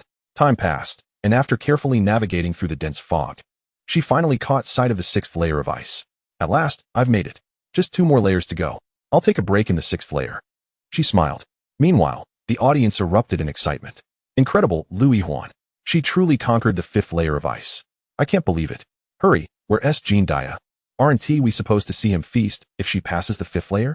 The sheer astonishment of having successfully passed the 5th level is palpable. Jean Dia, please come forth. We eagerly await your live broadcast. However, it appears that at present, only videos or images can be released, and real-time streaming is not feasible. To those upstairs, what significance does that hold? As long as Jean Dia partakes in the feast, that is all that matters. We anticipate that moment. Indeed, Jean Dia is a prominent figure within the top 100 of the survival rankings and will undoubtedly keep his word. Absolutely, when Jean Dia makes a promise, he will fulfill it without fail. Jean Dia 10,086. The audience in the live chat has become electrified. Many viewers, who were previously lurking, have emerged to engage. A multitude of spectators has directly entered the chat channel, fervently chanting for Jean Dia. Everyone yearns to witness a top-ranking individual accomplish such a remarkable feat. Many have also returned to the chat channel to discuss Jean Dia. A group of rather mundane individuals, instead of watching the live stream of the level completion, have chosen to prepare for a culinary spectacle. Indeed, what is so captivating about eating? If one must watch, it should be the young lady's journey through the levels. One may find it beneficial in the future. I sense that Liu Yihuan may genuinely succeed in her endeavor this time. Yes, I share that sentiment. It is crucial to note that we are now on the 6th level of the frozen path. If Liu Yihuan manages to pass, only the final level will remain. Regardless of whether Liu Yihuan ultimately succeeds in her final challenge, she has already set a remarkable record. Indeed, this is the first time anyone has ventured so far along the frozen path. Yet, amidst the lively discussions, Liu Yihuan in the live stream has noticed the gradually thinning mist before her. It seems she is on the verge of passing the 6th level. With determination, she strides towards the widening fog. Soon, Liu Yihuan's figure appears between the 6th and 7th levels of the frozen path. At last, she has emerged. After a brief respite, she prepares for the ultimate challenge. Liu Yihuan breathes a sigh of relief. However, upon gazing at the final level of the frozen path, she is left utterly dumbfounded. How can this be? Liu Yihuan cannot believe her eyes. The audience watching the live stream of the top 10 apocalyptic forbidden zones is equally taken aback, as none anticipated that the last level of the frozen path would be like this. Chapter 127. The transformation of the final challenge of the frozen path. The news of Jean Dia. In the luxurious 3-story villa of Lin Feng in Yueqing, Lin Shushua gazes incredulously at the live stream before her. Brother, why is the final challenge of the frozen path like this? Lin Shushua inquires, perplexed. Quite normal. In the top 10 apocalyptic forbidden zones, anything can happen at any moment. This is not particularly surprising, Lin Feng replies with a smile. All right, brother. However, under these circumstances, I wonder if that young girl will manage to succeed, Lin Shushua reflects. Lin Feng reassures her, do not worry, she will undoubtedly prevail. Even Lin Shushua was taken aback, let alone Liu Yihuan, who was experiencing it all firsthand. Upon emerging from the sixth layer of the frozen path, Lu Yihuan was greeted by an astonishing sight. The surface of this final layer had transformed entirely into a thick sheet of ice, the sheer thickness and height of which were quite daunting. Amidst the dense fog, what once could be called a path had now become more aptly referred to as an ice cave. The frigid air had completely immobilized the route before her, leaving only a narrow passage barely wide enough for a single person to traverse. This icy corridor stood at a mere 2 meters in height. In the thick mist, the chilling currents were no longer visible, as there was simply no space for the cold air to circulate. Observing this scene, Lu Yihuan couldn't help but let out a bitter chuckle, remarking that it seemed this final challenge would not be easily surmountable. The frigid air had coalesced into an ice cave, suggesting that the temperature here must have plummeted to a significant degree to produce such an effect. Nevertheless, as long as there remained a way forward, that was all that mattered. Lu Yihuan pondered whether this had always been the case, or if the final layer of cold air had gradually eroded the path into its present form. With that thought, she decided to take a moment's respite to regain her strength before pressing onward. Meanwhile, the audience watching the live broadcast erupted in astonished exclamations. The spectacle was nothing short of breathtaking. "I'm utterly stunned. How did this last layer of the frozen path turn into an ice cave?" One exclaimed. "Goodness, I never anticipated such a turn of events. I knew the final layer wouldn't be straightforward. The first 6 layers had been relatively manageable, but what was happening now? Transforming directly into an ice cave? How could one navigate this?" The scene unfolding in the live stream left all witnesses utterly speechless, a truly incomprehensible occurrence. They had initially believed the cold air was merely more concentrated, akin to a toxic gas zone. However, they were unprepared for the dramatic transformation into a tangible ice cave. For the average person, hope seemed all but extinguished. Regardless of whether it had always been this way, or if the cold air had caused this transformation, one undeniable fact remained. The temperature here was surely formidable. Just by observing the scene, it was clear that the situation was far from simple. I felt that Lu Yihuan was in grave danger. Indeed, she was truly at risk. Although she had successfully navigated the previous 6 layers, hope now seemed elusive. An ordinary individual would find it nearly impossible to pass through, and even 2 capable individuals would struggle. The viewers of the live stream, upon witnessing the ice cave, were left in a state of despair. Yet for Lu Yihuan, none of this posed an insurmountable obstacle. As long as there remained a path, she would not concede defeat. Lu Yihuan rested briefly in the clearing between the thick mist of the 6th and final layers of ice. She then hoisted her black travel bag onto her back and resolutely made her way towards the ultimate challenge. "You can do it, Lu Yihuan. This is the final test. Once you pass, you will conquer it all," she encouraged herself internally. With determined strides, she advanced along the icy tunnel leading to the last layer. Upon entering this final stage, she immediately sensed the constriction of space. The ice tunnel presented a passage of less than a meter wide, making it somewhat challenging for anyone of larger stature. Moreover, Lu Yihuan could feel a shift in temperature as soon as she stepped inside. Tiny white specks began to appear on the down jacket gifted to her by Lin Feng. Although she still felt no chill, this detail indicated that the cold here was more intense than in the previous stages. Undeterred, Lu Yihuan pressed onward. With only one path before her, her pace quickened, free from the worry of missteps or falls. Meanwhile, the audience watching the live broadcast was left in stunned silence. Upon her entry, they noted not only the narrowing space, but also the dramatic drop in temperature. Indeed, the once unblemished down jacket now bore the marks of frost. "This time, I fear this young girl may truly perish here," many thought. Despite her incredible journey to this point, the final challenge seemed insurmountable. The narrow ice tunnel and frigid temperatures led some viewers to suggest they abandon the stream and watch Jean Dia's culinary adventures instead. "Yes, it appears this time the girl has no hope," echoed the sentiments of those in the chat. However, Lu Yihuan remained steadfast in her resolve, her eyes unwavering. She braced herself against the icy walls of the tunnel, gradually making her way forward. As she touched the wall, white spots formed on her gloved hand, eventually dropping to the ground. Noticing the changes on her hands, she felt no coldness, marveling at the effectiveness of the down jacket Lin Feng had given her. "This jacket is even more remarkable than I imagined. Wearing it, I feel no chill, even in the depths of this final icy passage," she reflected inwardly. Time seemed to lose meaning in this forbidden zone, where the concept of time was elusive. The surrounding light remained constant, filtering through the mist, dim yet not entirely dark. Without any tools to measure time, Lu Yihuan found herself detached from the passage of moments. However, during their journey forward, Lu Yihuan sensed a new development ahead. How could this be? Lu Yihuan gazed in disbelief at the scene unfolding before him. which far exceeded his imagination. Meanwhile, in the chat channel, the long-awaited news about Jean Dia had finally arrived. Chapter 128. The Frozen Elephant on the Road of Ice. The beacon of passage had appeared in Yu City. In Lin Feng's opulent three-story villa, Lin Chuxue, captivated by the changes visible in the live broadcast, could not help but exclaim, "Brother, how can there be such a colossal frozen elephant here? Wasn't this supposed to be one of the 10 forbidden zones of the apocalypse? And isn't it the first time it has opened?" Lin Feng had also observed the live feed. In fact, when the broadcast first began, he had already noted the extraordinary situation at the end of this path. He pondered why such an event had transpired, with a vague answer forming in his mind. Turning to Xiaoxue, Lin Feng smiled and said, "The specifics remain unclear for now. However, I suspect this may be connected to the apocalyptic world. It is possible that we are not the first to arrive here, hence these 10 forbidden zones of the apocalypse may have existed before." Lin Chuxue gasped. "Are you implying that others have visited this apocalyptic world before?" Lin Feng nodded. "Of course, this is merely my conjecture. It is also possible that some creatures from this apocalyptic realm, for some peculiar reason, ventured into this path and ultimately succumbed to the cold." Lin Chuxue nodded. "You make a compelling point, brother. But might there be another possibility? Go ahead, Xiaoxue," he encouraged. "Brother, could it be that in the past, this apocalyptic world was overrun with animals, just like us? The constantly diminishing safe zones must have overwhelmed many creatures arriving here, compelling them to enter one of the 10 forbidden zones.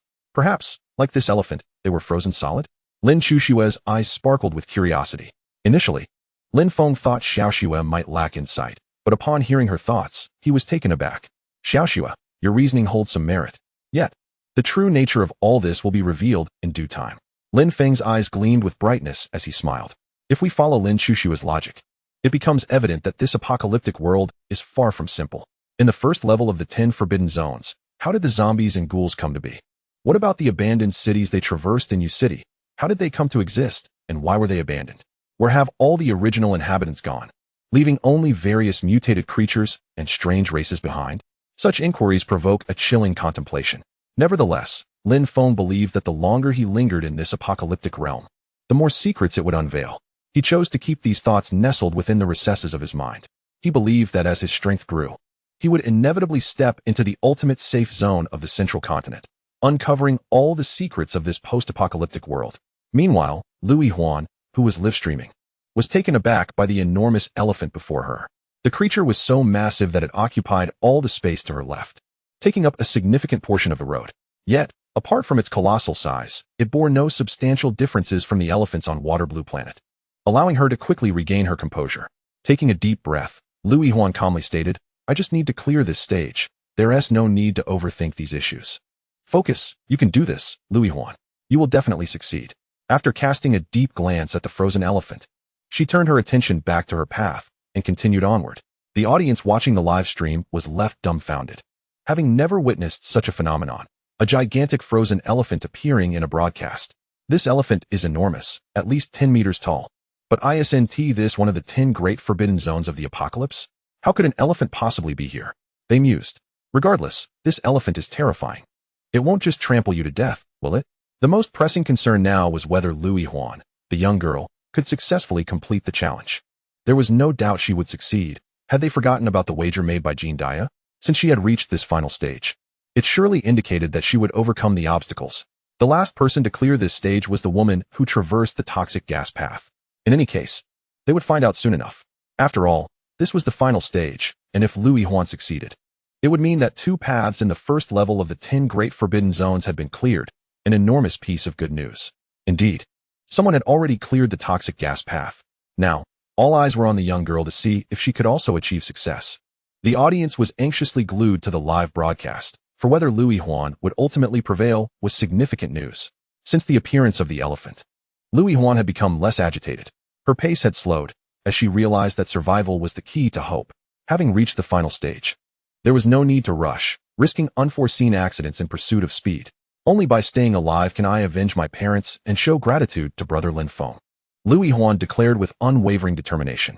Throughout this icy path, she had encountered countless ice sculptures, both male and female. Witnessing the frozen form of that colossal elephant had imparted profound insights to her.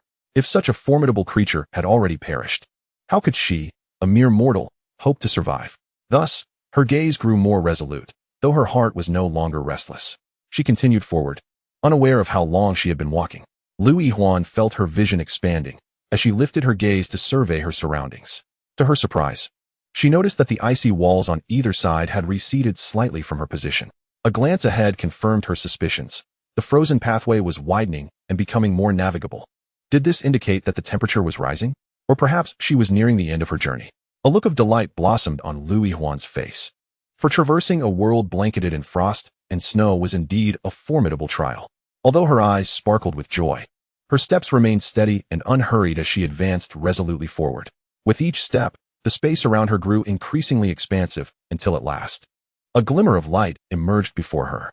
This sight caused a smile to break across her lips. Was she on the verge of completion? Brother Lin Feng, wait for me. Having witnessed the live broadcast of Du Chiyue, she understood the significance of that flicker of light. It heralded the imminent conclusion of her ordeal, a beacon of hope. The audience in the live stream also caught sight of this moment, their excitement palpable. Chapter 129, Lu Yihuan's Triumph. Her success is intertwined with Lin Feng's influence. In Yuecheng, snowflakes continued to drift from the sky. Inside Lin Feng's three-story villa, Lin Chuxue gazed at the live stream of the 10 apocalyptic forbidden zones, unable to contain her curiosity. Brother, is that little girl Lu Yihuan about to succeed? Seeing the inquisitive expression on Xiaoshue's face, Lin Feng replied with a smile. If all goes well, she is indeed on the brink of success. Tilting her head, Lin Chuxue chimed in, brother, if I were to go, I could succeed too. I'm not afraid of heat or cold. Lin Feng chuckled at Lin Chuxue's enthusiasm. I certainly believe in you, Xiaoxue, but let us first witness her achievement. All right, brother. Meanwhile, in the live stream, Lu Yihuan stood before the gleaming light, a smile gracing her features. Hope lay just ahead. The space before me is expanding, she exclaimed.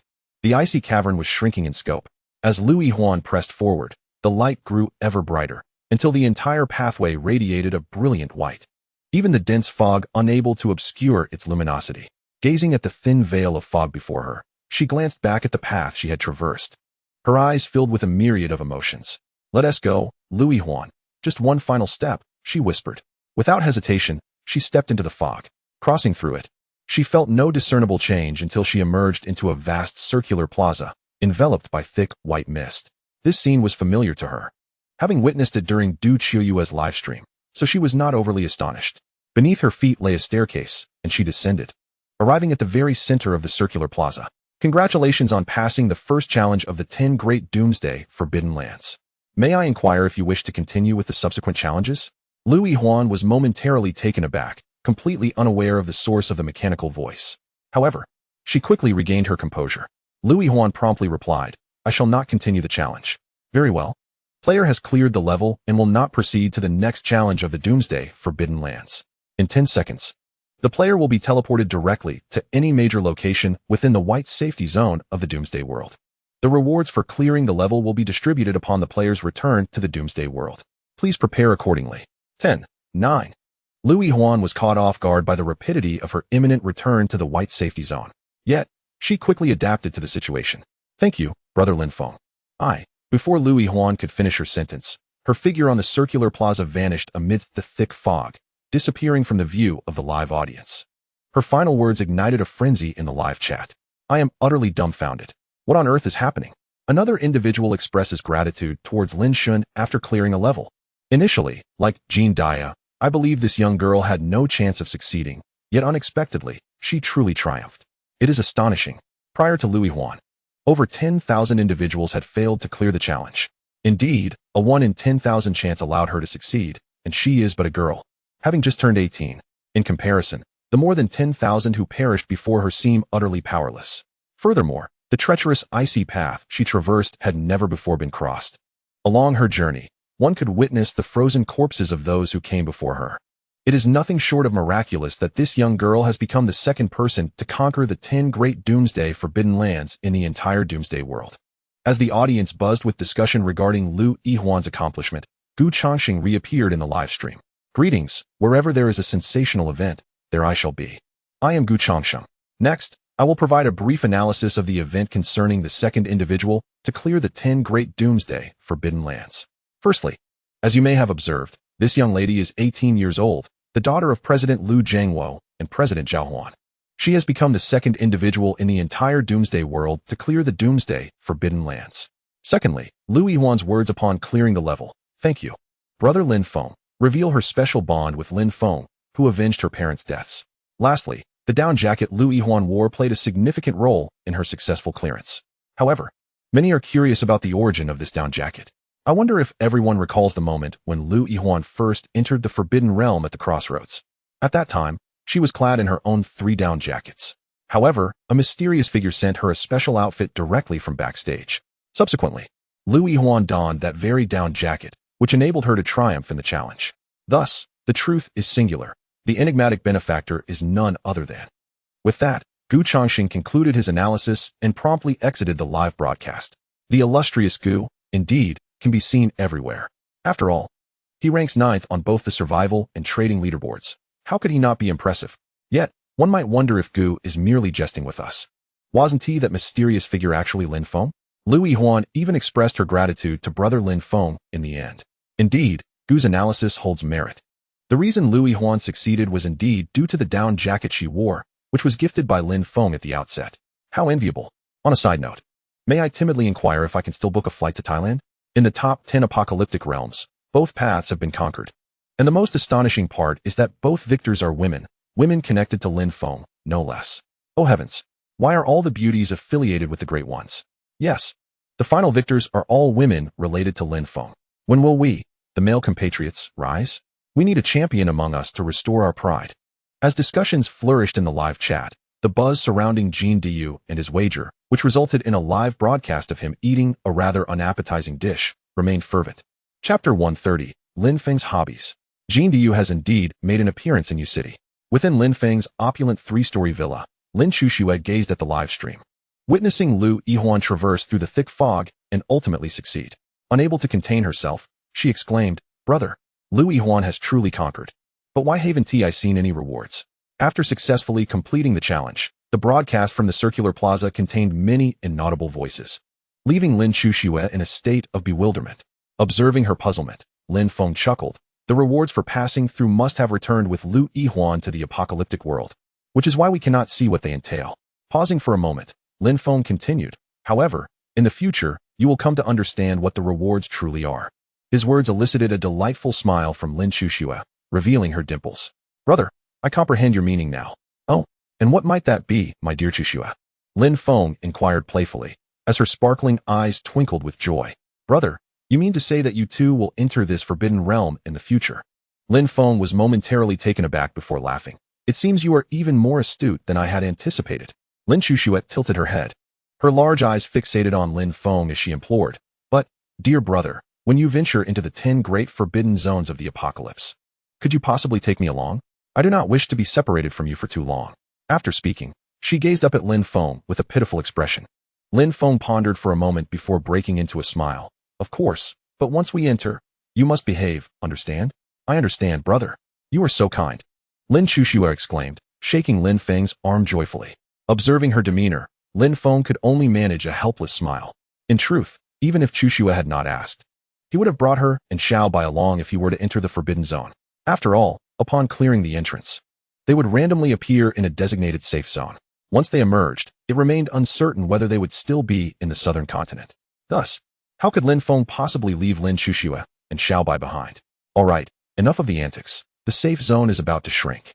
Let us prepare dinner first, and then see how many people remain in this 9th survival circle.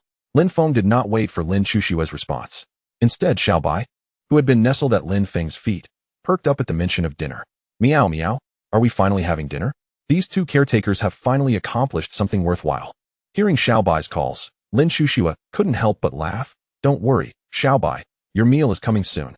Lin Feng chuckled, shaking his head as he stepped into the kitchen, donned an apron, and began preparing their evening meal. Although the luxurious villa boasted an automatic cooking function, Lin Feng found joy in cooking himself. Back on Water Blue Star, he relished the act of preparing meals and treating himself. Meanwhile, the chat channel buzzed with excitement. The repercussions of Lu Yihuan's successful clearance began to unfold within the chat, as not everyone had the time or inclination to watch the live broadcast. Discussions regarding Jin Dai's wager proliferated, leaving many incredulous that a mere 18-year-old girl had cleared the challenge. Initially, no one had faith in Lu Yihuan, yet she succeeded against all odds. Despite the later analysis by the esteemed Gu, which revealed that her success was aided by the down jacket gifted by Lin Feng. Her achievement remained impressive. Connections and resources are indeed facets of strength. Indeed, the courage to enter the 10 great forbidden zones of the apocalypse deserves commendation. Therefore, after hearing so much, I can only say, Lin Feng is truly remarkable. The ongoing discussion about Liu Yihuan's clearance continued to captivate the chat, as sentiments regarding the 10 great forbidden zones were complex. No one wished to enter the forbidden zones without certainty.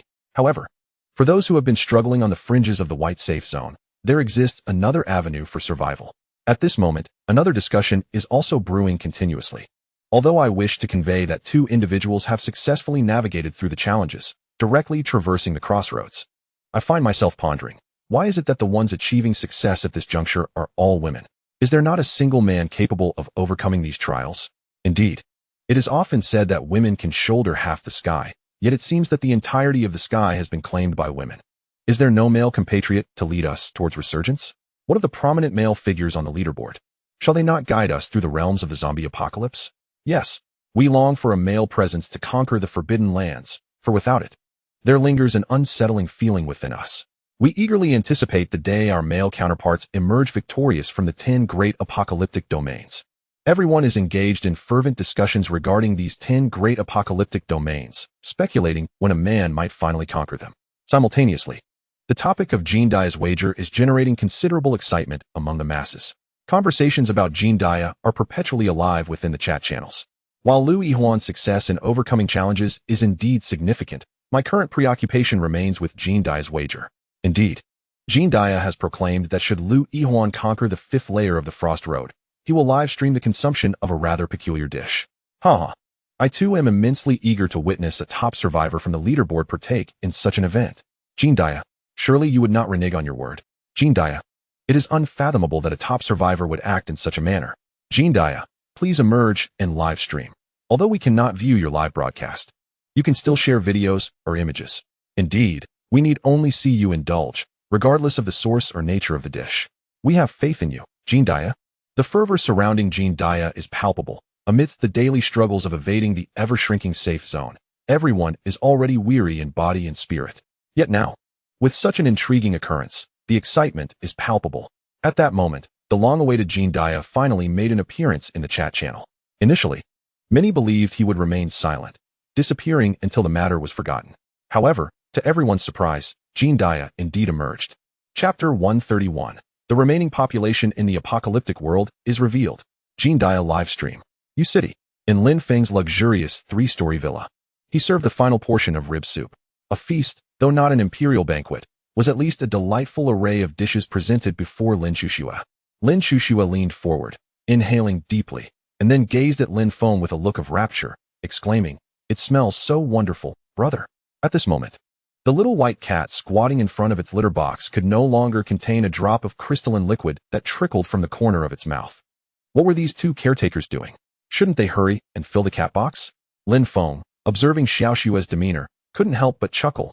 All right, let's eat. Don't just watch. Okay, big brother. In truth, Lin Feng was quite curious. Could this high-class maid, Xiaoshua, truly eat like a human? Although he had witnessed her nibbling on snacks, doubts still lingered in his mind. If she could indeed consume food, wouldn't he that render her no different from a real person? Soon enough, Lin Feng discovered the answer. After taking his seat and uttering the words to begin dining, Lin Shushua promptly picked up a chicken leg and savored it with delight, showing no signs of discomfort whatsoever. Watching her, Lin Feng could only shake his head in resignation. It seemed the system's capabilities were indeed remarkable, he mused inwardly. The meal was not particularly extravagant. Yet compared to the meager rations consumed by 99% of the population in this apocalyptic world, it could be considered a feast worthy of emperors. Sated, Lin Shushua let out a contented burp and gazed at Lin Feng with a smile, saying, "Brother, your cooking is truly delicious. But next time, you should try the dinner I prepare for you. I can cook too." Lin Feng was momentarily taken aback before responding with a smile. "All right, next time, I shall let you cook for me." He was confident that as long as her culinary skills were not of the disastrous variety and could at least achieve a standard level of doneness, the exquisite ingredients would ensure a delightful taste. Thus, he harbored no concerns about her producing any culinary disasters. While Lin Feng and Xiaoshua strolled through the backyard, his smart wristband began to flicker. Xiaoshua, linking her arm with Lin Feng's, remarked, "Brother, Your wristband is flashing. Lin Feng glanced down and gently tapped the wristband, revealing red text before him. Simultaneously, the red countdown hovering above his head approached its conclusion. Greetings, players of the apocalyptic world. The reduction of the safe zone has been completed. The number of individuals who perished outside the safe zone is 25,143. Remaining population, 990 million. Congratulations on your survival. Once the announcement concluded, the red text in the sky dissipated into the air. Xiaoxue, observing the scene with curiosity, asked, Brother, it turns out there are so many people in our 9th survival zone. But after the update in the apocalyptic world, doesn't it say it would display whole numbers? Why is it only showing 990 million, omitting the hundreds of thousands? Lin Feng, contemplating the fading text, replied to Xiaoxue. It appears that the initial population of our 9th survival zone was likely a round figure of 1 billion. However, as the safe zone continues to shrink and humanity encounters various fatal incidents, only these individuals remain. Lin Feng paused, contemplating for a moment before finally speaking. It appears that the display here only reveals figures up to the million level. When the population dwindles to merely 1 million, it is likely that only a count of 100,000 will be shown. Lin Xiaoxue easily grasped her brother's words. Then why, with so many people here, exceeding 900 million, do we encounter so few? Lin Feng chuckled. Haven't you seen the complete map of the 9th survival circle? The vastness of the 5 continents, north, south, east, west, and center, diminishes our chances of encountering others, despite the sheer number of people. As they continued their conversation, they made their way to the villa's cinema room.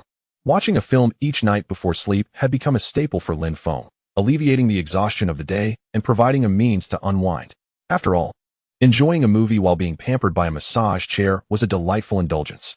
Meanwhile, in the chat channel, discussions about Lu Yihuan's successful passage continued unabated, along with inquiries about the down jacket Lin Feng had gifted her, which could withstand the harshest of cold.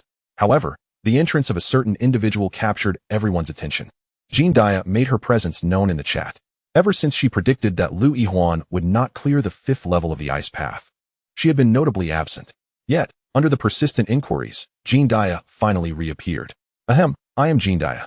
Yes, the one who predicted live that Lu Yihuan could not possibly clear the 5th level of the ice path. The same Jean Dia who whimsically suggested eating rice in a peculiar manner.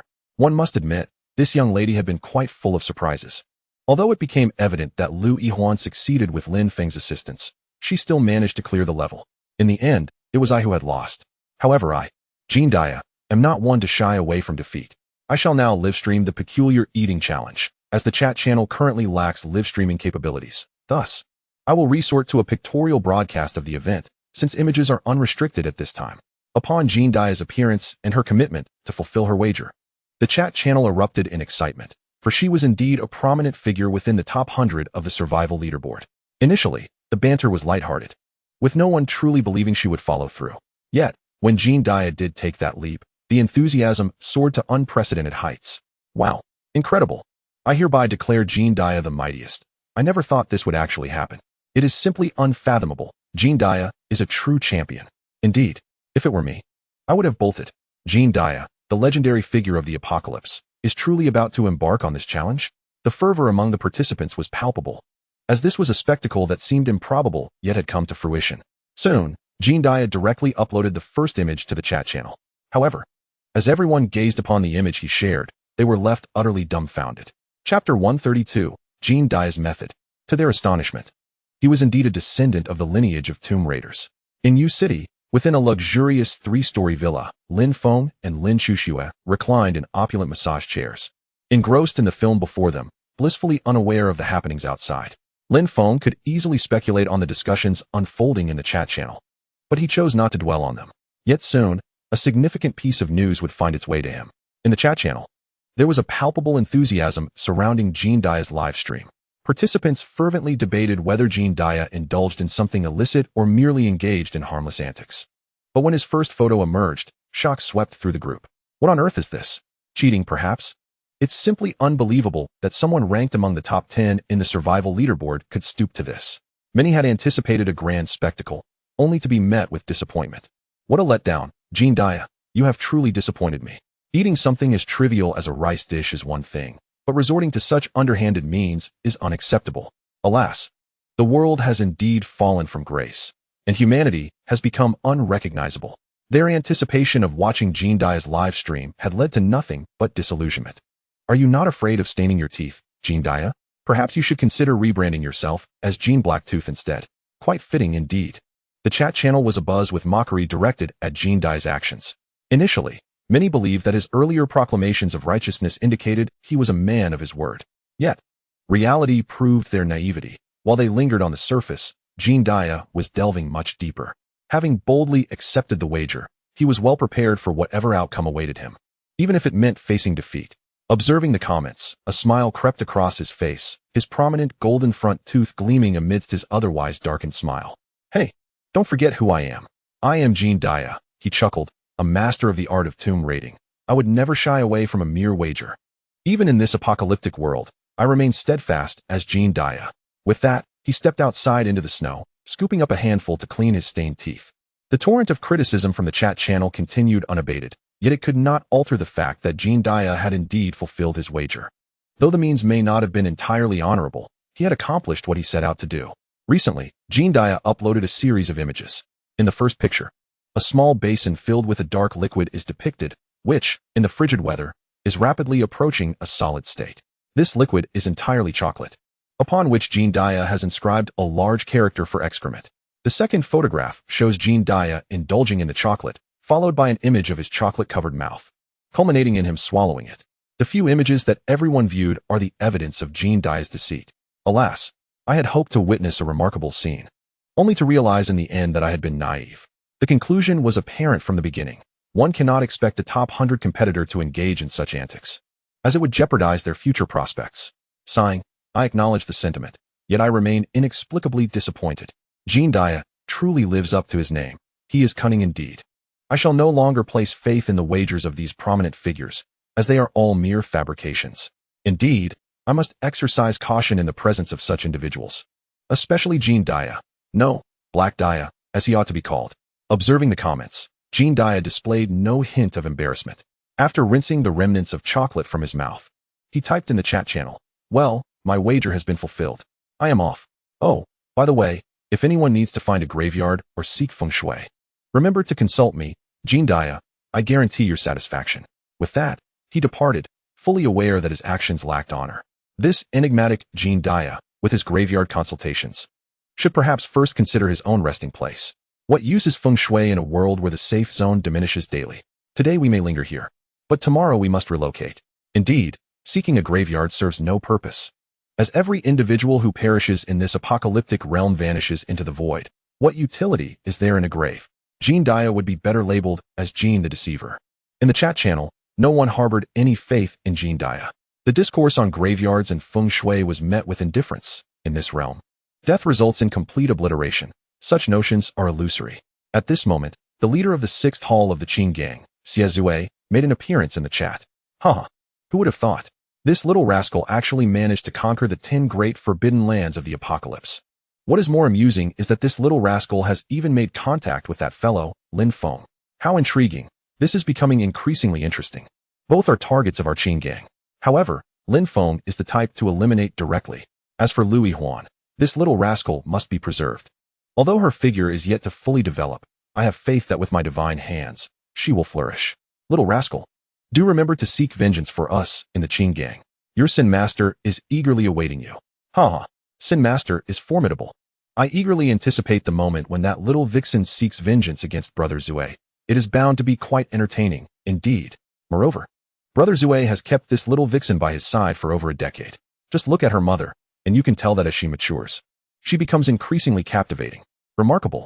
Brother Zue has yet to find closure, especially after the master directly eliminated Zhao Huan. Now that her daughter remains, it only heightens the intrigue. From youth to maturity, double the delight. I can hardly wait for this little vixen's retribution. I wonder, though, will Lin Feng join in as well? If he does, that would be splendid. After all, it is known that he possesses a wealth of intriguing qualities. In the chat channel, all members of the Qin Gang began to surface following the appearance of the 6th Hall Master, Xie Zue, mockingly taunting Lin Feng and Lui Huan. At this moment, Gu Changxing also began to make his presence known. Chapter 133, Half the Talent of Wu Bai, hence Jean Dia's moniker of 250. In a luxurious 3-story villa in Yueqing, Lin Feng and Lin Chuxue were engrossed in a film. They were largely unaware of the events unfolding outside. Even if they were aware of Xiezue's remarks, it would not perturb Lin Feng's state of mind. The movie they were watching was a little thing called First Love. Initially, Lin Feng intended to watch a science fiction film, but Lin Chuxue, for reasons unknown, inadvertently selected this one. Nevertheless, it mattered little to Lin Feng, as he merely sought relaxation through cinema. What surprised Lin Feng was Lin Chuxue's rapt attention to the film. Unbeknownst to him, her large eyes sparkled with an inexplicable brilliance as she watched. In the chat channel, with the arrival of Xiezue and his cohort, the atmosphere became even more lively. Everyone was eager to witness the outcome of an encounter between Lin Feng and Xiezue's group. However, amidst the heated discussions, that man made yet another appearance. Greetings, everyone. Wherever there are trending events, there I shall be. I am Gu Changsheng. I shall now provide a brief analysis of the recent happenings, so stay tuned. Firstly, regarding my earlier analysis in the live broadcast, a second individual has emerged who has successfully navigated the 10 major apocalyptic zones. At the first checkpoint of these zones, among the 4 paths at the crossroads, 2 have already been cleared by participants. Regardless of how they achieved this, the fact remains that they have succeeded. We look forward to the performance of our male compatriots in the upcoming challenges. Secondly, concerning the betting incident involving Jean Dia, although he ultimately honored his wager, I do not endorse such behavior. Many have requested my opinion on Jean Dia's actions, and I can only offer this succinct assessment.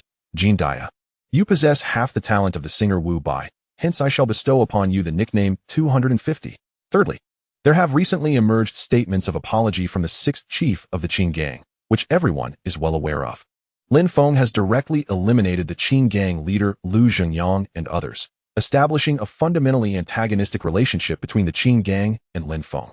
However, whether it be Lin Feng or those from the Qin gang offering apologies, they are currently perceived to surpass many ordinary individuals. Therefore, my suggestion is that, given Lin Feng's past heroics in rescuing the Dailang travel group, and his continued presence at the top of both the trading and survival leaderboards, there is no immediate cause for concern regarding the potential theft of resources by him. Nevertheless, what Lin Feng will eventually become remains to be seen. As for the members of the Qin gang, I would advise maintaining a prudent distance from them, as their reputation is not particularly favorable, both on Water Blue Star and in this apocalyptic world, coupled with their involvement in many widely known misdeeds. Fourthly, which is the crux of the matter that everyone is now aware of, pertains to the remaining population in the 9th survival zone. It is evident that there are approximately 1 billion individuals within this zone. However, due to the continuous shrinkage of the safe area, compounded by the deaths caused by mutated creatures, and the fact that this apocalyptic world only displays whole numbers, the current population has dwindled to 990 million. Regardless, I hope that everyone can survive and ultimately reach the innermost safe zone. Fifthly, I shall leave that for another time. Farewell. After Gu Changxing's remarks, he departed promptly. Yet, the chat channel erupted with fervent discussions. Although this esteemed Gu is often somewhat unorthodox, I believe his analysis holds merit. Indeed, why should we concern ourselves with the conflicts between Lin Feng and the Qin gang? We are merely ordinary individuals, here to observe. I find Gu's perspective rather amusing, particularly the nickname he bestowed upon Jean Dia, 250. Haha, I concur, it's reminiscent of the singer Wu Bai, indeed aptly describing Jean Dia. I wonder if Jean Dia will be infuriated upon discovering the moniker Gu has assigned him. Whether he will be enraged remains uncertain. But I am certain that should this nickname become established, he will undoubtedly be incensed. Haha, regardless, both Gu and Jean Dia are figures within the top 100 of the survival leaderboard, and we shall continue to observe the unfolding events. Haha, interestingly, this nickname is rather easy to remember. After all, Huwuntino 250. The chat channel buzzed with lively discussions regarding Gu Changxing's analysis, with particular emphasis placed on Jean Dia's new nickname. In stark contrast to everyone's expectations, Jean Dia reacted quite differently. Upon witnessing the commotion, he could not help but display a gleaming smile, revealing his golden front tooth. Jean Dia chuckled. Well, it seems I have acquired yet another nickname.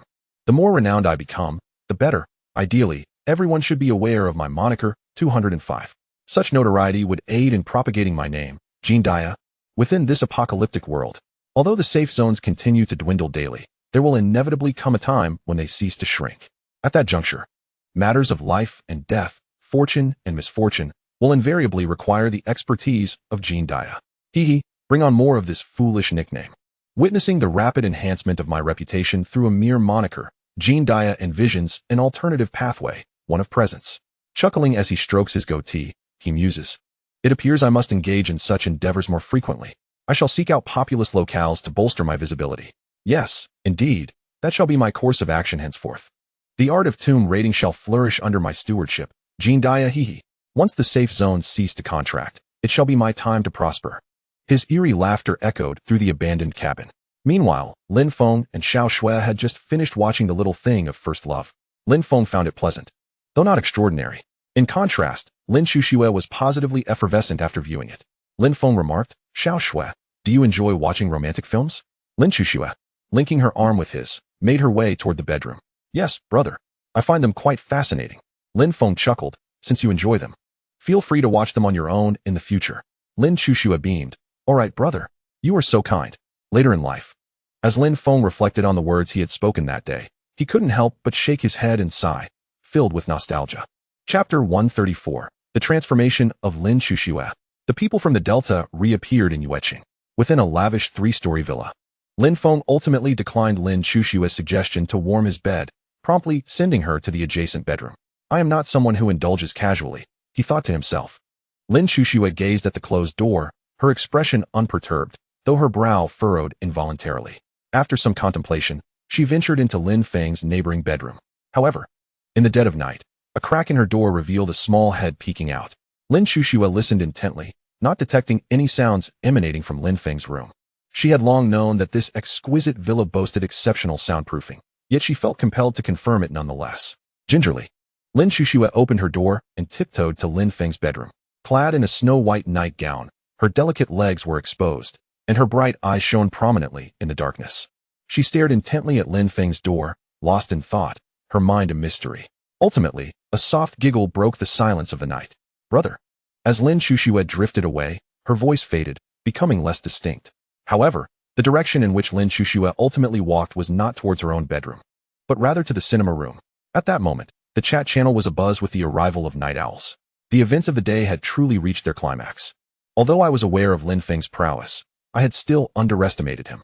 Indeed, at the crossroads of the first level of the 10 great apocalyptic forbidden zones, 2 paths had already been cleared.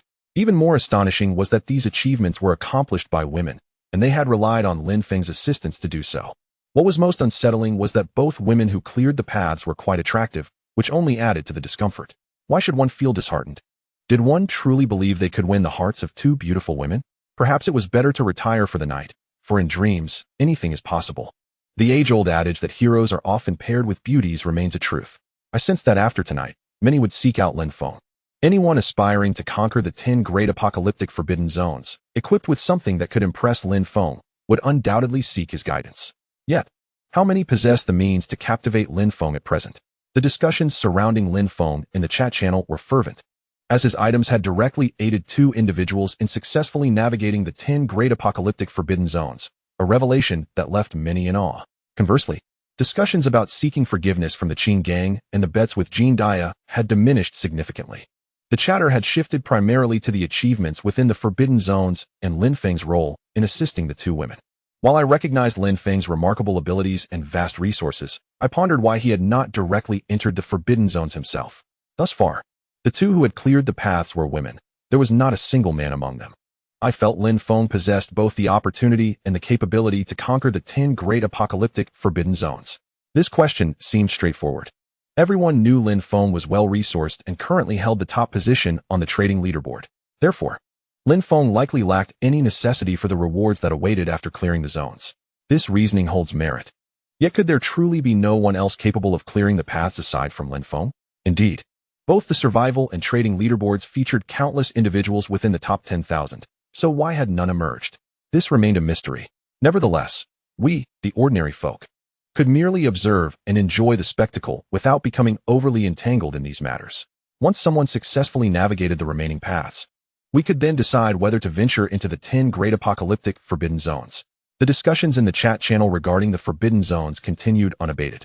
Whether about Lin Feng or his assistance to the 2 women, capturing the interest of all, for it was intimately connected to each of their fates. The ever-shrinking safe zone has drawn a multitude of individuals, many of whom find themselves unable to enter the white safety area. This is precisely why they are so captivated by the 10 infamous Doomsday forbidden zones. Simultaneously, Roy has been keenly observing the occurrences within the chat channel. Since his arrival in this apocalyptic world, fortune has favored him, as he has encountered airdrop crates almost daily, yielding numerous valuable items. In fact, during his initial days, he was able to directly obtain items rather than merely acquiring crafting blueprints as he does now. Roy has recently uncovered an intermediate longsword from an airdrop crate. While most others are equipped with merely basic weaponry, this intermediate sword has proven instrumental for Roy on countless occasions. Observing the fervent adulation directed towards Lin Feng by the others, Roy feels a sense of disdain. In his view, Lin Feng is merely a fortunate individual who has amassed an array of impressive items without possessing considerable prowess. Roy himself has vanquished numerous mutated creatures, rendering him indifferent to Lin Feng's exploits. Moreover, Roy has a personal connection to the Delta Force, having served in it until 2 years ago, and thus harbors a profound sentiment for his former comrades. Lin Feng, on the other hand, has repeatedly taken the lives of several Delta personnel, fueling Roy's contempt and intense animosity towards him. Unable to contain his frustration any longer, Roy interjects into the discussion, declaring, "I am Roy, a former member of the Delta Force. I fail to comprehend the significance of your praise for Lin Feng. In my opinion, he is merely a fortunate soul." Back on Water Blue Star, did anyone even recognize the name Lin Feng? Not a soul. If it were a one-on-one encounter with our Delta's elite, I surmise Lin Feng would undoubtedly perish without even realizing his fate. The individuals Lin Feng has slain are merely ordinary members of our Delta, many of whom are fresh recruits with limited experience. Yet, Lin Feng resorts to deception and ambushes to eliminate individuals like Johnson. I must say, Lin Feng, you are utterly beneath contempt. Furthermore, Lin Feng is nothing but a coward, too fearful to enter the 10 doomsday forbidden zones, hiding beneath the skirts of women while relishing the cheers of the crowd. As for me, Roy, tomorrow at 6 p.m., once the safe zone has fully contracted, I shall demonstrate what it truly means to be a man, while Lin Feng remains nothing more than a timid coward lurking in the shadows of femininity. Roy's provocative challenge towards Lin Feng and his daring call to confront the 10 forbidden zones ignited a frenzy within the chat channel. Chapter 135. Is Roy also a ranking powerhouse? In the opulent 3-story villa of Lin Feng, Lin Xuxue is engrossed in watching romantic films in the cinema room, her bright eyes shining vividly against the backdrop of the night. However, Lin Xuxue was not reclining on the massage chair. Instead, she was cradling her feet with both hands, resting her head on her knees as she watched a film. Her pristine white nightgown cascaded down to the very roots of her thighs. Even in the depths of night, her fair legs radiated a luminous whiteness. Alas, this scene was one that no one could appreciate. Meanwhile, Lin Feng had succumbed to slumber, dreaming of frolicking across a meadow with a woman whose face remained obscured. He was completely oblivious to the happenings around him, unaware that Lin Xuxue had stealthily returned to the cinema room to indulge in an adult film while he slept. In the chat channel, Roy's words sparked an animated discussion among the participants. What did I just witness? Someone is openly challenging Lin Feng, the esteemed master. Indeed, they even claimed that Lin Feng merely relies on luck. Upon learning that Roy had revealed his association with the Delta Force, it became evident to all. Who among us is unaware of the enmity between Lin Feng and the Delta? It is a rivalry that knows no bounds. I am intrigued, however, by Roy's confidence in navigating the 10 forbidden zones of the apocalypse. Could it be that Roy possesses some extraordinary advantage, which emboldens him so? LOL. You might not be aware, but if you check today's survival rankings, you'll find that Roy is indeed a formidable figure, sitting at the 9,966th position. Wait, did I misremember? If I recall correctly, Lin Feng is at the very top of the survival leaderboard. No, you are not mistaken. Lin Feng truly holds the first position, while Roy is indeed at 9,966. Do not be deceived into thinking that merely entering the leaderboard, even at the tail end, is insignificant. You must remember that our current survival circle encompasses nearly 1 billion individuals. Precisely, the top 10,000 among those 1 billion are all formidable players. I believe the survival leaderboard is not yet a definitive measure of prowess. After all, we have only been in this apocalyptic realm for less than half a year, not even a full year. Thus, the leaderboard should serve merely as a reference. With the passage of time, whether by fortune or skill, the true strength of individuals will ultimately be revealed. What you said is quite right, but I still yearn to witness Roy's exploits in the Forbidden Zones. Indeed, Roy is currently the only one on the leaderboard who has declared his intent to enter the Forbidden Zones of the apocalypse. With the mention of this, it seems that Roy has earned a reputation as a true man. The chat channel buzzed with excitement, and anticipation regarding Roy and the 10 Forbidden Zones grew among the participants. Moreover, given that Lin Feng and the Delta have always maintained a hostile relationship, The notion that Lin Feng is merely a fortunate individual, a cowardly attacker lacking true strength, piqued everyone's interest. In the chat channel, everyone eagerly anticipates Roy's performance after the safe zone shrinks tomorrow, particularly regarding his entry into the top 10 Doomsday Forbidden Zones. Meanwhile, within the confines of an abandoned office building, Chu Yang has learned that another individual has successfully navigated the Doomsday Forbidden Zone. The desolate city is devoid of life, littered with crumbling ruins and collapsed structures. An abandoned skyscraper looms, its facade marred by numerous cracks, with shattered glass scattered throughout, giving the impression that it might collapse at any moment. Standing on the 23rd floor, Chu Yang gazes at the notifications appearing on his smart wristband, unable to suppress a slight surprise. He holds a goblet filled with a crimson liquid, taking a sip as he reflects on the news, chuckling softly. It seems I have underestimated you. Though I have elevated your reputation immensely, the reality proves you have exceeded my expectations. In the first stage of the Doomsday Forbidden Zone, among the 4 paths, 2 have already been traversed by others. Remarkably, those who succeeded in these paths are all connected to you, Lin Feng, having relied on your items for their triumph. Initially, I believed your red cherry spear and the hemostatic bandage constituted all your resources. Yet now, you have also provided a gas mask and a set of down jackets. While I am unaware of the quality of these items, they surely must be of considerable caliber. Otherwise, passing even the simplest first stage would be impossible. After speaking, Chu Yang gently swirls the liquid in his goblet before taking a generous sip. As he gazes out at the snowflakes cascading from the sky, a smile graces his lips. Your rank is first, while mine is 19th. Although these ranks may not signify much initially, as time progresses, the true experts will emerge. Nonetheless, early rankings can reveal quite a bit. Just moments ago, Roy issued a challenge to you. Regardless of whether he can ultimately succeed, I eagerly anticipate your response to the challenge. To witness your performance after entering the top 10 Doomsday Forbidden Zones, it is worth noting that, thus far, no one from the leaderboard has engaged in mutual combat. You, Lin Feng, may very well be the first. Haha, I can't help but wonder if you will enter the Forbidden Zone, Lin Feng. The thought makes me hope for Roy's success in overcoming the challenges, as it would surely compel you to step into the Forbidden Zone as well.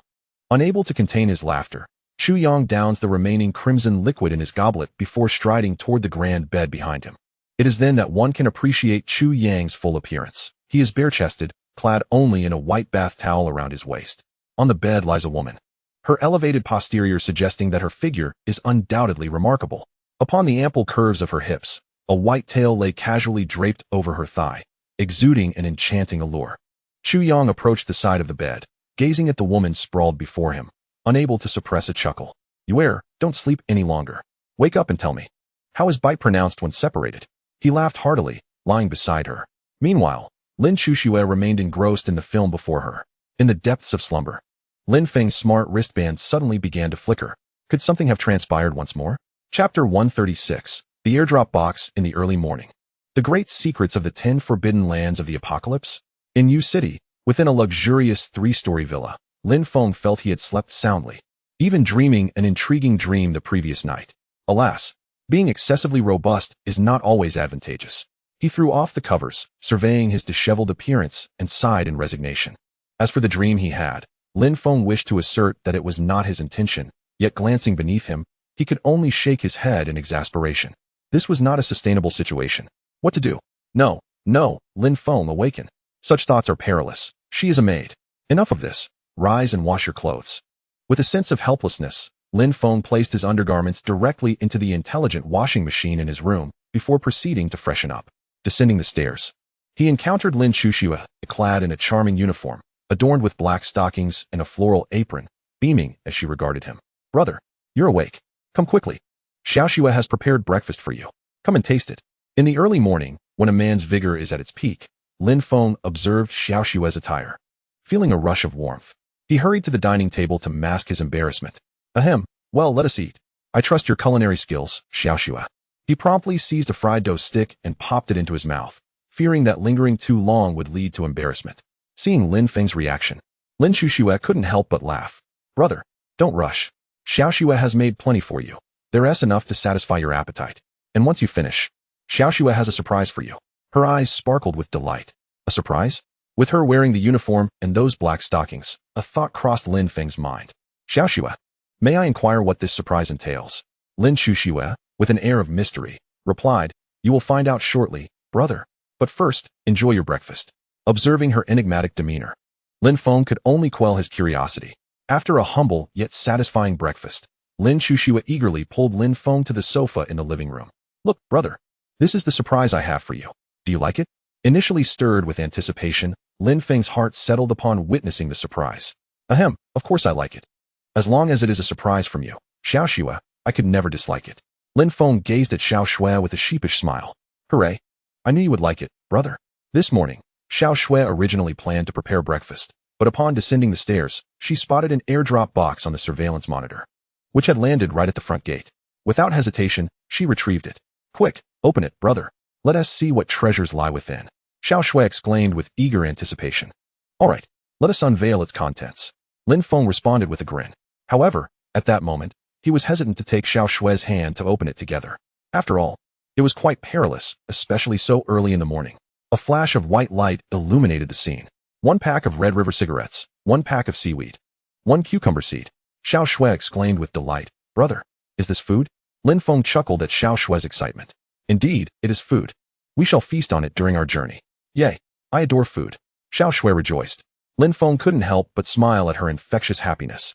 With a swift motion, he summoned the items into his spatial ring. System, initiate upgrades. Ding. Congratulations, host. 1 pack of Red River cigarettes has been upgraded to 100 packs of premium Red River cigarettes, with a purer taste and significantly reduced harm to the body. Ding. Congratulations, host. 1 pack of ordinary seaweed has been upgraded to 100 packs of premium seaweed, enriched with nutrition and better suited to stave off hunger. Ding. Congratulations, host. 1 ordinary cucumber seed has been upgraded to 100 premium cucumber seeds, with a greatly reduced growth cycle and enhanced nutritional value. Hearing the triumphant notifications resonating in his mind, Lin Feng felt a surge of joy. Let us plant these cucumber seeds. Soon we shall have an abundance of cucumbers to enjoy, he said, smiling at Xiao Xue. After planting the cucumber seeds, Lin Feng and Xiao Xue exited to store away their luxurious villa. They ventured deeper into the safe zone while searching for the remaining 2 airdrop boxes of the day. In the little black car, Xiao Xue cuddled with the white cat, gazing at Lin Feng. Brother, you still have something to attend to today? Lin Feng, puzzled, inquired. What else is there, Xiao Xue? Gently stroking the cat's pristine fur, Xiao Xue replied. Don't you check your smart wristband every morning and before you sleep at night? You haven't looked at it yet this morning. Upon hearing this, Lin Feng finally realized. However, glancing at Xiao Xue, he mused. If you hadn't worn those black stockings this morning, I surely would have remembered. I would have checked while having breakfast. Yet, with a smile on his face, Lin Feng assured, as long as you are here, I shall not forget anything. Let us take a look now. With that, Lin Feng tapped on his smart wristband, and a floating screen materialized before him. The first thing he did was open the messages, as the notification icon had been incessantly flashing, indicating that someone had sent him a message. Xiao Xue chimed in. Brother, who has messaged you now? Let us find out. Lin Feng replied. Due to the current circumstances, Lin Feng has directly set his privacy settings to prevent strangers from sending him private messages, leaving him with only a few messages from close friends. Louis Huan. Brother, it's that girl messaging you. Let us see what she has to say. Hello, brother Lin Feng. I am Louis Huan. I have successfully navigated through the 10 great apocalyptic forbidden zones. I wonder if you have seen this. I am immensely grateful for the down jacket you gifted me. Without it, I would not have been able to succeed. Thank you so much, brother Lin Feng. Moreover, the rewards after clearing the levels exceeded my expectations. If it were possible to share these rewards, I would certainly do so with you. I am currently in the safe zone, so you need not worry about me. I am strong enough to protect myself now. By the way, brother Lin Feng, you must participate in the challenge of the 10 great apocalyptic forbidden zones. Just follow the path I took, the frozen road, and you will surely succeed. However, due to certain restrictions after clearing the zones, I cannot directly reveal to you what I have obtained. But you must trust me, brother Lin Feng. You absolutely must take part in the challenge of the 10 great apocalyptic forbidden zones. Not only are there excellent rewards, but also a significant secret. Although I cannot disclose what this secret is, you must participate. Once you clear the zones, you will understand. Remember, brother Lin Feng, you absolutely must join. Chapter 137. Is Lin Feng planning to enter the Forbidden Zone? Today, the second airdrop box appeared in U City. In the southern part of the city, a black SUV traversed the streets. Despite the dilapidated roads of U City, filled with potholes, the vehicle moved steadily. Inside the car, Lin Chushua glanced at the message from Louis Huan, pouting in displeasure. Brother, why does this Louis Huan also call you brother? Lin Feng turned to look at Xiao Xue, chuckling. All right, You little vinegar jar. She calls me that because she is similar to you. Stop pouting. If you keep it up, you might just end up hanging an oil bottle from your lips. Lin Shushua huffed. Humph. I was the first to call you brother. Hearing her words, Lin Feng couldn't help but reflect. Perhaps Alice was the first to call me brother? Before he could ponder further, Lin Shushua questioned, Brother, why does Liu Yihuan insist that you must participate in the 10 great apocalyptic forbidden zones? She mentioned a significant secret after clearing the levels, but cannot disclose it yet? Lin Feng felt the same curiosity upon seeing Liu Yihuan's message, recalling that Du Qiuyue had similarly urged him to participate in the 10 great apocalyptic forbidden zones, hinting at a grand secret within. Thus, Lin Feng found himself deep in thought. Lin Feng gazed at Xiao Shui and remarked, I am not entirely certain of the specifics. But one thing is for sure, Liu Yihuan would never deceive us. After clearing the challenges, there must be some significant secret awaiting us.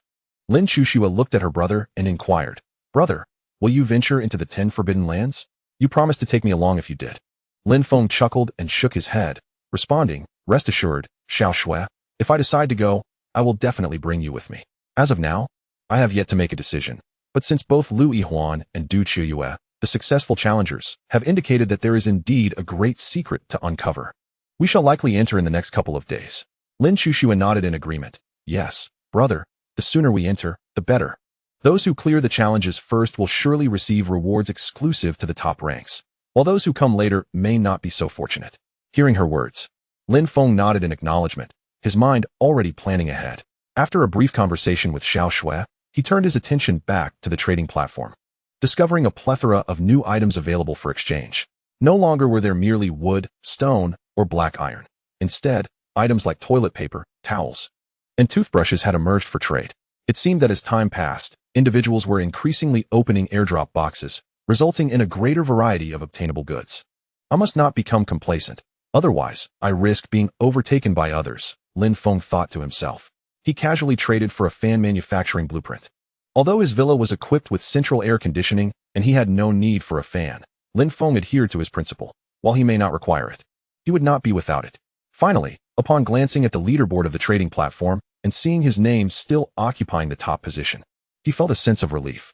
After reviewing the trading platform, Lin Feng opened the chat channel, which remained as lively as ever. Despite it being daytime, the number of online participants was surely substantial, as he could see a constant stream of new messages.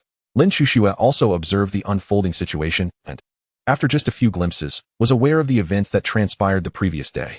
With indignation, she exclaimed, Brother, that despicable fellow named Roy is truly infuriating.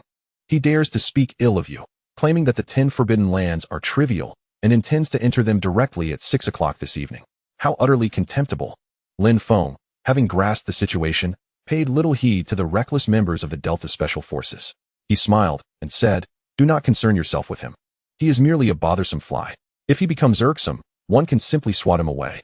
However, I believe his chances of survival are slim. Lin Shushua inquired, That's good. Brother, tonight, we shall witness this fellow's misfortune. Lin Shushua then laughed. But brother, look at this Jean Dia. Someone has even given him a nickname. Air by Wu. What does that mean, brother? Lin Feng, having witnessed this scene, couldn't help but chuckle. The term air by Wu signifies a lack of intelligence, akin to calling someone a fool. Haha. That nickname is indeed peculiar, brother. Furthermore, the name of this Qing gang's 6th hall master, Xieze, is quite strange as well. Upon hearing the mention of the Qing gang, Lin Feng's expression grew cold.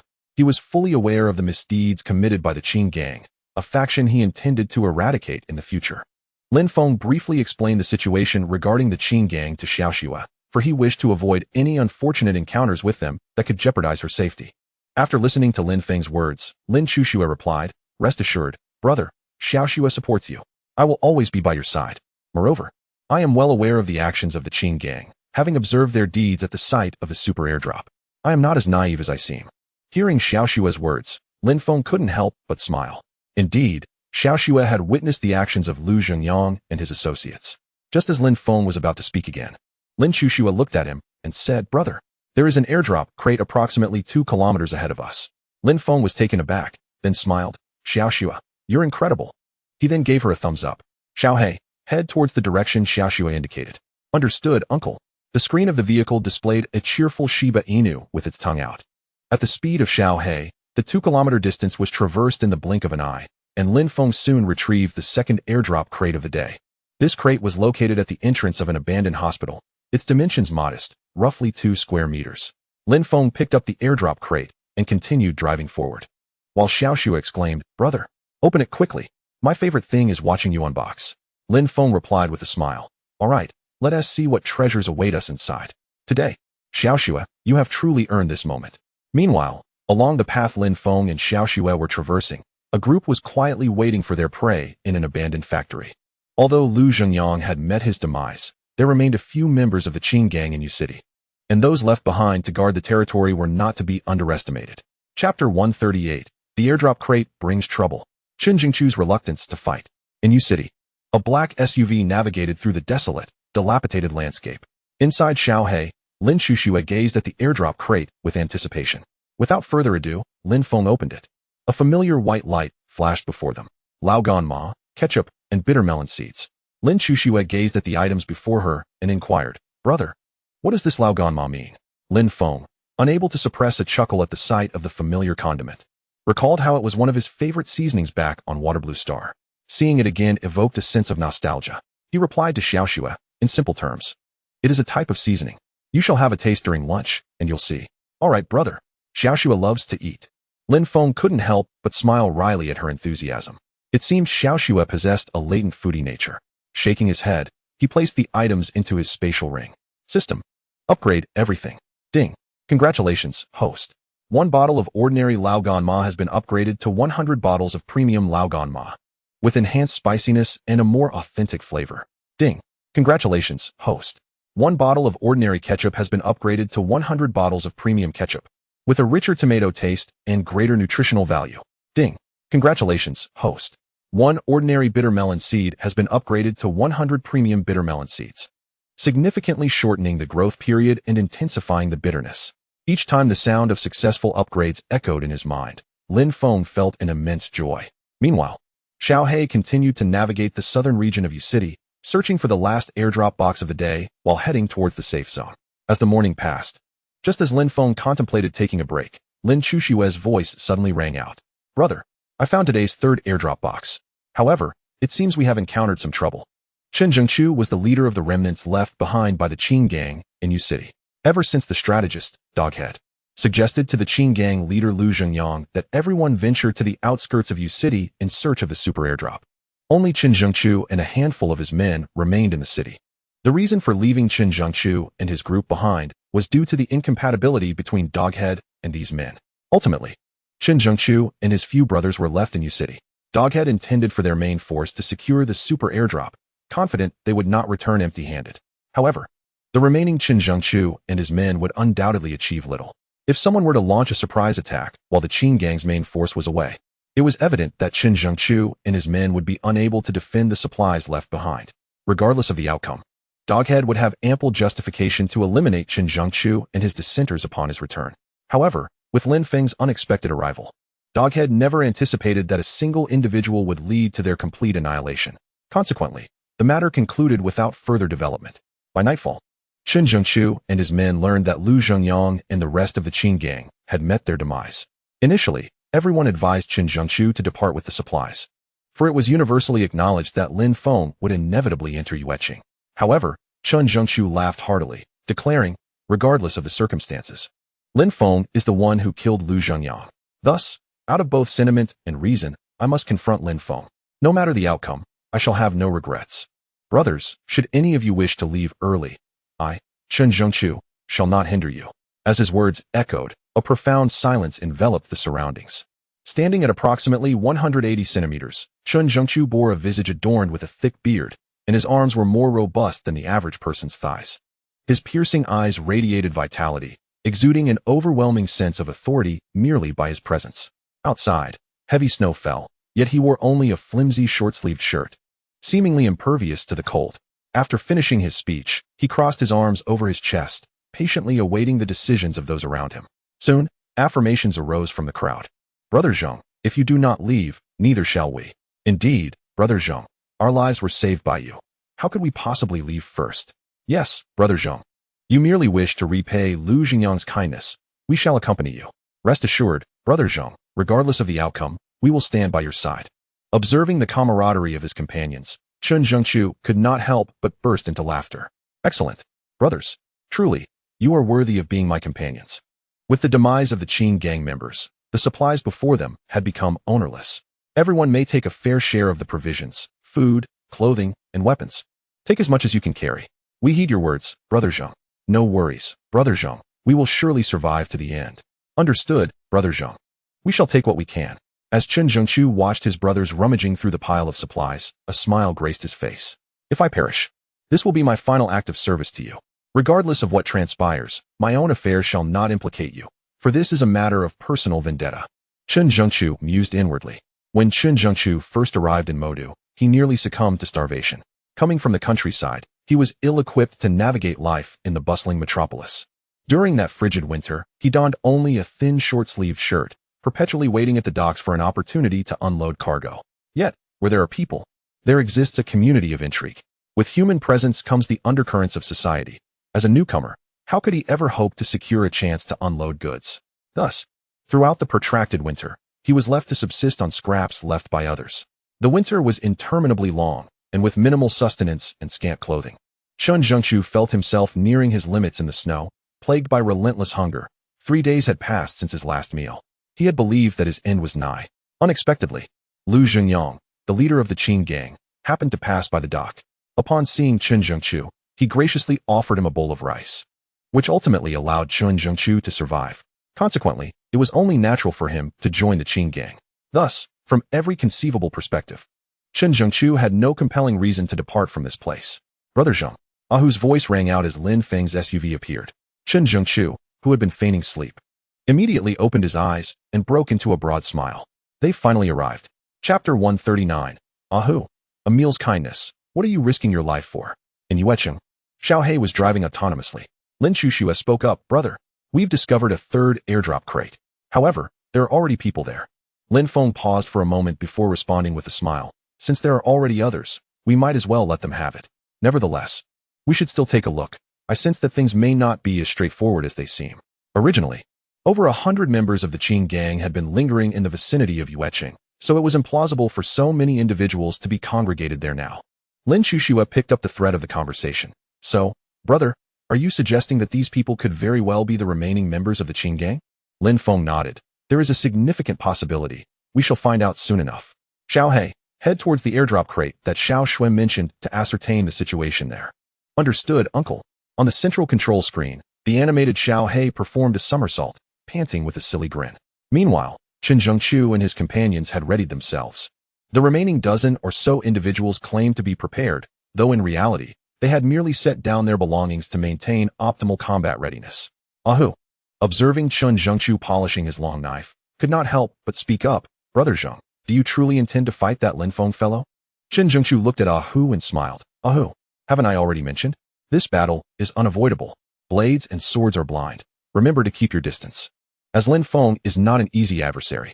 Ahu sighed, Brother Zheng, why must it be this way? Lu Xingyang merely provided you with a meal. There's no need for such self-sacrifice. Furthermore, Brother Zheng, haven't you repaid your debts over the years? In the southern part of the city, despite the multitude of Qin gang members, it was you who led the brothers to victory. And that time, when Lu Xingyang was caught in an affair with the mistress of the Axe gang leader and was pursued, it was you who held the rear guard, allowing him to escape. You bled profusely that day, nearly losing your life to the Axe gang's axe. And that other time, when Lu Xingyang was cornered at the bus station surrounded by gunmen, if you hadn't taken a bullet for him, he wouldn't have made it out at all. Brother Zheng, you have long since repaid that meal's kindness. What on earth are you risking your life for now? Ahu looked at Chun Zhengchu, frustration mounting within him. Chun Zhengchu gazed at Ahu before rising to his feet, firmly grasping Ahu's shoulder with an ironic smile, and saying, Ahu, I understand everything you've said. Yet, I cannot seem to overcome this hurdle. If I do not confront this now, I shall never find peace in my life. After 3 decades of martial arts training, the essence lies in loyalty and righteousness. Regardless of the outcome, Lu Gu has provided me with sustenance, and I seek only a clear conscience in this endeavor. I am aware that your intentions are for my well-being, Ahu. However, the Chun family's blade techniques I have honed for 30 years are not in vain. Rest assured, this shall be my final act for the Qin gang and Lu Zhengyang. Once this task is completed, we shall be free from all constraints. Ahu, observing Chun Zhengchu, whom he had followed for over a decade, recognized the irreversibility of this decision reflected in Chen's eyes. With a resigned sigh, he replied, Zhenggu, since you have made up your mind, as your brother, I shall not hinder you. But remember this, do not overreach your strength, do not act recklessly. Chen Zhengqiu chuckled. Worry not, Ahu. Zhenggu, Lin Feng has arrived. Chen Zhengqiu smiled. Very well, Ahu, I shall proceed now. You maintain our position. With that, he strode purposefully toward the direction where they had set down the airdrop boxes. Ahu watched Chen Zhengqiu's retreating figure, only able to let out a resigned sigh. This battle would not be an easy one, Zhenggu. Unlike others, Ahu was acutely aware of Lin Feng's prowess. From the ferocious, dual-headed wolf dogs to the dramatic rescue of the Great Wave Travel Group, and subsequently the resolution of the Qing Gang's Lu Xingyang and his over 100 followers, whatever methods Lin Feng employed. The fact remained that all members of the Qing Gang had perished. As Ahu gazed at Chen Zhengqiu's silhouette, a resolute glimmer filled his eyes. Rest assured, Zhenggu. Regardless of the circumstances, I shall ensure your safety, Ahu declared with unwavering determination. He then followed Chen Zhengqiu toward the airdrop boxes. The distance was not great. In a short while, Xiao He arrived, transporting Lin Feng and his companion to the location of the airdrop boxes. This was the entrance of an abandoned residential complex. Surrounded by desolation and decay, the area was labyrinthine, evidently not an ideal spot for an ambush, and the airdrop boxes sat squarely at the center of this forsaken place. Encircled by a dozen individuals, all remained silent, watching Lin Feng's SUV without uttering a word. Upon observing these figures, Lin Feng immediately recognized them as members of the Qing Gang. However, their demeanor starkly contrasted with that of Lu Xingyang's entourage. While Lu Xingyang's followers exhibited a casual demeanor, the individuals before him exuded a sense of competence and professionalism. Lin Chuxue, witnessing the scene, remarked to Lin Feng, Brother, these individuals seem somewhat different from those you defeated in the wilderness. They appear to possess greater strength. Lin Feng smiled and said, No matter the circumstances, since I have already eliminated their leader, there is absolutely no turning back. When soldiers come, I shall meet them. When water flows, I shall contain it. These individuals have set up their formation and are waiting for us without opening the airdrop boxes, indicating that they were prepared long ago. At this point, Lin Feng paused and looked at Lin Chuxue, saying, Stay here and do not come down. You are my final trump card. Do you understand, Xiao Shui? I understand, brother. Xiao Shui will watch over you from the car, and only if there is danger will I come down. Lin Feng felt a sense of relief at Lin Chuxue's obedient demeanor. He ruffled her hair affectionately before retrieving a finely crafted long knife from his spatial ring. The members of the Qing Gang before him were all wielding long knives, and most notably, the leader, a burly man with a thick beard, also held one. Lin Feng had always preferred to engage opponents in their area of expertise. He opened the car door and stepped directly in front of the Qing Gang members. Holding the long knife in one hand and surveying the scene with a cold gaze fixed upon the bearded leader, Chen Zhengqiu, noticing Lin Feng's imposing presence, stepped forward and stood opposite him. Chapter 140. Martial arts are techniques for killing. Today, we determine high and low, life and death. In front of the deserted community entrance, snowflakes fell incessantly from the sky, landing on Lin Feng without affecting him. Chen Zhengqiu, standing by the airdrop box, paid no mind to the snowflakes accumulating on him. His eyes firmly locked on Lin Feng. Chen Zhengqiu smiled broadly. Lin Feng, you were the one who killed Lu Xingyang, weren't you? Initially maintaining a cold expression, Lin Feng suddenly broke into a smile. Indeed. Chen Zhengqiu chuckled. That's good. It confirms I have not mistaken the person. Allow me to introduce myself. My name is Chen Zhengqiu. Chen for the ear, Zheng for the upright gentleman, and Chu for the first day of the month. I never expected you would actually find your way here, but lo and behold, you have arrived. It seems you must possess something akin to a radar device. Regardless, what matters is that you are here. After all, you have indeed killed Lu Xingyang, and as a member of the Qing Gang, it is only natural for me to seek you out. Listening to Chen Zhengqiu's words, Lin Feng felt a spark of interest. This was the first individual he had encountered who was willing to engage in rational discourse. Regardless of the correctness of his reasoning, at least he had his own logic. Lin Feng replied with a grin, repaying debts and avenging murder is indeed a very reasonable matter. Chen Zhengqiu laughed heartily. Exactly. A life for a life. Lu Xingyang killed President Liu Jiangwo and several others, and ultimately, the president of the Missing Children Rescue Association, Zhao Huan, can also be said to have perished due to Lu Xingyang. Thus, it is entirely reasonable for you to have taken the lives of Lu Xingyang and his accomplices in retribution for Liu Jiangwo and the others. At this moment, Lin Feng's interest was piqued. If that is the case, it appears we are all quite reasonable. Surely, you haven't come solely to deliver this airdrop box to me. Chen Zhengqiu stroked his thick beard and chuckled. Of course, as long as you can defeat me, this box shall be yours. Not only the box, but all the resources left by the Qin gang will also belong to you. Lin Feng replied with a smile. It seems you wish to engage in a duel with me? Chen Zhengqiu laughed heartily. Indeed. I have practiced martial arts for 30 years, and no one has ever been a match for the Chun family's blade technique. In the chat channel, everyone speaks of you as a master.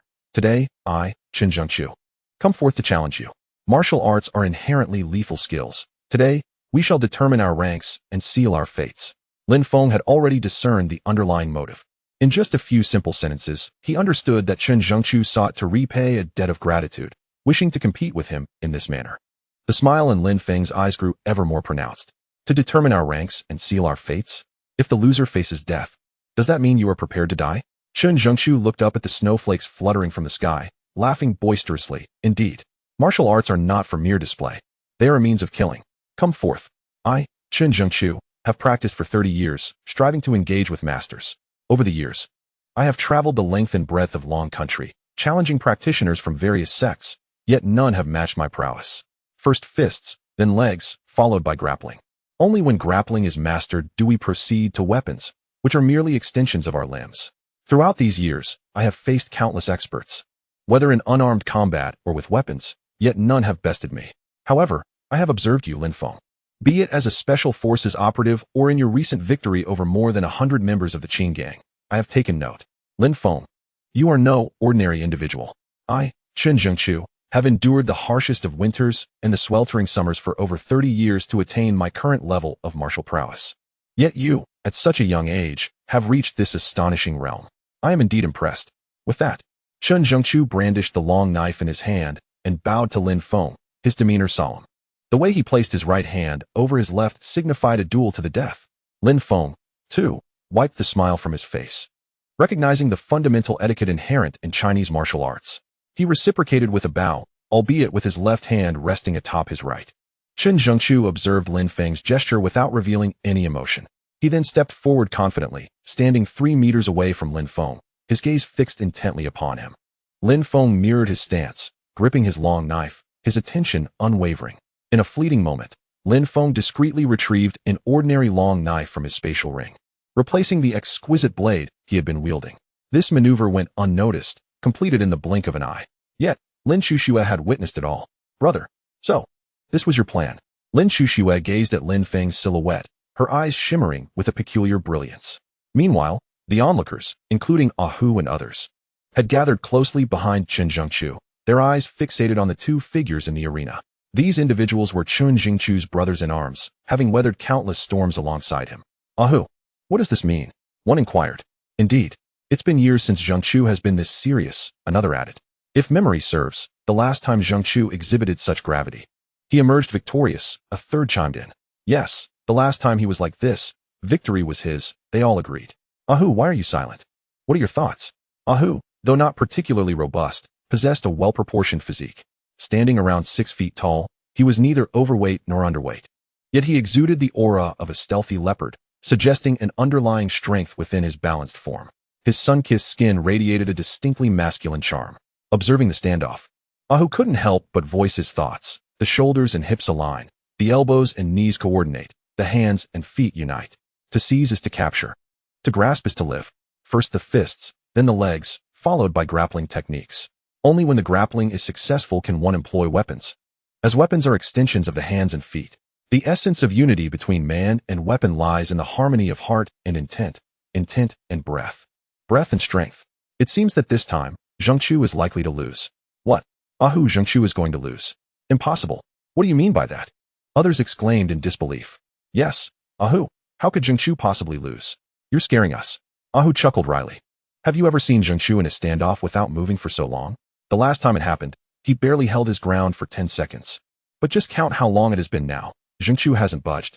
Upon hearing Ahu's words, everyone gasped in astonishment. Yet before they could voice their amazement, Ahu's expression shifted. It has begun. Chapter 141. Chen Zhengqiu loses in one move. Ahu kneels, pleading for mercy in Yueqing. At the entrance of the abandoned complex, Lin Shuxue had been intently observing the confrontation between Lin Feng and the bearded Chen Zhengqiu. Brother, you can do it, she encouraged softly. The demeanor of the individuals before her did not resemble those who would fight for a super airdrop, which filled her with a slight apprehension. However, upon noticing that Chen Zhengqiu remained motionless, she turned to Lin Feng, smiling. Brother is certain to win. As her words fell, the two opponents sprang into action. Chen Zhengqiu felt the extraordinary presence of Lin Feng. Standing before him, it was as if he was being scrutinized by a fierce tiger, an unsettling sensation that made him feel exposed. Ultimately, Chen Zhengqiu could not detect any vulnerabilities in Lin Feng. With no other choice, he resolved to strike first. Chen Zhengqiu gripped his long knife firmly, sweeping it horizontally with a force that could fell an army, aiming directly at Lin Feng's waist. The momentum was astonishing. Should that strike connect, Lin Feng would be cleaved in twain. Observing Chen Zhengqiu's movements, Lin Feng noted that his speed surpassed that of anyone he had encountered in this apocalyptic world, and his strength was formidable. Yet, through the lens of his steel-enhanced physique, it still appeared relatively unremarkable. With a deft movement, Lin Feng shifted to the left, simultaneously allowing his knife to glide along the back of Chen Zhengqiu's blade. In an instant, Chen Zhengqiu felt a blur before his eyes. His long knife had failed to make contact with Lin Feng. He then sensed an overwhelming force emanating from his weapon, rendering it nearly impossible to maintain his grip, as if it were poised to fly from his hand. Summoning all his strength, Chen Zhengqiu managed to stabilize the knife, yet the force propelled him to the ground. In the blink of an eye, the duel had unfolded. Thud! Hiss! As Chen Zhengqiu fell, he attempted to rise and continue the fight, only to realize that a long knife was pressed against his throat. Gazing at the blade's tip, he sighed and relinquished his grip on his own weapon. I concede. In me. Lin Feng, looking down at the prostrate Chen Zhengqiu, inquired with a smile. Where are the supplies left by your leader, Lu Zhengyang? They're on the 8th floor of that office building. Do you have anything else to say? Lin Feng continued. Your martial prowess is remarkable. Your speed and strength are commendable. Even if I were a few years younger, I would not be your match. Lin Feng did not respond to his query, instead asking, do you regret your life? Chen Zhengqiu, lying on the ground, laughed heartily. A man of honor has nothing to regret. That is good. Meanwhile, the onlookers, including Ahu and others, watched the scene with bated breath. Ahu was not surprised by the outcome, but was taken aback by how swiftly Zhengqiu had fallen. He had expected Zhengqiu to withstand several exchanges at least. Yet he had been downed in less than a single engagement. As they observed the conversation between the two, Ahu's companions grew restless. Ahu, Zhengqiu is in danger.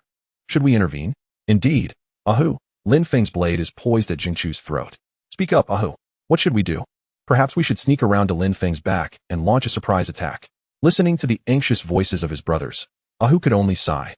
Intervening now would only jeopardize Zhengqiu further. Let's watch for the moment. If it becomes dire, we will act. After Ahu's declaration, the others could only express their resignation with sighs, for he was the strongest among them after Zhengqiu. With Ahu's words, they tightened their grips on their long knives. Their eyes fixated on the duel. Should Zhengqiu find himself in peril, they would risk their lives to rescue him. Lin Feng gazed at Chen Zhengqiu and smiled. Since there are no regrets, that is good. Rest assured, my blade is swift. Chen Zhengqiu replied with a smile. To perish at the hands of a master such as yourself is indeed an honor for me. With that, he closed his eyes. At that moment, Lin Feng withdrew the tip of his blade from Chen Zhengqiu's neck and raised his long knife high. Ahu witnessed Lin Feng's gesture and swiftly approached Chen Zhengqiu's side. With a thud, he knelt beside Chen Zhengqiu, looking up at Lin Feng and pleaded softly, spare Brother Zheng. I am willing to trade my life for his. After saying this, Ahu repeatedly bowed his head, hoping Lin Feng would show mercy towards Chen Zhengqiu. Brother Zheng, this is the last thing I can do for you.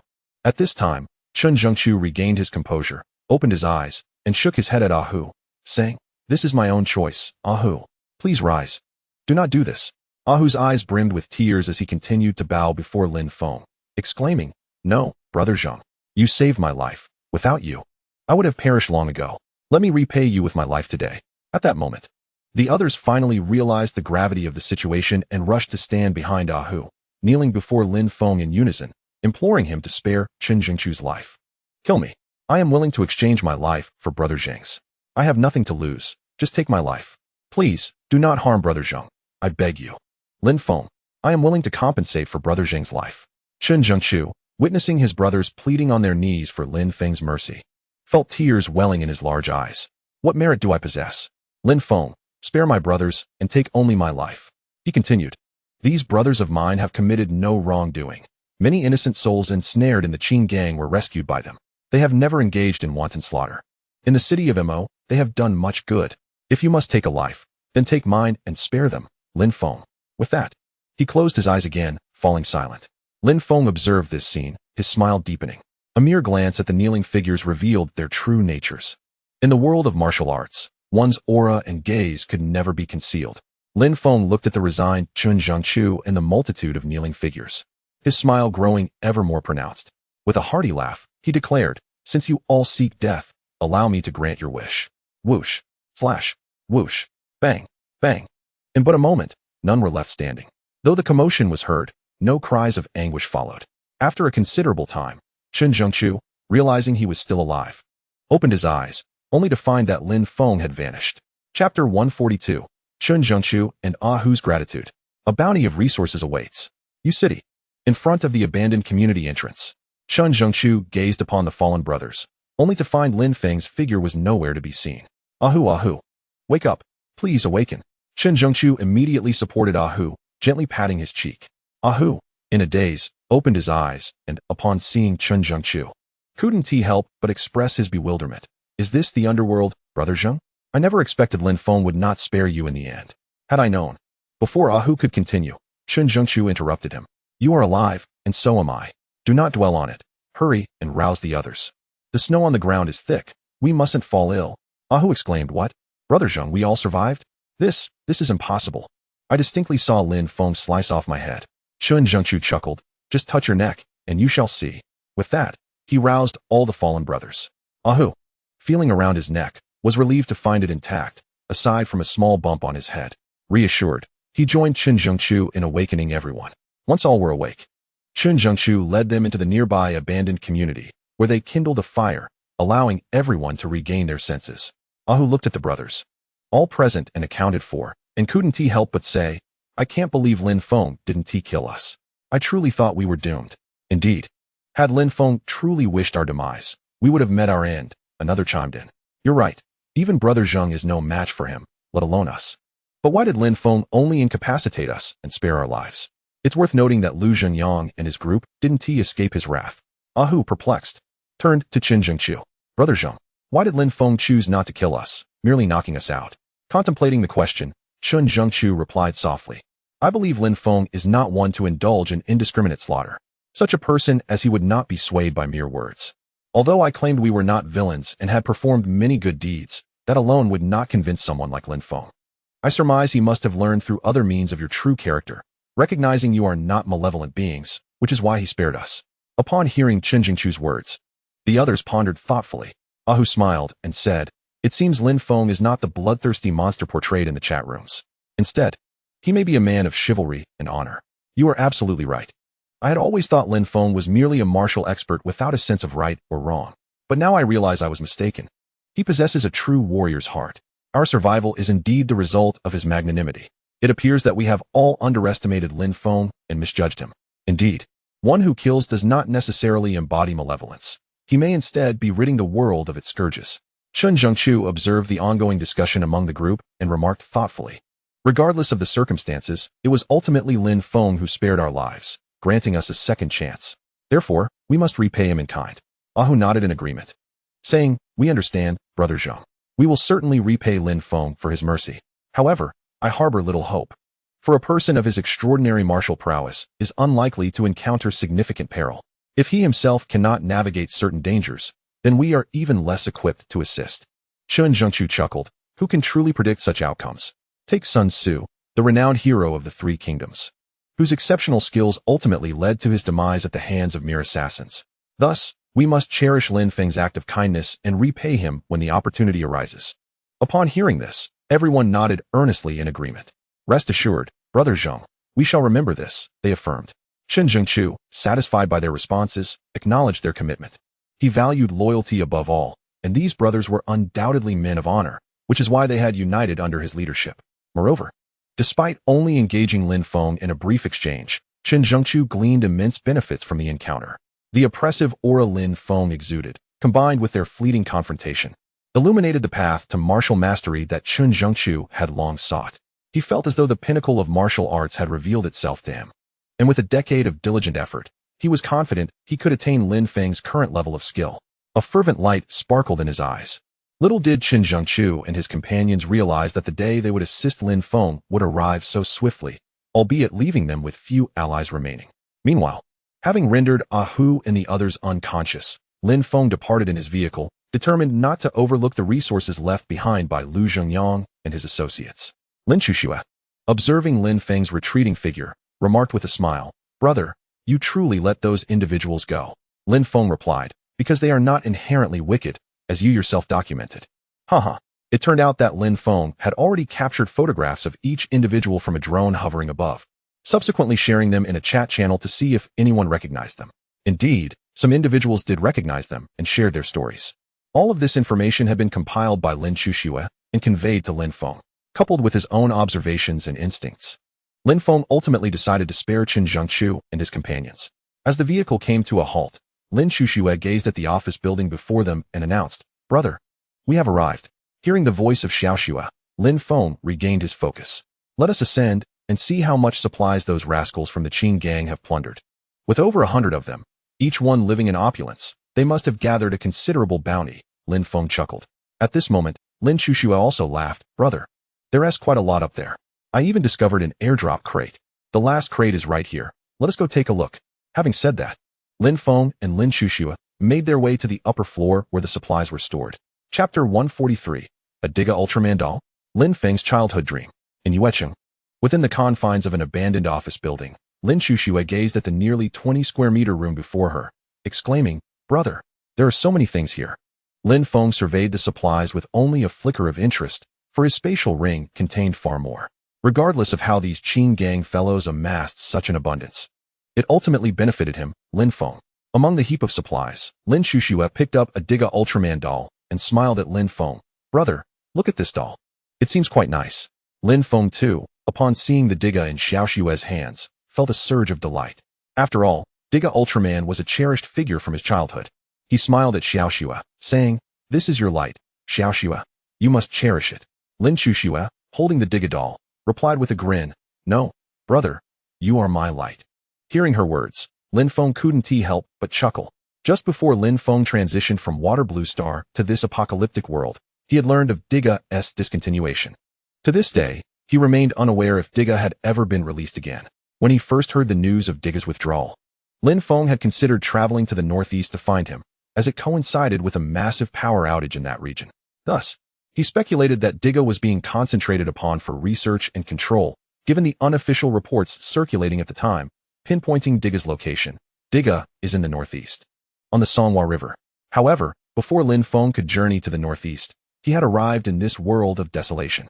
Hence, the memories of his childhood remained etched in his mind. Yet, the appearance of the Diga doll here filled Lin Feng with joy. He looked at Xiaoxue and said, "Take good care of it, Xiaoxue. For now, let us gather all the supplies before us." "All right, brother," Lin Chuxue replied cheerfully, clutching the Diga doll. As they proceeded, Lin Feng diligently placed the supplies into his spatial ring. "Huazi, a fine item, but I already possess some. Let us store it for now. There are plenty of individuals with a penchant for smoking who would surely trade it for something worthwhile." System upgrade. Ding. Congratulations, host. 1 pack of Huazi has been upgraded to 100 packs of premium Huazi, offering a purer taste with lesser harm to the body. As Lin Feng continued on his journey, he incessantly deposited supplies into his spatial ring for upgrades. Wow, what a wonderful treasure. A woman's favorite. Surely, it can fetch a handsome price, but it pales in comparison to my brother's in terms of scale. System upgrade. Ding. Congratulations, host. 1 Roman emperor has been upgraded to 100 exquisite Roman emperors. Their flexibility is greatly enhanced, posing no side effects to the human body. And they even possess an automatic heating function. Shall I list them on the trading exchange tonight? These women will surely go wild for them. He continued, discovering an abundance of splendid items. However, as Lin Feng advanced, the supplies before him dwindled. Bananas? I already have some, but they seem to be running low. Store away. System upgrade. Ding. Congratulations, host. 1 banana has been upgraded to 100 premium bananas, offering a milder taste and enriched nutrition. As Lin Feng consistently placed items into his spatial ring, the resources before him grew scarcer, while his stock in the ring flourished. TSK, what a marvelous find. System upgrade. Ding. Congratulations, host. 1 ordinary snowboard has been upgraded to 100 premium snowboards. The safety features have been significantly enhanced. and speed has greatly improved on the snowy terrain. Hearing the voice echo in his mind, Lin Feng couldn't help but chuckle. Lin Chuxue was also rummaging through the supplies, searching for items of interest. Upon hearing Lin Feng's laughter, she couldn't resist asking, "Brother, what are you laughing at?" Lin Feng smiled at Xiao Shui. "You'll find out soon enough, Xiao Shui." Lin Chuxue beamed. "All right, brother, look at what I found." She shook the item in her hand. Lin Feng glanced over, a smile forming on his lips. "Xiao Shui, your luck is remarkable. All the good stuff seems to be with you. That's because my brother is by my side, which brings me good fortune." Upon hearing Xiao Shui's words, Lin Feng couldn't help but smile. Why does it feel like Xiao Shui is becoming increasingly humanized? Even her compliments come so effortlessly. It must be my illusion. After all, Xiao Shui is merely a high-level maid. Nevertheless, seeing the Dyna Ultraman in Xiao Shui's hand filled Lin Feng with joy, as Dyna was one of his favorite Ultramen. Encountering Dyna Ultraman, Lin Feng's thoughts wandered far away. It reminded him of a dream he had after watching numerous Ultraman series. In this dream, he found himself in a chemistry class. When the cup was lacking water, the chemistry teacher said, "Add some, Dyna." Suddenly, the teacher transformed into light. With the teacher gone, the alcohol ignited. His deskmate shouted, "Cover it up, Gaia," and also turned into light. The class monitor cried out, "Oh no, oob," and too became light. Chaos ensued, and someone asked, "Where's the water?"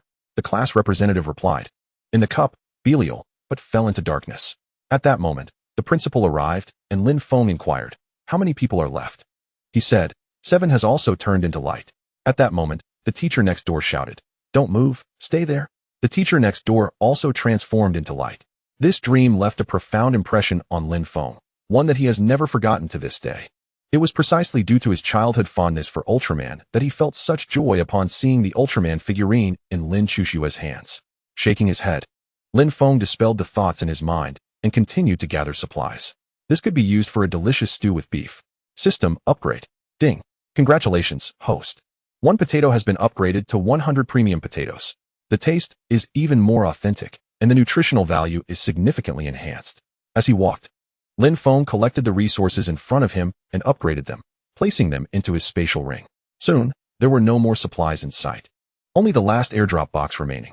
Lin Chuxue looked at the final airdrop box and smiled, saying, "Brother, let's open it in the little black car later." Lin Feng pondered for a moment and replied with a smile, "All right, let's open it in the car." With that, he single-handedly carried the roughly 2-square-meter airdrop box downstairs. Meanwhile, not far from City, a large group of black cattle was swiftly approaching Lin Feng's location. Chapter 144, A Bountiful Harvest. Inventory of all items in the spatial ring City. The snowflakes cascading from the sky could not chill Lin Feng's excited heart.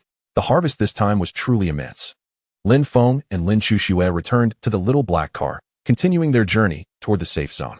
Lin Chuxue, with an Ultraman figurine in each hand, was thoroughly enjoying herself. Xiaobai lay quietly in the back seat, sound asleep. Meow, in such cold weather. I can't fathom what these two caretakers are thinking by not letting me out to sleep. It's much more comfortable to slumber. Lin Feng looked at this scene with great satisfaction. Little Black, engage autopilot and find a suitable spot to stop for a rest, Lin Feng instructed with a smile. "Okay, uncle," replied the central control screen, where a husky was playfully flipping over with a silly grin. Lin Feng intended to meticulously inventory his harvest, curious about the quality of the treasures he had acquired. Lowering his seat, he reclined and began to examine the items within his spatial ring. The space was nearly filled, indicating that this harvest was indeed substantial. Lin Feng chuckled to himself. Viewing the interior of the ring from a godlike perspective revealed a magnificent array of items.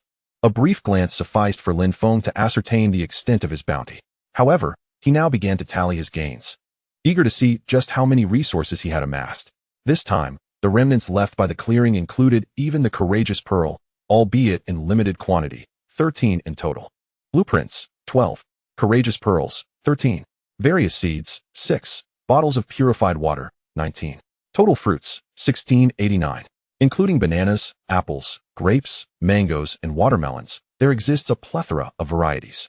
2,280 pounds of rice, 946 ears of corn, 687 pounds of sorghum, 1,400 bottles of snowflake beer, 1,360 bags of potato chips, 1,120 bottles of pure milk. Upon inventorying, Lin Feng discovered that the acquired goods far exceeded his expectations. Initially, he believed that the over 100 members of the Qing gang would not possess substantial resources. However, the abundance of supplies was astonishing. Lin Feng scoffed, remarking, "It seems your deaths were not in vain.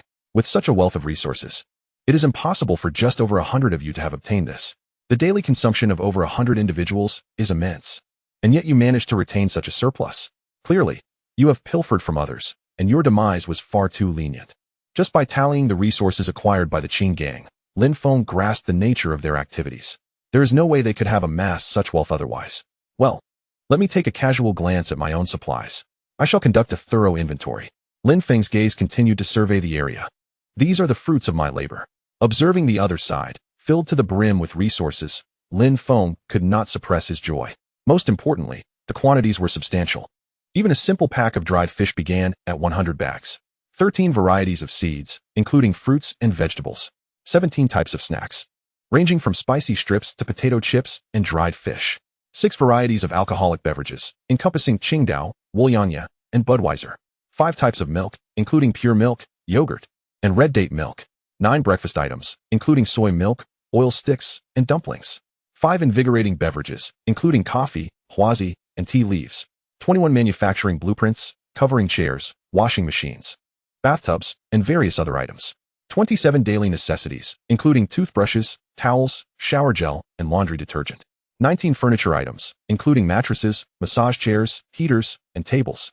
16 kitchen utensils, including large pots, pressure cookers, and gas stoves. 11 security furnishings, including monitors, surveillance systems, premium light bulbs, and high-end drones. 6 offensive weapons, including exquisite long knives, red cherry spears, and fine crossbows. 9 defensive weapons, including animal traps, premium fishing nets, and gas masks. 28 assorted small items, including glass, fine iron, goose feathers, pepper, and iodized salt. 187 heroes' pearls. At this point in the inventory, Lin Feng's brow furrowed involuntarily. Is this all the heroes' pearls I possess? I recall from the outset, battling the black raccoon, to the subsequent encounters with the two-headed wolf dog, and later rescuing the Great Wave Travel Group, slaying the spotted wolf dog, then seizing the Thunder Dragon Egg in Shirin City, and the ambush by the bloodthirsty rat. I had acquired quite a number of heroes' pearls. If one were to tally these up, surely the count of my heroes' orbs would not be so scant. Yet, how is it that I am left with merely 187? Lin Feng pondered. However, it soon dawned on him. It was precisely due to this. The blueprint for a modest wooden cottage had consumed nearly 100 of my heroes' orbs. Moreover, every superior crafting blueprint I utilized also required heroes' orbs. Just these 2 factors had already depleted a significant portion of my orbs. Furthermore, after emerging from the villa, I had retrieved an abundance of exquisite planting pots. Each pot demanded 1 hero's orb as well. No wonder there were fewer than 200 orbs remaining. Lin Feng merely needed to reflect briefly to ascertain where his resources had been expended. As he concluded this inventory, only a few minor items remained. He began to examine them. A bouquet of starry flowers caught his eye. Upon seeing this bouquet, Lin Feng was reminded of Alice, who had left it behind.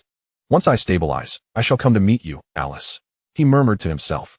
After a moment's pause, he shook off his melancholic thoughts and resumed his inventory of the remaining items. A mysterious bone? What could this be? It was as white as jade and produced a metallic sound when tapped.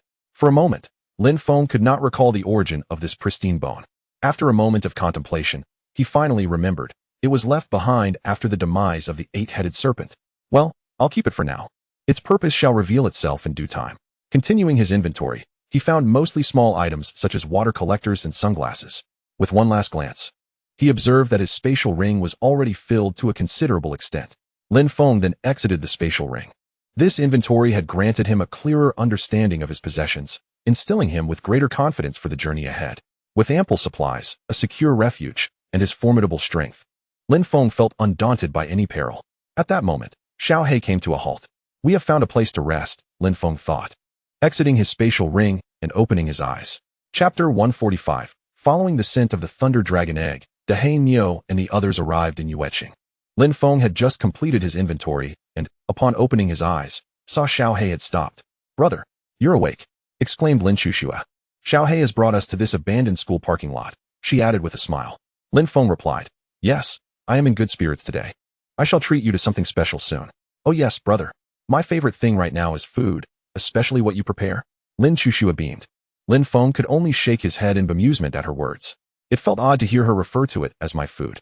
Not dwelling on it further, he sensed that Xiao He had come to a complete stop, and he promptly opened the car door and stepped out. Lin Feng directly released the luxurious villa, as the location that Xiaohe had found was spacious and offered a broad view. Therefore, there was absolutely no concern regarding whether the villa could accommodate them. After materializing the villa from his smart wristband, Lin Feng drove Xiaohe into the villa's parking area and proceeded to the kitchen to prepare lunch for that afternoon. Watching Lin Feng, who was adorned in an apron, Lin Chuxue smiled and remarked, "Brother, it seems that whatever you do, you look so delightful." Lin Feng shook his head and chuckled. "Xiao Shui, you are merely seeing beauty through the eyes of a lover." "What does that mean, brother?" Lin Chuxue inquired with curiosity.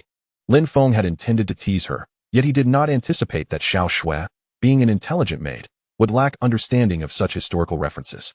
The implication was that in Xiao Shui's eyes, she would always find joy in whatever he did.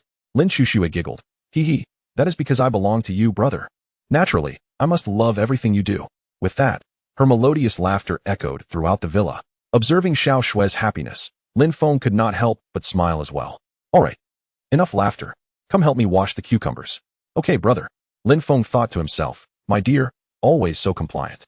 I feel rather passive in this situation." Meanwhile, a large herd of black bulls was advancing towards Yu City, led by a massive black bull nearly the size of an elephant. As this herd traversed the wilderness, they stirred up flurries of snow. Given their considerable number and size, it wasn't long before they reached the designated location for the super airdrop. The lead black bull, Haida, came to a halt, prompting the rest of the herd to stop as well. Haida, the leader, began to sniff the air intently. "Moo, this is the place. I can smell the presence of the Thunder Dragon egg, as well as the scent of the interdimensional intruder who stole it. That fellow is not far from us.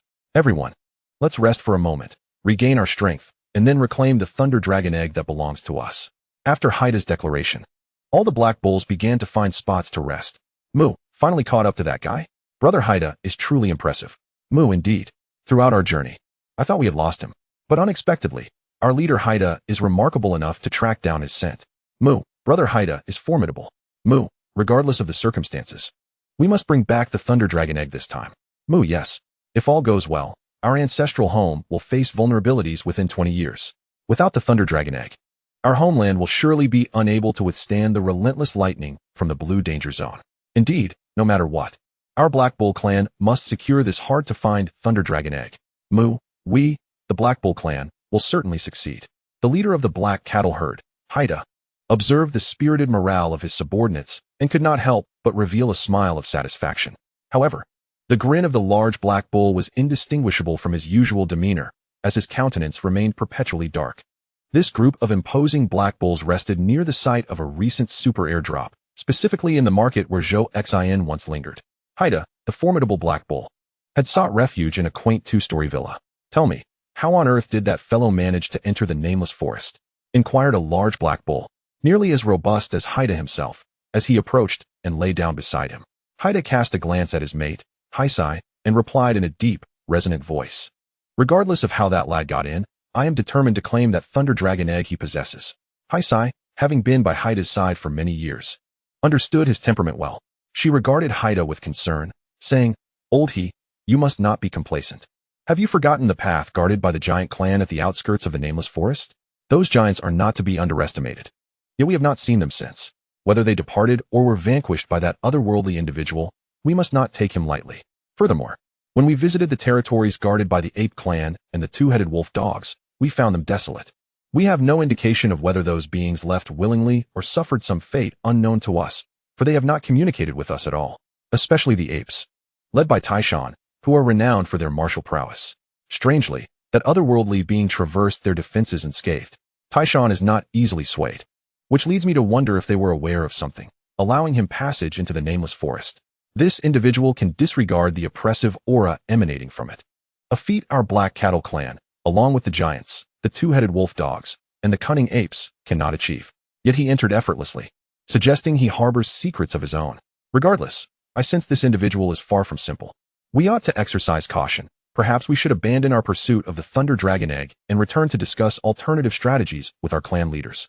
After listening to Haisai's concerns, Haida chuckled. "Rest assured, my dear wife, I am well aware of the situation.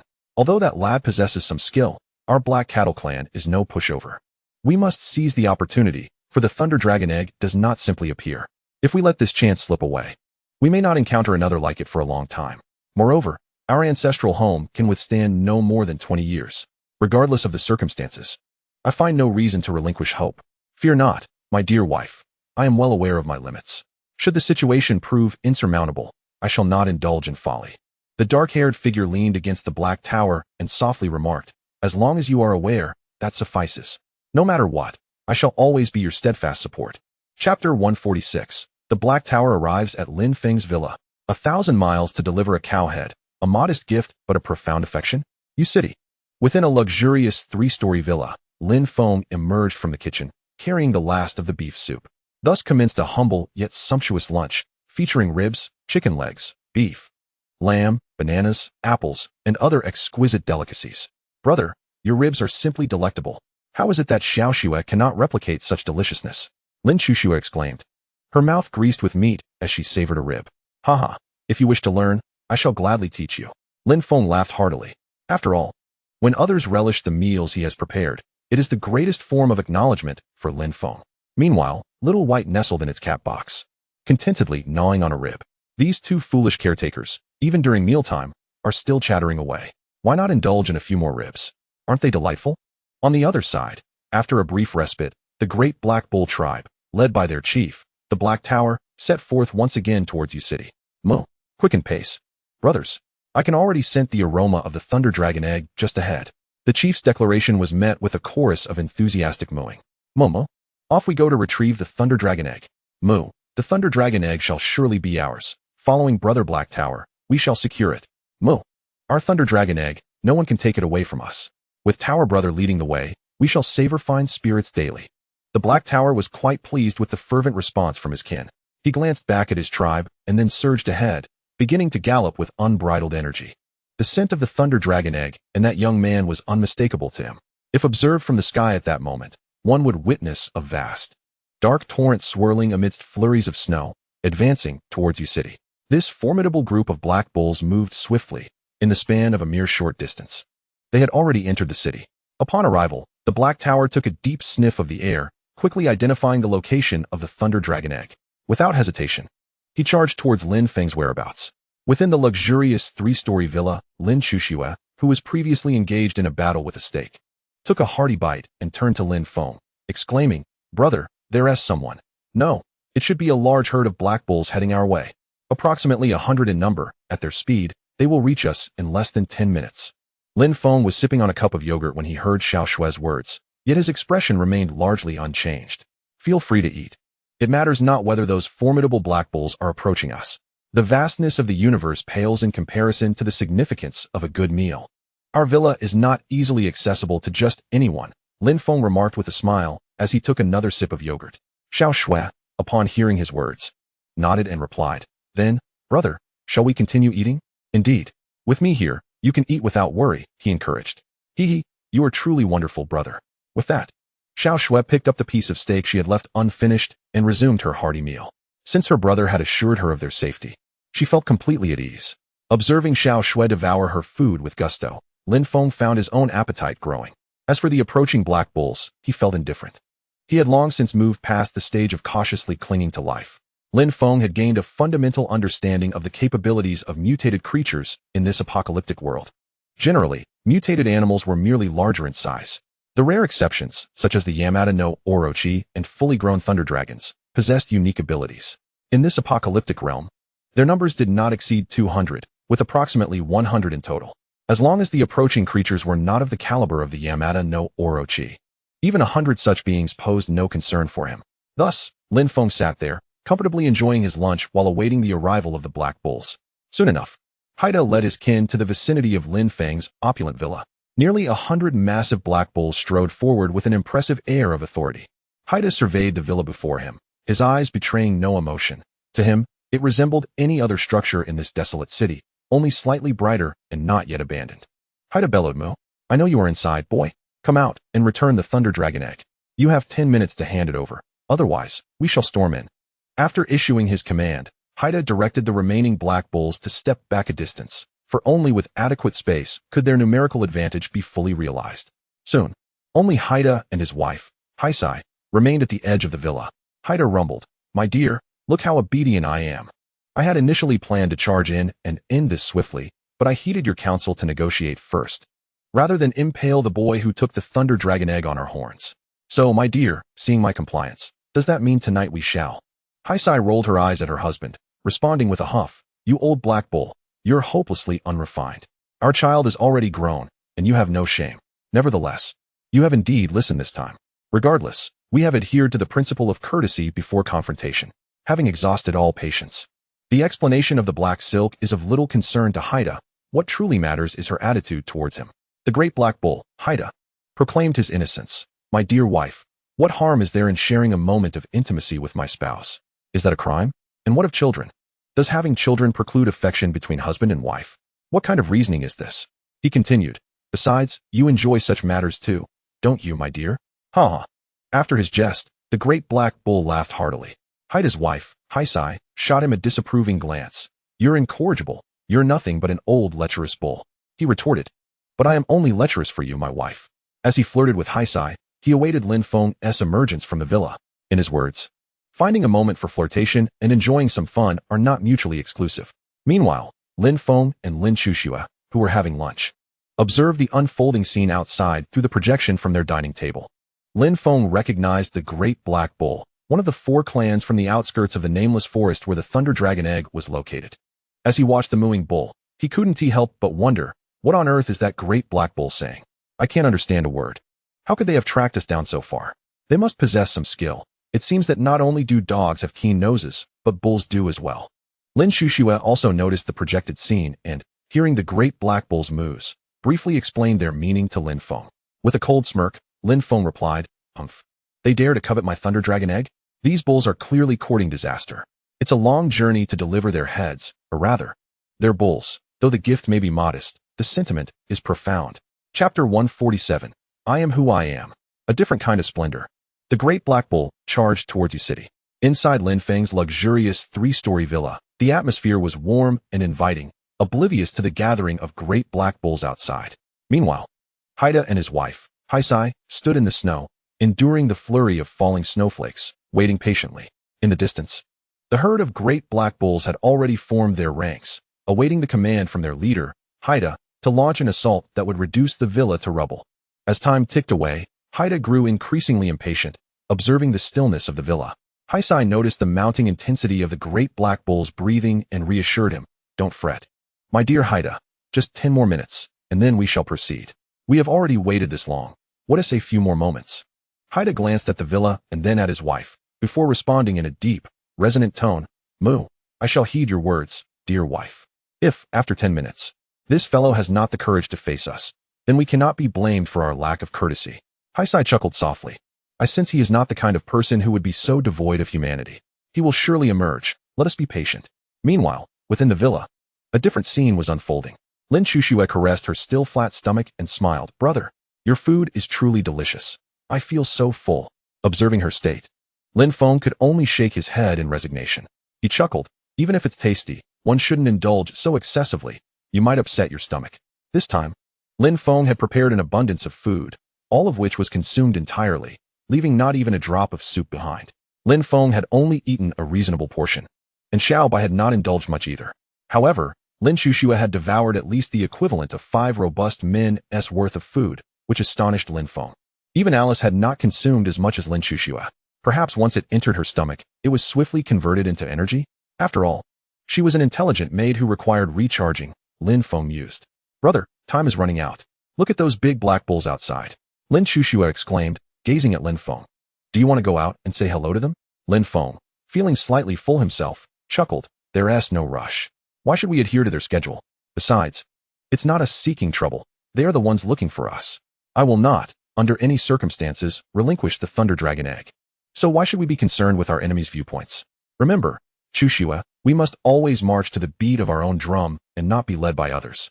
Without a moment's hesitation, Lin Chuxue stood up, approached Lin Feng, and took his hand, smiling. Then, brother, let us take a stroll in the back garden. Let those big, clumsy bulls wait.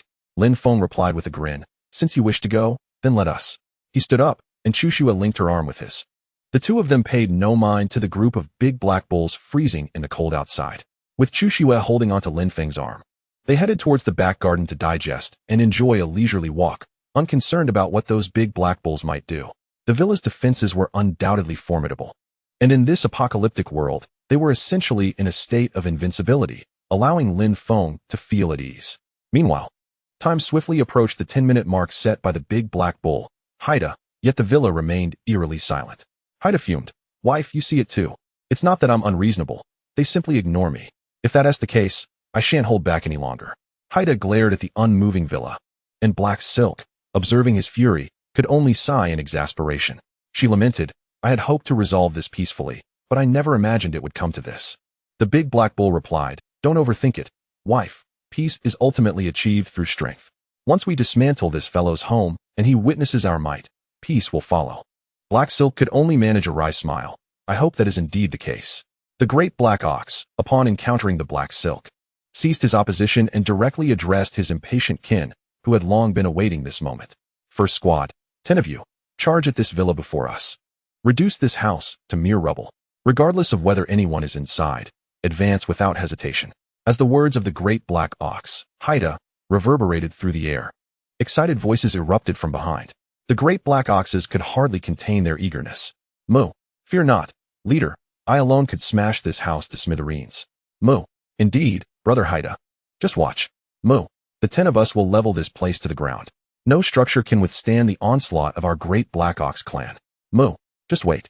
Brother Haida, we shall finish this swiftly. The great Black Ox felt a surge of satisfaction at his clan's enthusiastic responses, for he shared their sentiment. In this apocalyptic world, among the native inhabitants, it was their great Black Ox clan that boasted the strongest physiques. Even the ape and giant clans could not rival them in terms of physical prowess.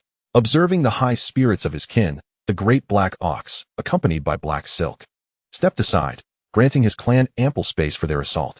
Boom, moo, moo. 10 great black oxes, arranged in a formation of 2, 3, and 5, charged directly towards Lin Feng's villa. The sheer size of the great black oxes, coupled with their rapid advance, was nothing short of terrifying. The ground trembled beneath them, and the snowflakes on the earth were swept into the air by the force of their charge. In an instant, the great black oxes covered over 100 meters, barreling past the great black ox leader, Haida. Haida, witnessing the momentum of his kin's charge, turned to Black Silk with a smile. My dear, look at our kin's formidable advance. Who could possibly impede us? Soon, not only will that small house collapse, but I fear that young man may also find himself buried beneath the rubble. He might even be crushed by our kin. Who knows? Ha ha ha. Black Silk merely rolled her eyes at Haida, her gaze fixed intently on their charging kin. Before long, the 2 foremost great black oxes collided with Lin Feng's villa. However, an unexpected scene unfolded that left everyone astonished. Black Silk's eyes widened in disbelief as she watched the unfolding events, while Haida's face contorted with rage, unable to fathom what was transpiring. After all, these were the robust and invincible great black oxes. Yet, what had just occurred? Chapter 148. Those black oxes turned to charcoal. Can they be consumed? Outside Lin Feng's villa in Yueching, the great black ox, Haida, stared in disbelief at the scene before him.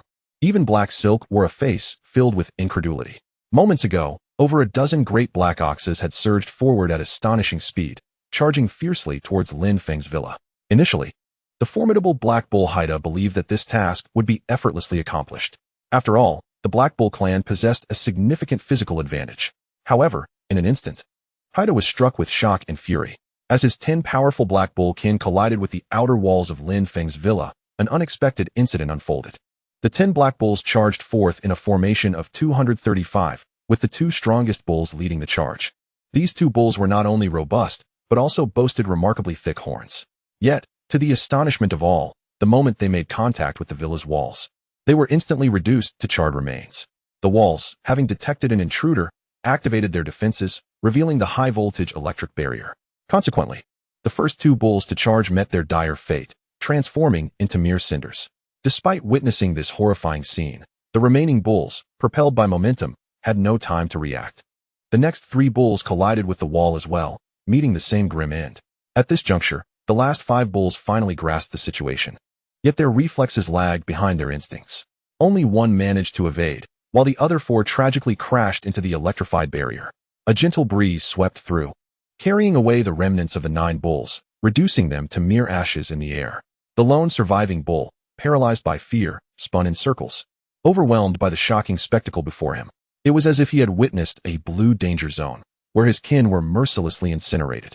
Not only was this final bull in shock, the remaining dozens of bulls gazed wide-eyed at the chaotic scene. Moo, what just transpired? Moo, my brothers are gone. Moo, am I hallucinating?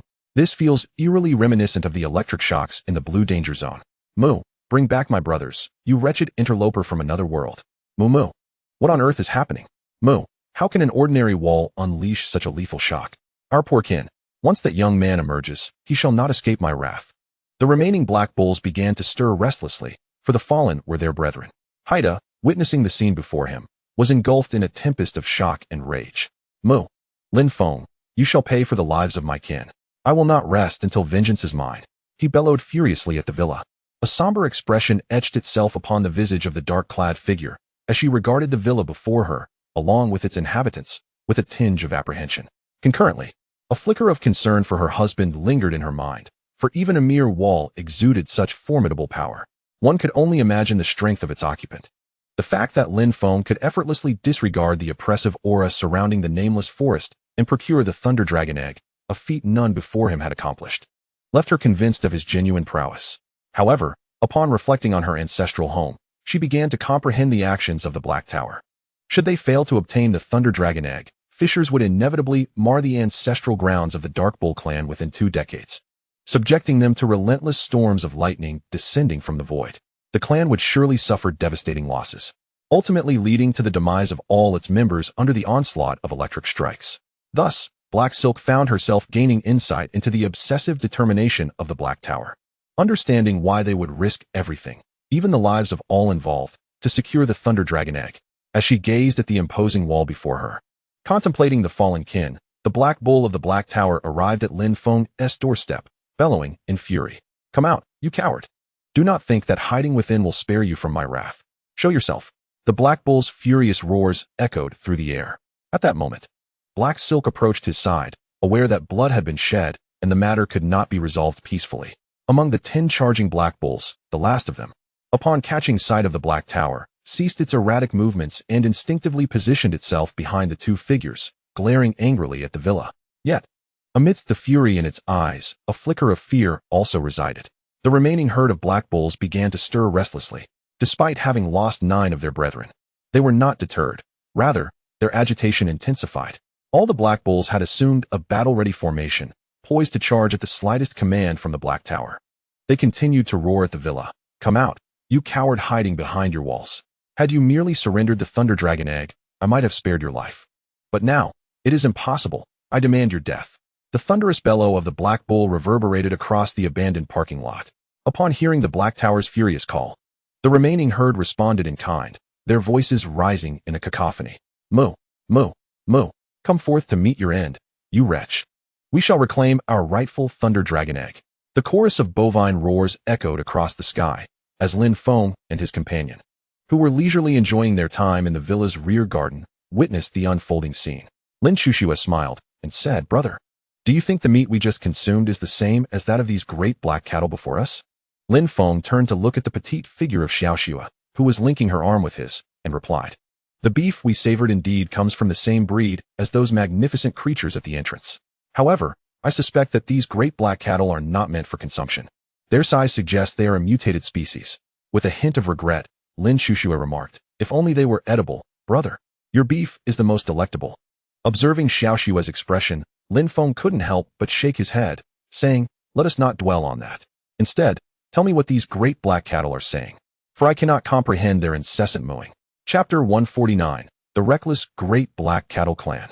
The art of butchering cattle unveiled in Yueqing, before Lin Feng's opulent 3-story villa. The great black cattle, Heita, continued to bellow furiously. This was, in fact, a common tactic employed by the great black cattle clan, creating a cacophony to launch a psychological assault on their adversaries. They would then seize the opportunity to strike when their opponents were off guard.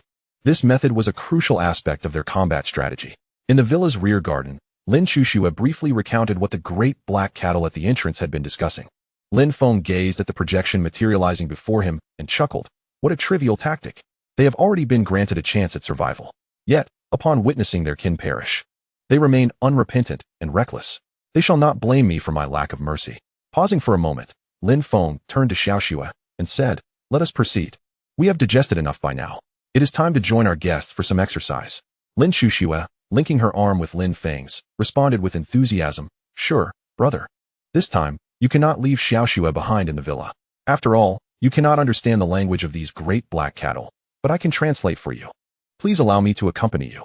Seeing the eager expression on Xiaoxue's face, Lin Feng smiled and agreed, "Very well. But let it be understood that I shall take charge of everything. You shall solely handle the translations." With Lin Shushua urging him forward, she exclaimed, "I understand, brother. Let us hurry." Lin Feng allowed her to guide him, finding the soft touch of her arm quite pleasant. As they approached the still villa entrance, Heita, the great black cattle, grew increasingly impatient. "If you do not emerge soon, I shall raise your villa to the ground," he threatened furiously. "Fine. If you refuse to recognize my authority, do not blame me for my actions." Just then, the previously closed villa doors began to open slowly, revealing Lin Feng and an exceptionally beautiful woman stepping outside. Upon catching sight of Lin Shushua, Heita's attention was instantly captivated. The great black bull and the black tower were momentarily entranced. It was simply too beautiful. Even a fairy could not compare. The black tower mused to itself. The once impatient black tower found a sense of calm upon seeing the petite figure of Xiaoxue. The great black bull approached Lin Feng and his companion, stopping merely 10 meters away before regaining its composure. Its large eyes still shimmered with astonishment, yet its expression remained inscrutable. The black bull, known as Haida, gazed at Lin Feng and Lin Shushua and slowly spoke. "Mu, young man, I have changed my mind. I shall spare your life, provided you reveal the secrets of the Thunder Dragon Egg and the source of your villa's electric power." Upon witnessing Lin Shushua, the black bull's fury diminished. Perhaps this was the power of beauty, transcending race and species? Lin Feng regarded the enormous black bull, comparable in size to an elephant, with an air of indifference. For this was not his first encounter with such a mutated creature. However, Lin Shushua, filled with curiosity, turned to her brother and exclaimed, "Brother, how wonderful it would be if we could eat this great black bull. Its size could sustain us for quite some time." Hearing Xiaoshue's words, Lin Feng couldn't help but chuckle wryly. "Enough with the thoughts of feasting. Translate for me what this great black bull is saying." Lin Shushua involuntarily swallowed. And only after Lin Feng's prompt did she respond. "Brother, this great black bull demands that you surrender the Thunder Dragon Egg and the secret behind your villa's electricity, or it will take your life." Lin Feng was momentarily taken aback, yet the smile on his face remained. He turned to Xiaoxue and said, "Since you can comprehend the language of this great black bull, you should also be able to relay my words to it." "Yes, brother, I can do that," she replied eagerly.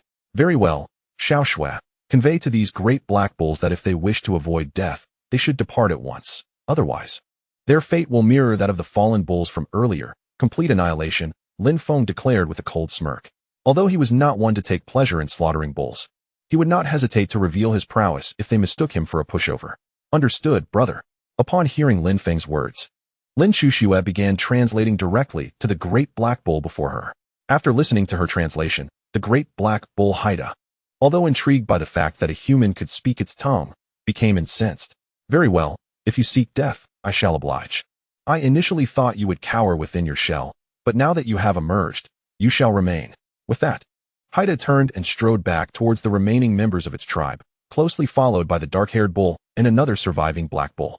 Only a few departing cattle, each with their own thoughts. The surviving great black bull contemplated, at last, leaving this place. "Not a second did I wish to remain here." The imposing black bull, Haida, mused that since this young man refused to heed the courteous invitation, he had no one to blame but himself. "Very well, considering the stunningly beautiful woman involved, I might just leave you with a whole corpse." The black silk bull pondered. "It seems this time will not end without consequence. However, this fellow does not appear to be easily dealt with. If, in the end, it proves futile, I must certainly rescue Old Black's life. Old Black is our great black bull clan's hope." Lin Feng watched the 3 great black bulls turn away, his expression growing colder. Xiaoxue had already translated Haida's words.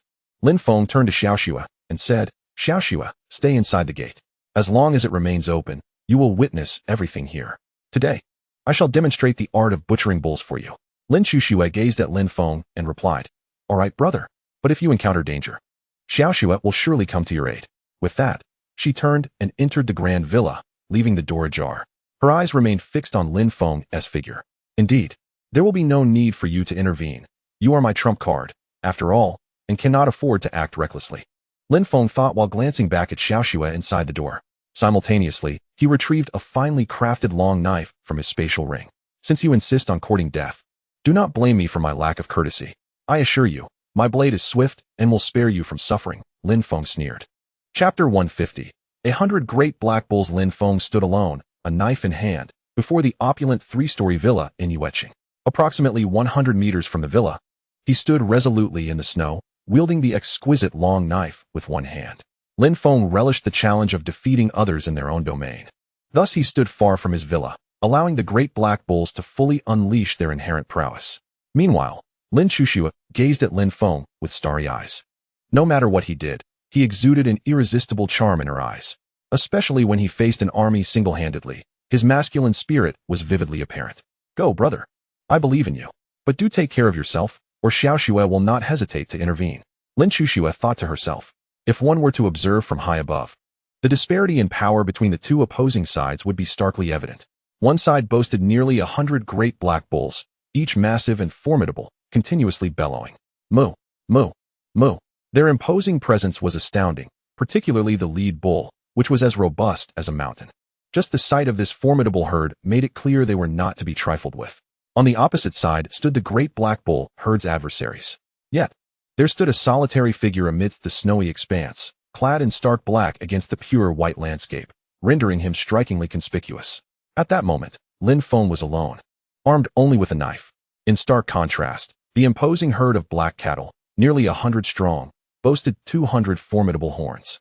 Merely from a numerical perspective, the outcome seemed predetermined.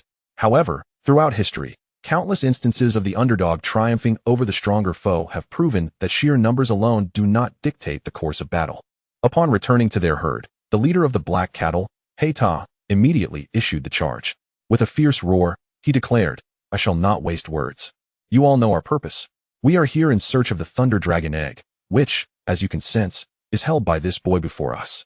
Since he refuses to relinquish what rightfully belongs to our black cattle clan, we shall seize it ourselves. Moo. Victory is ours. Following He Ta's proclamation, the herd erupted into a fervent rally, particularly after witnessing the demise of the 9 formidable black cattle. Their impatience had long since reached a boiling point. Moo. Retrieve the Thunder Dragon Egg. Moo. Avenge our kin. Moo. No one shall take our Thunder Dragon Egg. Moo. Follow He Ta. Let us swiftly deal with this foe and return to our clan for a celebratory drink. With satisfaction, He Ta observed the spirited reaction of his kin. He bellowed. Form the attack formation. We shall strike in unison. Yes, came the resounding agreement from the herd. As He Ta's words echoed, the black cattle swiftly organized themselves into a formidable offensive array, maintaining this formation despite a brief moment of chaos after the loss of their brethren. Their ranks were reminiscent of ancient human battle formations, a tightly knit mass relying on their robust physiques and formidable horns, ready to charge through enemy lines. Soon, the black cattle stood poised for assault. He Ta positioned himself at the forefront, gazing down at the diminutive Lin Feng with disdain, muttering, foolish and unwise. With such formidable defenses at your estate, yet you choose to engage in this open space. Even if you possess strength, here in the vastness, your chances of survival are non-existent. The war trampling of our black cattle clan is no jest. Prepare to lament beneath our might. This day next year shall mark your demise, boy. With a thunderous call to the heavens, He Ta shouted, Moo. Charge with me. Moo. Moo. Forward, forward. Moo. Let us rush. As the formidable herd of black bulls surged forward, they finally began to move. Initially, their pace was leisurely, but as they galloped, the speed of the massive herd intensified. The very ground trembled beneath them, and with their charge, the once pristine white surface began to reveal its original dark hue. The snowflakes on the ground were entirely trampled by the advancing bulls. Behind them, a small, spiraling whirlwind of white snowflakes danced in a continuous swirl. The herd's velocity escalated, drowning out all sound except for the rhythmic thuds of their heavy hooves against the earth. Meanwhile, Lin Feng remained unfazed as he faced the oncoming stampede. This was not his first encounter with such a chaotic battle, nor would it be his last. Thus, he calmly shifted his long blade from in front of him to behind, leaving a distinct arc upon the snowy ground. Watching the herd charge, excitement flickered in Lin Feng's eyes. To him, each bull represented a gem of bravery, fueling his exhilaration. He began to advance, not retreating, but charging toward the formidable black bulls. Though his initial speed was modest, it rapidly increased as he pressed forward. In a mere instant, he found himself at the forefront of the herd, capable of seeing the lead bull, He Ta, lower its head, its horns aimed directly at him.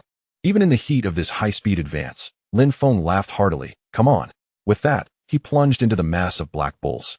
In a swift motion, he leaped onto the head of the lead bull, using a gentle push of his foot to vault over Heita, showcasing his agile footwork atop the backs of the bulls. The numerous bulls collapsing beneath him bore testament that Lin Feng was not merely performing acrobatics. With each leap, the sound of bulls falling echoed, accompanied by their reluctant bellows of defeat. As Lin Feng danced across the backs of the black bulls, the number of those that succumbed continued to rise. In a lavish 3-story villa in Yu City, Lin Shushua leaned against the door, anxiously watching Lin Feng agilely maneuver atop the bulls. Brother, please be careful, she whispered, her concern palpable. Meanwhile, Lin Feng continued to leap and swing his blade, cutting down the charging bulls, many of which had yet to comprehend the danger before being felled by his strikes. As more and more of the formidable black bulls collapsed to the ground, the remaining bulls finally comprehended the unfolding situation. The herd behind no longer charged headlong. Instead raised their formidable horns skyward, attempting to obstruct Lin Feng, who was nimbly leaping upon their backs. Given their rapid advance, halting abruptly was not an option. Yet, what astonished the bulls was that despite the significantly reduced area on their backs and the multitude of sharp, rigid horns, Lin Feng remained undeterred. Should he misstep and land upon a horn, he would undoubtedly be impaled as if skewered upon a stick of candied fruit. Nevertheless, Lin Feng showed no fear. Continuing with his audacious approach, observing the bulls' response, he could not help but commend their efforts. While an ordinary individual would have sought refuge by now, Lin Feng laughed heartily, exclaiming, "Come on." His speed only increased, undeterred by the diminishing space to evade. He soared across the backs of the bulls like a flash of lightning. The herd, despite raising their heads, remained oblivious to the exact nature of the events unfolding or Lin Feng's current position. Boom. Bang. By the time the bulls discerned Lin Feng's location, it was already too late. Their heads had been severed. Even with just one hand wielding the long blade, Lin Feng's power was formidable and not to be underestimated. Both his strength and techniques far surpassed what these bulls, reliant solely on physical prowess and rudimentary formations, could imagine. With each leap, at least 2 bulls fell. Lin Feng's blade was not only swift, but also powerful and sharp. Coupled with his mastery of the dragon-slaying blade technique and extensive combat experience, dealing with these bulls was as effortless as quenching one's thirst, akin to the ease of a simple meal. In mere moments, approximately 40 to 50 bulls lay defeated before him, from an original count of fewer than 100, now reduced to less than half. Standing atop the backs of the remaining bulls, Lin Feng found himself surrounded by emptiness, devoid of the once mighty herd. With a decisive stroke, he dispatched the last bull. Observing this spectacle, Lin Shushua exhaled in relief. "Brother, I knew you could do it," she exclaimed, beaming with pride. However, before she could fully relax, she watched in astonishment as Lin Feng, having already surged past the black bulls, single-handedly brandished his long blade and charged after the herd, his speed surpassing even that of the bulls now galloping with all their might. At the very moment of their initial encounter, the formidable leader of the black bulls, Heita, realized that Lin Feng was not to be trifled with. A single kick from Lin Feng nearly caused Heita's head to explode from the sheer force. Heita sensed that should Lin Feng unleash his full strength, resisting would undoubtedly prove to be a strenuous endeavor. As Heita observed Lin Feng surpassing him, his speed began to diminish. However, it would take some distance for such a fierce charge to come to a halt. Yet, in that fleeting moment, Heita was met with the chilling cries and falls of his kin. Bang! Moo! Bang! Moo moo! Heita had no choice but to surge forward, reducing his pace, hoping to eventually turn back and assist his tribe. Little did Heita anticipate the swiftness of Lin Feng. While he was still attempting to halt his forward momentum, half of his kin had already fallen. This was beyond Heita's expectations. The most terrifying aspect was that as their speed decreased, Lin Feng, instead, charged headlong into the fray. After dispatching the last of the black bulls, he relentlessly pursued, systematically slaughtering the remaining beasts from behind. With mere flicks of his blade, the robust black bulls seemed as fragile as paper under Lin Feng's assault, swiftly falling to his might. Moo! Ah! Bang! Lin Feng showed no mercy. He approached his adversaries with the ferocity of a lion hunting its prey, employing his full strength. He understood well that compassion towards one's enemies is akin to cruelty towards oneself. With just a few swift slashes, the once mighty herd of black bulls fell one after another, none able to withstand the lethal precision of Lin Feng's blade. By the time Heita sensed something amiss, Lin Feng was already upon him. As Heita turned, he witnessed Lin Feng deliver the final blow to the very black bull that had charged forth and survived. In a mere flick of his wrist, Lin Feng severed the bull's head from its body. What Haida beheld upon turning was sheer horror. There were no remaining standing black bulls behind him. Only a sea of carcasses lay strewn about. Beside Haida stood only his wife, Haisai, with no one else left. Rage ignited in Haida's eyes as he bellowed, "Mu, Lin Feng, you shall pay for this." Fury clouded his mind, obliterating any semblance of calm. This was the future strength of the Black Bull clan, now decimated in this desolate city. Haida, overwhelmed by anger, yearned to charge recklessly into battle. Yet, Haisai interposed herself, urging, "Old Hei, calm down. You are no match for him. None of our kin can stand against him. Do not act impulsively. We must retreat. As long as you live, there is hope." However, at this moment, the eyes of Hei Si were filled with crimson veins. Although Hei Tai usually managed to maintain his composure, witnessing the demise of his kin left behind in this place shattered his resolve.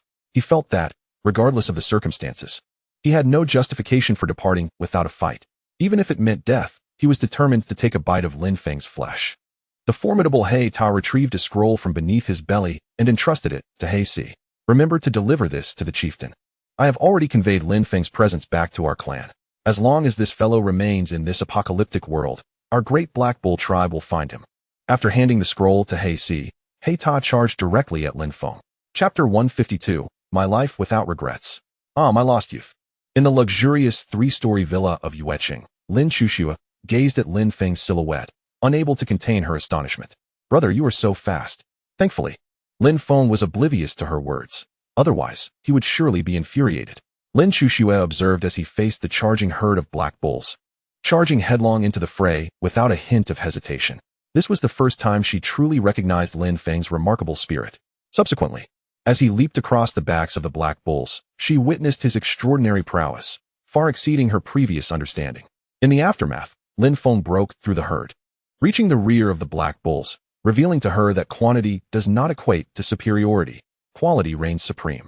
Initially, Lin Chuxua thought Lin Feng would pause to recuperate after such exertion, but once again, she was taken aback. Lin Feng pressed on without a moment's rest, turning to charge at the remaining black bulls. She expected this next assault to take considerably longer, given the intensity of his earlier efforts. Yet, to her astonishment, Lin Feng appeared tireless, even quicker than before, dispatching the last of the black bulls with remarkable efficiency, leaving only two standing. The surprises Lin Feng bestowed upon her were countless. Meanwhile, on the other side, Hei Tai, having witnessed the death of all his kin, could no longer maintain his composure. Not even the pleas of his wife, Hei Si, could soothe his rage. After handing the scroll to Hei Si, he rushed towards Lin Feng without a moment's hesitation. Hei Si watched her husband's resolute figure, tears streaming down her face. He was her husband, the father of her children. Tears poured from her large bovine eyes as if they were free-flowing. "Old Hei," she choked out, unable to utter another word. As the formidable figure of the Black Bull, Haida, prepared to charge forward, he couldn't help but pause upon hearing the voice of Black Silk calling out to him. Glancing back, a hint of tenderness flickered in his crimson eyes. Haida rumbled, "In the next life, my dear wife, I shall still be your husband." With that, he surged towards Lin Feng, driven by an unwavering sense of duty and mission. What general would abandon his soldiers to save his own skin? Especially when they were kin who had grown alongside him. After casting one last look at his beloved wife, Haida pressed on, intent on reaching Lin Feng. Though Haida and Lin Feng had little personal history, the presence of the Thunder Dragon Egg in Lin Feng's possession rendered them natural adversaries. After all, the egg was the lifeblood of the Black Bull clan. What fate awaited their nearly 10,000 kin without it? To simply await death? Thus, Haida found himself with little choice. The Thunder Dragon Egg must be reclaimed, even at the cost of his life. He could not rest easy while the egg remained out of reach. Furthermore, witnessing his kin fall before him left Haida with no face to show their grieving parents. Only in death could he find solace. Haida held his head high, for his stature dwarfed Lin Feng's. The muscles of the Black Bull tensed, and the horns atop his head radiated a faint, ominous glow. His powerful legs pounded the earth as he charged towards Lin Feng. Yet, Lin Feng's expression remained unchanged. Despite understanding the emotions conveyed in the lowing of Haida and Black Silk, his demeanor betrayed no sign of fear. To take a life, one must be prepared to face the fate of being slain. In this apocalyptic realm, mere kindness would not suffice. A heart of iron was also required. Whether it was rescuing the travelers of the Great Wave or encountering various individuals in this desolate world, Lin Feng did all within his power to assist. Be it providing food and water or engaging in trade, he extended his aid wherever possible. However, He showed no mercy to those who sought his life or possessions, be they men or beasts, including the two-headed wolf dogs and the giant Gus, the native residents. Even those from the Delta Special Forces, who had come from the same blue water star, received no leniency. The sorrows of humanity differ from one individual to another. Lin Feng was simply Lin Feng, and he owed no explanations to anyone for his actions. Despite his massive size, the black bull, Haida, moved with surprising swiftness, perhaps a touch faster than a snail. In Lin Feng's eyes, with a long knife gripped firmly in one hand, Lin Feng charged directly at Haida. As Haida closed the distance, his robust body hurtled toward Lin Feng. Lin Feng bellowed, "Come at me." In an instant, Lin Feng propelled himself forward, charging directly towards the head of the Black Tower. The great black bull, known as the Black Tower, scarcely had time to comprehend Lin Feng's swift movement. In the next moment, he beheld his own decapitated body gradually collapsing to the ground. It dawned on him that his strength was not as formidable as he had believed. The head of the Black Tower, suspended in the air, strained to catch a glimpse of his wife, Hei Si, to ascertain whether she had departed. Yet, once severed from his body, he ultimately lost all sources of power. Even as he neared the ground, he failed to discern whether Hei Si had heeded his words and left. In truth, the moment the Black Tower launched himself forward, Hei Si had already activated her teleportation scroll, vanishing from the scene. She could not bear to witness the moment of his demise, fearing she would be unable to restrain herself from staying. Although the Black Tower could not see whether Hei Si had truly departed, his lingering consciousness began to replay the fragments of his life like a slideshow. In mere moments, he relived his entire existence. His final thoughts lingered on a particular afternoon, where crimson maple trees lined the path, their leaves carpeting the ground, and he ran alongside the pregnant Hei Si beneath the setting sun. My life has no regrets. I recall our joyous sprint beneath that sunset, a symbol of my lost youth. With a thud, the head of the great black bull fell to the ground, tears streaming from its eyes. Following the final sound of the bull's head striking the earth, an eerie silence enveloped the scene. Lin Feng gazed at the deceased black bull, his expression devoid of joy, merely sighing inwardly at the cruelty of this world. Each individual possesses their own unavoidable reasons, yet only through formidable strength can one seize control of their destiny. As Lin Feng's thoughts raced, he was suddenly interrupted by Lin Chushua's voice. "Brother, look quickly." He snapped back to reality, observing the lifeless body of the great black bull, now transformed into a scattered array of heroes' orbs, a smile re-emerging on his face. "No, brother, it's not here, it's over there." He lifted his gaze, following the direction indicated by Lin Chushua. Chapter 153. Did Hei Si escape? The dropping of the double yellow egg airdrop box in Yueqing. Before Lin Feng's opulent entrance, Lin Chushua watched as Lin Feng had dispatched all the great black bulls, along with Hei Si, who had vanished after activating her teleportation scroll. With only Lin Feng remaining, she stepped out of the villa. Just then, Lin Chushua noticed a new development in the sky. "Brother, look quickly. It's not here, it's over there." After saying this, she approached Lin Feng. Following her finger, Lin Feng beheld the sky, where two airdrop boxes had unexpectedly appeared, slowly descending. As Lin Feng observed the scattered heroes' orbs below and the double yellow egg airdrop boxes in the sky, he could not help but smile. It seemed that Chushua's luck was not so bad after all, he mused inwardly, gazing at the herd of massive black bulls gradually dissipating into the void. Lin Feng's eyes remained largely unmoved. After all, differing paths do not conspire together. "Brother, come quickly to collect the pearls," Lin Chushua exclaimed, dashing to Lin Feng's side with a smile. Lin Feng replied with a grin, "Go ahead. By the time you finish collecting, the two airdrop boxes will likely have descended." Lin Chushua giggled. "Yes, brother. Your luck is truly remarkable. Just after defeating these black bulls, the airdrop boxes have arrived." Observing Xiaoshua's playful demeanor, Lin Feng couldn't help but chuckle. "This isn't my fortune, but rather the luck you bring, Xiaoshua." Lin Chushua laughed. "Haha. Regardless of whose luck it is, brother. Hurry and gather the pearls. There are so many here." Watching Xiaoshua squat down to collect the pearls, Lin Feng joined in as well. The quantity was not substantial, and after a simple count, he discerned the total. 99. Lin Feng remarked, finishing the tally of the heroes' pearls they had collected together with Xiaoshua. "Brother, it seems these black bulls were originally 100, but one must have departed, leaving only 99. Lin Feng affectionately ruffled Xiaoshua's hair, saying, "It appears your arithmetic skills are quite commendable, Xiaoshua." Lin Chushua shook Lin Feng's arm, insisting, "Brother, do not underestimate me. I am quite formidable too." "Haha. I certainly recognize your prowess, Xiaoshua, but let us first retrieve these two airdrop boxes. That is of utmost importance." Meanwhile, The airdrop boxes that had been suspended in the sky had already plummeted, while Lin Feng and Xiao Xue were in the snow, collecting the hero's pearls. Turning around, Lin Xue discovered two identical airdrop boxes had landed not far behind her. Brother, they have truly fallen. Come quickly. Let us take them back and see what treasures lie within. Lin Xue exclaimed, rushing to the side of the airdrop boxes and smiling at Lin Feng. He could only shake his head in exasperation. Inside Lin Feng's luxurious three-story villa, in the hall on the first floor, following the battle with the herd of black bulls, he had ceased to evade his true self. Lin Feng grasped Lin Xue's hands, one in each, and opened the boxes before him. A familiar white light flashed. 1 pack of Jinsha River noodles, 1 bottle of light soy sauce, 1 bottle of dark soy sauce, 1 bottle of calcium tablets, 1 roll of toilet paper, and 1 blueprint for a little tyrant game console appeared. Lin Xue looked at the items with delight, saying, Brother, I recognize this. It's the noodles we had for breakfast this morning. But what are these dark ones? Lin Xue examined the light and dark soy sauces curiously. Seeing her inquisitive expression, Lin Feng couldn't help but smile. You shall find out tonight. These are light and dark soy sauces, essential condiments for cooking. Without waiting for Xiao Xue's response, he waved his hand, causing the items to vanish into his spatial ring. System, upgrade everything. Ding. Congratulations, host. 1 pack of Jinsha River noodles has been upgraded to 100 packs of premium Jinsha River noodles, offering superior taste and enhanced nutritional value. Ding. Congratulations, host.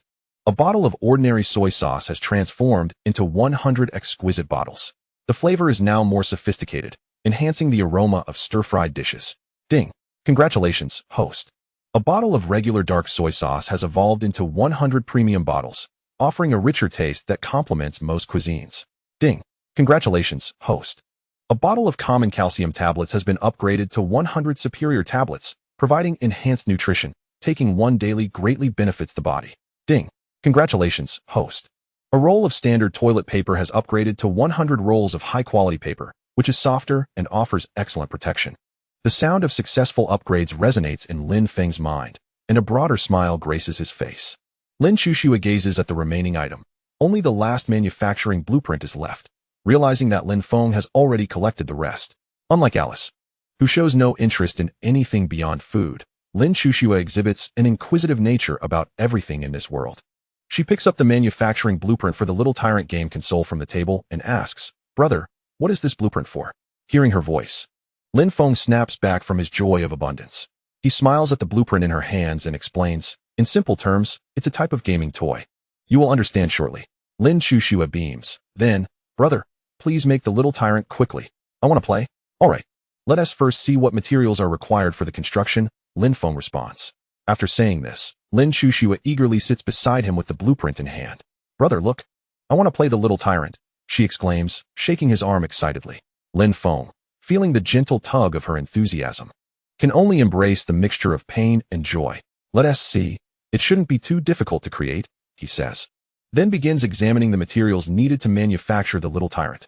1 glass, 1 display screen, 1 plastic piece, 1 small circuit board, and 1 hero's pearl.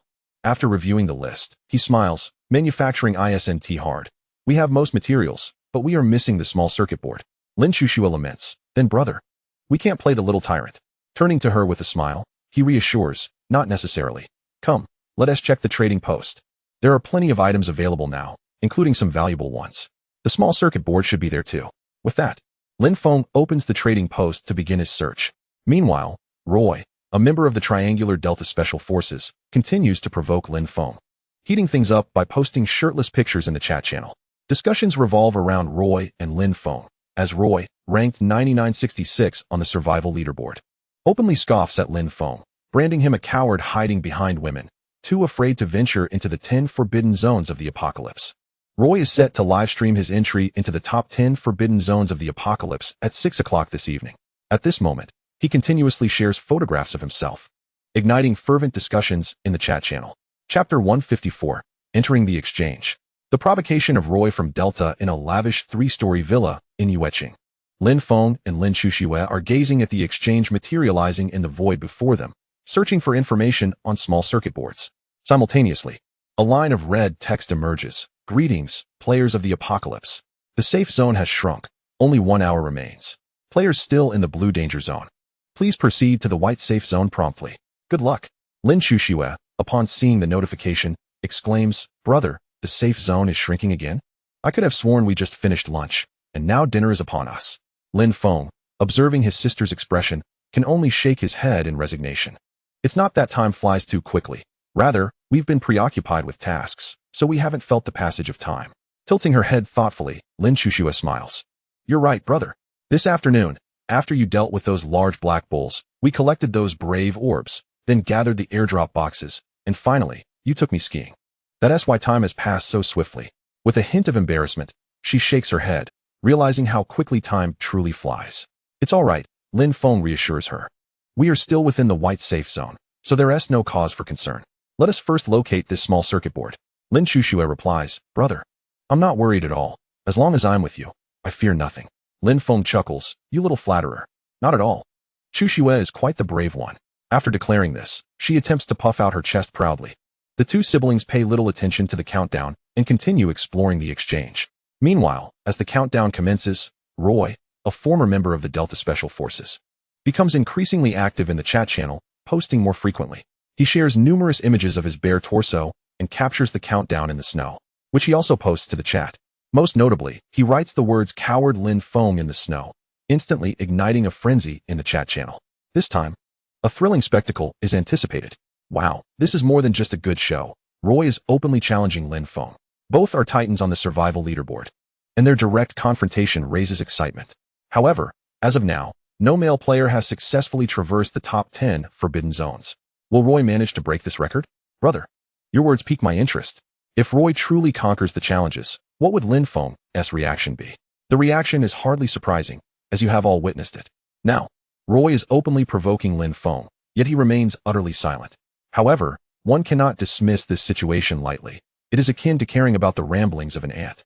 Regardless, there is certainly much to behold in the unfolding drama. Indeed, those who manage to ascend the survival leaderboard are far from ordinary. The 9,966th position facing off against Lin Feng's top rank instantly evokes a sense of anticipation. In the chat channel, enthusiasm surged among the players. Even as the countdown to the safe zone commenced, many players remained comfortably ensconced within the white safety area, free from concern over the ticking clock.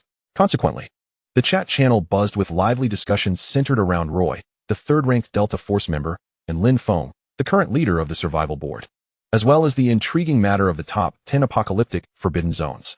The excitement was palpable. At that moment, Roy noticed the flurry of chatter in the channel and couldn't help but chuckle. Lin Feng, despite my blatant provocations, you remain unresponsive. It seems I have overestimated you. I thought you were a man of valor, but it appears you are merely a coward. I truly wonder how you attained the top position on the survival leaderboard. Nevertheless, after today, everyone will come to know your true nature." With that, Roy burst into a hearty laugh, his eerie mirth echoing through the small room. After his laughter subsided, he gazed into the flickering flames, his expression darkening. "Lin Feng, you should never have slain so many of my Delta comrades.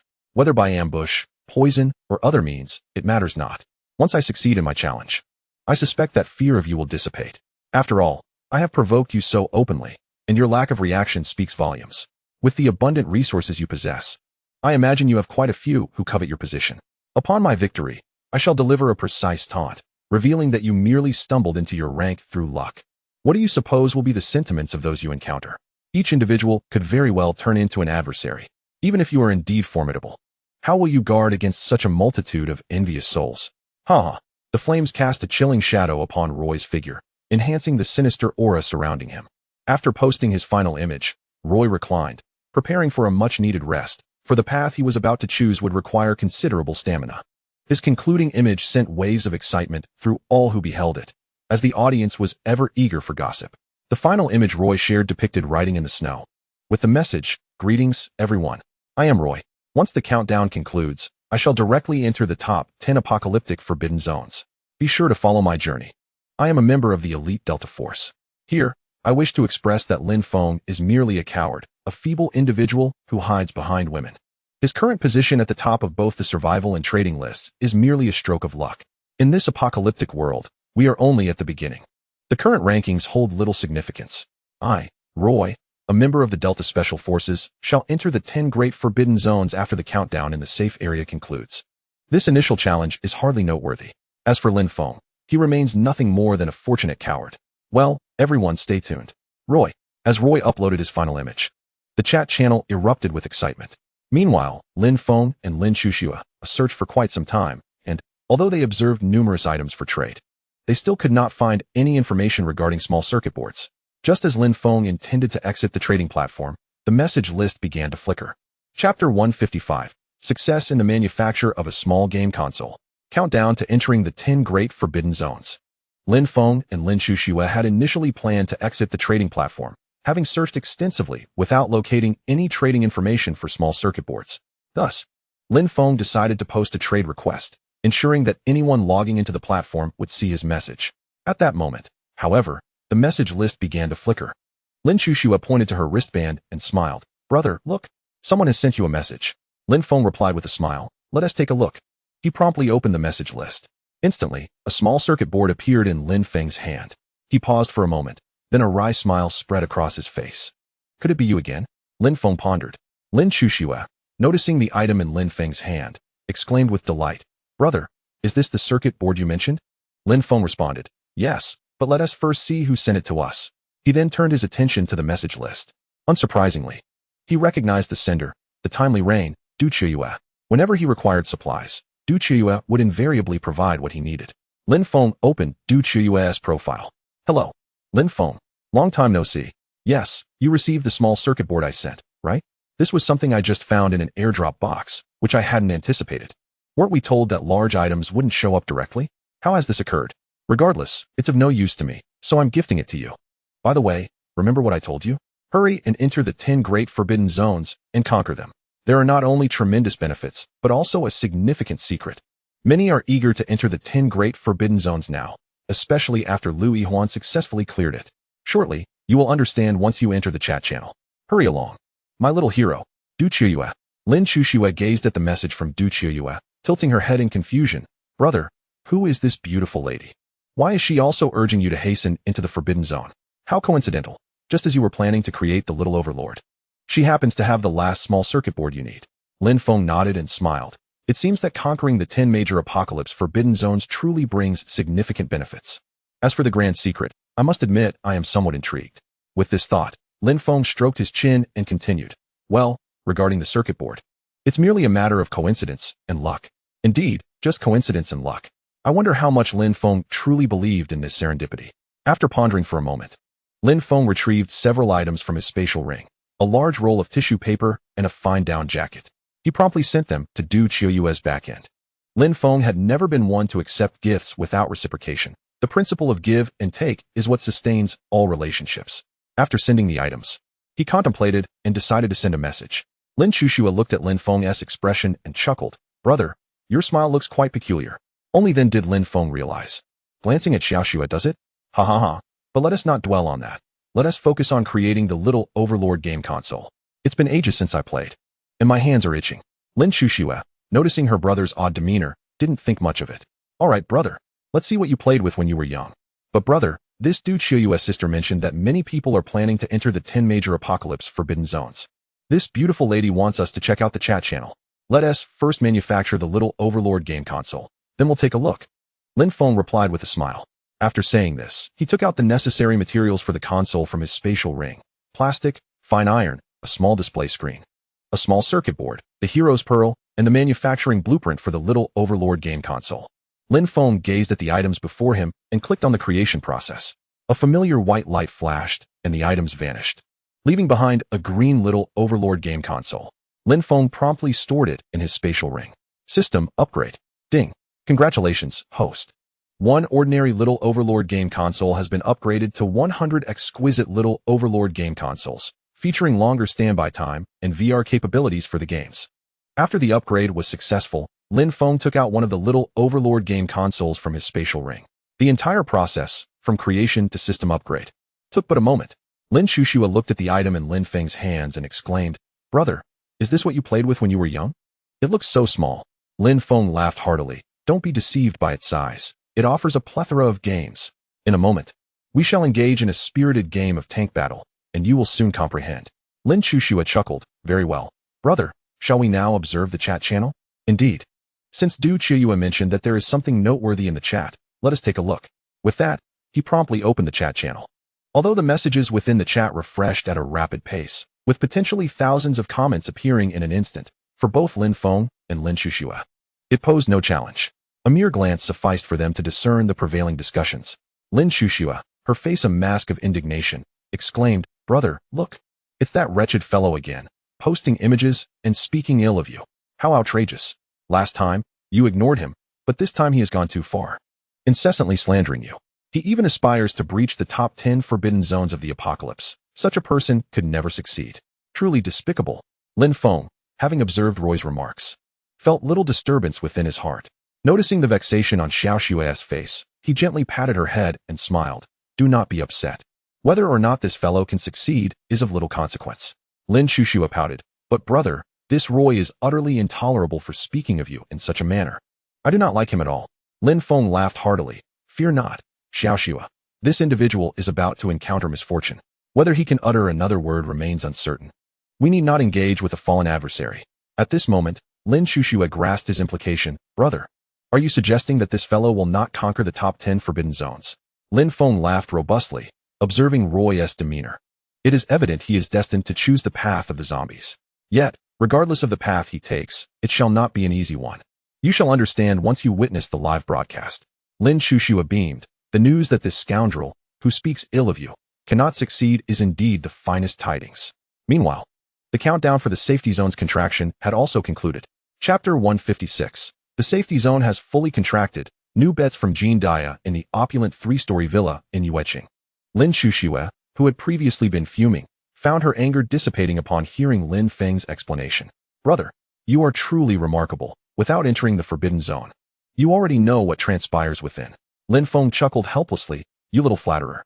Just as they were engaged in playful banter, the countdown for the safety zone's contraction reached its conclusion. The red text hovering above Lin Feng's head began to change. "Greetings, players of the apocalyptic world. The safety zone has now fully contracted. The number of players who have not entered the white safety zone stands at 34,516. The remaining population is 990 million. Congratulations on your survival." Once the text had been displayed, it dissipated into the air. Lin Shushua exclaimed, "Brother, the contraction of the safety zone has ended. That Roy shall soon enter the safety zone as well. Shall we watch his live stream now, brother?" Lin Feng, observing the death toll before him, could not help but furrow his brow. As time progresses, each contraction of the safe zone has resulted in a rising death toll. Recently, Lin Feng recalled that the daily fatalities exceeded 10,000, occasionally reaching as high as 20,000.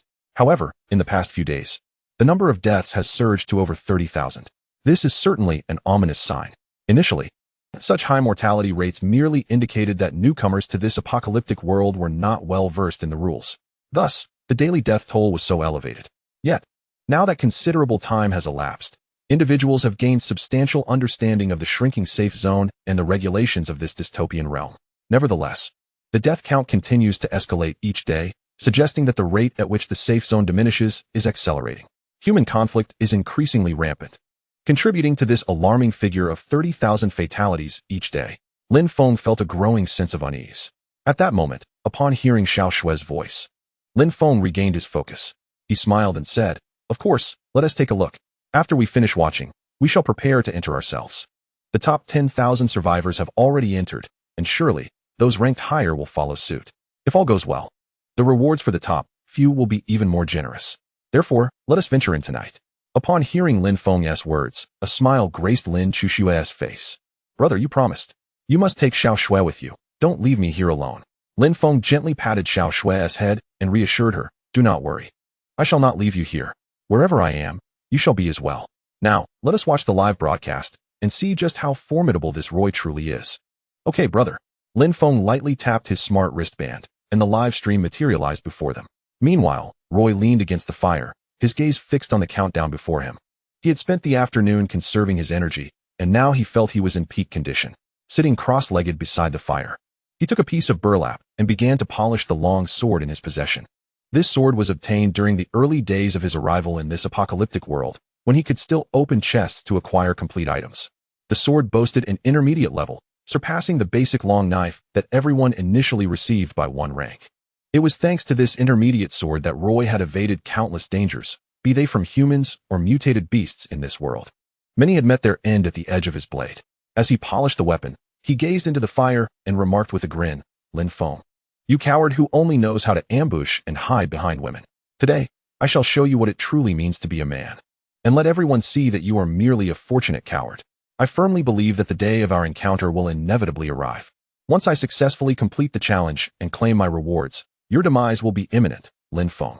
Roy's chilling voice echoed within the confines of the small dwelling. The flickering flames before him seemed to sense the murderous aura emanating from Roy, swaying from side to side in response. At that moment, the countdown above Roy's head reached its conclusion.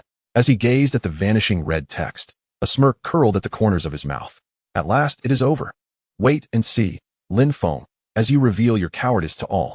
You are too frightened to step into the first level of the 10 notorious Doomsday Forbidden Zones, relying instead on a succession of women to earn you fame. I shall demonstrate what it truly means to be a man. After uttering these words, Roy marked a point on the map of the 10 notorious Doomsday Forbidden Zones in his hand. In an instant, his figure vanished from the wooden cabin. The smoldering fire within the room bore witness to the fact that someone had indeed been present moments ago. As the countdown commenced, the chat channel had already become abuzz with excitement. Everyone knew that once the countdown in the safe zone concluded, the renowned Roy, ranked 9966, would venture into the 10 notorious Doomsday Forbidden Zones. Moreover, given his enmity with Lin Feng and his membership in the Delta Special Forces, interest surged among the spectators. Goodness, why is time passing so slowly? I am eagerly anticipating the sight of Roy entering the Forbidden Zone. Patience, my friend, we are merely in the final hour. It will soon be upon us. By the way, do you think Roy will manage to clear the level? It's worth noting that no man has succeeded thus far. Is that even a question, brother? Of course, he will. Have you forgotten who Roy is?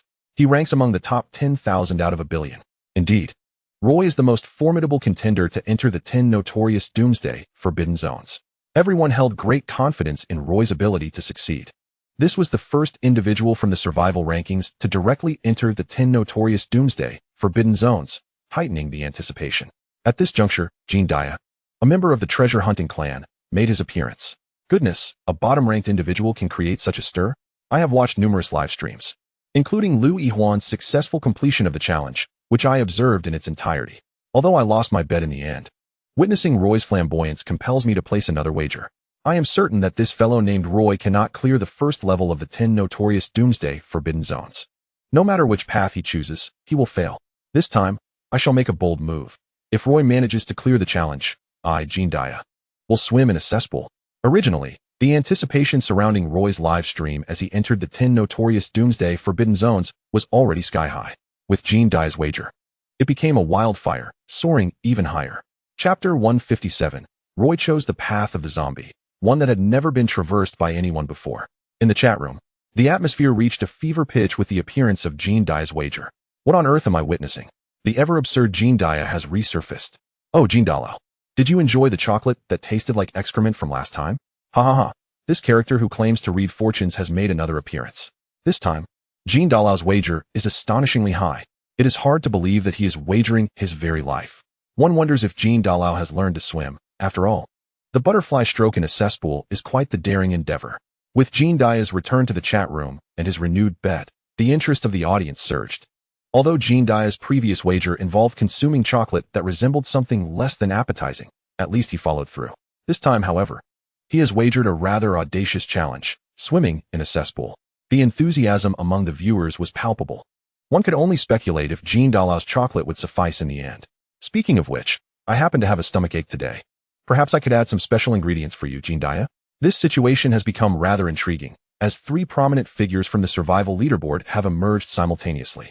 There is Roy, ranked 9966, followed by Jean Dia at 95, and lastly, Lin Feng, who has been reluctantly drawn into this affair, currently holding the top position. It is indeed rare to witness so many illustrious individuals converging on a single event. The question remains, will Roy be able to clear the challenge? Anticipation grew as everyone awaited Jean Dia's presence, which sparked renewed hope regarding Roy's potential success. If Roy does succeed, not only Jean Dia but even Lin Feng would inevitably become subjects of endless discussion. Thus, the audience fervently wished for time to hasten. As the countdown loomed over each participant, a multitude gathered in the live stream of the top 10 apocalyptic forbidden zones.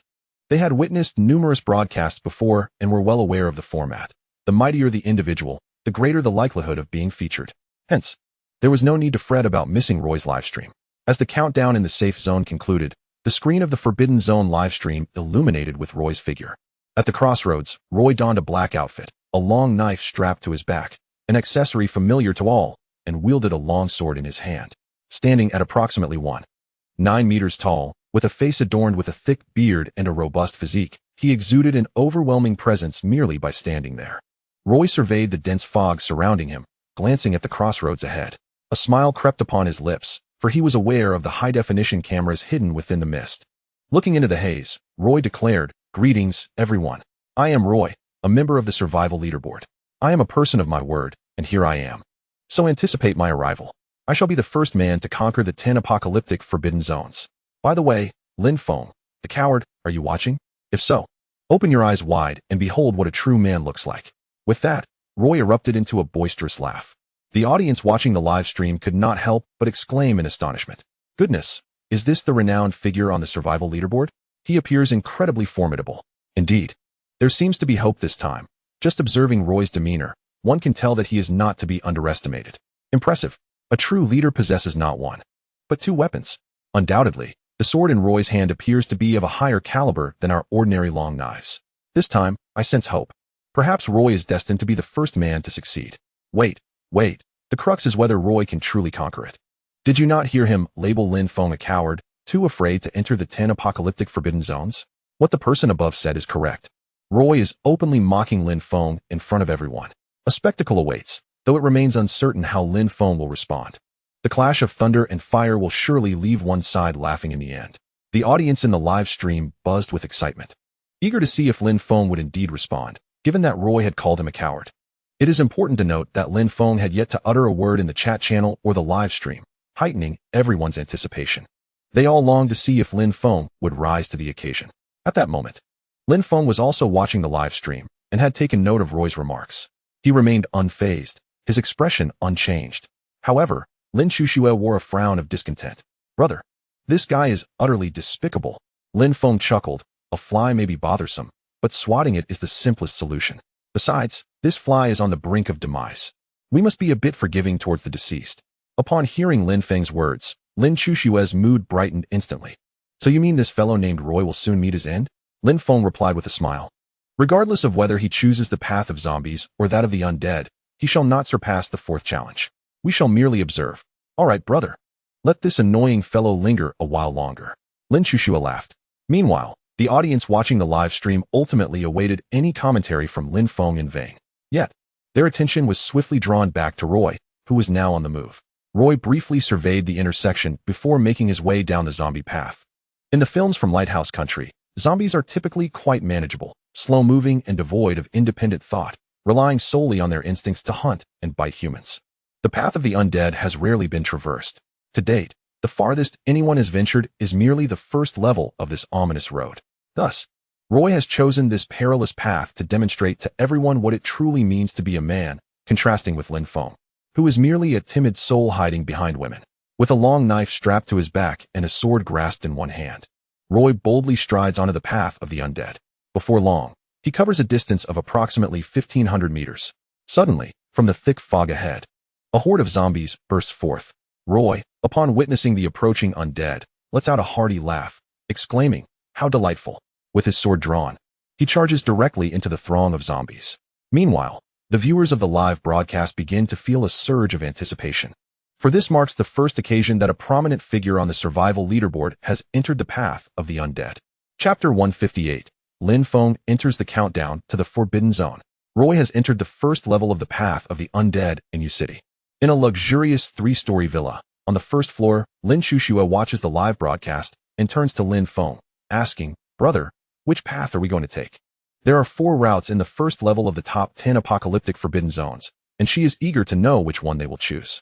Seeing her curiosity, Lin Feng smiles and replies, "You'll find out soon enough, little Snow. It would be meaningless to reveal it now." Lin Chuxue pouts, "All right, brother." She then returns her focus to the live stream, captivated by the wonders of this apocalyptic world.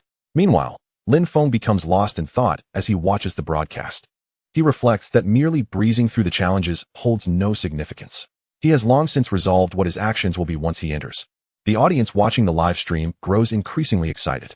This is the first time a leading figure from the survival leaderboard has ventured into one of the top 10 forbidden zones, specifically choosing the path of the undead, which has never been completed by anyone else. Thus, everyone eagerly anticipates the moment Roy triumphs over the challenges. Initially, I believe that Roy would opt for the path of toxic gas or the frozen road, yet he surprises us all by boldly selecting an untraversed route. Just observing Roy's demeanor instills a sense of confidence. It seems this time, success is assured. Indeed, the very presence of Roy exudes an aura of strength that is hard to overlook. This time, the male compatriots are set to rise. I am curious about the caliber of the sword in Roy's hand. There's no need for speculation.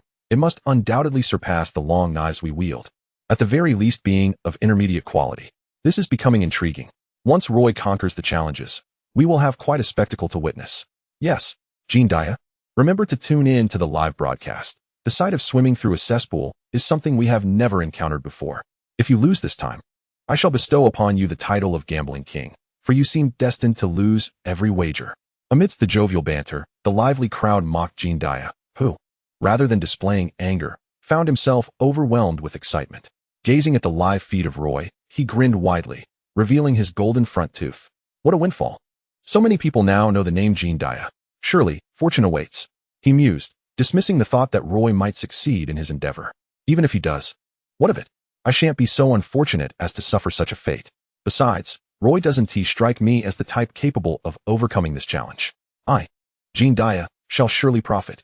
His lewd laughter echoed within the dilapidated hut. Meanwhile, Roy, appearing on screen, wore a triumphant smile. The horde of zombies that had emerged from the thick fog was far fewer than anticipated, merely a dozen or so. With effortless strikes, he dispatched them, leaving no undead standing before him. Huh, zombies. Hardly a challenge, he bellowed, leaning on his longsword with unabashed mirth. The audience watching the live stream was taken aback. Roy had been the first to so easily handle the zombies emerging from the mist. His speed was astonishing. Within mere minutes, the undead lay defeated at his feet, blood staining his attire, exuding a certain masculinity as he stood among the fallen. After a brief respite, Roy ventured boldly into the fog, taunting coward Lin Feng. Did you see that? Now you know what it means to be a real man. Stop hiding behind women and witness how it's done. With that, he plunged into the mist, igniting a fervor among viewers. Wow, this is going to be entertaining. The confrontation between Roy and Lin Feng. They recalled how Roy had persistently provoked Lin Feng since their entry into the Forbidden Zone, calling him a coward for not daring to enter the 10 major apocalyptic zones. The tension escalated. Both were prominent figures on the survival leaderboard. Observing Roy's apparent ease in dealing with the zombies, it seemed unlikely they could pose any significant threat. Perhaps, in the end, Roy would indeed triumph, navigating through the path of the undead. The outcome promised to be exhilarating, particularly for Jean Dia, who might face a rather humiliating fate. Lin Feng, too, had reason to worry about his future encounters, for if Roy succeeded, it would validate all the claims he had made. Thus, Lin Feng would need to tread carefully in the days to come. It is still too early to make any judgments. Let us first observe whether Roy can indeed clear the level. The audience in the live stream has begun to eagerly anticipate the outcome, hoping for Roy to triumph outright, as such a victory would unveil numerous iconic moments. Meanwhile, Roy has entered the first layer of the zombie path, confronted by an overwhelming horde of zombies, far more than the few that had charged out moments ago. A mere glance reveals that there are over 100, possibly even 200, zombies blocking his path. A hint of gravity crosses Roy's expression. Although the zombies do not move swiftly, being surrounded would almost certainly spell his demise. Firmly gripping his longsword, he sheds any semblance of levity from his face. Taking a deep breath, he charges into the throng of zombies. The sounds of bodies collapsing resound as he weaves through the undead. Hardly any zombie can withstand the might of his blade. Initially, the slaughter seems effortless, but with each successive swing, fatigue begins to weigh heavily on his arms. Yet, he feels it remains within tolerable limits. Realizing he must hasten his pace, after all, this is merely the first layer of the zombie path. It becomes evident why no one has yet managed to conquer the second layer. After dispatching another zombie, he pauses to catch his breath, only to see the remaining horde closing in once more. Chapter 159, the second layer of the zombie path.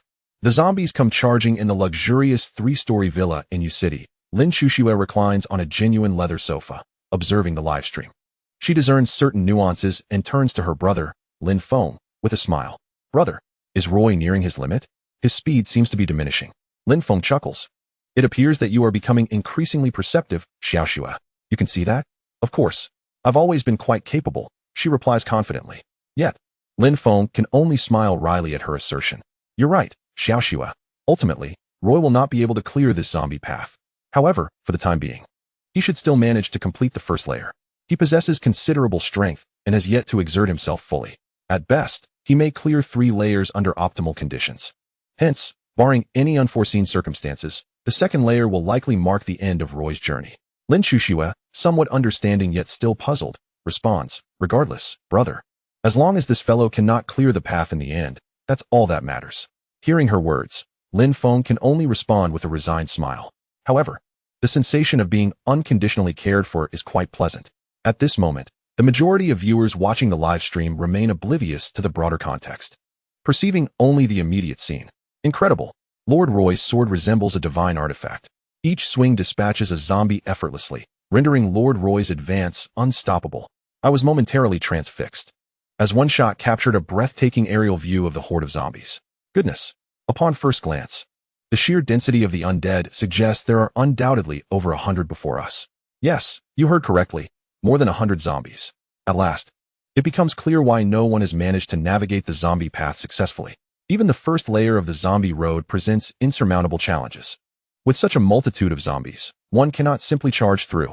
Yet, observing Lord Roy, it seems he is not exerting his full strength. This time, I feel a glimmer of hope. Jean Dia, prepare yourself. We eagerly await your live stream, showcasing the butterfly stroke through the cesspool. Haha, this time, Jean Dia is undoubtedly biding his time. After witnessing Roy's live stream, everyone is filled with immense confidence in his ability to prevail. However, in the midst of the zombie horde, Roy is far from having an easy time. After dispatching the final zombie before him, he leans heavily on his sword, gasping for breath. The mixture of zombie blood and his sweat has transformed him into a drenched figure. After a brief respite, the ground beneath him appears as if a lake has formed, soaked and glistening. It seems this path is even more arduous than I had anticipated. This is merely the first layer. There are still 6 more layers of zombies ahead. It is evident that success will not come easily and will require considerable effort. Truly, it deserves its reputation as one of the 10 forbidden zones of the apocalypse, Roy reflects. The duration of Roy's rest far exceeds what everyone had expected. Initially, the audience believed he would breeze through this level. Yet now, they watch as Roy no longer leans on his sword but instead lies sprawled on the pavement. This sight leaves the viewers momentarily astonished. What is happening? Has Lord Roy sustained an injury? Why has he simply collapsed? Surely not. This is merely the first layer of the zombie road. Roy ranks among the top 10,000 on the leaderboard. If he cannot succeed, what hope do we, the nameless, have? Are you all not aware? Lord Roy is simply exhausted from the intense exertion and wishes to catch his breath. Indeed, he is a true champion. Did you not see how those zombies fell before his blade, as if made of paper? It is true. Even if one were tasked with slaying 100 chickens, their arms would grow weary, let alone with over 100 zombies. Thus, at present, the esteemed Roy is merely recuperating his strength. Come on, Roy. Once you conquer this challenge, we shall witness the magnificent sight of the illustrious Jean performing the butterfly stroke in the cesspool. Everyone, remain calm and watch attentively. Surely, Roy will ultimately triumph. The audience in the live stream, upon witnessing Roy recline, gained a deeper understanding of the 10 forbidden zones of the apocalypse.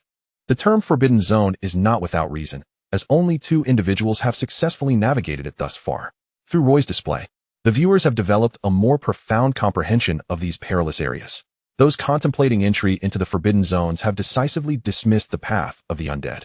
Over 100 zombies are not something that just anyone can easily overcome. Meanwhile, in the live stream, Roy stirred once more. Initially, he rested against his longsword, but eventually, fatigue overwhelmed him, prompting him to lie down. After reclining, he felt considerably more at ease.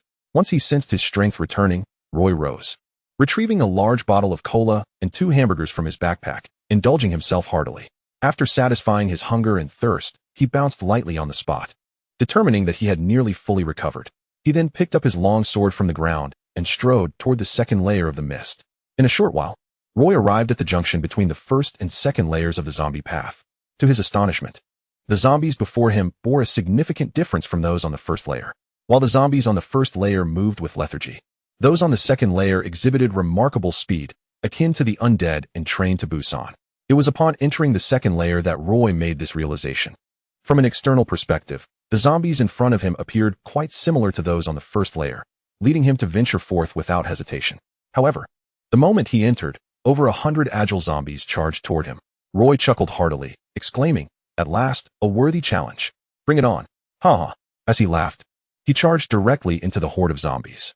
The viewers of the live stream were left utterly stunned, for the zombies of the second layer moved with astonishing speed, devoid of the sluggishness characteristic of the first layer. This was the first time the audience had encountered such rapid zombies, leaving them in a state of bewilderment.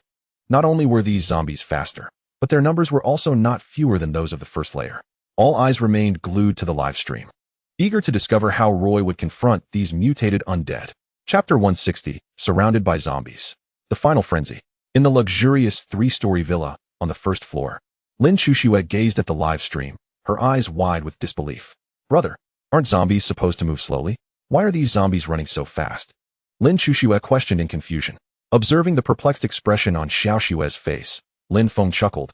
"This is merely a prelude. If that fellow Roy manages to pass this trial, he will encounter a plethora of distinct zombies." Lin Chuxue gazed at Roy, who was ensnared in the midst of a horde. Suddenly, she remarked with a laugh, "It seems this chap is out of luck. The zombies are moving at such a rapid pace, and they have completely surrounded him. I fear he stands no chance." Lin Feng replied with a smile, "Just wait and see. Miracles do happen. Perhaps Roy still has a glimmer of hope." The audience watching the live broadcast was witnessing the zombies of the second level of the zombie path for the first time. However, none anticipated that these zombies would far surpass their usual understanding of the undead. Not only were they swift, but they also exhibited a rudimentary form of coordination. In an instant, Roy found himself surrounded. Despite his desperate attempts to fight back, he remained ensnared. "What am I witnessing? These zombies can actually run?" exclaimed one viewer, utterly astonished. "I always believed zombies moved sluggishly, just like how they are portrayed in films and television, carriers of a virus, yet slow in movement. The first level of the zombie path was just like that. But I never expected the second level to feature mutated zombies. What was even more terrifying was that these zombies seemed to work together. No way. Look at the live feed. Roy is completely surrounded." The brutality of the second level of the zombie path was astounding.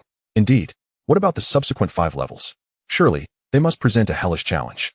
The viewers of the live broadcast were increasingly shocked by the formidable nature of the second level zombies, which were utterly unlike any zombies they had previously encountered.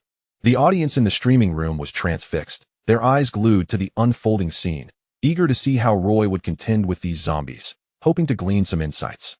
At that moment, Jean Dia was also watching Roy's livestream. Observing the swiftness and coordination of the second-level zombies, he grinned with his prominent golden teeth and said, "It appears I shall not be losing this time.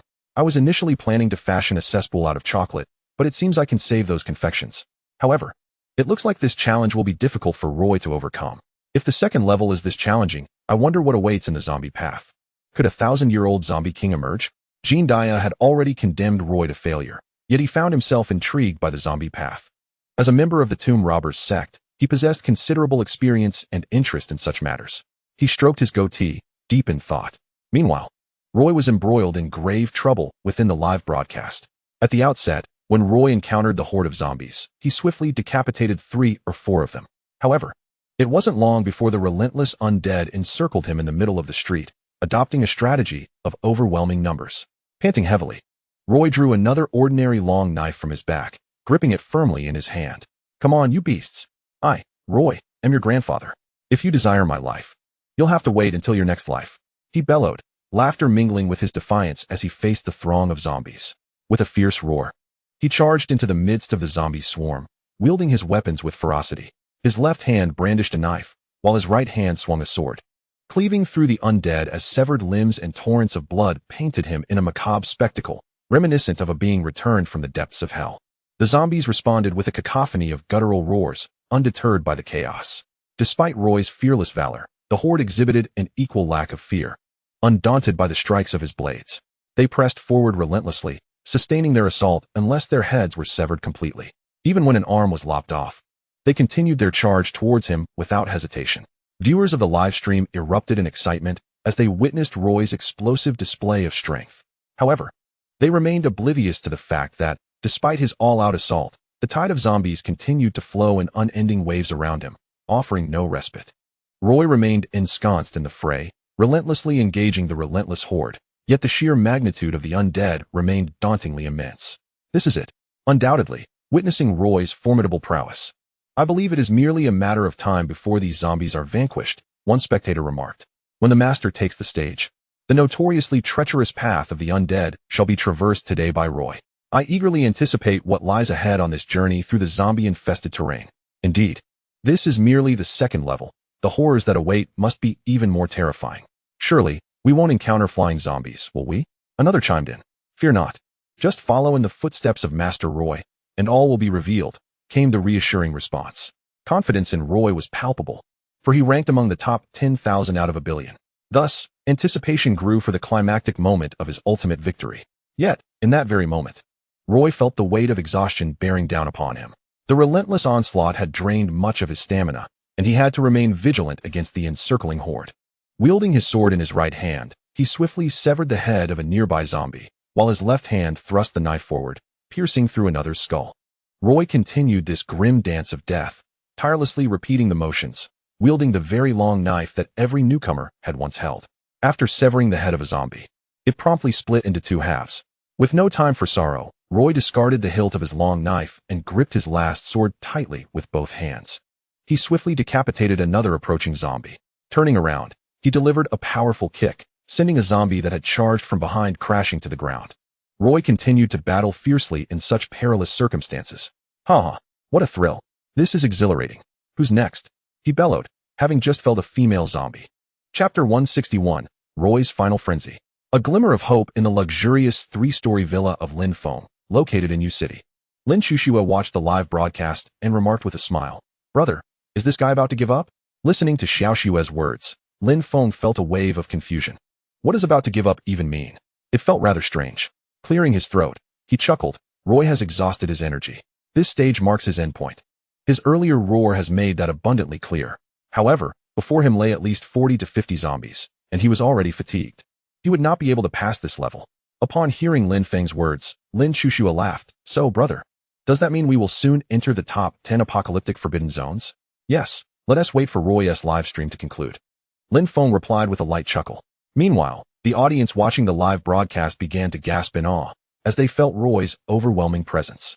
That declaration of who's next showcased his masculine prowess. Wow, incredible. No wonder he's a titan on the survival leaderboard. His aura is simply astonishing.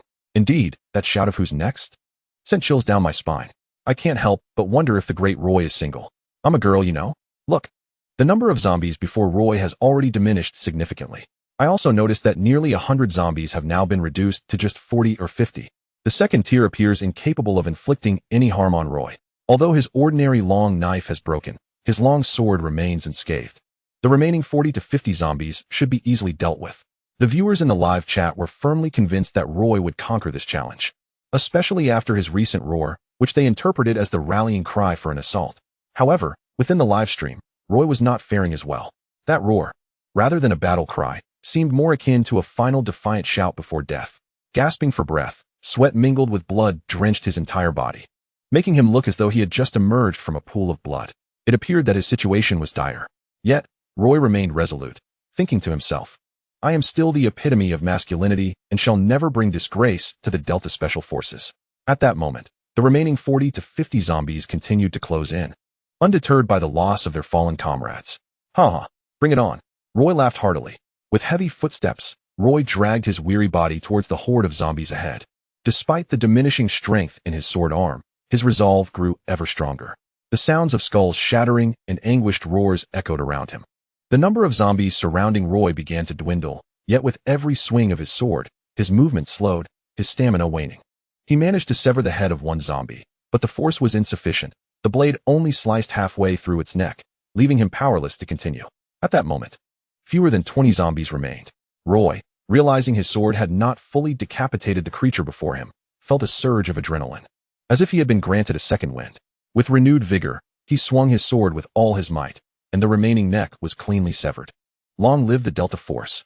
Roy shouted with fervor, yet the remaining zombies paid him no heed, continuing their relentless advance. A strange flush appeared on Roy's face as he beheld the approaching horde, and he laughed maniacally. Come forth, you beasts! He bellowed, charging headlong into the throng of the last few zombies. It was as if he had suddenly regained strength, and he fiercely decapitated 3 of them in swift succession. However, with each strike, his speed diminished further. After felling those 3 zombies, Roy trembled, his right hand gripping the sword spasming with exhaustion. Yet he refused to surrender. With fewer than 10 zombies left, hope flickered within him. If he could just hold on and eliminate these remaining foes, a well-deserved respite awaited him. "Hang on, Roy," he rasped, dragging his heavy feet to evade a zombie's bite from behind.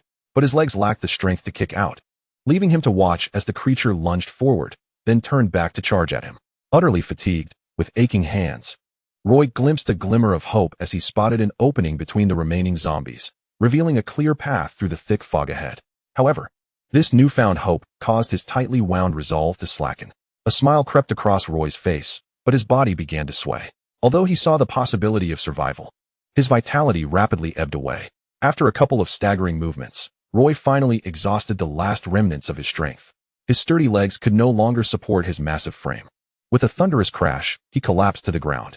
The longsword that Roy had clutched in his right hand slipped from his grasp and fell to the ground. Yet, an unusual excitement illuminated his face. As Roy collapsed, he could no longer hold onto the sword. However, the remaining 4 zombies ceased not in their pursuit. With ferocious growls, they lunged at Roy's fallen form. Roy felt the sharp teeth of one zombie tearing at his left calf, followed by another sinking its fangs into his right leg. The remaining 2 zombies, having been a moment slower, soon closed the distance. As Roy beheld the advancing undead, he yearned to retrieve the sword that lay just out of reach. Yet, his fingers merely twitched, devoid of strength. One zombie drew near, attacking his abdomen with savage bites. At that moment, the final zombie lunged for his throat.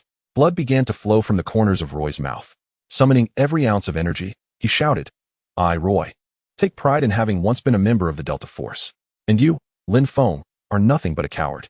Before he could utter another word, the last zombie sank its teeth into his neck. Chapter 162. Roy's death sparks a tremendous outcry. Lin Feng approaches the forbidden zone. Roy's final words remained unspoken. As the female zombie bit into his throat, blood streamed from his lips, his body trembling as the anguish contorted his face. Meanwhile, the live broadcast from the forbidden zone came to an abrupt end. This scene left all viewers in a state of shock, unable to comprehend the unfolding tragedy. "Goodness, I am utterly dumbfounded." That was the esteemed Roy, ranked among the top 10,000 survivors.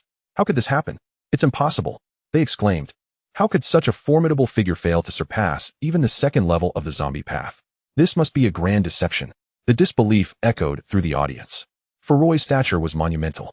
In a world ravaged by apocalypse, with a population of 1 billion, Roy stood among the elite 10,000. The magnitude of this ranking was unfathomable. Yet, this great figure met his demise at the second level of the zombie path, defying all expectations. No one dared accept that such a prominent individual could falter at the very second level.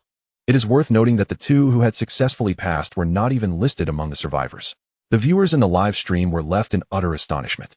It is truly hard to fathom that someone as esteemed as Roy ended up facing such a dismal fate. My scalp prickled with disbelief from the outset. When Roy boldly ventured into the forbidden zone via live broadcast, I sensed that he was no ordinary individual. As events unfolded, his commanding declaration at the crossroads only solidified this impression, revealing a fearless spirit as he embarked upon the path of the undead. Upon entering the first level of the zombie road, despite facing over 100 zombies, Roy wielded his sword with remarkable prowess, dispatching the undead with ease. Sustaining no injuries whatsoever, not even drawing the longsword sheathed upon his back. At that moment, I was thoroughly convinced of Roy's exceptional capabilities, believing wholeheartedly that he would surely prevail. However, upon reaching the second level of the zombie road, I was utterly taken aback. The horde before him had not only multiplied, but these zombies also exhibited the alarming ability to run. Witnessing this scene ignited a flicker of concern within me. Nevertheless, at the onset, Roy did not disappoint. Despite the overwhelming numbers and their swift movements, along with their basic coordination, he remained undaunted, retrieving his ordinary longsword. Amidst the throng of zombies, he appeared as ferocious as ever. Yet, what I had not anticipated was the sheer volume and rapidity of the approaching undead. Roy found himself not only evading their ravenous bites, but also guarding against threats from all directions, resulting in a rapid depletion of his stamina. I had initially believed this would be Roy's moment of triumph, only to be met with the grim reality of being surrounded. Ultimately, his strength waned, leading to his demise. In those final moments, Roy even glimpsed the vacant expanse between the second and third levels of the zombie road. At that point, Only 4 zombies remained in his vicinity. If he could eliminate these final foes, he would be able to rest and recuperate. Yet, to my astonishment, Roy collapsed. He was a mere 4 zombies away from success. I remain in disbelief, struggling to accept the reality of it all. How disheartening it is. If only Roy had managed to hold on a little longer. He could have traversed much further along the zombie road. I still cannot comprehend this outcome. After all, he ranked among the top 10,000. In light of this, it seems evident that the zombie road is far from straightforward and has undergone significant changes. It is a pity for Roy, who commenced his journey with such great fanfare. I had genuinely believed that he possessed extraordinary talents, constantly branding Lin Feng a coward for his reluctance to enter the top 10 forbidden zones of the apocalypse. However, what was unexpected was that the esteemed Roy did not receive news of his success in overcoming the challenge. Nor did he manage to prove that Lin Feng was merely a coward, albeit one with a streak of good fortune. Instead, he met an untimely demise. The audience in the live stream could hardly believe Roy's death. Although they had witnessed the conclusion firsthand, it remained difficult to fathom. At that moment, Jean Dia made his entrance. I knew that this foreigner would never succeed. Otherwise, how could I place such a hefty bet, diving straight into the cesspool? He lamented. Oh, the loneliness of a betting king. While Roy's words were often nonsensical, he did utter one notable phrase. In terms of placing bets during a live stream. I ask you, who else is there? Jean Dia's appearance piqued the audience's interest, as he was the one who previously faced humiliation and was now preparing to dive into the cesspool once more. Though Jean Dia won this time, he had suffered defeat in the past. The anticipation for his next wager began to build amongst the viewers. It must be said that the somewhat foolish Jean Dia possesses a certain charm. Indeed, he is a true giant, ranked 95th. It remains uncertain who might next venture into the forbidden zone to attract Jean Dia's attention. Let us not forget that until his last moment, Roy insisted that Lin Feng was a coward. Could it be that Lin Feng might indeed enter the forbidden zone? Surely not. If he were to do so, it would surely be a spectacle to behold. However, I believe it is unlikely. After all, Roy's taunts elicited no response from Lin Feng, which speaks volumes. Yet, one cannot dismiss the possibility entirely. Given that Roy clung to his belief in Lin Feng's cowardice even in death, it might just be that Lin Feng will seize the opportunity to enter the forbidden zone and redeem his reputation. The audience was ablaze with fervent discussion in light of Roy's demise. Meanwhile, in Yu City, Lin Feng turned to Xiao Xue with a smile, saying, "Let us go and discover what rewards lie within this forbidden zone and what great secrets await us upon completion." In Chapter 163, the discussion sparked by Roy's death unfold. I am Lin Feng. See you at 7:30 tonight. In Lin Feng's luxurious 3-story villa in Yu City, Lin Chuxue gazed at the live stream, where Roy was finally bitten by a zombie. Turning to Lin Feng, she remarked with a smile, "Brother, this fellow truly did not clear the second level. You were absolutely right. You are amazing, my brother." Listening to Xiao Xue's praise, Lin Feng could only shake his head in resignation. Approximately 400 zombies populate the first 2 levels of the zombie-infested path, a challenge that most individuals would find insurmountable. Even the slaughter of 400 chickens requires considerable effort. How much more so for these agile zombies? This outcome is not entirely unexpected, Lin Feng chuckled. Rising to his feet, he looked at Xiao Xue and said with a smile, "Let us first take a bath, and then we shall venture into the 10 great apocalyptic forbidden zones." Upon hearing Lin Feng's words, Lin Chuxue sprang up from the sofa with exuberance. "Yay, brother. You are the best. Xiao Xue wants to join you." However, perhaps due to her exuberant movement, her vibrant skirt fluttered dramatically, momentarily rising to her waist. Though it was but a fleeting instant, Lin Feng's keen observation skills were extraordinarily acute. Despite his efforts to avert his gaze, he could not help but notice. A glimpse of black lace flashed through his mind. Observing Xiao Xue's joyous demeanor, Lin Feng realized that the subtle allure of her attire held a profound impact. As he watched her celebrate, he swiftly ascended the stairs. Fearing that lingering too long would lead to embarrassment, he intended to wash up and present himself anew before entering the forbidden zone. Meanwhile, news of Roy's demise in the 10 great apocalyptic forbidden zones was just beginning to circulate. Initially, it sparked discussions within the live stream, but it quickly spread to larger chat channels. What? The esteemed Roy, who ranked among the top 10,000 survivors, has actually perished? What on earth happened? This is Roy we're talking about. He ventured into the 10 great forbidden zones and met his end? Goodness. If even Roy cannot prevail, what hope do we have? It was revealed that Roy had fallen in the second layer of the zombie road. Is this apocalyptic world jesting? If the strongest among us, those in the top 10,000, cannot succeed, what can we ordinary folk accomplish? Indeed, while Roy was considered one of the most formidable individuals His failure to clear the challenges indicated that our chances were bleak. However, has anyone pondered why those two women managed to clear the challenges effortlessly? Oh, now I see. The first level of the 10 Great Forbidden Zones is divided into two paths, one reliant on items and the other on abilities. The Ice Path and Poison Path could be traversed with high-level items, while the Zombie Road and Undead Road demanded immense strength for success. The discourse upstairs was astute. High-level items and capabilities represent the essence of the four paths in the first level. Yet, Roy's demise also raised another question. The current survival rankings must not factor in combat prowess. Indeed, the rankings do not consider combat ability. However, I must assert that Roy's combat skills were formidable. After all, he had slain 200 to 300 zombies along the zombie road. Moreover, the final demise was brought about by those mutated zombies, the kind that can sprint with alarming speed. Upon further examination, one can observe how many individuals embarked on the path of the undead, only to be devoured without having dispatched a single zombie on the first level. Does this not attest to the formidable prowess of the esteemed Roy? Within the chat channel, a fervent discourse erupted regarding Roy's demise, encompassing discussions about the 10 Great Apocalyptic Forbidden Zones and Roy himself. Yet amidst this fervor, a singular message emerged that ignited an uproar among the participants. It was a notification from Lin Feng. Initially, Lin Feng's followers numbered a mere 50,000, but following a series of actions, that figure has surged close to 100,000, although the exact count remains elusive to both Lin Feng and his followers. I am Lin Feng. See you at 7:30 p.m. This succinct statement from Lin Feng triggered an unparalleled sensation, particularly following Roy's recent death and the timing of this announcement. Wow, incredible. Is Lin Feng planning to venture into the 10 Great Apocalyptic Forbidden Zones? What does Lin Feng mean by see you at 7:30 p.m.? There was a palpable sense of anticipation regarding which path Lin Feng would choose. Everyone, calm down. Lin Feng merely stated see you at 7:30 p.m. He did not explicitly mention entering the 10 Great Forbidden Zones, one voice interjected. Perhaps Lin Feng intends to conduct a trade at that hour? I suspect he might be announcing something significant in the chat channel. No need to argue. It seems he genuinely intends to enter the Forbidden Zone. Have you all forgotten what Roy had been saying today? He labeled Lin Feng a coward, a timid soul hesitant to enter the Forbidden Zones. Thus, Lin Feng's announcement clearly conveys, tonight, I shall show you, Roy, what it means to be a true man. Wow, the person upstairs has truly uncovered the truth. Not only in the chat channel, but also in the live stream, everyone became aware of Lin Feng's announcement. Discussions flourished regarding the meaning behind Lin Feng's message. As this marked his inaugural utterance in the chat channel, the attention surrounding Lin Feng stems from his current status.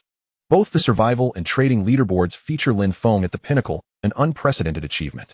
Furthermore, the timing of Lin Feng's announcement, following Roy's death, adds to the intrigue, especially given Roy's constant assertions that Lin Feng was merely a coward. Consequently, there is immense anticipation surrounding Lin Feng's message. Curious to discern the meaning behind Lin Feng's statement to meet at 7:30, the passage of time continued relentlessly as the discussion flourished among the crowd. At last, the clock struck 7:30 in the evening. Chapter 164, The Timely Arrival of Lin Feng. It was the first appearance of Lin Xuxue in Yuqing. In a luxurious 3-story villa, Lin Feng, having just finished his shower, donned a loose-fitting tracksuit and sat comfortably on a leather sofa in the grand hall, awaiting her arrival. It seemed that punctuality was not inherent to the female disposition, and Lin Feng could only chuckle wryly at the inevitability of it. As he nearly succumbed to slumber in his waiting, Lin Xuxue finally made her entrance. Descending the staircase, she mirrored Lin Feng's attire in a loose-fitting white tracksuit, her hair still damp and cascading freely over her shoulders, enhancing her feminine allure. Strikingly, her outfit appeared even paler than her own fair skin. In that moment, Lin Xuxue resembled a celestial being emerging from a bath. "Brother, what are you daydreaming about?"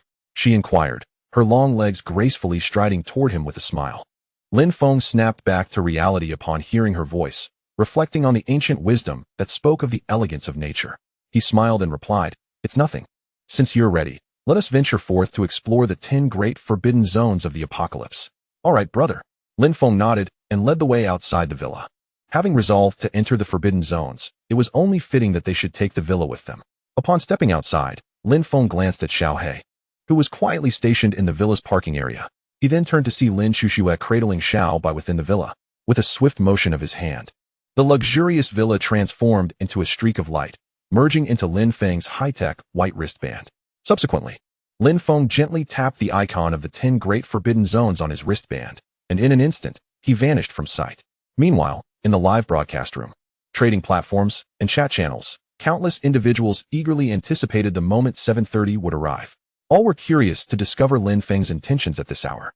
I always thought time passed too swiftly, but now it feels unbearably slow, one remarked.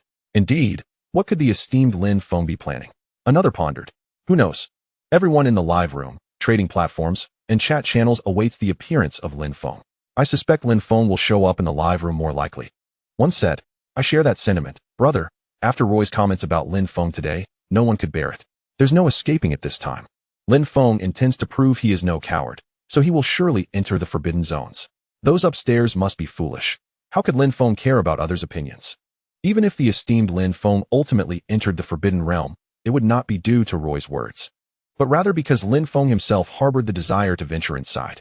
Indeed, a colossal elephant pays no heed to the clamor of mere ants. Should Lin Feng find himself within the 10 major apocalyptic forbidden zones, it would undoubtedly be for reasons intrinsic to himself. While this is well articulated, I am left with a lingering question. When might we, the male compatriots, successfully navigate this forbidden zone? It is indeed a matter of skepticism, especially considering that even the formidable Roy met his demise on the zombie path. Who would dare to enter such a place? In the live streaming room, the chat channels were abuzz with fervent discussions. At this moment, the clock struck 7:30 in the evening. The live broadcast of the 10 major apocalyptic forbidden zones shifted its scene, and Lin Feng's figure emerged at the crossroads of the first level of the forbidden zone. Instantly, news of Lin Feng's appearance in the forbidden zone live broadcast spread like wildfire among viewers. Countless individuals rushed to witness the event. What no one anticipated was that Lin Feng had indeed materialized within the forbidden zone. In a previous life, such a surge in viewership would have undoubtedly caused a streaming app to crash. However, the live broadcast of the 10 major apocalyptic forbidden zones remained remarkably stable, devoid of any lag. Observing the dense mist enveloping the crossroads, Lin Feng felt little surprise, having watched the live streams numerous times before. He promptly released Xiao He, as he had instructed Lin Shuxue and Xiao Bai to enter the vehicle prior to entering the forbidden zone. At this moment, Lin Feng was reluctant to reveal too much of his arsenal. With a swift gesture, Xiao He materialized at the crossroads of the first level of the 10 major apocalyptic forbidden zones, coming to a steady halt. Soon, the car door swung open, and Lin Shuxue, clad in pristine white athletic attire, stepped out. Accompanying her was Xiao Bai. Upon exiting the vehicle, Lin Shuxue spotted Lin Feng and approached him directly. Brother, is this truly the 10 major apocalyptic forbidden zone? The density of this white mist is astonishing, far thicker than what we observed during the live stream. Lin Shuxue remarked with a smile. Lin Feng, surveying the surrounding mist, replied with a grin, let us not dwell on the mist for now. First, let us retrieve our supplies. A hearty meal is essential for our strength. Understood, brother, she exclaimed, moving towards the back seat of Xiao He. The moment they entered this realm, Lin Feng's mind was flooded with information. As the current leader of the trading and survival rankings in this apocalyptic world, upon entering the 10 major forbidden zones, he could enjoy an extended respite at this crossroads. As long as he departed within 2 hours, he would encounter no issues. Thus, Lin Feng remained perfectly unperturbed. However, at this moment, the viewers of the live broadcast featuring the 10 great forbidden lands of doom were utterly astonished. Regardless of their beliefs, the images appearing in the live stream left them speechless. What on earth is happening? Has the esteemed Lin Feng truly made an appearance? Remarkable.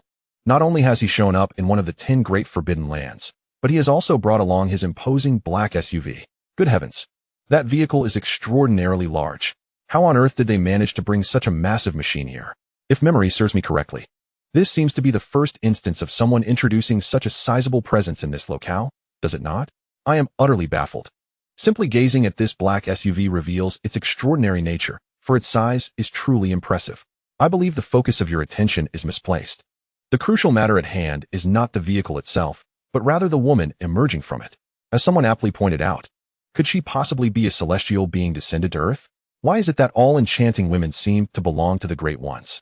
Just as the audience in the live stream was captivated by Lin Feng's arrival alongside the enchanting Lin Shuxue, their subsequent actions left everyone even more dumbfounded. Chapter 165. Is Lin Feng here for a leisurely retreat in the Forbidden Lands? In the live stream from the 10 great Forbidden Lands, all were mesmerized by Lin Shuxue. I must confess, although I am a woman myself, I found my heart stirred upon seeing her. Such beauty must surely be found only in the heavens, seldom witnessed among mortals. Even a fairy could not compare. Indeed, while she was clad in sports attire, An ethereal grace radiated from her. Suddenly, I felt envious of Lin Feng, blessed with such a perfect companion daily. When did this woman emerge? I had never heard of such exquisite beauty existing on Earth. Observing Lin Feng and recalling the recently deceased Roy, I finally understood. There is indeed a distinction among the great ones. The moment Lin Xuxue appeared, she dazzled all who were watching the live stream. Everyone could hardly believe that such perfection could exist in this world. At that moment, the viewers were met with an even more astonishing sight. In the live stream, Lin Feng and Lin Xuxue began to retrieve a barbecue grill, along with food and seasonings, directly from the trunk of their SUV. Lin Feng looked at Lin Xuxue and said, "I initially planned to prepare dinner after navigating through this forbidden land. However, given the ample time we have, let us dine first before proceeding." Lin Xuxue replied with a smile, "I will follow your lead, brother. How long can we stay here? I've noticed that others who enter the 10 great forbidden lands must leave within a stipulated time." Lin Feng placed the barbecue grill in the middle of the road and promptly pressed the start button. Hearing Lin Xuxue's words, he raised his head and chuckled, "Fear not. We have 2 hours to enjoy ourselves. There's no rush." "Yay, brother, I want to eat your corn. You grill it so deliciously." Lin Feng gazed at Xiao Shui with a smile and said, "All right, we shall commence with roasting corn. It will be our first dish." With that, he promptly placed 4 or 5 ears of corn onto the exquisite barbecue grill before him. His eyes drifted to the thick fog by the roadside, where he easily spotted a surveillance camera hidden within. However, Lin Feng felt no apprehension, for upon entering this realm, he had activated the privilege of being among the top 100 on the leaderboard, granting him access to the 10 forbidden zones of the apocalypse. This privilege effectively muted all sounds, allowing viewers of the live stream to see the visuals but not hear the voices of Lin Feng and Lin Xuxue. Not even the sounds of Lin Feng's actions were audible in this place. Looking at the food before him, Lin Feng turned to Xiao Shui and said, "Xiao Shui, please fetch that box of chilled cola I prepared. Enjoying barbecue without a cola would diminish the experience significantly." "All right, brother," Xiao Shui replied, turning to retrieve the icy beverages. While Lin Feng began placing various ingredients onto the elegant grill: corn, steak, chicken legs, chicken wings, bread, eggplant, lamb skewers, beef skewers, and more. Once all the food was arranged on the grill, Lin Feng reclined on a splendid wooden lounge chair, settling into wait. Xiao Shui returned with a box of chilled cola, opening a bottle and handing it to Lin Feng. "Here you go, brother." Lin Feng accepted the cold cola and took a hearty sip, smiling. The moniker of delightful drink for the couch potato truly lives up to its reputation. "Don't just stand there. Xiao Shui, lie down and rest a bit." "Brother, you relax. Xiao Shui is not tired," she replied with a smile. Observing the way Xiao Shui kept swallowing, Lin Feng could only manage a wry smile. Indeed, she was a foodie at heart. Meanwhile, the audience watching the live stream was utterly astounded. This was one of the 10 forbidden zones of the apocalypse. Yet here were Lin Feng and Lin Xuxue, casually barbecuing at the intersection of the first level. What is going on? Did I accidentally switch channels? What is Lin Feng up to? Is he on vacation in one of the 10 forbidden zones? This was outrageous. When others entered such places, they were typically cautious, fearing that lingering too long at the intersection would lead to dire consequences. But here was Lin Feng, brazenly starting a barbecue. I can only express one word: impressive. Are you blind? Did you not see how many types of food are on Lin Feng's grill? There are at least 7 or 8 varieties of meat alone, not to mention the assorted vegetables, bread, and corn, delicacies for grilling. A quick glance revealed approximately 20 different types of food. Meanwhile, we were left with nothing but the cold wind and snow. How refreshing. 20 types of food, my goodness. Is Lin Feng planning to open a barbecue restaurant? And let us not forget the grill itself. Was that truly a grill? It was so large that it resembled a barbecue table. Impressive. And what was in Lin Feng's hand? The delightful drink for the couch potato. My throat was already involuntarily salivating. What is it that the esteemed Lin Feng is reclining upon? Indeed, it is nothing less than a chaise lounge. Let us not digress.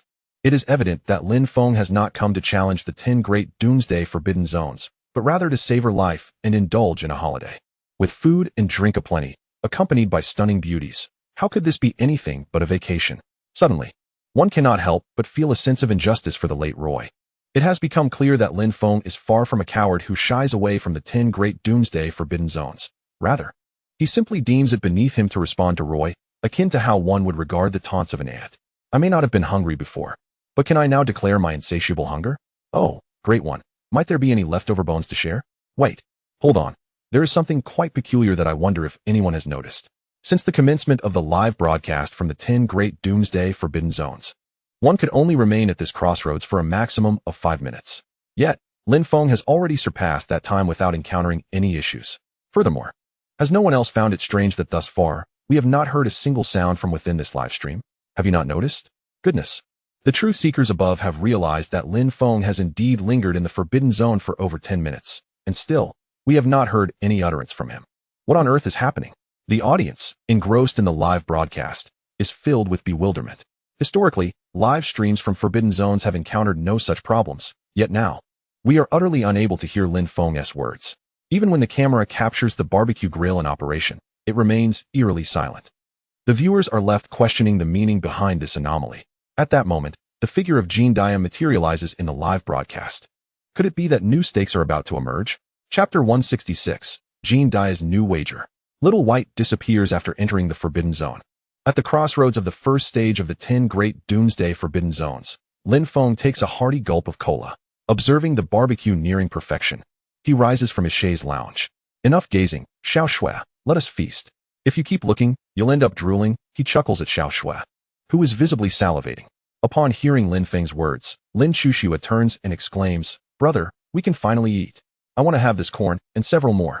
Lin Feng approaches the exquisite barbecue grill, picks up several ears of corn, and places them before Xiao Shui with a smile. "Eat, indulge without hesitation. If it's not enough, I'll get more." "Yay, you're so wonderful, brother. But you must eat some corn too. I don't want to eat alone." At the crossroads, Lin Feng and Lin Chuxua began to feast before the captivated audience. Entirely unconcerned about their presence in the 10 Great Doomsday Forbidden Zones, where the live cameras capturing their every move. Meanwhile, the viewers, intrigued by Jean Dia's sudden appearance, found their interest piqued once more. 200. What wager does the esteemed Mr. Jean plan to prepare shortly? I eagerly anticipate Mr. Jin's flamboyant display, having pondered it for several days. Initially, I believed that Roy would be capable of clearing the challenge, but it turns out he is merely a lost cause. Now that Mr. Jean has appeared, is he intending to bet on whether the illustrious Lin Feng can indeed succeed? If that is the case, it lacks intrigue. After all, anyone could surmise that Lin Feng will ultimately prevail. Mr. Jean, let us have something more captivating. Observing the warmth of the crowd upon his arrival, Mr. Jean felt invigorated, reassured that his previous decision was indeed wise. Greetings, everyone. I am the king of gamblers, Mr. Jean. It is a pleasure to reunite with all of you. This time, let us engage in a more interesting wager. As we all know, the two women who successfully navigated the toxic gas path and the frosty path did so with Lin Feng's assistance. Therefore, I shall not bet on whether Lin Feng can clear the challenge. Instead, my wager is whether he can complete it within 1 hour. Now, do not rush to conclusions. We are aware that both women took over 3 hours to finish their respective paths. Thus, this time, I am wagering on the duration. Regardless of which path Lin Feng chooses, if he manages to clear it within 1 hour, I, Mr. Jean, will perform a live stream of a flamboyant display in a cesspool. Moreover, as we know, Lin Feng is currently at a crossroads indulging in barbecue. Therefore, the time I refer to begins when Lin Feng truly enters one of the 4 paths, excluding the time spent eating barbecue. How does that sound? Quite generous of me. I assent it. Once Mr. Jin's wager was announced, the crowd's interest was piqued. Though this Mr. Jean often resorts to dubious methods to fulfill his bets, I remain intrigued. Indeed, a flamboyant display in a cesspool, even if made of chocolate, would suffice. Speaking of which, are you certain that Mr. Jean possesses such a considerable amount of chocolate? With that said, I am genuinely curious. Could it be that Mr. Jean will truly seek a cesspool to perform his display? In the live stream, the audience was suddenly energized. The wager from Mr. Jean captivated everyone. One is the reigning champion of survival, while the other ranks 95th. Regardless of who ultimately triumphs or falters, it promises to be an event worth anticipating. Setting aside Mr. Jin's wager for the moment, I am eager to know why Lin Feng has lingered so long at the first checkpoint of the top 10 apocalyptic forbidden zones. It is worth noting that the last person to stay at the crossroads perished from blood loss after just 5 minutes. Yet, why has Lin Feng faced no such fate? Let us not dwell on how Lin Feng accomplished all this. Rather, let us observe what he is consuming. Chicken legs, duck legs, chicken wings, ribs, corn, and eggplant.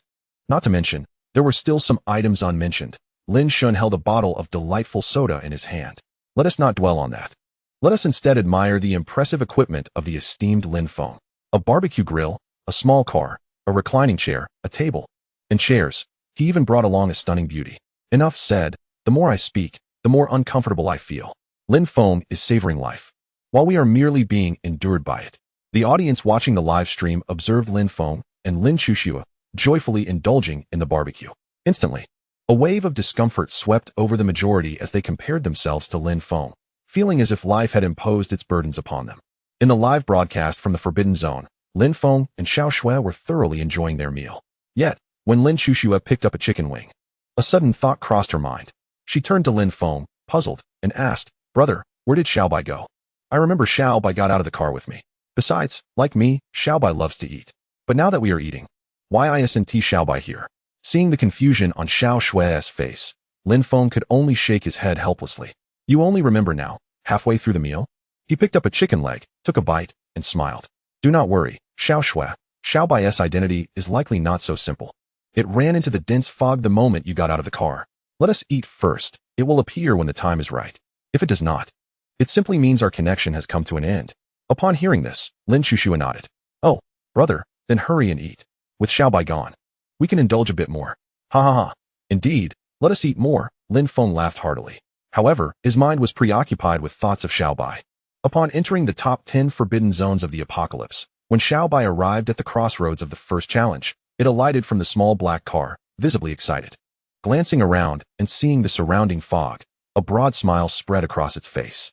It then dashed directly into the thick fog alongside the road. It is noteworthy that no one had ever successfully traversed this fog, and no one knew what lay beyond it. Yet, Xiaobai ran in without hesitation, unimpeded. Lin Feng watched this scene with a hint of astonishment. Upon entering, he had attempted to step into the fog, but found it utterly impenetrable. "It seems you harbor quite a few secrets, Xiaobai?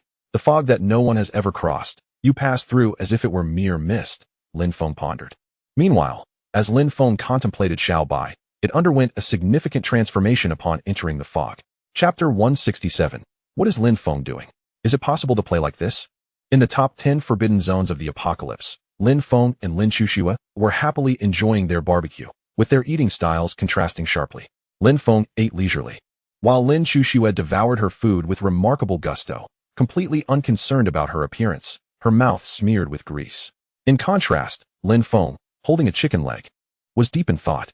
The 10 forbidden zones of the apocalypse. What was the origin of this dense fog? And how is it that Xiaobai could so effortlessly disregard the mist and venture within? Lin Feng's curiosity about Xiaobai's identity intensified. He had always regarded Xiaobai as merely an ordinary little cat. However, upon entering the forbidden zone, he realized the situation was far more complex. After witnessing the fierce battle between the adult thunder dragon and the 8-headed serpent, he pondered if the dragon's gaze upon him was truly directed at him, or rather at Xiaobai behind him. Was the ominous aura the 8-headed serpent sensed in him perhaps a trace of Xiaobai's essence? No, it could not be that simple. How intriguing this had become. Regardless, there were indeed numerous secrets in this apocalyptic world. How did those abandoned cities come to be? Ah, what a captivating mystery. Someday, Lin Feng vowed, he would uncover all the secrets of this apocalyptic realm. Lost in contemplation, Lin Feng continued to nibble on his chicken leg. Their humble barbecue feast concluded as both he and Lin Chuxue finished their corn. Lin Feng chuckled at the sight of her greasy face. "Come here, wipe your mouth. Look at you, all covered in oil." As he spoke, he offered her a napkin. Lin Chuxue giggled. "Hee hee, brother, Xiao Shui is enjoying herself very much." Lin Feng replied, smiling, "As long as you're happy. Stay here and don't move. I'll go put away the things we prepared." Lin Chuxue approached him, linking her arm with his. "Brother, let me help you. Xiao Shui is really capable. I'm not a little kid anymore." Feeling her soft grip on his arm, Lin Feng discreetly withdrew his limb, mindful of the ongoing live stream. He cleared his throat. "All right, stay close and don't wander off, understood?" "Understood, brother," she exclaimed, darting toward the small black vehicle. Observing her excitement, Lin Feng could only manage a wry smile. Inside the small black car, he took the driver's seat and steered towards the path of the undead. In mere moments, he covered the short distance of over 1,500 meters. Those watching the live stream of the Forbidden Zone noted that Lin Feng had finally finished eating and promptly settled into his black SUV, instantly piquing their interest. "Finally moving. My mouth is practically watering," one exclaimed. "I must confess, watching Lin Feng Sr. enjoy barbecue has left me feeling as if I've consumed a pound of snow." Another chimed in, "Upstairs, it's nothing but a bitter wind in my stomach. Lin Feng Sr. is on the move. I knew he would inevitably choose the path of the undead. There is a certain intrigue in the air, as Lin Feng seems poised to demonstrate who the true embodiment of masculinity is. If Roy can traverse this path, so can I, and if Roy cannot, I shall still prevail." What a spectacle it promises to be. One cannot help but wonder if Lin Feng will simply drive through, executing a straightforward assault. Yet, there is no need for haste. The audience in the live stream has already begun to stir with excitement. Everyone is eager to witness how Lin Feng intends to navigate this treacherous path strewn with zombies. However, it soon becomes apparent that their assumptions were entirely misguided. At this moment, the viewers of the live stream are not merely passive onlookers. Countless individuals from the leaderboard are also fixated on Lin Feng's broadcast. The foremost contender on both the trading and survival rankings has entered the top 10 of the apocalyptic wasteland, and they certainly would not miss this opportunity to gauge Lin Feng's true prowess. Among the spectators is Chu Yang, ranked 19th on both leaderboards. Reclining on his bed with a glass of crimson liquid, captivated by the unfolding events on the screen. Meanwhile, Jean Dia, who ranks 95th in survival, sits by a flickering fire, his gaze unwavering as he watches the live stream. For Jean Dia, this broadcast is pivotal to his personal quest for glory. Beneath a frozen waterfall, Liu Yihuan also gazes at Lin Feng's live stream with eager anticipation, wishing to etch his image deeply within her heart. Countless renowned and obscure individuals, those who have made the leaderboard and those who have not, are all keeping a watchful eye on Lin Feng's journey. At this juncture, Lin Feng has traversed approximately 1,500 meters along the zombie-infested path, driving his vehicle, Little Black. He has just reached this distance when a horde of zombies emerges from the thick fog, rushing toward him. Fortunately, their pace is anything but swift. Lin Feng retrieves a crossbow from the back seat, exits the vehicle, and with a mere flick of his wrist, dispatches the approaching zombies one after another. In less than 5 seconds from the moment he alighted, every last zombie lies lifeless on the ground. Brother, these zombies are utterly repulsive. Just look at the blood on the ground. It's turned a ghastly black, Lin Shushue remarks, frowning as she approaches Lin Feng. Fear not. In 3 seconds, these fallen zombies will vanish, Lin Feng assures her. As he speaks, the bodies before them dissipate into thin air, along with the darkened bloodstains. Observing the now pristine roadway, Lin Feng smiles and says, "Let us bring down the supplies I have prepared." "All right, brother." With that, Lin Feng and Lin Shushue begin to unload the items from Little Black, swiftly filling the narrow 10-meter-wide road with their provisions. Satisfied with the arrangement before him, Lin Feng declares, "Let us go, Xiaoxua. We shall return shortly." "Okay, brother." With the road devoid of any gaps, the two turn and make their way back to the vehicle. Driving the Little Black vehicle, they return to the initial intersection. The audience watching the live broadcast was utterly astounded, not only by the items Lin Feng and his companion had set down, but also by the sheer shock of Lin Feng turning around and heading back to the crossroads. It is noteworthy that, up to this point, no one had ever been able to retrace their steps after entering one of the paths of the intersection. However, Lin Feng's actions completely upended everyone's understanding of the 10 forbidden zones of the apocalypse. This was merely the beginning. Lin Feng's subsequent maneuvers left the onlookers in even greater disbelief. Chapter 168, Clearing One Path? No, he aims to conquer all 10 forbidden zones of the apocalypse. After placing a significant number of exquisite traps, Lin Feng and Lin Shushue drove the Little Black vehicle back to the initial intersection. Without pausing, Lin Feng steered the vehicle directly towards the path of the zombies. On board, Lin Shushue cheerfully inquired, "Brother, what grand rewards await us for clearing these 2 paths?" Lin Feng replied with a smile, "The specifics remain unclear, but it should not be disappointing. After all, no one has cleared them yet. We shall be the first. Thus, valuable treasures are likely in store for us." In the brief span of just over 1,500 meters, they arrived at their destination. Lin Feng exclaimed, "Let us go. There are still 2 paths remaining." With that, he opened the car door and stepped out. Amidst the thick fog, several zombies surged forth. Clad in black garments reminiscent of the Qing dynasty, their faces bore a yellowish pallor as they jumped towards Lin Feng, arms outstretched. Observing the approaching horde, Lin Feng raised his arm and unleashed his crossbow, piercing the skulls of the zombies one by one. Within mere seconds, the zombies crumpled to the ground, vanishing completely. Lin Shushue, witnessing the rapid demise of the zombies, queried, "Brother, is this what zombies are like? Why do they hop around, and why are their arms held so high?" Lin Feng chuckled, "That is simply their manner of locomotion, much like how the large black bulls we encountered move on 4 legs. I'll show you a zombie film tonight, and you'll understand." Lin Shushue laughed, "I trust you, brother, but I still prefer romantic films." "All right, enough chit-chat. Let us set the traps." "Okay, brother." Together, they placed the remaining exquisite traps along the zombie path. Before long, they had completed their task and began their journey back. Meanwhile, the viewers of the live stream were filled with astonishment and bewilderment. "I'm utterly dumbfounded. What is Lin Feng planning to do? Initially, I believed he intended to charge directly into the zombie path, but he placed something on the ground and then left. Did you all see that Lin Feng simply turned and walked away? This marks the first occasion where an individual has been able to retrace their steps. Many have yearned to turn back, but none have succeeded. How did Lin Feng manage such a feat? It is astonishing. Have you not noticed the weapon in Lin Feng's hands? It is a crossbow, a weapon for long-range assaults, making its debut here. I am curious about what Lin Feng has laid down. It resembles a trap, yet it is not quite the same. I believe you have overlooked the crux of the matter. The essential point is that Lin Feng has not merely placed these trap-like devices along the zombie path. Furthermore, he has directly deployed them on the zombie road as well. What does this signify? It indicates that Lin Feng intends to resolve both paths simultaneously, effectively clearing them both in one go. All those present in the live stream were left astounded by Lin Feng's actions. Initially, he managed to enter this forbidden zone with a woman and a vehicle. Then, at this crossroads, he commenced a barbecue feast, complete with a variety of foods, meat, vegetables, and chilled beverages. As if that were not enough, Lin Feng brought an array of items, tables, chairs, stools, and even 2 lounge chairs, leading one to suspect that he had come to this forbidden land for a vacation. Yet now, he has escalated his endeavors.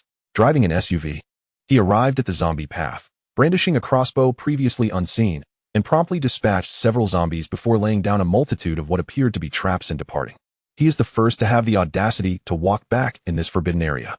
Subsequently, Lin Feng set his sights on the zombie road, employing the same strategy and deploying an abundance of trap-like devices there as well, before making his way back to the crossroads. Everyone was in awe of Lin Feng's audacity. However, what the viewers of the live stream were unaware of was that even more astonishing events were yet to unfold. Lin Feng, piloting his vehicle, returned from the zombie road to the original crossroads. Lin Chuxue glanced at the remaining 2 paths and cheerfully inquired, "Brother, which path shall we take first?" As he contemplated the poison gas road and the ice road before them, Lin Feng deliberated before responding. "Let us first traverse the poison gas road. Once we clear it, we shall proceed directly to the ice road. Can you prevent the poison gas from entering your vehicle?" he asked. "No problem, uncle. Not only can I withstand physical damage, but I can also resist magical harm such as poison gas," chirped the animated husky on the central control screen, tongue lolling in a comical grin. "That will suffice," Lin Feng replied, setting off towards the poison gas road. Regardless of the rewards or secrets lying ahead, they would soon be unveiled upon completion, he mused. As Lin Feng steered toward the poison gas road, hordes of zombies and ghouls surged forth from the midst of both the zombie path and the zombie road. However, the live stream continued to focus solely on Lin Feng, obscuring this alarming spectacle. Zombies from the zombie path emerged in droves, an overwhelming tide. However, the foremost zombies inadvertently stumbled into the exquisite traps set by Lin Feng and Lin Chuxue on the road. In an instant, they collapsed lifelessly to the ground. This time, Lin Feng had fully activated the capabilities of the traps, unlike the previous encounter with Lu Zhengyang from the Qing gang, where he merely captured fleeing members. This time, the beast traps were fully engaged. As the zombies triggered the traps, their feet were caught, and they fell to the ground. The traps, resembling voracious iron beasts, opened and closed their gleaming jaws, severing the legs of the advancing zombies. Once the zombies hit the ground, the traps swiftly clamped down on their heads, crushing them like watermelons, with red and white matter splattering forth. Countless traps executed this gruesome task, ensuring that not a single zombie could escape the encirclement of these iron monstrosities. On the other side, the same fate befell the advancing zombies. They continually collapsed into the steel jaws of the traps, with waves of the undead falling one after another. Within 3 seconds, the slain zombies dissipated into the air, posing no threat of clogging the trap's formidable jaws. At this moment, Lin Feng, driving the sleek vehicle known as Little Black, entered the toxic gas road.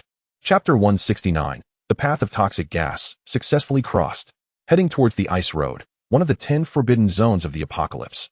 Unbeknownst to the viewers of the live broadcast, the traps set by Lin Feng and Lin Chuxue were relentlessly consuming the oncoming zombies. "Brother, this color is so beautiful," Lin Chuxue exclaimed, gazing at the verdant toxic gas with delight.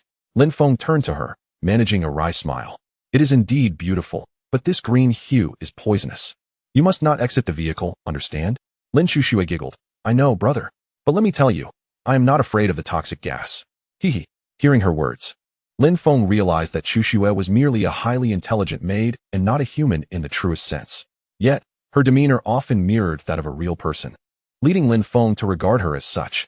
He said to her, Even if you are unafraid of the gas, you cannot go outside.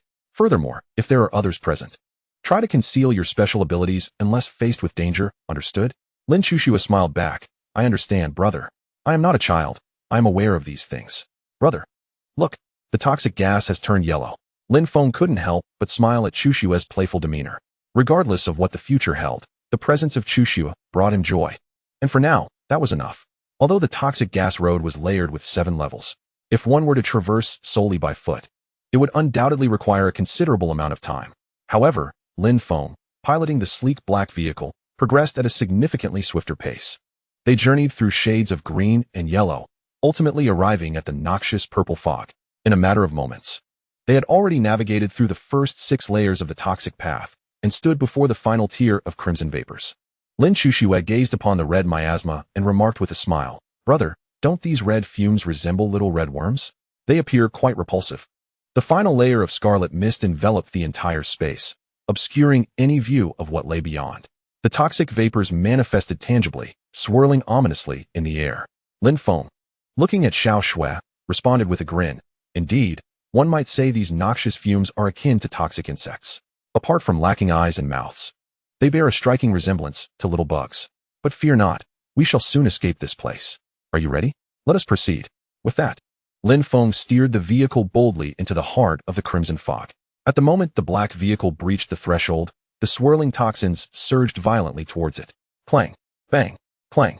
The sounds of metal colliding echoed as the red miasma, reminiscent of desperate little insects, crashed against the vehicle. The windshield was besieged by the relentless onslaught, while the dense swarm of toxic vapors obscured their line of sight entirely, rendering the path ahead indistinguishable. Lin Chushua exclaimed in astonishment, Brother, these red fumes truly are just as you described. They are indistinguishable from little bugs. Look how they collide with the vehicle, producing such a cacophony. Lin Feng reassured her with a smile. Worry not. The black vehicle's defenses can easily withstand these assaults from the red vapors. He maintained a steady grip on the steering wheel, guiding them towards their destination. Clang, bang, clang. The initial sporadic sounds of impact transformed into a torrential symphony as they pressed onward. As the black vehicle advanced, the frequency of the collisions shifted from a dense barrage to a more sporadic rhythm. It was then that Lin Feng spotted a glimmer of light ahead. Lin Chushua, filled with excitement, exclaimed, Brother, look, a light has appeared. We are about to clear this challenge. Indeed, it seems that this epic-level SUV is an unrivaled force in this realm, Lin Feng mused inwardly. Having traversed the toxic path, he gained a clearer understanding of its nature. In essence, this toxic route merely required high-grade gas masks or similar equipment to prevent inhalation of the fumes, thus allowing one to pass through with relative ease. Lin Feng turned to Xiao Shui with a smile. Once we conquer the toxic path, only the final frost road remains. Yes, brother. I am eager to see the great elephant at the end. Lin Feng chuckled. You shall see it shortly. At this moment, Lin Feng, driving the small black SUV, had completely traversed the 7th layer of the crimson toxic gas, emerging into a thick fog. Behind him lay the layer of red poison. Brother, we've made it through. Shall we head back now? Yes, let us return. Only then will we discover what rewards await us, Lin Feng replied, promptly executing a U-turn and once again plunged into the crimson gas, steering toward the initial crossroads. Meanwhile, the audience watching the live stream was left astounded. It dawned upon them that Lin Feng did not intend to conquer just one path or two, but rather all 4 routes of the first challenge. To their astonishment, he was indeed able to retrace his steps without any apparent restrictions, a revelation they had not anticipated. My goodness. It turns out that Lin Feng isn't just aiming to clear a single route, but plans to conquer them all. Incredible. The level of skill is astounding. The toxic path seemed to have no effect on Lin Feng at all. Honestly, if I hadn't seen the red gas collide with his black SUV, I would have thought the poison route was ineffective. Did Lin Feng really take only 10 minutes from entering the toxic path to clearing the final layer of red gas? Hold on, that is a narrow perspective. I just calculated that Lin Feng spent a mere 4 minutes and 15 seconds from the first layer of the toxic path to the last layer of crimson gas. What? He cleared the entire route in just 4 minutes and 15 seconds? Even the woman who initially cleared it took at least an hour, right? Lin Feng completed the challenge in less than 5 minutes. Unbelievable. He traversed a path that would take others 1 to 2 hours in under 5 minutes. Everyone look. Lin Feng has already cleared it, but now he is turning back. I see now. He truly intends to conquer every level. The next challenge Lin Feng plans to tackle is the ice path.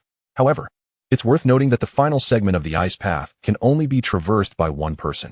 We eagerly anticipate witnessing Lin Feng's challenge.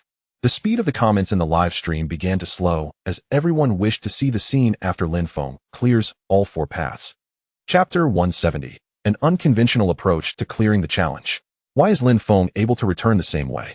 Lin Feng drove the small black SUV, taking Lin Xuxue directly toward the toxic path. Before long, they found themselves back at the initial crossroads. Lin Xuxue smiled at Lin Feng and asked, "Brother, shall we head to the ice path now?" "Let us wait for about 5 minutes," Lin Feng replied softly. "Why, brother? Are we waiting for Xiaobai?" Lin Feng shook his head and said, "Forget about Xiaobai. Since we can directly enter this thick fog, it's evident that it won't encounter any danger here." "Dear brother, what are we waiting for here?" Lin Feng chuckled. "Have you forgotten the traps we set along the zombie path and the undead trail? In approximately 5 minutes, the zombies from both paths will be entirely dealt with. So, let us wait here for a while." Lin Xuxue smiled and inquired, "Brother, why must we conquer all 4 paths? Is there something particularly special about it?" Upon hearing her words, Lin Feng rubbed his nose and replied with a grin. "Think of it as a game. There are varying levels of difficulty. Some are easy, others are challenging, and naturally, there exists the concept of hellish difficulty. Completing paths of different difficulties yields diverse rewards. What we are currently undertaking in the first level of the 10 Great Doomsday Forbidden Zones is classified as hellish difficulty. Therefore, once we conquer it, the rewards will undoubtedly be more abundant and advantageous." In truth, this information had automatically surfaced in Lin Feng's mind upon entering the 10 Great Doomsday Forbidden Zones. The reason he possessed such knowledge was due to his status as one of the top 100 players on the survival and trading leaderboards. All players within the top 100 are privy to such insights. Moreover, Lin Feng's ability to return directly from each path stems from the same privilege afforded to the top 100. If one were to conquer all 4 paths, they would be privy to even greater special rewards, which he was aware of at that moment. Thus, Lin Feng planned to traverse each route in its entirety. 5 minutes swiftly elapsed. "Let us go. After collecting the traps we set, we shall depart from the frost path," he said. "All right, brother." With that, Lin Feng led Lin Xuxue back towards the initial zombie path. As anticipated, the traps they had released remained intact. They exited the vehicle, retrieved the traps, and resumed their journey. The same scene unfolded on the undead trail. Before long, Lin Feng and Lin Xuxue returned to the original crossroads. In the small black car, Lin Xuxue, scratching her head in confusion, asked, "Brother, have the zombies from the zombie path and the undead trail been dealt with? Why did we not encounter any zombies when we passed through?" Lin Feng gently tapped her on the head, chuckling. "Did you not watch that Roy fellow's livestream? And yet you are still oblivious to the situation?" Lin Xuxue pouted, covering the spot where he had tapped her. "Brother, why did you tap me?" At that moment, she had hardly paid attention to that annoying fellow, having focused solely on her brother, which explained her ignorance. Observing her pitiful expression stirred a wave of emotion within Lin Feng. He finally understood why ancient monarchs ceased attending court. Their love for the realm over the beauty was indeed justified, he mused internally. Nevertheless, Lin Feng maintained a composed demeanor and cleared his throat, stating, "The reason we did not encounter any zombies is, this is due to the traps we set, which have effectively dealt with all the zombies and undead that emerged. In this apocalyptic wasteland, death is akin to that in the outside world. Upon dying, one simply vanishes. Much like those individuals from the Qin gang you witnessed that day." Listening to Lin Feng's explanation, Lin Xuxue smiled and said, "I understand, brother. Shall we proceed directly to the ice road now?" Lin Feng glanced at the exquisite watch in his hand. 5 minutes had elapsed. "We can go now. Let us embark. I will take you to see that enormous elephant." "Yay, we're going to see the elephant." Observing the joy on Xiao Shue's face, Lin Feng couldn't help but smile. With such a cheerful companion by his side, laughter was ever present. Amidst their joyous banter, Lin Feng drove Xiao He towards the final stretch of the ice road. Meanwhile, the viewers of the live stream were left in utter disbelief. What is happening? Lin Feng just emerged from the toxic gas road and retrieved those traps? No way. Don't tell me that the zombie road and undead road were cleared by Lin Feng so easily. It feels as if I am watching a fabricated stream. For reference, the illustrious Roy met his demise on the second level of the zombie road. It is worth noting that Roy is among the top 10,000 survivors.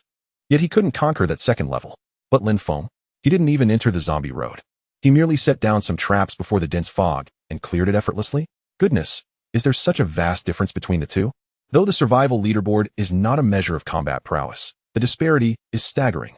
Roy, valiant as he was, ultimately fell without surpassing the second level of the zombie road. Yet Lin Feng merely made an appearance, laid down some traps, and resolved all the zombies on that road. It feels almost surreal, too incredible to be written. Lin Feng's resources must be extraordinarily abundant. The viewers in the live stream watched as Lin Feng retrieved the traps from the zombie road and undead road, then proceeded directly to the final ice road. The expressions of disbelief were palpable among those watching the Forbidden Area live stream, unable to fathom how he resolved what Roy could not conquer. At this moment, within the live stream, Lin Feng drove Xiaohe to the last layer of the ice road. However, the vehicle was now completely blanketed in white, covered in frost. Inside Xiaohe, Lin Chuxue gazed at the narrow path ahead and remarked, "Brother, it's too narrow here. Xiaohe can't fit. We need to walk from here." Lin Feng retrieved a down jacket from his spatial ring and handed it to Lin Chuxue with a smile, saying, "Yes, we'll walk from here. Put this on, and let us go. We shall conquer and claim our rewards to discover what delightful surprises await us." Chapter 171, Lin Feng's Plans. The live stream unexpectedly went black. What happened? The top 10 forbidden lands of the apocalypse. The blank buffer zone before the final ice cave of the frozen path. In the small black car, Lin Feng handed Lin Chuxue a fine down jacket. "Here, put this on. I'll wait for you outside," Lin Feng urged softly.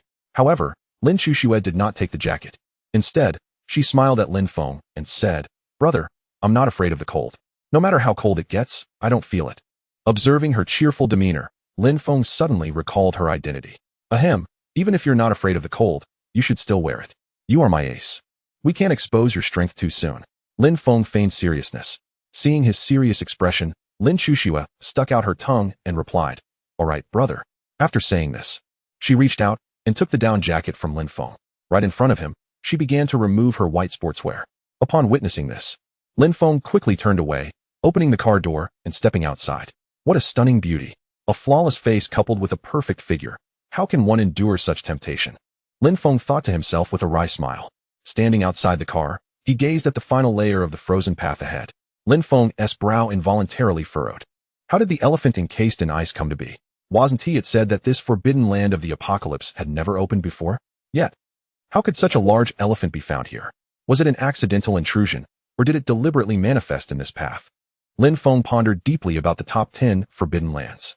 Suddenly, an idea struck him, and his frown relaxed, a smile beginning to grace his face. "Since you are here, I can simply take you for further study," he thought, his smile growing wider. Bang! The sound of the car door closing echoed. "Brother, I'm all changed," Lin Chuxue said, approaching Lin Feng with a smile. "Brother, what are you smiling about?" Lin Feng replied, "Didn't you say you were curious about that gigantic elephant? Soon, we'll take it with us so you can see it up close." Lin Chuxue's eyes sparkled with excitement as she exclaimed, "Great, brother. If we take it away, we can see this elephant every day. All right, let us go then. Stay close behind me and don't lag behind, understand?" "Got it, brother." Lin Feng waved his hand, and the small black car smoothly entered the parking lot of the villa through the high-tech wristband. After watching the car enter, Lin Feng took the lead towards the frozen path ahead. Meanwhile, while Lin Chuxue was changing, Lin Feng had already donned the exquisite down jacket.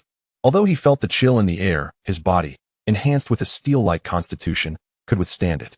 However, he would not allow the viewers of the live stream to discern his true strength. The more hidden cards he possessed, the more composed he could remain in the future. Lin Feng was the first to step onto the final layer of the icy path.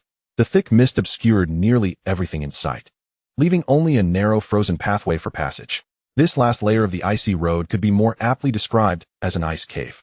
As Lin Feng walked ahead, he glanced to the sides, revealing the solidified ice, accompanied by a meaningful smile. "Xiaoxue, keep close to me and don't fall behind," he urged. "I know, brother. Let us hurry. I'm eager to see that elephant." Xiaoxue's excited voice reached Lin Feng's ears, prompting a smile from him. Having already witnessed Lu Yihuan's live broadcast, he felt quite familiar with this place.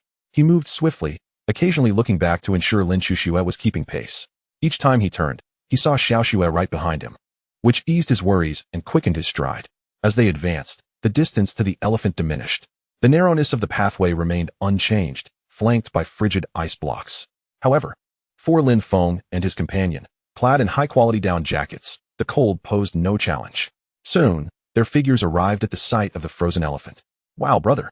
This elephant looks so terrifying. It's even more awe-inspiring than it appeared during the live stream," Lin Chuxue exclaimed. Lin Feng couldn't help but smile at her reaction. Before them, the elephant completely occupied the left side of the road, filling it to the brim and obscuring the mist behind it. The frozen elephant towered over 10 meters high and measured 5 to 6 meters in width. To fully appreciate its grandeur, one had to tilt their head upward. After a moment of contemplation, Lin Feng decided to utilize his privilege as one of the top 100 on the survival leaderboard, instantly causing the live broadcast to go dark. After all, what he needed to do was to move this colossal elephant. Meanwhile, the audience watching the live stream was left in confusion. They had been eagerly anticipating the moment Lin Feng and Xiaoxue would conquer this challenge, only for it to abruptly cut to black. What is going on? Why did it suddenly go black? Someone exclaimed. The stream was perfectly fine just now. This has never happened before. Why is this happening? Another chimed in. I've already taken off my pants, and this is what I get? Hey, what do you mean by taking off your pants? Someone else asked. Seriously, what is happening? Why did it suddenly go dark? This has never occurred before. It feels like there is some shady deal going on. Lin Feng's broadcast has no sound. And now it's completely unwatchable.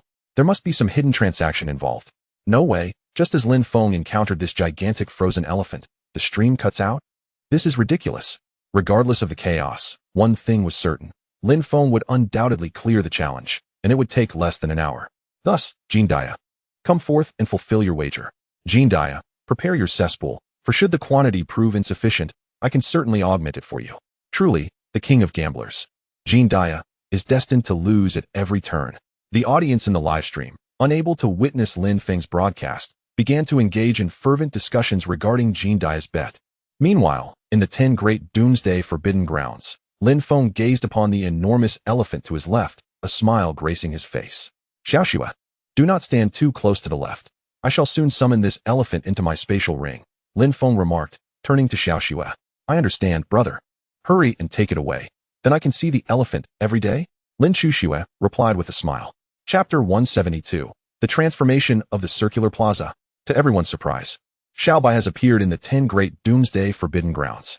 On the final layer of the ice road, Lin Feng, with a swift motion of his hand, caused the colossal elephant before him to vanish completely, along with the ice that encased it. At that moment, the area to their left, exceeding a height and length of over 10 meters, transformed into a blank expanse. Lin Xiaoxue, gazing at the vacant road, could not help but exclaim, Brother, you are truly amazing. You really did make the elephant disappear. And look, new ice is forming here. Lin Feng observed the scene before him. After summoning the elephant, the road to their left began to exhibit new changes. Cold air swiftly filled the void, and with remarkable speed, layers of frost enveloped the road. In mere moments, the thickness of the ice reached 1 meter. Curiously, however, the path that Lin Feng and Lin Xiaoxue traversed remained unchanged. As he watched the unfolding transformation, a glimmer of insight flashed in Lin Feng's eyes as he contemplated something. He turned to Xiaoxue and smiled. Let us proceed. The elephant has been taken, and we must discover what rewards await us at the end. All right, brother. I too wish to uncover this grand secret. Lin Feng and his companion departed from their original position, advancing along the icy path. After covering some distance away from the vanished elephant, the livestream footage resumed, revealing Lin Feng and Lin Xiaoxue at the rear of the ice road. Before them lay a blank expanse, with a luminous mist ahead. Behind them was the icy cavern. Standing beside Lin Feng, Lin Xiaoxue looked back at the ice road they had just traversed, and said, Brother, what are you gazing at? Let us move on. Lin Feng, lost in thought as he stared at the ice road they had crossed, snapped back to reality upon hearing Lin Xiaoxue's words. It's nothing. Let us go and explore the circular plaza, he replied, leading the way toward the radiant mist behind them. Lin Xiaoxue closely followed Lin Feng, who, traversing the dense fog, arrived at the staircase before him. In the next moment, Lin Xiaoxue appeared at that very spot. Upon entering, she gazed upon the circular plaza and couldn't help but exclaim, Brother, this circular plaza is even larger than it appeared during the live broadcast. Lin Feng replied with a smile. There is a distinct difference between watching a live stream and experiencing it in person. Come, let us see what rewards await us. With that, he led the way to the center of the circular plaza, closely followed by Lin Xiaoxue. The plaza was not particularly vast, measuring approximately 100 square meters. Beyond the dense fog that enveloped its perimeter, there was nothing else to be seen. Upon reaching the center of the plaza, a mechanical voice resonated through the air. Greetings. Congratulations on successfully completing the first stage of the 10 Great Apocalypse Forbidden Zones. Would you like to continue challenging the next stage? Lin Feng, gazing into the void, replied. I choose not to continue. Understood. The player has opted not to proceed to the next stage of the Apocalypse Forbidden Zone. As the player ranks among the top 100 on both the survival and trading leaderboards, and has successfully cleared the first stage along 4 paths. A special reward will be granted alongside the completion rewards. The distribution of rewards will occur as the player returns to the apocalypse world. As the mechanical system voice spoke, the previously unchanging fog within the circular plaza began to undergo a transformation, rolling and undulating like clouds. Lin Chuxue remarked, "Brother, look. The fog is starting to move." "Yes. Let us observe," Lin Feng replied with a smile. Surveying the surroundings, he noted that the fog on either side remained unchanged, while the fog directly in front of him began to shift. Initially, it merely rolled, but soon, strands of electric arcs began to emerge within it. Blue and white arcs flickered amidst the fog, and Lin Feng could even hear the crackling sounds reverberating in the air. Meanwhile, the mechanical system voice continued to announce, "Congratulations, player, for successfully clearing the 4 paths of the first stage. In 10 seconds, you will be teleported back to the apocalypse world, to a random location within the white safety zone." Lin Feng paid little heed to this voice, his attention fixated on the evolving fog. The incessantly flashing electric arcs culminated in the fog taking the shape of a cat. Observing this spectacle, Lin Chuxue exclaimed, "Brother, look, doesn't this resemble Xiaobai?" Lin Feng, witnessing the same scene, saw the fog transform into a cat. A glimmer of excitement flickered in his eyes as he replied, "We shall see." Before long, the form of the cat began to dissipate, signaling yet another transformation in the fog. A thick fog parted before them, revealing a narrow path. Deep within the mist, a small cat, adorned with flickering blue and white arcs of electricity, emerged. Lin Chuxue gasped, "Brother, this is Xiaobai. What has happened to Xiaobai? Look, there are arcs of electricity surrounding it." In that fleeting moment when the fog dissipated, Lin Feng too discerned Xiaobai's appearance. It appears Xiaobai has undergone some transformation. It doesn't seem to be anything negative. "Just wait, Xiaobai will soon come out," Lin Feng murmured softly. Simultaneously, a mechanical voice initiated a countdown. Players would soon be transported back to the apocalyptic world, and the completion rewards would return to a random location within the white safe zone alongside them. Countdown begins. 10, 9, 8. With the sound of the countdown echoing, Lin Chuxue anxiously called out to Xiaobai from within the fog, "Xiaobai, hurry over. Time is running out." At that moment, Xiaobai burst forth from the mist, arriving at the edge of the circular plaza. Sensing the urgency, Xiaobai's speed surged dramatically. Whoosh. 6, 5, 4. Like a bolt of lightning, Xiaobai raced towards Lin Feng and Lin Chuxue, leaving a trail of sparks in its wake. Whoosh. Just before the countdown reached its end, Xiaobai leaped into Lin Feng's embrace. 3, 2, 1. Concurrently, the countdown approached its conclusion. Lin Feng cradled Xiaobai as he and Lin Chuxue vanished into the circular plaza, shrouded by the fog.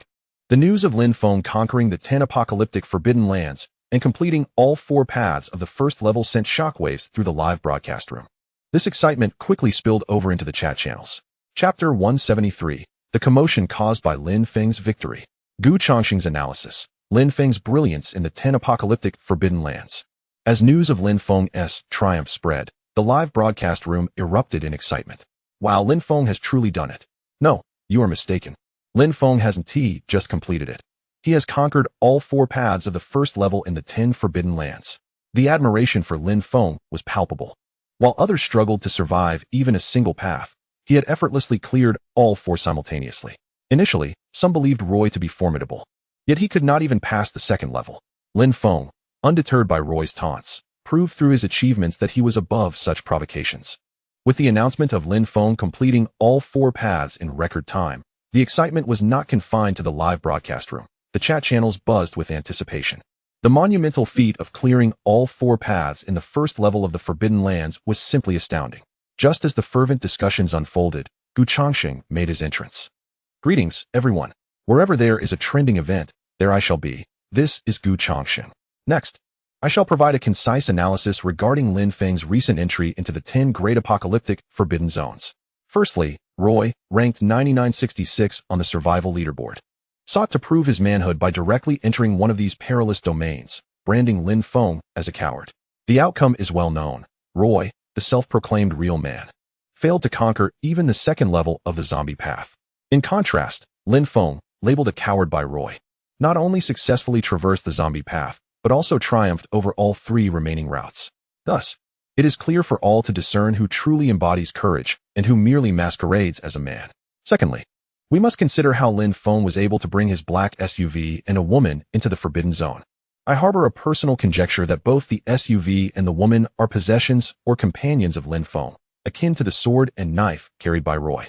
This explains how Lin Feng was permitted to transport both items into the restricted area.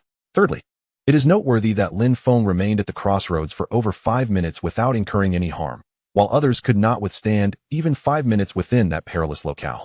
Those who exceeded this time limit invariably met with fatal consequences, bleeding from their orifices. This prompts a bold speculation regarding the duration of his survival. It may correlate with Lin Feng's standings on the trading and survival leaderboards, possibly due to his ranking within the top 10,000, thus granting him certain privileges to linger at the crossroads for such an extended period, or perhaps even within the top 1,000 or 100. Fourthly, Lin Feng's series of actions, including a silent live broadcast and subsequent black screens, along with the ability to rewind and review each stage, suggests a degree of privilege likely linked to the aforementioned leaderboards.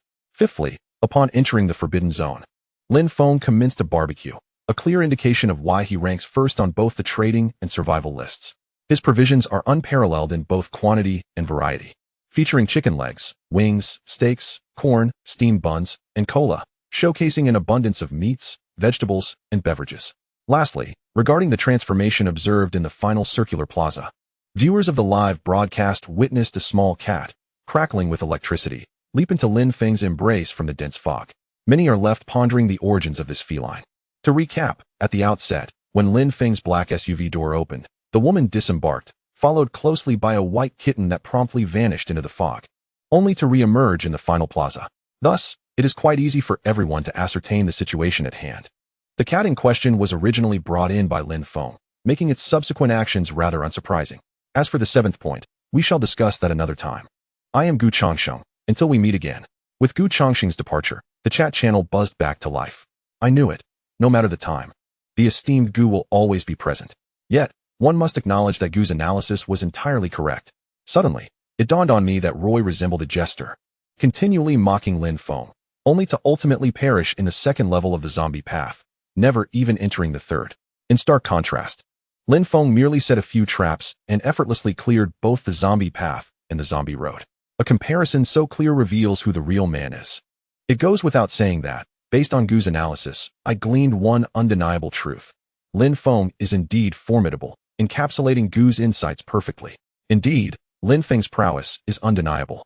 The discussions surrounding Lin Feng's triumph are omnipresent, be it in the livestream or chat channel. Even in the Doomsday Forbidden Zone's livestream, the audience's focus shifted away from the current broadcast. Everyone was engrossed in discussions about Lin Feng's accomplishment and his series of remarkable maneuvers within the Forbidden Zone.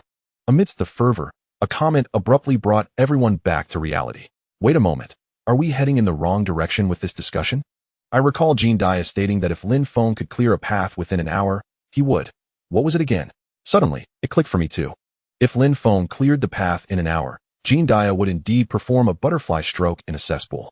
Lin Feng's triumph is mere routine news, but Jean Dia's cesspool butterfly stroke would be sensational. Indeed, while we all recognize Lin Feng's prowess, Jean Dia's butterfly stroke in a cesspool is an unprecedented spectacle. Jean Dia, stop hiding. Come forth and live stream your cesspool butterfly stroke. Jean Dia, let's do it. Shall I prepare a bikini for you? Everyone was fervently urging Jean Dia, eager to witness whether he would honor his wager. Everyone longs to see the moment Jean Dia executes his cesspool butterfly stroke. Meanwhile, the two individuals of utmost interest, Lin Feng and Lin Shuxue, had already returned to the apocalyptic world, accompanied by the still crackling Xiaobai. Chapter 174. Return to the apocalyptic world. Xiaobai begins to transform. Chu Yang's astonishment in Wuqing, within an abandoned villa, Lin Feng, cradling Xiaobai, alongside the elegantly clad Lin Shuxue, in pure white, appeared in the villa's grand hall. However, Xiaobai continued to emit flickering blue and white arcs of electricity. Lin Shuxue surveyed their surroundings, exclaiming, "Brother, have we exited the 10 major forbidden zones of the apocalypse? But where exactly are we?" Lin Feng glanced around, smiling. "Regardless of our location, we have successfully emerged. Let us venture outside and unveil our villa." It seems that Xiaobai is on the verge of transformation. Our villa offers a secure haven for Xiaobai's metamorphosis. At this moment, Xiaobai remains the same size, quietly nestled in Lin Feng's embrace, though occasional arcs of blue and white electricity flicker across its body. Fortunately, these arcs pose no harm to Lin Feng. Lin Shuxue glanced around and nodded, saying, "All right, brother." With that, she led the way outside. Eager to explore the spacious surroundings capable of accommodating Lin Feng's luxurious villa, which exceeds 500 square meters. Lin Feng surveyed his surroundings and noticed several supply crates and items at his feet. With a swift motion of his hand, he transferred the items into his spatial ring. The foremost task now is Xiao Bai's transformation. The rewards from the recent challenges can wait for later examination. After securing the items, Lin Feng cradled Xiao Bai and proceeded toward the villa's exit. At this juncture, Xiao Bai's belly began to swell gradually. Lin Feng gently caressed Xiao Bai's abdomen and chuckled. Haha, Xiao Bai, could it be that you found a little tomcat? Otherwise, how could your belly be so large? Feeling the protruding belly of Xiao Bai elicited a smile from Lin Feng. Brother, come here. There's ample space here to accommodate your villa. Lin Chushue's melodious voice resonated from outside. Lin Feng replied, all right, I'm coming. He then walked toward the source of her voice. Shortly, Lin Feng joined Lin Chushue. Although it was now late at night, their vision remained unaffected. Before them lay a vast expanse of flat grassland, exceeding 1,000 square meters, entirely suitable for Lin Feng's villa. Although the grassland had long fallen into disrepair, no longer a lush green, but rather a desolate yellow. This was not the moment to dwell on such trivialities. With a single wave of his hand, the villa materialized upon the grassland from the high-tech wristband. Lin Feng turned to Xiao Shui and said, let us see what great fortune awaits Xiao Bai this time. Brother, look, Xiao Bai has already fallen asleep. And why does it have 2 lumps on its head? Lin Chushui questioned, gazing at Xiao Bai in perplexity. Lin Feng looked down at Xiao Bai and replied with a smile. Xiao Bai is not merely asleep. It is in the midst of a profound transformation, entering a deeper phase to avoid external disturbances. As for the 2 lumps on its head, they likely signify some form of change. We shall soon discover their significance. I believe Xiao Bai's transformation will not take long, and it seems poised to complete it shortly. Now, let us ensure Xiao Bai is comfortably settled first. With that, he led the way into the villa, followed closely by Lin Chushui, as they entered together. Before Xiao Bai's cozy nook inside the villa, the two stood patiently, awaiting the culmination of Xiao Bai's transformation. At this moment, Lin Feng had already sensed an impending transformation, which could occur at any time. Thus, he decided to wait until Xiao Bai completed the metamorphosis before investigating the rewards for clearing the levels. While Lin Feng and Lin Chushui awaited Xiao Bai's transformation, the outside world was already in an uproar, whether in the live broadcast room or the chat channels. The astonishing feat of Lin Feng clearing 4 paths in one go through the 10 great apocalyptic forbidden lands elicited immense shock. Wow, Lin Feng is incredible. Clearing 4 paths in one go, what a legend. It was only now that people realized that Roy paled in comparison to the great Lin Feng. Roy had not even cleared the 2nd level of the zombie path, while Lin Feng had merely set a few traps and managed to annihilate all the zombies without even stepping into the fray. In the presence of Lin Feng, Roy was insignificant. Undoubtedly, Lin Feng was the foremost entity on both the trading and survival rankings. In terms of resource abundance and weaponry, he was truly unrivaled. The chat channel buzzed incessantly with discussions about Lin Feng. Especially at this late hour, when night owls roamed, more individuals emerged, fervently discussing the news of Lin Feng clearing 4 paths in one fell swoop. Everyone was incredulous. Just traversing one path among the 10 great apocalyptic forbidden lands was exceptionally challenging. Yet, here was someone who managed to clear all 4 paths in a single attempt. Consequently, messages flooded the chat at an astonishing speed. Newly posted information was quickly buried under tens of thousands, even over 100,000 messages. Meanwhile, in an abandoned skyscraper, Chu Yang held a goblet filled with a crimson liquid. He gazed out at the snowflakes cascading from the sky. Lifting the goblet, he took a delicate sip, a smile curling at the corners of his mouth. It seems your surprises have only just begun, he mused. This is the 1st level of the 10 great apocalyptic forbidden lands, and yet your ability to clear 4 paths at once has far exceeded my expectations. As the top of the survival rankings, you truly deserve that status. To his astonishment, the abundance of your provisions surpassed anything he could have imagined. Not only did you possess steak, beef, and lamb, but there was a wealth of vegetables as well. Beyond these provisions, your various resources were also astonishingly ample.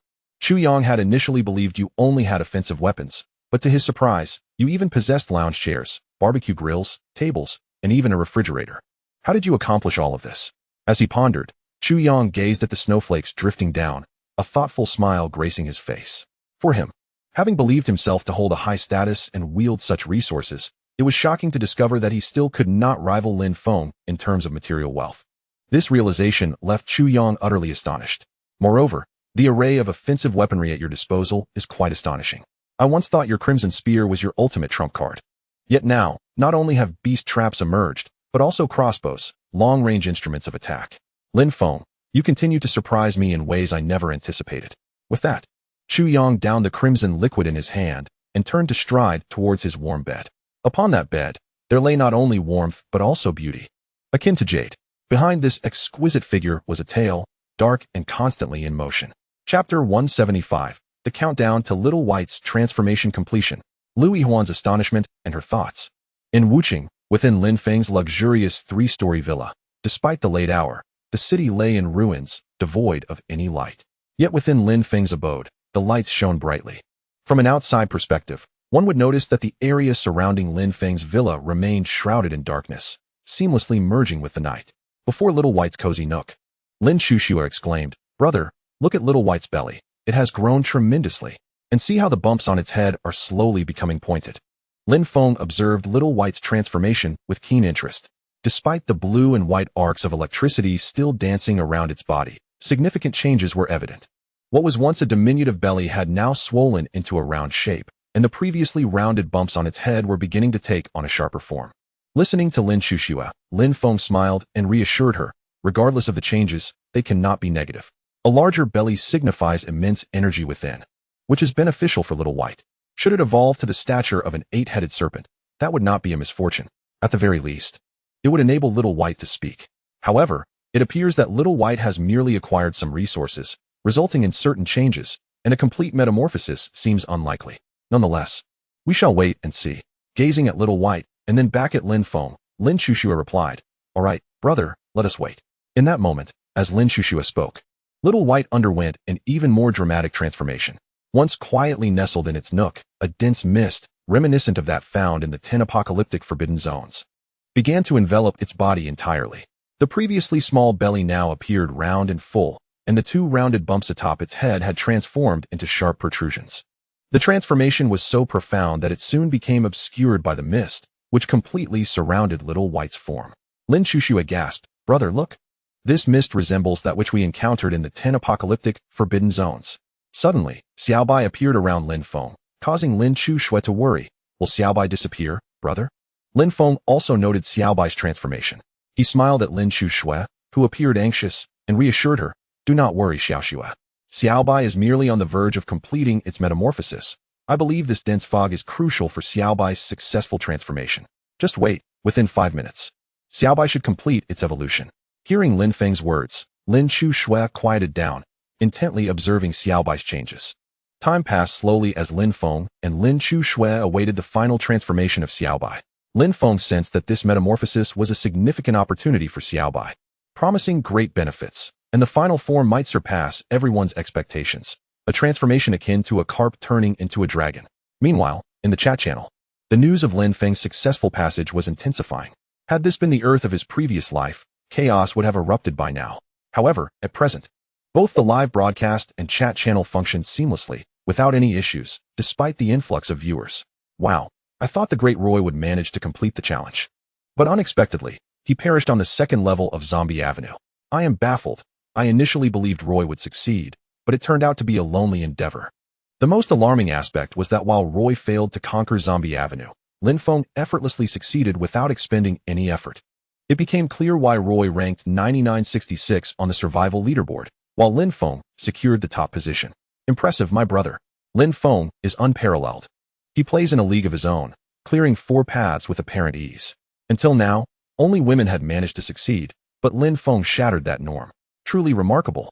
Consequently, the excitement surrounding Lin Feng's unprecedented achievement of clearing 4 paths surged, leading to a significant increase in messages seeking to purchase equipment from him. Fortunately, after the Apocalypse World update, Lin Feng had already set it so that strangers could not message him directly. Otherwise, his wristband would have been inundated with notifications all day. On another front, beneath a frozen waterfall, Lu Yihuan was teleported to this location after clearing the 10 major apocalyptic forbidden zones.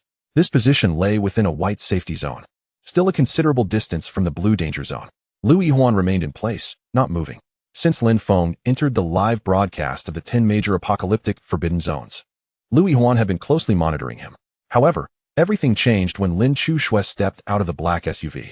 In Lu Yihuan's heart, An inexplicable pang of sadness lingered. Yet, she adeptly suppressed this feeling, continuing to watch Lin Feng's live stream. However, she made a conscious effort to avoid glancing at Lin Chushua's figure. "Brother, I believe in your capabilities," Lu Yihuan remarked as she observed Lin Feng's appearance in the stream.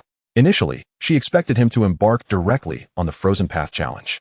But to her surprise, he was merely at a crossroads, preparing to grill food. Witnessing this scene, Lu Yihuan's eyes nearly bulged with disbelief. She was well aware that within the confines of the top 10 apocalyptic forbidden zones, one could only linger at this intersection for a mere 5 minutes. Yet, Lin Feng began to indulge in barbecue without any incidents occurring during that duration. Lu Yihuan's expression was one of incredulity. As the 5 minutes elapsed, a sigh of relief escaped her lips. Subsequently, Lin Feng successfully cleared all 4 paths of the first level in one go. Lu Yihuan's mouth hung agape, unable to close, as she had never anticipated such an outcome. The shock she experienced was immense. Eventually, after witnessing Lin Feng and Lin Chushua emerge unscathed upon completion, she slowly closed her mouth. "Brother Lin Feng, I will surely catch up to your pace," Lu Yihuan declared, her face resolute. Chapter 176. The time for Jin Dai's bet to be fulfilled. The transformation of Xiaobai is complete. In Wuqing, within Lin Feng's luxurious 3-story villa, he and Lin Chushua awaited Xiaobai's transformation in silence. At this moment, Lin Chushua could no longer discern Xiaobai amidst the thick fog, seeing only an impenetrable haze. She refrained from uttering a sound, fearful of disturbing Xiaobai's metamorphosis. The news of Lin Feng clearing 4 paths in the top 10 apocalyptic forbidden zones not only ignited the live stream and chat channels, but left all viewers in utter astonishment. This included Chu Yang, ranked 15th on the survival leaderboard, as well as Lu Yihuan, who had not even entered the rankings.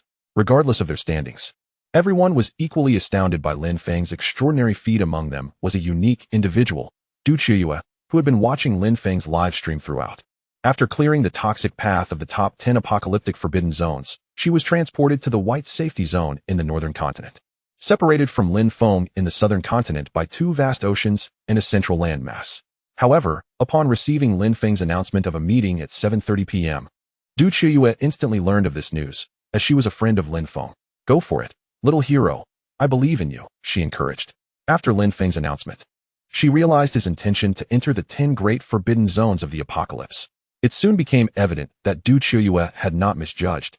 Lin Feng indeed ventured into these perilous realms. However, when Lin Chushua emerged directly from that sleek black SUV, Du Chiyue's gaze swiftly shifted from Lin Feng to her. "Oh, Lin Feng, it seems you are not as straightforward as you appear. Though she is undeniably a stunning woman, the brilliance of those headlights pales in comparison to my own," Du Chiyue remarked, puffing out her chest with confidence. She took pride in her allure, having yet to encounter a woman of greater age or more exquisite form than herself. After a brief comparison, her confidence surged anew, prompting her to resume watching Lin Feng's live broadcast. Initially, Du Chiyue believed Lin Feng would effortlessly conquer the toxic gas path. Yet, as she observed his subsequent actions, barbecuing at the crossroads, setting traps along the zombie path and the undead route, then retracing his steps through the toxic gas path before finally exiting via the ice path, she was left in disbelief. Du Chiyue had previously attempted the toxic gas path herself, knowing full well that retracing one's route was impossible. Yet, Lin Feng appeared entirely unaffected by such constraints, leaving her utterly astonished and pondering how he accomplished such feats. As Lin Feng ultimately completed his journey and departed, Du Chiyue regained her composure. Gazing at the vast expanse of white before her, she chuckled, "Little hero, it seems I have underestimated you. You achieved what no one else has ever managed. Roy stands as a mere jest in your presence. Yet, you are no longer just a little hero. I believe it is time to bestow upon you a new moniker, Little Casanova." Unable to suppress her laughter while surveying the snowy landscape, she added, "Live well, little hero. I hope you truly grow to become a great hero." With that, she turned and returned to her modest abode, settling down for a peaceful rest, hopeful for a brighter tomorrow. Meanwhile, as the number of viewers increased, the chat channel buzzed with reminders of Jin Dai's wager. With Lin Feng's swift completion of the challenge in under an hour, the question arose, "Jin Dai, isn't it time for you to fulfill your bet?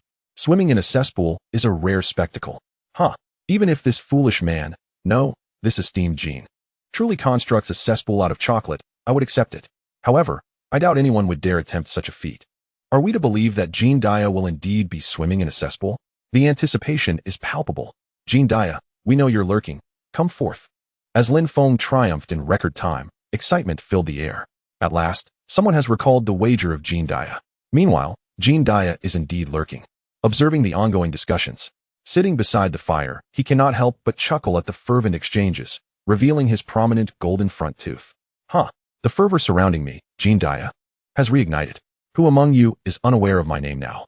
Whether it be a farcical spectacle or a genuine dive into a cesspool, what does it matter? I have endured far more repugnant trials than this. It is but a trifling matter. The excitement is at its peak, and that suffices. Oh, let me stoke the flames further. A mischievous thought seems to cross his mind as he chuckles, the golden tooth glistening brightly in the firelight. Greetings, everyone.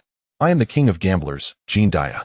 Regarding Lin Feng's swift completion of the challenge within an hour, I shall indeed live stream my dive into the cesspool as per our wager, and I assure you, I will not renege on my word. First, congratulations to Lin Feng for conquering the 10 apocalyptic forbidden zones, completing 4 paths in a single hour. He truly deserves his position atop the survival leaderboard. However, I, Jean Dia, am a man of my word. Tomorrow at noon, I shall live stream my dive into the cesspool. As it is night now and the images are unclear, I will broadcast the event in full tomorrow at 12. Enough said. I am off to locate the cesspool now. See you all tomorrow at noon. Jean Dia. With that, Jean Dia logged off. It was late, after all, and rest was essential. Yet, his announcement stirred a wave of excitement in the chat channel. Everyone was eagerly anticipating the live stream of Jean Dia's dive into the cesspool. The chat channel buzzed with fervent discussions, fueled by the news of Lin Feng's remarkable achievement and the impending fulfillment of Jean Dia's wager. Meanwhile, in the luxurious 3-story villa of Wu City, 5 minutes swiftly elapsed.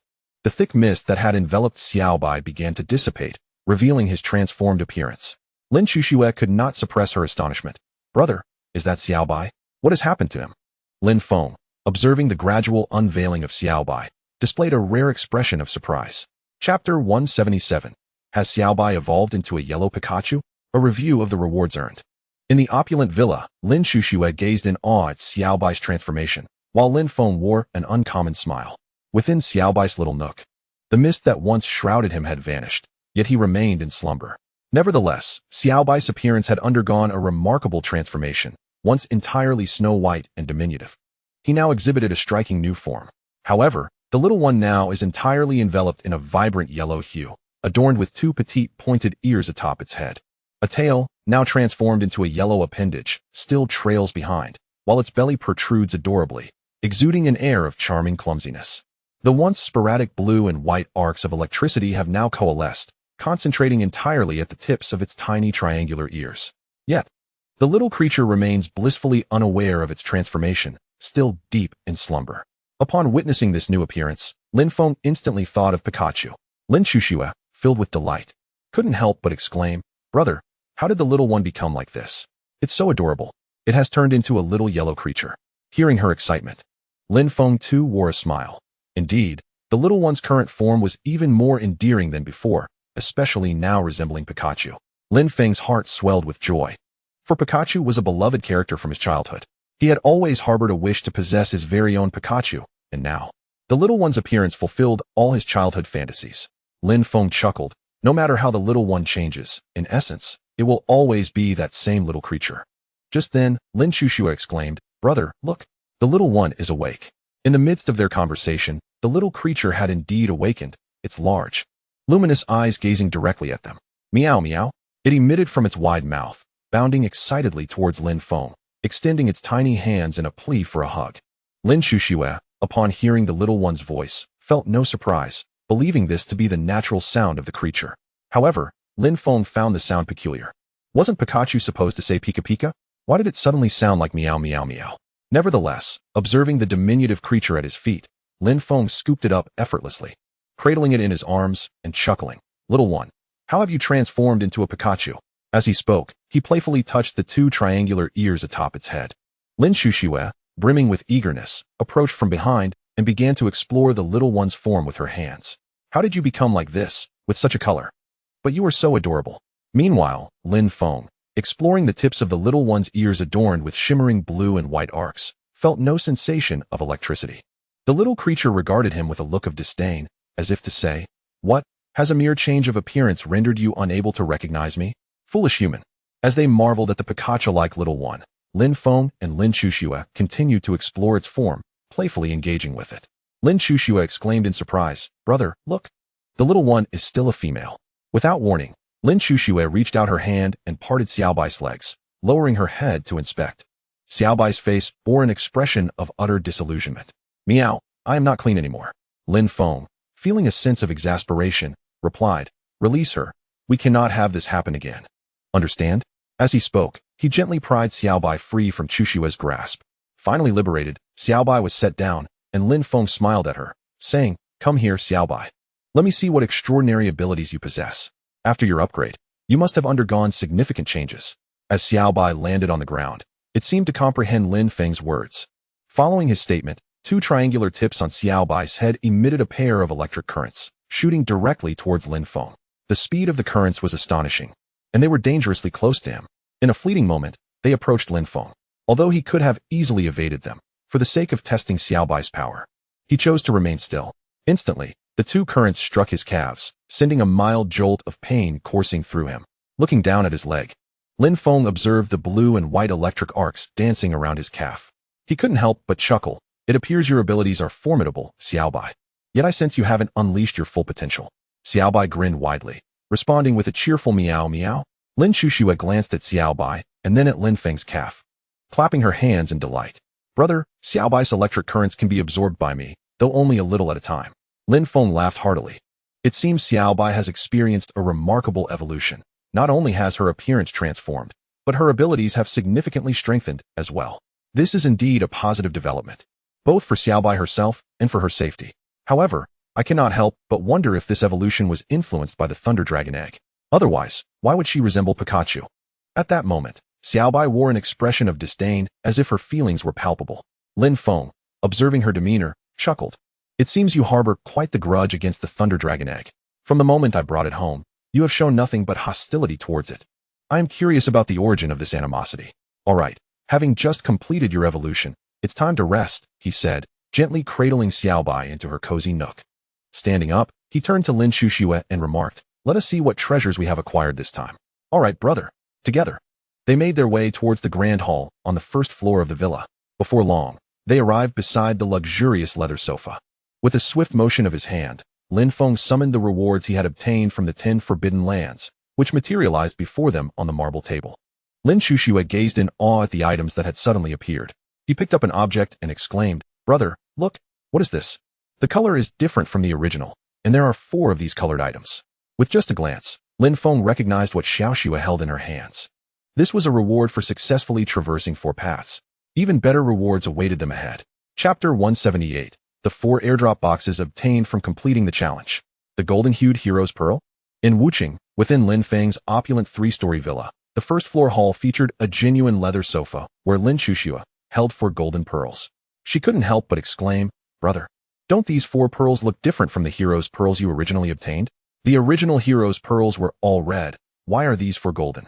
Lin Feng also noticed the pearls in Xiaoxue's hands. This should not be a hero's pearl, as they were traditionally red. These were golden. These 4 pearls were likely the rewards for completing the 4 paths. As he spoke, Lin Feng took 2 of the pearls from Lin Chuxue and began examining them. He observed that the golden pearls bore no distinction from the hero's pearls, except for their color. In terms of size and shape, they were identical. However, there were no accompanying instructions for these golden pearls, leaving Lin Feng uncertain of their purpose. Nevertheless, he believed that the rewards for completing the 4 paths must hold some significance and would certainly prove useful in the future. "Brother, don't just look. Let's open these airdrop boxes and see what treasures lie within," Lin Chuxue urged, exploring the boxes before her. Lin Feng chuckled, "We'll open them. No need to rush, Xiaoxue." With that, he placed the golden pearls into his spatial ring. "Let's open them one by one, no hurry." The airdrop boxes before them appeared to be ordinary, lacking any distinguishing features, each roughly a square meter in size. Lin Feng opened the first airdrop box, and a familiar white light flashed. A yellowish scroll materialized before them. Lin Chuxue, her curiosity piqued, asked, "Brother, could it be another manufacturing blueprint? Quick, see what it is." Seeing her eager demeanor, Lin Feng could only smile wryly. He wasted no time and unfurled the scroll. To his surprise, it did not contain a manufacturing blueprint, but rather a message that read, "Congratulations, player. Upon opening this scroll, you will receive a mysterious blessing for 1 month. During this month, you will encounter 3 airdrop boxes daily. along with other special mysterious blessings. Congratulations. Lin Chuxua also read the words and couldn't help but inquire, brother, what is this mysterious blessing? If it merely guarantees 3 airdrop boxes each day, then it doesn't seem particularly useful. As we could easily locate 3 airdrop crates each day, Lin Feng found himself lost in contemplation while gazing at the words inscribed on the scroll. Upon hearing Lin Chuxua's remarks, he returned to his senses and smiled, saying, regardless, encountering 3 airdrop crates daily for an entire month is indeed a fortunate circumstance. At the very least, we shall not return empty-handed. As for any other mysterious blessings, we shall surely uncover them during this month. Lin Feng then unfurled the scroll. And as he finished reading, the earthy yellow parchment gradually dissolved into a myriad of sparkling motes, vanishing from his grasp. Observing the scroll dissipate, Lin Feng merely smiled and remarked, all right, let us see what treasures the remaining crates hold. With that, he opened another airdrop crate. A flash of white light illuminated the surroundings, and the second crate disappeared, leaving behind another earthy yellow scroll. Lin Feng opened it to reveal yet another message. Congratulations, player. Upon opening this scroll, you automatically gain the opportunity to exit and return to the apocalyptic world once you have completed the 10 major doomsday dungeons. Regardless of which level you find yourself in within these dungeons, you can terminate your quest and return to the doomsday world at will. Congratulations. After reading the scroll in Lin Feng's hands vanished once more. Lin Chuxua smiled and said, brother, this scroll seems of little use to you, doesn't it? You can already return directly at any point, just as you did moments ago. To this, Lin Feng replied with a chuckle, that's not entirely accurate. We were able to return directly in the first level because I hold a privilege as one of the top 100 players. Thus, I can return at any juncture. However, the future is unpredictable. I may not always remain among the top 100. Yet, this scroll guarantees that no matter which level we find ourselves in the doomsday dungeons, we can ultimately return to the apocalyptic world. This represents a vital opportunity for survival. Should we encounter peril in any of the 10 doomsday dungeons, we can utilize this privilege to safeguard our lives. Hence, this scroll is indeed quite valuable. Upon hearing this, Lin Chuxua's face lit up with excitement. Brother, does that mean you will no longer fear death in the future? Lin Feng felt a twinge of discomfort at her words. What did she mean by saying he would no longer fear death?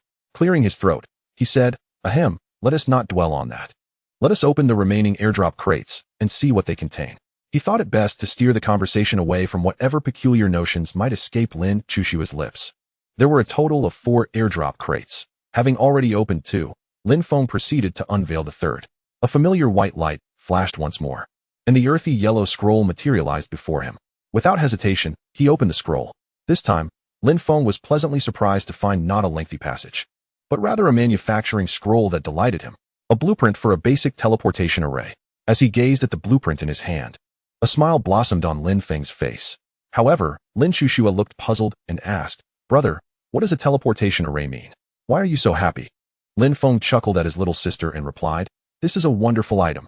With this teleportation array, you can appear wherever you wish. As long as you place the teleportation array, you can be transported directly to that location. Lin Chuxua beamed and said, then brother, shall we create the teleportation array right now? At that moment, Lin Feng found himself lost in thought. Upon seeing the teleportation scroll blueprint in his hand, he was instantly reminded of someone, Alice. If only this teleportation scroll had appeared earlier, he could have asked Alice to take the teleportation array back with her, allowing him to see her anytime he wished. Alas, it was still a step too late. Nevertheless, Lin Feng was not overly anxious, for he knew the coordinates of Alice's ancestral home. Thus, he believed there would come a day when they would reunite.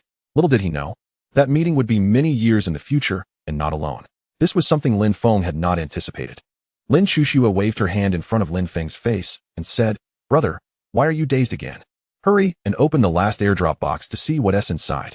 Chapter 179, Rewards After Clearing and That Big Secret. Teleportation Array Manufacturing Blueprint. In Wuching, within Lin Feng's 3-story villa, Lin Chuxua gently waved her hand before her brother, who seemed lost in thought while holding the scroll. Brother, what's wrong? Open the last airdrop box. Hearing his sister's voice brought Lin Feng back to reality. He noticed a delicate, jade-like hand waving in front of him. He gently brushed aside Lin Chuxua's hand and said helplessly, all right, stop shaking me, or I might just fall asleep. Let's open the last airdrop box and see what rewards await us. With that, Lin Feng opened the final airdrop box.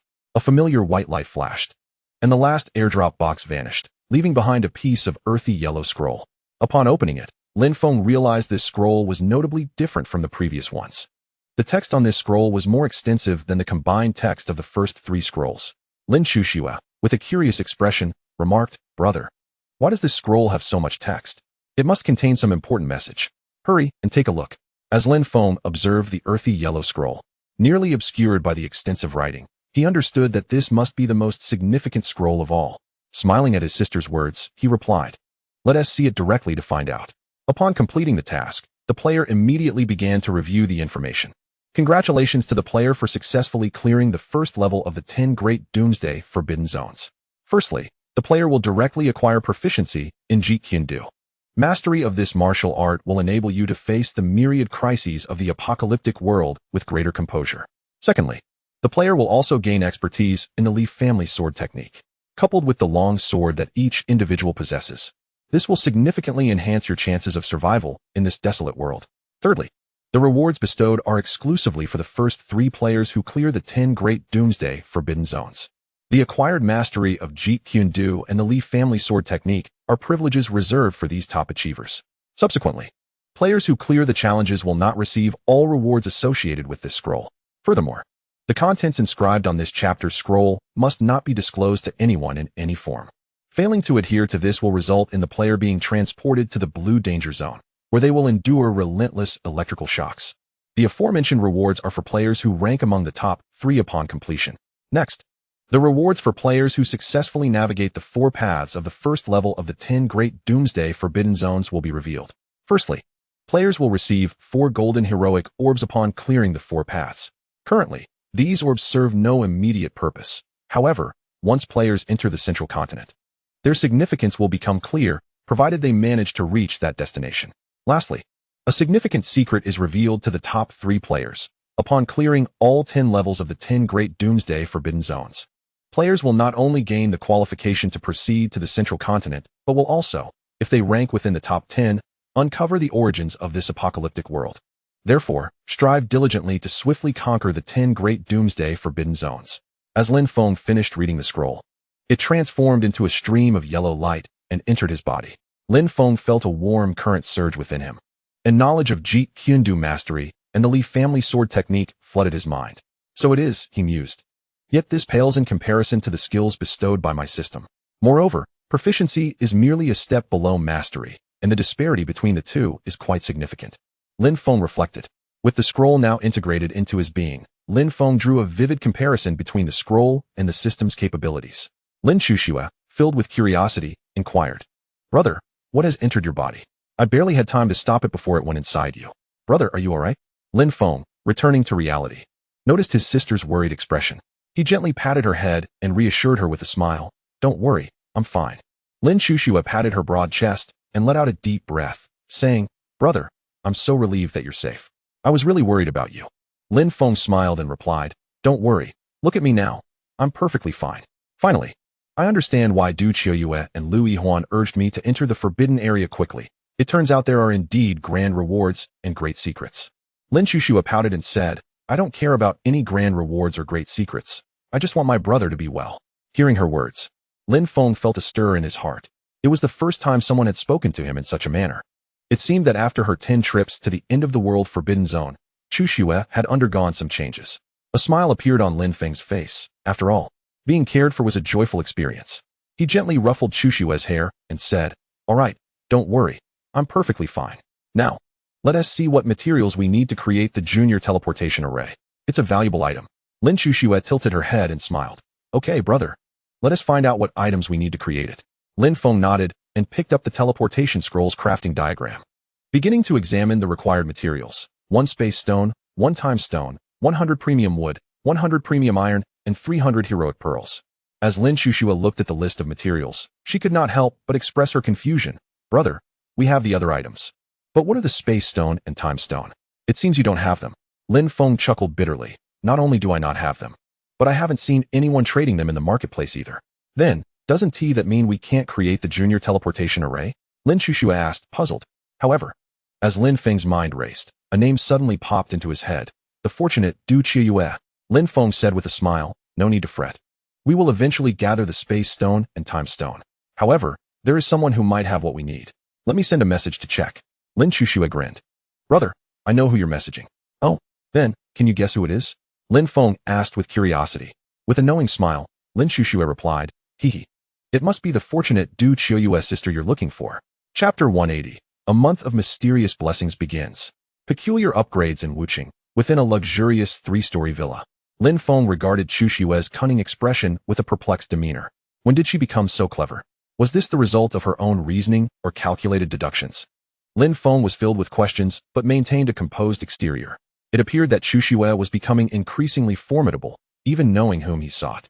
With pride, Lin Chuxue declared, Of course, I am quite impressive. Lin Feng chuckled. Well, let us see. Perhaps she doesn't have those items after all. After finishing his words, he directly opened his friend's list and found Du Qiuyue's avatar. Without hesitation, he clicked on it, composed a message, and sent it off. After dispatching the message, Lin Feng and his companion waited for a while, but there was still no reply from Du Qiuyue. It was only then that Lin Feng realized the time. Glancing at his exquisite watch and noticed that it had unknowingly progressed to 11 o'clock at night, he turned to Lin Chuxue, who appeared to be as spirited as ever, and with a wry smile, remarked, It's already so late. She might have gone to rest. Let's wait until tomorrow. He suggested, You should also get some rest, Xiaoxue. Early to bed and early to rise is good for your health. Come on. Lin Chuxue looked at Lin Feng with a smile and said, Aren't you going to watch a movie in the cinema room tonight, brother? Are you just going to sleep? Lin Feng yawned as he walked and replied, Nah, not tonight. It's too late. I'll just sleep. With that, he made his way upstairs to his room. As the sound of his bedroom door closing echoed, Lin Chuxue's face lit up with a charming smile. If you're not watching, then I'll go watch alone, hee. She giggled. In the cinema room, Xiaoxue started watching the movie The Memories of a Time Gone By with great enthusiasm. In his later years, Lin Feng would often reminisce about the times he first took Xiaoxue to the movies, feeling a sense of nostalgia. Had he not introduced Lin Chuxue to that film, many subsequent regrets might have been avoided. Lin Feng slept soundly, and Lin Chuxue in the cinema room was also engrossed in her viewing. It was a night filled with sweet dreams. Since moving into this villa, Lin Feng's sleep quality had significantly improved. After washing up in the morning, he opened his door and was greeted by the delightful aroma of food. Descending to the first floor, he found Lin Chuxue busy in the kitchen, wearing an apron. In the living room upstairs, in the kitchen below, a lady of grace beneath the sheets, Lin Feng mused inwardly. As he leaned against the kitchen door, he smiled and greeted, Good morning, Xiaoxue. Hearing her brother's voice, Lin Chuxue turned and replied with a smile, Good morning, brother. The last bowl of millet porridge will be ready shortly. Please sit down. Watching her bustle about in her apron brought a smile to Lin Feng's face as well. A son, a daughter, and her, having a home and a car, with someone waiting for your return. The seasons of summer for fruit and autumn for flowers. Lin Feng couldn't help but reflect that this scene was, in fact, his greatest dream. Shaking his head, he dismissed the thoughts swirling in his mind. In the apocalyptic world, the ever-shrinking safe zone continuously tested his nerves. There was no time to ponder such matters. This was yet another morning spent together by Lin Feng and Lin Chuxue. At the dining table, Lin Feng, as usual, opened the chat channel to check on recent events. However, after a brief glance, he lost interest in continuing. The discussions revolved primarily around the news of Lin Feng having completed the 10 major apocalyptic dungeons in one go the previous day. Therefore, he found no desire to revisit his own past actions. Yet, he still harbored a slight curiosity regarding Jin Deyu's wager. Lin Feng took a bite of the youtiao in his hand and chuckled. It seems there will be quite a spectacle to behold at noon today. Sitting beside him, Lin Chuxue grinned and inquired, Brother, what exciting events await us? Observing her curious expression, Lin Feng replied, First, let us have our meal. I shall tell you afterwards to avoid spoiling your appetite. Lin Chuxue lifted a bowl of soybean milk, took a sip, and said with a smile, Oh, but brother, I have a surprise for you later. Lin Feng was momentarily taken aback, and then laughed, Little Xue, are you telling me that you stumbled upon an airdrop box this early in the morning? With wide eyes, Lin Chuxue exclaimed, Brother, you are so clever. Indeed, there are airdrop boxes, and not just one, but two. Early in the morning, she had seen on the monitor that 2 airdrop boxes had appeared by the villa's wall, prompting her to retrieve them immediately. Upon hearing her, Lin Feng interjected, A month of mysterious blessings. Are you referring to the blessing we received yesterday from opening the box? Lin Feng confirmed with a smile, Precisely. It seems that starting today, we will receive 3 airdrop boxes daily. But why not have all 3 appear at once? Lin Chuxue took another bite of her youtiao and replied, I know, brother. Oh, do enlighten me. She continued. That is because today we are certain to acquire even better airdrop boxes. namely the super airdrop boxes. Thus, there are only two at present. Listening to her, Lin Feng couldn't help but admire her keen analytical skills. He pondered whether this insight was the product of computational reasoning or independent thought. Nevertheless, he smiled and said, "Come. Since you are so impressive, allow me to add a chicken leg for you." He placed the last chicken leg from the table into Lin Shushua's bowl. It was yet another simple and unpretentious breakfast. Little Hay cruised slowly through Wuching. Inside the car, Lin Shushua looked at Lin Feng and exclaimed, "Brother, hurry and open it. I am so eager to see what's inside. Could there be something to eat?" Lin Feng took her hands and pressed them against the two airdrop boxes. "Let us just open them and find out."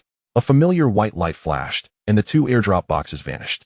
The contents revealed themselves: one pack of dried fish, one pack of Little Prince spicy strips, one egg yolk pie, one bar of soap, one serving of snail noodles, and one pair of men's boxer shorts. Lin Shushua beamed. "Brother, so much food. Can I eat it later?" Lin Feng replied with a smile. "Of course, you can eat it later." With a swift motion, he waved his hand, and the items were instantly transferred into his spatial ring. System, upgrade everything. Ding. Congratulations, host.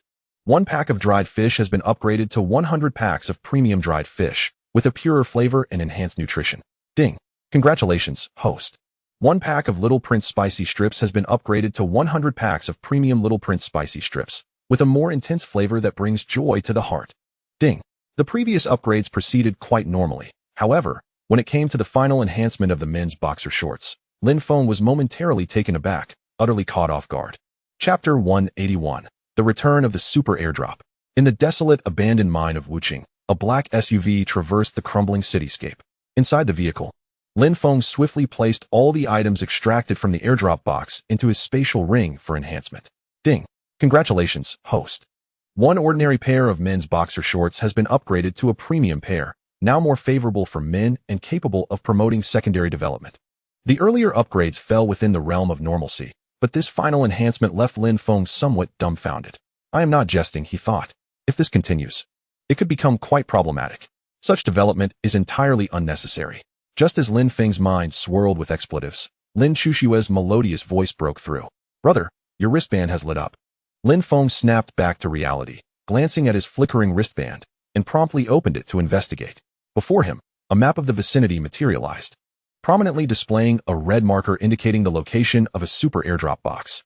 Lin Shushua chimed in, "Brother, the survival map shows that it's approximately 9 kilometers away from us, and it will drop in an hour. Could this be the effect of the mysterious blessing from a month ago? Is that why I only found 2 airdrop boxes this morning?" Lin Feng replied with a smile. "It certainly appears so. The month-long mysterious blessing seems to grant us more than just 3 airdrop boxes daily. Perhaps it even directly leads to the emergence of super airdrop boxes. However, we shall see in a few days if this holds true. If we can indeed encounter super airdrop boxes daily, that would be quite delightful."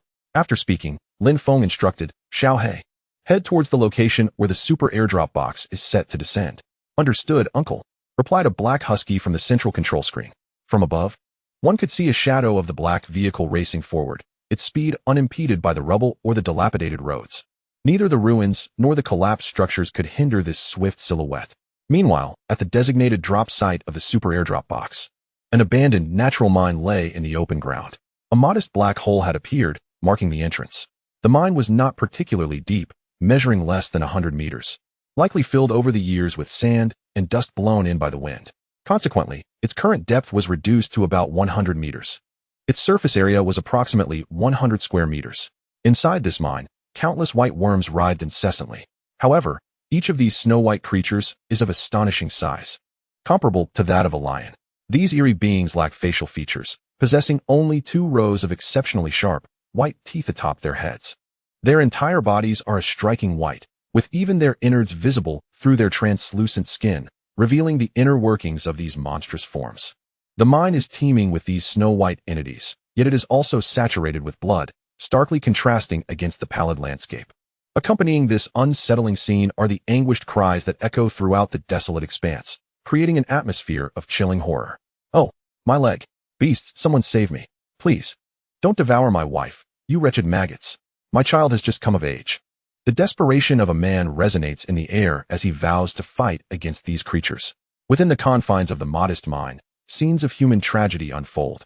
The living are mercilessly consumed by the voracious, white monstrosities. From a vantage point above, one can observe over 100 individuals trapped in the abandoned mine, struggling and shouting in vain. The long knives wielded by the desperate souls merely leave superficial marks upon the bodies of the snow-white creatures, inflicting no substantial harm. Each of these grotesque beings is colossal, far beyond the capacity of ordinary humans to confront. In a matter of moments, the population has dwindled from over 100 to merely a handful, among them a young mother named Xiaohua. Xiaohua, who recently embraced motherhood, has not even had the chance to truly behold her child before being thrust into this apocalyptic realm. Initially, she and her husband were safely ensconced in Wu City. But at some unknown point, these gigantic, white insects infiltrated every corner of their world. In a desperate bid to escape being devoured, they fled, witnessing horrific scenes of individuals being torn asunder by the monstrous creatures. Ultimately, Xiaohua and her husband found themselves cornered and driven into the abandoned mine by these relentless white insects. It was here that Xiaohua realized the sinister intent behind their pursuit. The creatures had deliberately guided them to this desolate open pit, a mere ploy to provide sustenance for their juvenile counterparts. As the mine, scarcely 100 square meters in size, filled with the influx of terrified individuals, the ensuing catastrophe became inevitable. The snow-white insects within these mines bear no difference in size from those outside. Xiaohua and her husband can only watch as the crowd around them dwindles. Meanwhile, the blood at the bottom of the pit continues to accumulate. The snow-white insects at the very bottom have been soaked in the blood, transforming into a vivid crimson. Surrounding the abandoned mine, adult snow-white insects fixate on those who venture into the pit. Should anyone attempt to climb out, these surrounding insects will forcefully shove them back into the depths. Thus far, no one has managed to escape this place. Ah, don't eat me. Crack. I haven't even found a boyfriend yet. Ah, someone save me. My leg, my leg. Xiaohua clings tightly to her husband's arm, trembling as she implores, Husband, no matter what, you must find a chance to leave here. I will create an opportunity for you, even if it means I am consumed. I will ensure you have a chance to survive. Xiaohua, that won't happen. We will both escape from here. Think of our child, barely a year old. Who doesn't even call me mama yet? Xiaohua, we will definitely leave this place. Just as Xiaohua was about to respond, her husband suddenly pushed her away. A massive snow-white insect appeared at the very spot where she had stood moments before. In an attempt to save Xiaohua, he was met with a swift, fatal bite from the giant insect, severing his head. Chapter 182. A scene of unspeakable horror. The dismemberment of Xiaohua. Witching. At the bottom of an abandoned open-pit mine, Xiaohua was forcefully pushed aside by her husband, who then lost his head to a titanic snow-white insect. Blood and remnants lay scattered across the ground. Crack. Her husband's head burst like a watermelon. Xiaohua, having been pushed away, fell onto the blood-soaked ground, momentarily stunned by the unfolding tragedy. When she finally raised her head, the sight of her husband's decapitation struck her like a bolt. Initially frozen in shock, anguish soon etched itself across her face. Ah, husband, you beasts. Tears of blood flowed from her eyes as she bore witness to the death of her beloved right before her. Crack. The enormous snow-white insect tilted its head back and swallowed her husband's body whole, beginning to chew. Watching this scene, Xiaohua's sorrow instantly transformed into hatred, her eyes igniting with a fierce desire for vengeance. She longed to consume the blood and flesh of the creature. Surveying the pit, she realized that not a single person remained standing. The screams had gradually diminished, leaving only the relentless sound of bones being gnawed. Crack, crack. Xiaohua wiped the tears and blood from her face, scanning the ground around her. Husband, do not fear, for Xiaohua shall soon be by your side. Please wait a moment. Do not hasten your departure, as I dread the thought of traversing this path alone. My dear, I can no longer care for our child. Please, slow your pace, for Xiaohua is on her way to accompany you now. As she spoke, Xiaohua groped along the ground. At last, her fingers brushed against the cold metal blade. In an instant, her delicate hand was sliced by the sharp edge, blood gushing forth profusely. Yet, Xiaohua paid no heed to the wound on her hand. The anguish of the spirit far outweighed any corporeal pain. Meanwhile, as Xiaohua drew nearer to Xiaohong, Lin Chuxue furrowed her brow and remarked, Brother, we are but 3 kilometers away from the drop zone of the super airdrop, yet it is fraught with many mutated creatures lying in wait. Lin Feng chuckled. Those beasts cannot open the super airdrop. We need not concern ourselves with them. Lin Chuxue continued, but brother, these mutated animals are preying upon humans. She sensed that many had perished there, leaving only a scant few alive. As her words fell, Lin Feng's countenance turned grave. Xiaohong, proceed at full speed. Understood, uncle, sighed Lin Chuxue, hoping they would arrive in time. As Lin Chuxue relayed updates on the abandoned open-pit mine, the number of life signs dwindled rapidly to a mere 5. Xiaohong's speed surged, yet it would still take several more seconds. In those fleeting moments, the living count diminished to just 3. With a thunderous roar, Xiaohong accelerated. Upon reaching the desolate mine, only one person remained alive within its confines. Upon entering, Xiaohong collided with a large, white worm that had been lurking near the pit. The screech of brakes echoed sharply. Inside Xiaohong's vehicle, Lin Feng beheld a gruesome scene. As Xiaohua picked up the long blade from the ground, she faintly heard the distant rumble of approaching vehicles. Yet for Xiaohua, there was little left to anticipate. Her sole desire was to see this beast destroyed. Her mind was remarkably clear. She understood that these creatures possessed no facial features. Apart from a menacingly sharp maw, they were devoid of any semblance of humanity. Glaring at the enormous white worm that continued to gnaw upon her husband's remains, her eyes ignited with a fervent hatred. Though it lacked discernible features, it could consume. And thus, it must possess an orifice. Beast, prepare to meet your end. Carefully, Xiaohua circled behind the creature, which remained preoccupied with devouring her husband's body. The massive white worm, though colossal, bore no distinction from a lion. However, the entire body resembled an enlarged maggot. Xiaohua circled to the back of this snow-white maggot and observed the dark abyss behind it. A resolute expression emerged on her face as she grasped the long knife in her hand and retreated a short distance. Then, she launched herself forward in a sprint. As her speed increased, the long knife was aimed directly at the maggot's vulnerable spot and thrust with great force. With the momentum of her dash, the knife, aside from its handle, was entirely embedded within the maggot. The creature, which had been voraciously devouring, abruptly jolted in surprise. The remnants of its meal fell to the ground as it emitted a heart-wrenching scream. Due to the instantaneous agony, the maggot's body contracted violently, intensifying its suffering. Seizing the moment of the maggot's pain, Xiaohua tightened her grip on the long knife and twisted it vigorously in a clockwise motion. The enormous snow-white maggot writhed in response. Observing this spectacle, Xiaohua erupted in laughter. Ha ha ha. You beast, this is your day. I have avenged you, my love. Yet, as the giant maggot continued to wail, another massive maggot behind Xiaohua became aware of the commotion and began to approach her menacingly. Simultaneously, the injured snow-white maggot, despite the knife still lodged within it, turned to retaliate against the one who had attacked it, desperate to consume her in retribution. In an instant, the two colossal maggots lunged at Xiaohua from both directions. Crack! Ah! In the blink of an eye, Xiaohua was gruesomely dismembered, her body torn asunder. The upper half was seized by the pursuing maggot, while the lower half was caught by the other. Gory intestines and internal organs spilled across the ground, mingled with blood and gore. Crack! Crack! At that moment, Lin Feng, driving Little Black, had just reached the edge of the pit, ready to disembark and rescue the last remaining soul with a flicker of life. What met his eyes was the horrific sight of Xiaohua's dismembered body, her innards scattered all around. Beasts! Lin Feng roared, unable to contain his fury as he flung open the car door. Lin Shushue also opened the car door and stood beside Lin Feng. However, her expression remained largely unchanged. Apart from Lin Feng, nothing else seemed to evoke any emotion within her. Lin Feng, gazing at the scene before him, a vast pit, could not help but sigh. The open pit was drenched in crimson blood, with a small pool of red liquid forming at the bottom. Numerous large, white maggots writhed in the blood, their bodies stained a deep red. The pit, approximately 100 square meters in size, was scattered with bloodied strands of flesh and white bones, which stood out starkly against the gruesome backdrop. Many of the enormous white maggots continued to chew, producing a sickening crunch. Lin Feng, observing this horrific sight, had already sentenced these maggots to death in his mind. Although he did not recognize the individuals in the pit, the scattered clothing and skeletons, along with the aura he sensed, indicated that they were of his kin, people of Huaxia, their blood flowing in the same vein. Yet, they had fallen victim to these vile creatures. Lin Feng's heart was heavy with sorrow. At that moment, as Lin Feng arrived, the white maggots surrounding the pit began to surge towards him. Lin Feng turned to Xiaoxue and said, Xiaoxue, you should stay in the car. I will deal with these creatures. Lin Shushue shook her head, replying, Brother, I can help too. This pit is too large for you to handle alone. Upon hearing her words, Lin Feng quickly realized, You're right. Let's return to the car. These creatures shall not escape.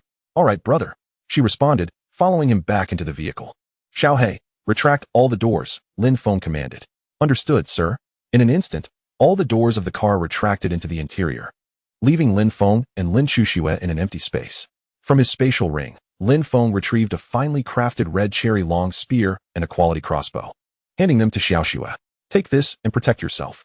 Don't worry, brother. Brother, I'm not a child. These maggots cannot harm me. Lin Chuxue smiled, holding the crossbow confidently. Seeing her demeanor eased Lin Feng's worries. Xiaohe, accelerate around the perimeter of the pit. Yes, sir. Xiaohe complied, charging towards the white maggots at the edge of the pit. Bang, bang. Xiaohe collided repeatedly with the maggots surrounding the pit. Meanwhile, Lin Feng and Lin Chuxue continuously set traps and fired their crossbows, attacking from all angles. Bang, whoosh. Little Black relentlessly collided with the pristine white maggots. Those struck by Little Black met an immediate demise. The sturdy body of the vehicle, coupled with its astonishing speed, rendered it impossible for any snow maggot to impede Little Black's progress.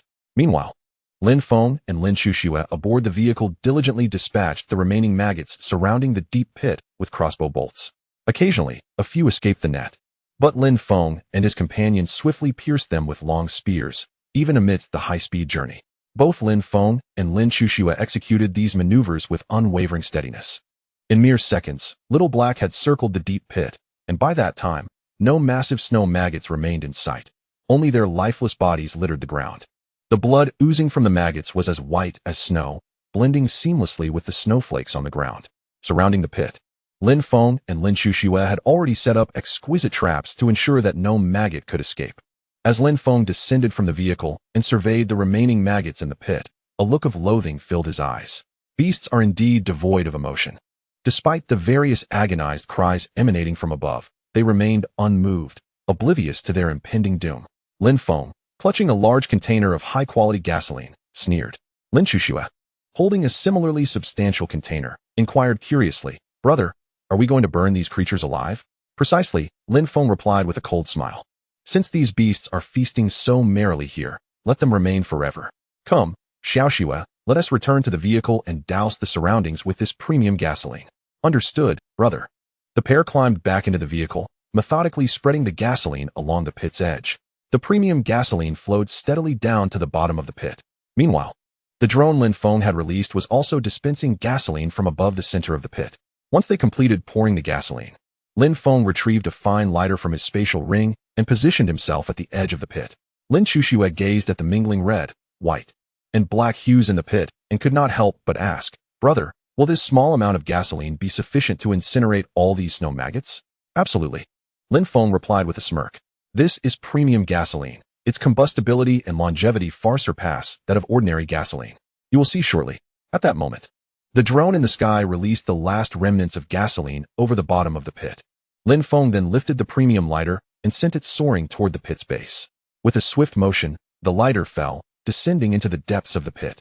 At the depths of the vast pit, the enormous, snow-white maggots continued to gnaw at their respective bones, blissfully unaware that their doom was imminent. The moment a premium lighter fell, it ignited the fine gasoline within the pit. Boom! Instantly, flames erupted and spread rapidly. The exquisite gasoline was entirely engulfed in fire. In a matter of moments, the bottom of the pit transformed into a sea of flames. Chapter 184. The Snow Maggots Consumed by Fire. The super airdrop is about to descend. In Wuching, at an abandoned open pit mine, flames soared high into the sky, melting the surrounding ice and snow. The resulting melted snow water was swiftly evaporated. Meanwhile, at the bottom of the pit, all the colossal, snow-white maggots emitted wails of despair. Whoa, whoa, scattered throughout, the maggots, their bodies singed by flames, scurried about, rolling in the snow. Yet, those maggots drenched in premium gasoline could not extinguish the flames that clung to them. No amount of rolling in the snow or plunging into the crimson lake could quench the fire that adhered to them like a relentless parasite. Whoa, whoa. Their piercing cries echoed, reminiscent of the anguished screams of those they had just devoured. At that moment, some maggots with lesser gasoline contamination began to crawl towards the edge of the pit. Despite their lion-like size, their speed was remarkable. Soon, several maggots with minimal gasoline on them reached the rim of the pit. However, before they could revel in their ascent, the ground, laden with exquisite traps, relentlessly consumed the climbing maggots. Clang, clang, whoa, whoa. The fate of the maggots that reached the top of the pit was no different from that of their brethren below. It was merely a matter of dying sooner or later. Meanwhile, Lin Feng and Lin Chuxue stood at the edge of the pit, observing the scene with cold detachment. Lin Chuxue pointed to the opposite edge of the pit, laughing, Brother, look at those maggots. They've climbed up to the pit. Following her finger, Lin Feng spotted the group of maggots, their bodies less engulfed in flames. With arms crossed, Lin Feng sneered at the climbing maggots, saying, "Do not concern yourselves with those beasts. They are all destined to die, merely differing in the timing of their demise." He held no affection for these man-eating creatures. Lin Shushu chimed in, "Brother, look, there are many more maggots beneath us, crawling towards us." Glancing down, Lin Feng noticed those maggots desperately making their way to the edge where he and his sister stood. With a cold smirk, Lin Feng declared, "Since you wish to meet your end sooner, I shall oblige." With that, he reached into his spatial ring. 2 exquisite crossbows were produced, one of which was handed to Lin Shushua. Lin Feng chuckled, "Come, Xiaoxua, let us engage in a contest to see whose marksmanship is superior, and who can slay more beasts." Accepting the crossbow from Lin Feng, Lin Shushua replied with a smile, "Brother, I am quite adept at this. I am certain I shall triumph." With that, she turned and strode towards the edge of the pit. Raising her hand, she released a bolt that swiftly struck down a massive snow maggot, pinning it firmly to the ground. Observing her actions, Lin Feng could not help but laugh. "Your aim is commendable, but the outcome of this competition remains uncertain." He then approached the pit's edge, aiming with little deliberation before loosing an arrow of his own. Whoosh! A colossal snow maggot, still writhing and engulfed in flames, was impaled by Lin Feng's shot, its body convulsing violently. Lin Shushua witnessed this spectacle, yet merely smiled. For her, this was merely the beginning. Whoosh! Whoosh! The air filled with the sounds of their continuous fire as the number of climbing snow maggots dwindled.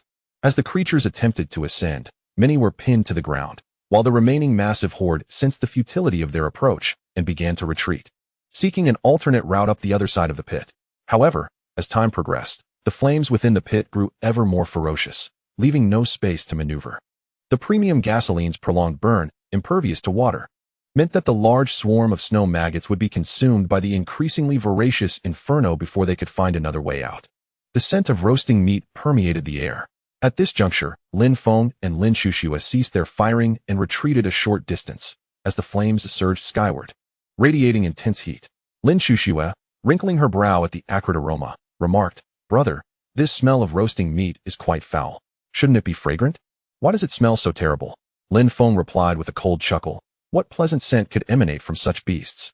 Come, cover your nose to avoid being tainted by their stench." He then retrieved 2 gas masks from his spatial ring, handing one to Xiaoxua. The two donned their masks swiftly. As time passed, the fire intensified, filling the air with dark smoke. The remaining snow maggots in the pit emitted horrific cries. Whoosh! Whoosh! The edge of the pit, once teeming with climbing maggots, now saw none capable of ascending further beneath the onslaught of the flames. The inferno within the great pit began as a mere flicker, gradually swelling into a towering blaze, only to eventually dwindle once more. With the relentless consumption of the flames, all the snow worms had been incinerated, leaving behind only a few colossal remnants still ablaze. As the fire subsided, Lin Feng and his companion returned to the brink of the pit. Lin Shushua gazed into the depths and exclaimed, "Brother, look, there are no snow worms left, not a single one. But there are so many heroic orbs. They are scattered everywhere, and astonishingly, they remain unscathed. How miraculous!" Lin Feng observed the situation at the bottom of the pit, where once there had been a multitude of massive snow worms and remnants of bloodied bones. Now all had vanished. Even the small pool of blood and the pristine white snow that once covered the pit's floor were gone, revealing the charred earth beneath, still dotted with flickering embers. At the bottom of the pit, however, a new sight emerged, a plethora of red heroic orbs, intact and quietly resting on the floor. Lin Feng looked into the dark abyss and murmured, "Regardless of everything, this serves as a form of retribution for you. Rest in peace." At that moment, Lin Chushua's voice rang out in delight. "Brother, look, a super airdrop is about to descend." Chapter 185, The Treasures from the Super Airdrop. "Why hasn't T. Du Chiyue replied?" In Wuching, at the site of the abandoned mine, the repulsive, enormous white snow worms were no more. What remained was a ground strewn with heroic orbs. At the edge of the pit, Lin Shushua pointed to the sky, unable to contain her excitement. "Brother, look, the super airdrop has appeared." Lin Feng followed her gaze and beheld swirling clouds above, intermittently flashing with blue and white arcs of electricity. Amidst the thick cloud cover, a red airdrop crate began to materialize, indistinguishable from ordinary airdrop crates. Yet Lin Feng understood that its contents would far surpass those of a regular airdrop. Turning to Lin Shushua, he instructed, "Xiaoxua, gather the heroic orbs scattered around. I will descend into the pit to collect those within. The super airdrop seems to require a bit more time to reach the ground." Lin Shushua beamed. "All right, brother." With that, She hurried towards the scattered heroic orbs around the pit, while Lin Feng descended to the bottom, diligently collecting each orb. Despite the pit's floor being reduced to ashes by the premium gasoline, the heroic orbs left behind by the fallen snow worms remained utterly unblemished. Lin Feng currently understands that many superior manufacturing blueprints require these heroic pearls.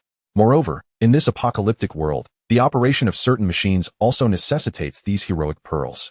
For instance, devices such as washing machines and small generators rely on heroic pearls for their proper functioning. Additionally, items like planting pots also require heroic pearls to provide specific nutrients. However, apart from these applications, Lin Feng remains largely unaware of the other uses of the heroic pearls. He has experimented, and whether wielding a finely crafted longsword or a premium red cherry spear, neither could inflict any harm upon the heroic pearls, not even the slightest crack. Had it not been for the emergence of a splendid crossbow, he might have entertained the notion of using these heroic pearls as concealed projectiles. While at the bottom of the pit, Lin Feng collected these heroic pearls, pondering their significance. Regardless, he mused, one day this apocalyptic world will hold no secrets for me. He spoke softly. Despite the vast expanse of the pit's floor, littered with heroic pearls, Lin Feng moved with remarkable speed. In a brief span of time, he had gathered all the heroic pearls from the pit's depths. At that moment, Lin Chuxue made her way down from above to join Lin Feng. With a smile, Lin Chuxue exclaimed, "Brother, I have collected all the heroic pearls from above. There are a total of 39, and I have placed them all on the little black cart. What do you think, brother? Am I impressive? Did I move quickly?" Lin Feng, unable to resist the cheerful demeanor of his sister, gently ruffled her hair. "Indeed, you are impressive, Chuxue." Upon hearing Lin Feng's praise, Lin Chuxue beamed even more, playfully shaking his left hand. At that moment, a super airdrop descended from the sky, landing beside the two. Lin Feng chuckled. "All right, stop shaking it. The super airdrop has arrived. Let's take a look." Lin Chuxue turned and noticed the super airdrop. Exclaiming in delight, it finally arrived. "But brother, it's quite small." The super airdrop was roughly 1 square meter in size, not particularly large, resembling an ordinary airdrop box without any distinctive features. However, Lin Feng felt a twinge of frustration at Lin Chuxue's remark. "What do you mean by brother, it's small? Why not just say it all at once?" In Wu City, a black SUV drove steadily along the dilapidated road. Inside the vehicle, Lin Chuxue looked at Lin Feng with eager anticipation. "Brother, hurry and open it. Let's see what's inside. Is there anything delicious?" Lin Feng took Lin Chuxue's right hand and placed it on the airdrop box, smiling. "Let us open it and find out." A familiar white light flashed, and the super airdrop box vanished from sight. Diving Suit Manufacturing Blueprint 1, Oxygen Cylinder Manufacturing Blueprint 1, Senior Calcium Tablets 1. As Lin Chuxue gazed at the manufacturing blueprints and calcium tablets before her, her interest swiftly waned. "Not food. How dull," she remarked, promptly lifting Pikachu Xiaobai from the back seat to play with it instead. Lin Feng observed Xiaoshua's demeanor and couldn't help but shake his head with a wry smile. "Oh, you mischievous girl," he exclaimed, before effortlessly waving his hand. The items before him vanished into his spatial ring. After a cursory glance, Lin Feng planned to study the two manufacturing blueprints in greater detail later that evening. System upgrade. A chime resonated in his mind. "Congratulations, host. 1 bottle of ordinary senior calcium tablets has been upgraded to 100 premium senior calcium tablets, which can effectively supplement the body's calcium needs. Moreover, these are suitable for individuals of all ages." Hearing the voice echo in his mind, Lin Feng felt his spirits lift. As he gazed at the desolate cityscape, he found himself lost in thought. Could something have happened to her? Since obtaining the blueprint for the basic teleportation array yesterday, he had sent a message to Du Qiuyue. Yet, despite the passing of a whole morning, she had yet to respond. A twinge of worry crept into Lin Feng's heart. In this post-apocalyptic world, his circle of friends was small, and Du Qiuyue was particularly special among them. From the moment Lin Feng entered this grim reality, she had been his most frequent trading partner. Thus, he felt a genuine concern for her well-being. Surely she hasn't encountered any danger? But that shouldn't be the case. She was the first to conquer the apocalyptic forbidden zone. Like me, she has mastered both Jeet Kune Do and the Li family's sword techniques. Although not perfectly refined, she should be capable of self-defense. What could possibly have delayed her response? This has never occurred before. Lin Feng pondered anxiously. At that moment, Lin Feng's high-intelligence wristband began to illuminate. Lin Chuxue quickly noticed. "Brother, your wristband is flashing." Hearing her voice snapped Lin Feng back to reality. Could it be a message from Du Qiuyue? Chapter 186. Lin Feng's Contemplation. Du Qiuyue has replied, "The space stone secured." Wuching.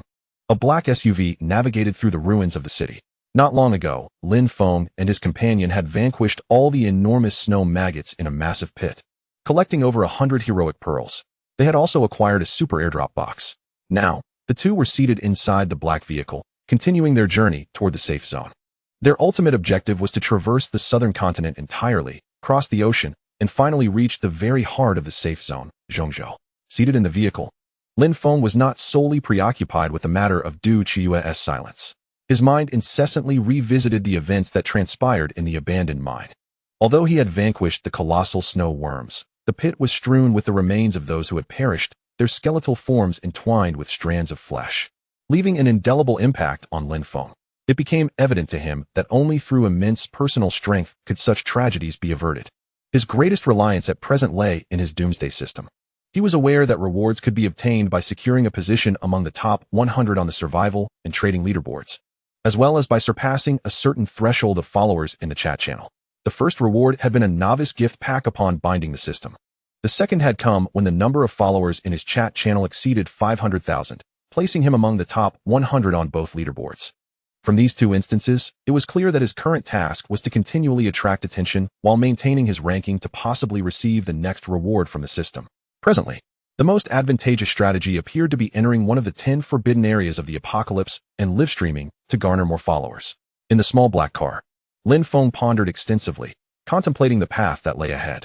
Just as he was deep in thought, the melodious voice of Lin Chuxue broke through. "Brother, look. Your wristband is flashing again. Has Sister Du Qiue sent you a message?" Lin Feng opened his eyes to find his wristband indeed flickering. He turned to Xiaoxue and smiled. "Let us check and see." As he observed the wristband, he noted the time displayed on his exquisite watch. It was precisely 10 in the morning. While activating the flashing wristband, he instructed, "Xiaohei, find an open space for us to rest for a while."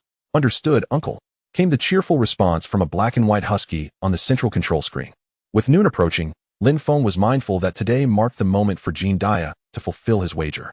He was keen to avoid any disruptions to his appetite caused by Jean Dia, planning to resolve his lunch sooner rather than later. Having spoken, Lin Feng directly activated the wristband. In the void before him, Du Qiue's illuminated avatar materialized. Lin Chuxue beamed, "Brother, look. It really is a message from Sister Du Qiue. Does she truly possess the Stone of Time and the Stone of Space?" Lin Feng opened Du Qiue's profile with a smile. "Let us find out." Upon opening her message, a lengthy text promptly appeared. "Little hero, I have seen your message. Although I am uncertain of your intentions for the Stone of Time and the Stone of Space, I will support you nonetheless. However, I only have the Stone of Space, not the Stone of Time. The Stone of Space has already been sent to your backend. Sister, I must say, our little hero has truly impressed me. I initially believed you would navigate the toxic path, just as I did. However, I was taken aback by your audacity, as you managed to conquer all 4 paths in one fell swoop. It appears that you are even more formidable than I had anticipated. Well, I shall not keep you any longer. I hope you find the time stone you seek soon." Du Qiue. After perusing all the messages, a stone, roughly the size of a tablet and entirely white, materialized in Lin Feng's hand. Lin Chuxue gazed at the stone in confusion, asking, "Brother, is this the space stone? Why is it entirely white? Moreover, why does Sister Du Qiue call you little hero? You don't seem small at all. You appear significantly older than me." Lin Feng examined the white stone in his hand, fully aware it was indeed the space stone. However, upon hearing Lin Chuxue's comments, he could not help but smile wryly. "Yes, this is the space stone. But regarding your latter question, I shall refrain from answering. What do you mean I'm not small? I am quite substantial, thank you." Clearing his throat, Lin Feng continued, "Well, let us first deliver this to your sister Du Qiue. We do not have the habit of taking things for free." Lin Chuxue cheerfully inquired, "What do you plan to give Sister Du Qiue, brother?" Listening to her, Lin Feng fell into contemplation. Indeed, what should he give her? Although he had an abundance of resources, he was uncertain about what Du Qiue might need. After some thought, an idea struck him. He retrieved a ring from his spatial ring, one that was similar to the one he wore, but it emitted a faint black glow. Lin Chuxue observed the ring in his hand with curiosity, asking, "Brother, why does this ring look just like yours?" Lin Feng responded with a smile, "Indeed, they are both space rings. However, this one only possesses a space of around 20 square meters, while the other functionalities remain similar. Since your sister Du Qiue has been so generous to provide us with such an important item as the space stone, we cannot be stingy in return." With that, he composed a message and sent it alongside the space ring to Du Qiue's contact. This particular space ring was crafted by the goblin chief, Edward, at Lin Feng's request during their encounter with the goblin tribe. The design of Lin Feng's space ring had inspired the goblins greatly, and he had requested several more rings for future needs. However, at that time, the goblins were still unfamiliar with the concept of space rings, resulting in the rings being limited to around 20 square meters in capacity. As Lin Feng gazed at Du Chuyue's avatar, a smile crept across his lips. He retrieved a piece of fruit from his spatial ring and sent it along as well. Eat more fruit for good health, Lin Feng chuckled. At that moment, Xiao He also brought the vehicle to a halt.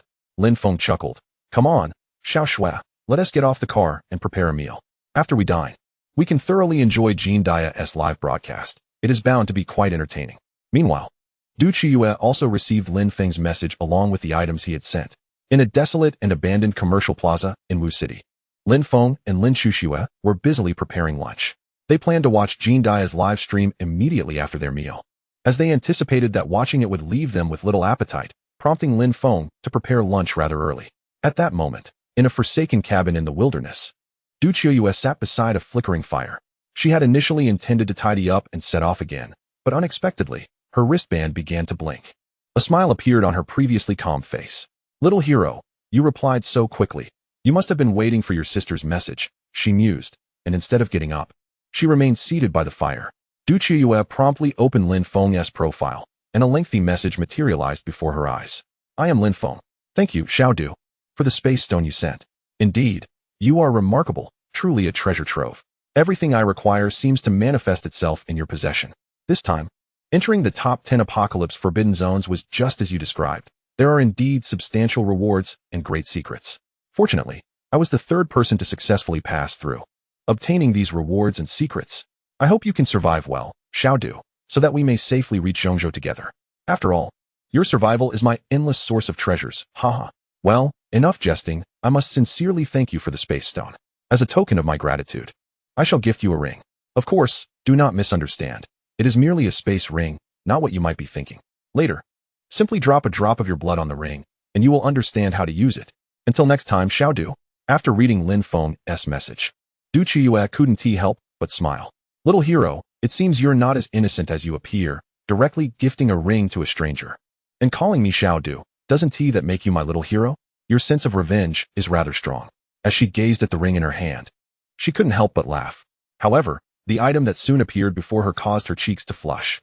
Lin Feng had sent her 10 bananas, leading to her embarrassment. Yet, at that moment, Du Chuyue felt that regardless of the supplies, she could not turn them down. Only through experience can one truly comprehend the preciousness of resources in this apocalyptic world. Little Du picked up the spatial ring in her hand, examining it closely. Du Chuyue failed to discern any notable differences from an ordinary ring. However, she had faith that Lin Feng would not jest with her. Thus, she seized the red cherry long spear, a gift from Lin Feng, and gently pricked her fingertip with it. Blood welled up immediately, and she pressed her bleeding fingertip against the ring. Soon, as her blood made contact with the ring, Du Chuyue was instantaneously aware of the inner workings of the spatial ring. She quickly realized that Lin Feng had spoken the truth. This ring was indeed a spatial one. In an instant, she grasped the myriad functions it possessed. Her face was a canvas of incredulity. Could it be that spatial rings truly exist in this world? The capabilities are astounding. How was it even crafted? Little hero, how did you come into possession of such a ring? It seems you harbor numerous secrets. To part with something so remarkable indicates that you must possess even better treasures. Little hero, you are shrouded in mystery. Du Chuyue's curiosity about Lin Feng intensified, compelling her to unravel the enigma behind his extraordinary feats. Meanwhile, in Wuqing, within a desolate commercial plaza, Lin Feng and Lin Xuxue quietly savored a delightful lunch. For them, the joy of preparing their own meal far surpassed that of dishes produced by an automated cooking machine. After a simple yet satisfying meal, the two began to peruse the chat channel. Due to their cooking and dining time, and a brief respite afterward, it was now nearly noon. Reclining in the villa's massage chairs, Lin Xuxue and Lin Feng watched as messages in the chat channel flickered past at an astonishing rate. Lin Xuxue had already learned what a sewage pool was, as well as the specifics of the butterfly stroke, leading her to become immensely curious. Brother, is this Jean Dia really going to live stream the butterfly stroke in a sewage pool? Isn't that rather disgusting? Lin Xuxue turned to Lin Feng. Her brow furrowed in confusion. Lin Feng chuckled. This Jean Dia has his own plans, whether for fame or some other reason. Ultimately, he has his own agenda. Regardless, It doesn't matter. We can simply enjoy the spectacle. After all, I've never witnessed a butterfly stroke in a sewage pool before, whether it is genuine or merely chocolate. It promises to be quite an entertaining affair. Lin Shushue replied with a smile, but brother, Jean Dia is already among the top 100 on the survival leaderboard. He certainly doesn't need to resort to such antics. Is he not a bit foolish? Lin Feng listened to Xiao Shue's words and couldn't help but chuckle. Huh? Xiao Shue, you are truly something. From the recent chatter in the chat channel, it's quite easy to discern Jean Dian's intentions. This Jean Dian is a descendant of the tomb raiding lineage. Although in this apocalyptic world, his skills may seem of little consequence. A careful analysis of his actions reveals his true plans. If the ever-shrinking safe zone were to vanish one day, then the life and death of everyone would inevitably intertwine with this fellow, Jean Dian. Thus, his actions are not motivated by the present, but rather by the future. Lin Shushue listened, somewhat perplexed. Brother, I don't quite understand. Lin Feng, looking at Xiao Shue, replied with a smile. Ha ha ha, it's all right. You will come to understand in due time. At that moment, Jean Dian's figure appeared in the chat channel. Lin Shushue exclaimed, brother, look. Jean Dian has really shown up. Lin Feng also noticed Jean Dian's presence in the chat. Instantly, with his arrival, the chat channel erupted with excitement. Hello everyone, I am the king of gamblers, Jean Dian. And I am not mistaken. Soon, I will be live streaming my butterfly stroke in a cesspool, so stay tuned. Chapter 188, Jean Dian's Cesspool Butterfly Stroke. A new transformation in the apocalypse world. In Wuching, amidst a dilapidated commercial plaza, a luxurious 3-story villa emerged. Lin Feng and Lin Shushue reclined on the villa's massage chairs, observing the lively chat channel before them. Hello everyone, I am the king of gamblers, Jean Dian, and it's already noon. Are you all ready? I will soon be performing the butterfly stroke in a cesspool. Just wait and see. As Jean Dian made his appearance in the chat channel and shared this announcement, excitement surged among the viewers. Wow, this fool, Jean Dian, is really going to live stream a cesspool butterfly stroke. It appears so. Last time he streamed eating. And this time it's an even bigger stunt, diving into a cesspool. Incredible. I feel like this time, Jean Dian is really going big. Even if the cesspool were made of chocolate, where would he procure so much chocolate? He isn't like Lin Feng, who has unlimited resources. 666, Jean Dian, you said it. And I am now eagerly anticipating it. Is he truly going to perform the butterfly stroke in an actual cesspool? Everyone, don't panic, we will find out soon. Meanwhile, Jean Dian, observing the discussions, couldn't help but laugh. His golden front tooth gleamed prominently as he smiled. Jean Dian found himself in a desolate city, positioned by the edge of a swimming pool. However, this pool was now filled with a dark, viscous liquid. The swimming pool was not particularly large, measuring approximately 10 meters in length and width, forming a perfectly square shape. At this moment, Jean Dian stood at the edge of the swimming pool, chuckling to himself. Ah, my popularity is on the rise again. Is it merely a butterfly stroke in a cesspool? Surely, that cannot intimidate me, Jean Dian. What scenes have I not witnessed? Observing Jean Dian, he trembled slightly as he donned his clothes, laughing in a peculiar manner. Just moments ago, he had completed his butterfly stroke in the cesspool before climbing ashore and cleansing himself. After dressing, Jean Dian approached the spot where he had left his camera. He gazed at the images captured every second, feeling quite satisfied. Embracing the camera, he headed towards the house he had meticulously prepared. After a brief glance, he swiftly selected the photos and began to share them one by one. I, the king of gamblers, Jean Dian, have always been a man of my word. Leaning against the fire pit, he revealed his gleaming golden front tooth, chuckling. Meanwhile, in the chat channel, excitement erupted as Jean Dian's photos appeared. The first image he posted featured words inscribed in the snow. Hello everyone, I am Jean Dian, the king of gamblers. Above this sentence, hints of what was to come could be discerned. Indeed, shortly I will perform a butterfly stroke in this temporary cesspool. Remember, I am the heir of the tomb robber sect, Jean Dian. This was the inaugural photo he released.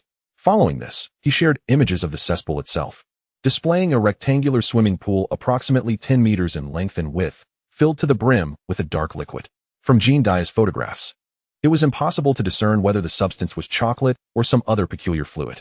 Subsequent images showcased Jean Dian indulging in his butterfly stroke within the murky liquid. A series of these photos flooded the chat channel. The final image depicted Jean Dian, now entirely covered in the dark substance, climbing out of the pool. Those who viewed Jean Dian's images were left in utter astonishment. What on earth am I witnessing? What is this dark liquid?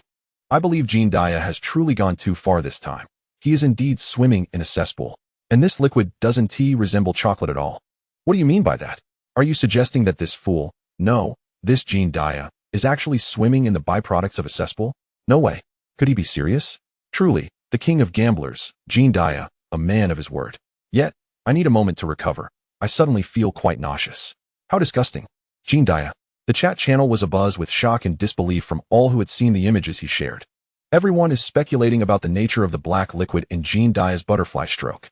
The actions of Jean Dia have left everyone astounded. Regardless of whether it is truly sewage, this moment has undoubtedly solidified Jean Dia's reputation. Meanwhile, in Wuqing, within the opulent three-story villa of Lin Feng, he merely glanced at the photo of the so-called sewage pool released by Jean Dia before promptly shutting down the chat channel. Lin Chuxue, perplexed, asked, "Brother, why did you close it so quickly? Didn't you say you wanted to watch Jean Dia's livestream?" Lin Feng, rising with a resigned expression, replied, "That black liquid is nothing more than a mixture of copious amounts of chocolate and black and green ink. There is truly no need to continue watching." Lin Chuxue chuckled. "But brother, in that image, Jean Dia has inscribed the word sewage pool beside the swimming pool. Doesn't that count as fulfilling the bet?" Lin Feng sighed. "It's merely a clever trick. Enough of Jean Dia. Let us move on and head towards the heart of the safe zone in Zhongzhou." "All right, brother." Lin Chuxue exclaimed as she rose from the massage chair and linked her arm with Lin Feng's as they walked towards the villa's parking lot. In Wuqing, Xiao He was autonomously navigating through the ruins of the city. Lin Feng and Lin Chuxue were together inside Xiao He's vehicle, engrossed in their newly completed Little Tyrant game console. "Brother, hurry, there's a mini-boss here," Lin Chuxue exclaimed. "All right, I'm coming. Just move aside a bit. I'll unleash a special move to defeat it," Lin Feng replied. The two were thoroughly enjoying themselves, having already collected the 3 airdrop boxes for the day, thus eliminating any need to search for more, as they simply drove towards Zhongzhou. While Lin Feng and Lin Chuxue were immersed in their game, Pikachu Xiaobai, quietly lying in the back seat, suddenly perked up its ears. It rose and leaned against the window, gazing curiously at the sky, which was now undergoing a transformation. As the evening descended upon Wuqing, Lin Feng and Lin Chuxue had spent the afternoon playing their Little Tyrant game console. With the day waning, Xiao He had reached the outskirts of Wuqing, stopping before an abandoned park in the northern part of the city. A black SUV lingered there. Lin Feng opened the car door and released the opulent 3-story villa into the open space. Lin Chuxue glanced around before joining Lin Feng, wrapping her arm around his and smiling. "Brother, how did it get dark so quickly? I haven't had enough time to play Contra yet." Feeling her softness, Lin Feng shook his head with a wry smile. "All right, let us prepare dinner and take a break. We played all afternoon. After dinner, I'll play with you." "Okay." Lin Chuxue turned to him with a smile. "Brother, you promised that after dinner, you would play Contra with me." "I did say that. Now, let us not linger outside any longer." Upon finishing, he promptly made his way towards the villa. Meanwhile, as Lin Feng and Lin Chuxue busied themselves in the kitchen, Lin Feng's wristband began to flicker. Upon opening it, a prominent line of crimson text materialized before his eyes. "Greetings to all players in the apocalyptic realm. The safe zone will commence its contraction in 1 hour. Players still within the blue danger zone are advised to hasten towards the white safe zone. Best of luck to you all." Lin Chuxue, engaged in washing some vegetables, couldn't help but chuckle at the sight of the red text. "Brother, the safe zone is about to shrink again. I wonder how many people will fail to reach the white safe zone today." Lin Feng picked up the knife in his hand and began slicing the beef on the cutting board. Listening to his sister, he sighed. Regardless of how many remain outside the white safe zone, it is certainly not a matter that brings joy. Enough of that for now. Have you finished washing the water spinach? Once you're done, you should take a break. I can handle the rest. Lin Chuxue placed the vegetables from the basin into the basket, smiling as she replied, "I'm not going out. I want to stay with you, brother." However, before Lin Feng could respond, Lin Chushue's expression shifted. "Brother, approximately 3 kilometers away, 12 bloodthirsty rats are heading our way." Lin Feng, still cutting the beef, remained unfazed. He chuckled. "Don't concern yourself with those wretched rats. We shall continue our tasks. Here, these bloodthirsty rats cannot enter." After losing so many of their companions last time, they seem to have learned nothing. They still dare to come to their demise. Let them be. Leaning against the kitchen door, Lin Chuxue watched Lin Feng with a playful grin and said, "Understood, brother. But brother, look at Pikachu Xiaobai. What does it intend to do? It's almost time for dinner, yet Xiaobai is heading outside." Hearing her words, Lin Feng raised his head to glance at the virtual surveillance in the kitchen. He observed Pikachu Xiaobai standing up and directly heading towards the villa's entrance. After a moment of thought, Lin Feng smiled. It seems Xiaobai has caught wind of the 12 bloodthirsty rats, and it intends to test its abilities. It's all right, we shall merely observe. Since Xiaobai dares to venture alone, It must be confident in handling those rats. Lin Chuxue still expressed some concern, but brother, what if Xiaobai cannot handle them and encounters danger? Lin Feng reassured her, fear not, Xiaoxue. My drone has been hovering above outside. Should Xiaobai find itself in peril, the exquisite fishing net I've equipped on the drone will come to its aid. Moreover, even if Xiaobai does face danger, we can reach it swiftly. Let us simply watch and see how Xiaobai confronts those bloodthirsty rats. All right, brother. Before Lin Feng's eyes, an image emerged, transmitted from a premium drone soaring high above. He observed Xiaobai, having departed from the villa, heading directly towards the advancing bloodthirsty rats. After transforming into a yellow Pikachu, although still diminutive in stature, Xiaobai had transitioned from walking on 4 legs to standing upright on 2. Despite its petite size, Xiaobai's speed was impressive. Meanwhile, the 12 approaching bloodthirsty rats exhibited remarkable swiftness as well. Even in the snowy terrain, their pace remained undeterred. Not only were these 12 rats swift, but they also possessed considerable size, each comparable to that of an adult wolf dog. Both Xiaobai and the bloodthirsty rats moved with agility. Yet it was evident that Pikachu Xiaobai was engaged in its own strategic thinking. Upon reaching a distance of approximately 500 meters from Lin Feng's villa, Xiaobai ceased its advance, standing resolutely in the snow, poised to await the arrival of the bloodthirsty rats. Witnessing this scene, a smile crept onto Lin Feng's lips. Clearly, Xiaobai comprehended the words they spoke, demonstrating an understanding of the tactic of waiting for the enemy to come to them. Lin Chuxue, filled with surprise, exclaimed, brother, are you saying that Xiaobai can understand what we say? But why doesn't Xiaobai speak, brother? Lin Feng, observing the footage from the drone, replied with a chuckle, yes, judging by Xiaobai's behavior, even if it doesn't grasp everything, it certainly understands a portion of our words. As for why it cannot yet speak, it seems Xiaobai has not fully evolved. However, there will come a time when it can articulate its thoughts. For now, let us see what Xiaobai intends to do. While Lin Feng and Lin Chuxue conversed, the 12 bloodthirsty rats had already approached within 500 meters of Xiaobai.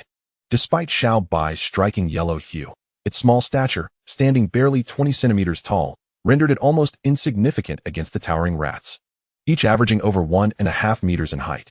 Consequently, the bloodthirsty rats remained oblivious to Xiaobai's presence. Perhaps they noticed Xiaobai but deemed it harmless, thus disregarding it.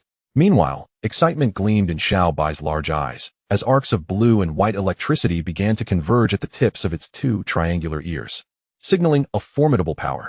The distance between Xiaobai and the bloodthirsty rats diminished rapidly. 500 meters, 400 meters, now just 300 meters remained. Chapter 190, The Battle of Pikachu Xiaobai. 14 Orbs of Valor acquired. In the kitchen of a luxurious 3-story villa in Wuching, Lin Feng and Lin Chuxue were engrossed in the footage transmitted by the drone. Lin Feng was not merely observing. He was fully immersed in the unfolding events. Yet, beneath his command, a kitchen knife continued to slice through beef on the chopping board, multitasking without any delay. Lin Chuxue observed the approaching 12 bloodthirsty mice, her expression growing increasingly tense. Brother, those vile rodents are almost upon Xiaobai. Will Xiaobai be all right? Lin Feng turned to look at Xiaoxue, reassuring her with a smile. Do not worry, Xiaoxue. Nothing will happen. Just watch. Approximately 500 meters from the villa, Pikachu Xiaobai stood resolutely in the center of a dilapidated road. The 2 triangular ears atop its head began to gather arcs of blue and white electricity. Xiaobai's body also began to emit faint electric arcs, resembling a miniature generator experiencing a short circuit. Meanwhile, the 12 bloodthirsty mice, roughly the size of a wolf dog, drew ever closer to Xiaobai. In the blink of an eye, the distance shrank to less than 100 meters. At the forefront, one particularly large bloodthirsty mouse, significantly larger than the other 11, strode forward with the stature comparable to an adult lion. This formidable creature was clearly the leader of the pack. Although the leader noticed Xiaobai's change, it dismissed the diminutive figure, convinced that a direct charge would obliterate Xiaobai into a mere puddle of flesh. Swiftly, the massive bloodthirsty mouse led its 11 companions within 50 meters of Xiaobai. At that moment, the formation of the mice shifted. The towering leader, once at the forefront, now fell to the back, while the 11 other mice arranged themselves into a formation of 3, 3, and 4, surging towards Xiaobai. Xiaobai, initially merely emitting faint blue and white arcs from its 2 pointed ears, found the arcs now thickening and swirling with intensity. Gazing at the bloodthirsty mice, now less than 50 meters away, Xiaobai's mouth split into a wide grin, exclaiming, Pika, Pika, words that were incomprehensible to any listener. Simultaneously, the arcs of electricity that had been gathering upon Xiaobai's head shot forth directly towards the bloodthirsty mice. The speed was astonishing, far surpassing their expectations. In an instant, the two slender arcs emitted from Xiaobai's ears reached the bloodthirsty mice, leaving the 11 completely oblivious to what had transpired. They were immediately reduced to charred remains.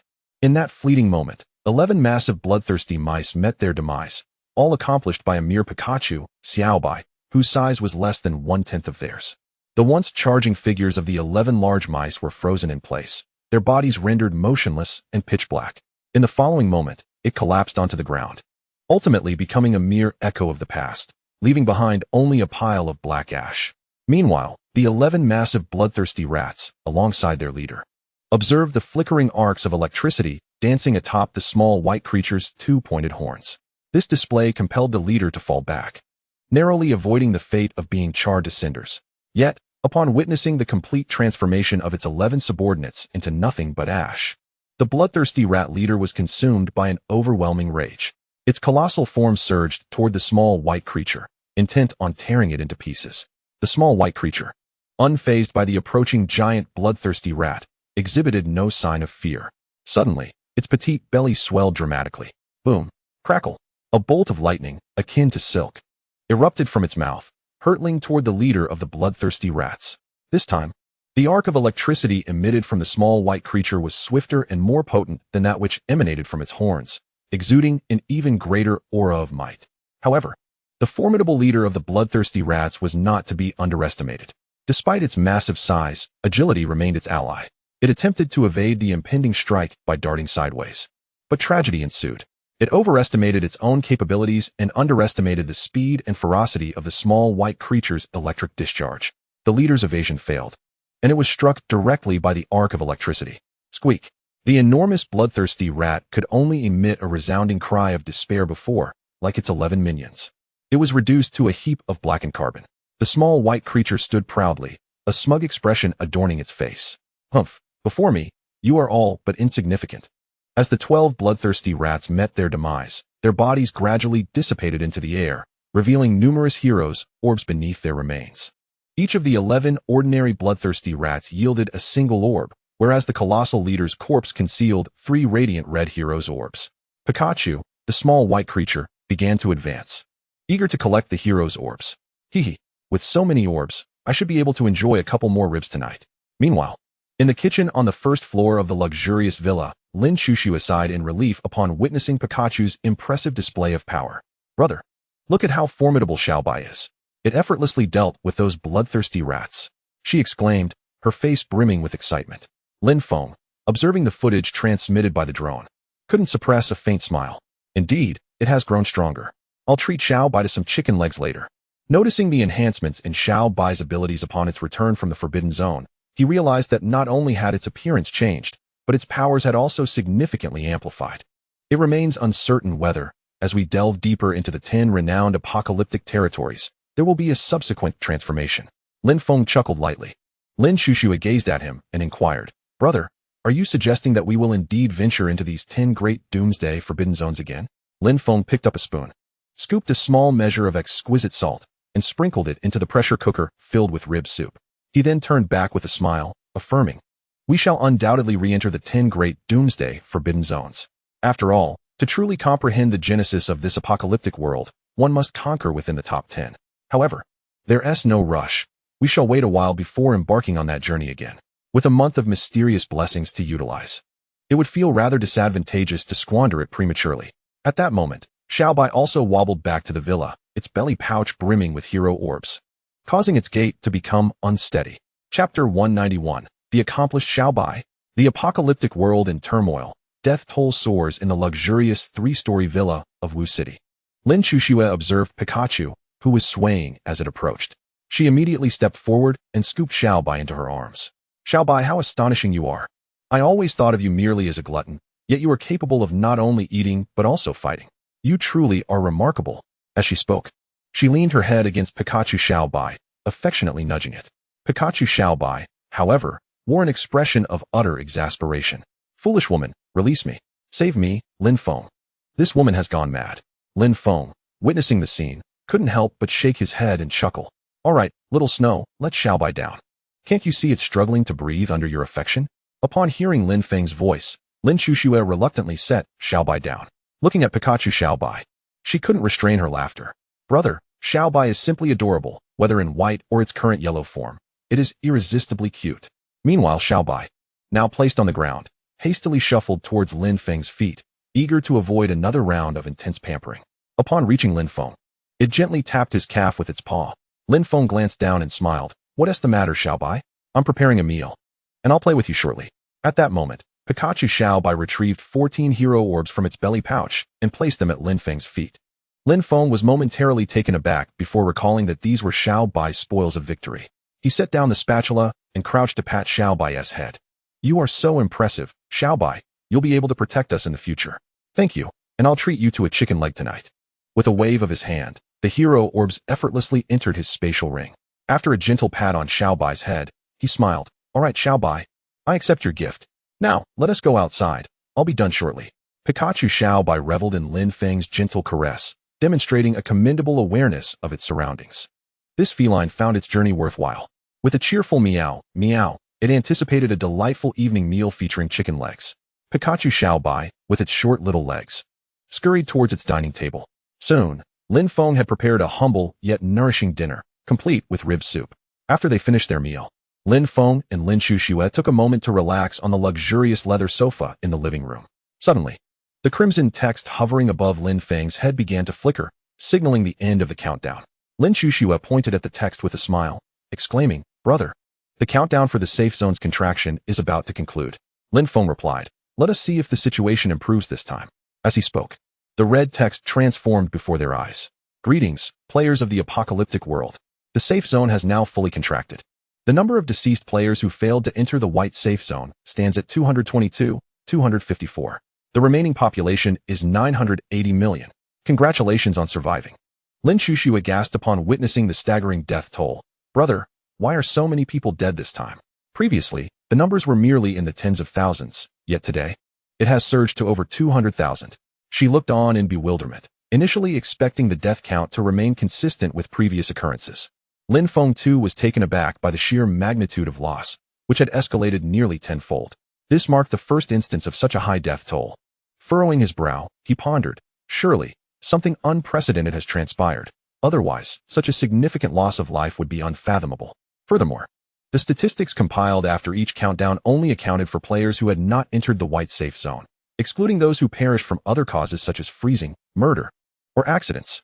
Now, a staggering 20 million had already succumbed. With over 200,000 fatalities in one day, it was evident that something catastrophic had occurred. Lin Feng rose from his seat, pacing restlessly in the first-floor hall, deeply troubled by the mystery of the unprecedented death toll. Suddenly, Lin Chuxue's melodic voice broke the silence.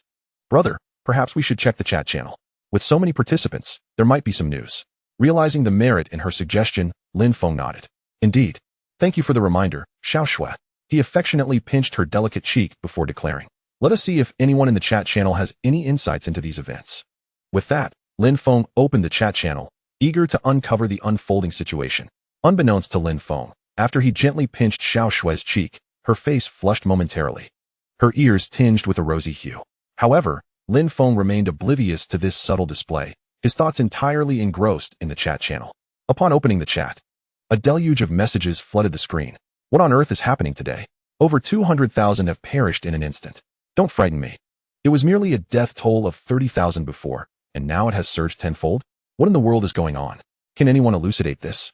I recall that in the past, significant updates in this apocalyptic world would be announced after the safety zone had contracted, yet this time, there has been no notification whatsoever. Indeed, at first glance, I thought I had misread the death count. However, it appears this is not an illusion. Today, over 200,000 have truly succumbed. How terrifying. In just one day, the fatalities have exceeded 200,000. Moreover, have you all noticed that the total death toll has now reached 20 million? 20 million? In the past, that would equate to the total population of several nations. To have lost so many in less than half a year is unfathomable. Now I understand why this place is dubbed the world of the apocalypse. As Lin Feng scanned the discussions in the chat channel, his brow furrowed deeper. To this point, no one had articulated the reason behind such a staggering increase in the death toll in a single day. Just then, he spotted a familiar ID. Gu Changsheng. Chapter 192. The surge in deaths due to the zombie virus outbreak trouble was brewing for Lin Feng. In the opulent three-story villa of Wu City, Lin Feng and Lin Xuxue sat upon a leather sofa, perusing the chat channel, eager to uncover the cause behind the staggering number of individuals who had failed to enter the white safety zone, which had now exceeded 200,000. After a prolonged observation, they still found no one providing clarity. Unable to contain herself, Lin Xuxue spoke up. Brother, no one here seems to know what has transpired. Furrowing his brow, Lin Feng gazed at the chat channel and replied with a hint of optimism. Someone will know. He will undoubtedly show up. I believe he will have the answers. Lin Xuxue, looking puzzled, asked, Who are you referring to? Gu Changsheng. No sooner had Lin Feng spoken than Gu Changsheng's figure materialized in the chat channel. Lin Xuxue's eyes widened in astonishment as she exclaimed, Brother, the person you mentioned has truly appeared. Yes. Let us see what he has to say. The once boisterous chat channel fell eerily silent with Gu Changsheng's arrival, as if all participants had been muted. Only Gu Changsheng's voice reverberated throughout the chat, and Lin Feng observed this scene, his eyes gleaming with anticipation. Regarding Gu Changsheng's identity and the reasons behind his capabilities, I have engaged in some contemplation. Greetings, everyone. Wherever there are trending events, there I am Gu Changsheng. I shall now briefly analyze the recent surge in the number of deaths, which has escalated several-fold, even by dozens. Firstly, this marks the first time in recorded history that the number of fatalities in a single day has surpassed 200,000.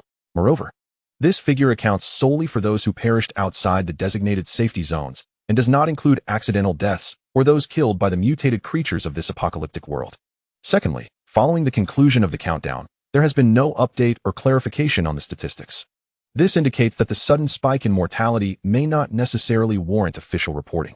It could very well be a predetermined occurrence in this apocalyptic realm. Thirdly, one might ponder why such a large number of individuals succumbed at once. I have a few audacious hypotheses. One is that the rate at which the safety zones are shrinking has significantly accelerated, resulting in this surge in deaths. Another possibility is that a unique circumstance prevented a multitude from reaching the safety zones in time, leaving them vulnerable in the perilous blue zones. What could this peculiar circumstance be? Upon entering this apocalyptic world, one might have noticed a strange phenomenon. Desolate urban ruins abound, yet not a single soul is in sight. How were these cities constructed, if not by human hands? Thus, it stands to reason that people must have existed. However, they may have contracted some form of virus and subsequently vanished, likely the infamous zombie virus. These infected individuals, for reasons unknown, have resurfaced, predominantly in densely populated areas, culminating in this tragic event where over 200,000 lives were lost. Those unfortunate souls were ensnared by the zombies, unable to escape in time, ultimately trapped by the very creatures that had emerged. As for the fourth point, we shall save that for another time. Farewell. With that, Gu Changsheng abruptly logged off, and the chat channel erupted once more into a lively discussion. Zombie virus?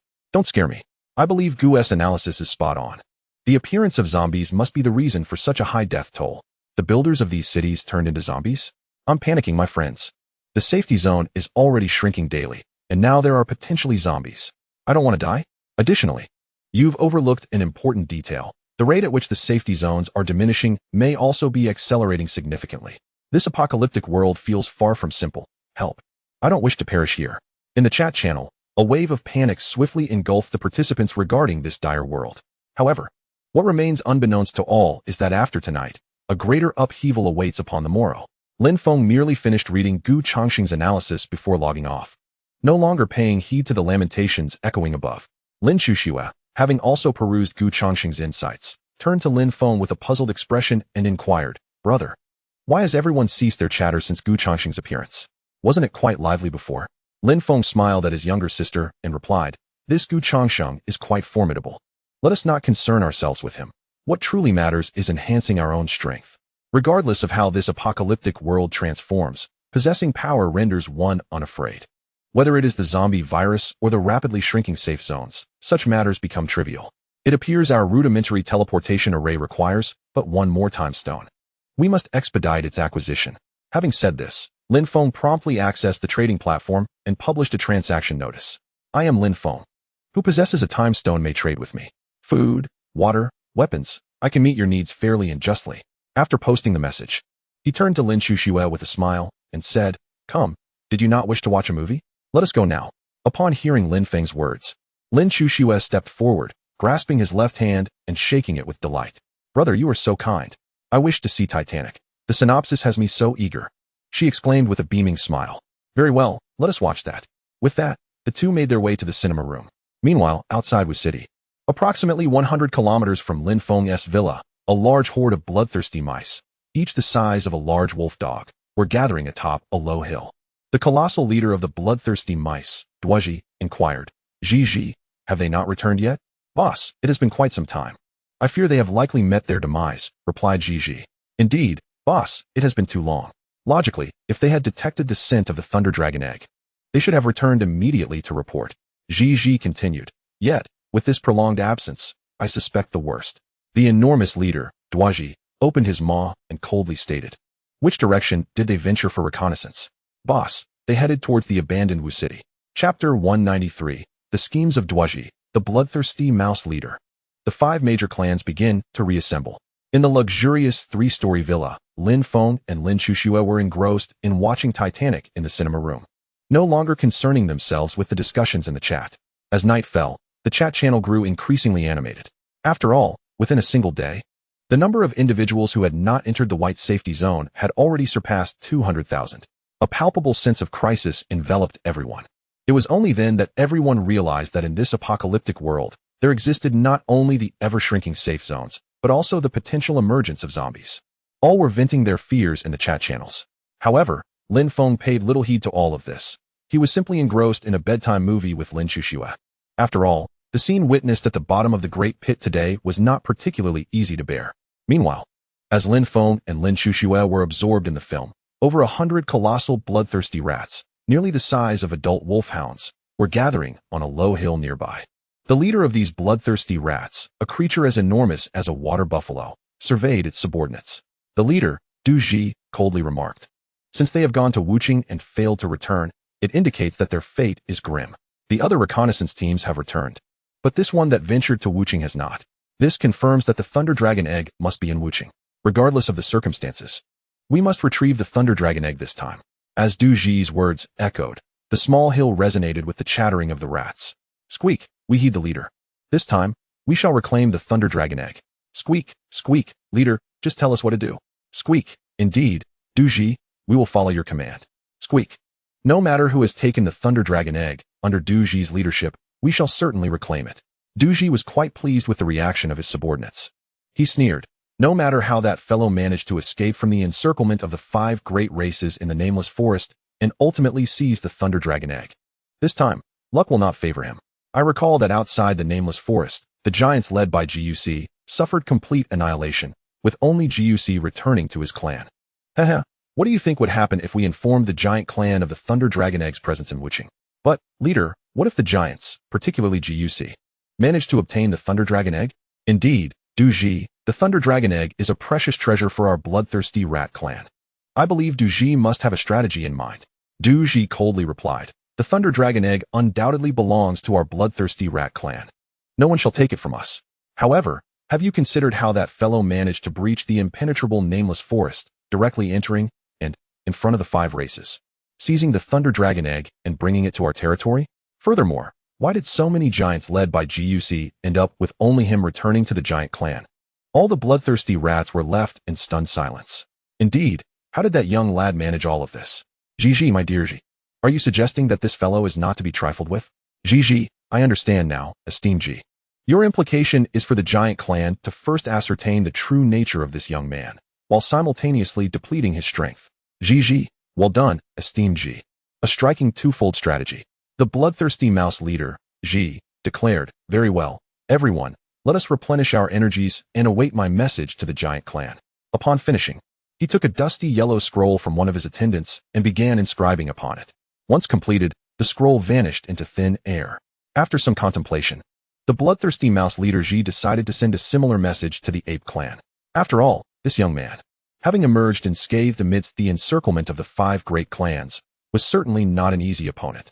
Subsequently, Ji transmitted messages to the Black Bull clan and the 2-headed wolf dog clan, ensuring that regardless of how many would respond, the Thunder Dragon egg would ultimately belong to the bloodthirsty mouse clan. Ji had full confidence in this outcome. As Ji's messages reached the various clans, a wave of excitement ensued. Each informed clan began preparations, for the Thunder Dragon egg is a rare find, and their ancestral homes were in dire need of restoration. Without the Thunder Dragon Egg, such repairs would be impossible. Thus, even after their previous failure, where the otherworldly visitor had spirited away the egg, this time, neither the Giant Clan, nor the Black Bull Clan, nor the Two-Headed Wolf Dog Clan would allow this hard-won opportunity to slip away again. In the abode of the Giant Clan, the Giant Guts learned of the Thunder Dragon Egg through the clan leader. Once more, he was entrusted to lead the expedition. Instead of blaming Guts for his prior failure, the clan leader placed unwavering trust in him, allowing Guts to command a more elite faction of giants to reclaim the Thunder Dragon Egg. Furthermore, this time, the clan leader provided Guts with a secret weapon, ensuring that he would successfully retrieve the egg. Guts gazed into the void and sneered, "Lin Feng, this time, I shall not flee. With the gift bestowed by the clan leader, I shall witness your demise. No matter how you manage to withstand the pressure of the Thunder Dragon Egg, I assure you, your efforts will be in vain. Lin Feng, prepare to meet your end. Ha ha ha." A similar scene unfolded within the Black Bull Clan and the Two-Headed Wolf Dog Clan. Meanwhile, in the Ape Clan, the formidable Ape Taishan led the expedition, accompanied by the youngest member, Little Ku. "Taishan, your task this time remains one of honing your skills," he instructed. "If there is a chance to bring back the Dragon Egg, that would be splendid. If not, that is also acceptable, but your safety must be ensured. Do you understand?" "Taishan, I understand, Chief. With Little Ku around, you need not worry." The leader of the apes, Tarzan, chuckled. Last time, several major tribes on the outskirts of the nameless forest received the news and began their journey toward Wuching, where Lin Feng is located. Chapter 194. A new change in the apocalypse world, the polar night phenomenon. Li Jie reappears in Wuching, in a luxurious three-story villa. Lin Feng stood up in the movie room and looked at little Shui with a smile. "Have you rested, little Shui? Why are you still not up?" Lin Shui, with tear-streaked cheeks, looked at Lin Feng and sobbed. "Brother, Jack's death is so tragic. It pains me so much." "Go ahead, brother. I want to watch Jack and Rose's story one more time," she pleaded. Lin Feng gazed at the softly sobbing little Shui and chuckled gently. "All right then. Remember to rest early and don't stay up too late." "I understand, brother," she replied, observing little Shui's demeanor. Lin Feng could only shake his head and smile wryly as he made his way to his bedroom on the third floor, contemplating. It seems that since emerging from the 10 forbidden areas of the apocalypse, not only has Little Bai transformed into Pikachu, but little Shui also appears to have become more human-like. Has she developed an understanding of the myriad emotions unique to humanity? Moreover, in terms of behavior and feelings, she seems to resemble a human more than ever. As Lin Feng gently closed the door to his room, a thought struck him. Since both Little Bai and little Shui have undergone changes, could it be that I too have experienced some transformation? As he undressed, he meticulously reflected on himself, pondering whether there was any difference since leaving the forbidden area. After careful consideration, Lin Feng found no distinction between himself now and before entering the forbidden zone. Regardless, I remain myself. Well, I will look for an opportunity to extract some of the dense fog from within the forbidden area. It seems to hold significant power. After a brief shower and contemplating whether he had been affected, he lay down to rest. Meanwhile, while Lin Feng was sound asleep, Lin Shushue repeatedly watched Titanic. As Lin Feng slept peacefully, the sky outside began to undergo a new transformation. The once gently falling snowflakes continued to descend, yet the darkness thickened. Ominous matter gathered in abundance, ultimately engulfing the entire sky in a shroud of blackness. It was night, and no one noticed the change above. Little Bai, who had been fast asleep, suddenly opened her eyes. Her bright eyes stood out in the darkness. Pikachu, Little Bai, merely glanced at the sky outside the window, meowed a couple of times, and then closed her eyes, drifting back to sleep. Meow, the world is vast, but sleep is paramount. Wuching, not far from Lin Feng's villa, a striking figure meandered through the city. However, as dusk deepened, Li Jie found it increasingly difficult to discern the surroundings. Ultimately, she groped her way into an abandoned residential complex, seeking a vacant room where she could rest. Despite the encroaching darkness, the immaculate features of Li Jie were still distinctly visible. She retrieved a sleeping bag from her backpack, burrowing into it as her thoughts began to wander. Li Jie was the very first person to encounter Lin Feng's villa, capturing its grandeur in photographs and sharing them in the chat channel. At that moment, speculation ran rampant regarding the nature of her relationship with Lin Feng and how she had secured his permission to photograph his opulent residence. After posting the images, she submerged herself in silence, never to resurface in the conversation or address the inquiries of others. Consequently, she gradually faded from their memories. Gazing at the ceiling of her sleeping bag, Li Jie murmured, "I never anticipated that in this apocalyptic world, something like a teleportation array could exist. Who would believe it if I told them?" I initially planned to retrieve that airdrop crate, yet unexpectedly found myself transported here along the way. How unfortunate to be caught in such misfortune at night. With the darkness enveloping me, I cannot even ascertain where I am. Well, I shall not dwell on it. Tomorrow will reveal this place's identity. With that, she closed her eyes and succumbed to slumber. In contrast, ever since acquiring his luxurious villa, Lin Feng had always enjoyed undisturbed sleep until dawn, never awakening in between. Upon opening his eyes this time, however, he did not feel the familiar brightness. Lifting his hand to check the time, he noted it was 7 in the morning. Yet, contrary to expectation, the sky remained shrouded in darkness. Rising, Lin Feng approached the expansive floor-to-ceiling windows of his bedroom, only to be met with a pitch-black sky devoid of the usual morning radiance. The only constant was the persistent snowfall cascading from above. A frown creased Lin Feng's brow. Could it be that the apocalyptic world was undergoing yet another transformation? Last time it was heavy snowfall. Now, it seemed an eternal night accompanied by snow. Regardless of day or night, darkness prevailed. Lin Feng mused softly. While the enveloping night posed no hindrance to him, his vision had adapted to perceive the dark as daylight. It significantly affected others in this desolate world. Perhaps the zombie virus had erupted yesterday, and today heralded an extreme night phenomenon. It appeared the apocalyptic realm was indeed undergoing a profound change. With a resigned sigh, he performed a quick wash before descending to the dining area on the first floor. In the tranquil morning, Lin Chuxue and Pikachu Xiaobai were spotted at the dining table. Upon seeing Lin Feng, Lin Chuxue exclaimed with excitement, "Brother, you're awake. Come quickly, I made your favorite soy milk today. Here I am." Lin Feng replied with a smile as he took a seat. "Let us eat. I can tell you've all been eagerly waiting." "Not at all, brother. Hurry and eat. Once we finish, we can open the airdrop boxes," she chirped. Earlier that morning, while preparing breakfast, Lin Chuxue had observed through the surveillance cameras that 2 airdrop boxes had mysteriously appeared right by the wall.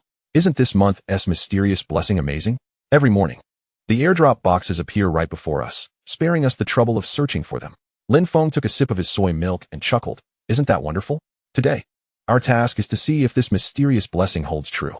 If we continue to have 2 airdrop boxes appear before us each day, and perhaps a super airdrop, we shall soon find out.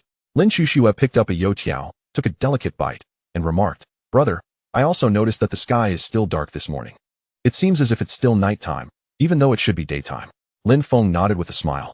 It appears that another significant change in this apocalyptic world is upon us. However, every change brings forth new opportunities.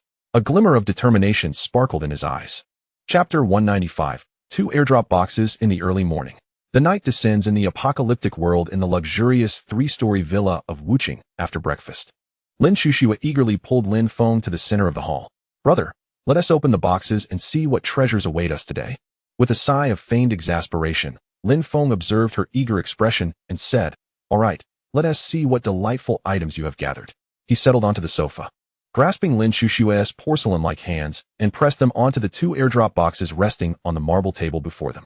These boxes were not particularly large, about the size of 1 square meter. Following the initial emergence of variously sized airdrop boxes in this apocalyptic world, subsequent updates had led to the appearance of boxes of similar dimensions. A familiar white light enveloped the 2 boxes, and in an instant, they vanished, leaving a pile of supplies in their stead: 1 bottle of matai, 1 piece of thermal underwear, 1 notebook, 1 bottle of Mongolian pure milk, 1 pack of wang snow cakes, 1 seed of broccoli. Lin Chuxue gazed at the supplies with delight. "Brother, is this wang snow cake edible? Can I have some?" Seeing the eager glimmer in her eyes, Lin Feng affectionately ruffled her hair and smiled. "Certainly, however, it is not feasible at the moment as I have just finished breakfast. Let us take a moment of respite." "Very well, dear brother."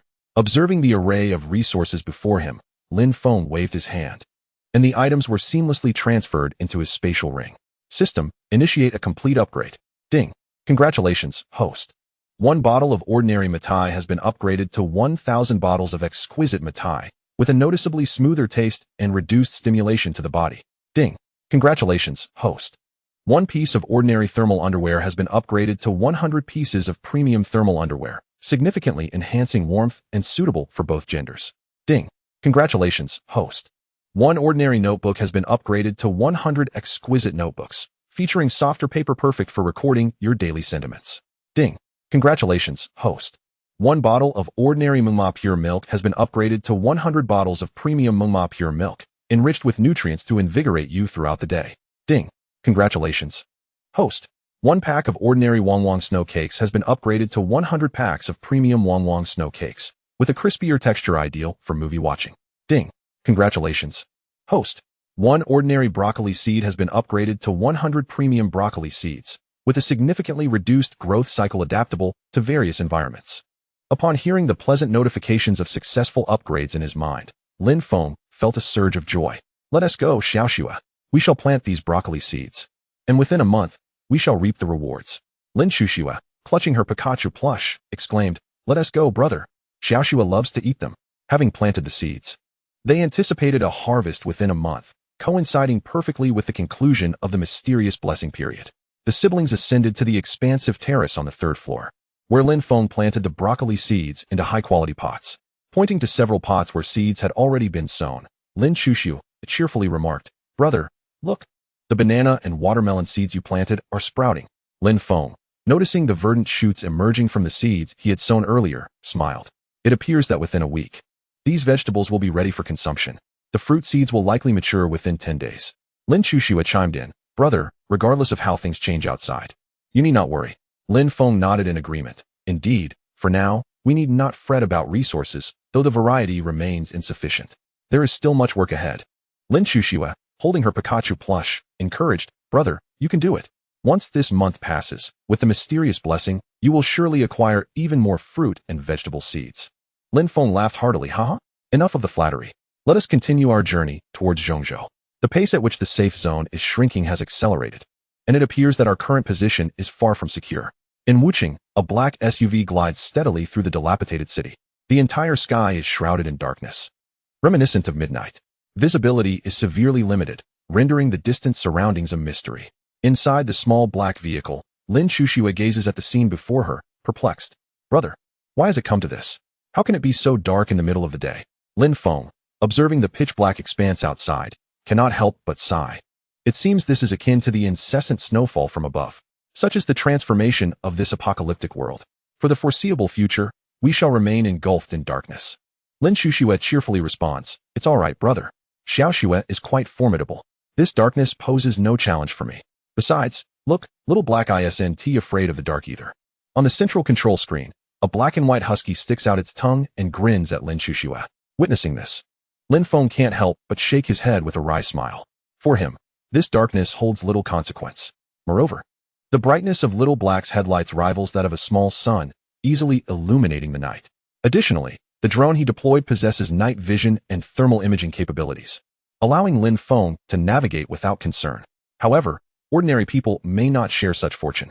The ever-constricting safe zone, the lurking threats from mutated creatures in this apocalyptic realm, and the newly emerged zombies compound the peril.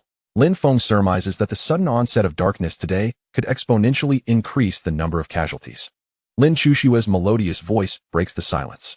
Brother, approximately 2 kilometers ahead, there is a woman. Moreover, it seems she is in some trouble.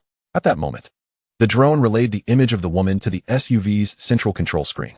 Lin Feng, upon recognizing the figure, felt a twinge of surprise. Is that really her? Chapter 196. Li Jie teased by the bloodthirsty rat. Lin Feng to the rescue? In Wuqing, the sky remains engulfed in total darkness, yet snowflakes continue to fall gracefully. Inside the small black vehicle, Lin Feng scrutinizes the footage transmitted by the drone, his curiosity piqued. It's her, Li Jie, he murmurs softly. Lin Shuxiu, intrigued by the unfolding scene, inquires, Brother, who is this Li Jie? Lin Feng replies with a smile, an acquaintance. Little Black, accelerate to full speed. Understood, uncle. From the drone's perspective, Li Jie's situation appears dire. Before her, at the entrance of an abandoned house, stand 2 enormous bloodthirsty rats, one looming in front of her and the other behind. As the relentless provocations continued, fragments of clothing were being mercilessly torn from Li Jie. Squeak, squeak. Once again, the 2 bloodthirsty rats charged forward, one behind the other, directly lunging at her. Li Jie, gazing at the monstrous creatures before her, grasped her ordinary long knife and lunged towards the nearest rat. The veil of darkness enveloped the sky, rendering her vision unclear, forcing her to rely solely on instinct as she thrust her blade forward. However, the rat deftly sidestepped her attack and continued its advance. With a swift motion, Li Jie felt the fabric of her right arm's clothing being ripped away. Before she could react, the second rat had already flanked her from behind, sinking its teeth into the fabric of her back. The force of its tugging tore her top asunder, leaving her clad only in a delicate black lace bra. Gripping her long knife, she confronted the crimson-eyed predator in the shadows, panting, "Beasts, you are nothing but two vile creatures." Yet, fatigue from prolonged combat weighed heavily upon her. Her hands trembled as they clutched the knife. "Come on, you wretched beasts, I fear you not." The only response was the unyielding squeaking echoing around her. The sounds fluctuated, making it impossible for Li Jie to pinpoint their location. Even if she could, her ordinary skills were inadequate to combat these ferocious foes. In that moment, despair enveloped her. She felt as if her demise was imminent. Unlike the last time when she had fortuitously encountered Lin Feng while on the brink of starvation. This time she was utterly alone, inexplicably transported to this place, and awakened in a transformed apocalyptic world where daylight was as obscured as the night. Li Jie had initially intended to step outside and discern her surroundings, but shortly after venturing out, she found herself cornered by these monstrous creatures. With no response from heaven or earth, she deduced from the sounds in the darkness that these were merely mutated rats, albeit of a significantly larger size. Squeak, squeak. The increasingly frantic squeaks made her realize that escape was futile. Squeak. Not only did she hear the ominous sounds in the night, but she also caught sight of a pair of blood-red eyes materializing in the void before her, swiftly closing in. A bead of sweat trickled down her forehead as she gripped her knife tightly. Even in death, she resolved not to let these beasts prevail. As she sensed the menacing breaths closing in from both the front and back, trepidation coursed through her. Grasping the long blade in her hand, she thrust it toward the direction she sensed.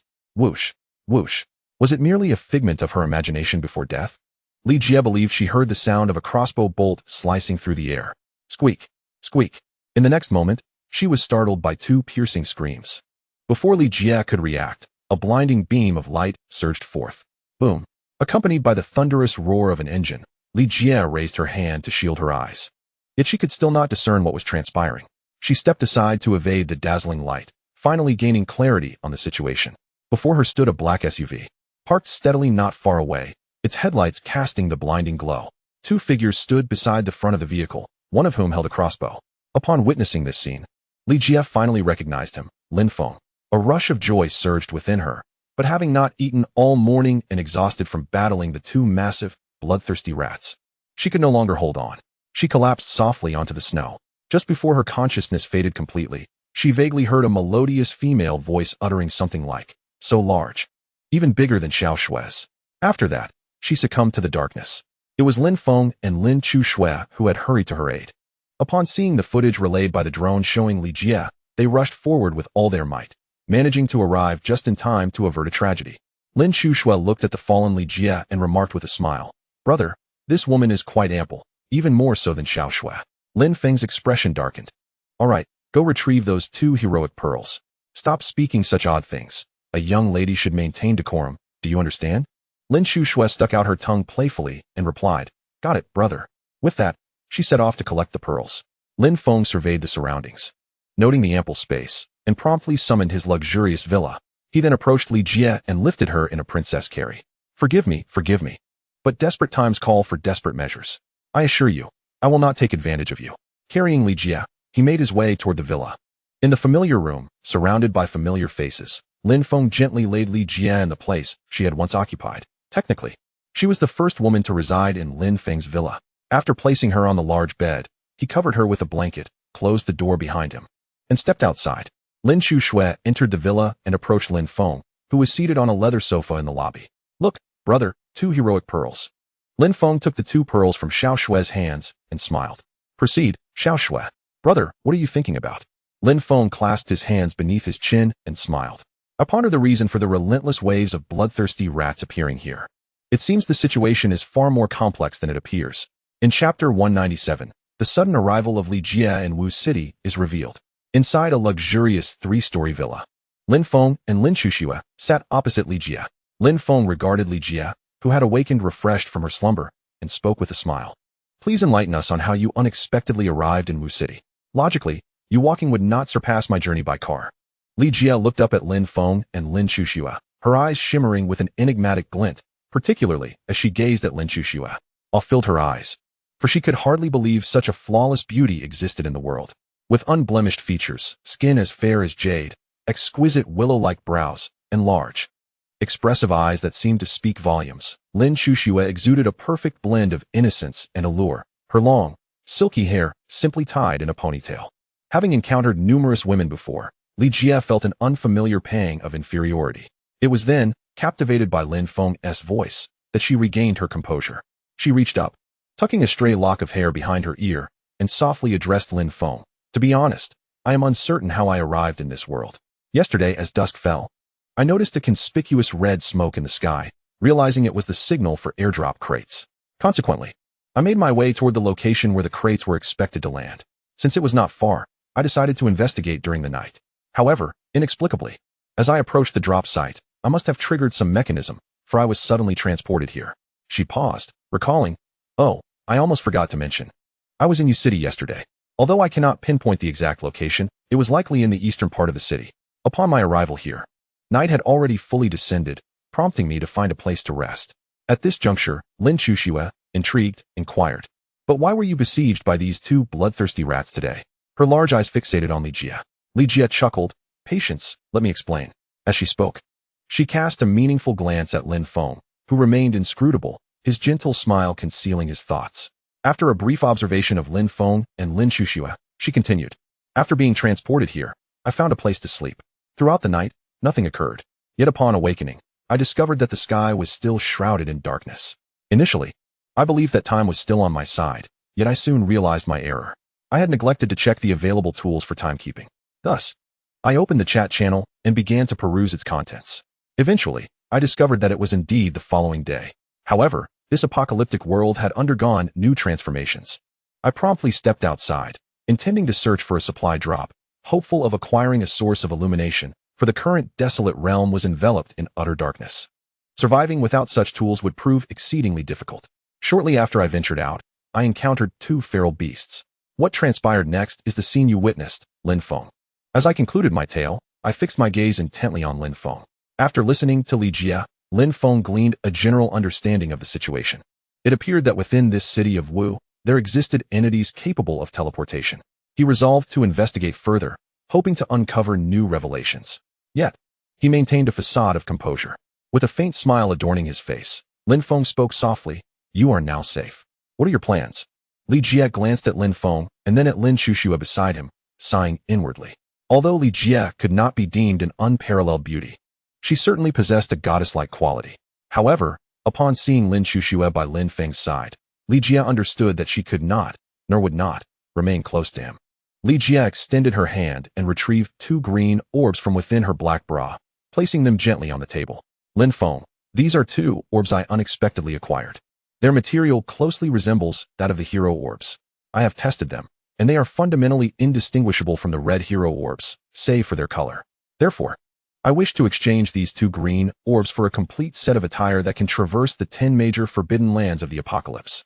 Of course, if this is insufficient, I shall provide you with whatever you require in the future."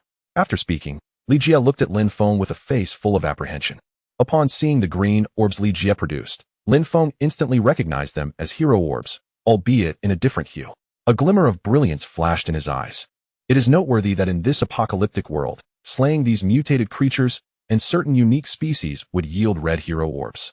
After conquering the first stage of all 4 paths in the 10 major forbidden lands, Lin Feng had acquired 4 hero orbs, though theirs were a golden hue. Furthermore, he was aware from the scroll obtained after the completion that these 4 golden hero orbs would hold no value in the southern continent. Only upon reaching the central safe zone would he discern their true significance. However, Lin Feng did not anticipate what lay ahead. Unexpectedly, Li Jie presented Lin Feng with the 3rd hue of the hero's pearl.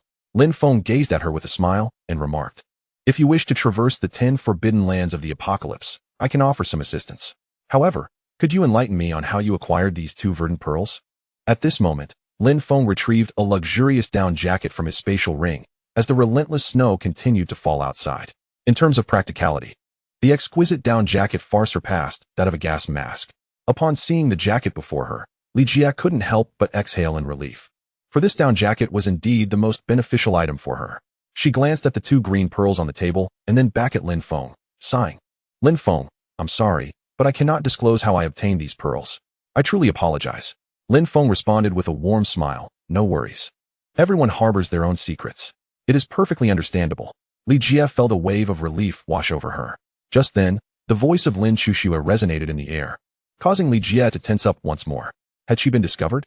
Chapter 198. The place to which Li Jie was transmitted. The future mother-in-law? In the grand hall of Lin Feng's opulent villa in Wu City, Li Jie found herself seated across from Lin Feng and Lin Shushua. On the marble table between them lay the two green heroes' pearls.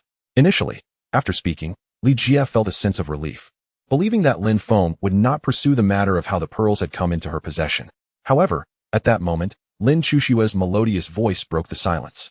Li Jie, can you recall the location to which you were transmitted in Wu City? I am eager to witness it and discover the wonders of your arrival. Lin Shushua regarded Li Jie with a smile, her large eyes glimmering with wisdom. Upon hearing Lin Shushua's inquiry, which was solely about the location of her transmission, Li Jie felt another wave of relief. She glanced at Lin Feng, noting that his expression remained unchanged, the smile still gracing his lips without so much as a flutter of his eyelids. Li Jie couldn't help but admire his composure. Rather than looking at Lin Shushua, she directed her gaze at Lin Feng and said, I cannot recall the exact location. However, I do remember that the place I was transmitted to was surrounded by an abundance of timber. It was nighttime when I arrived, so I could not discern my surroundings clearly. All I could do was navigate forward slowly, feeling my way around, and everywhere I touched was wood, rough and uneven, as if weathered by many years of wind and sun. Aside from the timber, there was nothing else to be found. After passing through a vast expanse of timber, I arrived here shortly thereafter. In all likelihood, the distance is not considerable. However, I am uncertain of the precise direction. The exact location should be nearby. Having said all that, do you have any further inquiries? If not, I shall proceed directly to the 10 forbidden zones of the apocalypse.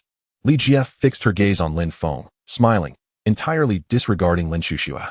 Lin Shushua looked at Li Jie, initially intending to speak, but was silenced by a mere glance from Lin Feng. Turning to intervene, Lin Feng encouraged Xiaoxue to continue. He then remarked, there are no further questions. I wish you every success. After passing through, you will be transported to a location slightly farther from a safe zone that is continuously shrinking. Regardless, as long as one survives, there is hope.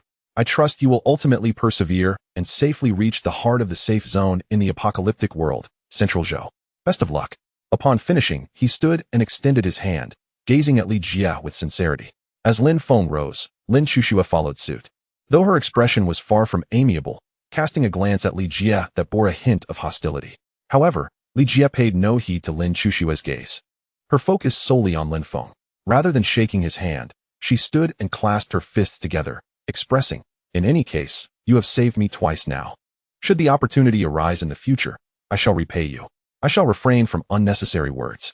Until we meet again, Lin Feng. With that, Li Jie lightly tapped on the icon of the 10 forbidden zones on her smart bracelet, and in an instant, she vanished before Lin Feng and Lin Shushua. Just before her departure, her lips moved, uttering a final phrase to Lin Feng. Years later, when Lin Feng and Li Jie found themselves seated together once more, the scene would unfold differently. The promise of repayment would not be an empty gesture, but rather a reality when Li Jie's daughter wed Lin Feng's son, a future neither could foresee at present. As Li Jie's figure faded from sight, Lin Shushua pouted, tugging at Lin Feng's left arm. Brother, why didn't you allow Xiaoxue to finish? Clearly, Li Jie possesses 2 green heroic pearls. Moreover, she is far from honest. She didn't fully explain why she ventured out at night in search of airdrop crates instead of during the day.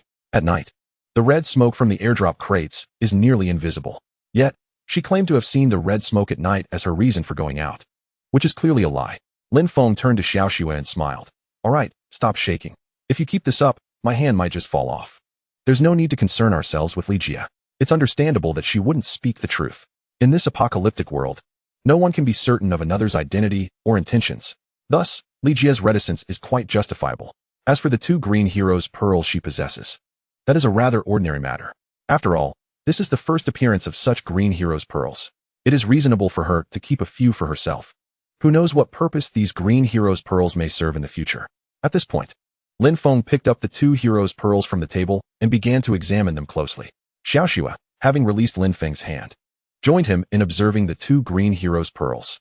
The 2 pearls in Lin Feng's hand were similar in size to the red hero's pearl he had previously obtained, sharing the same material and texture, differing only in color. The moment he held them, Lin Feng recognized them as hero's pearls, indistinguishable from the red ones and the golden hero's pearls acquired after conquering the 10 great apocalypse forbidden zones. After scrutinizing them closely without discovering anything extraordinary, he decided to stow the pearls into his spatial ring. Turning to Xiaoxue, Lin Feng remarked, "All right, no more looking. These are hero's pearls, merely in green. Let's go and see the location where Li Jia was transported. We need to determine whether a teleportation array exists there." Xiaoxue stepped forward, linking her arm with Lin Feng's, and cheerfully replied, "Sure, brother, let's go." Observing Xiaoxue's demeanor, Lin Feng couldn't help but smile. "Let's go. But could you perhaps not hold on so tightly? It feels as if I'm losing my momentum." Chapter 199. In Search of the Teleportation Array. The shrine that emerged within the city in Wuqing, within Lin Feng's luxurious 3-story villa, Xiaoxue was shaking Lin Feng's arm. Witnessing her antics, Lin Feng could only manage a helpless smile. "All right, Xiaoxue, enough with the shaking. Let's find out how Li Jia was transported and understand the reason behind the existence of such a teleportation array in this city." Xiaoxue lifted her head and, with a cheerful smile, said, "Let's go, brother. The place Li Jia mentioned should not be far from here." Outside the 3-story luxurious villa, the entire city remained shrouded in a blanket of white. Lin Feng surveyed his villa and, with a single wave of his hand, transformed it into a streak of light that entered the high-tech wristband he held. He glanced around the area where the recently deceased bloodthirsty rat had been, orienting himself to determine the cardinal directions. Soon, Lin Feng confirmed the direction he needed to take. "It must be over there. Come on, let's get in the car, Xiaoxue." "All right, brother." After Lin Feng and Lin Xiaoxue entered the vehicle, they gazed at the central control screen. Lin Feng smiled and said, "Xiaohei, activate autonomous driving and maintain a steady speed." "Understood, uncle," replied a black and white husky displayed on the screen, grinning amiably. Simultaneously, a drone that had long been deployed was surveying from above, continuously transmitting captured footage back to the central control screen. Lin Xiaoxue was intently watching the display, while Lin Feng observed his surroundings from within the car. The area described by Li Jia was said to be abundant with aged timber. Lin Feng had formed a preliminary hypothesis. In this era, most structures were constructed of steel and concrete, with wooden buildings being a rarity. Aside from a few places such as agritourism sites, ancestral temples, lumberyards, and furniture stores, there were hardly any locations that conformed to the existence of numerous wooden edifices. It seems that the secrets of this apocalyptic world are even more profound than I had imagined. Lin Feng mused as he gazed out the window at the scenery. The sky outside was completely shrouded in darkness. An ordinary person would surely be unable to see the scenes within the city. However, for Lin Feng, this posed no issue. Thanks to the modifications made to his steel physique, he was not greatly affected by such darkness. It was not quite as bright as daytime, but not far off either. Observing the desolate sights within the city, Lin Feng felt little emotional upheaval. Xiaohei maintained a steady pace, and soon Lin Feng called out, "Xiaohei, stop for a moment." "All right, uncle." Xiaohei gradually came to a halt. Lin Xiaoxue turned to Lin Feng with a puzzled expression. "Brother, what is the matter? Have you discovered the teleportation array?" Lin Feng glanced at the central control screen, which still showed no changes, then replied with a smile, "Not yet. But look at Xiaobai, doesn't it seem unusual?" After hearing Lin Feng's words, Lin Xiaoxue swiftly turned to the back seat to observe Xiaobai. Upon seeing its current state, she couldn't help but exclaim, "Xiaobai, what happened to you?" At that moment, Xiaobai appeared completely different from usual. The Pikachu Xiaobai was emitting a faint current all over its body, and blue-white arcs of electricity were gathering at the tips of its triangular ears. Xiaobai's face was filled with anxiety as it continuously howled towards the northeast with its wide mouth. After her exclamation, Lin Xiaoxue immediately reached out and picked up Xiaobai, unfazed by the flickering blue-white arcs of electricity surrounding it. "Xiaobai, what's wrong? How did you end up like this?" she asked, soothingly stroking its body as she spoke. However, this time, Lin Xiaoxue's comfort proved ineffective. Xiaobai continued to howl incessantly towards the northeast. Lin Xiaoxue lifted her gaze and asked Lin Feng with perplexity, "Brother, what has happened to Xiaobai? Why has it changed like this?" Lin Feng's expression grew solemn as he gazed in the direction of the northeast and spoke softly. Animals often possess a heightened sensitivity to subtle changes compared to humans. Xiaobai's current behavior undoubtedly indicates that it has sensed some lurking danger. Lin Xiaoxue glanced down at the restless Xiaobai in her arms and then looked back at Lin Feng, inquiring with confusion, "Then, brother, what kind of change is it?" Lin Feng observed Xiaobai, then directed his attention to the northeast of the city, and replied with a light chuckle, regardless of the nature of the change. "We shall soon discover it." He added, "Given Xiaobai's current defensive capabilities, there is nothing in this apocalyptic world that poses a threat to it." "Indeed, uncle. Xiaobai's defense is remarkably strong," Lin Xiaoxue affirmed. Just as Lin Feng finished speaking, a black and white husky appeared on the control screen, panting with its tongue out.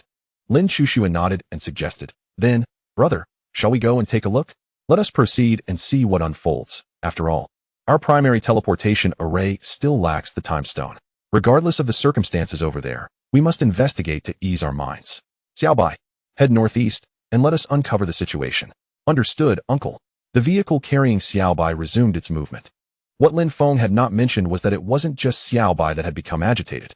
Within the confines of his villa, his high-intelligence wristband indicated that the Thunder Dragon egg stored in the pantry was also emanating blue and white arcs of electricity.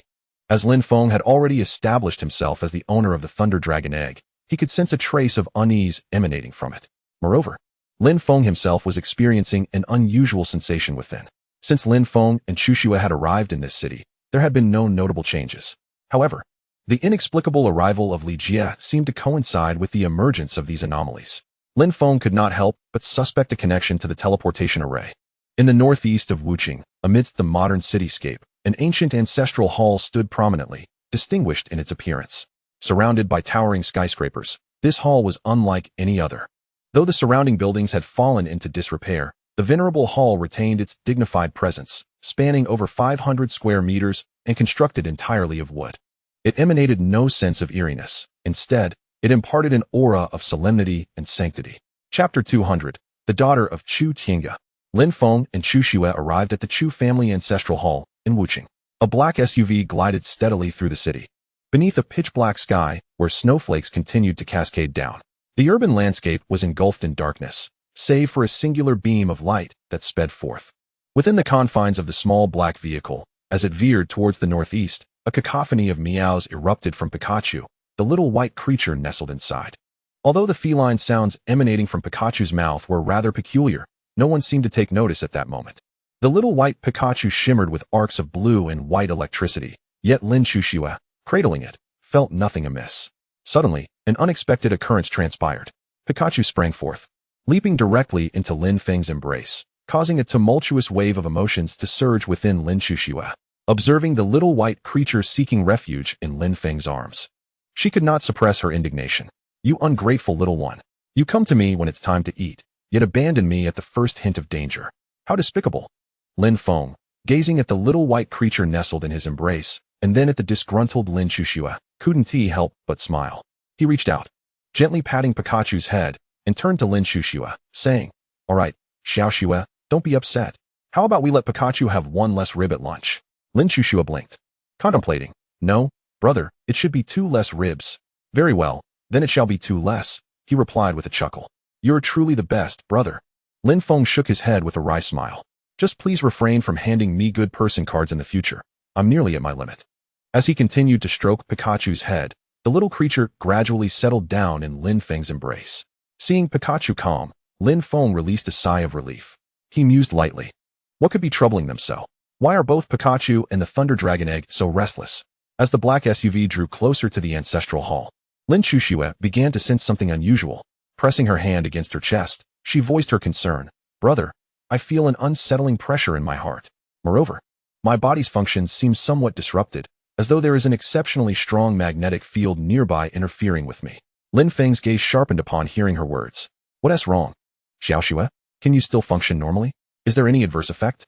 Turning to Lin Feng with a furrowed brow, Lin Shushua reassured him, "Brother, I'm fine. As long as I'm by your side, I'll be all right.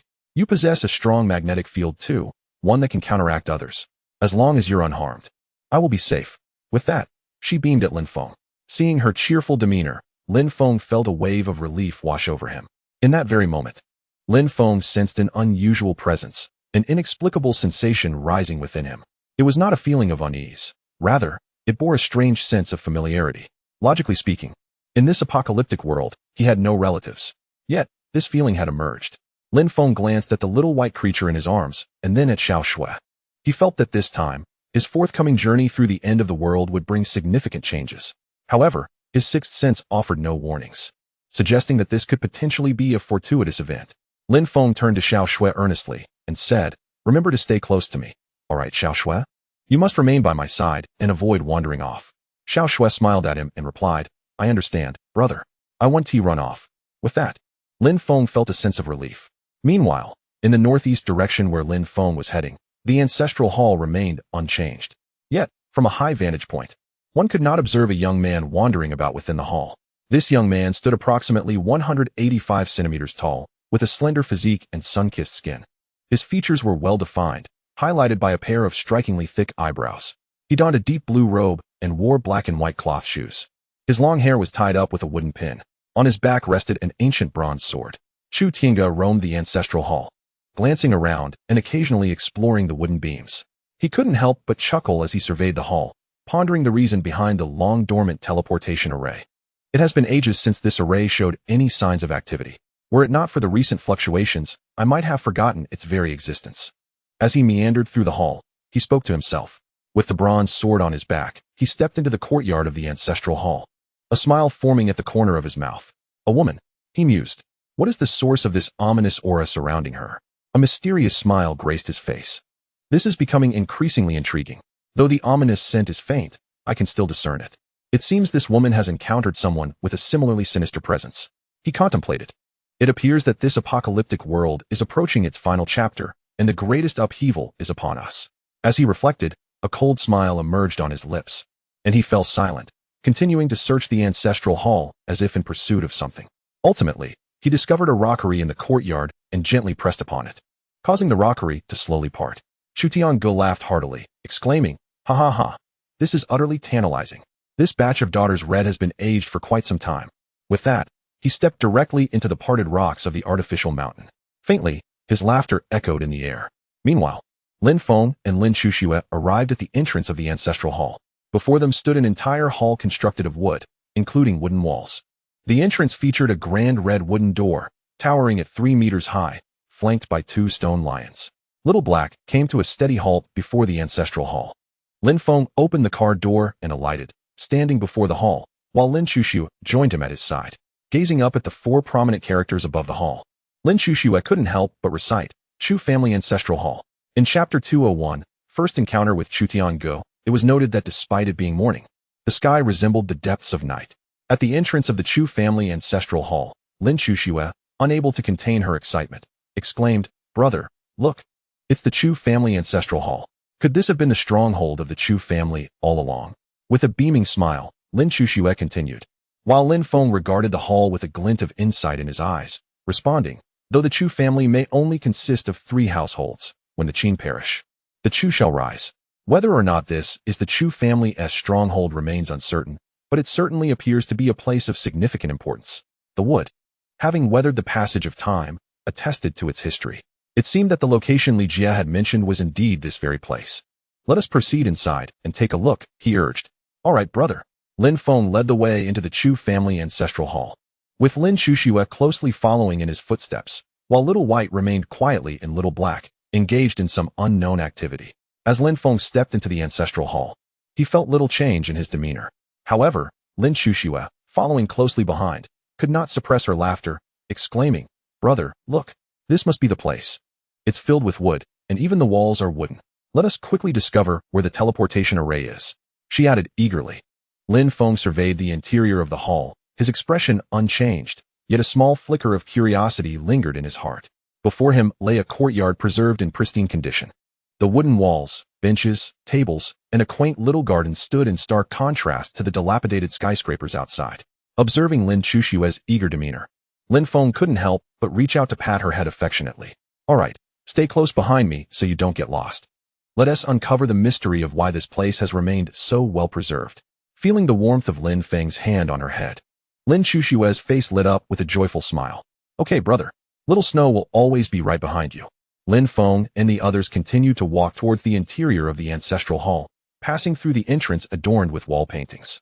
Just as they crossed beneath a landscape mural, Lin Chuxue and her companions were greeted by an astonishing sight. "Ah, how delightful! After all this time, the daughter's red has been preserved so impeccably. What a fine wine!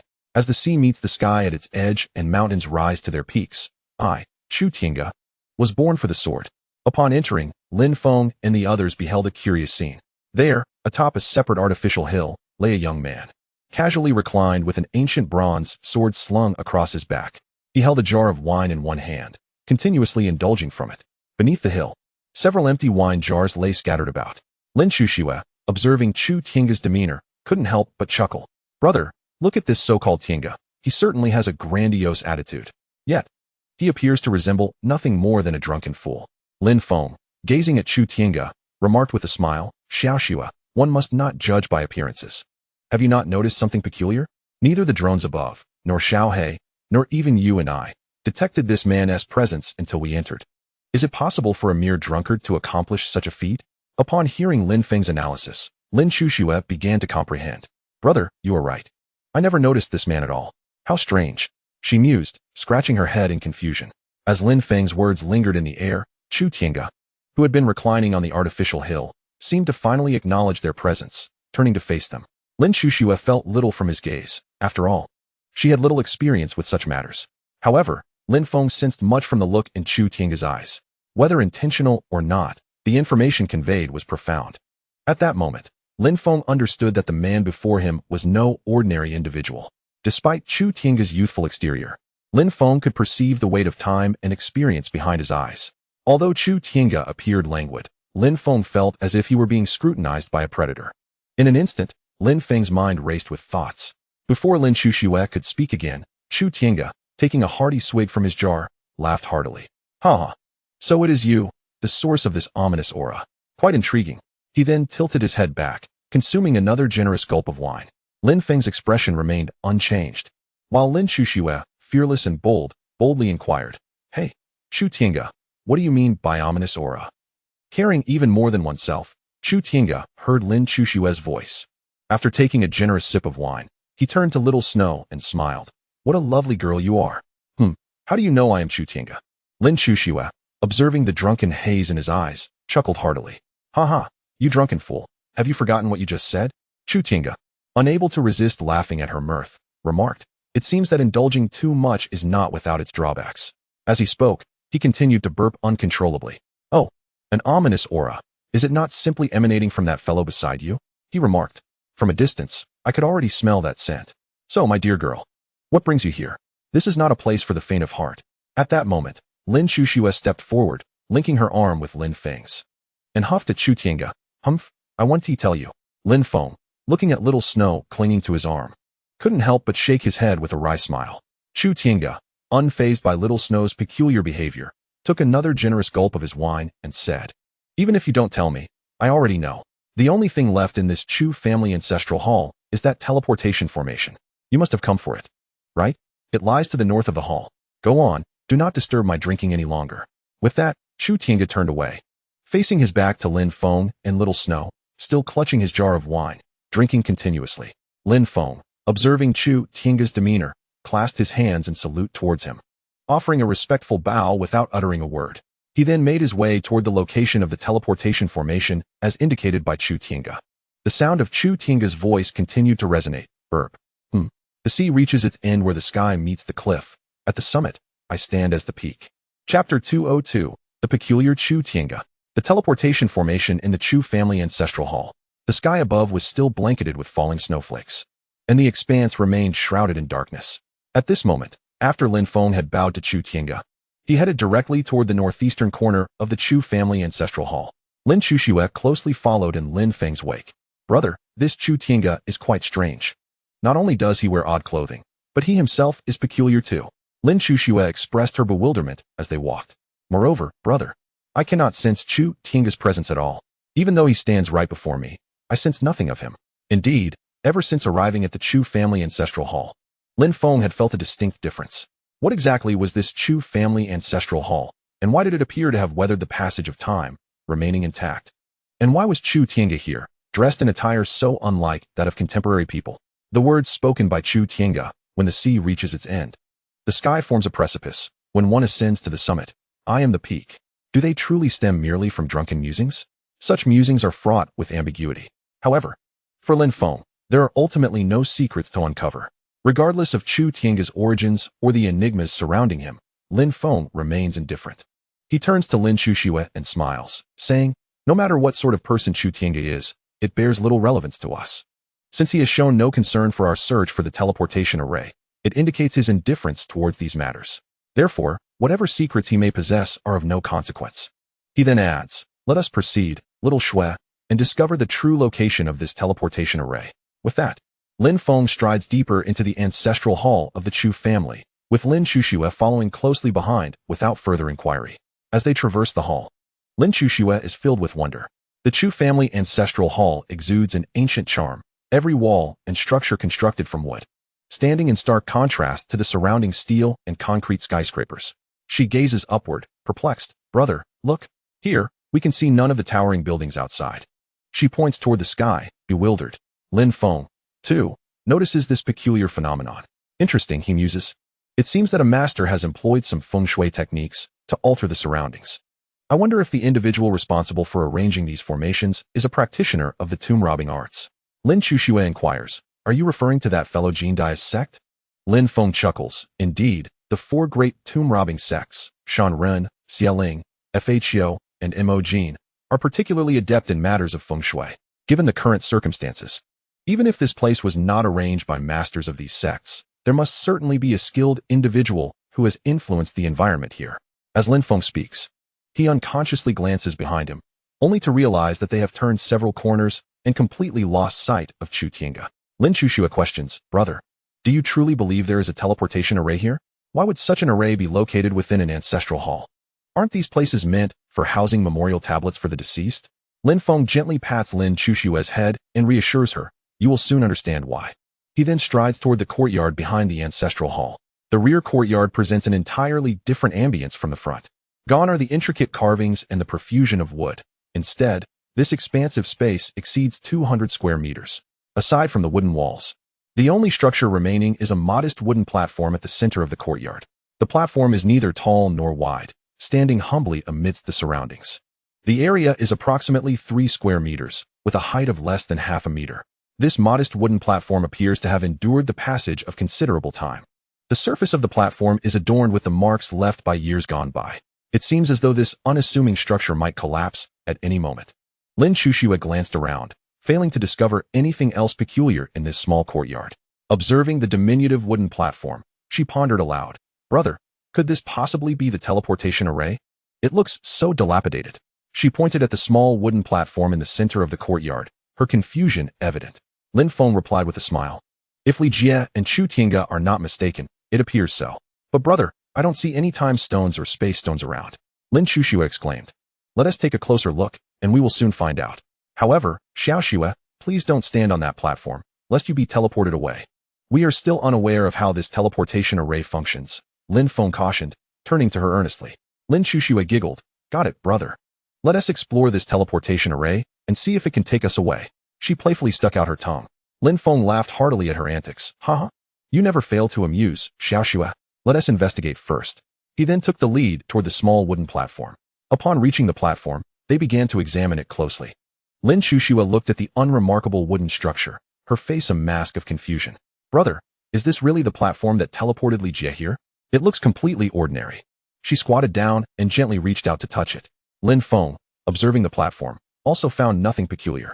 He noticed no sign of time stones or space stones. Aside from the wooden structure, there was nothing else to discover. The platform remained still and unresponsive to Lin Chuxue's touch. Brother, should we consider splitting this platform open? Perhaps the time stone and space stone are hidden inside. Lin Chuxue suggested excitedly. I can open it, brother. Lin Feng shook his head with a wry smile. Just about to respond when a deep voice resonated from behind them. Breaking it would render it useless. If you want it, just carry it away. Ah, what fine wine. How delightful. Lin Feng and Lin Chuxue turned to look. Lin Chuxue, unable to see anyone, asked in confusion, brother, that sounded like Chu Tiange, but where is he? Chapter 203, The Teleportation Array Acquired. Lin Feng's ominous presence was detected by Chu Tiange in Wuqing at the Chu family ancestral hall. Although it was nearly night, neither Lin Feng nor Lin Chuxue. In the depths of such a profound night, there was no discernible impact. A resonant voice echoed directly behind Lin Feng and his companion. There was no need for force. If desired, one could simply take it away. Lin Chuxue turned, gazing at the empty courtyard behind her, unable to suppress her curiosity. Brother, that was Chu Tiange's voice, but where is he? Lin Feng replied with a smile. He is still in the front courtyard. But brother, the front courtyard is quite far from here. How could Chu Tiange's voice reach us from such a distance? Moreover, how does he know that I was planning to break apart this wooden platform? Lin Feng's smile grew more pronounced. For him at this moment, such a distance was nothing extraordinary. He could easily project his voice over even greater expanses if he truly exerted himself. With a light chuckle, Lin Feng remarked, "It's not surprising that he can hear us. Brother, since Chu Tiange mentioned that we could take this teleportation array, let us do so." Lin Chuxue beamed at Lin Feng. Observing her mischievous demeanor, Lin Feng laughed heartily. "Then let us take it." With that, he turned and waved his hand, causing the teleportation array in the courtyard to vanish into his spatial ring. In his mind, he silently prompted the system for an upgrade. Ding! Congratulations, host. A basic teleportation array has been upgraded to a premium teleportation array. The transmission distance has greatly increased, and the number of individuals that can be transported at once has significantly expanded. As the message of the successful upgrade resonated within his mind, Lin Feng could not help but smile. He would not be remiss. What nature provides is meant to be utilized.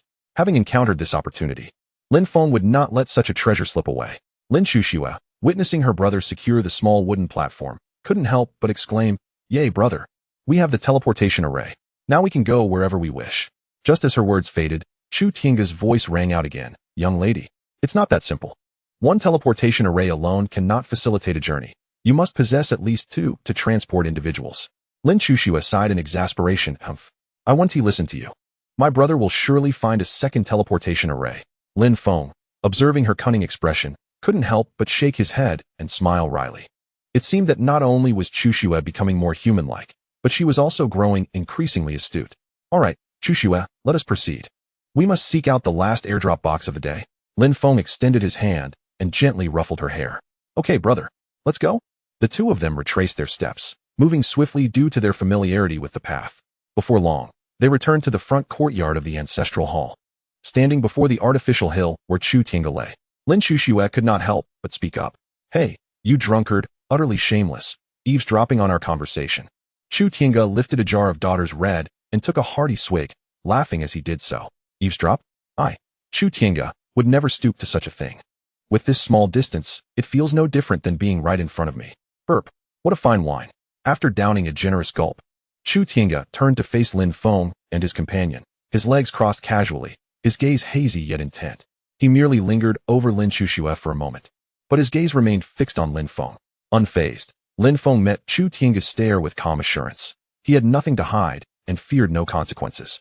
After all, he had taken the teleportation array openly, as it was his right to do so. With a glint of intrigue in his eyes, Chu Tiange took another hearty drink and proclaimed, "I am Chu Tiange. Our meeting is fated. Are you two husband and wife?" At this juncture, Lin Chuxue remained silent, standing demurely beside Lin Feng. Lin Feng, maintaining eye contact with Chu Tiange, smiled and introduced, "I am Lin Feng, and this is my sister, Lin Chuxue. Might I inquire what insights you possess, Chu brother?" Rising slightly, Chu Tiange crossed his legs atop a nearby rock, raising his jar of wine and taking another deep gulp. "Insights? I cannot claim to possess any profound wisdom, merely a hint of confusion. Lin Feng, hasn't the Lin family been absent for over 1,000 years? If that is the case, then you both must be visitors from another realm." Lin Feng's smile remained unwavering as he replied, "We have journeyed here from beyond. Your earlier words, when the sea reaches its end, the sky meets the cliffs, when one ascends the peak, I am the summit, truly embody the spirit of a noble man." Chu Tiange laughed heartily. "Huh? That was merely the ramblings of a drunken man. I must say, Lin Feng, you seem to have attracted quite the trouble. Are you aware that an ominous aura surrounds you? It is perplexing how you have become tainted by such a presence in this apocalyptic world. Ominous energies have not been felt for a long time." Lin Feng was not unfamiliar with others commenting on the ominous aura he bore. Long before, during his encounter with the Yamada no Orochi, its final words echoed in his mind, remarking on the ominous presence it sensed from him. He had also pondered the significance of the adult Thunder Dragon's last glance, which carried profound meaning. Thus, hearing Chu Tiange mention this ominous quality again piqued his curiosity, though his expression remained unchanged. "Ah, it seems, Chu brother, you are well versed in the concept of the ominous," Lin Feng remarked with a smile. Chu Tiange chuckled. "Huh? Just a bit. I understand that the ominous and the formation of this apocalyptic world are intricately linked. Often, the presence of the ominous heralds the onset of catastrophe." It seems that as Lin Feng spoke, Chu Tiange chose not to continue. After taking a sip of wine, he looked at Lin Feng and smiled, saying, "Regardless of what the future holds, Lin Feng, remember this position. It may prove beneficial to you later." Without waiting for Lin Feng's response, He turned away and took a hearty gulp from the wine in his hand. Observing Chu Tiange's demeanor, Lin Feng understood that he had no intention of elaborating further. Chapter 204. Departing the Chu family ancestral hall. Lu Yihuan's gift to Lin Feng Wuqing. Outside the Chu family ancestral hall, the sky remained shrouded in impenetrable darkness. Standing before the entrance, Lin Feng and his companion gazed at the ancestral hall. Lin Chuxue turned to Lin Feng, her brow furrowed in confusion. Brother, why did we leave so abruptly? She sensed that there were many more words left unspoken by Chu Tiange, especially as he had begun to address her brother but then fell silent. There was surely something left unsaid. Lin Feng reached out and gently ruffled Lin Chuxue's hair, chuckling softly. Regardless of how many secrets Chu Tiange may know, they hold little relevance to us now. His turning away signifies his desire to cease speaking. Thus, remaining here serves no purpose. We should focus on our own matters. Lin Chuxue glanced between the Chu family ancestral hall and Lin Feng, her eyes filled with perplexity. Nevertheless, she remained unwaveringly trusting of him. With a smile, she linked her arm through Lin Feng's and said, "Then, brother, let us go. We still need to find the last airdrop crate." Lin Feng replied with a grin, "Very well, let us see if today brings a super airdrop. I wonder if the mysterious blessings of the past month are as formidable as they claim." With that, he climbed into the small black vehicle, which promptly engaged its autopilot, steering towards the heart of the safe zone.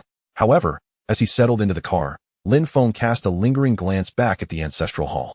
No matter the secrets this world holds, or the origins of the ominous aura surrounding me, in this apocalyptic realm, nothing will remain concealed. Chu Tiange and the Chu family ancestral hall are intriguing. I wonder if the survival and trading leaderboards, both dominated by the 19th ranked Chu Yang, bear any connection to this place. How fascinating this all becomes. Inside the Chu family ancestral hall, Chu Tiange sat upon a rocky outcrop, lifting the wine before him for a generous sip. He then gazed in the direction Lin Feng and Lin Chuxue had departed, a knowing smile gracing his lips. The Lin family, who had vanished for so many years, has reemerged, and they carry an air of foreboding. This ominous essence is the ultimate secret, intricately linked to the transformation of this apocalyptic world. The connection to the long-lost Lin family is now unmistakable. It appears that this apocalypse may indeed be the final chapter. In this apocalyptic world, it seems that a conclusion is finally at hand. Ah, what delightful wine. At this moment, Chu Tiange let out a hearty belch, gazing in the direction where Lin Feng and his companion had departed. He chuckled, "Lin Feng, that girl by your side is almost too perfect. Such an exquisite being ought not to exist in the mortal realm. Yet here she is, beside you. I wonder if you can truly protect her in the end." Hee. This is becoming increasingly intriguing. Furthermore, I sense not only an ominous aura surrounding you, but also the presence of the Thunder Dragon Egg and the essence of my Chu family's descendants woven into your being. It appears this is indeed the final chapter. In this world of despair, it seems that everything is destined to culminate. Ah, what exquisite wine. Chu Tiange cast a lingering glance in the direction of Lin Feng and his companion before reclining once more, indulging in the wine from the jar. Meanwhile, after departing from the Chu family ancestral hall, Lin Feng instructed Xiao He to drive autonomously. They were already quite a distance from the ancestral hall when Lin Feng's wristband began to flicker. Lin Chuxue pointed at the wristband with a smile. "Brother, your wristband is flashing. Is someone sending you a message?" Lin Feng replied with a grin. "Let us open it and find out." With a simple tap on the wristband, a virtual screen materialized before them. At that moment, the adorable avatar of Lu Yihuan started to blink. Lin Feng promptly opened the message, revealing a lengthy text. "Brother Lin Feng, it's Lu Yihuan. The apocalyptic world has undergone drastic changes. The phenomenon of polar night has emerged, and heavy snow continues to fall from the sky. Ordinary people are bound to encounter significant difficulties. Therefore, I've sent you a flashlight from the base. Although it's just of intermediate quality, it can serve as an emergency tool. Please don't refuse it, as I have one for myself as well." "All right, Brother Lin Feng, I must go now. I need to continue searching for airdrop boxes. Wish me luck. I hope we can both survive this ordeal." Lu Yihuan. After reading the message, a silver flashlight appeared in Lin Feng's hand. He smiled at Lu Yihuan's thoughtful gesture. This little girl, Lin Chuxue, having read the message as well, glanced at the flashlight in Lin Feng's hand. "Brother, is the entire apocalyptic world engulfed in darkness? Didn't Lu Yihuan get transported to the northern continent? Is it truly dark in all directions, east, south, west, and north, as well as in central continent?" Lin Feng picked up the flashlight, toying with it while observing his sister's puzzled expression. As of now, the four continents, east, south, west, and north, are indeed experiencing the same heavy snowfall. But the situation in the central continent may be different. From the moment we entered this apocalyptic world until now, no one from Zhongzhou has ever released any information. Consequently, the current state of Zhongzhou remains a mystery to all. Lin Chuxue inquired, "Brother, why is it that no one from Zhongzhou has come forth to share any news?" Lin Feng smiled at his sister and replied, "The reasons are quite simple. Either the inhabitants of Zhongzhou are restricted from disseminating information beyond their borders, and what they do share can only circulate internally, or what, brother?" Lin Chuxue pressed. "Fear not. Once we step foot in Zhongzhou, all will be revealed." Lin Feng reassured her. "But brother, we are currently in the southern continent, far from Zhongzhou, and there lies a vast ocean between us," Lin Chuxue pointed out. Glancing at the map, Lin Feng affectionately patted her head, chuckling. "No matter the distance, there will come a day when we arrive, as long as we persist in our journey forward."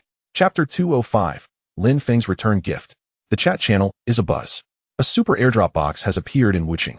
A black SUV cruised steadily through the darkness. Inside the vehicle, Lin Chuxue turned to Lin Feng with a smile. "Brother, what will you send back to Luihuan?" Lin Feng replied with a grin. "Of course, we cannot simply take from others. We must engage in fair exchange."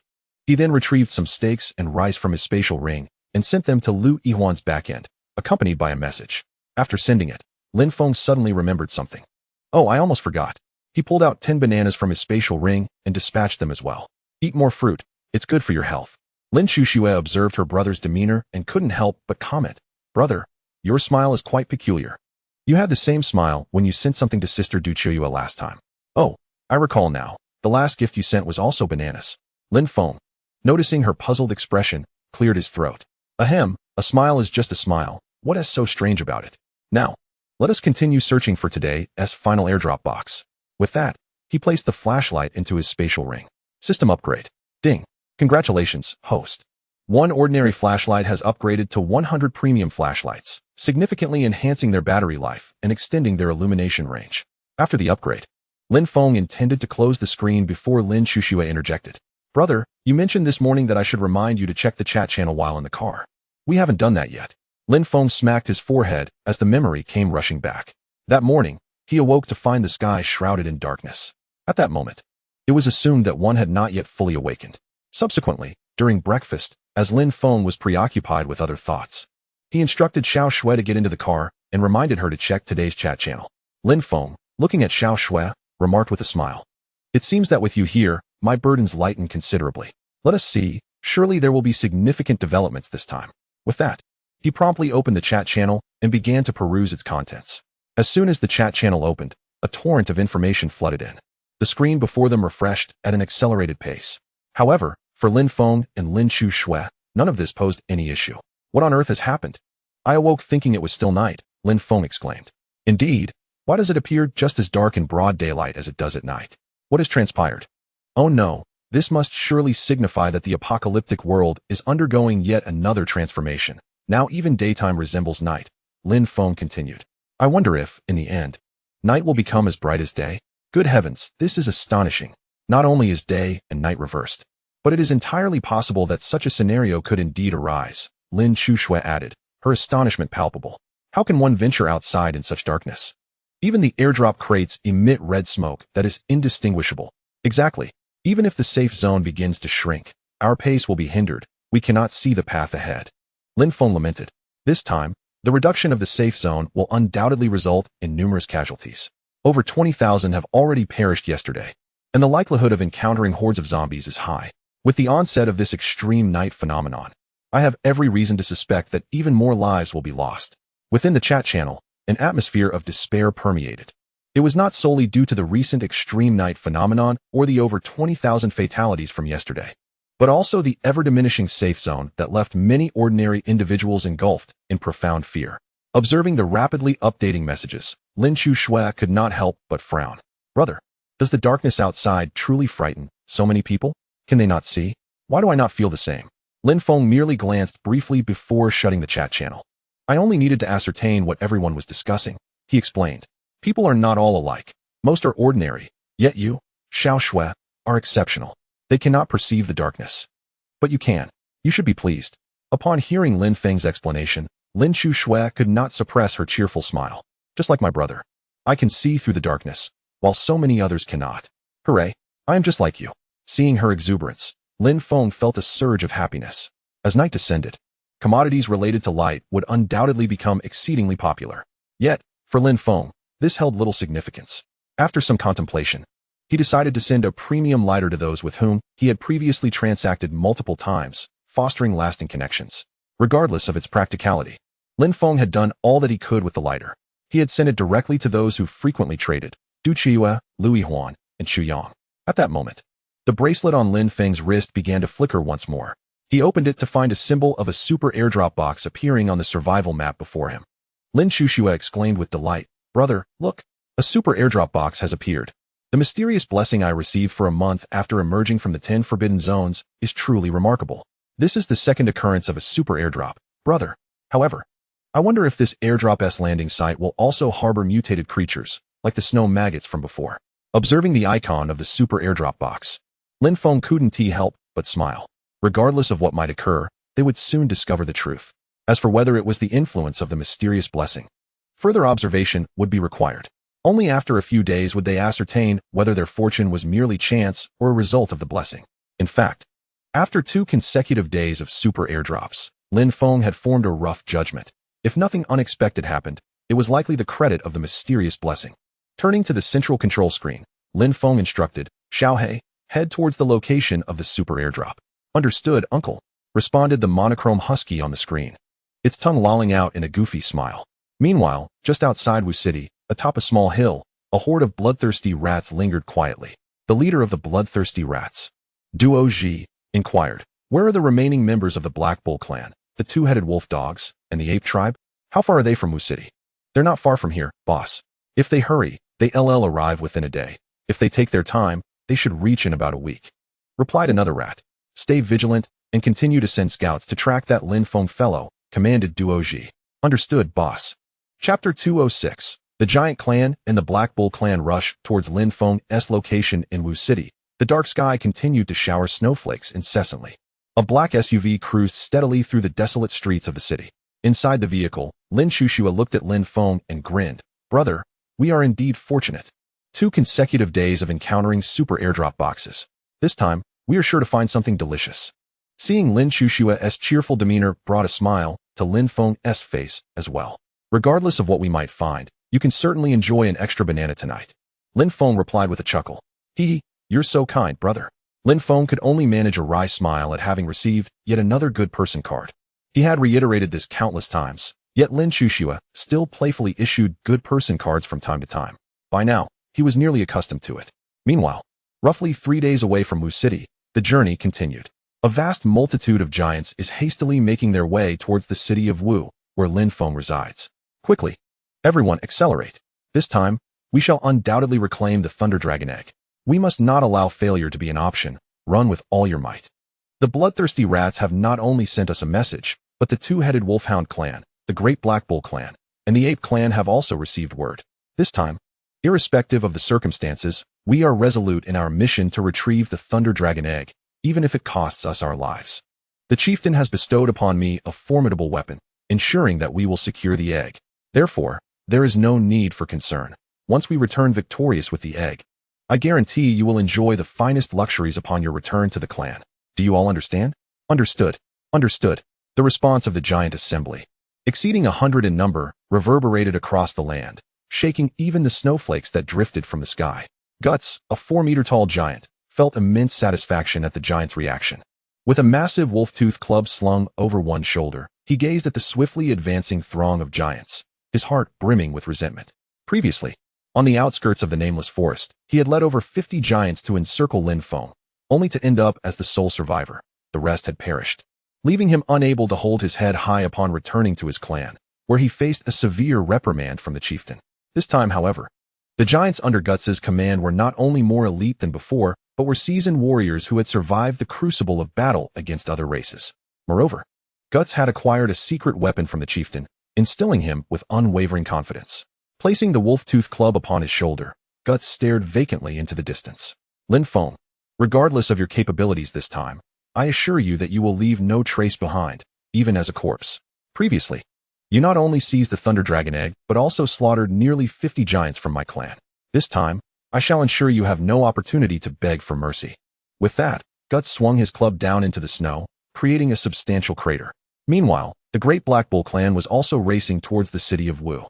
Following their last encounter, when the Great Black Bull, Haida, led nearly 100 bulls to pursue Lin Feng, only Haida's wife, Haisai, managed to escape. The rest were annihilated.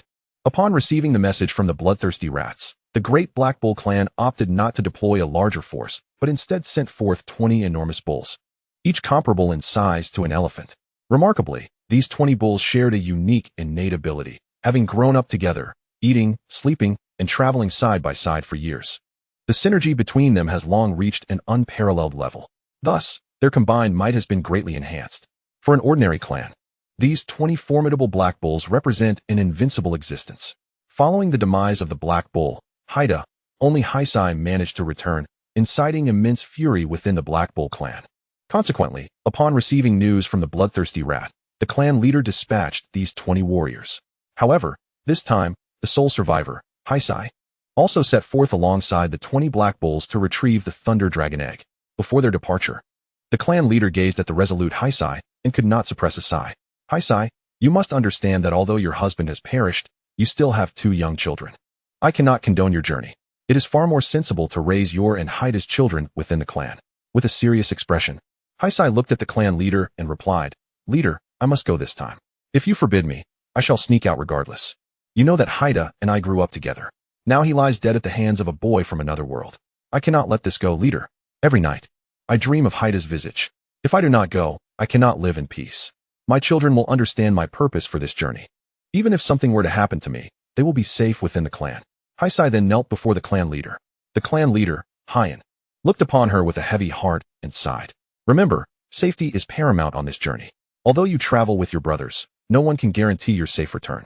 Remember, you are still a mother. With that, he presented her with a scroll of earthy hues, placing it before her. No matter what, as long as you live, there is hope.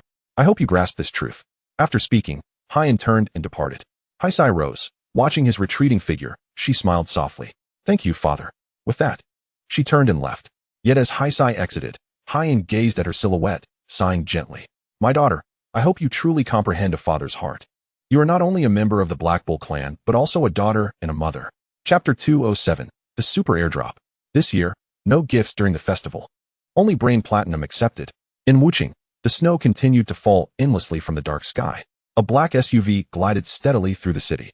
Within the confines of the small black vehicle, Lin Shushua gazed at the pitch-black night sky and spoke. Brother, do you think that since the night has descended, the heavy snowfall might transform into something else? Perhaps rain or hail, for instance? Lin Feng turned to look at Xiaoxue with sincerity, responding, You are quite right, Xiaoxue. It is indeed possible that we may witness rain or small hail in the future. However, regardless of how this apocalyptic world may change, as long as we continue to grow stronger, we shall remain unaffected by any transformations of this world, fearless in the face of any calamity, whether it be snow, hail, or even something more sinister. With that said, a formidable aura suddenly enveloped Lin Feng, radiating a sense of dominance. Lin Shushua observed her brother's demeanor, her large eyes sparkling with admiration. Brother, I truly adore the way you are right now. Lin Feng, returning to his senses, tempered his aura. Well, what is not to like about me? You flatter me too much. Lin Shushua giggled. I'm not flattering you. I'm merely speaking the truth. Lin Feng could only offer a resigned smile at Xiaoshue's habitual flattery, for he had grown accustomed to her playful demeanor. Yet, he could not deny that it was indeed pleasant to have someone by his side, especially a stunning beauty, expressing admiration. As Lin Feng and Lin Shushua conversed, they soon approached the designated drop zone of a super supply crate. It was a commercial plaza sprawling over 1,000 square meters. The map indicated that the super supply drop would occur right in the center of this plaza. However, the plaza had long lost its initial splendor. Now riddled with craters and displaying signs of decay, the shop stood in disrepair, worn and tattered. Lin Shushua stood amidst the plaza, cheerfully exclaiming, Brother, this place is so dilapidated. There isn't a single intact shop. Lin Feng surveyed the plaza and chuckled. No matter how run down it is, it hardly concerns us. Just wait, the super supply drop is imminent. As the two stood within the plaza, 2 massive bloodthirsty rats were lurking underground. Sensing the presence of Lin Feng and Lin Shushua, albeit at a considerable distance below them, Squeak, go back and inform Boss Duoji that Lin Feng and his companion are at the commercial plaza. I will continue to monitor them, one rat instructed. Squeak understood. Do not lose sight of them, and remain concealed. All right. Understood. Hurry along. Boss Dwaji is waiting, came the reply. Squeak, I'm off. With that, a smaller bloodthirsty rat turned and scurried away, leaving behind another slightly smaller rat to keep watch over Lin Feng and Lin Shushue. As Lin Feng and Lin Shushue continued their conversation, they both spoke simultaneously, it's coming. Following their utterance, they exchanged a knowing smile and lifted their gazes towards the sky above. In the sky, a remarkable transformation began to unfold. The originally gloomy atmosphere was now adorned with arcs of blue and white electricity. A seemingly ordinary airdrop crate descended slowly from the clouds. This time, there were no members of the clearing team waiting at the site, nor were there any colossal snow maggots to be found. Only the super airdrop crate gradually lowered itself through the sky. Before long, it landed at the feet of Lin Feng and Lin Shushue. The crate was modest in size, approximately 1 square meter. Lin Feng, holding the crate which continued to emit red smoke, chuckled, let us hop in and see what treasures this one yields. I hope it brings something delicious. You know how much Xiaoxua loves to eat. Lin Feng could only shake his head, a wry smile gracing his face. Inside the small black vehicle, the autopilot was still in operation, while the super airdrop crate sat squarely between Lin Feng and Lin Shushue. Lin Feng took Lin Shushue's hands and placed them on the crate before them. Let us see if this time you can conjure up something tasty. Lin Shushue grinned. It will surely be great, brother. Xiaoxua is very lucky. A familiar white light flashed, and the super airdrop crate vanished, leaving behind 3 items, Brain Platinum 1, Small Carb Blueprint 1, and Intermediate Old Pickled Cabbage Instant Noodles 1. Lin Shushue clapped her hands in delight. Brother, this noodle must be food. We had noodles for breakfast. But what does this old pickled cabbage mean? Lin Feng laughed heartily. This is all thanks to you, Xiaoxua. You wished for food, and here it is. Besides, this old pickled cabbage instant noodles is my all-time favorite. You'll get to savor it tonight. Brother, you're so wonderful. I can't wait for nightfall. Lin Feng reached out and affectionately ruffled Xiaoxue's hair. Then with a single wave of his hand, the items were stored within his spatial ring. System, upgrade everything. A chime resonated. Congratulations, host. 1 bag of ordinary brain platinum has been upgraded to 100 bags of premium brain platinum, now enriched with nutrition suitable for all ages. Not just the elderly. This festive season, gifts are not accepted. Only brain platinum is welcome. Another chime followed. Congratulations, host. 1 bucket of intermediate old pickled cabbage instant noodles has been upgraded to 100 buckets of premium old pickled cabbage instant noodles, offering a smoother taste and significantly replenishing the body's nutritional needs. Upon hearing the successful upgrade announcement in his mind, Lin Feng's face radiated joy. He picked up the small carb blueprint and, after a brief glance, tucked it away into his spatial ring. Lin Shushue inquired, brother, is this small carb blueprint like Xiaokai? Lin Feng replied with a smile, it may resemble the appearance, but it pales in comparison to Xiaokai. We already have Xiaokai, so we don't need another vehicle for now. Lin Shushue giggled, patting the body of Xiaokai. Xiaokai, you should think, brother. Otherwise, we shall engage in other matters with Little Black. On the central control screen, a black and white Siberian husky performed acrobatics, incessantly grinning foolishly. Lin Feng chuckled, haha. Little Black, you truly embody the essence of a husky. Just as Lin Shushue was about to articulate further, her expression suddenly turned frosty. She turned to Lin Feng and said, brother, someone is approaching us. Chapter 208, The Reappearance of the Qing Gang. The small head of the pig hall, Louis Dao. Wuching. In an abandoned commercial complex, snow continued to cascade from the sky, enveloping the surroundings in darkness. Moments after Lin Feng had completed his upgrade, Lin Shushue's demeanor was icy. Brother, there are indeed individuals coming this way, approximately 3 kilometers distant. Lin Feng's face remained adorned with a smile. Regardless of who approaches, let us first get into the vehicle. All right, brother. The 2 swiftly boarded Little Black's car, with Lin Shushue seated in the passenger seat. Turning to Lin Feng with a puzzled expression. Brother, did you not say that in this darkness, ordinary people cannot see clearly?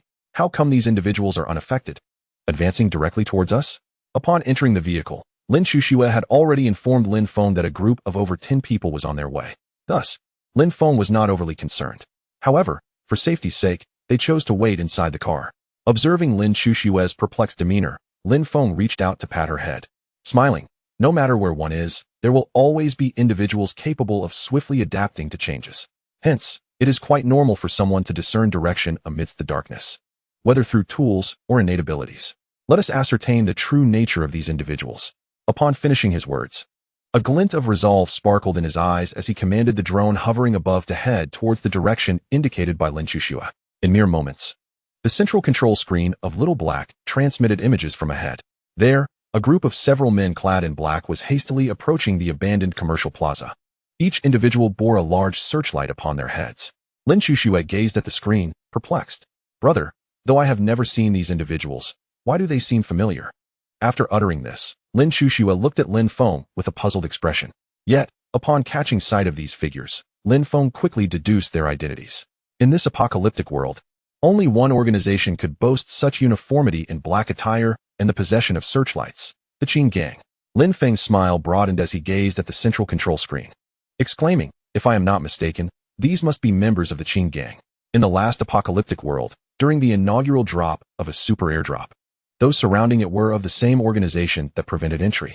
Lin Shushue finally came to her senses, tapping her head and exclaiming, Brother, is this the Lu Xingyang you referred to, the despicable leader of the Qin Gang? However, brother, this time it is the 12 halls of the Qin Gang. The people from that particular hall. How could they possibly know we are here? Lin Chushue's face was filled with confusion. Lin Feng's smile deepened, the corners of his mouth curving into an attractive grin. Perhaps these individuals have not discovered our location.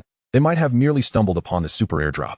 After all, whenever a super airdrop occurs, it can be seen from within a 10-kilometer radius. Lin Chushue then grasped the implication. So, brother, you mean these people might have only noticed the super airdrop and are unaware of our presence? Lin Feng nodded. We shall soon find out. Let us wait and see. I am somewhat curious about how they will react upon encountering us. I'm looking forward to it, haha. Lin Chushue pouted and chuckled. Brother, you're truly mischievous. This time, Lin Feng offered no reply, only laughing heartily. Meanwhile, on the other side, a dozen members of the last hall of the Qin Gang, the Pig Hall, were hastening towards the location of the super airdrop. Lu Gu, rest assured, this super airdrop will undoubtedly belong to us. In the vicinity of Wuqing, who else besides our Qin Gang could possibly be around? Moreover, we are less than 5 kilometers away this time. A sharp-featured individual spoke amiably to a hefty man beside him, referred to as Lu Gu. Louis Dao, a broad-shouldered man, would fetch a good price if sold as pork. Standing at approximately 1.7 meters, he weighed over 250 pounds and was seated upon an oversized luxurious sled, resembling a belly swollen from gestation. Heavily resting on the small sled, Louis Dao's face was coated with a thick layer of grease, and his small eyes were entirely obscured by his plump cheeks. Observing the scrawny monkey running alongside, Louis Dao couldn't help but laugh. Scrawny monkey, your chatter is incessant. This is a super airdrop, do you understand? Currently, not many in the entire chat channel have the opportunity to acquire it.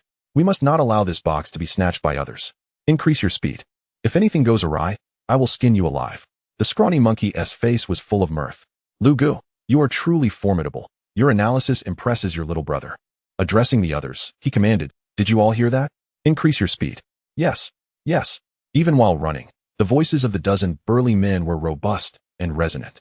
The scrawny monkey looked at Louis Dao and assured him, Lu Gu, I guarantee that this time, there will be no mistakes. Even if someone were to seize the super airdrop first, what of it? Before us in the pig hall, they would merely be lambs awaiting slaughter. Remember the last time?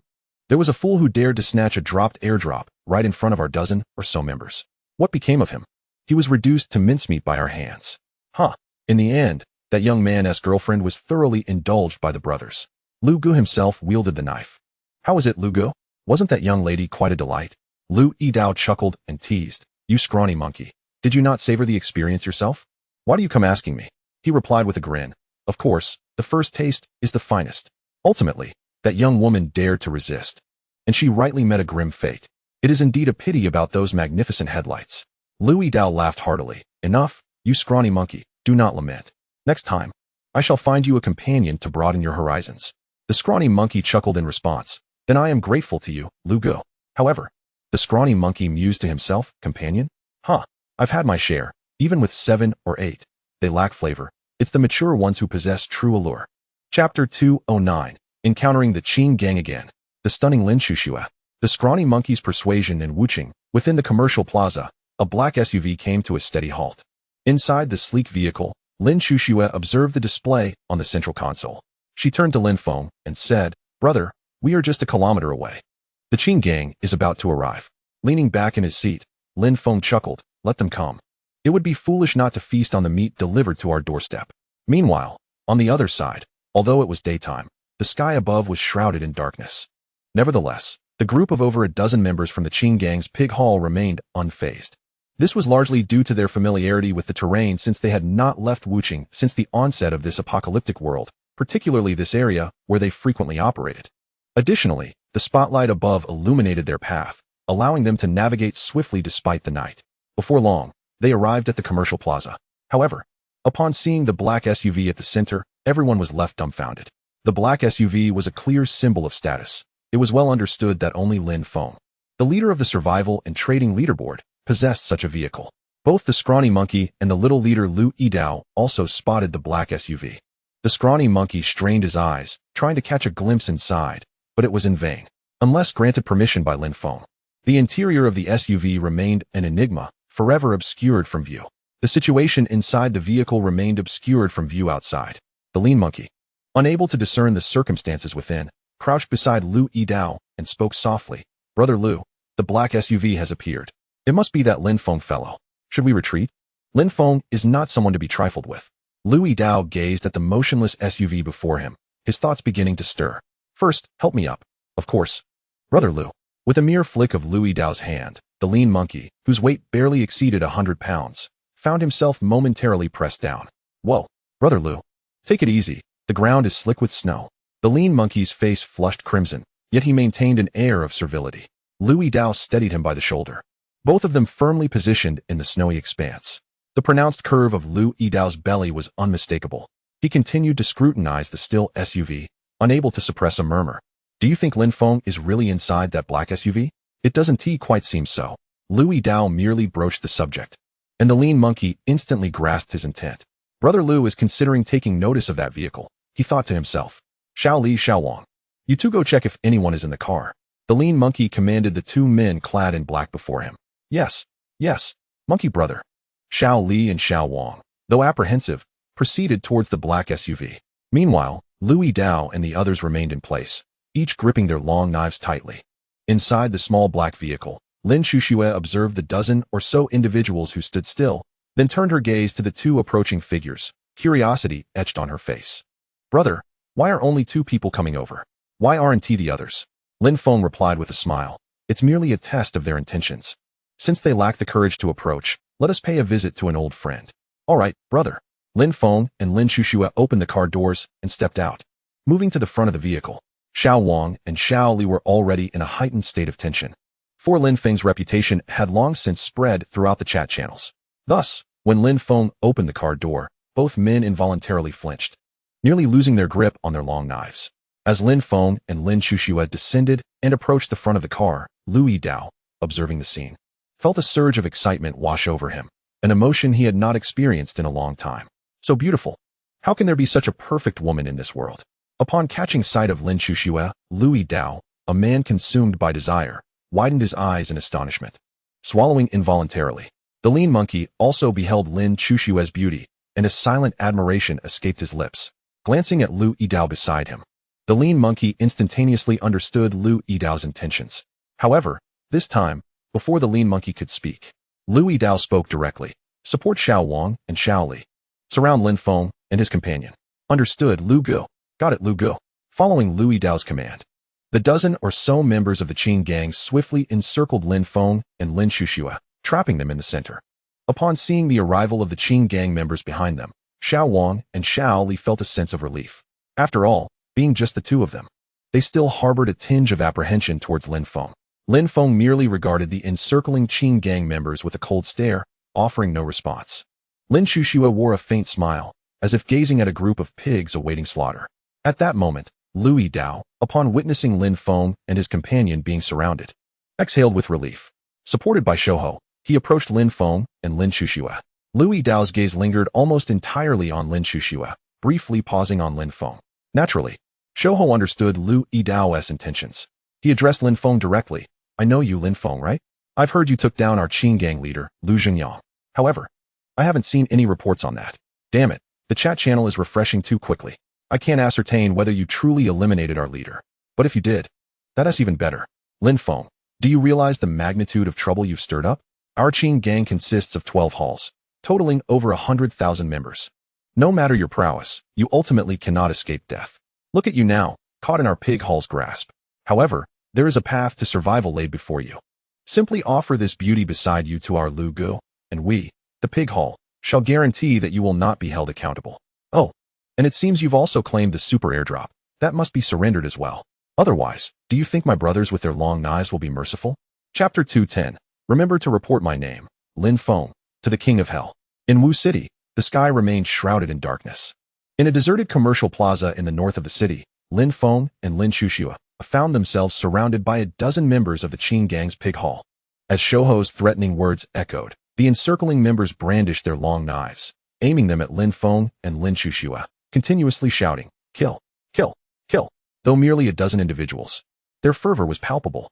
Standing beside Shouho, Lu Yidao wore a satisfied expression as he patted Shouho on the shoulder. However, in the act of patting, Lu Yidao may have miscalculated his strength, causing Shouho to grimace, yet he maintained a face full of sycophancy, even bowing a bit lower. To ensure Lu Yidao's enjoyment, he paid no heed to the thin monkey, his gaze fixated solely on Lin Chuxua. A face glistening with grease revealed a lewd grin. Lu Yidao, poking his fingers, chuckled. "My dear beauty, you are truly exquisite. Join me, and I guarantee you a life of abundance and indulgence. Moreover, I assure you that I will bring you such joy that you will forget your worries. My skills have been thoroughly tested in practice." As Lu Yidao's words echoed, a group of over a dozen members from the Qing gang erupted into sinister laughter. Although they held a modicum of fear regarding the legendary Lin Feng, having never witnessed his formidable presence, his reputation had already echoed like thunder through the chat channels. Yet, with the taunts from the thin monkey and Lu Yidao, Lin Feng and his companion remained unresponsive, causing the crowd to relax their apprehension and instead mock Lin Feng and Lin Chuxua. Numerous spotlights illuminated the area where Lin Feng and his companion stood, casting a bright glow. Once the laughter subsided, the thin monkey continued to rally the spirits of the crowd. While tales of Lin Feng's valor circulated, they were merely hearsay, as no one had witnessed these events firsthand. The chat channels, unable to host videos or images, were filled only with chatter about how Lin Feng had vanquished a two-headed wolf dog and rescued over 100 members of the Dai Lang travel group. Yet, among the 90 million who had truly borne witness, whispers suggested that Lin Feng had single-handedly breached the encirclement of over 100 Qing gang members, dispatching them all, including their leader, Lu Zhengyang. The more the crowd listened, the more these tales began to sound like myth. Over 100 elite members of the Qing gang?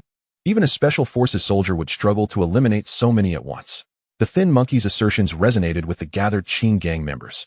Indeed, who among us has seen Lin Feng's deeds firsthand? He continued. Thus, I believe your feats are merely exaggerated tales. Our leader, Lu Zhengyang, may not have been slain by you, but rather poisoned by your treachery. Otherwise, it is unfathomable how you could single-handedly vanquish so many of us. However, this time, fortune may not favor you. My brothers are the strongest fighters from the 12 divisions of the Qing gang. Hence, out of respect, I shall address you as Lin Feng. Surrender the beauty, and perhaps Lu Gu will spare your life. Otherwise, I fear you may not witness the dawn of tomorrow. As the voice of the lean monkey fell, the dozen or so individuals surrounding them advanced a step forward, simultaneously shouting with fervor, "Kill! Kill! Kill!" Upon finishing his words, the lean monkey turned to Lu Yidao, a sycophantic smile adorning his face. "Brother Lu, what do you think? Am I not right?" Lu Yidao extended his plump hand, gently patting the lean monkey on the shoulder. "Indeed, well said. You have truly justified my years of guidance." Afterward, Lu Yidao glanced at Lin Chuxua, chuckling slyly. "Fair maiden, now you understand just how repugnant the individuals around you are, do you not? Come, my lady, do enlighten this esteemed one with your name. Approach, and I shall ensure you witness my formidable prowess." With Lu Yidao's words, raucous laughter erupted from the crowd. "Indeed, beauty, why not yield to Brother Lu? That's right, my lady, once you experience Brother Lu's might, you'll surely find it hard to part ways. Haha, do not hesitate, fair maiden. Our Brother Lu is renowned as the little prince of the golden spear." As the laughter began to subside, Lin Feng retrieved 2 exquisite long blades from his spatial ring. Handing one to Lin Chuxua, with a light-hearted smile, he advised, "Take care of yourself, it will soon come to an end." Lin Chuxua accepted the long blade, beaming. "Rest assured, brother, I am quite formidable. However, these individuals are exceedingly detestable. I do not like them, especially those 2 portly and lean fellows. One resembles a pig, while the other is akin to a monkey. They appear utterly revolting." Lin Chuxua's words, spoken without any effort to lower her voice, reached the ears of Lu Yidao and the lean monkey. The once jovial Lu Yidao's expression darkened instantly. The lean monkey, observing Lu Yidao's demeanor, discerned his thoughts and chuckled. Refusing to drink a toast, you'll soon learn the consequences. At that moment, Lin Feng, gripping the long blade with one hand, cast a cold glance at Lu Yidao and the lean monkey. As Lin Feng's gaze fell upon them, a simultaneous tightening gripped their hearts, akin to being locked in the sight of a ferocious beast, sending shivers down their spines. Despite the frigid weather, beads of sweat began to form on Lu Yidao and the lean monkey's foreheads after Lin Feng's mere glance. After assessing them briefly, Lin Feng's focus shifted away. He possessed a unique patience when faced with those nearing death, allowing them to voice their final words. And now, as the group of over 10 concluded their banter, Lin Feng coldly remarked, "When you meet the king of hell, remember to mention my name, Lin Feng." With that, he charged toward the two individuals, Xiao Wang and Xiao Li. Meanwhile, atop a derelict office building at the rear of the commercial plaza, a figure bearing an ancient bronze sword stood on the rooftop, holding a jar of daughter's red wine, taking a hearty swig. In the distance, one's gaze fixated upon the events unfolding at the commercial plaza. Chapter 211. Chu Tiange above the skyscraper. The frail monkey's 3-year-old mother and 80-year-old son, Wu Cheng. Though the sun shone brightly, the sky above was shrouded in darkness. Atop an abandoned office building behind the plaza, Chu Tiange stood, a bronze ancient sword slung across his back, clad in a flowing robe. A jar of daughter's red wine clutched in one hand. With a smile gracing his face, he observed Lin Feng and Lin Chuxue, who were surrounded below. Despite the considerable distance, it seemed as though Chu Tiange could hear every word exchanged. With a vigorous gulp of the daughter's red, he chuckled, "When you meet Yama, be sure to mention Lin Feng's name." How amusing. After finishing a hearty swig, Chu Tiange settled at the edge of the rooftop, his long legs dangling over the precipice, unfazed by the lofty height or the softly falling snowflakes, occasionally sipping from the jar while his gaze remained fixed on the forsaken commercial plaza. Below, after Lin Feng had spoken, he unsheathed his long knife and commenced his slaughter. Lu Yidao and the frail monkey, witnessing Lin Feng's charge, reacted swiftly. Trembling, Lu Yidao urged, "Quick, kill him, kill him." As he spoke, he retreated, supported by the frail monkey. The 10 or so members of the Qin gang, surrounding Lin Feng, surged forward. But the 4 or 5 who approached from behind were halted by Lin Chuxue. With a smile, Lin Chuxue addressed the assailants. "Come, let us see what you are capable of." Without waiting for their response, she charged, wielding her long knife, and with swift, precise movements. The sound of heavy bodies hitting the ground echoed in succession. In that instant, none among them could rise again. Each Qin gang member bore a fine line across their necks, blood gushing forth. The fallen clutched their throats, emitting muffled cries. Lin Chuxue, glancing back at the downed figures, noted that 9 bodies now lay lifeless behind her. At that moment, Lin Feng stood before Lu Yidao and the frail monkey. The instant Lu Yidao and the frail monkey felt Lin Feng's piercing gaze, they realized he was not someone they could contend with. Thus, the frail monkey, supporting Lu Yidao, resolved to flee. Yet, unbeknownst to them, as they turned, the ominous sound of heavy bodies falling echoed behind them. Before Lu Yidao and his companion could venture far, Lin Feng had already appeared before them. Upon seeing Lin Feng, still dripping with blood from his long blade, Lu Yidao felt his legs weaken in an instant. Trembling, he stammered, "Lin Feng, please." Yet, before he could finish his plea, a brilliant flash of the blade sliced through the night sky. Lu Yidao's body slumped to the ground, his eyes wide with disbelief, obscured as they were by layers of flesh. His hands clutched desperately at his throat, issuing faint, muffled sounds as his severed windpipe rendered him voiceless. Witnessing this horrifying scene, the gaunt monkey was left dumbfounded, his hands trembling uncontrollably.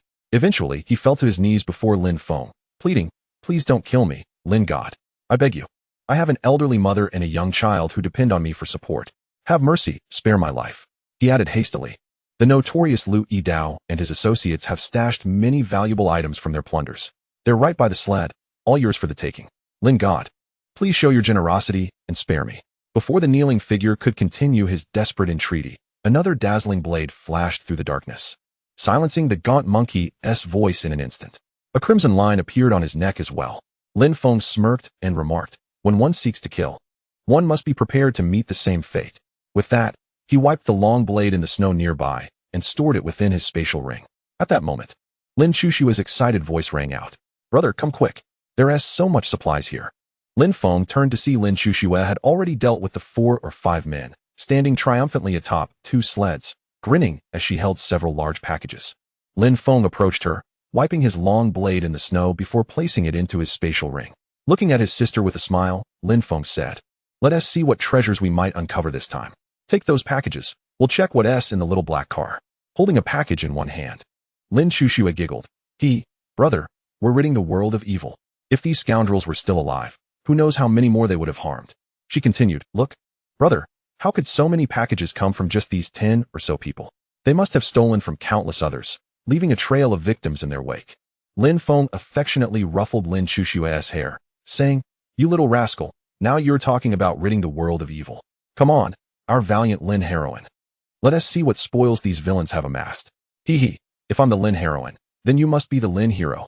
Lin Shushua replied cheerfully as she made her way toward the little black car. As Lin Feng gazed at Lin Shushua's retreating figure, he could only shake his head in resignation. He grasped the remaining 6 parcels, effortlessly holding 3 in each hand. He paid no heed to the sleds scattered on the ground, for he possessed something far superior.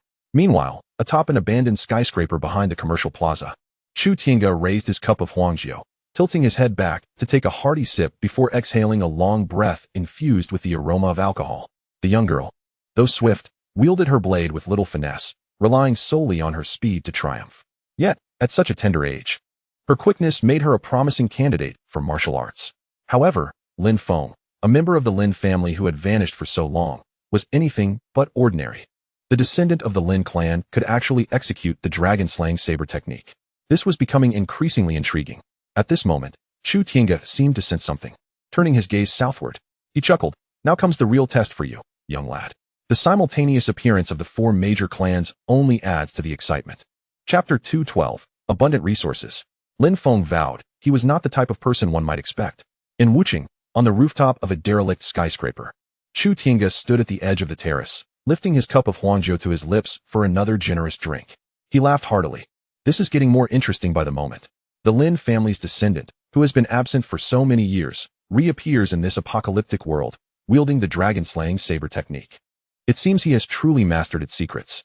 I initially thought you would struggle against those 10 or so individuals, yet you dispatched them with such ease.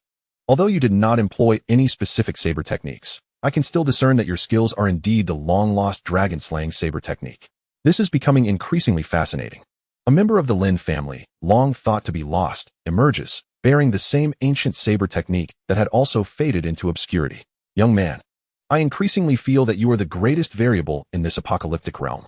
With that, Chu Tiange took another hearty swig from his cup. He looked southward, laughing loudly. I wonder if, under the pressure of the 4 major clans, you can continue to surprise me. After speaking, he raised his cup once more, draining the last remnants of the liquid before gently placing it down. He then took a few light steps backward and leaped gracefully from the rooftop. Faintly, Chu Tiange's voice echoed, "As the sea meets the horizon, I stand atop the peak of the mountains." Burp, what a fine drink. On the other side, after Lin Feng stowed the remaining 6 parcels into the vehicle, he instructed Xiao He to engage the autopilot. As he entered the car, he glanced, whether intentionally or not, toward the rooftop where Chu Tiange stood. A smile curled at the corners of Lin Feng's mouth. Interesting, a bit of spying, perhaps? He mused. However, after merely casting a glance, they boarded the vehicle without further regard for Chu Tiange atop the roof. Amidst a dilapidated and desolate city, a black SUV cruised at a steady pace. Inside the small black car, Lin Shushua eagerly handed her 2 packages to Lin Feng. "Hurry and open it, brother. I am so curious to see if there is something to eat." Lin Feng merely shook his head and smiled wryly at her enthusiasm, offering no further response. "Well, we can find out by opening it," he replied, proceeding to unveil both packages brought by Lin Shushua, as well as the 6 he had retrieved himself. Each package measured approximately 2 meters in size. Although sizable, it posed no challenge for the larger black vehicle. As he gently opened all the packages, Lin Shushua's eyes sparkled with delight upon seeing the contents. "Brother, look, so much food. And there are so many blueprints too. Brother, what is this?" "Another Ultraman figure you like, it says 7 on it. And look, there's a brave pearl. Hurry and take a look." Lin Shushua's face radiated joy as she clapped her hands and pointed at the various supplies. Observing the bounty before him, Lin Feng felt a subtle sigh escape his lips. The greater the resources, the more victims Lu Yidao and his ilk had afflicted. Furthermore, there were no staple crops among the supplies, leading Lin Feng to deduce that Lu Yidao's group must have a secret base for storing food. However, he dismissed thoughts of the secret base and other trivial matters. "This is something you like," Lin Feng said, pulling out a tub of potato chips from the packages and handing it to Lin Shushua. She accepted it with a beaming smile, exclaiming, "Brother, you're so wonderful." Without hesitation, she opened the tub and began to munch on the chips. Watching her relish the snack brought Lin Feng a sense of joy. "It's all yours. Take your time," he chuckled. He was well aware of Lin Chushua's palate. She had a penchant for bold flavors, relishing anything sweet, salty, spicy, or sour. Lin Feng glanced at the multitude of items before him and retrieved the Ultraman figure, tucking it into Lin Chushua's embrace.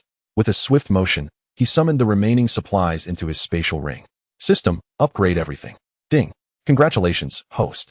1 corn has been upgraded to 100 premium corns, with a more refined taste and enhanced nutritional value. Ding. Congratulations, host. 1 potato seed has been upgraded to 100 premium potato seeds, significantly shortening the growth cycle and intensifying the potato's flavor. Ding. Congratulations, host. A single Korean-style inflatable doll has been upgraded to 100 exquisite versions. The size has increased significantly, and with each interaction, it can subtly enhance the strength of the user. The system kindly reminds that while the doll may be delightful, one should not indulge excessively. Ding. Congratulations, host. 1 ordinary dragon fruit has transformed into 100 premium dragon fruits, boasting a superior taste. Consuming 1 daily can effectively alleviate constipation. Ding ding. A series of delightful chimes ensued. Lin Feng, upon hearing this, felt a surge of joyous harvest within. However, upon hearing about the Korean-style inflatable doll, his mouth fell agape in utter disbelief. Lin Feng cleared his throat a couple of times, noticing that Lin Chushua displayed no unusual reaction. It then dawned on him that the system's upgrade notifications were audible only to himself, which eased his mind. Inflatable dolls? What is going on? Can such a thing even exist? And it can also slightly bolster the strength of the user? Is this truly possible? I would rather perish from thirst or hunger than resort to such items, Lin Feng mused. After a moment's reflection, he added resolutely, "I swear, I am not that kind of person." Yet, this vow was one that no one else could hear. Once all items had been upgraded, Lin Feng glanced at the exquisite watch in his hand. The time indicated it was already 4 in the afternoon. He turned to Lin Chushue with a smile, suggesting, "Let us find a place to rest for a while. It is the first day that darkness envelopes the sky even during daylight. Tonight, we shall see how many will disappear." Lin Chushue replied with a smile, "I'll follow your lead, brother. But this potato chip is so delicious. Can I have more?" Lin Feng reached out to gently pat her head, responding, "Of course, but remember, you can only have 1 bag a day. Too much is not good for your health." Lin Chushue beamed, "Brother, you are so kind." Lin Feng had grown accustomed to her expressions of gratitude. He then addressed Xiaohei, "Find a place to park and rest." "Understood, uncle," came the reply. Chapter 213, News of Transactions. Lin Feng planned to place the teleporter at the outskirts of Wu City on an abandoned airstrip. Here, a luxurious 3-story villa covering over 500 square meters had emerged. In the villa's dining area on the 1st floor, 2 individuals and a Pikachu cat were enjoying their dinner. After Lin Chushue took a hearty sip of rib soup, she let out a satisfied burp. "Brother, your cooking is even better than mine." Lin Feng picked up a piece of beef and, seeing her reaction, couldn't help but chuckle. "You, that mouth of yours seems only good for eating and flattering." Pikachu, seated at its own little table, rolled its eyes at their banter. "With all this chatter, why not just eat a few more ribs instead?" Truly, what a pair of silly fools. Just as Lin Feng and Lin Chushue were finishing their meal, the high-intelligence wristband of Lin Feng began to flicker. Lin Chushue chuckled, "Brother, your wristband has started flashing again. The countdown is about to commence." Lin Feng set down his chopsticks and gently tapped the wristband. A line of red text materialized before his eyes. "Greetings, players of the apocalyptic world. The safe zone is shrinking, with merely 1 hour remaining. Players still within the blue danger zone, please make haste to the white safe zone. Wishing you good fortune." After reading this, Lin Feng was left with only a red countdown of 1 hour. Lin Chushue inquired with a smile, "Brother, how many do you think will perish this time with the reduction of the safe zone?" Lin Feng shook his head and replied, "I don't know the exact number, but it won't be insignificant. This time, the death toll may surpass that of the previous zombie outbreak." Lin Chushue, puzzled, asked, "Why, brother? How can so many die in just 1 night?"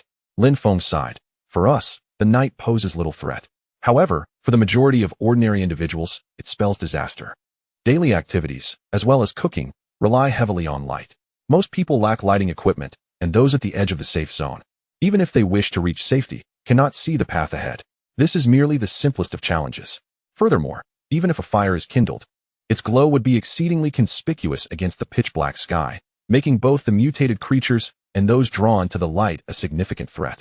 Coupled with the outbreak of zombie hordes and the zombie virus, I believe the death toll this time will likely exceed 1 million. Lin Chuxue was taken aback. Brother, are you saying that this time, the number of casualties could surpass 1 million? Lin Feng responded with resignation. That is merely the most conservative estimate. We shall know for certain in an hour. Now, let us not concern ourselves with others and focus on reclaiming the teleportation array. With that, he and Lin Chuxue tidied the dining table, taking care to remove Pikachu Xiaobai, who was still munching on a rib. Lin Feng chuckled, "You little rascal. You've consumed half a pot of ribs already. If you keep eating like this, you won't have the energy to generate electricity. Just look at your round belly." He playfully lifted Xiaobai and placed it aside. Pikachu Xiaobai, looking disgruntled, protested, "Meow meow. How can a foolish human like you comprehend my grand intentions? Eating more now means I can eat less later, saving food for the future. Truly foolish." After setting Xiaobai aside, Lin Feng and Lin Chuxue quickly finished cleaning the table. It was a simple task, as they merely needed to place the used dishes directly into the automatic dishwasher. Once tidied up, they settled onto the genuine leather sofa in the first floor hall. Lin Feng directly retrieved the teleportation array from the ancestral hall of the Chu family earlier that day, placing it upon the marble table before him. Lin Chuxue gazed at the small wooden platform, her curiosity getting the better of her as she inquired, "Brother, I believe the time stone and space stone must be concealed within this little platform. Shouldn't we simply dismantle it?" Lin Feng shook his head with a wry smile, replying, "We cannot dismantle it. Doing so would render the teleportation array useless. I have grand plans for this array." In truth, upon encountering the teleportation array at the Chu family ancestral hall, Lin Feng had discerned that neither the time stone nor the space stone resided within the less than a meter-high wooden platform. Instead, they were intricately fused with the entire structure. Thus, even if it were taken apart, those two precious items would remain elusive. Puzzled, Lin Chuxue asked, "Then, brother, what purpose does this teleportation array serve?" Lin Feng affectionately ruffled her hair and chuckled. "Do you not recall the words of Chu Tiange we encountered earlier at the ancestral hall? Regardless of their truthfulness, leaving a teleportation array here can only yield benefits." In fact, Lin Feng envisioned not merely leaving a teleportation array in this city of Wu, but establishing one in every city he traversed, as well as in significant locations. He considered it prudent to leave a teleportation array behind, irrespective of whether it would be utilized in the future. After a moment of contemplation, Lin Chuxue spoke, "Brother, are you referring to what that Chu Tiange fellow mentioned about remembering this location for future use?" Lin Feng affirmed with a smile, "Precisely. In any circumstance, leaving a teleportation array here incurs no substantial loss." Lin Chuxue, still uncertain, queried, "But brother, where do you intend to place this teleportation array? What if someone discovers it and takes it away?" With a reassuring smile, Lin Feng responded, "Fear not. I have already devised a suitable location for it. There will be no issues. Furthermore, this area will inevitably transform into a blue danger zone, making it inhospitable for the average person." After speaking, Lin Feng waved his hand, causing the small wooden platform to vanish into his spatial ring. He had upgraded the teleportation array when he first obtained it, thus understanding its purpose. In essence, when one wished to teleport, they simply needed to place the hero's pearl into the small hole at the center of the array to initiate the teleportation process. Once he had secured the teleportation array, Lin Feng opened the trading post, composed a brief message, and sent it out, seeking to acquire time stones. Willing to trade food and water in generous quantities, with guaranteed integrity. After finalizing the message, he dispatched it, ensuring that all who entered the trading post could readily view this announcement, a privilege granted to the top 100 users. Rising from his seat, Lin Feng smiled and said, "Let us go. I shall show you where to place the teleportation array." Lin Chuxue stood and, linking her arm with Lin Feng's, beamed, "All right, brother." Chapter 214, The Shrinking Safe Zone. The death toll exceeds 10 million in the city of Wu. The sky remained shrouded in darkness, with snowflakes cascading down and accumulating upon the ground. Lin Feng and Lin Chuxue emerged from their villa, making their way directly to the heart of Wu City. Before long, they beheld an enormous structure towering above the earth. Although its exterior bore little distinction from other buildings, its imposing presence was unmistakable. Not only did it occupy a vast expanse, but it was evident at a glance that this edifice was no ordinary dwelling. Lin Chuxue gazed at the building with curiosity. "Brother, do you intend to set it up here? It appears no different from the other dilapidated structures." Lin Feng, upon observing the prominent characters spelling out city government, felt a wave of relief wash over him. "This place is vastly different," he replied with a smile. "It stands at the very center of the city, equidistant from all directions. No matter which way one travels, the distance remains the same. It is the perfect location for the teleportation array." While he spoke thus, Lin Feng held back the deeper reasons for his choice.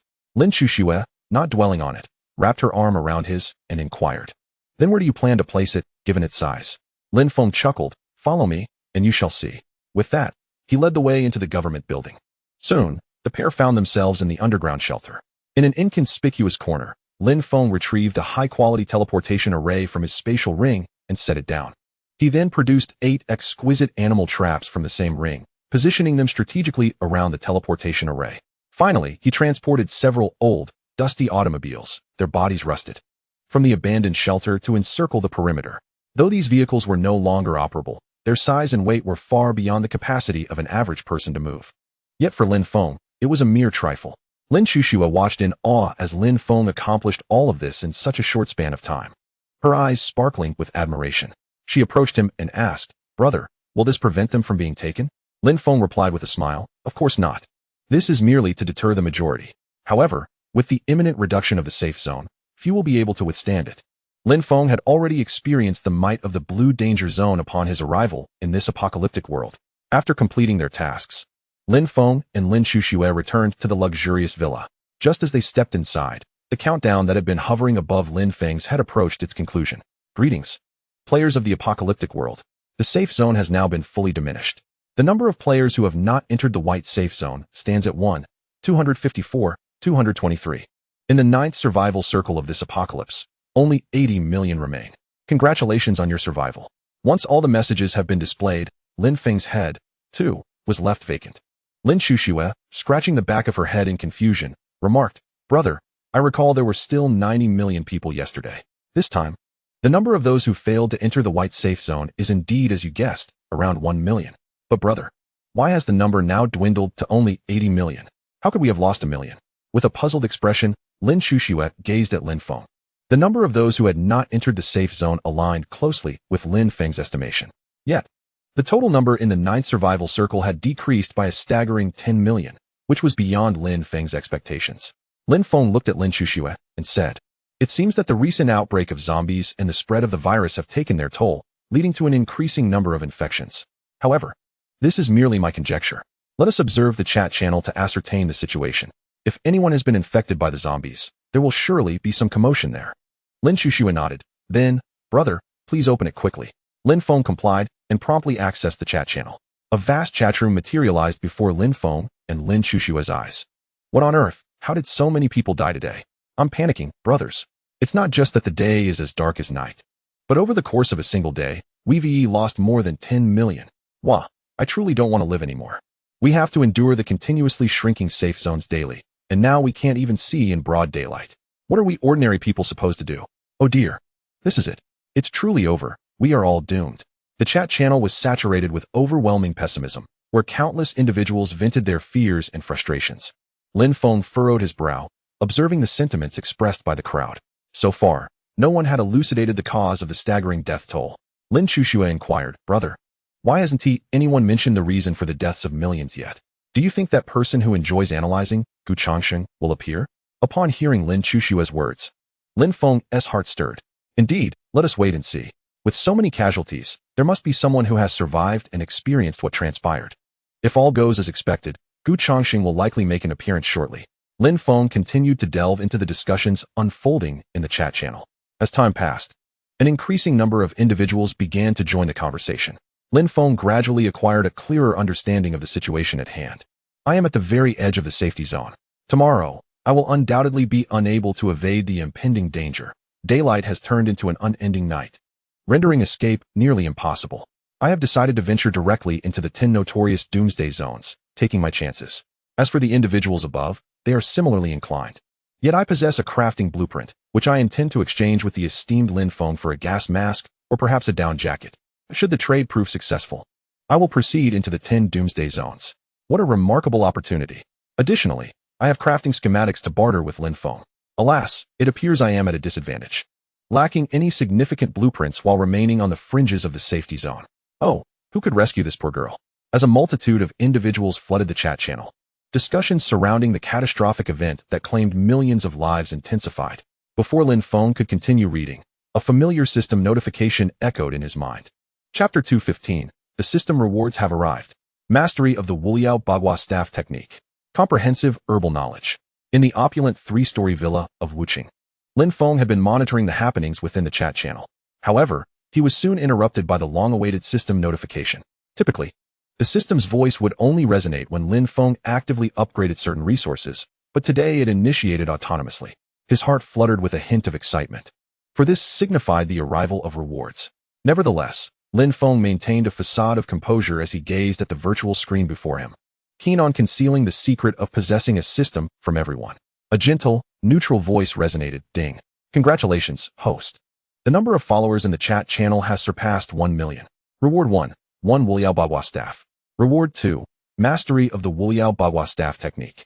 Reward 3. Comprehensive herbal knowledge. As the system's voice faded, Lin Feng's mind was instantly flooded with the intricacies of the Wuliao Bagua Staff Technique, and his body instinctively understood the staff's mastery as if he had practiced for countless years. Subsequently, a vast reservoir of knowledge regarding various herbs and their effects surged into his consciousness, leaving him thoroughly versed in their medicinal properties. Finally, Lin Feng recognized that only one reward remained, a Wuliao Bagua staff.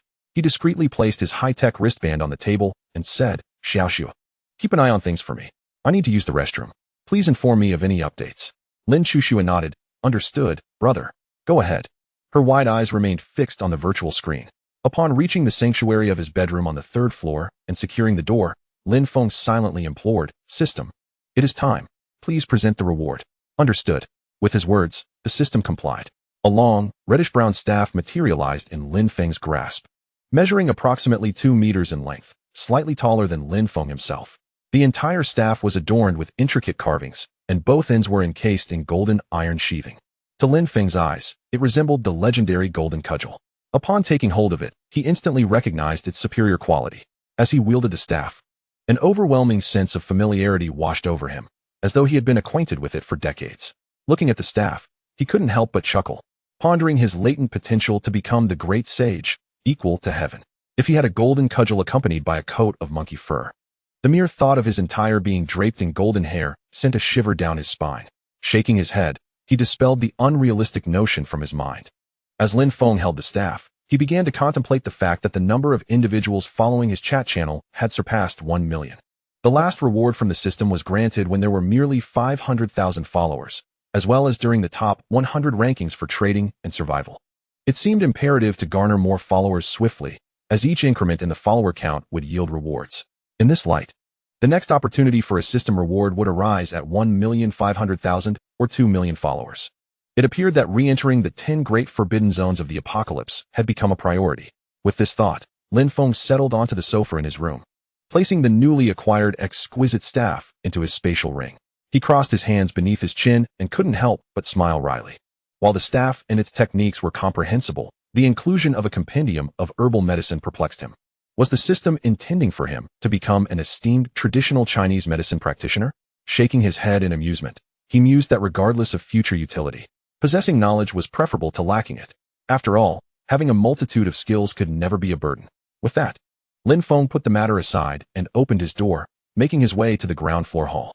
Little did he anticipate that upon reaching Zhongzhou, it would be this very knowledge of herbal medicine that would prove invaluable. But that was a tale for another time. In the hall on the ground floor, Lin Feng and Lin Chuxue remained engrossed in the chat channel. Oh my goodness, I can't believe it. This world truly has zombies. I almost lost my mind. I can hardly believe my eyes. I witnessed a person bitten on the neck by 2 zombies. Another voice chimed in. I thought it was all a hoax. There's no way such creatures could exist. I was hiding in a house, afraid to light a fire, terrified of encountering some mutated monster. But then, not far from me, there was a young couple. It may have indeed been too cold, prompting us to ignite a fire within the confines of the house. Initially, nothing seemed amiss. However, shortly thereafter, 2 eerie howls resonated through the air. Taking refuge in a different part of the house, I witnessed the tragic scene unfold. A young couple was abruptly attacked by 2 zombies that emerged from the darkness, succumbing to their vicious bites. I was nearly paralyzed with fear, scarcely daring to make a sound.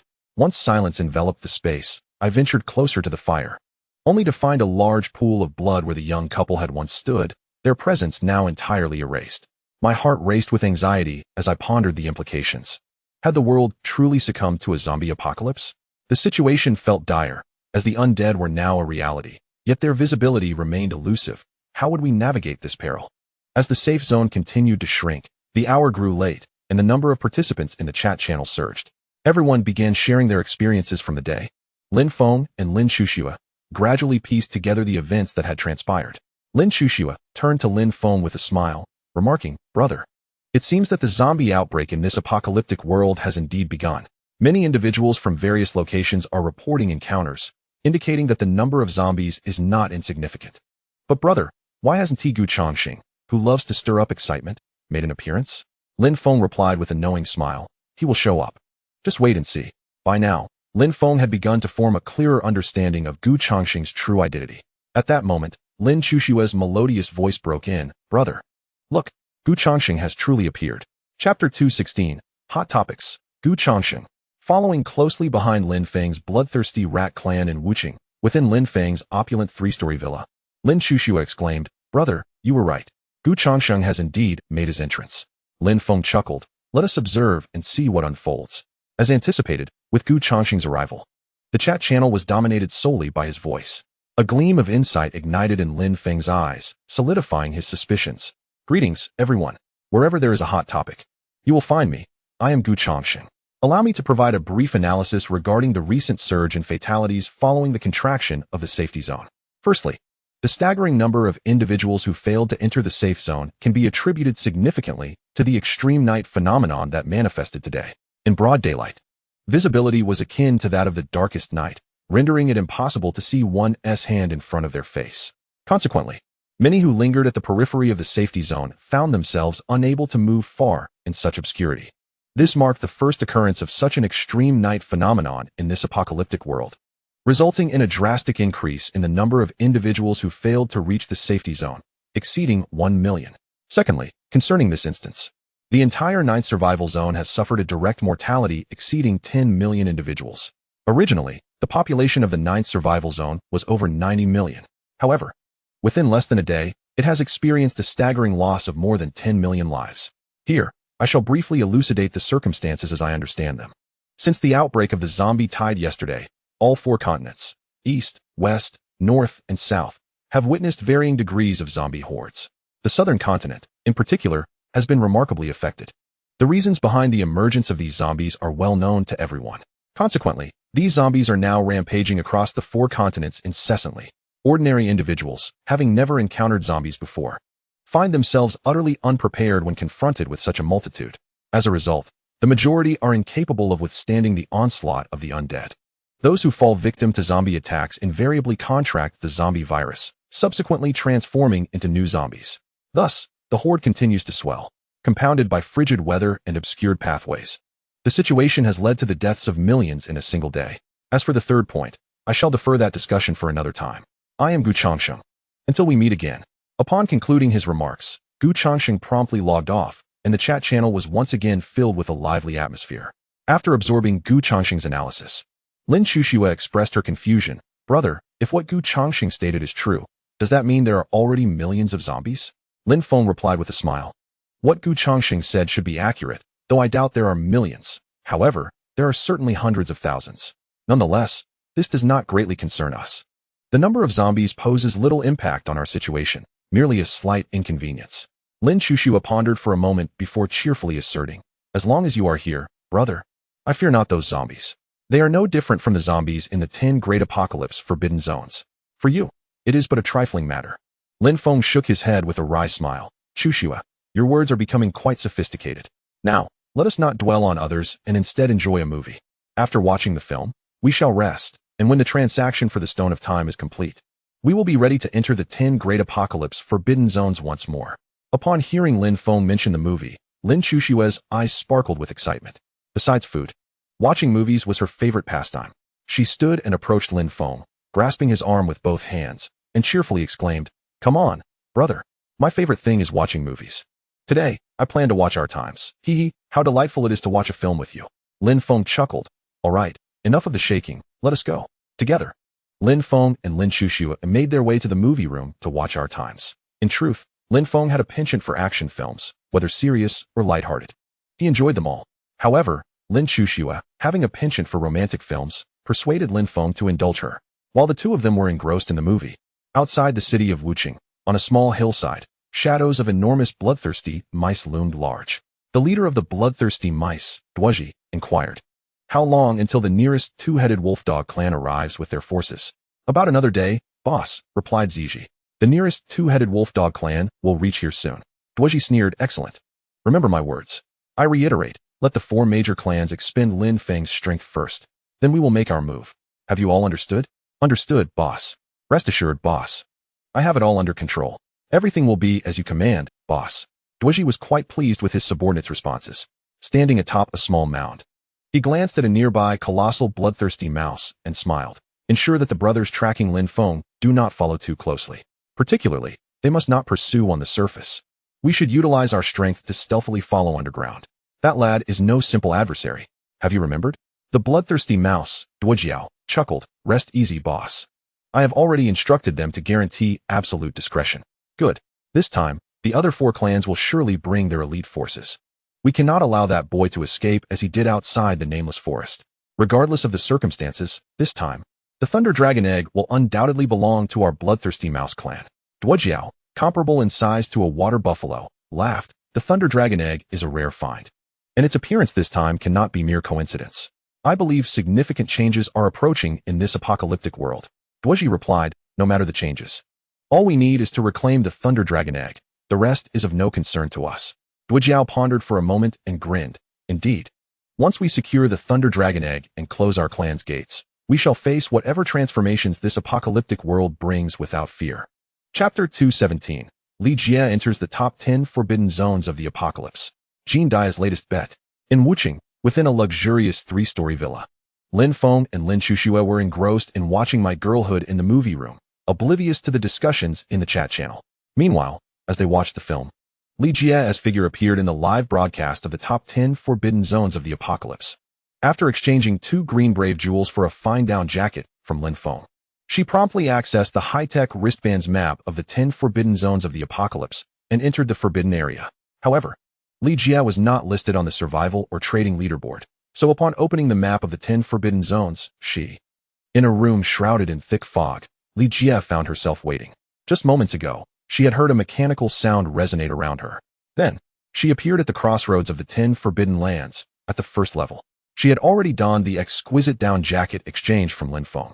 Thus, upon arriving at the crossroads, she merely discerned the directions before resolutely heading towards the ice path. "It's up to you now, Xiaofeng," Li Jie thought, gently caressing her pristine white down jacket, a smile gracing her lips. Before long, she traversed a distance of 1,500 meters, arriving at the fog-laden entrance of the ice path. All those watching the live broadcast presumed this was yet another individual walking into their own demise. Since Lin Feng had cleared the level, no one had emerged victorious. Viewers felt a sense of regret. Despite Li Jie's down jacket, her graceful curves were still evident. Though her face was obscured, it was clear from her figure that she was a striking beauty, now preparing to enter the ice path and face certain peril. Viewers couldn't help but feel a twinge of sympathy. Why would someone with such a figure willingly step into this forbidden land? They mused. Perhaps she simply sought a thrill. If you're looking for excitement, why not seek me out instead? Why court danger in such a place? Indeed, it was a pity. Her voluptuous form was clearly suited for motherhood. Thus far, it seemed that more individuals were venturing into the forbidden lands, as many had observed. The upstairs commentator is correct. Initially, the live feed would occasionally show a scene, with most of the time being devoid of visuals. Now, however, it is almost continuous broadcasting, they noted. Regardless of the crowd size, they decided to continue watching the stream. Let us see how far this girl can advance through the ice path. My guess is 2 levels at most. 2 levels? You're overly optimistic. I doubt she'll clear even 1. Honestly, given her attire, she'll likely falter after half a level. Who knows? A miracle might occur. Haha, miracle? You think just anyone can impress Lin Feng? I wager this girl won't last beyond 1,000 meters, they speculated. In the live chat, participants began debating how far Li Jie could go. Each time a beautiful girl appeared, the audience expressed their regrets while speculating on her potential distance. Now that Li Jie was featured in the broadcast, the discussions resumed. At that moment, Jin Dai was also watching the stream. Upon seeing Li Jie, he couldn't help but chuckle. What a shame, another fertile woman.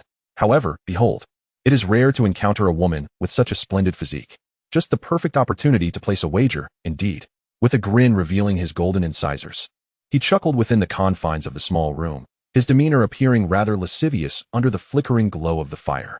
Soon, the figure of the notorious Golden Incisor emerged in the live stream. Greetings, everyone.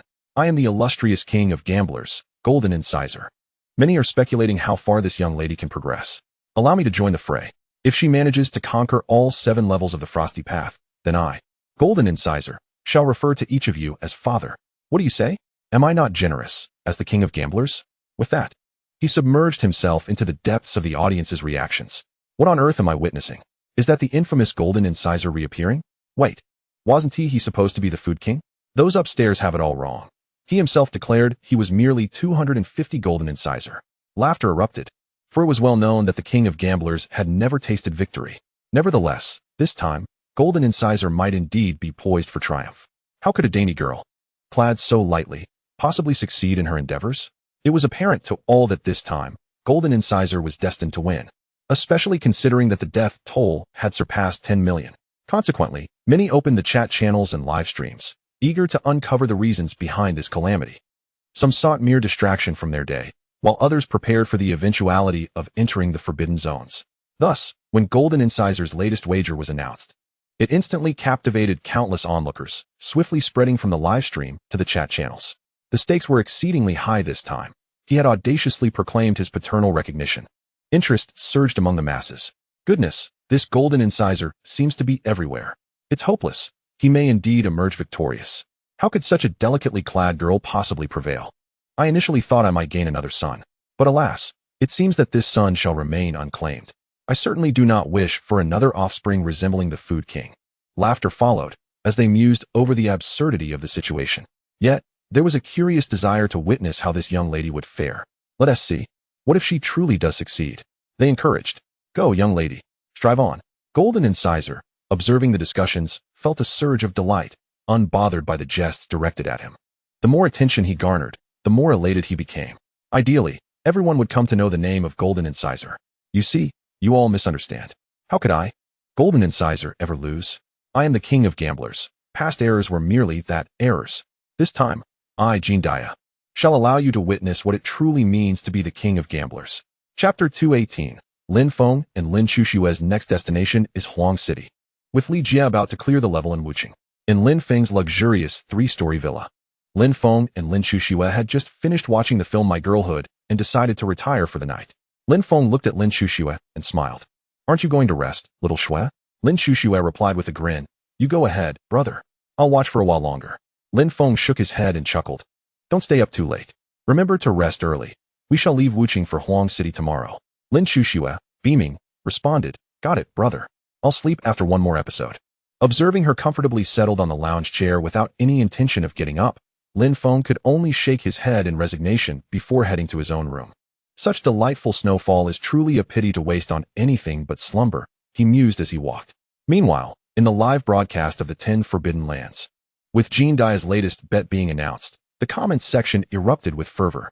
Countless viewers, intrigued, were eager to see whether Jean Dia would face defeat this time, especially considering he had never won before. However, for Li Jie, who was currently traversing the Forbidden Land, none of this mattered. She had walked approximately 500 meters along the ice road and still felt no chill, stretching out her hand to touch the hem of her white down jacket. She thought with a smile, It seems your gear, little Feng, is quite remarkable. Though she had only covered 500 meters, Li Jie had already come across an ice sculpture of a woman along the way. She couldn't help but sigh at the sight. The sculpture was clad in nothing but a flimsy short-sleeved shirt. She wondered what could have compelled a woman dressed so lightly to venture onto this frigid path. Surely, there must have been compelling reasons. Li Jie, feeling the icy grip of the road despite her down jacket, reflected on this with a sense of melancholy. Gazing ahead at the fog-laden path, her eyes shone with determination. Thank you, little Feng. I will repay you in the future, she whispered softly. With resolute steps, she proceeded down the fog-cloaked road. As Li Jie advanced, the number of ice sculptures she encountered grew. They varied in height and build, encompassing both men and women. However, aside from her initial feelings of sorrow, she had grown accustomed to the sight. Having witnessed countless lifeless forms, her heart had long since found tranquility. Soon, Li Jie successfully cleared the first layer of the ice road. After a brief respite in the clearing between the first and second layers, she pressed onward into the second layer of the ice road. Meanwhile, viewers of the Forbidden Land live broadcast were stirred with excitement. Wow, I feel a glimmer of hope. On the path of icy trials, most individuals find themselves unable to surpass the initial hurdle. Yet, this remarkable young woman has traversed it with remarkable ease, seemingly untouched by the challenges that ensnare so many others. It appears that she may indeed be extraordinary. It is noteworthy that numerous individuals, clad in more layers than this young woman, have failed to even breach the first level. Could it be that a miracle has truly unfolded before our eyes? The unfolding drama promises to be captivating, though one wonders if Jean Dia might feel a twinge of anxiety upon witnessing this scene. The chatter among the spectators is palpable. After all, the path of icy trials comprises 7 daunting layers. Having merely conquered the first, it is perplexing to see such excitement from those above. While it is true that many have faltered at the first level, it is also essential to acknowledge that a considerable number have succeeded in overcoming it as well. The astonishment seems somewhat misplaced. If Jean Dia were indeed that naive, one would expect numerous individuals to conquer the 10 great doomsday realms with ease. However, the fact remains that only 5 have triumphed thus far, with at least 300,000 individuals having entered these realms. The scarcity of successful contenders underscores the challenges that lie ahead. In the live broadcast room, discussions abound regarding Li Jia's achievement in passing the first layer of the icy trials. Currently, the stream offers but a singular view, unchangeable and devoid of alternative broadcasts. Consequently, the audience is engrossed in the unfolding narrative of Li Jia's journey. Yet, for Li Jia, such discussions hold little significance. After a brief respite, she resumes her expedition. Before long, Li Jia has successfully navigated through the second layer of the icy path, for the frost offers her no substantial hindrance. Her task is simply to discern the path ahead through the dense mist and to proceed forward with determination. Thus, her pace remains swift as she advances to the desolate expanse between the second and third layers. Casting a glance over her shoulder, she cannot help but sigh softly. The number of ice sculptures encountered along the way has fluctuated from sparse to plentiful and now back to a state of rarity. It is a formidable journey. If not for the dire circumstances of the apocalyptic world, who would willingly venture into these 10 great doomsday realms to gamble with their lives? Survival remains the utmost desire of these individuals, for it is only through life that hope can be sustained. Li Jia's resolve strengthens as she reflects on the path that lies ahead. Although she has grown accustomed to the sights, the multitude of ice sculptures she has encountered evokes a flicker of emotion within her heart. Yet, it is precisely through her experiences in these 10 great doomsday realms that Li Jia has learned to endure in this harsh world, gradually ascending to become one of the top 10,000 in the apocalyptic hierarchy. After a brief moment of rest, her steps grow even more resolute. Walking towards the dense fog, she ascended the 3rd and 4th levels, finally pausing in the open space before the 5th layer to catch her breath. Meanwhile, the audience in the live stream was utterly astonished, unable to fathom that a woman clad merely in an ordinary down jacket could reach such heights. This was an unexpected turn of events for everyone. Jean Dia, witnessing this scene, widened his eyes in disbelief, a flicker of unease dawning upon him. Staring at the virtual screen before him, he couldn't help but gasp, revealing his prominent golden front tooth. Could it be that fate had dealt him such a cruel hand? Could this woman truly conquer the challenge? Perhaps not. It must be sheer luck, for the final 2 layers of the ice path were notoriously treacherous. Yet, there was something oddly familiar about her attire. Chapter 219, Lin Feng's future mother-in-law, Li Jia, conquers the doomsday forbidden land. Thank you, Xiaofeng, in Wuching. Beneath the pitch-black sky, snowflakes continued to fall incessantly. Near the city's edge, in a luxurious 3-story villa, Lin Chuxue was engrossed in a romantic film, while Lin Feng had long succumbed to slumber. Little did they know that their journey to Huangqing the following day would be fraught with troubles. Meanwhile, within the top 10 doomsday forbidden lands, Li Jia took a short respite before boldly advancing towards the 6th layer of the ice path. Come on, Li Jia. Only 2 layers left, she encouraged herself, taking confident strides into the fog ahead. Throughout her journey, Li Jia had felt no chill, as the exquisite down jacket she had acquired from Lin Feng provided ample protection against the cold. As time passed, Li Jia steadily progressed through the 6th layer of the ice path, arriving at the blank space before the final layer. Having previously watched Lin Feng's live stream of his entry into the top 10 doomsday forbidden lands, she was aware that the last layer was the ice cave, a daunting distance away. Thus, she chose to rest in the blank area, having traversed such a long path and conquered the first 6 layers of the ice path. A slight fatigue washed over her, yet she merely sat down to recuperate, keeping the mask of her down jacket securely fastened. Li Jia remained cognizant of the dangers that lay ahead on the ice path. Gazing into the fog, she smiled softly and reflected. Just one more layer to go before I conquer this. It truly felt like a dream. What she did not voice was that encountering Lin Feng had been her greatest solace in this apocalyptic world, though these sentiments remained unspoken. After all, Li Jie was acutely aware that she might be under live broadcast at this moment.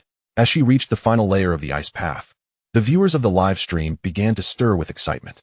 Wow, I knew this girl was extraordinary. Incredible. She has made it to the last layer of the ice path.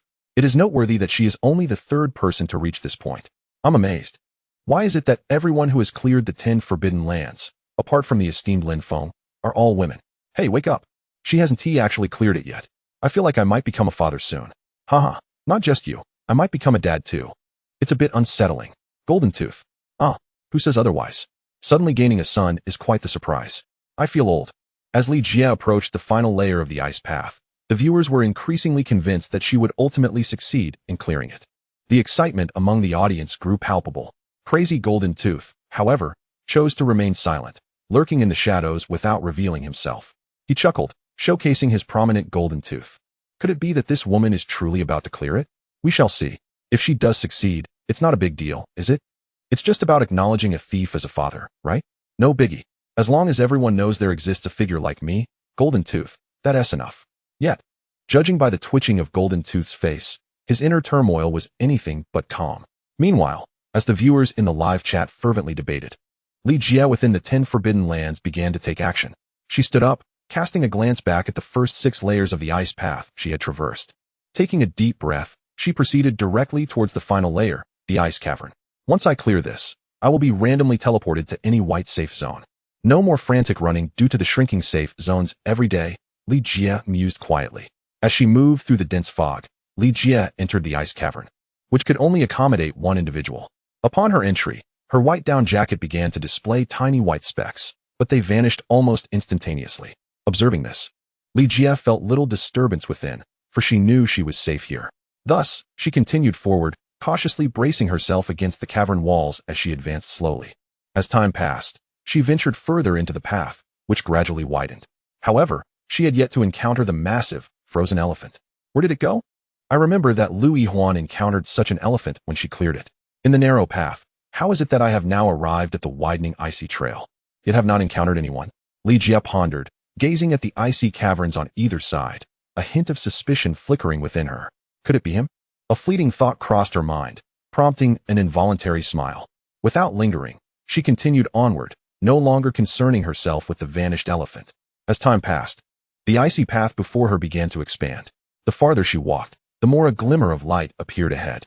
Upon seeing this light, Li Jie couldn't help but smile broadly. After a tumultuous journey, dawn had finally arrived. With that thought, she turned to glance back, a captivating smile gracing her lips as she moved toward the light. Soon, that small glimmer transformed into a radiant beam, illuminating the entire path with a warm yellow glow. Li Jie stood before the vibrant mist emanating strong light, and without hesitation, stepped forward through the warm illumination. She emerged into an open space, facing a swirling black hole radiating a spectrum of colors. Li Jie realized she had successfully traversed the icy path, having completely navigated all 7 layers. Observing her surroundings, she was aware of the cameras hidden within the thick mist. Therefore, with a sly smile, she remarked, "Thank you, Xiaofeng." With that, she boldly stepped into the swirling, colorful black hole. Meanwhile, the audience watching the live broadcast of the 10 Great Forbidden Zones was utterly astonished. Chapter 220. The Aftermath of Li Jie's Triumph. In Wucheng, within a luxurious 3-story villa, Lin Xuxue remained engrossed in an adult film, occasionally wiping away tears of emotion. Meanwhile, Lin Feng had long since drifted into slumber, possibly dreaming of something delightful, as evidenced by the upward curve of his lips and his soft murmurs of "come here." Ah. It appeared he was lost in a beautiful dream. At this moment, with Li Jie having conquered the icy path of the 10 Great Forbidden Zones and her heartfelt words of gratitude, the viewers of the live stream were left in a state of bewilderment. Wait, she cleared it just like that? My goodness. Why does it seem that most of the successful participants are women? Incredulity swept through the audience as they processed the unexpected outcome. It was remarkable. Few had believed in this young woman's potential at the outset, yet she had ultimately triumphed. The sentiment among the viewers was one of astonishment, as another female champion had emerged victorious. However, some began to realize, hold on, did you catch what she said at the end? Oh, upon reflection, I recall that the young lady, Upon her successful passage, uttered her final words of gratitude, addressing me as thank you, Xiao Fengzi. How amusing. I remember that several previous victors expressed similar sentiments of thanks. To the individual above, you are not mistaken. Indeed, the successful ladies conveyed their gratitude, albeit directed towards the esteemed Lin Feng. Wait, are you suggesting that this young lady, who concluded with a thank you, Xiao Fengzi, is also referring to the illustrious Lin Feng? Unbelievable. How can it be that all these ladies are connected to Lin Feng? Surely not. The young lady clearly expressed her appreciation for Xiao Fengzi. Who would dare to refer to the esteemed Lin Feng as Xiao Fengzi? This is becoming increasingly intriguing. True talent resides among the masses. Just from Li Jie's final remarks, some have deduced the relationship between Li Jie and Lin Feng. However, few have chosen to believe it, as nobody accepts that all these stunning women are linked to Lin Feng. Nevertheless, with Li Jie's successful passage, not only did the live stream of the top 10 forbidden zones begin to tremble, but the chat channel also erupted with activity. Incredible. The sixth individual to conquer the top 10 forbidden zones has emerged. Everyone is well acquainted with the 4 paths of the first stage of the top 10 forbidden zones. I believe that in due course, an increasing number of individuals will achieve success. It seems that everyone here has misplaced their focus. Where is our gambling king, Jean Dia? Yes, Jean Dia, come forth, for your fathers are calling for you. Ha ha ha. Indeed, this is the crux of the matter. Jean Dia, do join us. Your father is beckoning you to dinner. Ha ha. In the chat channel, countless individuals are playfully teasing Jean Dia. However, at this moment, Jean Dia remains in silent observation. Although he has faced yet another defeat, he wishes to ensure that everyone remembers his name. Thus, he patiently awaits the opportune moment to re-emerge, allowing for further discussion before he does. Yet, amidst this flurry of conversation, a familiar figure has appeared. Greetings, wherever there is a trending event, there I shall be. I am Gu Changsheng. I shall now provide a brief analysis of the recent occurrence of someone once again conquering the top 10 forbidden zones. With Gu Changsheng's arrival, the entire chat channel fell into an immediate silence, leaving only his voice to resonate. Firstly, this time, we have a female contestant who, after Lin Feng's clearance, has also succeeded. This young lady concluded her journey with the words thank you, Xiao Fengzi. Everyone is speculating whether this Xiao Fengzi is indeed Lin Feng. Allow me to refresh your memories. Do you recall Louis Huan, the first to triumph over the icebound path? Contemplate what type of down jacket Louis Huan was wearing. And now consider what this well-proportioned young lady is donning.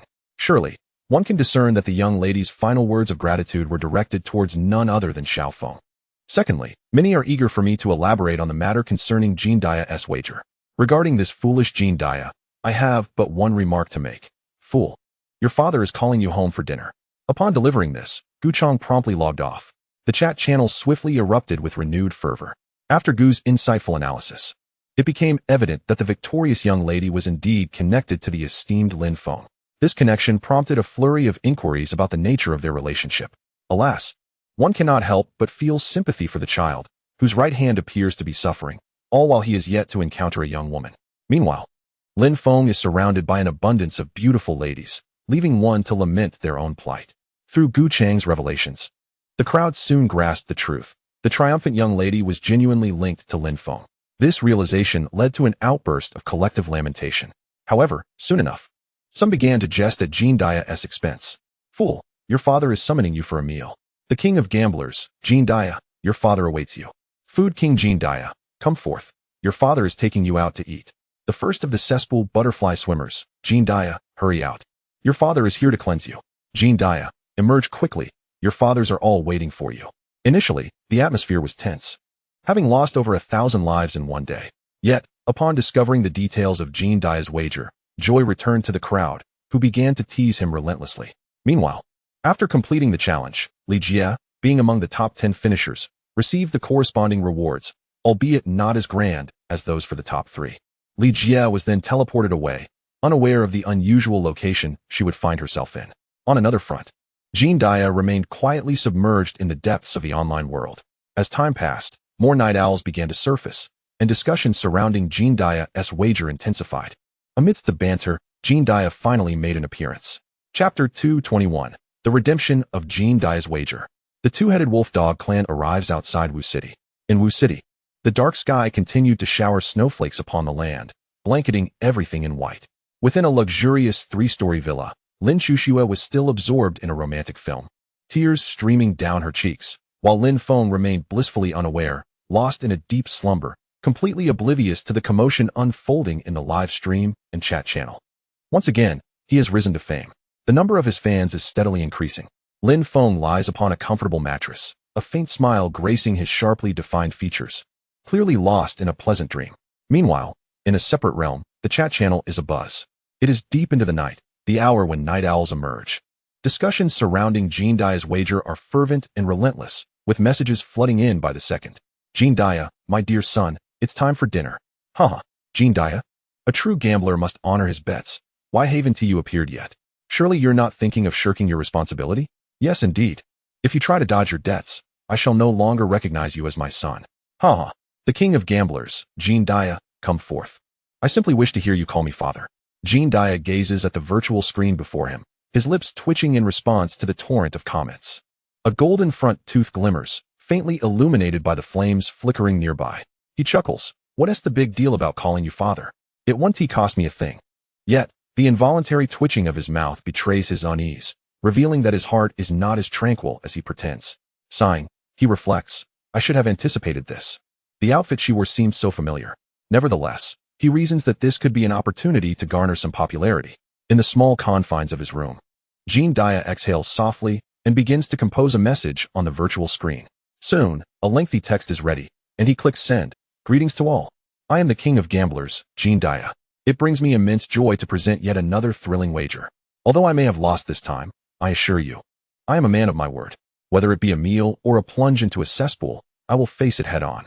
This is merely a minor wager. How could I possibly back out? You can rest assured, my integrity remains intact. I was merely preoccupied with slaying zombies earlier. Upon opening the chat channel, I was met with your enthusiasm. Here, I solemnly promise to honor my wager. However, as it is late, I will fulfill my promise tomorrow at noon. So, let us all rest early tonight. Anticipate my return at noon tomorrow when the king of gamblers, Jean Dia, will deliver on his bet.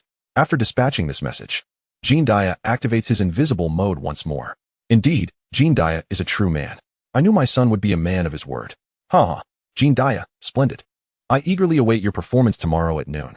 Such is the spectacle of the king of gamblers, Jean Dia. Remarkable, my son. Keep going. I shall always support you. After a brief glance, Jean Dia feels a twinge of discomfort in his teeth. After some time, he decides to log off. Out of sight, out of mind. In Wuching, the night sky looms dark and vast. The snowflakes continue to fall incessantly. Outside the city, atop a modest earthen slope, the silhouettes of the bloodthirsty mice are visible. The leader, Duo Ji, inquired, where are the members of the 4 great clans? That fellow Lin Feng is about to leave Wu City. Why haven't they arrived yet? Do they no longer desire the Thunder Dragon Egg? A bloodthirsty mouse of similar stature to Duo Ji approached him. The mouse, Duo Jio, chuckled, Ji, look. The vanguard has arrived. Following Duo Jio's pointed direction, Duo Ji observed a massive cloud of snow dust rising from the south, advancing swiftly towards the small slope. Without the need for further commands from their leader, the bloodthirsty mice began to emerge from their burrows, forming ranks. In a mere moment, over 100 bloodthirsty mice had assembled. Duo Ji and Duo Jio watched the reaction of their kin with satisfaction. At that moment, the substantial cloud of snow dust reached the little hill. A flurry of snowflakes accompanied the appearance of the 2-headed wolfhounds, which then halted abruptly, charging directly towards the gathering of bloodthirsty mice. Yet, the expressions of the bloodthirsty mice remained unchanged, their crimson eyes revealing no sign of disturbance. The synchronized howls of the wolves echoed across the small slope, with over 100 enormous 2-headed wolfhounds standing firmly before it. In front of all the wolfhounds, a colossal 2-headed wolfhound, comparable in size to an elephant, slowly approached the bloodthirsty mouse leader, Duo Ji. The wolfhound leader, Wang Kai, addressed Duo Ji, "Whoa, Duo Ji. Where is the Thunder Dragon Egg?" Duo Ji replied with a smile, Ji, there's no need to rush. The Thunder Dragon Egg remains in the hands of that rascal Lin Feng. Currently, he is still within Wu City. However, I estimate that by tomorrow, he shall depart Wu City en route to Huang City. Wang Kai inquired, does that mean Leader Duo Ji? Duo Ji continued, Ji, I have already notified the remaining 3 clans, and I believe they will arrive here shortly. During our encounter in the Nameless Forest, everyone witnessed the prowess of that Lin Feng. I trust that you, Leader Wang Kai, are well prepared for this occasion, as are the other clans.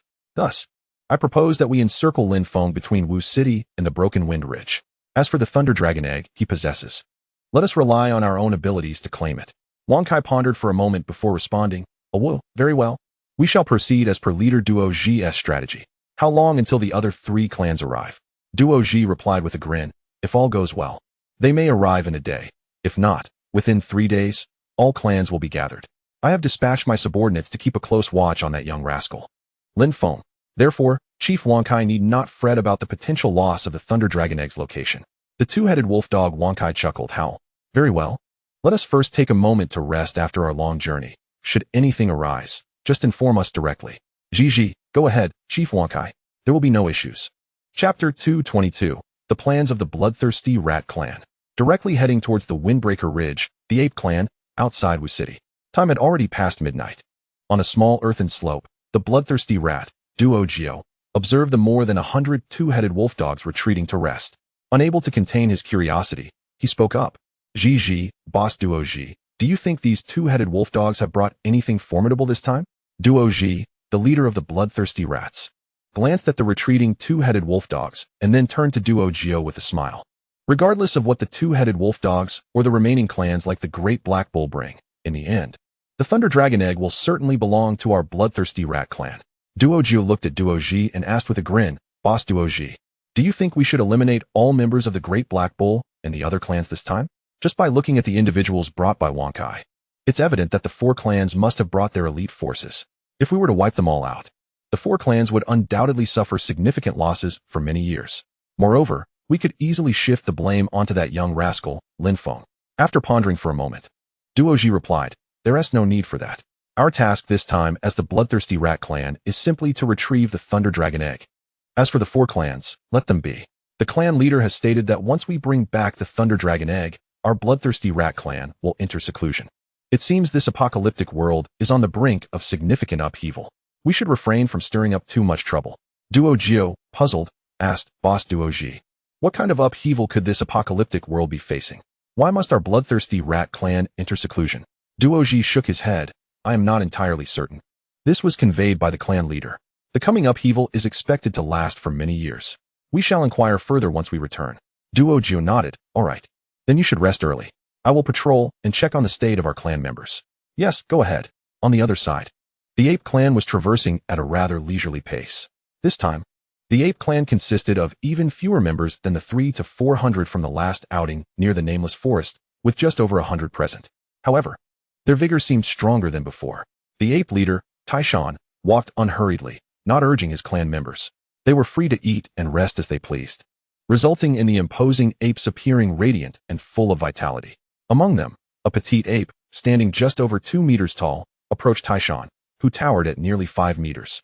The young ape, Little Kuer, chuckled and said, Uncle Tarzan, how are you finding it? Are you getting accustomed to this? The great ape Tarzan gazed at Little Kuer beside him, shook his head with a wry smile, and replied, I have long since grown accustomed to it. However, Little Kuer, do you truly believe we are merely here to observe? I can't shake the feeling that there is an urge within me for a grand battle. Back in the nameless forest, I refrained from engaging Lin Feng, and it leaves me with a sense of regret.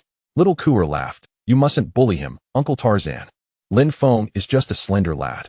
One strike from you would turn him into a mere pancake. Tarzan looked at Little Kuer's innocent face and playfully gave him a light thump on the head. Little Kuer protested, Why did you hit me, Uncle Tarzan?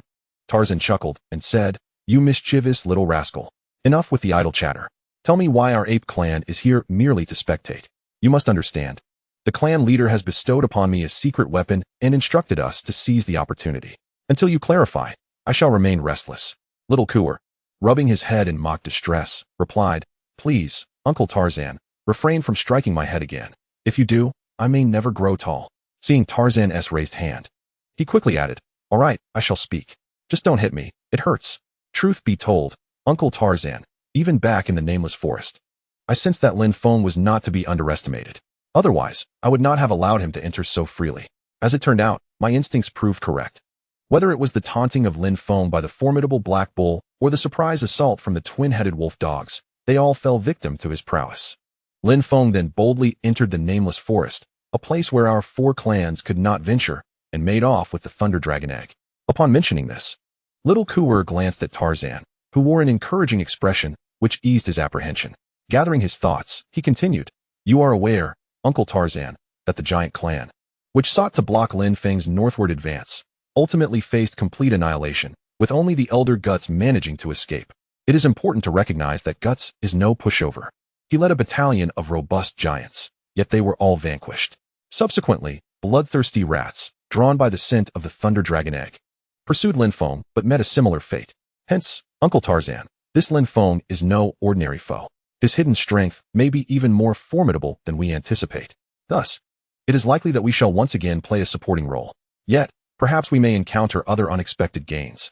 For the Thunder Dragon egg is an invaluable treasure for all tribes in this apocalyptic world. This time, the members of the 4 clans will surely learn from the lessons of the previous encounter in the Nameless Forest. Certainly, it will bring forth even stronger kin and more hidden cards. Therefore, Uncle Taishan, this time, we shall simply observe the changes. This time, the bloodthirsty rat leader Duoji mentioned that he would block Lin Feng at Duanfeng Ridge. We can head directly to Duanfeng Ridge without the need to rendezvous with the other 4 major clans in Wuqing. Upon reaching Duanfeng Ridge, our Yeren clan only needs to select a high point that allows us to advance or retreat with a clear line of sight to observe the situation. After Xiao Ku'er finished speaking, he turned to Taishan.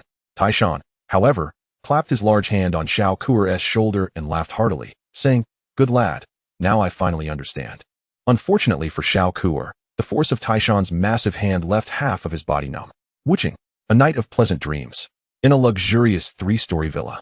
At 7 in the morning, the alarm clock set by Lin Feng rang punctually. Lin Feng opened his eyes and gazed at the still dark sky outside the window. Realizing that the phenomenon of extreme night in the apocalyptic world would not easily come to an end. After getting up and freshening up, Lin Feng opened the door to his room and was greeted by an enticing aroma wafting through the air.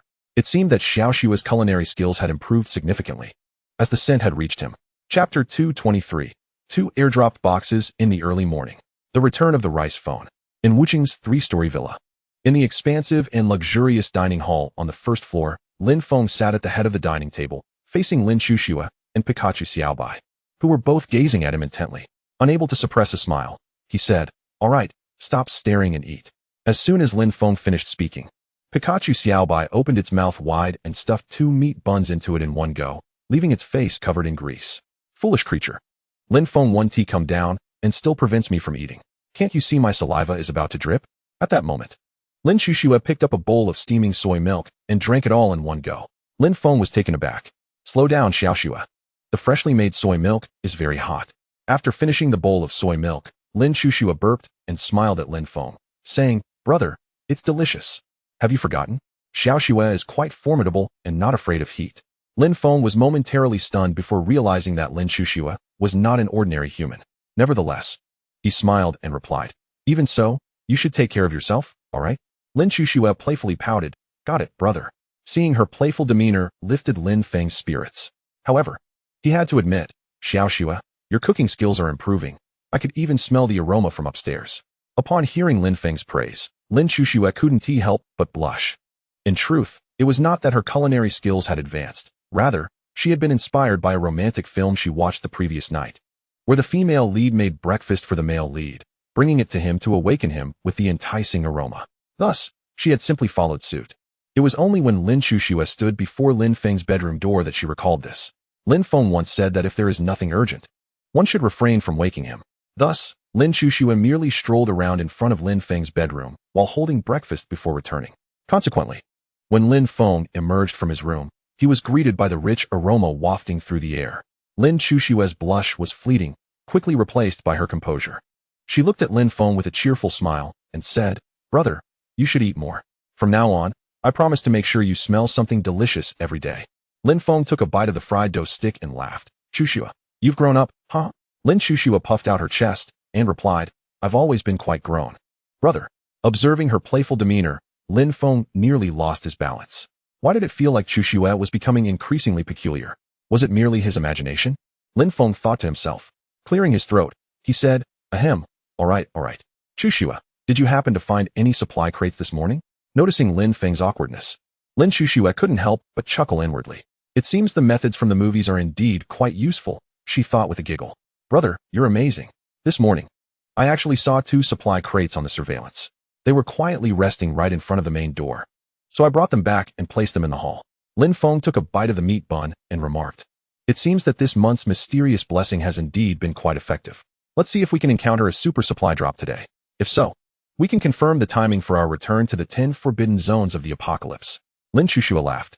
Are you planning to enter the 10 forbidden zones right after this month's mysterious blessing, brother? Unless something unexpected occurs, that should be the case, Lin Feng replied. The humble breakfast, featuring rib soup, came to an end amidst the light-hearted banter between Lin Feng and Lin Shushua. After finishing their meal, the two tidied up and made their way to the genuine leather sofa in the lobby on the first floor. On the marble table before them lay two supply crates, each approximately 1 square meter in size. This time, Lin Shushua did not sit across from Lin Feng, but rather beside him. She looked at Lin Feng and said with a smile, "Brother, hurry and open it to see what's inside." Lin Feng, unperturbed by her closeness, reached out and took both of Lin Shushua's hands, placing them atop the two supply crates. "Let us open them and find out," he said. A familiar white light flashed, and the two supply crates vanished, leaving behind 6 items on the marble table. Big Treasure SOD Honey 1, Power Bank 1, Rice Phone 61, Hongha Cigarettes 1, Sugar-Free Biscuits 1, Good Times Seaweed 1. Pointing at the biscuits, Lin Shushua exclaimed, "Brother, I know this. It's the same biscuits we had together last time. And this seaweed is edible too. I love it." Lin Feng reached out and gently ruffled Lin Shushua's hair, saying with a smile, "As long as you enjoy it. I'll make sure you get some during our journey." Lin Shushua clapped her hands and laughed. "Brother, you are truly wonderful. Let us set off quickly. We still have quite a distance to our next destination, Huangqing." In truth, Lin Shushua was merely craving something. Lin Feng understood her thoughts perfectly. With a smile, he replied, "Then let us be on our way." With a swift motion of his hand, the supplies before them were instantly transferred into his spatial ring. System, initiate upgrades. Ding. Congratulations. Host. 1 bottle of ordinary Da Bao SOD honey has been upgraded to 100 bottles of premium Da Bao SOD honey. Apply a little each day for even more hydrated skin. Ding. Congratulations, host. 1 ordinary power bank has been upgraded to 100 premium solar power banks, boasting greater energy storage with no risk of explosion. Ding. Congratulations, host. 1 Xiaomi Mi 6 has been upgraded to 100 premium Xiaomi Mi 6 devices, capable of charging directly under light. Ding. Congratulations, host. 1 pack of ordinary Hongha cigarettes has been upgraded to 100 packs of premium Hongha cigarettes, offering a purer taste with reduced harm to the body. Ding. Congratulations, host. 1 pack of ordinary sugar-free biscuits has been upgraded to 100 packs of premium sugar-free biscuits, enriched with nutrition and more filling. Ding. Congratulations, host. 1 pack of ordinary manhwa seaweed snacks has been upgraded to 100 packs of premium manhwa seaweed snacks, featuring enhanced taste and richer nutrition. As the sounds of successful upgrades echoed in his mind, Lin Feng's face radiated with the joy of a bountiful harvest. However, he was somewhat perplexed about the appearance of the Xiaomi phone in this setting. In this apocalyptic world, there had been no signs of deterioration, and if his memory served him correctly, large complete items were not supposed to appear post-update. Instead, they should emerge in the form of manufacturing blueprints. Was the term large items merely referring to their size? As Lin Feng walked, these doubts swirled in his mind, though they remained unspoken. Soon, they arrived outside the villa. After driving out Little Black, Lin Feng stowed away the villa and, accompanied by Lin Shushua and Pikachu Xiaobai, set off towards Huangqing. Chapter 224, Lin Feng's current location. He was situated 26 provinces away from Zhongzhou, traversing the desolate wilderness. A black SUV glided steadily along the dilapidated road, the surrounding landscape shrouded in darkness. The powerful beams emitted from Little Black resembled a lighthouse illuminating the obscurity, albeit a mobile one. Inside the vehicle, Lin Shushua held Pikachu Xiaobai in one arm while munching on the recently upgraded sugar-free biscuits with delight. Pointing to the map spread out by Lin Feng, she exclaimed, "Brother, are we currently in Jingshu province? Why is it so small?" "Brother, you traveled from Lingnan province and are now in Jingshu province. Our destination, the safest zone, lies at the heart of Zhongzhou." "Wow, brother, we still have to traverse over 20 provinces and cross the Arctic Sea before we can reach the Central Plains," Lin Feng remarked with a smile at Lin Shushua. "Little Snow, you're becoming increasingly impressive. You can even read maps now." Lin Shushua finished the biscuit in her hand and wiped her fingers on her Pikachu Xiaobai. "Brother, Little Snow has always been this capable. However, we still have a long way to go. We must cross the Arctic Sea to reach the very heart of the safe zone in the Central Plains." "But why does the Arctic Sea appear larger than the 20-plus provinces we need to traverse?" Lin Feng observed Lin Shushua wiping her hands on Xiaobai and couldn't help but twitch his lips. "This is Pikachu. You're using it as a napkin? Xiaobai, you still look so cheerful? Forget it. It might be time to get a new one. Xiaobai cannot stay." Lin Feng sighed internally, though he maintained a composed smile on his face. "Currently, We are in Jingshu province, and we need to pass through approximately 26 provinces to reach the Arctic Sea. However, the area of the Arctic Sea is roughly equivalent to the size of these 26 provinces. There's no urgency regarding the Arctic Sea at the moment. Our primary task is to first traverse these 26 provinces.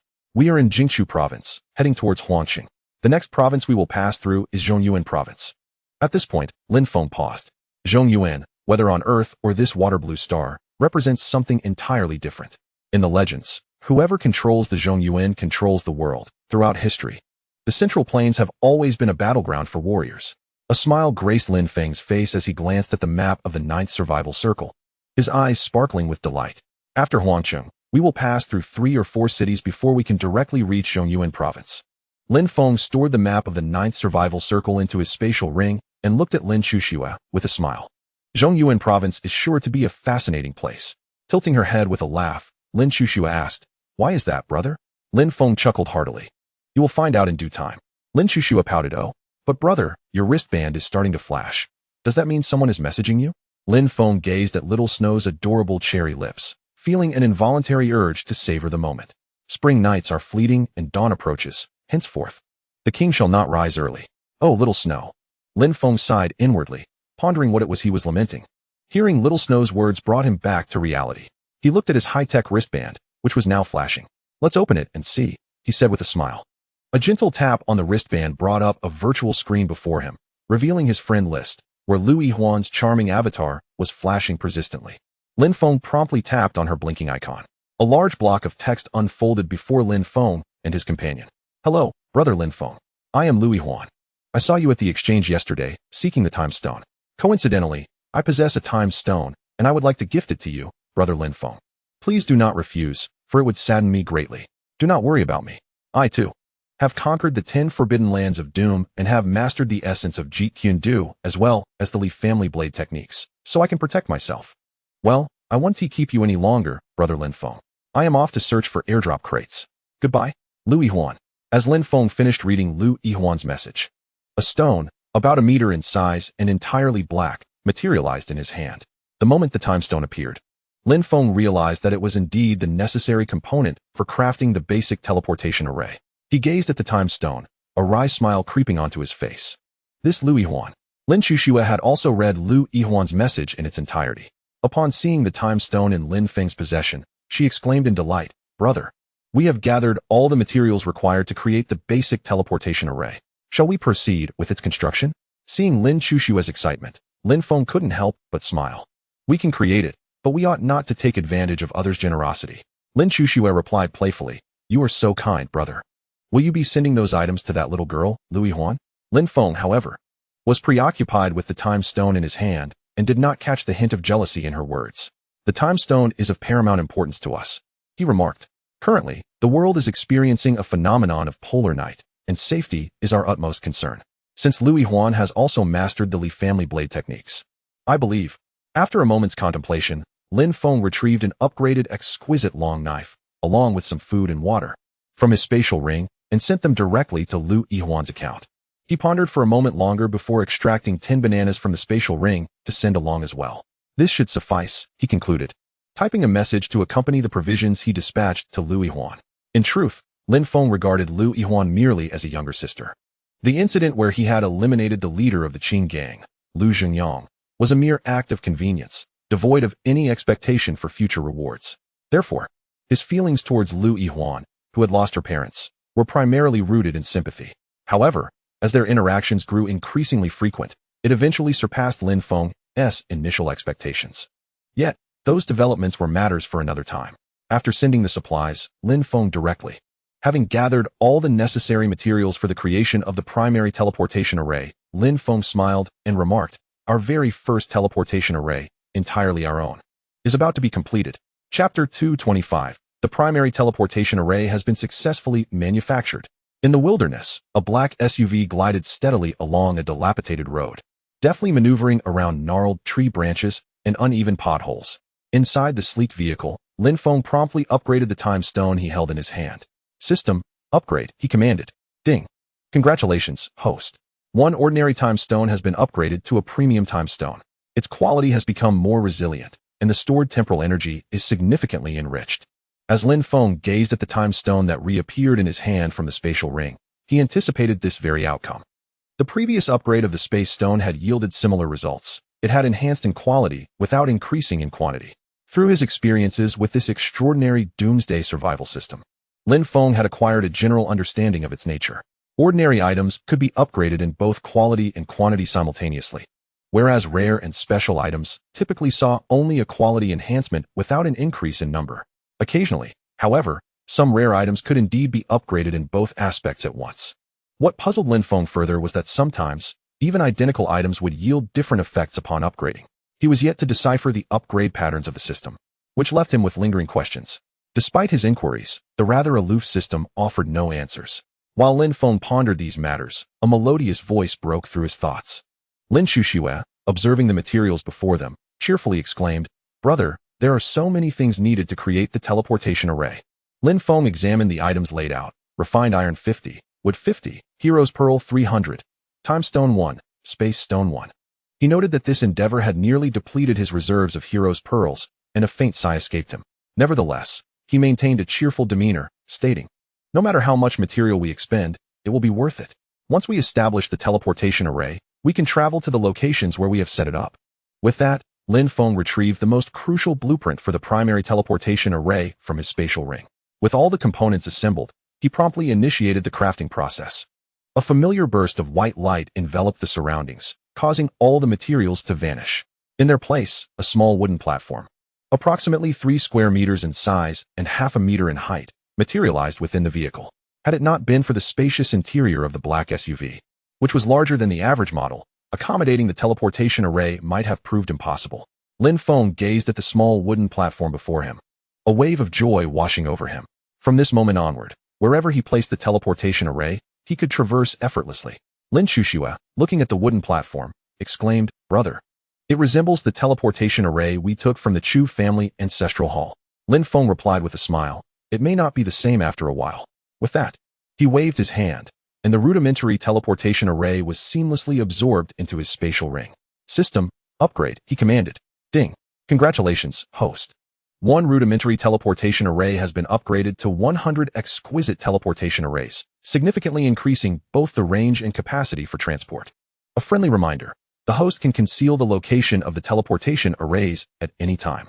Once hidden, their functionality remains unaffected, yet others will be unable to perceive their presence. Listening to the system's successful upgrade notification, Lin Feng couldn't help but smile.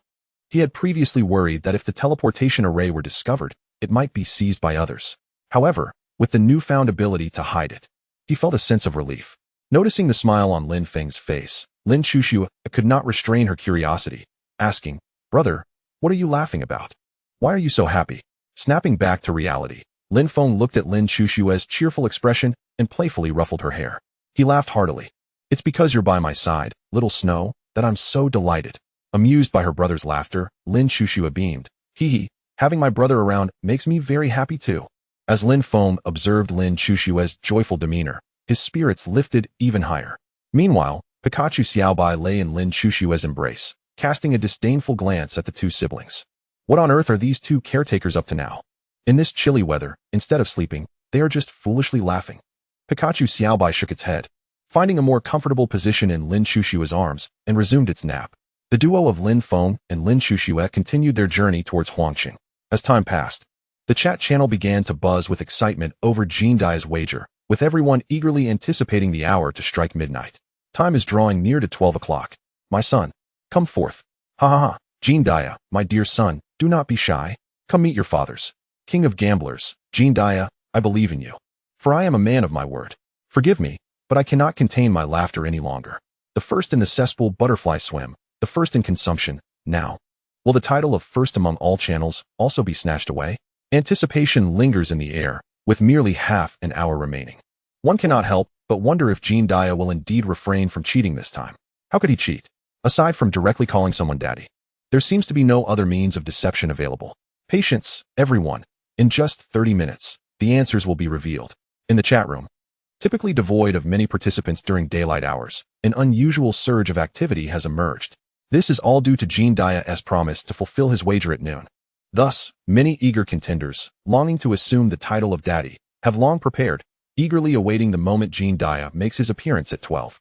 In the midst of the wild, a luxurious villa stands harmoniously integrated with its surrounding wilderness.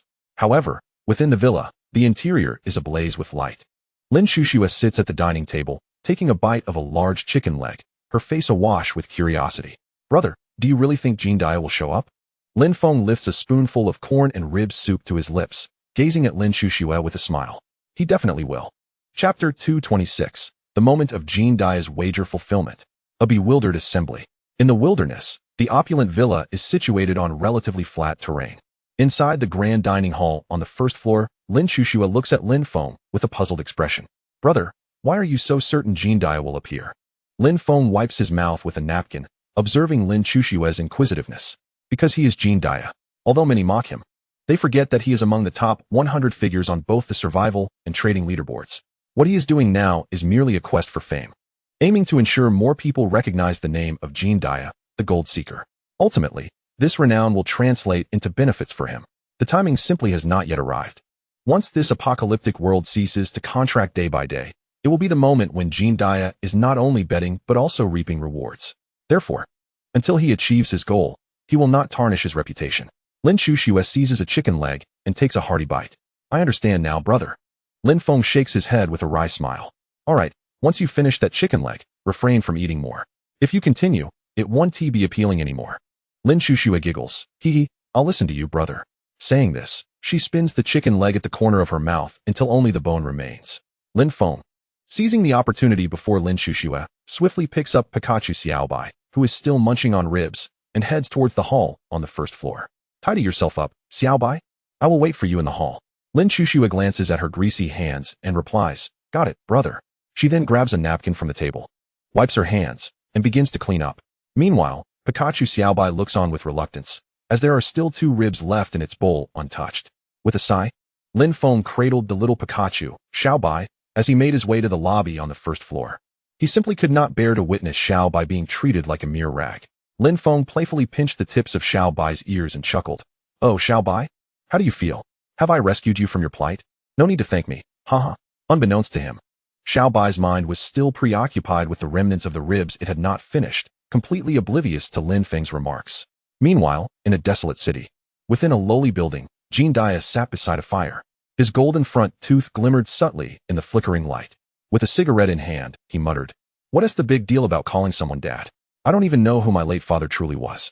Oh well, it is what it is. With that, Jean Dia disdainfully tossed the cigarette to the ground and crushed it underfoot before picking up a camera and stepping outside. Upon exiting, he was greeted by a landscape blanketed in white snow. Jean Dia found a secluded corner, set up his camera, and adjusted it before beginning. Staring at the lens, he hesitated for a moment, but finally steeled himself. Despite his body trembling, he quickly delivered his message in one breath. Afterward, he returned to the small room, camera in hand. At that moment, the chat channel was already bustling with excitement. As time passed, more and more individuals appeared in the chat. Come on out, Jean Dia. Don't keep us waiting. There are only a few minutes left. My dear son, Jean Dia, your father has been waiting for you for quite some time. Apologies, everyone. My son Jean Dia might be a bit shy. Haha, just 1 minute left. Anticipating the arrival of my dear son. As the clock inched closer to noon, eager onlookers began the countdown. 10 seconds remaining. 10, 9, 8, 3, 2, 1 time's up. As the clock struck 12, Jean Dia's figure materialized in the chat channel. Greetings, everyone. I am Jean Dia, the king of gamblers, a descendant of the Mo Jean lineage, one of the 4 great factions of tomb raiding. Should you need assistance in dragon seeking, fortune telling, or geomancy, feel free to consult me. I, Jean Dia, have always been a man of my word and never default on my debts. I know you have all been waiting patiently. Let us begin. I shall refrain from further ado. With that, Jean Dia promptly uploaded the recently recorded video to the chat channel. Everyone in the chat room was quick to open the video. On the screen, the location was indiscernible, revealing only a somber gray wall surrounded by a vast expanse of white snow. As curiosity arose about Jean Dia's whereabouts, he appeared on camera, hands clasped together, a mischievous grin adorning his face. His gold tooth shone prominently in the video. Hello everyone, I am the king of gamblers. Jean Dia. I always believe in playing fair. I am not one to shy away from defeat.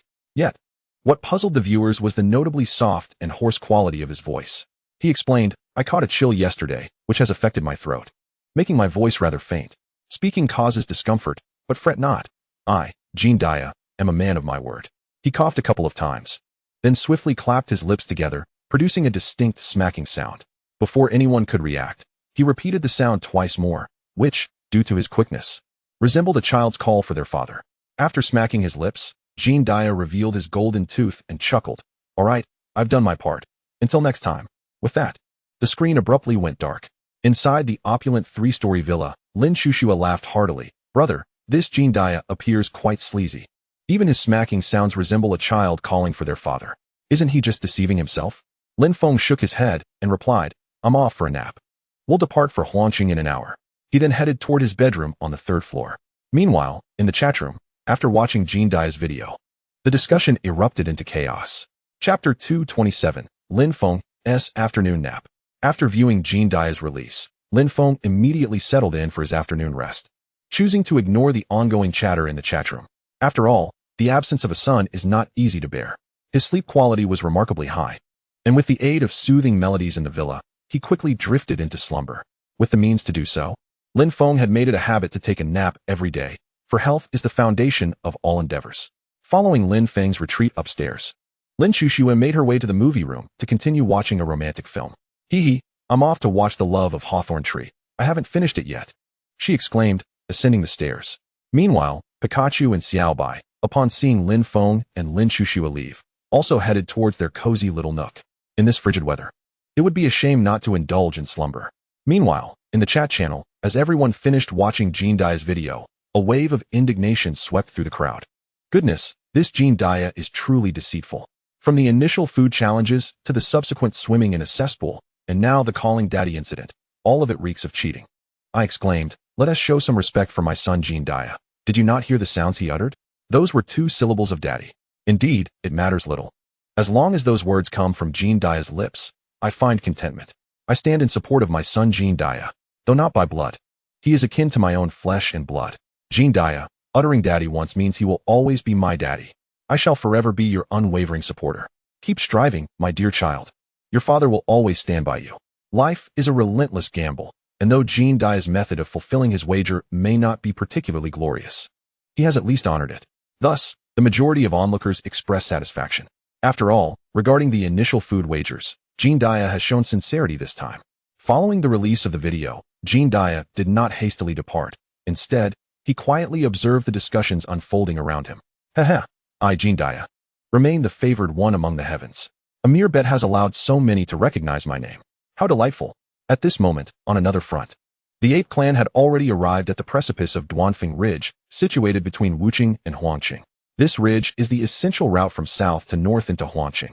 The ape clan had secured a position that was both defensible and strategic, offering a panoramic view of the entire landscape of Duanfeng Ridge. Little Kewer, gazing at the ridge before him, could not help but inhale sharply. Uncle Taishan, we must remember this terrain. Under no circumstances should we venture into such places. The mighty Taishan extended his hand to pat little Kewer on the head, refraining from any reprimand this time. With a smile, Taishan remarked, such places, once entered, are often a matter of life and death. I would never tread here. Little Kewer looked up at the affable Taishan, nodding in agreement. Despite Taishan's formidable strength, the uncertainty of life and death in this area lingered in little Kewer's mind. Though referred to as a ridge, upon entering Duanfeng Ridge, little Kewer realized it was far from ordinary. The entire expanse resembled a vast valley, narrow at both ends yet wide in the middle. However, the flanking ridges were extraordinarily steep and towering, almost vertical, with no feasible means of ascent. Moreover, it suffices to block the narrow openings on both sides. Essentially, it would be akin to capturing a turtle in a jar. In due course, whether through rolling logs, piling stones, or employing fire attacks, or even simply starving them into submission, the outcome would be dire. At this moment, Tarzan extended his hand to stroke his beard thoughtfully, gazing at the entrance of Broken Wind Ridge. Little Kewer, do you think Lin Feng can withstand the onslaught of the 4 great clans if he enters here? Little Kewer surveyed the terrain before him, contemplating the fearsome aura he had sensed from Lin Feng in the nameless forest. He shook his head with a wry smile, saying, I am uncertain, Uncle Tarzan, but I have the impression that Lin Feng did not exert his full strength last time. Therefore, I cannot predict the final outcome. At this juncture, little Kewer paused, noticing Tarzan's lack of excitement. He continued, Uncle Tarzan, What we need to do is observe the developments quietly. Regardless of whether the four great clans emerge victorious or Lin Feng prevails, it matters little to us. Our tribe of apes stands to gain the most. Should the four great clans triumph, it is certain that the Thunder Dragon Egg will be claimed by one of them. We can afford to wait and only need to act in the end. Even if we refrain from intervening now, we will at least know which clan possesses the Thunder Dragon Egg, and we can reclaim it later. If Lin Feng wins. Little Kuer paused, hesitating to continue. Tarzan could not help but interject. You little rascal, are you asking for a beating again? Hurry up and finish your thought, or else.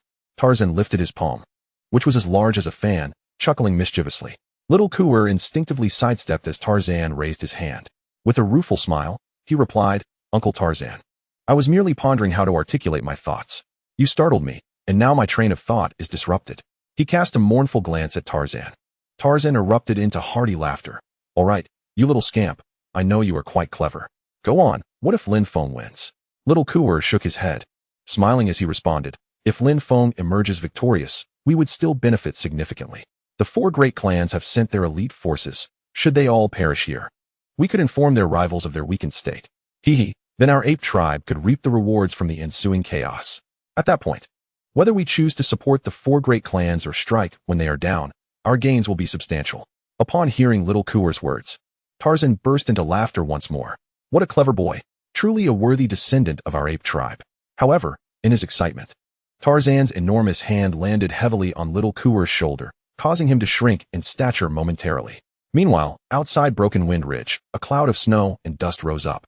Another clan had arrived. Chapter 228. The arrival of the giant clan at Broken Wind Ridge. Lin Feng's strange dream in the wilderness. The entire sky remained shrouded in darkness. Snowflakes, cloaked by the veil of night, continued to descend. A luxurious three-story villa stood amidst the flat expanse of the wild. Lin Chuxue reclined in a massage chair, engrossed in the film projected before her. Occasionally, she would reach into the bag of chips beside her, retrieving a few slender pieces to savor. Ah, this foolish one. The companion at your side is the very heroine you have been seeking. How can you not see this? Truly daft. Lin Chushue's fair cheeks were flushed with excitement. Meanwhile, on the other side, Lin Feng lay soundly asleep in bed, relishing the comfort of a midday nap. Perhaps he was indulging in a delightful dream. As a broad smile graced his lips, and he occasionally murmured, Come here, dear one, though no one was present to witness this tender moment.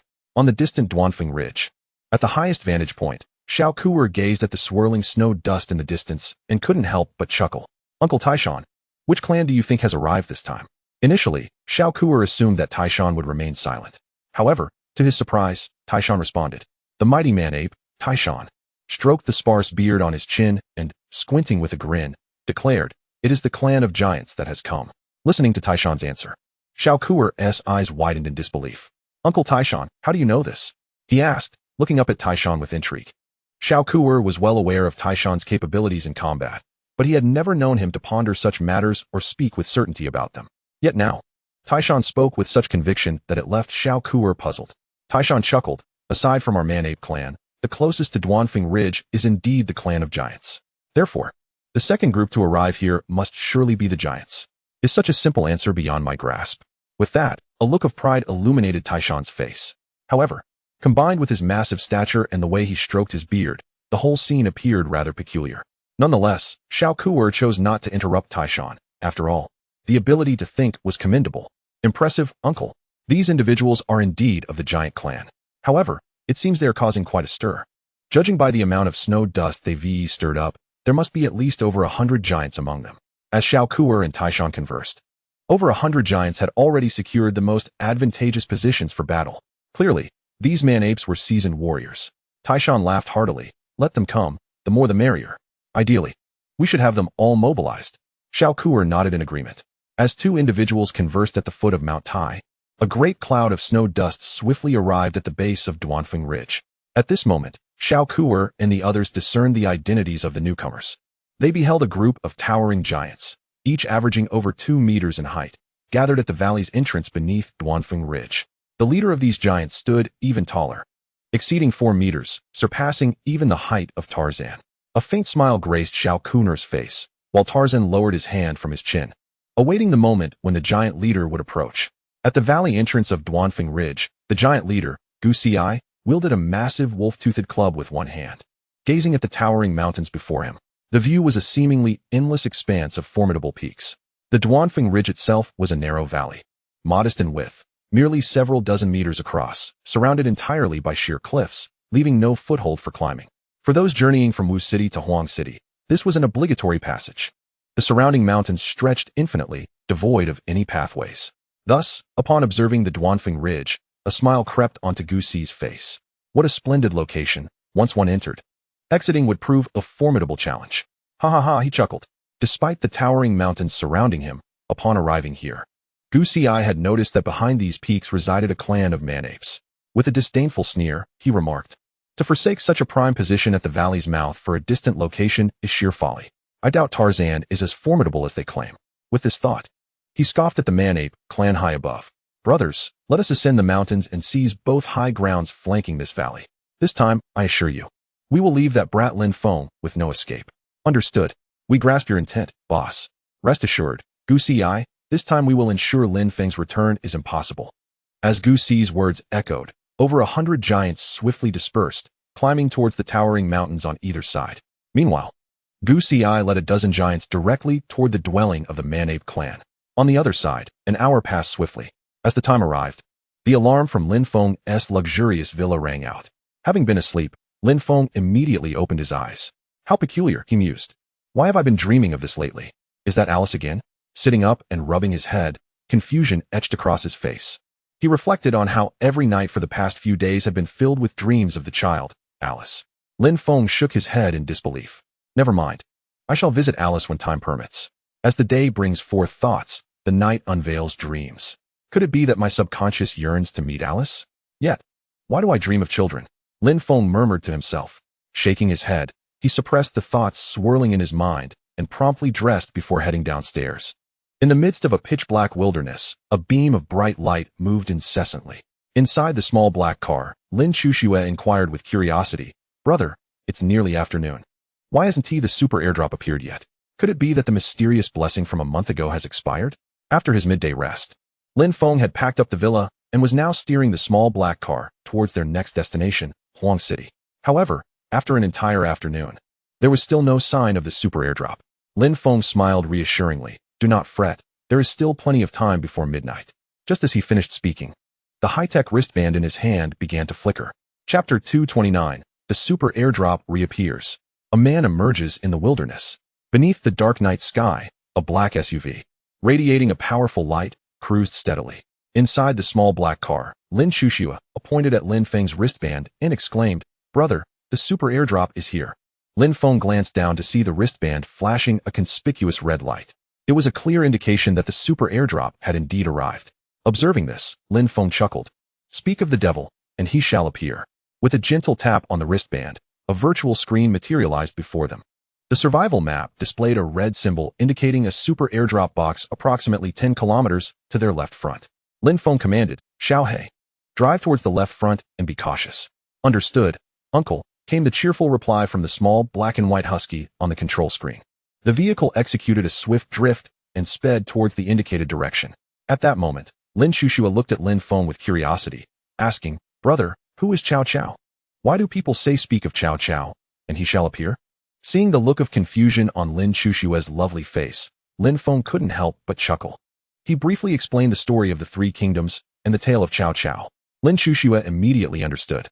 As they still had some distance to cover before reaching the super airdrop, Lin Feng, intrigued, turned to Lin Chushua and asked, "So, Little Snow, which character from the three kingdoms do you admire the most?" In truth, Lin Feng had always been an avid fan of the three kingdoms. Back in his school days, he had bought countless packets of instant noodles just to collect all the three kingdoms cards. However, in the end, Lin Feng was unable to fulfill his desires. Many rare cards, such as those of Chow Chow and Zhuge Liang, remained elusive until his middle school graduation. He had consumed countless packets of crispy noodles, yet still failed to collect them all. This became a lingering regret for Lin Feng during that period.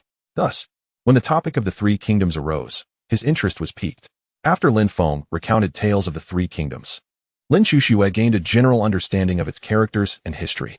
Upon hearing Lin Feng's question, she contemplated for a moment before cheerfully responding, "Brother, my favorite is definitely Chow Chow." Lin Feng was somewhat taken aback by Lin Chushua's answer. After all, among the myriad of characters in the Three Kingdoms. Most people's favorites tended to be Zhuge Liang or Zhao Yun. It was rare for anyone to favor Cao Cao. With a smile, Lin Feng inquired, "Oh, then tell me. Little Snow, why do you like Cao Cao the most?" Lin Feng was both surprised and curious about Lin Chushua's reasoning. Had she gained insight and learned to think after her venture into the 10 Forbidden Lands? Nevertheless, he maintained a composed demeanor, determined to hear her response first. With a playful grin, Lin Chushua elaborated, "First, because Cao Cao was the first character from the Three Kingdoms I learned about from you, brother. Thus, I naturally have a fondness for him. Second, as you just mentioned, Cao Cao never became emperor and remained a minister of the Han for his entire life. Third, he was a true man, quelling rebellions in the north for many years, which brought stability to the Central Plains for a long time." At this point, Lin Chushua glanced at Lin Feng, a flush blooming on her cheeks. However, she hesitated to voice her fourth reason. In her mind, she silently mused, "Fourth, Cao Cao married many wives." Listening to Lin Chushua's analysis, Lin Feng's eyes sparkled with amusement. It seemed that she had indeed undergone significant changes, capable of simple reasoning. He thought to himself that he was not overly concerned about her unfinished fourth reason. The next time they ventured into the 10 Forbidden Lands, he had already made a decision. After all, both Pikachu and Lin Chushua had transformed only after entering the Forbidden Zone. Thus, Lin Feng planned to bring back some of the dense mist from the next expedition to study it carefully and uncover its secrets. While Lin Feng was lost in thought, Lin Chushua's melodious voice broke the silence. "Brother, there are people at the location where the super airdrop is about to fall. With only 3 kilometers remaining until the airdrop, Lin Chushua could sense any happenings within that range." It was then that Lin Feng snapped back to attention. "How many people, Little Snow?" he asked with a smile. Lin Chushua looked at Lin Feng with a cheerful smile and said, "Brother, there is only one person, and he's a man just like you." Lin Feng believed her words completely. After all, how could a made robot make a mistake? Although there was a hint of abnormality now, it did not in the slightest affect her loyalty. Lin Feng chuckled. In this desolate wilderness, how could a person suddenly appear here? Although in this apocalyptic world, everyone's locations are randomly generated, they are generally found in abandoned cities. He felt a spark of curiosity about the individual appearing in the wild. After all, it had been quite some time since he had arrived in this apocalyptic realm, and staying in the wilderness indicated that the person was either truly unable to move or possessed some remarkable skills. Thus, he felt a small flicker of interest. At that moment, Lin Chushua's melodious voice chimed in again. "Brother, it seems that this person is in a bit of trouble." Lin Feng smiled and asked, "What happened?" Lin Chushua closed her eyes, sensing something. After a brief moment, she opened her eyes wide and cheerfully exclaimed, "Brother, a gigantic monster bird is teasing this man." Lin Feng's interest piqued. "Teased? Quickly, tell me more about it," he asked with a grin. Seeing Lin Feng's delighted expression, Lin Chushua chuckled and said, "Brother, it's not the kind of teasing you might be thinking. The enormous monster bird could have easily devoured the man, but instead was persistently chasing him, seemingly urging him toward a certain destination." Upon hearing Lin Chushua's explanation, Lin Feng's expression darkened. What did she mean by not the kind of teasing I was thinking? He hadn't thought of anything untoward, yet his slightly awkward demeanor revealed his true thoughts. Chapter 230, The Black Iron Eagle in the Sky. How did Sun Yu from the Great Wave Travel Group end up here? In the wilderness, beneath the pitch-black night sky. The ground was covered in a blanket of white snow, rendering the entire landscape a vast expanse of white. However, under the dark night, it was not easily discernible. Inside the small black vehicle, Lin Chushua remarked, "Brother, I've figured out what that monster bird intends to do." Hearing her clear voice, Lin Feng coughed lightly and said, "Oh, then tell me, what does the monster bird want?" Lin Chushua looked at Lin Feng and smiled. "Brother, this must be a female monster bird. Its chest is quite large, indicating it must have given birth recently. Therefore, this bird is planning to chase this man to feed its young." After saying this, she looked at Lin Feng with a proud expression. Lin Feng shook his head and commanded the drone to fly forward. Only by witnessing the actual situation could he discern the truth. "We'll soon arrive. Let's go see what the situation is," Lin Feng said with a smile. While Lin Feng and the others were engaged in conversation, the central control screen of the drone displayed the location of an imminent super airdrop. The drone, being of exceptional quality, had undergone a thorough system upgrade, greatly enhancing its flight speed while maintaining a remarkably low noise level. Its night vision capabilities were also extraordinarily powerful, allowing it to soar undetected by the monstrous bird. Upon witnessing the colossal creature that Lin Chushua had described, Lin Feng finally grasped the true magnitude of her words. The drone's feed revealed a pitch-black bird, save for a hint of white near its hooked beak, devoid of any other color. Once it spread its wings, its size was comparable to that of a Dongfeng truck, exceeding 3 meters in length and 5 meters in wingspan. It resembled a gigantic, upgraded eagle, with feathers on its wings resembling sturdy steel rods. Even in the darkness, one could sense the immense power contained within those formidable wings. The head of the black iron eagle was entirely black, with its curved beak glimmering ominously, giving it an intimidating presence. Its body, as Lin Chuxue had accurately described, was notably plump around the chest, resembling a mother black iron eagle that had recently given birth. Lin Feng remained unfazed by the sight of this massive creature, well aware that in this apocalyptic world, all animals possessed an extraordinary size. At that moment, Lin Feng also discerned who was being pursued by the black iron eagle. It was none other than Sun Yu. Lin Feng expressed his bewilderment, prompting Lin Chuxue to cheerfully inquire, "Brother, do you know this person?" Lin Feng nodded, acknowledging, "I suppose I do. He is a tour guide. I saved him once before. But how did he end up here?" Lin Feng recalled vividly that Sun Yu was a guide for the Dailang travel group. When Lin Feng arrived, the group was besieged by a pack of spotted wolves at an abandoned factory. By the time Lin Feng piloted the drone, accompanied by Alice, only a little over 100 members of the travel group remained. Lin Feng swiftly dealt with the wolves, rescuing the entire Dailang travel group.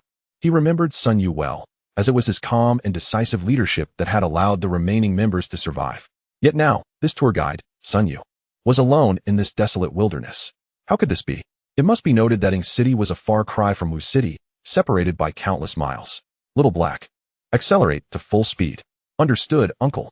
Originally cruising at a steady pace, the small black vehicle surged forward significantly after Lin Feng's words resonated in the air, swiftly heading towards the teased Sun Yu. Observing Lin Feng's demeanor, Lin Chuxue chuckled and remarked, "Brother, do you intend to rescue this man?" Lin Feng turned to Lin Chuxue with a smile and inquired, "Why do you say that?" Lin Chuxue, playfully brushing aside a lock of hair from her forehead, replied, "It is evident from your gaze." Witnessing the simplicity of Lin Chuxue's gesture, Lin Feng couldn't help but feel a sense of awe, considering the boy's fortune. "If he is still alive by the time we reach him, we shall save him," Lin Feng remarked with a light chuckle. He had always held a deep reverence for life, except for those who sought their own demise. He would not turn a blind eye to situations within his capability to assist. Meanwhile, at the location where a super airdrop was about to descend, Sun Yu, who stood over 6 feet tall and had once served in the military, found himself in a dire predicament. "Damn it," he exclaimed, glancing back at the descending black iron eagle, unable to suppress his fury. Nevertheless, his body instinctively propelled him forward. If he hesitated, the black iron eagle would surely leave a gash upon him. Sun Yu had learned this lesson well. Though his physique remained robust, the ground was laden with deep snow, making it treacherous to traverse. Furthermore, the sky was enveloped in darkness, and a momentary lapse in attention caused him to stumble and fall. Resigned to his fate, Sun Yu lay on the ground, his attire riddled with tears, revealing fresh wounds that had yet to scab over. As he turned to face the plunging black iron eagle, he clenched his ordinary long knife tightly in his hand and shouted defiantly, "Come on, I'm not afraid of you, beast." Rising from the ground, he gripped the knife firmly, focusing on the eagle's descent. Despite the obscurity of night, the glimmering white curve of the eagle's beak was unmistakable. The fierce gusts of wind from its wings allowed Sun Yu to ascertain its position above him. However, as the enormous bird rapidly swooped towards him, the force of its flapping wings was overwhelming, causing the 6-foot-tall man to lose his footing once more. With a resounding thud, he fell to the ground again. This time, Sun Yu chuckled, surrendering to despair as he closed his eyes. The black iron eagle continued its relentless dive, and he could feel the powerful currents of air brushing against his face. Sun Yu despairingly closed his eyes. Yet at that moment, a beam of intense light struck directly upon him. Chapter 231. Rescuing Sun Yu from the beak of the black iron eagle. Lin Feng's thoughts at this time were set against the backdrop of the wilderness. A super airdrop was imminent at the designated drop zone. Sun Yu of the Great Wave Travel Group lay on the ground, having succumbed to despair. Above, the black iron eagle soared, its massive wings generating a gale that blasted into Sun Yu's face. "Come on, you beast." Sun Yu's face contorted with a fierce expression as he gripped his long knife tightly. It was not that he did not wish to open his eyes. Rather, the force of the wind from the black iron eagle was overwhelmingly strong, rendering him unable to do so. Deep down, Sun Yu realized that he could not escape this fate, and a sense of hopelessness washed over him. Just then, a powerful voice resonated through the wilderness. "Beast, release that fellow." The booming sound echoed across the desolate expanse. The black iron eagle, initially intent on snatching the helpless human below, was taken aback by the sudden, thunderous command that reverberated through the sky. Its body shuddered at the sound, and it swiftly ascended, retreating into the heights of the sky. With a few powerful flaps of its enormous wings, the black iron eagle soared back into the heavens. Meanwhile, Sun Yu felt a violent gust of wind rush past him. The once dry corners of his mouth now split open by the force, a thin trickle of blood appearing at his lips. Without a moment's hesitation, Sun Yu opened his eyes, recognizing that familiar voice and feeling the intensity of the light. However, the blinding beam obscured his vision, making it impossible for him to discern what was unfolding. On the other side, Lin Feng and Lin Chuxue stood atop the front of Xiao Hei's vehicle. Lin Chuxue exclaimed, "Brother, that eagle is even larger than it appeared from the drone." Glancing up at the black iron eagle and then at Sun Yu, who stood bathed in the brilliant light, Lin Feng called out, "All right, Sun Yu, step out of the light. Do you wish to transform into a giant?" Earlier, upon receiving Lin Feng's command, Xiao Hei had promptly accelerated to its maximum speed, arriving just in time to prevent Sun Yu from being eviscerated. Upon witnessing the black iron eagle's dive, Lin Feng had immediately flung open the car door and shouted, resulting in the previous scene. At this moment, upon hearing the voice, Sun Yu finally reacted. "Lin Feng, am I saved?" Upon hearing Lin Feng's voice, Sun Yu immediately pondered the source of the sound. Without a moment's hesitation, he proceeded towards the radiant beam of light. Following its origin, he swiftly arrived at the front of Xiao Hei's vehicle and caught sight of Lin Feng and Lin Chuxue. However, the moment Sun Yu beheld Lin Chuxue, he was momentarily entranced by her beauty. How could such a flawless woman exist in this world? Yet, he quickly regained his composure. Halting a few meters away from Lin Feng and Lin Chuxue, with cupped fists, Sun Yu expressed his gratitude, saying, "I am immensely grateful for your life-saving assistance." Before he could continue, Lin Feng interjected, "Save your thanks for later. First, tend to your wounds." With that, Lin Feng tossed a first aid kit to Sun Yu. Understanding the urgency, Sun Yu promptly grasped the kit, clasped his fists in gratitude once more, and took refuge behind Lin Feng and Lin Chuxue, sheltered from the wind. Meanwhile, the black iron eagle soaring in the sky had spotted the newly arrived duo, realizing they were the source of the recent commotion. It glided gracefully, its massive wings flapping with force, while its piercing eyes scrutinized Lin Feng and Lin Chuxue below, emitting harsh cries from its formidable beak. Turning to Lin Chuxue, Lin Feng inquired about the meaning behind the eagle's cries. After listening attentively, Lin Chuxue smiled and replied, "Brother, this giant eagle is saying, 'Humans, you have thwarted my plans.'" Lin Feng chuckled wryly, suggesting, "Perhaps we should appease this creature with some food to hasten its departure. Otherwise, we may face dire consequences." With that, Lin Feng retrieved some beef and pure milk from his spatial ring and placed them on an open patch of ground approximately 100 meters away. The reason Lin Feng refrained from directly shooting down the black iron eagle was tied to the recurring dreams he had experienced over the past few days, dreams of Alice and of himself as a father, reveling in familial bliss. Thus, when he found himself in this situation, he opted for a more peaceful resolution rather than employing his exquisite crossbow to eliminate the magnificent creature. Before long, the beef and milk he had set down were snatched away by the descending black iron eagle, perhaps sensing no malice from Lin Feng and his companion. The eagle refrained from attacking and instead soared back into the sky, disappearing from view with its prize. However, as it ascended, the mother eagle cast a lingering glance back at Lin Feng, her large, dark eyes reflecting a myriad of complex emotions. Yet, Lin Feng paid little heed to the eagle's gaze. He was merely focused on the actions he felt compelled to take in that moment. Regardless of whether he is a man of iron and blood or, at this moment, gentle and compassionate, he is Lin Feng. He has never cared for the opinions of others. His guiding principle is that he, Lin Feng, need not explain his actions to anyone. At this moment, the melodious voice of Lin Chuxue echoed, "Brother, that strange bird has flown away. What are you thinking about?" Upon hearing Lin Chuxue's voice, Lin Feng snapped back to reality. "It's nothing. Let us go check on that fellow Sun Yu." With that, he strode directly towards Sun Yu, who was over 20 meters behind them. Lin Chuxue quickened her pace, linking her arm with Lin Feng's as they walked together. A mere glance at Lin Chuxue was enough for Lin Feng to disregard her gestures. At that moment, Sun Yu was seated in the snow, atop a stone he had just cleared. Upon seeing Lin Feng and Lin Chuxue approaching, he immediately stood up. Without waiting for Lin Feng to speak, Sun Yu began to rummage through his belongings, eventually producing an item, which he handed to Lin Feng. "Lin Feng, I am truly grateful for your life-saving assistance. I have no way to repay you, so please accept this as a token of my appreciation. I hope it proves useful to you. Please do not refuse." When Lin Feng beheld the item that the guide Sun Yu presented, his pupils constricted. It was indeed this item. Chapter 232. The second appearance of the Green Hero's Pearl. Lin Feng's speculation regarding the guide Sun Yu. In the wilderness, at the site where a super airdrop was about to descend, Lin Feng gazed at the item Sun Yu offered, a glint of brilliance flashing in his eyes.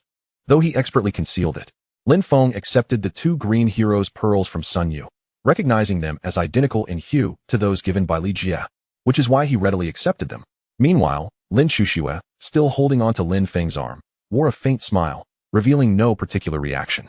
However, internally, she was already exclaiming in astonishment. Yet, in front of others, Lin Shuxue would not betray any sign of her emotions. After receiving the two Green Hero's pearls from Sun Yu, Lin Feng remarked, "I wouldn't want to take advantage of you. I can see your clothes are tattered and your complexion is rather pale, indicating you haven't eaten in quite some time. I won't let you suffer from this." With that, he retrieved a high-quality down jacket, along with some food and water, from his spatial ring, offering them to Sun Yu. Lin Feng smiled at him and said, "Take these."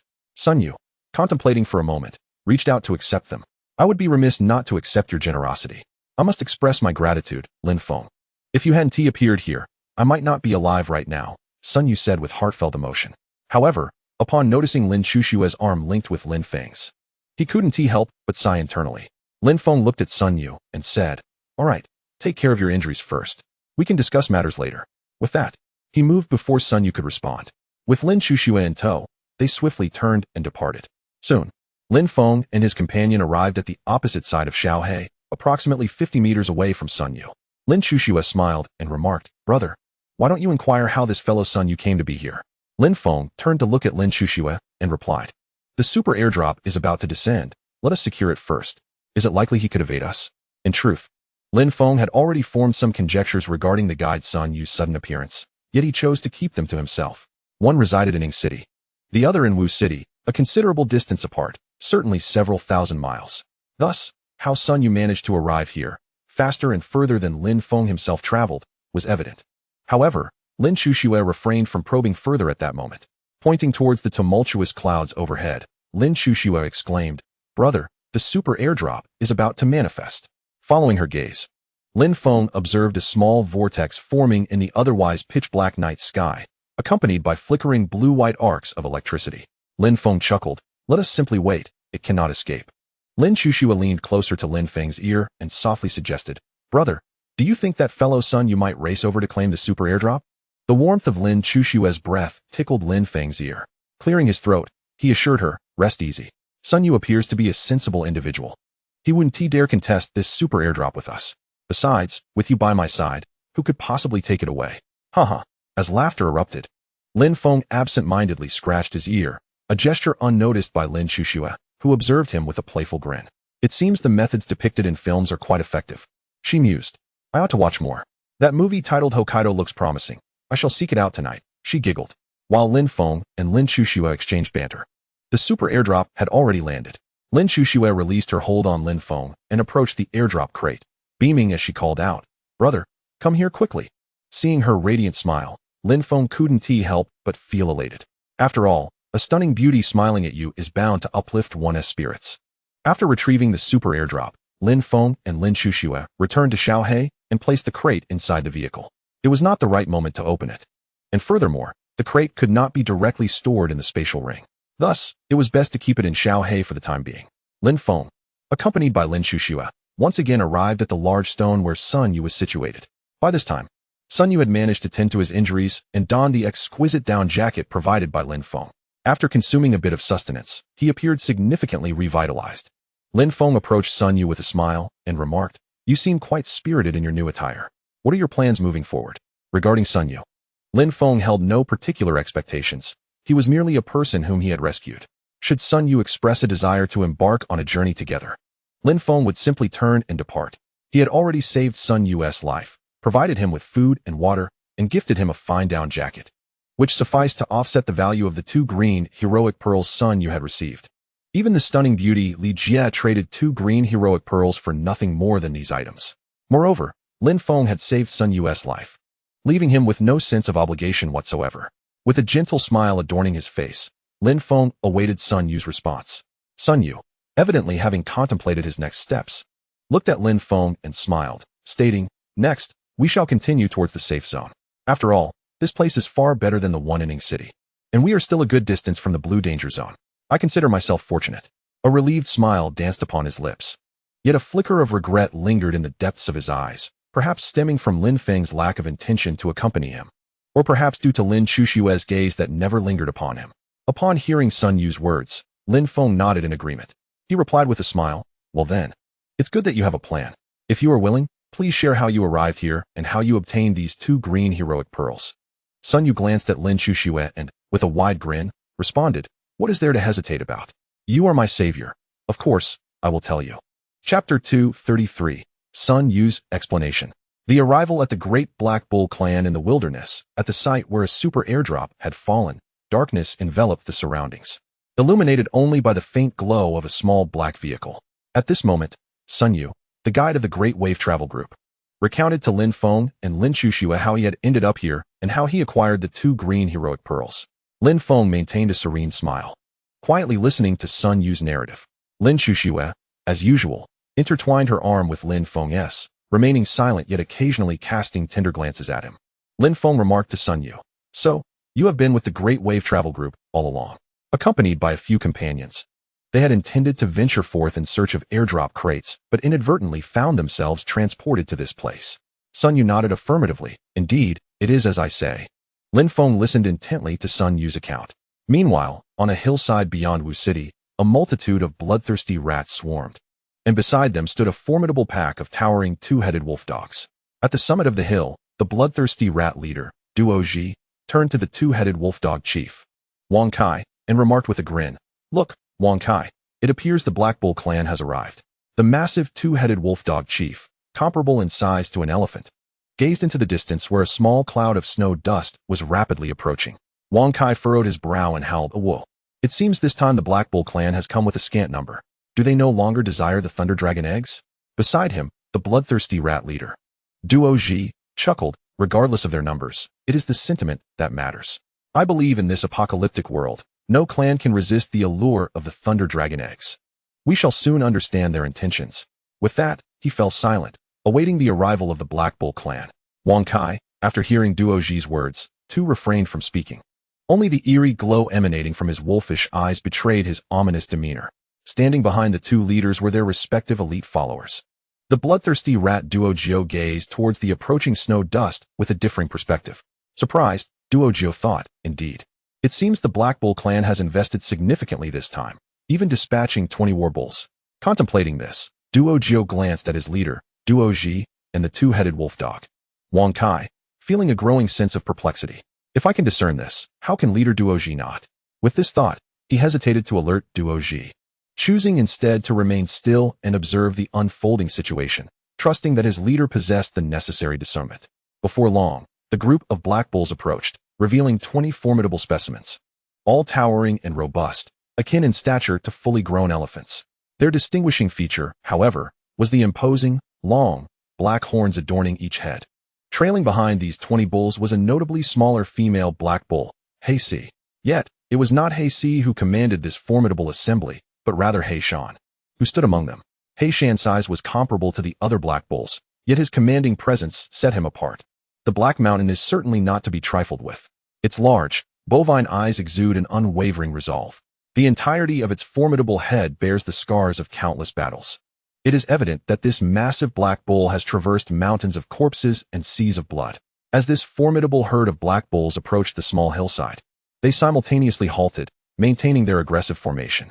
The herd parted, and the imposing figure of the Black Mountain slowly advanced toward the bloodthirsty mouse leader, Duo Ji, and his companion. In a deep, resonant voice, Black Mountain inquired, "Mu, why are only the 2 of you here?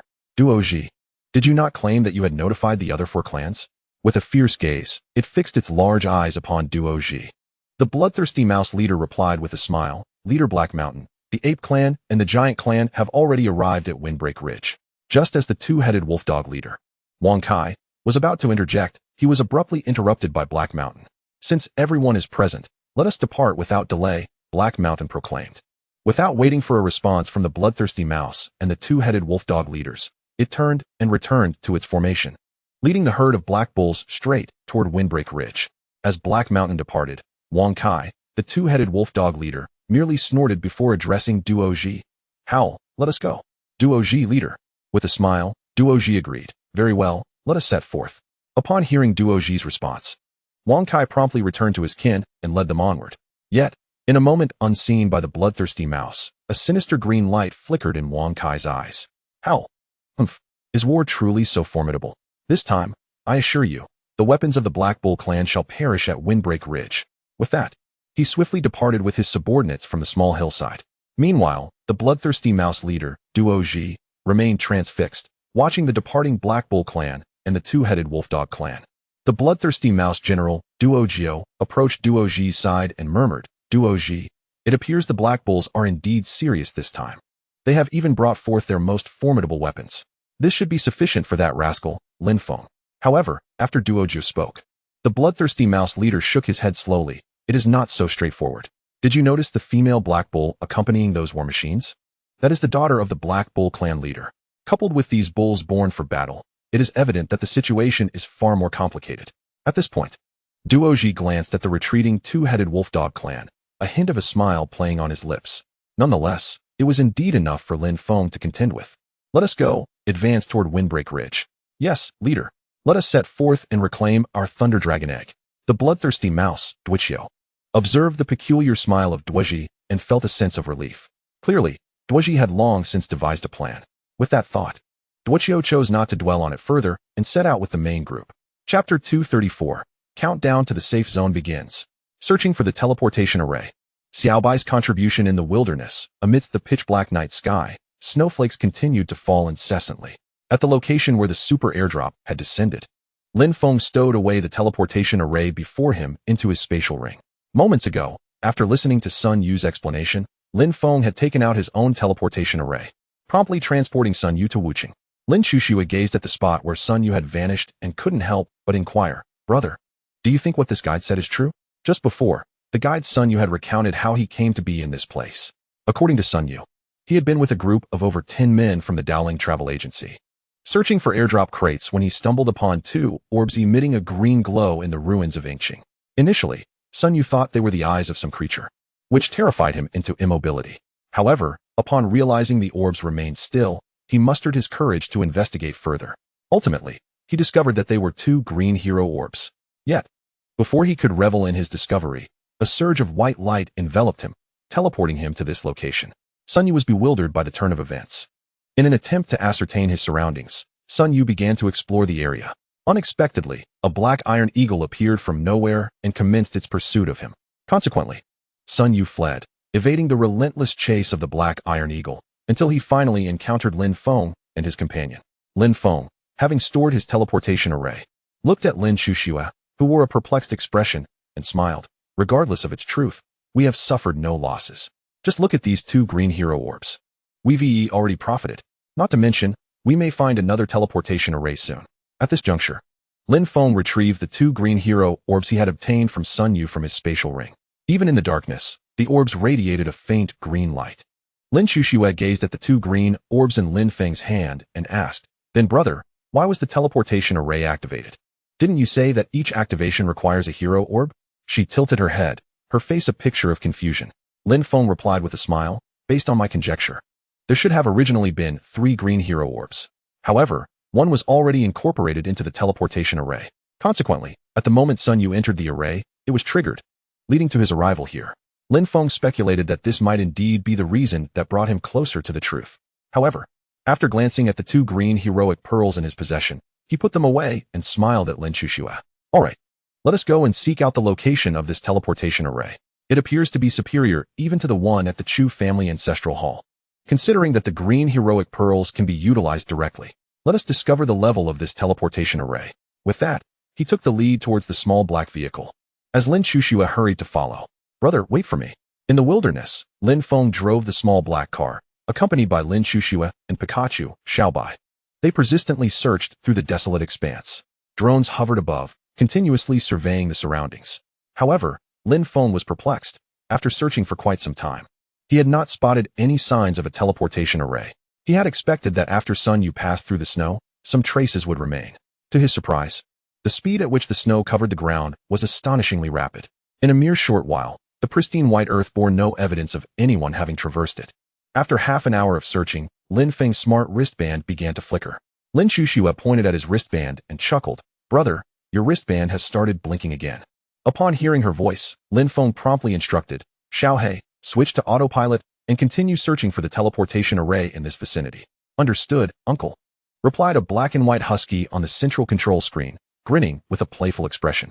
Lin Feng gently tapped his high-tech wristband, and a large line of red text materialized before his eyes. "Greetings, players of the apocalyptic world. The safe zone will begin to shrink in 1 hour. Players still in the blue danger zone are urged to proceed to the white safe zone as soon as possible. Good luck." Once Lin Feng finished reading, all the text vanished, leaving only a countdown of 1 hour. Lin Shushua beamed. "Brother, it feels like time is flying today. It's already evening." Observing her cheerful demeanor, Lin Feng couldn't help but smile in return. "There is only 1 hour left. Let us see if we can locate that teleportation array within this final hour." With that, he resumed directing the drones overhead to continue their search. Lin Shushua, still grinning, confidently declared, "We will definitely find it, brother." She then closed her eyes, concentrating on the sensations around them. Time passed swiftly, and after half an hour, the pair had yet to make any discoveries. Just then, Pikachu Xiaobai, who had been quietly nestled in the back seat, suddenly stood up, meowing insistently at the car window. Lin Shushua turned around and laughed. "Stop causing trouble, Xiaobai. We will play later." However, Pikachu Xiaobai continued to gaze out of the car window, incessantly meowing. Meow meow. Just as Lin Shushua was about to scold Xiaobai, Lin Feng intervened. Turning to Xiaobai, he chuckled. "Are you trying to say that there is something we need to find here?" Pikachu Xiaobai nodded vigorously and continued its mewing. Lin Feng remarked, "Xiaohei, head north." "Understood, uncle." Following Lin Feng's instruction, Xiaohei swiftly turned and drove northward. Upon realizing that Lin Feng understood its words, Pikachu Xiaobai settled down and began to sleep. What could be more comfortable than sleeping, apart from indulging in delicious food? Nothing. Meow meow. Lin Feng watched Xiaobai's antics, unable to suppress a wry smile. With Xiaohei's swift speed, they soon arrived at the base of a small hill. At that moment, Lin Shushua excitedly pointed ahead at a small dirt slope. "Brother, look quickly. Is that a teleportation array?" Following Lin Shushua's gesture, Lin Feng also spotted the small wooden platform. He couldn't help but smile. "It seems we are indeed correct. Let's go up and take a look." Chapter 235. Acquiring the Intermediate Teleportation Array. Super airdrop flight wings in the wilderness, atop a small dirt slope. Lin Feng and Lin Shushua quickly ascended. They gazed at the wooden platform before them, which was roughly 2 square meters in size and less than half a meter high. Lin Shushua observed the platform and remarked, "Brother, this teleportation array is quite similar to that of the Chu family ancestral hall. It appears to be no different." Lin Feng replied with a smile, "Regardless of any differences, let's take it back first." With that, he waved his hand, causing the wooden platform to vanish before Lin Shushua's eyes. System upgrade. Ding. Congratulations, host. One intermediate teleportation array has been upgraded to a premium teleportation array, allowing for greater distance and a larger number of individuals to be teleported at once. Upon hearing the successful upgrade notification in his mind, Lin Feng pondered many things. It seemed that any intermediate teleportation array could directly utilize the Green Hero's Pearl. However, the Green Hero's Pearl was likely not limited to this function, as the Red Hero's Pearl alone could meet the requirements for a premium teleportation array. Clearly, the Green Hero's Pearl had more significant applications yet to be discovered. In an instant, numerous thoughts flashed through Lin Feng's mind, though only a moment passed in reality. Looking at the flat land at the base of the small hill, Lin Feng smiled. "We'll rest here tonight." Lin Shushua, linking her arm with Lin Feng's, cheerfully replied, "I'll follow your lead, brother." Nodding in agreement, Lin Feng arrived at the base of the small hill and waved his hand, summoning a luxurious villa spanning over 500 square meters to materialize in the wilderness. Lin Feng drove his little black car directly into the parking lot. After alighting, he carried a square airdrop box, approximately 1 square meter in size, into the villa. Lin Shushua beamed and exclaimed, "Brother, hurry and open the box to see what's inside. I wonder if there are any delicious treats." Observing his sister's eager expression, Lin Feng couldn't help but chuckle. "We'll be having dinner soon. And even if there are snacks inside, we can't indulge just yet." Lin Shushua, still grinning, replied, "I understand, brother. Just open it quickly. Today, I learned to make a very interesting dish, and I'll prepare it for you." Lin Feng placed the super airdrop box on the marble table in the first floor hall. Noticing Lin Shushua's impatience, he said with a smile, "All right, let us open it and see what this intriguing dish is all about." With that, Lin Feng promptly opened the airdrop box before him. A familiar white light flashed, and the super airdrop box vanished, revealing 3 items: Flying Wings X1, Hi-Fi Headphones X1, and Flight Suit X1. Upon seeing the items, Lin Shushua instantly lost interest, saying, "Brother, I'm going to cook now." With that, she turned and left, her curvaceous figure accentuated by her snug jeans. Lin Feng watched her depart, his gaze utterly captivated by her form, her long, slender legs leading up to a rounded backside, and her silky hair simply tied back in a ponytail. Shaking his head with a wry smile, he thought, how is it that Xiaoxue seems to be growing more alluring? He admonished himself, "Wake up, Lin Feng. She is merely a highly intelligent maid. Don't overthink it." With great resolve, he continued to watch until she disappeared around the corner. Clearing his throat, feeling somewhat guilty, he glanced around before waving his hand. The 3 items before him seamlessly entered his spatial ring. "System, upgrade everything," he commanded. Ding. "Congratulations, host. 1 ordinary flying wing has been upgraded to 100 exquisite flying wings. The stability of flight has been greatly enhanced, as well as the altitude capabilities." Ding. "Congratulations, host. 1 ordinary flight suit has been upgraded to 100 exquisite flight suits. These will effectively shield against the cold at high altitudes and provide insulation." Ding. "Congratulations, host. 1 ordinary hi-fi headphone has been upgraded to 100 exquisite hi-fi headphones. The quality of music listening has improved significantly without causing any discomfort to the ears." Listening to the sounds of successful upgrades echoing in his mind, Lin Feng felt a surge of joy, particularly at the emergence of the flying wings. It seemed that he would possess a certain level of combat prowess both on land and in the sky. "After dinner, I will try them out with Xiaoxue," he mused. "Car shakes, horse shakes. I wonder what it feels like to experience an aerial shake." With that thought, Lin Feng shook his head. "Awaken, Lin Feng. What thoughts occupy your mind?" After uttering these words, Lin Feng glanced around, relieved to find no one nearby. Otherwise, his illustrious image would be tarnished. Unbeknownst to Lin Feng, however, a Pikachu named Xiaobai lingered in the corner of the hall. Xiaobai had been awake since the countdown began. Each time the countdown appeared, Xiaobai understood that a feast was imminent. Thus, it lay quietly in its cozy nook, awaiting the arrival of dinner. Yet, Xiaobai was taken aback to hear several unfamiliar terms escape Lin Feng's lips. Meow, car shaking, horse shaking, and even empty shaking? What could these mean? Xiaobai lifted its head, gazing quizzically at Lin Feng in the hall. Little did Xiaobai know that it was destined to comprehend the meanings behind these words, and even more.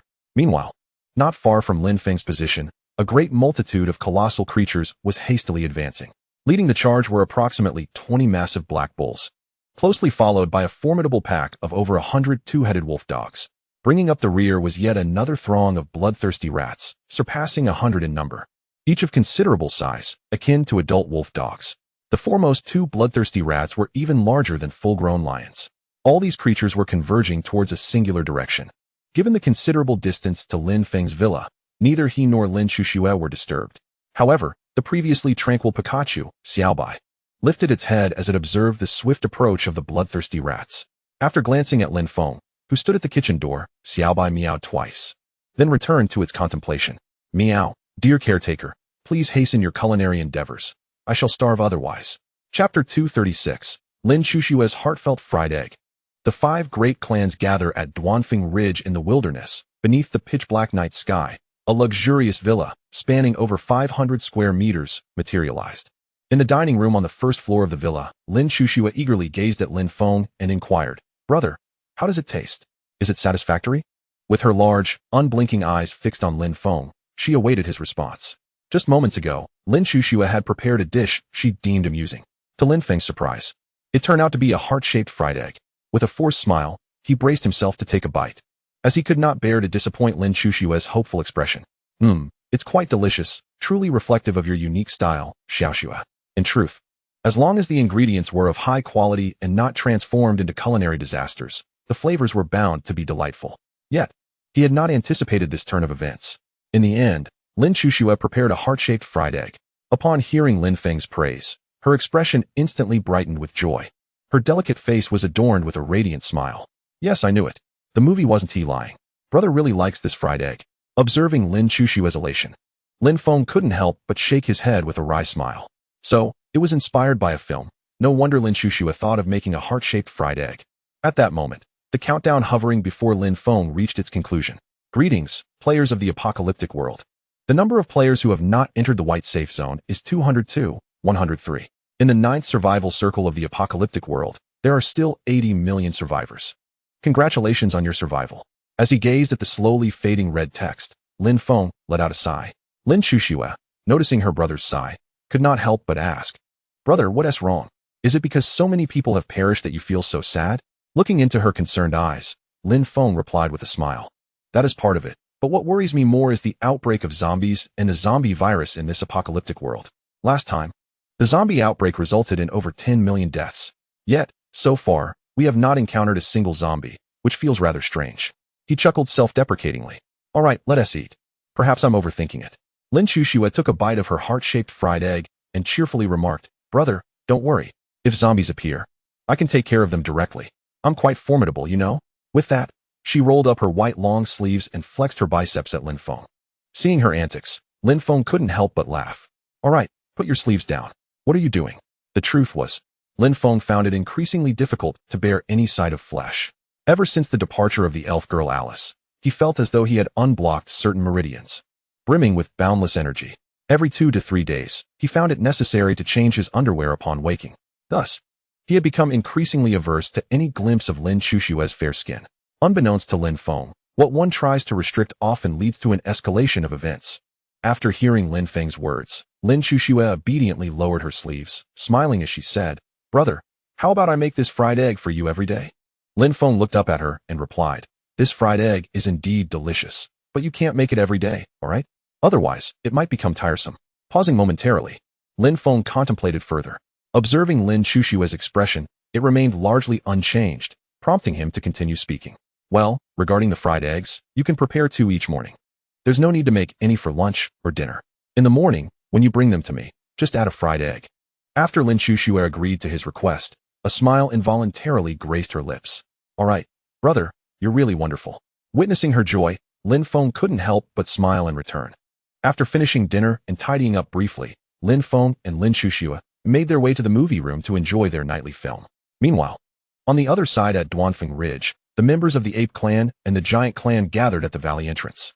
The leader of the Giant Clan, Goose, gazed ahead at the snow dust swirling in the distance and turned to the ape leader, Tarzan, inquiring, "Old Tarzan, how many of the other clans do you think have come this time?"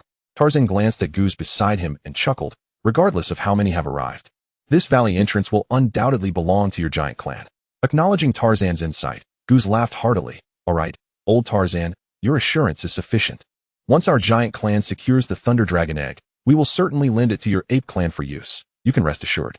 As Goose laughed boisterously, Tarzan internally scoffed, thinking, "Whether you even survive this encounter is questionable, let alone acquiring the Thunder Dragon egg. You must be daydreaming." Nevertheless, Tarzan maintained a cheerful facade. Standing behind Tarzan, the young ape, Kuer, regarded Goose's foolish demeanor with disdain. How could such a dim-witted giant ever attain the position of leader? A foolish one leading a flock of fools. Observing Goose and the other giants he had brought, Kuer had already condemned them in his mind. At that moment, while Tarzan conversed with Goose, the vanguard of the Black Bull clan had arrived before them. Tarzan, seeing Heishan emerge from the herd of black bulls, couldn't suppress his laughter. "Old Shan, it's you leading the charge this time. It's been ages since we last met. We must share a drink together." Heishan replied with a low grunt, "Not yet. Let's wait until everyone is gathered. We'll drink properly then." Tarzan responded jovially, "All right then, we shall wait. It seems they are nearly here." Meanwhile, Goose, the giant leader, was entirely disregarded by Heishan. Although Goose wore a cheerful smile, he had condemned Heishan in his heart. "When our 3 clans launch a surprise attack, don't expect me to spare you, old Black Bull." Chapter 237, the movie viewed by Lin Feng. The 5 major clans gathered at Duanfeng Ridge. Amidst the desolation of the wilderness, beneath the inky night sky, a luxurious villa, spanning over 500 square meters, stood in stark contrast to the barren landscape. Within the villa's cinema room, Lin Feng rose from his seat, gazing at Lin Chuxue, who remained reclined in the massage chair. Unable to restrain himself, he gently admonished, "Don't stay up too late. Xiao Shui, we have a journey ahead tomorrow." Initially, Lin Chuxue had wished to screen a romantic film, but under Lin Feng's adamant insistence, they settled on the pursuit of happiness. It was essential to indulge in variety, akin to savoring meat occasionally amidst a daily diet of greens. Otherwise, with Lin Chuxue's penchant for crafting whimsical heart-shaped fried eggs, Lin Feng could not guarantee he wouldn't transform into a wolfish creature himself. Upon hearing Lin Feng's words, Lin Chuxua lifted her head and, with a playful smile, replied, "Got it, brother. You take a rest first. I'll watch for a bit longer before I sleep." Observing her demeanor, Lin Feng could only shake his head in resignation. Reflecting on the decision to bring her to the cinema, he felt it might have been a misstep. Departing the cinema, Lin Feng retreated to his third-floor bedroom to rest. Meanwhile, at the forefront of Duanfeng Ridge, an array of animals could be seen. As Tarzan conversed with the formidable Black Bull, the remaining members of the two-headed wolf pack and the bloodthirsty mouse clan had also gathered. For the first time, the leaders of the 5 clans convened for a small meeting. The bloodthirsty mouse, the smallest in stature, was comparable to an adult wolf dog, while the imposing Black Bull towered over an elephant. Yet, at this moment, they congregated to deliberate. This modest earthen mound, situated at the valley entrance of Duanfeng Ridge, hosted only the leaders of the 5 clans. Apart from these 5, no other beings, human or animal, were present. Standing before this small rise, one could clearly observe the surrounding landscape, dominated by a series of towering mountains, each grander than the last. To traverse this vast and unending mountain range, one could only hope to achieve their goal by navigating through the relatively modest Duanfeng Ridge. Thus, the bloodthirsty mouse, Duoji, had chosen this location for their ambush on Lin Feng.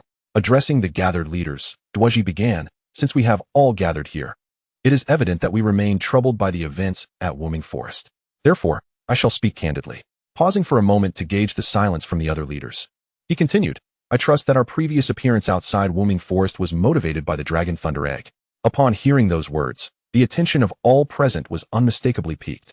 The bloodthirsty rat leader, Duoji, chuckled coldly to himself. However, he maintained a facade of warmth and cheerfulness. "This time, as you all have seen, I sent messages to several major clans. Our bloodthirsty rat clan has discovered the location of the Thunder Dragon Egg. Hence, I promptly notified your clans. Now, I can ascertain that the Thunder Dragon Egg is indeed in Lin Feng's possession. Therefore, it is imperative that we reclaim the Thunder Dragon Egg that rightfully belongs to us." At this juncture, the leader of the giant clan, Gusi, could no longer contain his impatience and spoke up directly. "Duoji, spare us the pleasantries and get to the point. What are your plans?" The head of the two-headed wolf dog clan, Wang Kai, echoed this sentiment. "Indeed, Duoji, just tell us your strategy. If it's feasible, we will proceed. If not, we can discuss alternatives." The remaining members, the Black Bull, Heishan, and the Ape King, exchanged glances, with Heishan urging, "Just share your plans, Duoji." Observing the eagerness of his companions, Duoji quickened his pace and replied, "Since we have all come here for the Thunder Dragon Egg and arrived at Broken Wind Ridge, we are all aware of the geographical features of this place. My plan is for our 5 clans to each occupy a high point. We will block the rear entrance to the valley, and when Lin Feng arrives, we will seal the valley entrance as well. Ultimately, Lin Feng will be at our mercy." After Duoji concluded his statement, Gusi of the giant clan laughed heartily. "Excellent idea. We giants will take on the task of blocking the valley entrance. We are prepared with rolling stones and logs. Once Lin Feng steps in a Broken Wind Ridge, we will ensure he cannot escape." The Ape King, with a knowing look, cast a cold gaze at Gusi, but chose to remain silent. Duoji then remarked, "Very well. Since Gusi is willing to guard the valley entrance, it is entrusted to you. I noticed that the Ape King has already occupied a high point at the back of Broken Wind Ridge. Hence, the task of blocking the rear valley entrance falls to you, Ape King." The Ape King replied, "No problem. However, Duoji, I would like to inquire about what we will do with the Thunder Dragon Egg once Lin Feng is dead." As the Ape King's question hung in the air, a tense atmosphere enveloped the group. Duoji maintained a faint smile, as if he had anticipated such a question. "I had not intended to disclose this so soon. But since the Ape King has asked, I shall express my stance. The significance of the Thunder Dragon Egg is well known to each leader. As long as we inhabit this post-apocalyptic world, vulnerabilities in our ancestral lands will inevitably arise. Thus, we all require the Thunder Dragon Egg's assistance. Moreover, the Thunder Dragon Egg does not appear frequently. The last occurrence was a century ago. Thus, my intention is clear, regardless of which clan ultimately acquires the Thunder Dragon Egg. It is imperative that they assist the other 4 clans in mending the damaged ancestral dwellings. In doing so, we can circumvent a multitude of troubles." As the words of the bloodthirsty mouse echoed, the previously tense atmosphere swiftly dissipated. The first to speak was still the giant, Guts. "I concur."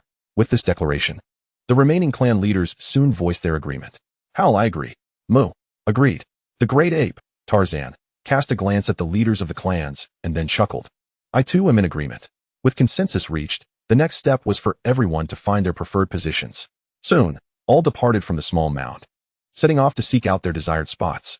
Chapter 238. The Transformation of Lin Xuxue. Is Lin Feng destined to become a pig farmer? Amidst the wilderness. In a luxurious 3-story villa, Lin Feng awoke from a pleasant slumber. He gazed out at the large floor-to-ceiling window in his bedroom, which still revealed an impenetrable darkness. Rising from his bed, he could not help but shake his head and chuckle wryly. It seemed that this phenomenon of polar night would not come to an end so easily. After speaking, Lin Feng got up to wash up. After all, sticky underwear is hardly comfortable. In the opulent dining room on the villa's first floor, Lin Feng beheld the radiant Lin Xuxue, unable to suppress a smile. Come now. Little Snow, what brings you such joy? Lin Xuxue beamed at him, grinning. Brother, this morning I found 2 airdrop boxes at the front gate. Your month-long mysterious blessing is truly remarkable. However, her delight stemmed not solely from this. It was also fueled by a historical film she had watched the previous day, featuring a male lead from a grand imperial harem, which had left her exhilarated. Observing the elated Lin Xuxue, Lin Feng remarked, well, let us see how your luck fares later. Perhaps you might uncover some delectable treats. With that, he raised a cup of soy milk and took a hearty sip. Lin Xuxue, on the other hand, had a fondness for crispy fried dough sticks, while Pikachu and Xiaobai completely ignored the two, engrossed in their bowls, enthusiastically devouring ribs. What a pair of foolish creatures. Wouldn't it be more delightful to indulge in more ribs? The more you talk, the more I, Xiaobai, can eat. Each morning's breakfast time was Lin Feng's favorite moment of the day. The dawn heralded the promise of hope. Back on Earth, Lin Feng had relished the mornings, enjoying breakfast while scrolling through the news to catch up on current events. Yet now, it merely took on a different form. Lin Feng opened the chat channel and began to read. However, as he did so, Lin Xuxue's exclamation pierced the air. Brother, look, many people have started encountering zombies. The information on the virtual screen before Lin Feng refreshed rapidly. However, this did not detract from the reading of Lin Feng and Lin Xuxue. Lin Feng noticed the ongoing discussions among the others. He picked up a meat bun and took a bite. With a smile, he remarked, it's only a matter of time. The last incident, where nearly 10 million perished at once, was already a harbinger. Initially, the casualties may be higher, but subsequently, the situation will improve significantly. At this point, Lin Feng paused, gazing at the virtual screen before continuing.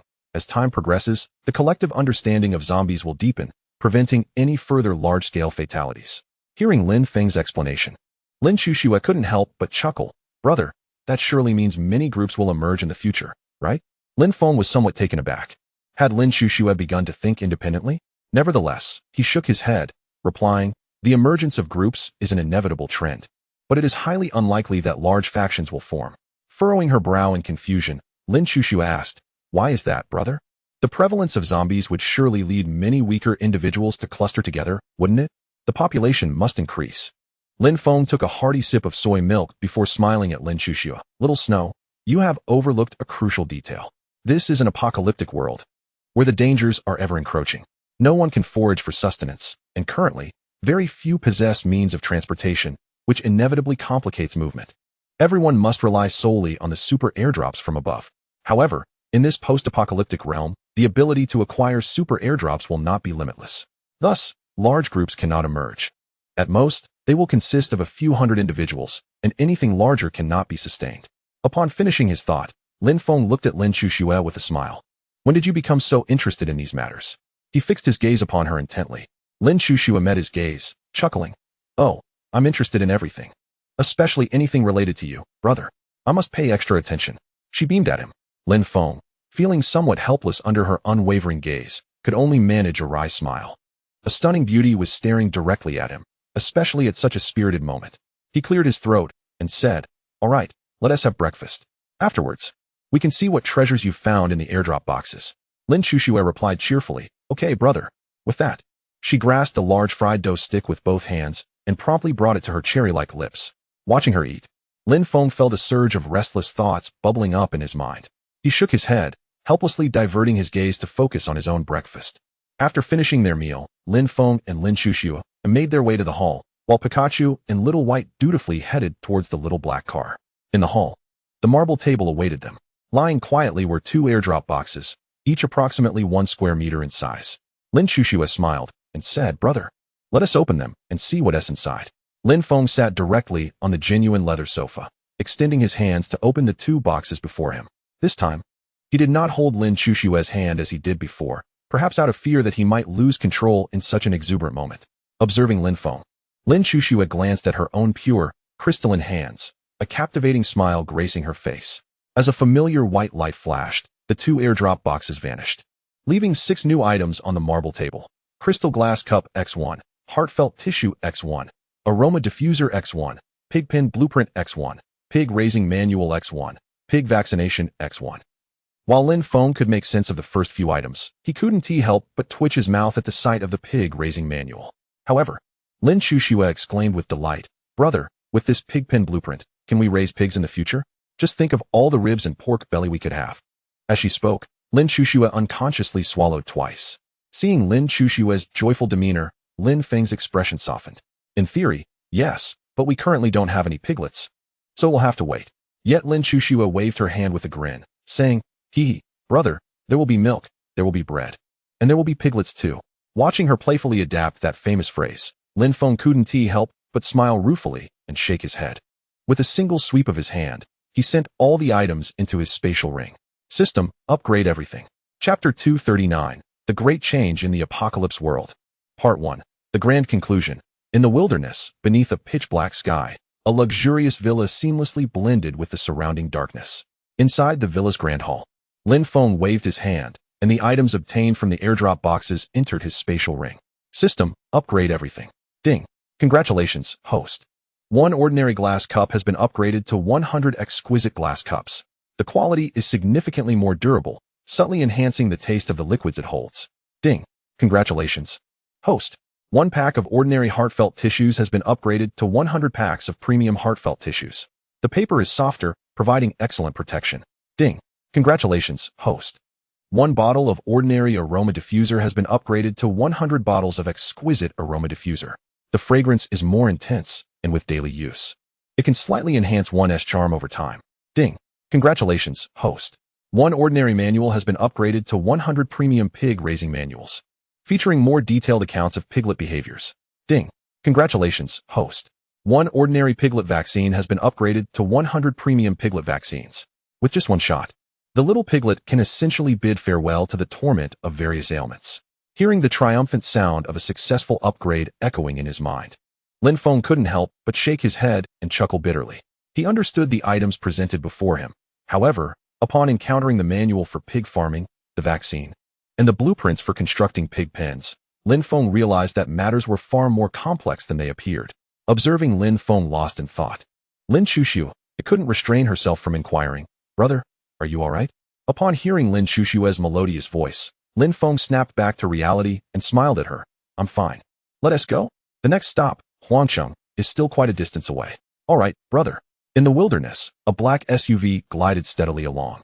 Meanwhile, on the other side, atop Duanfeng Ridge, the clans of the ape men, the great black bulls, the giants, the 2-headed wolf dogs, and the bloodthirsty rats had all taken control of the ridge, securing advantageous positions on both sides. Behind Duanfeng Ridge, the ape men had completely obstructed the valley entrance, utilizing towering trees, massive stones, and loose soil to create an impenetrable barrier. Observing the scene before him, the ape man leader, Taishan, nodded in satisfaction. He glanced down at the small figure beside him, little Ku-er, and asked with a smile, "What troubles you, little Ku-er? Why the frown?" "Rest assured, we won't act rashly this time. Whether it's these major clans, or that lad Lin Feng gaining the upper hand, it bears little significance to us. We, the ape men, are merely observers and shall not intervene." Pausing for a moment to survey the blocked valley entrance, he continued, "As for Lin Feng winning, we will simply step aside. Should the other clans emerge victorious, we need not worry, as we will have contributed nonetheless. So why the long face, little Ku-er?" Little Ku-er looked up at Taishan, pointing towards the endless mountain range behind them. "Uncle Taishan, I have an unsettling feeling in my heart. My intuition tells me there is something unknown occurring within those mountains behind us, perhaps a formidable beast or a powerful individual watching us." Taishan regarded the direction pointed out by little Ku-er, feeling nothing amiss, without a trace of unease surfacing in his heart. He patted little Ku-er on the shoulder and said with a smile, "Enough of such worries, little Ku-er. Whatever lies beyond is of little concern to us, and we need not fret over what may transpire. I assure you, our clan shall depart from here safely." With a determined expression, he looked at little Ku-er. who nodded and smiled in response.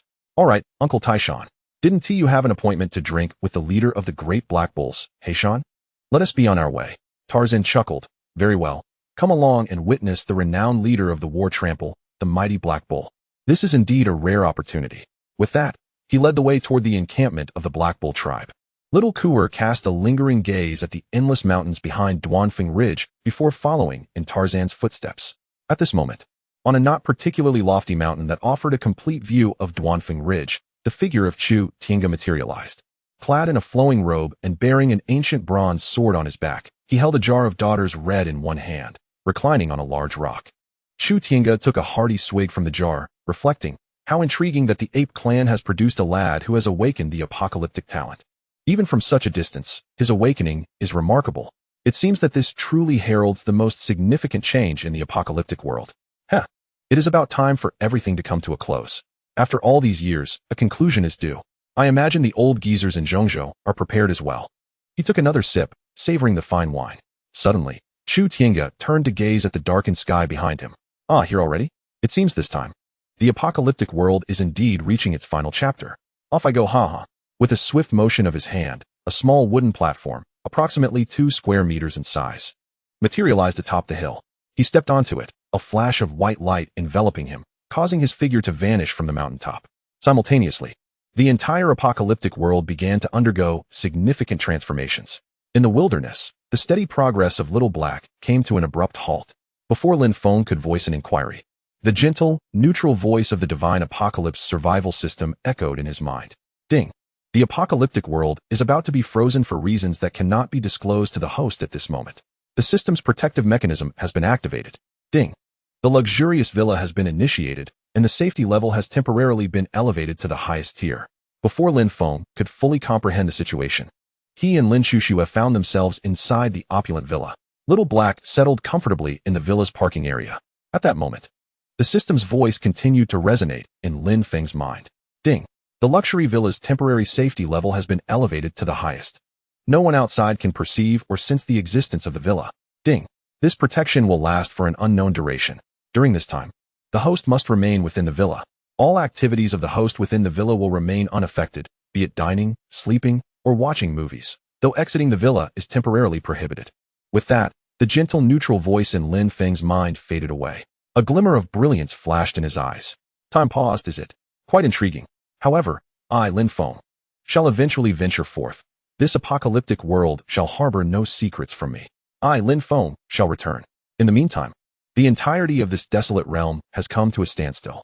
Neither humans nor animals move, and even the snowflakes descending from the heavens are suspended in midair. The entire apocalyptic world is enveloped in a profound silence.